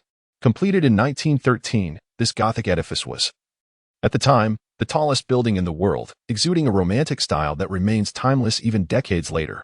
The Muggles, or rather, the oblivious masses, are blissfully unaware that the enchantment of this building extends far beyond its facade. It also houses the American Magical Congress. Unlike the conservatism of other countries, the American magical community embraces progressiveness, which accounts for the relocation of the Congress from Williamsburg, Virginia, to the Woolworth Building in New York City. In fact, this marks their 5th relocation. While the personal styles of American wizards are exceptionally distinctive, this does not imply a willingness to break from tradition, particularly regarding the statute of secrecy. Indeed, it can be asserted that the vast majority of American wizards are staunch advocates of this law. The rationale behind this can be traced back to the puritanical purges that significantly impacted the magical community in America, resulting in a culture of discretion among wizards. Inside the office of the president of the American Magical Congress, Samuel G. Cohagen, a corpulent Caucasian gentleman, appeared from a distance to be akin to a benevolent bear in his tailored suit. His eyes, seemingly squished into mere slits due to his ample girth, perpetually bore a semblance of a smile. Perhaps it was this unique affability that rendered Cohagen's campaign for the presidency remarkably effortless. It soon became evident that he possessed commendable capabilities, as he managed to rectify the disarray left by his predecessor in a mere few years. Consequently, the officials within the Congress held a considerable degree of respect for this president. Knock, knock, knock. Come in, Cohagen instructed without lifting his gaze from the documents before him. The door swung open, and his striking assistant sashayed into the room. "Good morning, Mr. President," she greeted, casting a flirtatious glance his way. "I apologize for interrupting your work, but a gentleman wishes to see you. He claims to have an appointment." "Oh, did he mention his name?" Cohagen inquired, lifting his head with a jovial expression. "Indeed," the assistant replied, her form swaying slightly. "He said his name is Osama bin Laden." "Oh, what a rather unfortunate name, too difficult to remember," Cohagen exclaimed, an expression of surprise momentarily crossing his face, followed by hearty laughter. "But trust me, it is indeed one of the more melodious names. Could you kindly escort him in?" "Very well, if that is your desire." The female assistant revealed a sweet smile. Of course, Cohagen appraised her for a moment and added, "You look truly beautiful today. Would you care to join me for a cup of coffee? I know a delightful new CAF." "Certainly, why not?" the assistant replied with a smile. "I've always had ample time. Just don't keep me waiting too long, all right?" With that, she swayed her hips and exited the office. Cohagen gently inhaled the lingering scent of her perfume in the air, and a smile gradually spread across his face. The door was knocked upon once more, and the assistant entered, accompanied by a somewhat shy-looking male wizard. He was tall and appeared quite slender, clad not in a suit, but in a long white robe. "Oh, look who we have here," Cohagen exclaimed, rising with laughter to greet him, embracing him warmly. "It's been a while, my dear. How have you been?" "I've been well, Mr. Who," Usama replied with a smile, a slight blush gracing his cheeks as if he were a bit bashful. "Oh, I believe I mentioned you could call me teacher," Cohagen feigned displeasure. "All right, teacher," Usama chuckled. "Haha, that's splendid." Cohagen appeared in high spirits, casting a glance at the female assistant to signal her to leave, before taking Usama's hand and leading him to the desk. "It has been quite some time since your last visit, my dear student. How have things been progressing for you?" "I believe it has been relatively good," Usama smiled. "Although I have yet to encounter Grindlevald, I have met with Veda Rogier, that esteemed assistant of Grindlevald." Cohagen observed him with keen interest. "If you don't mind, could you elaborate?" "Certainly, teacher," Usama replied with a bashful smile, beginning to recount his experiences. "You know I have always followed your plan. After saving a leader of the Saints, I successfully integrated myself into their ranks. Initially, they were quite skeptical of me. However, after undergoing more than one instance of mind reading, they found no evidence against me, and thus I remained, gradually earning their trust." At this point, Usama paused briefly before continuing. "After that minor leader suffered an unfortunate accident, I took his place. Over the ensuing years, I slowly won them over, both in magic and belief. They were lacking in both compared to me, at least on the surface. As you are aware, I eventually ascended to a high position and managed to convince them of my loyalty. As for Veda Rogier, I encountered her at the Saints base in San Francisco. She intended to test me. Did she not harbor any doubts about you?" Cohagen raised an eyebrow. "Initially, there was certainly skepticism." Usama spoke softly, "But gradually, I earned her trust, even leading her to believe that I was indeed the one capable of guiding them forward. Now, she has entrusted me with the affairs on the American side." At this point, a hint of joy and pride flickered across Usama's face. "Which is why I dared to come and see you. I have not brought you shame, have I?" "Shame?" Cohagen shook his head vigorously. "No, no, no. You have done exceptionally well. In fact, it could not have gone better. I am proud of you." "You know that, my dear?" Cohagen regarded him earnestly. "The followers of Grindlevald have always been a persistent threat to us. We cannot allow them to continue their growth. Any power, only Hogwarts headmaster's office." Hurry, father." Observing Dumbledore's unhurried actions, Field could not help but urge, "Do not forget, once the time for the portkey is passed, we will have to resort to Muggle transportation." "Muggle transportation is quite convenient as well," Dumbledore corrected with a smile, and after placing the items in the box, he extracted an old-fashioned pocket watch. "Time is drawing near. Is there anything else you wish to bring?" "Nothing more." Field shook his head, suddenly recalling something. Right, father. Since we have visited Mother. But you not to discuss when to wed?" Dumbledore paused, a flush appearing on his face. I need to consult Gellert, Dumbledore said somewhat awkwardly. Very well. I shall ask, Mother, Field replied earnestly. Just as the clock struck 10, the seemingly ordinary quill pen on the table suddenly emanated a blue glow. It is time for us to depart, my child. Dumbledore smiled at Field. At the Durmstrang Institute's playground, Vita regarded Grindelwald with some curiosity. Strangely, since early morning, Grindelwald had been meticulously preparing himself. Although he usually paid attention to his appearance, today he seemed particularly earnest, changing suits several times. Could it be that their leader was preparing for a blind date? Vita pondered uncertainly. If that were the case, it would not bode well. A sense of worry crept into Vita's heart.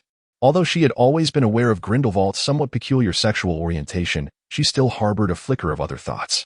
Despite knowing it was nearly impossible, one must always entertain fantasies. What if they could come to fruition? Observing Grindelwald's seemingly calm demeanor, Vita distinctly noticed his clenched fists. Was he feeling anxious? Vita was certain of this.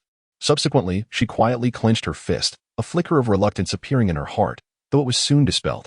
Now, her only curiosity lay in discovering who could elicit such earnestness from their leader. A crisp sound echoed, and two figures, one large and one small, materialized before them.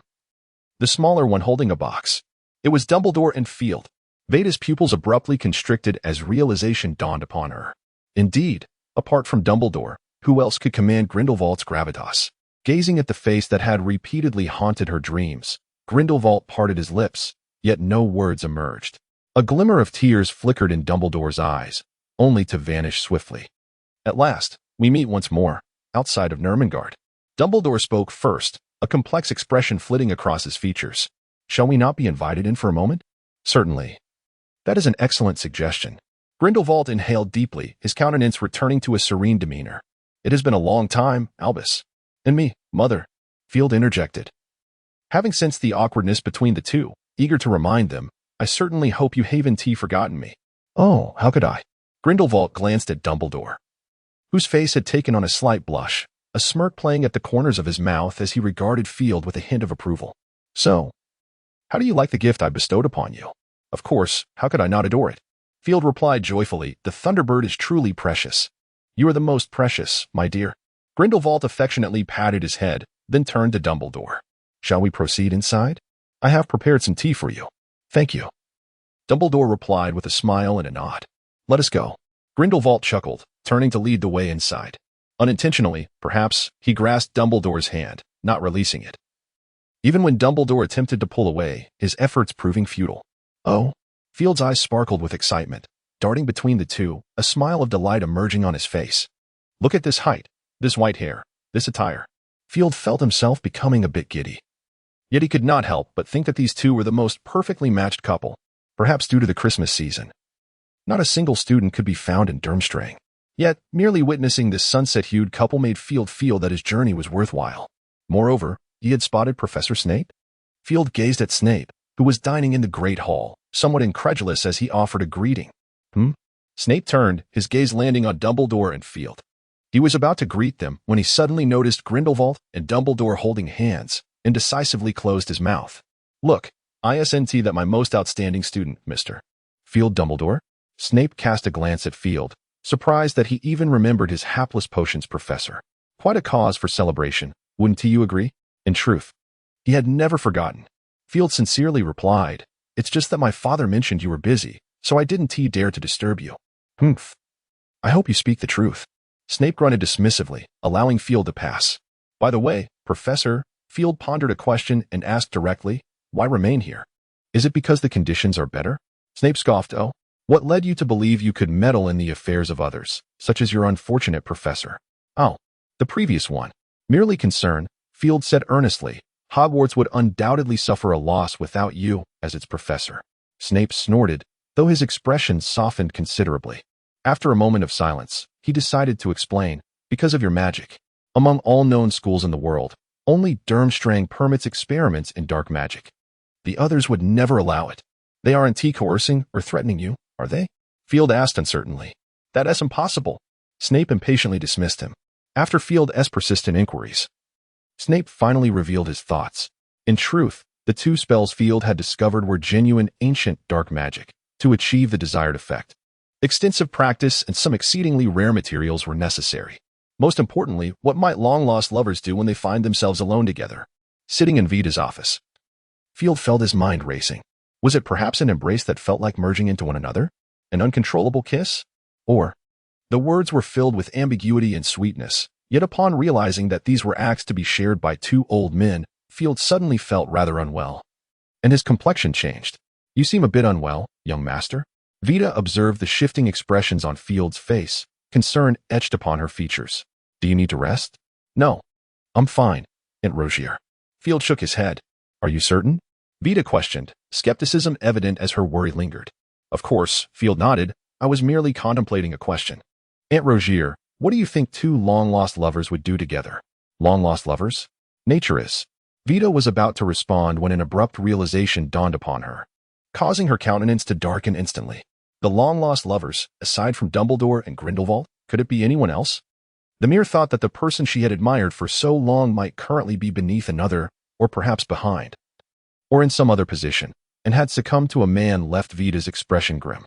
Alas, both sighed in unison, momentarily at a loss for words.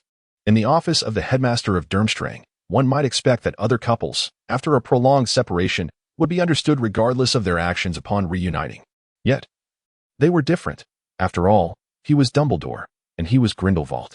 An opulent desk adorned the room, accompanied by two steaming cups of aromatic coffee, two elegantly embroidered velvet armchairs, and two individuals ensconced in silence.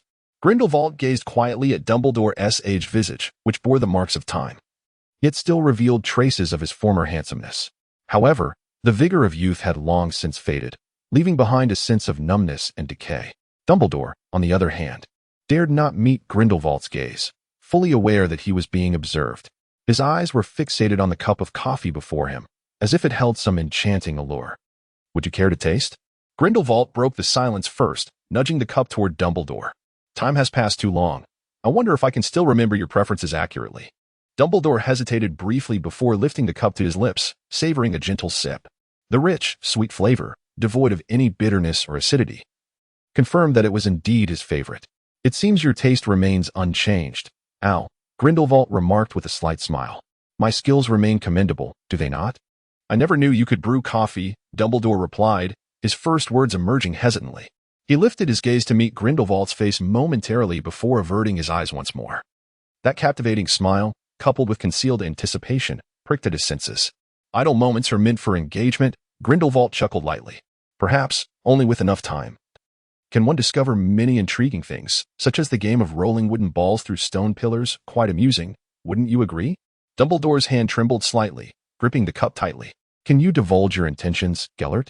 He asked, forcing himself to regain composure and speaking softly. You still dare not meet my eyes, Grindelwald replied, a hint of disappointment lacing his words. If you wish, I would prefer to know why you departed from Nurmengard.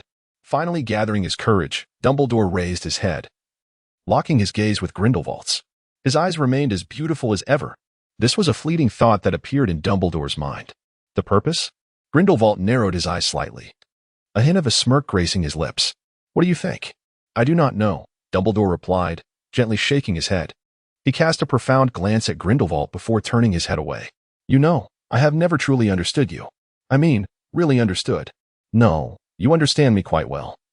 Grindelwald waved his hand dismissively. I have never concealed anything from you, provided you wish to know. You are aware of my essence. You simply refuse to acknowledge it, Al. Dumbledore fell silent, acutely aware that Grindelwald spoke the truth. Grindelwald had deceived many, spun countless lies, yet he had only ever deceived Dumbledore twice, once by taking the blame for Ariana's death, and the second time by holding back during their duel. Only Dumbledore understood the depths of his pride, and only he knew what Grindelwald had always aspired to achieve. Yes, only he knew. It has been 50 years since we have sat together like this, Grindelwald sighed. Let us not allow anything else to disturb this splendid afternoon, shall we? Dumbledore hesitated momentarily, but eventually nodded slowly. Are they not coming down for dinner? Field inquired, raising an eyebrow. Did they say that themselves? It seems so, Vita shrugged. Dumbledore sent a note via his phoenix. As she spoke, Vita handed a small piece of parchment to Field. He eyed her suspiciously before taking it and reading. We have important matters to discuss. Feel free to enjoy dinner without us. Do not worry.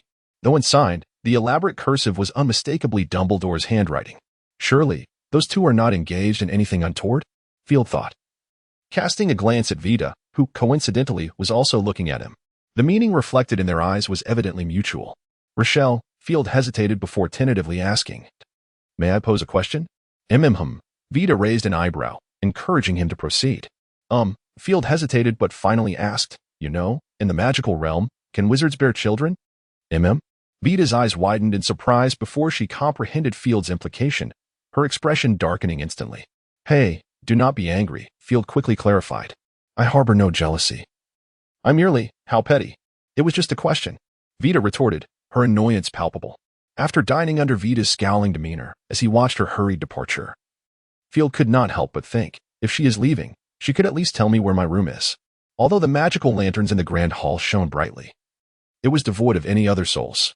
Field contemplated the situation, thinking it unwise to spend the night in the hall, especially given that his father was no longer a reliable figure. He had anticipated this outcome. After all, a child was merely an accident, while true love resided with the parents. He had sensed this before arriving, but he did not expect Dumbledore to be so insistent. Fortunately, he had this suitcase. Glancing at the suitcase at his feet, Field suddenly felt that bringing it along had been an astute decision. After a moment's thought, he grasped the suitcase and exited the hall, stepping into the night. The atmosphere of Durmstrang was markedly different from that of Hogwarts. Whether due to its geographical location or the time of year, the moonlight here seemed less radiant, yet the stars appeared more plentiful beneath the delicate starlight. The warm embrace of the salty sea breeze imparted a unique sense of comfort to the night. With the suitcase in hand, Field wandered, admiring the nocturnal beauty surrounding Durmstrang, until he unknowingly found himself at the dock, where the breathtaking view captured his attention. Before him, the inky sea mirrored the celestial tapestry above, while the gentle waves shattered the starlight, resembling shards of silver scattered across the water. A few unknown insects flitted through the air, reminiscent of fireflies, adding a touch of romance and dreamlike quality to the scene. This place was delightful. Field was thoroughly satisfied, casually setting down his suitcase, opening it, and stepping inside. He would sleep here tonight. The morning's ship horn heralded the dawn and roused Field from his slumber within the suitcase. After hastily freshening up, he emerged from the case and made his way to the grand hall, where he fortuitously spotted Dumbledore descending the stairs, laughing amiably with Grindlevald. "Good morning, my child. Did you sleep well last night?" Dumbledore greeted him with a warm smile. "This place is rather splendid, I assent it." "Ah, indeed, it is quite wonderful," Field replied with a sidelong glance. "It couldn't be more comfortable. The night here is truly beautiful, don't you think?" "Oh, is that not the esteemed headmaster of Hogwarts, Mr. Dumbledore?" Field remarked with an air of mock admiration. "It appears you rested well. Should I congratulate you on finally fulfilling your desires?" Field's expression remained impassive as he remarked, "It seems you have not forgotten that you have a child accompanying you." "Wow, truly a cause for celebration." Dumbledore, having been tempered by Snape's training, regarded Field with a smile, occasionally nodding in agreement with his words. "It seems you two have taken a liking to this place," Dumbledore said kindly. "Ah, indeed, I do enjoy it." Field squinted slightly. "Are you suggesting I transfer here?" "If you truly wish to, I would not oppose it," Dumbledore said with a smile, "as long as you are certain that you cannot acquire new knowledge at Hogwarts. I am delighted to support your thoughts." "You seem quite at ease with me," Field mumbled, unsure whether it was sarcasm or a genuine inquiry. "Why not?" Dumbledore replied cheerfully. "You have always made me feel at ease, haven't you? Besides, Severus and Gellert are here, and I trust they will take good care of you." "Perhaps," Field said nonchalantly, "I will consider it. When you brew coffee together next time, remember to change out of your dirty clothes." He pointed at Grindelwald's sleeves and Dumbledore's waist.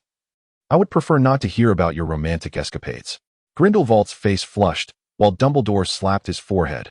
"Oh, I always feel as though I've forgotten something. Forgive me, child. You cannot expect the memory of an elderly man to be as sharp as yours. I will remember." With that, Dumbledore casually wiped his waist and ran his fingers along Grindelwald's sleeve. Instantly, the two areas gleamed as if new. "TCH," Field scoffed, choosing not to say anything further. After a simple breakfast, Field intended to visit the library. Although he was here for leisure, he had not forgotten his purpose. This was the only magical school in all of Europe that supported the study of dark arts, and the collection of books on such knowledge must far exceed that of Hogwarts. However, just as he was about to leave, he was called back by Grindelwald. "Please wait a moment, child." Grindelwald smiled at him. Field looked at him curiously. "What is it, mother?" Hearing Field's address, Grindelwald's smile broadened. Do you have any plans for later? Of course. Field nodded. There must be many books here that I have yet to read, and I wish to explore. If possible, I would like to copy some down to take with me. Oh, certainly, Grindelwald replied with a grin. It seems you already understand what is most important to a wizard. Of course, I am no fool, Field said with a hint of pride, then curiously asked, what is it? Is there something on your mind? Just a few minor matters. Grindelwald smiled. I have asked Vita to summon all my subordinates. They need to meet you.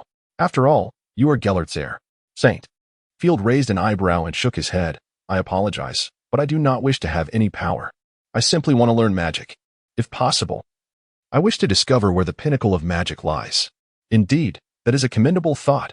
Grindelwald nodded, smiling at him. However, without any power to provide you with sufficient resources, how far do you think you can go? Field pondered for a moment before nodding. Very well, I shall. When are they arriving? Shortly. Grindelwald's smile widened further. In the meantime, you might indulge in something else, perhaps a drink. How about some coffee? Just a glass of lemonade for me, Field replied, shaking his head. And please remember to add a mint candy. I delight in that flavor. Of course, as you wish. Once again, a veil of darkness descended upon Durmstrang, obstructing the sunlight from gracing the skies above. As time passed, the shroud ascended higher, and the clearing before the castle echoed with the sound of pops as one wizard after another materialized.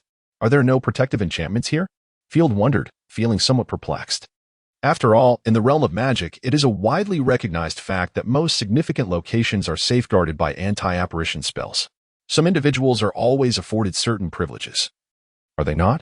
Seemingly divining Field's thoughts, Grindelwald turned to him, smiling as he spoke. Do not forget, we are the masters of magic, my child. Very well. Field nodded, somewhat understanding but still confused about Grindelwald's intent. However, he at least grasped one thing. The protective enchantments had indeed been tampered with by Grindelwald.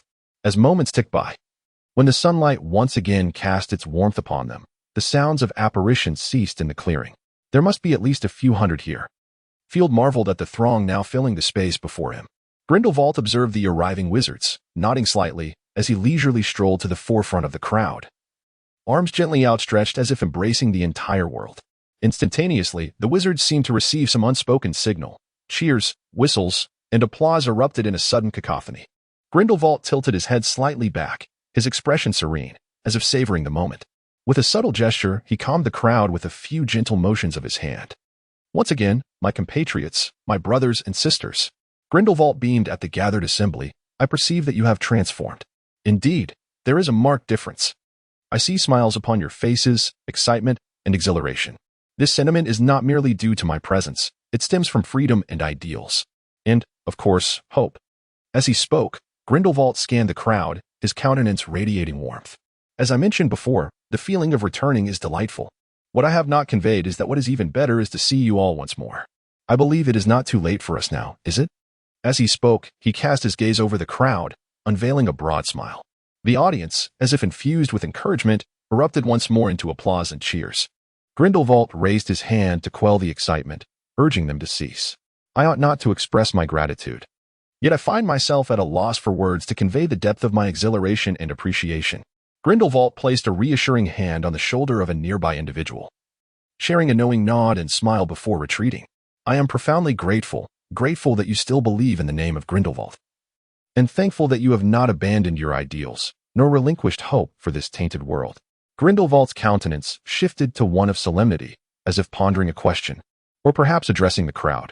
Recently, I have been contemplating a pressing dilemma. How shall we navigate the path that lies ahead? Past experiences have taught me that while our previous endeavors may hold the potential for triumph, the journey is undeniably fraught with thorns, and, indeed, bloodshed. I am not one to shy away from the sight of blood, provided that the blossom of our ideals remains pure. However, I wish to forsake the shedding of our brethren's blood. Such a victory would lack the joy of shared celebration. I do not aspire to be a ruler, nor do I desire a crown upon my head. I wish only to collaborate with you all to effect change within this magical realm. Thus, I ponder. What must I do? What actions should I take? Grindelwald's words enveloped the crowd in a contemplative silence, with each individual lost in their thoughts. Even the quietly observing Dumbledore in the grand hall fell into introspection. The only one who seemed to retain clarity amidst the silence was perhaps Field. I must admit, my dear mother possesses remarkable prowess. Field marveled at the effortless grace of Grindlevald, whose every gesture exuded an enchanting elegance that was hard to overlook.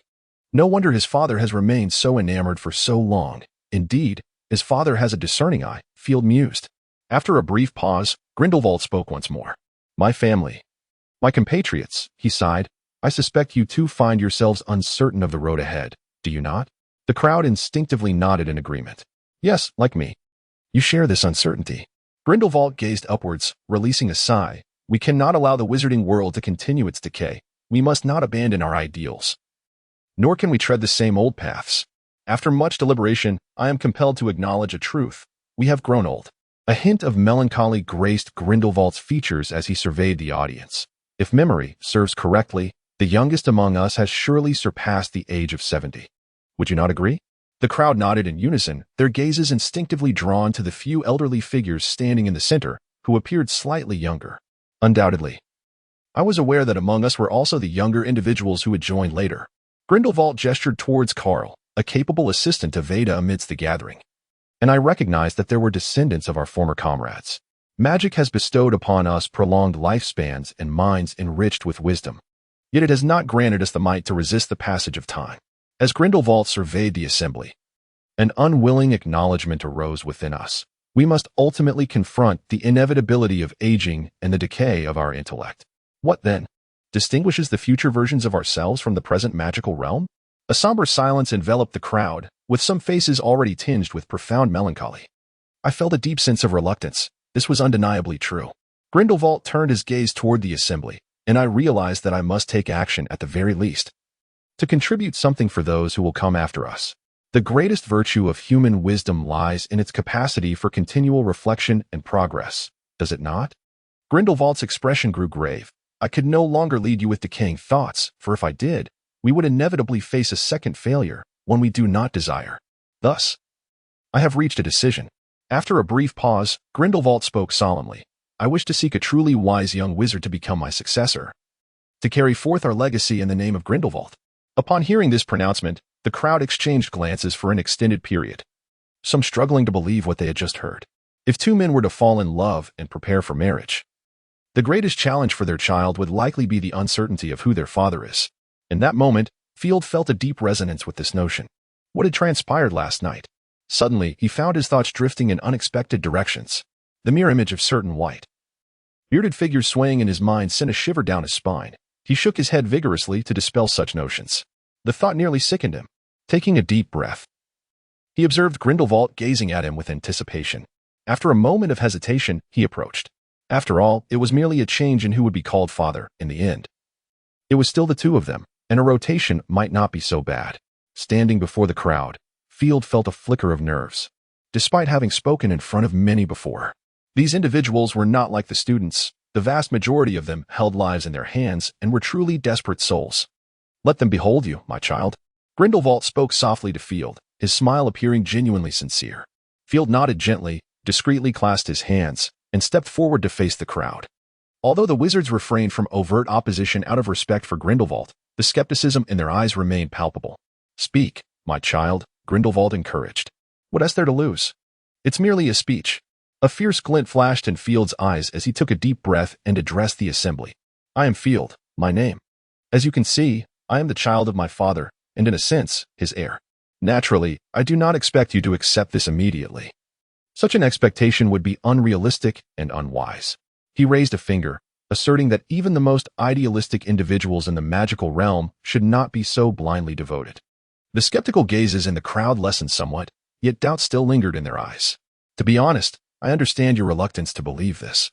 I find it difficult to believe myself, Field said, raising his hands in a gesture of surrender.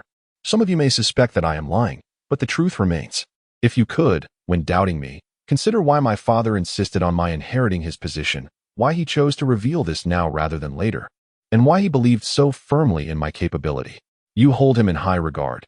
Some of you admire him, and others have unwavering faith in him. Field glanced at Grindelwald, offering him a smile before turning back to the crowd. He is undoubtedly charismatic and wise, is he not? I concur. So, why does this wise man place such trust in a mere child? Field reiterated this query, inviting contemplation. Can you fathom it? Grindelwald is no one to be easily deceived. No one. This statement resonated truthfully, prompting the wizards to nod unconsciously, beginning to ponder Field's questions. Field fell silent for a moment, surveying the crowd before spreading his hands. Look, you already possess the answer, though it may be hard to believe, aside from his faith in my abilities. There are no other explanations, are there? So why does he trust me so? Merely because I am his child? Clearly, that is not the case. Field smiled with confidence, asserting he believes in my intellect, or to put it another way, in the future. Indeed, the future. Field smiled confidently, adding, let us not forget, my father, Gellert Grindlevald, is an exceedingly rare prophetic magus. Ah, almost forgot that. The crowd's eyes began to shimmer with a newfound trust in Field. Finally, it seemed he had managed to convince them. The rest would be easier to navigate. Field let out a quiet sigh of relief and continued speaking. It seems that you have all anticipated my thoughts, yet there are undoubtedly some issues for which you have yet to conceive answers. Such as what my father just mentioned, how to navigate the future. In truth, you are not the first to be confronted with this question. A flicker of recollection crossed Field's face. Previously, my father had posed the same inquiry to me. He asked for my assessment of his past actions.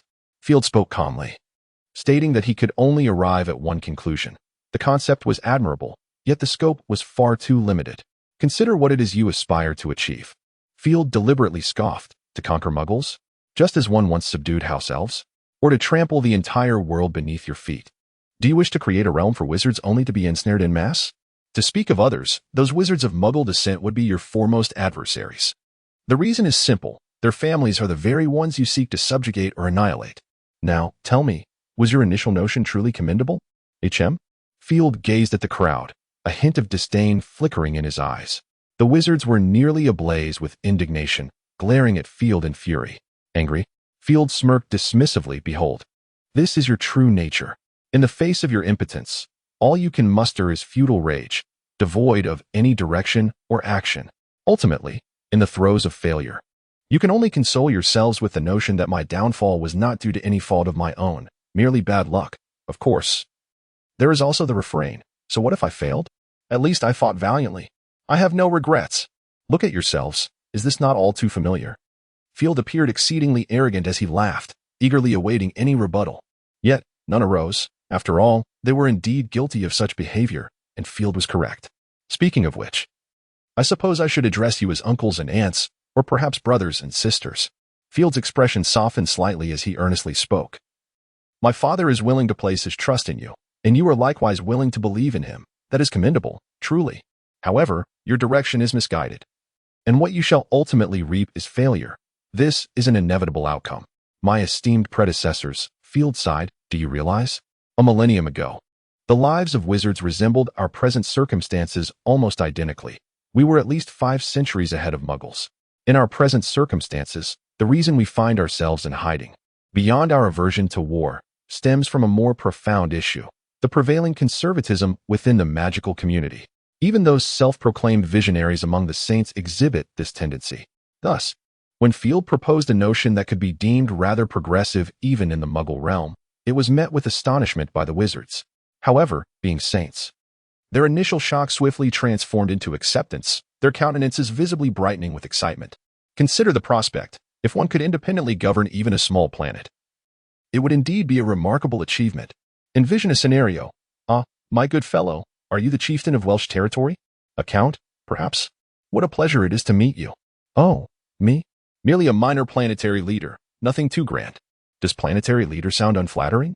Then how about sovereign of a celestial body?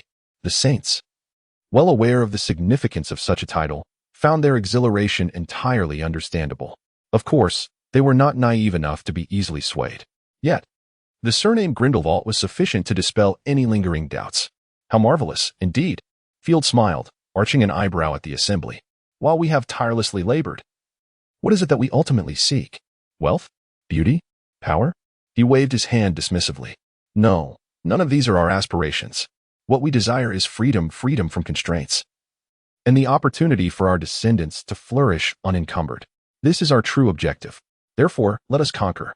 Field extended his hand, pointing to the heavens, where wizards were destined to belong, where their future awaited. Under Grindelwald's guidance, Field formally embraced his identity as the young master of the Saints' Assembly and as Grindelwald's heir. The wizards no longer opposed him. Some even whispered in quiet conversation about Field's words. Everyone eagerly anticipated Field leading them to conquer the vast cosmos, including Grindlevald himself. "Well done, my child," Grindlevald remarked with a smile, his gaze fixed upon Field. "I look forward to witnessing the realization of your vision. Although I cannot say whether I will truly see that day, I assure you, should you require my assistance, I will be there for you." "Thank you," Field replied with a subtle eye roll, yet he expressed his gratitude softly. "However, before that, I believe there is something else you must attend to, my father or mother." With that, Field gestured behind Grindlevald. Grindlevald turned to glance, raising an eyebrow. "You are quite right, but it is an easy task. Please excuse me for a moment." As he spoke, Grindlevald chuckled and approached Dumbledore, who was gazing at him intently, and firmly pulled him upstairs. "Wow, it seems I have truly deciphered your method of problem-solving." Field mused, realizing that he might soon need to address him as father. St. Louis, Missouri, stands as one of the most tumultuous cities in the United States, teeming with a vast influx of newcomers. Although the urban infrastructure is relatively commendable, the high crime rate renders it less than desirable. It is here that the American branch of the Saints is established. Usama stood quietly before a building that resembled an abandoned structure, lost in thought. After a long pause, he exhaled slowly, took a step forward, and entered. A subtle ripple stirred the air around him, and as it passed, the scenery before him transformed dramatically. "Hey, Usama, you've returned," exclaimed a wizard clad in traditional Arab attire, his eyes suddenly alight with recognition. "Yes, my brother," Usama replied, revealing a somewhat bashful smile. "It has been a while. How have you been?" "Quite well. Everything remains the same," the wizard responded, stepping forward to embrace him warmly. "And you? Are things proceeding smoothly?" "Indeed. Otherwise I would not have returned so soon, would I?" Usama chuckled, giving his shoulder a gentle pat. "That's true," the wizard shrugged. "So, is this a convenient time for you?" Usama pondered for a moment before nodding. "I have no pressing matters at the moment. Is there something you wish to discuss?" Quite evidently, the wizard replied, "How about we go to my room? There, we shall not be disturbed." Usama nodded in agreement, and they continued their conversation as they made their way inside. Along the way, they encountered a few other wizards, exchanging warm greetings.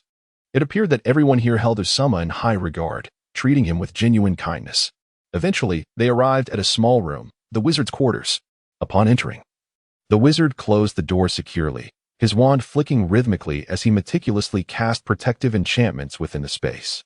Usama observed this scene in silence, his expression unchanged. Clearly, this was not their first encounter of such nature. Once the protective spells were satisfactorily arranged and double-checked, the wizard nodded in approval and turned to Usama. "By Allah's grace, you have finally returned, my young master," he said, his demeanor a blend of respect and concern. "I nearly feared something had befallen you. You have been away for an entire month. I apologize for causing you worry, Ahmed," Usama replied earnestly. Usama smiled faintly. "As you know, Muggles keep a tight watch on those prisoners, which compelled me to take a bit more time. As long as you are unharmed, that is what matters." Ahmed gently shook his head. "After all, you are the only true purger left in this world. You must exercise caution." "I shall," Usama replied with a smile. "For the sake of our ideals.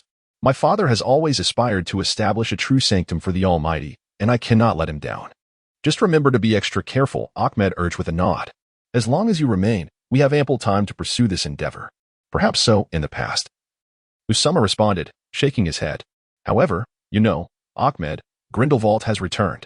We are well acquainted with this man. He will not tolerate any betrayal. Our actions are, in essence, a form of treachery, so we must act swiftly." "You are right," Ahmed conceded with a gentle nod. "However, we remain focused on the developments within the Muggle world, particularly the Saints branch in St. Louis, Missouri." The following morning, as Usama was enjoying his breakfast, he noticed a wizard entering the room. He recognized him. His name was Anderson, sharing a name with the renowned Muggle fairy tale king. He sported a prominently large red nose. "Good morning, sweetheart," Anderson beamed as he approached. "I hope you don't mind if I sit here?" "Not at all," Usama replied with a gentle smile. "I have no means to prevent you, do I?" "Of course not. I shan't be polite." Anderson laughed heartily as he took a seat. "You know, I'm not one to concern myself with appearances. Thus, I must leave matters to you. Wouldn't you agree?" Usama chuckled resignedly. "If you haven't had breakfast yet, I can fetch you a portion." "No need for that. I've already eaten. The oatmeal today is quite delightful. I recommend you try it." "I will," Usama nodded, gesturing towards his own breakfast. "If you don't mind." I would like to finish this first, if that is all right. Of course, take your time, Anderson replied with a nod. I merely came over to inform you of something. Lock it away. This is likely something you alone are unaware of. Oh? Usama's interest was piqued. Perhaps you could share it with me now. I wouldn't mind knowing a bit earlier. Very well. Anderson shrugged nonchalantly. It isn't anything monumental. You know, our leader, Lord Grindlevald, has emerged from Nurmengard, correct? Yes. I am aware, Usama nodded. You were the one who informed me. Oh, is that so? Anderson chuckled. I've somewhat lost track of that. Nevertheless, it's unimportant. What I wish to discuss now is something else. I am all ears. Usama swallowed the food in his mouth and ceased eating. What I wish to convey is that our Saints Society has already chosen its next leader. Anderson, having tucked away his playful demeanor, spoke earnestly. I am uncertain if you have heard of this name. He is called Field. Field? Usama pondered carefully. I believe I have heard a little about him. He is a descendant of Dumbledore and quite renowned in England. However, what does this have to do with our leader? What does it have to do with? Anderson's eyes widened in surprise. My friend, you cannot possibly be unaware of the connection between the leader and Dumbledore, can you? This is a well-known secret. I know they were partners. Usama nodded. So, does that mean the leader is appointing him to succeed Grindelwald's position? It seems to be the case. Though I am not entirely certain. Anderson nodded.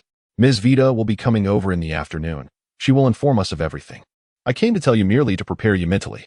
All right, I will. Usama smiled and nodded, still grateful to you. It is nothing. It is only right. Anderson reverted to his jovial self. Well then, if there is nothing else, I shall take my leave. Please do. So, Ms. Vita Rogier will be arriving this afternoon? Ahmed raised an eyebrow. What do you intend to do? Quite simply, Usama spread his hands. We do not need to change anything. We shall continue as we have been. As for everything else, we are already out of time, are we not? Well, you are probably right. Ahmed nodded, only hoping they would not disturb us. They will not. Usama waved his hand dismissively. After all, it is merely that French Black Rose coming over. If it were Grindelwald himself, I believe we would need to prepare for a hasty retreat. Well, in any case, we must remain vigilant. You are correct. In the office of the headmaster of Durmstrang. What? Field gazed incredulously at the two elderly men before him, gently pointing at himself. You want me to go to America with Aunt Rhoida? Let me clarify. It is not just America. Grindelwald smirked, looking at Field. It is every branch. Our branches extend beyond just America. You need to be introduced to them all. But I do not wish to go. Field spread his hands in a gesture of mild distress. I am merely a child. Yes, we are all aware of that. Grindelwald nodded with a smile. Precisely because you are a child, I have not made you take over my influence immediately. However, this is an eventuality. Thus, I believe you should engage with such matters sooner rather than later. Furthermore, it is essential for everyone to know who will lead them in the future. Very well. It appears I can no longer refuse, am I right? Field uttered with resignation. Why refuse? Grindelwald inquired, suddenly intrigued.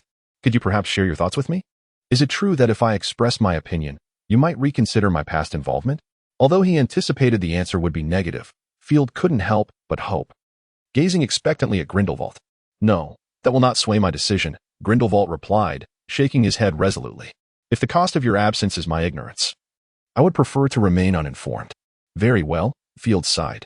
I merely came for amusement and perhaps to acquire some knowledge of magic, particularly those arcane arts inaccessible at Hogwarts. However, for now, I must set those aspirations aside. Rest assured, should you truly desire those tomes of magic, I shall ensure they are placed in your suitcase. Grindelwald said with a smile.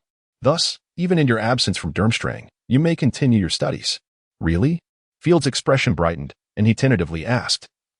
Would that not be inconvenient for you? It might cause you some trouble. Trouble? Grindelwald waved dismissively. I fear no complications, perhaps no troubles will even find me. Have no worries. Durmstrang remains under my dominion for the time being. That is reassuring. Field nodded with delight, now devoid of objections. After all, he had already received his remuneration. He could consider it a journey of sorts. By the way, Father, do you not wish for me to remain at Durmstrang? Field suddenly pondered this question, gazing curiously at Grindelwald. Of course I do, but your mother disagrees, so it must be set aside. Very well. The Christmas holiday swiftly approached its conclusion. Though brief, the events that transpired were numerous, leaving Field feeling anything but relaxed. He felt rather fatigued. Fortunately, it was not without its rewards, or rather, the bounties were abundant. Touching the golden necklace that symbolized the saint, and glancing at the suitcase filled with numerous books. Field nodded in satisfaction. Finally, he waved at Grindlevald, took Dumbledore's hand, and vanished amidst a blaze of fire. Observing Grindlevald remain motionless, Carl dared not remind him and quietly stood by. Grindlevald exhaled deeply, turning away as he softly inquired, "I seem to recall that the International Magical Sports Department has an intriguing little event." "Indeed, sir," Carl pondered briefly, quickly grasping Grindelwald's reference and nodding gently. They believed that aside from the International Duel Tournament and the International Quidditch Cup, there were no other large-scale events dedicated to wizarding entertainment. Thus, they prepared to revive the Triwizard Tournament. Grindelwald nodded slightly, a faint smile curving his lips. "It appears we ought to contribute to the entertainment of the wizards." After a brief contemplation, Carl comprehended Grindelwald's intent and promptly nodded in agreement. "I shall attend to it immediately, my lord." Grindelwald gently inclined his head. "I wonder if you shall bring me any new surprises upon our next meeting, my dear child." He cast a lingering glance at the spot where Dumbledore and the others had just stood, before turning away without a hint of regret, making his way toward the castle. Hogwarts headmaster's office. Although only a few days had passed, Field felt as though he had been away for an eternity. Even the sight of the most unpopular Phineas Black upon the wall evoked a sense of warmth within him. "Welcome back, my dears," the former headmistress, Delacours, greeted them with a cheerful smile. "How was your journey?" "Quite well," Field shrugged. "Though we did not engage in much revelry, the gains were plentiful. The library at Hogwarts could certainly benefit from some enrichment." "Oh?" Dumbledore raised an eyebrow, a pleased smile gracing his features, yet he declined Field's offer. "No, my child. You are aware of the nature of the magical tomes you have brought back. They are not suitable for Hogwarts." "Perhaps you are right," Field conceded, recalling Dumbledore's philosophy, and offered an apologetic smile. "I did not consider that at the moment." "There is no need for apologies, my child," Dumbledore said, his gaze warm and kind. "However, not everyone possesses your discernment. It would be prudent for us to exercise caution." "I understand, Father," Field nodded. Upon hearing this address, Dumbledore cast him a peculiar glance. "You may call me Mother from now on, Field." It seemed Dumbledore had also garnered some unexpected gains. Observing the slight awkwardness on Dumbledore's face, Field smiled and nodded in agreement. Upon returning to the potions office, Field prepared for his class briefly before departing to the Great Hall. Though it was nearing noon, the hall was sparsely populated. The students' vacation had not yet concluded, leaving only solitary individuals or school staff on the premises. After a modest meal, Field intended to return to the room of requirement for a moment of rest, accompanied by a study of the magical tome he had brought back from Durmstrang. Before he could rise, a silver phoenix descended from the staircase. This was Dumbledore's Patronus. What could be the matter? Field regarded the hastily approaching phoenix with curiosity. The Patronus landed before him, its beak parting slightly to emit Dumbledore's voice. "I apologize, Field, but could you please come to the headmaster's office? The other deans have arrived." Upon hearing Dumbledore's words, Field instantly grasped his intentions. It was quite simple. The students were returning, and as the acting head of Slytherin, Field was to attend the educational meeting prior to their arrival. "Ariana," he softly called to his phoenix. It had indeed been a while since he last saw his beloved companion. With a melodious and joyful chirp, the phoenix Ariana appeared on his shoulder. Allowing the little phoenix to nuzzle against his face for a moment, Field eventually extended his hand to halt its playful antics. "It has been far too long, my dear. Please forgive my neglect, as I have been exceedingly busy." Ariana gently pecked at his fingertips and emitted a few soft chirps. Field understood. The little phoenix recognized his recent busyness and forgave his absence. "Please take me to the headmaster's office," he instructed softly. "If you wish, you may remain on my shoulder." "It would be company enough for me, wouldn't it?" The little phoenix nodded in agreement. In a flash of flames, the pair materialized in the headmaster's office. "Welcome, Field." Dumbledore greeted him with a warm smile upon seeing him. "Ah, and Ariana. It has been too long." The little phoenix nodded at Dumbledore, softly acknowledging him. Fawkes, having spotted the newcomer, let out a gentle call and appeared on Field's other shoulder. The two birds began to converse with one another, filling the room with their delightful melodies. "Apologies, my dears," Field interjected, sensing the growing commotion. "Perhaps you could find another place to converse? We have matters to attend to." Upon his suggestion, the two phoenixes gradually quieted down, though they showed no inclination to depart. Field shrugged at Dumbledore, indicating that he was at a loss. "They are quite fond of you, Field," Dumbledore remarked with a twinkle in his eye. "It seems that if I were to embark on another grand adventure someday, I could entrust Fawkes to your care." Who knows if such a day will ever come? Field retorted playfully. Isn't it delightful to be alive? Everything is improving. The days that followed were remarkably tranquil. Field immersed himself in teaching students, grading assignments, attending classes, dining, and resting. Such was the rhythm of his life. During his leisure, he would often stroll through Hogsmeade with several professors or delve into magical studies in the Room of Requirement. After reviewing the spellbooks Field had brought back, Dumbledore, aside from cautioning him about the section on cursed fire, offered no further commentary. Field naturally found solace in his studies. However, there were certain dark arts he had not delved into, such as the skin-stripping curse, which even his resilient heart found unsettling. During this semester, he took the opportunity to visit the Zabini family, attending the engagement ceremony of his dear friends, Blaise and Mrs. Pevensey. Indeed, Blaise ultimately became engaged to Mrs. Pevensey. It was during this visit that Field discovered the Zabini family differed significantly from other noble families. The matriarch, Mrs. Zabini, had changed her surname numerous times and viewed marriage with a rather casual perspective.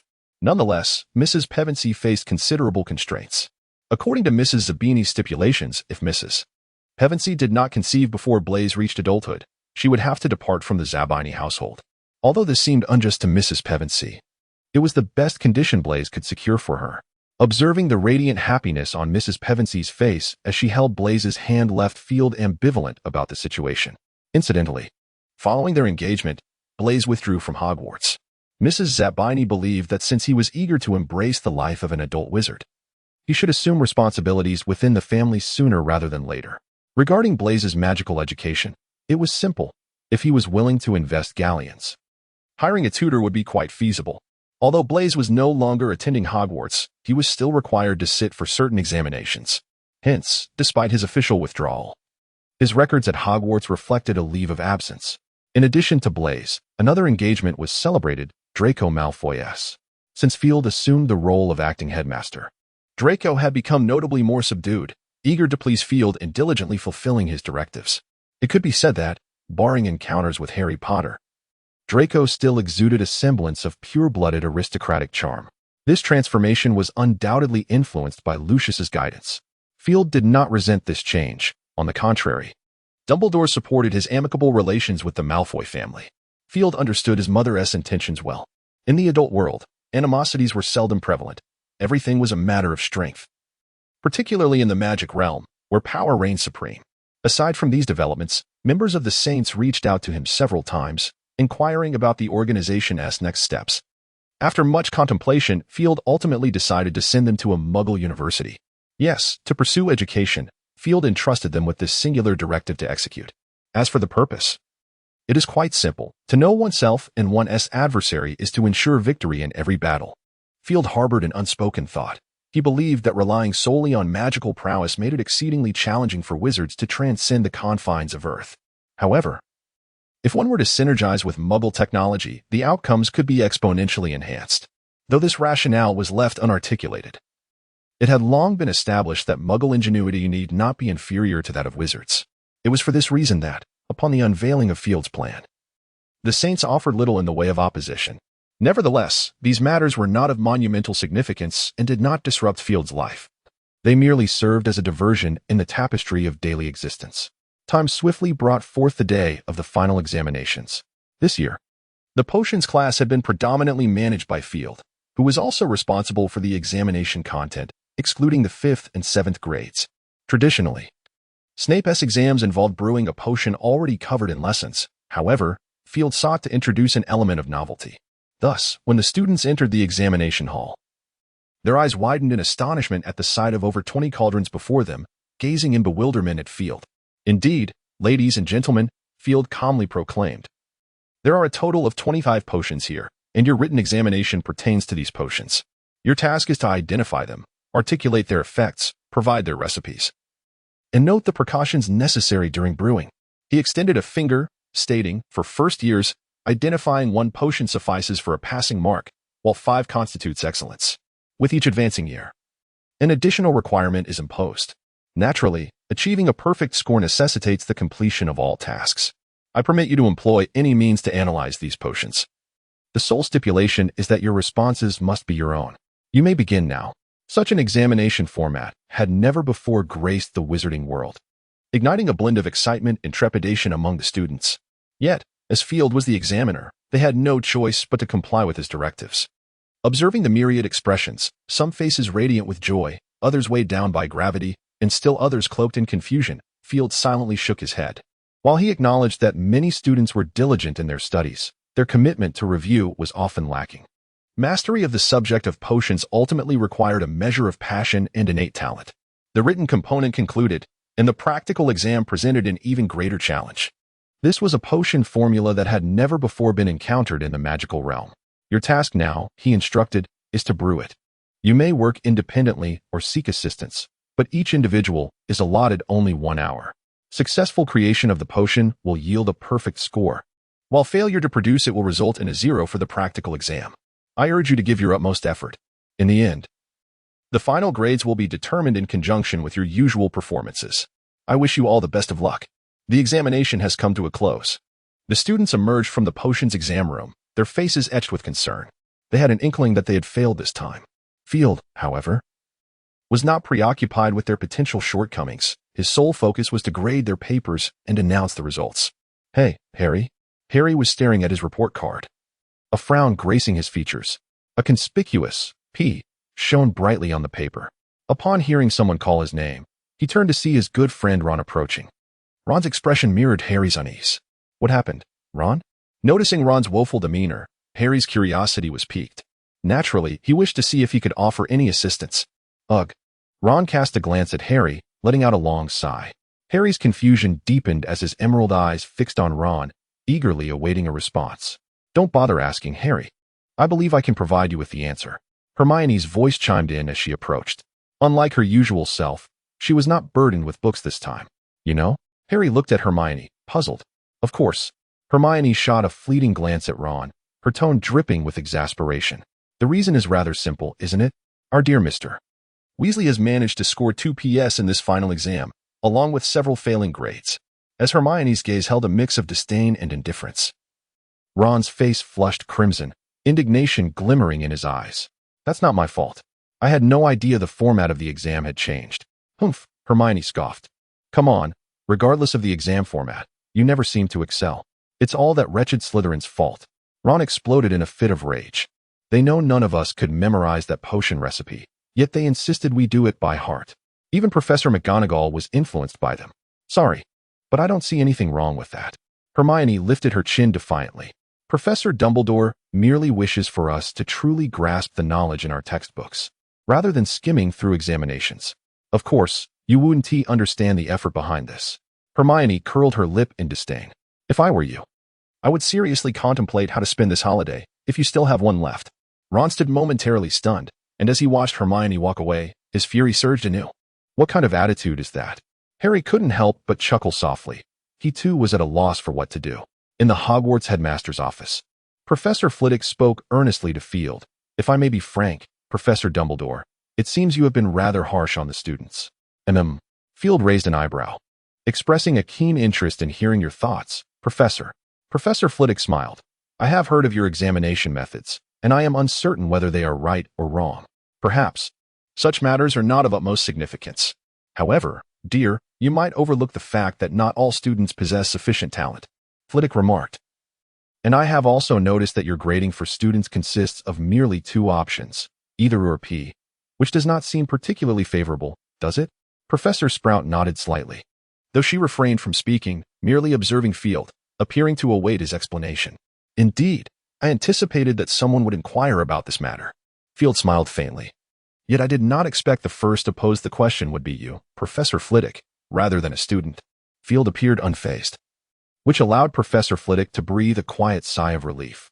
Certainly, one might suspect such inquiries linger in your minds. Field chuckled softly. It's quite all right. There is nothing to be overly concerned about. It is commonly acknowledged that the intricacies of potion making are exceedingly challenging and heavily reliant on innate talent. For a wizard devoid of such gifts, advancing in the subject of potions is nearly an impossibility. If viewed from this perspective, my expectations may indeed seem somewhat stringent. And I believe the confusion among you esteemed deans stems from this. Field gradually withdrew his smile. But what if we consider life from a different angle? Life? Several professors gasped in astonishment, as if beginning to comprehend. Indeed, life. Field affirmed solemnly. I believe you should understand that potions are not brewed for mere embellishment, but for practical use. A straightforward example. If a wizard finds himself in peril during an adventure, his magical reserves depleted, and he is injured, desperately in need of healing, a potion would be his sole recourse. However, should he discover that the potion he concocted yields no effect, or worse, has transformed into poison, he would ultimately be left with naught but a tinge of regret and despair before his demise. Field spoke with gravity. While I have not personally encountered such instances, I suspect they are not uncommon in the magical realm, are they? The professors nodded involuntarily, recognizing the truth in Field's words. After a moment of silence, Professor Sprout slowly articulated, "Yet, they are still in school. Should we not be more lenient with them?" "No, quite the contrary. We ought to be even more stringent." Field shook his head, directly refuting Professor Sprout's viewpoint. "Professor, do not forget that while in school, there are educators to take responsibility for the students. Once they truly enter the magical world and commence their careers, no one will be there to guide them. Only they can be responsible for themselves. Strictness is a form of respect for life, while indulgence may lead to death. My professor." At this moment, Professor McGonagall was nodding in agreement, clearly moved by Field's words. Although Professor Sprout generally exudes warmth, she too believed that Field was correct. Professor Flitwick appeared somewhat conflicted. "Of course, I do not think it is necessary for us to maintain a stern demeanor towards students, as that would also constitute a form of oppression." Field continued. "As long as they can fulfill the requirements or, in other words, learn what they need to learn, we can naturally relax some expectations." The conflict on Professor Flitwick's face gradually dissipated. Perhaps he had come to a realization. In any case, I do not expect all students to love or respect me, though it would certainly be welcome. Field shrugged. Yet what I truly hope to avoid is that in the future, their inability to rescue themselves stems from my failure to impose strict discipline. That would be the greatest regret of my life. With this statement, Field concluded his explanation. The professors were momentarily taken aback. The Père Lachaise cemetery in France. The holiday had just begun when Grindlevald, ostensibly his mother or father, summoned him once again to France. In his letter, he did not request that he conceal anything from Dumbledore. Perhaps he understood that such concealment would be futile. After a night of turmoil, Dumbledore ultimately acquiesced. He did not mention going with Field. Understanding Dumbledore's internal struggle, Field chose not to comment. Upon meeting Grindlevald, he appeared significantly improved from their last encounter. Were it not for his piercing gaze and flamboyant hairstyle, one might assume he was simply a well-off middle-aged man. "Good morning, my child." As Field entered, Grindlevald greeted him first. "Seeing you now, it appears Dumbledore has taken good care of you." "He has always treated me well," Field replied naturally, followed by a light-hearted complaint. "I truly cannot fathom why you always choose such places for our meetings. I have no desire to select my burial site so early." "Of course, you are still quite young." Grindelwald smirked, adding, "Moreover, with your newly acquired phoenix, you should remain youthful indefinitely, should you not?" "Really?" Field raised an eyebrow. "Has my father shared this with you?" "He has never concealed anything from me, never." Grindelwald chuckled, acknowledging that while he sometimes felt frustrated with himself, it was not something he could control.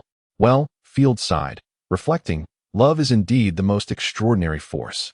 "I must concur." Grindelwald nodded in agreement. "Dumbledore has taught you well. However, I am indeed quite surprised." Grindelwald's words were tinged with a sense of wonder. In the realm of magic, the study of magical creature transfiguration has a history that stretches back further than that of England itself. And it seems that you may be the sole individual to have accomplished it. "No, there must be many others." Field shook his head, expressing utmost certainty. "Not to mention others. But Halebo has likely already mastered the art of magical creature transfiguration. Let us not forget the enormous being residing in the Black Lake of Hogwarts. Although that is merely a result of a unique curse. It appears you have uncovered something?" Grindelwald was evidently intrigued, and, if you do not mind, would you care to share? "Certainly, there is nothing that cannot be divulged." Field nodded and recounted his speculations regarding Halebo and his new conjectures concerning magical creature transfiguration. As Grindelwald toyed with his wand, he pondered deeply, occasionally posing questions, which, upon receiving answers, led him back into contemplation. Grindelwald has always been a master in the field of transfiguration. In the magical world, only he could transform into another being solely based on his own proficiency in transfiguration, with all others documented otherwise. Field had once inquired if even Dumbledore could achieve such a feat. It must be said, it is a bold conjecture. Grindlevald regarded Field with admiration, stating that he has surpassed all in the realm of magical creature transfiguration, and he felt pride in him. Dear one. Thank you. Field, eschewing modesty, posed another question. So, you summoned me today merely for a nostalgic chat? Of course. Grindlevald waved his hand dismissively, asserting that others were already attending to different matters. We are simply here to await the results. You know, you are my heir, and all of this requires your witness. Have you taken action against the French Ministry of Magic? Field pondered briefly, deducing Grindelwald's methods. Clever children are always endearing. Grindelwald affectionately patted his shoulder, asserting that he must have inherited his wisdom. Might I suggest, is it possible that you are not my biological offspring? Field, observing the jovial Grindelwald, wisely refrained from voicing such thoughts. Can you anticipate what I shall do next?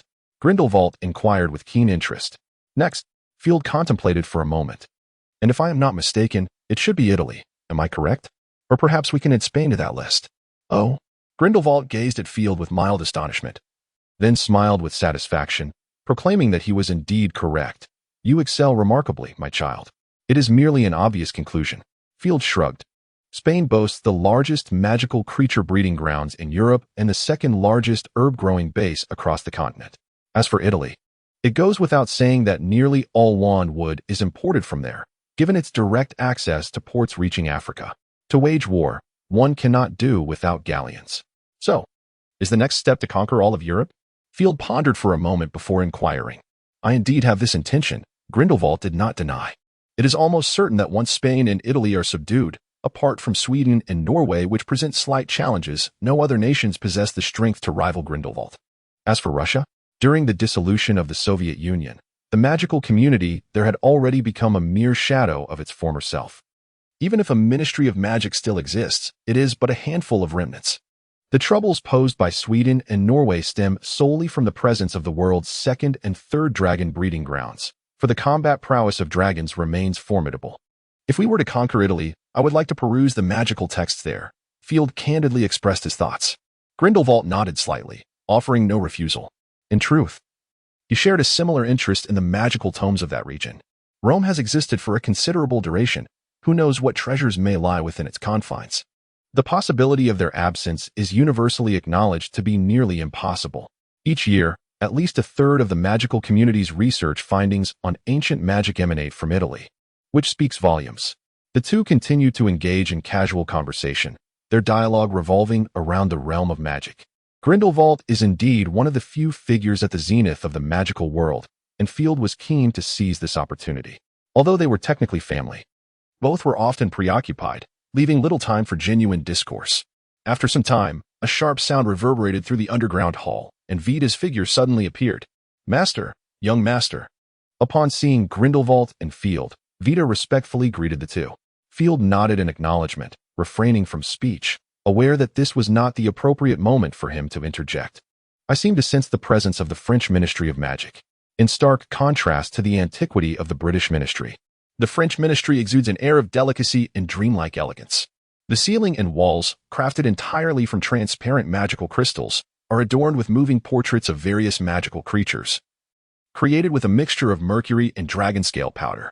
The floor is laid with opulent cashmere carpets, embroidered with golden threads depicting the ministry's emblem. It is evident that the French penchant for refinement and extravagance is ingrained in their very essence. However, the current predicament of this assembly of noble men and women appears rather dire. Clad in exquisite coats, they find themselves kneeling in the center of the hall. Even their magical cats bound. Surrounding them are a cadre of sorcerers cloaked in black, each adorned with a brooch emblazoned with the insignia of the Saints' Society. These once exalted officials now remain silent on the ground, their bodies trembling uncontrollably, clearly consumed by fear. Even in such a state, none dare utter a word. A series of sharp sounds emanated from the entrance, and with a leisurely cadence of footsteps, the figures of Grindelwald and his companions materialized before the assembly. Leader, a clearly leading male wizard approached with a brisk gait, bowing respectfully. Almonte, is it not?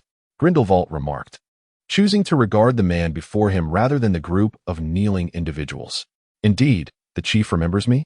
A flicker of excitement danced across the wizard's face. Of course. It has been far too long, my friend. Grindelwald embraced him warmly. You still appear quite robust. Perhaps I ought to take a page from your book.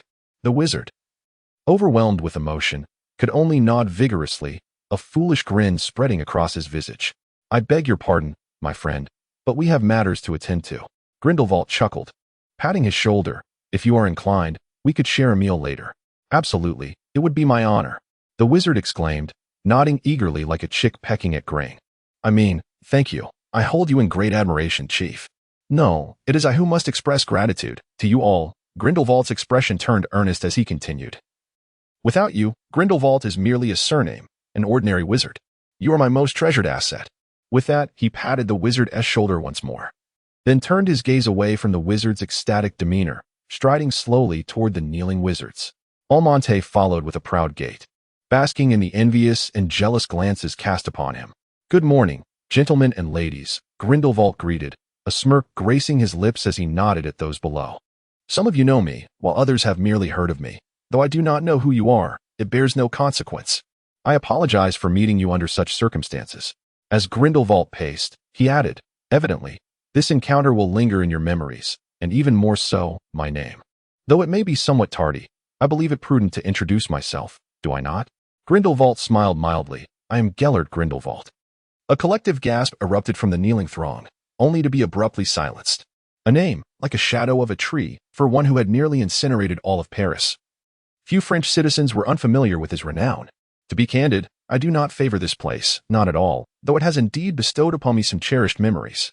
Grindelwald's smile gradually faded. However, it has also caused me to lose much. I faintly recall that in this city, we forever lost a young warrior. A hint of nostalgia graced Grindelwald's features as he reminisced about a radiant young woman, strikingly beautiful, yet even more precious for her noble spirit and lofty ideals. I am profoundly saddened, not merely by the untimely departure of a youthful soul, but also by the loss of a like-minded companion. A flicker of anger and sorrow crossed Grindelwald's visage. Thus, I abhor this place, hence I unleash the fury that resides within me.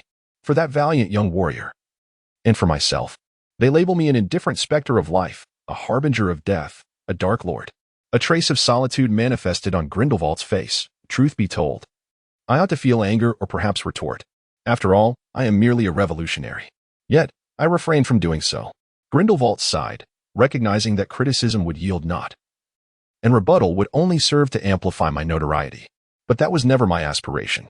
To be burdened by the weight of reputation inevitably invites regulation and constraint, which brings me neither joy nor freedom.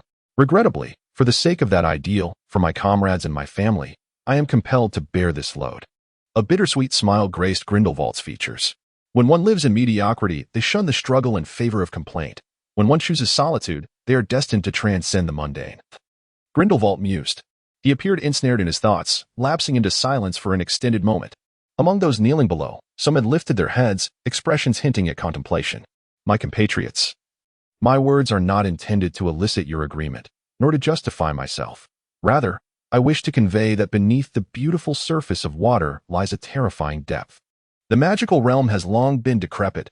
I cannot claim that all wise souls are absent, but at the very least, the brilliance of life struggles to bloom in a desert. Grindelwald's voice gradually crescendoed, asserting that the nobility of wizards cannot be measured in such a manner. What we seek is pursuit, freedom, and above all, love. When one's heart brims with conviction, a fleeting moment becomes eternal. Fellow compatriots, do not mock us.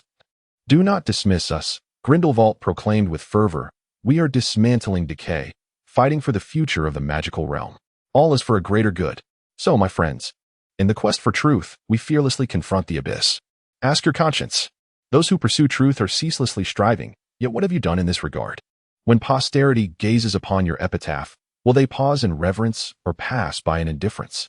Grindelwald's voice reverberated across the square. More and more wizards lifted their heads, their eyes seemingly alight with inspiration. Every moment of inaction is a desecration of life, Grindelwald proclaimed. Better to be shattered than to pursue nothing. The sun rose the next day as it had the day before, and the streets of Paris gradually began to fill with crowds. Aside from the somewhat unexpected resignation of the Minister of Magic and the immediate appointment of a new minister, there was little else to stir the populace. In a politically desolate realm, politics itself is often regarded as an inconsequential entity. The rotation of officials within the Ministry of Magic seems irrelevant. The gold galleons in one's pocket remain unchanged.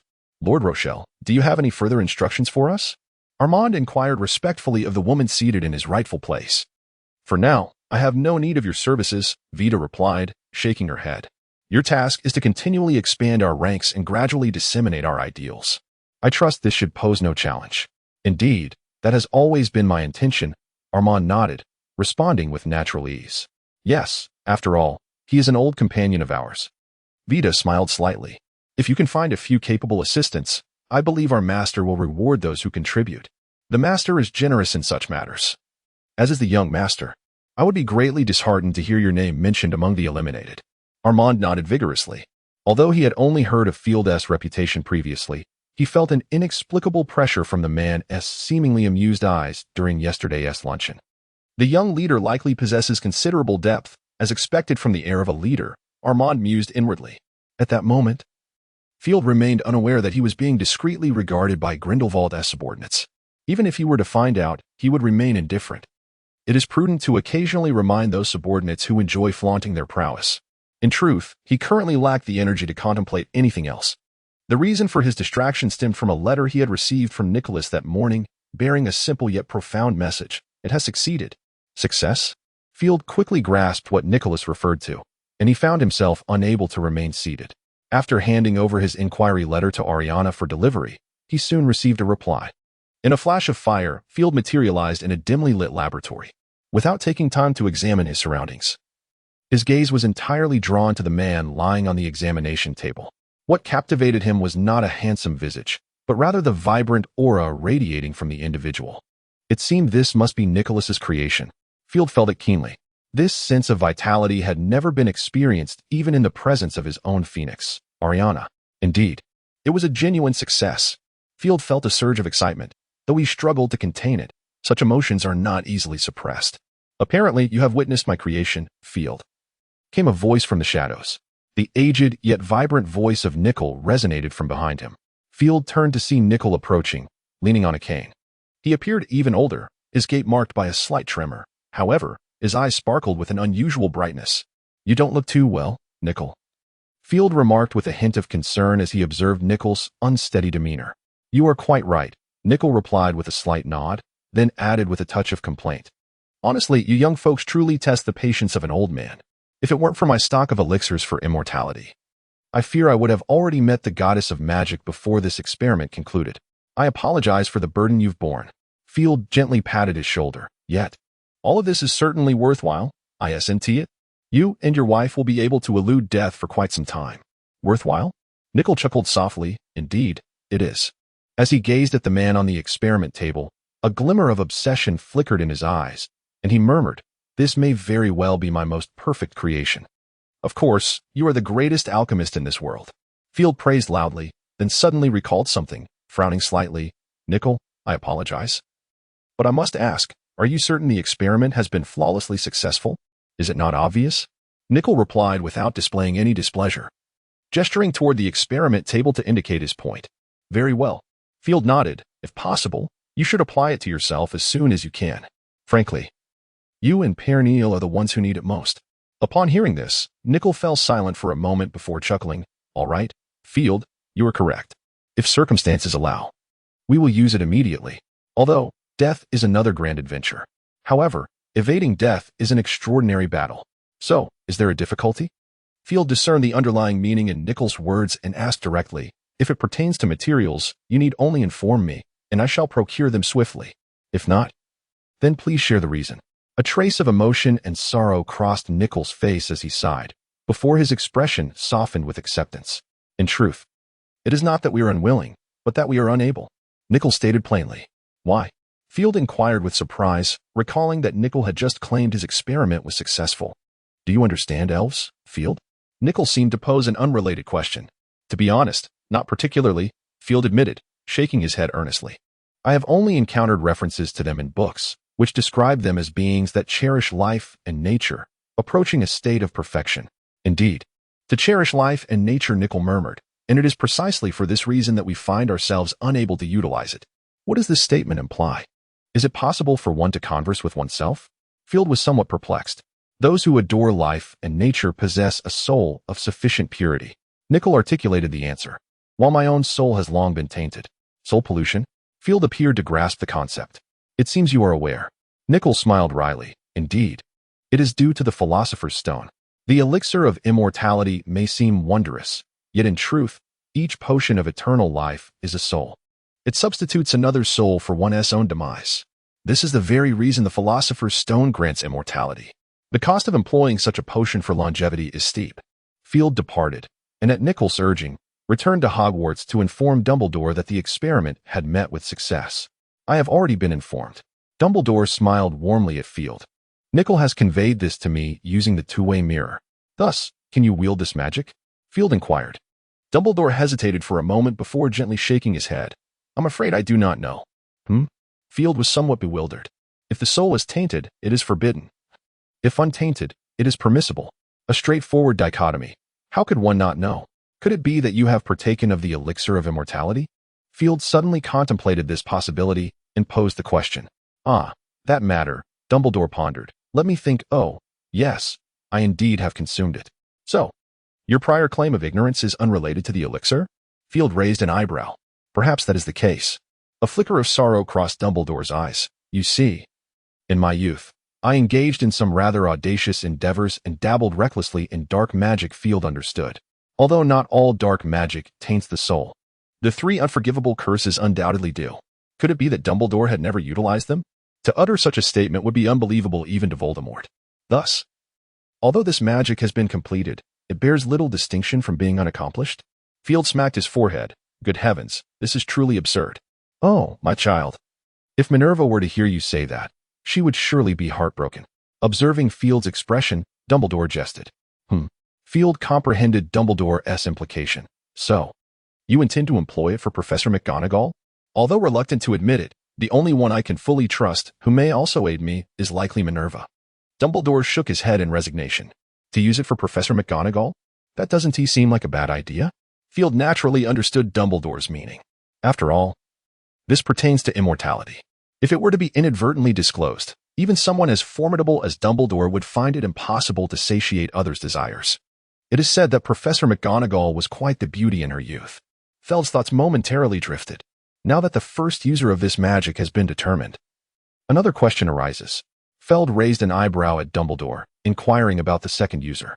Professor Snape does not meet the criteria for wielding this magic.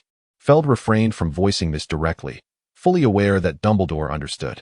Indeed, Dumbledore exhibited no signs of surprise, merely furrowing his brow as he lapsed into contemplation. Suddenly, Feld had an idea, a mischievous smile creeping onto his lips. Ahem, father, I have a notion. Feld cleared his throat and spoke with utmost seriousness. What do you think of Harry Potter? Suggesting that Professor Snape seek assistance from Harry, the very person he often targeted, to resurrect his late mother, and then strive to become a surrogate father to him. The imagery sparked a chuckle within Feld. Observing the smirk on Feld's face, Dumbledore instantly grasped his line of thought. To be honest, he too felt a twinge of anticipation. My child, while your proposal is intriguing, I must inform you that Harry does not qualify. Dumbledore suddenly recalled. Let us not forget that the boy's soul is rather complex. Ah, right. The Horcruxes, Feld nodded, reluctantly relinquishing this tantalizing idea. Thus, who should be chosen now? For a moment, both father and son fell into deep thought. If Harry Potter is unsuitable, what are the other two young ones? Feld's mind flickered with this thought but was quickly dismissed. Ron was certainly not an option. This was not due to any prejudice Feld harbored against him, but rather because the boy often spoke without thinking, rendering the risk of leaks alarmingly high. As for Hermione, she indeed met the conditions. Yet her Muggle heritage posed a concern.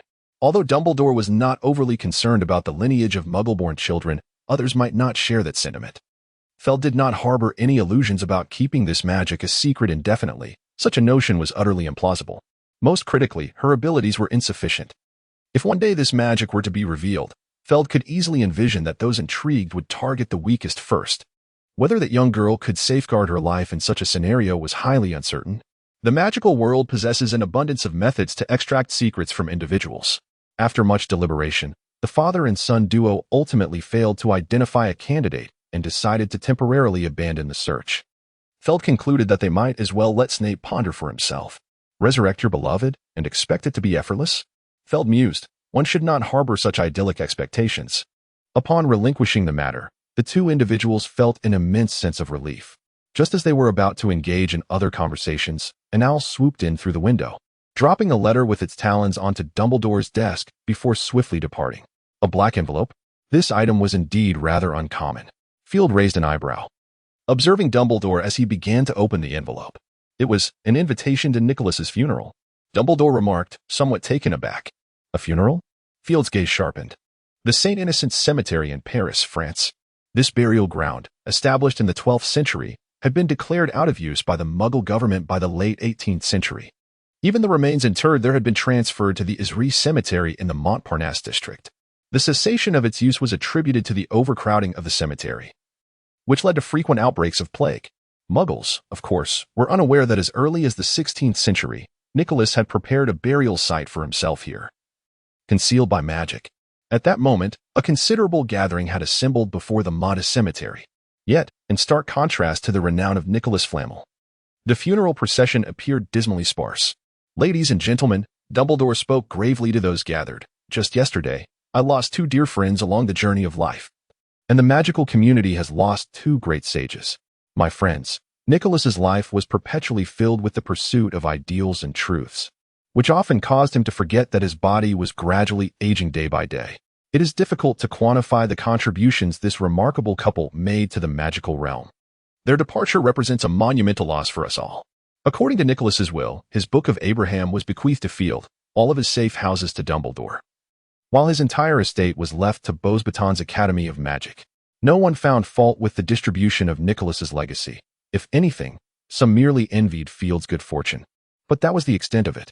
After all, the relationship between Dumbledore and Nicholas was well known, and Beauxbatons had been founded by Nicholas himself.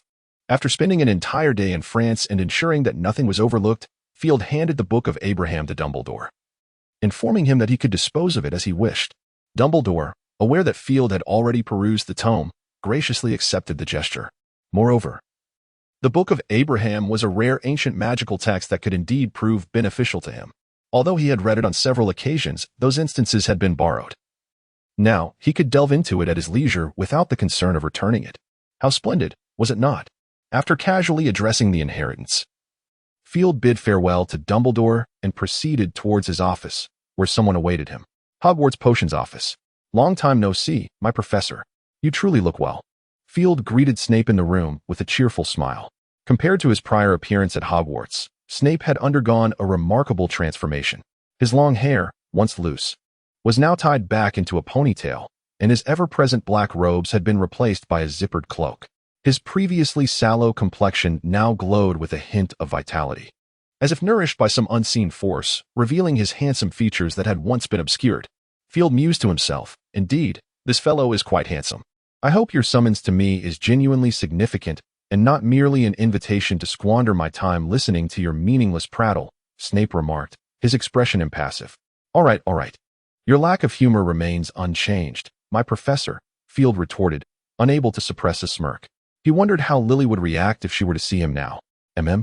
Snape suddenly grasped the crux of the matter, his hollow black eyes igniting with intensity as he fixed his gaze upon Field. Clarify, he growled. Clarify what? Field feigned ignorance, gazing at him with a puzzled expression. What you just mentioned. Snape could no longer contain himself, rapidly closing the distance to Field and seizing his shoulders. Tell me, what do you intend to do?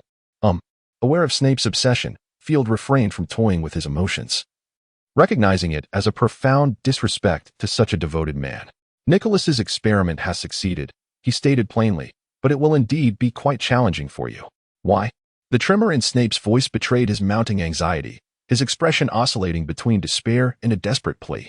Give it to me, no matter the cost. No, Professor. It is not about what I desire, Field replied, shaking his head. Do not forget, this magic originates from the elves. According to Nicholas, elves are creatures that hold life in high regard. Thus, anyone wishing to wield this magic must possess a pure soul. And you, Professor, a pure soul? Snape's mouth opened slightly before falling into silence, his expression shifting to one of desolation, his eyes once again becoming devoid of hope. Why? Why is this so? Field sensed the grip on his shoulders slackening, and Snape slumped against the wall, nearly collapsing without its support. Professor, please remain calm, Field urged, concern etching his features as he regarded Snape. After all, Hope had emerged, had it not? You simply need to find someone who can cast the spell in your stead. Snape's spirit flared once more as he struggled to rise from the ground, disregarding the tears streaking down his face, and approached Field with renewed determination. Let us sit and converse, my professor. With a flick of his hand, Field summoned 2 chairs that floated over. Snape nodded and casually chose one to sit down. So, what should I do now? He rasped. Field was startled by the sound of Snape's voice, which was nothing like what he had heard moments earlier. It now resembled the grinding of glass shards against sand. Indeed, he was a man deeply entrenched in emotion, Field mused. In fact, my father faced a situation similar to yours, Field offered reassuringly. I believe you have heard of his regrets. Now, hope lies before us, and if it cannot materialize, such despair could certainly claim his life. Snape nodded in agreement. Thus, we are preparing for others to cast the spell on his behalf. Field chuckled lightly. Protecting the spellcasters is also of paramount importance, is it not? Professor McGonagall is indeed a trustworthy individual, Snape murmured. Field was not surprised that Snape could deduce who would replace him in casting the spell. A fool could not possibly become the youngest master of potion in the wizarding world. So why not consider someone who can substitute for you in casting the spell?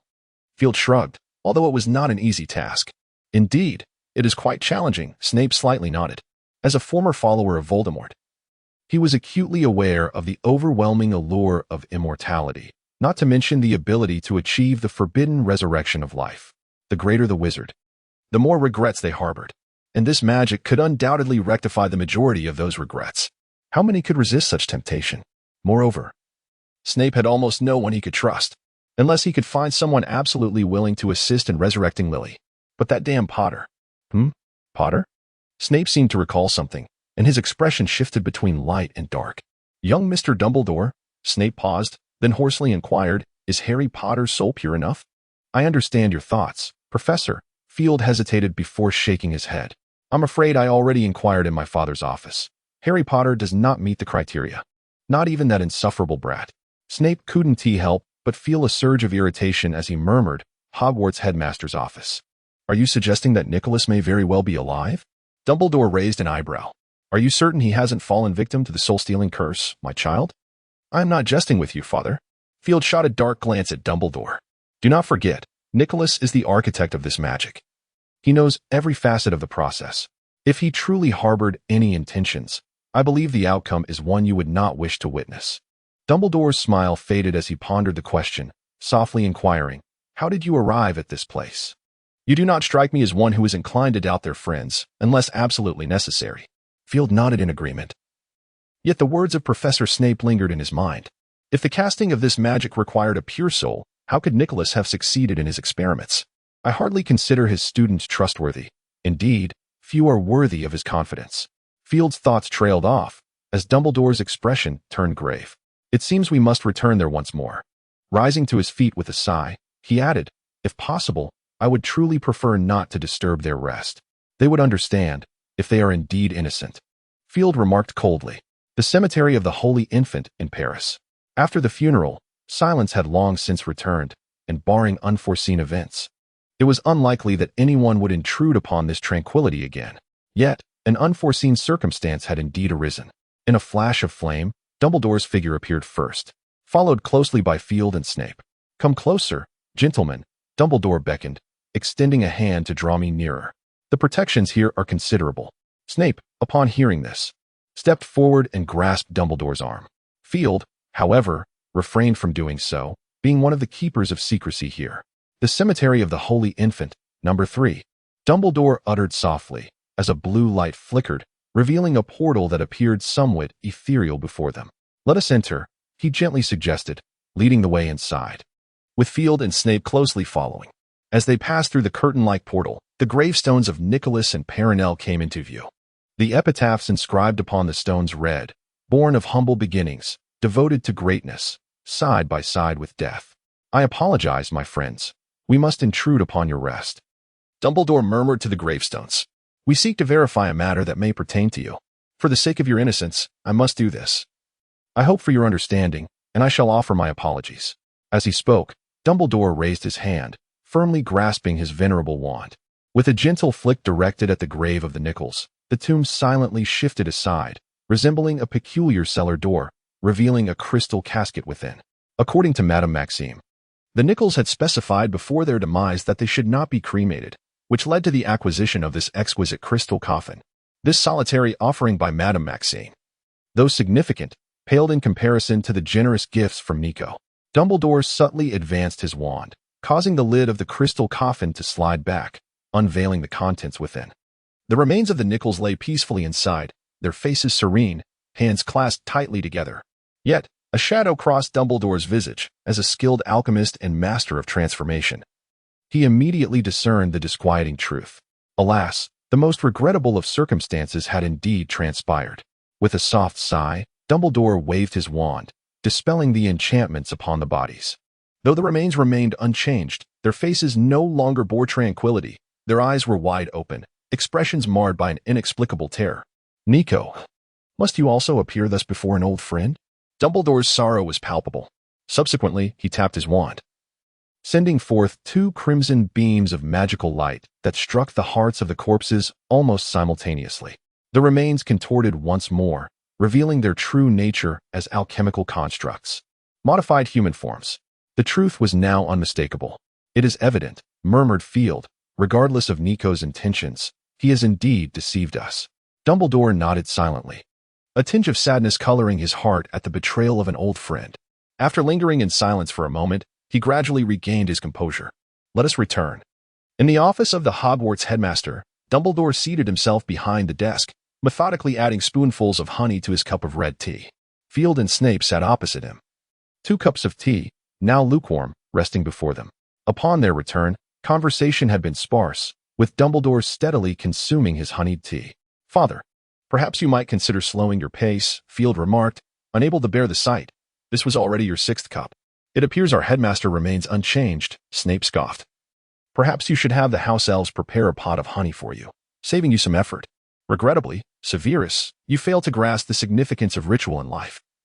Dumbledore replied, a smile gracing his features. Trust me, it is of utmost importance, is it not?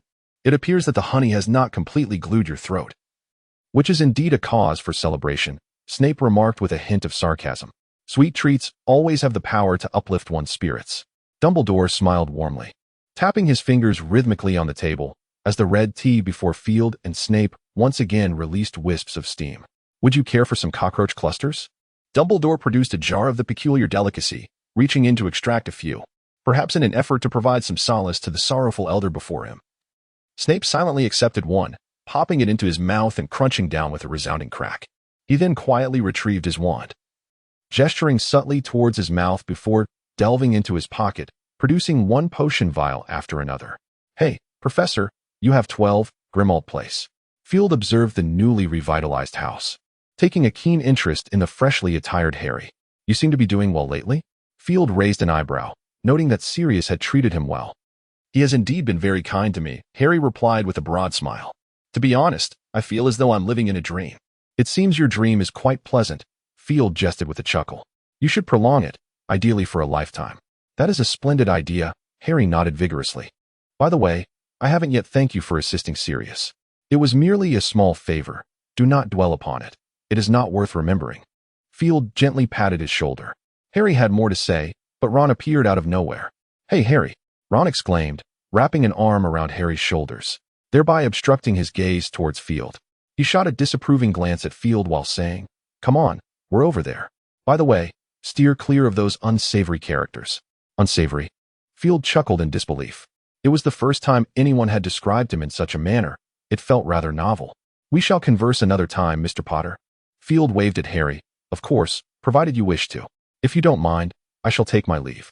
With that, he turned and ascended the stairs, unperturbed by Ron's slander, dismissing it as mere childish antics. Ron, you ought to apologize to Field, Harry said, his expression displeased as he watched Field's figure fade from view. He did nothing wrong. He even saved Sirius. Who knows what schemes he might be concocting? Ron muttered, noting Harry's growing irritation, and quickly changed the subject. Let us discuss this later. Hermione is already waiting for us. Harry sighed helplessly as he watched Ron hurry away. Regarding his best friend, he remains willing to accommodate him. However, he still harbors hopes for Ron to undergo some positive transformations.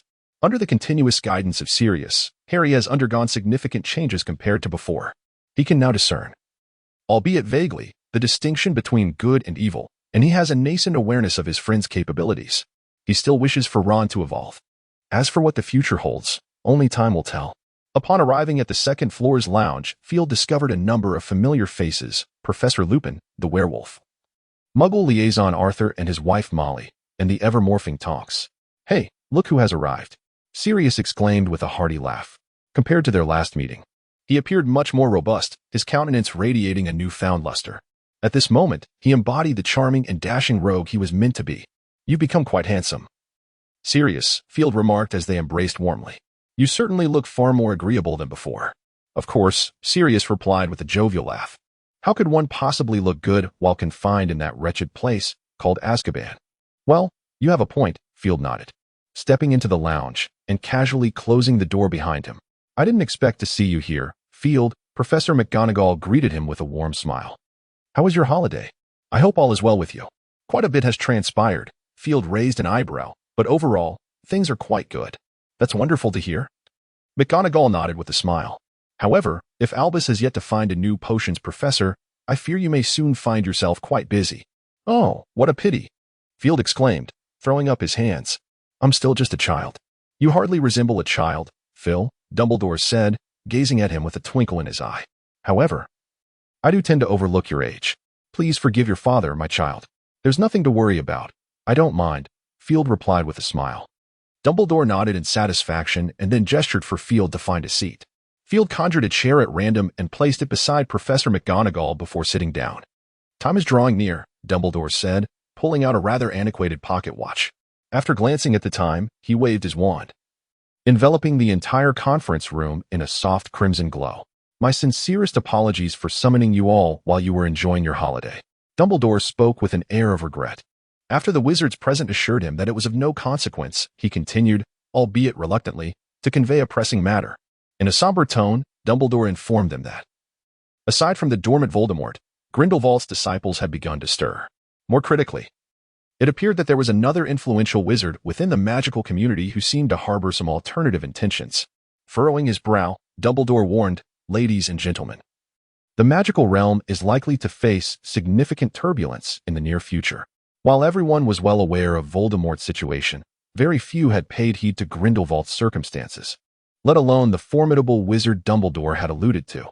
At this moment, it seemed that the notoriously troublesome Voldemort might actually be the simplest issue to resolve. "Professor, who is this influential wizard you speak of?" Sirius inquired with curiosity. "You will come to know in due time. Until I am certain, I cannot disclose his name." "My apologies," Dumbledore replied, casting an apologetic glance at the wizards seated around the table. "Very well," Sirius said, somewhat disappointed as he lowered his hand. However, he held no ill will, for he had long understood the nature of Dumbledore. "So, what do you intend to do, Professor Dumbledore?" Arthur asked, his brow furrowed. "If the situation is as complicated as you say, we may not be able to contribute much, considering our numbers." "You are correct, and this is precisely my concern," Dumbledore confessed, pinching the bridge of his nose. "What is worse, I find myself somewhat at a loss regarding our next steps." As the leader of the Order of the Phoenix, Dumbledore's uncertainty left the other members feeling equally adrift. The atmosphere in the room grew heavy with apprehension. In the face of the varied gazes directed at him, Field smiled slightly and spoke at a measured pace. "In truth, the matter is quite simple, is it not?" "Simple?" The others were taken aback, uncertain of Field's intent. "May I ask, what are your thoughts regarding Voldemort?" Field posed. "Certainly, we must eliminate him. There is no doubt about that," Sirius declared emphatically. The others nodded in agreement, affirming Sirius's assertion. "And what of Grindelwald? Are you all equally resolved to dispose of him?" Field regarded the group with a knowing smile. Sirius hesitated, momentarily at a loss for words, and the others followed suit. Those gathered had a modicum of understanding regarding Dumbledore's past with Grindelwald, and none were willing to speak freely until they discerned Dumbledore's stance. "See, is this not already quite evident?" Field raised his hands in exasperation. Regardless of Grindelwald's past actions or his current endeavors, at the very least, he had not yet turned his malevolent gaze towards the British magical community. There was still time to act. The worst-case scenario for us would be if Voldemort had indeed returned and had allied himself with Grindelwald. In such a dire situation, we would truly find ourselves powerless. Thus, my thoughts are rather straightforward. Field's tone was imbued with determination, From this moment forth, we must prioritize eliminating Voldemort at all costs, and we must act swiftly. The others nodded in agreement, acknowledging Field's resolute words. Dumbledore also inclined his head slightly, affirming, "Indeed, it appears to be the case. My friends, we must set to work. For our time is not necessarily on our side." "I actually have another suggestion," Field interjected, raising his hand slightly. With Dumbledore's permission, he continued, "As you are aware, during Voldemort's reign, those who followed him gained little, and instead lived in constant fear. So why not consider collaborating with those individuals? Those nefarious characters?" Arthur exclaimed indignantly. "How can we trust the veracity of their words? I cannot place my faith in them. In this regard, they may indeed be worthy of some trust, Mr. Weasley." Field replied calmly. "When faced with the struggle for survival, one must be willing to make concessions. One path leads to certain peril and the scorn of the entire magical community. The other, however, offers a glimmer of hope, as those of pure blood may make the right choices." There was another point that Field refrained from voicing: the extensive connections of pureblood families. In the magical world, there is scarcely any information that these families cannot uncover. In this respect, they hold a distinct advantage. Compared to the few cats and kittens, pureblood families are far more likely to quickly locate all of Voldemort's Horcruxes. This undoubtedly presents the best option for the Order of the Phoenix. Of course, none present were fools. Without Field's explicit articulation, they understood his implication and each fell into deep contemplation, Dumbledore included. Though somewhat perilous, the potential rewards made it worthwhile. Dumbledore acquiesced to this approach and turned to Sirius, remarking, "It seems we must trouble you once more, Sirius." "Not a problem. I am more than willing," Sirius replied earnestly, nodding his head. The others present voiced no objections. Among the Sacred 28, the Weasley family was branded as traitors of pure blood, leaving only the noble blacks suitable for this task. As he watched the owl struggle skyward until it became a mere speck, Sirius suddenly felt a pang of uncertainty. "Do you think we stand a chance of success?" he inquired, casting a worried glance at Field. "Rest assured, we are merely seeking to arrange a discussion with them." Field gently patted his shoulder, acknowledging the universal fear of death, particularly poignant among those of elevated status. "Rest assured, our chances remain substantial." "I hope so." At Malfoy Manor in Wiltshire, England, Lucius reclined in a velvet armchair within the study, appearing somewhat haggard. He delicately rolled up his sleeve, glancing at his arm before returning it to its previous position. With a sigh, he rubbed his face vigorously, subsequently burying it in his palms. A soft click signaled the opening of the study door. Instantly, Lucius lifted his gaze, extracting his wand from the elegant cane at his side, tension coursing through him. Upon recognizing the visitor, he relaxed, donning a casual smile as he returned his wand to its place. "Good afternoon, my dear. Why haven't you ventured out today?" Narcissa chuckled softly. "Selena and the others did not wish to go out, and I did not want to be alone." Lucius took her hand, pressing a gentle kiss to it before drawing her close. "Where is Draco?" "He is still in the Peacock Garden. A few new Nifflers have arrived, and he seems quite taken with those little creatures," Narcissa replied tenderly. "Always playing." Lucius's expression hardened. "It vexes me to think that a noble Malfoy has only managed a 5th place in his finals. Not to mention, he can't even surpass that Potter boy or even a common muggle. If he possessed any semblance of shame, he would cease wasting time." "I understand. I shall inform him," Narcissa consoled. "I have also heard of that exceptional muggle-born girl. At Hogwarts, she outshines everyone except Dumbledore's adopted son. Alas, as long as he remains a Malfoy, he is destined to be the best in every regard." Lucius sighed, his demeanor once again stern. Narcissa nodded slightly. "Their beliefs regarding pure blood superiority ingrained deeply within them. By the way, I have yet to inquire about your affairs." Lucius smiled at his beloved. "Is there anything I can assist you with?" "I have no pressing matters, merely concern for you," Narcissa replied, her brow furrowed with worry. "What troubles you?" "Nothing of great significance, merely some business matters. The ministry's scrutiny has intensified, and our enterprise has already plummeted. Thus, I find myself somewhat anxious." Narcissa probed further, but Lucius remained reticent, leaving her with no choice but to relent. Lucius suddenly furrowed his brow, sensing something collide with their protective enchantments. "Bobby!" Lucius barked sharply. With a crisp sound, a house elf materialized before them. "Greetings, esteemed master." The house elf stammered, bowing deeply, its elongated nose touching the carpet. "Go and see what lies outside," Lucius commanded, his brow furrowing slightly. "As you wish, master," the house elf replied, bowing once more before vanishing from the room. When it reappeared, it held an owl in its hands. "Here is a letter for you, master," the house elf, named Dobby indicated with a finger as the letter from the owl's talon floated gracefully onto Lucius's desk. Lucius nodded, drawing his wand and lightly tapping it against the letter. The envelope opened automatically, and the letter fluttered out, landing neatly on the table. "Dear Mr. Malfoy, Field Dumbledore sends his regards. There are matters that require a personal discussion. If it pleases you, I shall visit promptly at 1 o'clock. Kindly be advised. Field Dumbledore wishes to pay a visit?" Lucius was taken aback, as he had little acquaintance with this individual. If one were to draw any connection, it would be that the head of Slytherin had shown some concern for his son. Nevertheless, regardless of the man's reputation, the mere association with the Dumbledore name warranted a warm reception. Of that he was certain.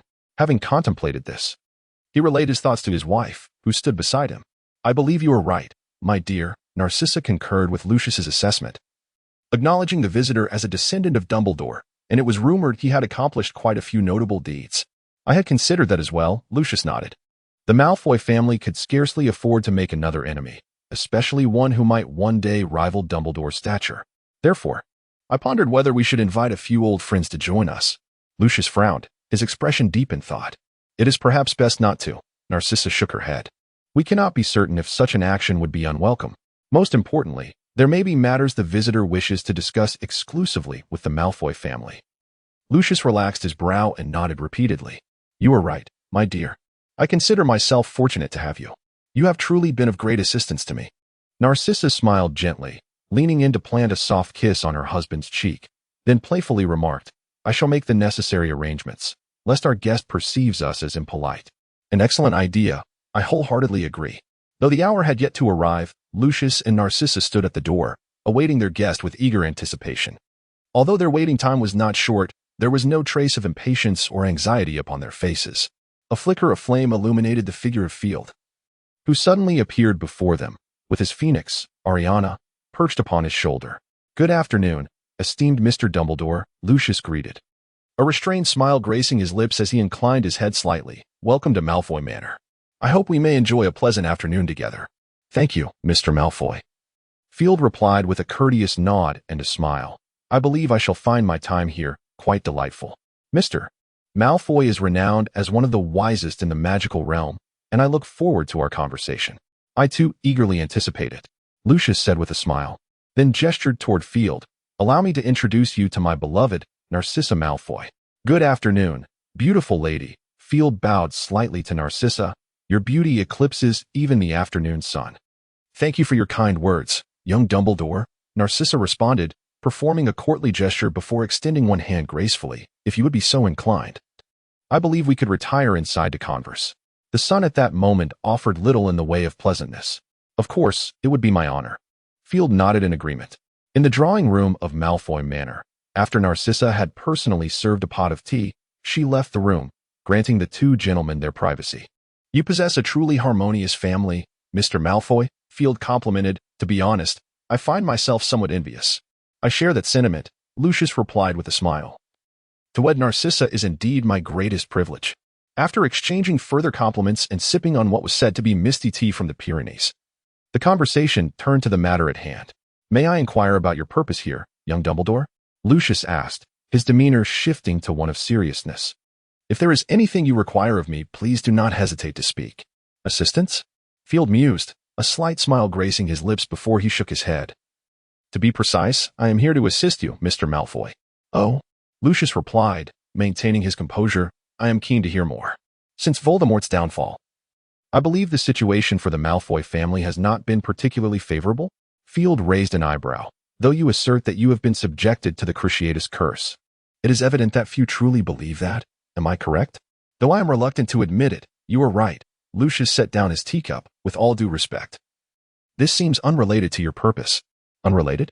Field chuckled softly. "No, in fact, it is quite pertinent. I suspect, Mr. Malfoy, that you have not enjoyed a single restful night's sleep in quite some time, have you?" Field chuckled softly, gesturing towards Lucius's sleeve. "And I dare say that sensation must be rather unpleasant, wouldn't you agree?" Upon hearing this, Lucius momentarily froze, instinctively brushing his fingers against his wrist. He was not naive enough to believe Field's words were without purpose, yet the intent eluded him. So, what is it that you wish to convey, young Mr. Dumbledore? Lucius inquired in a hushed tone. Voldemort is returning, Field replied, taking another sip of tea before leisurely articulating this unsettling truth. You were once one of his adherents. You ought to be aware of his treatment of traitors. Not to mention, the Malfoy family was among the first to abandon him. Lucius's countenance darkened considerably at this revelation. After a brief silence, and following a sumptuous dinner at the Malfoy residence, Field vanished into a glow of crimson light, amidst Lucius's fervent farewells and watchful gaze.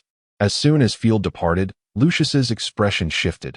The earlier enthusiasm evaporated, replaced by a visage of sorrow and confusion. What troubles you, dear? Narcissa gently inquired upon witnessing her husband's return to the sitting room, his face a mask of bitterness. Nothing, Lucius instinctively shook his head, forcing a smile. You seemed not to have eaten anything. Would you care for a late-night snack? No, thank you. I do not require it at this moment, Narcissa replied, shaking her head gently as she embraced her husband. You harbor concerns, Lucius. If there is something troubling you, you may confide in me. We can devise a solution together. Just as we used to. Lucius tenderly brushed his lover's long hair, hesitating momentarily before he sighed deeply. Very well, it is my fault for causing you worry. I do indeed have something I have not disclosed to you. Lucius slowly uttered these words, rolling up his sleeve. Narcissa's gaze sharpened, instinctively covering her mouth.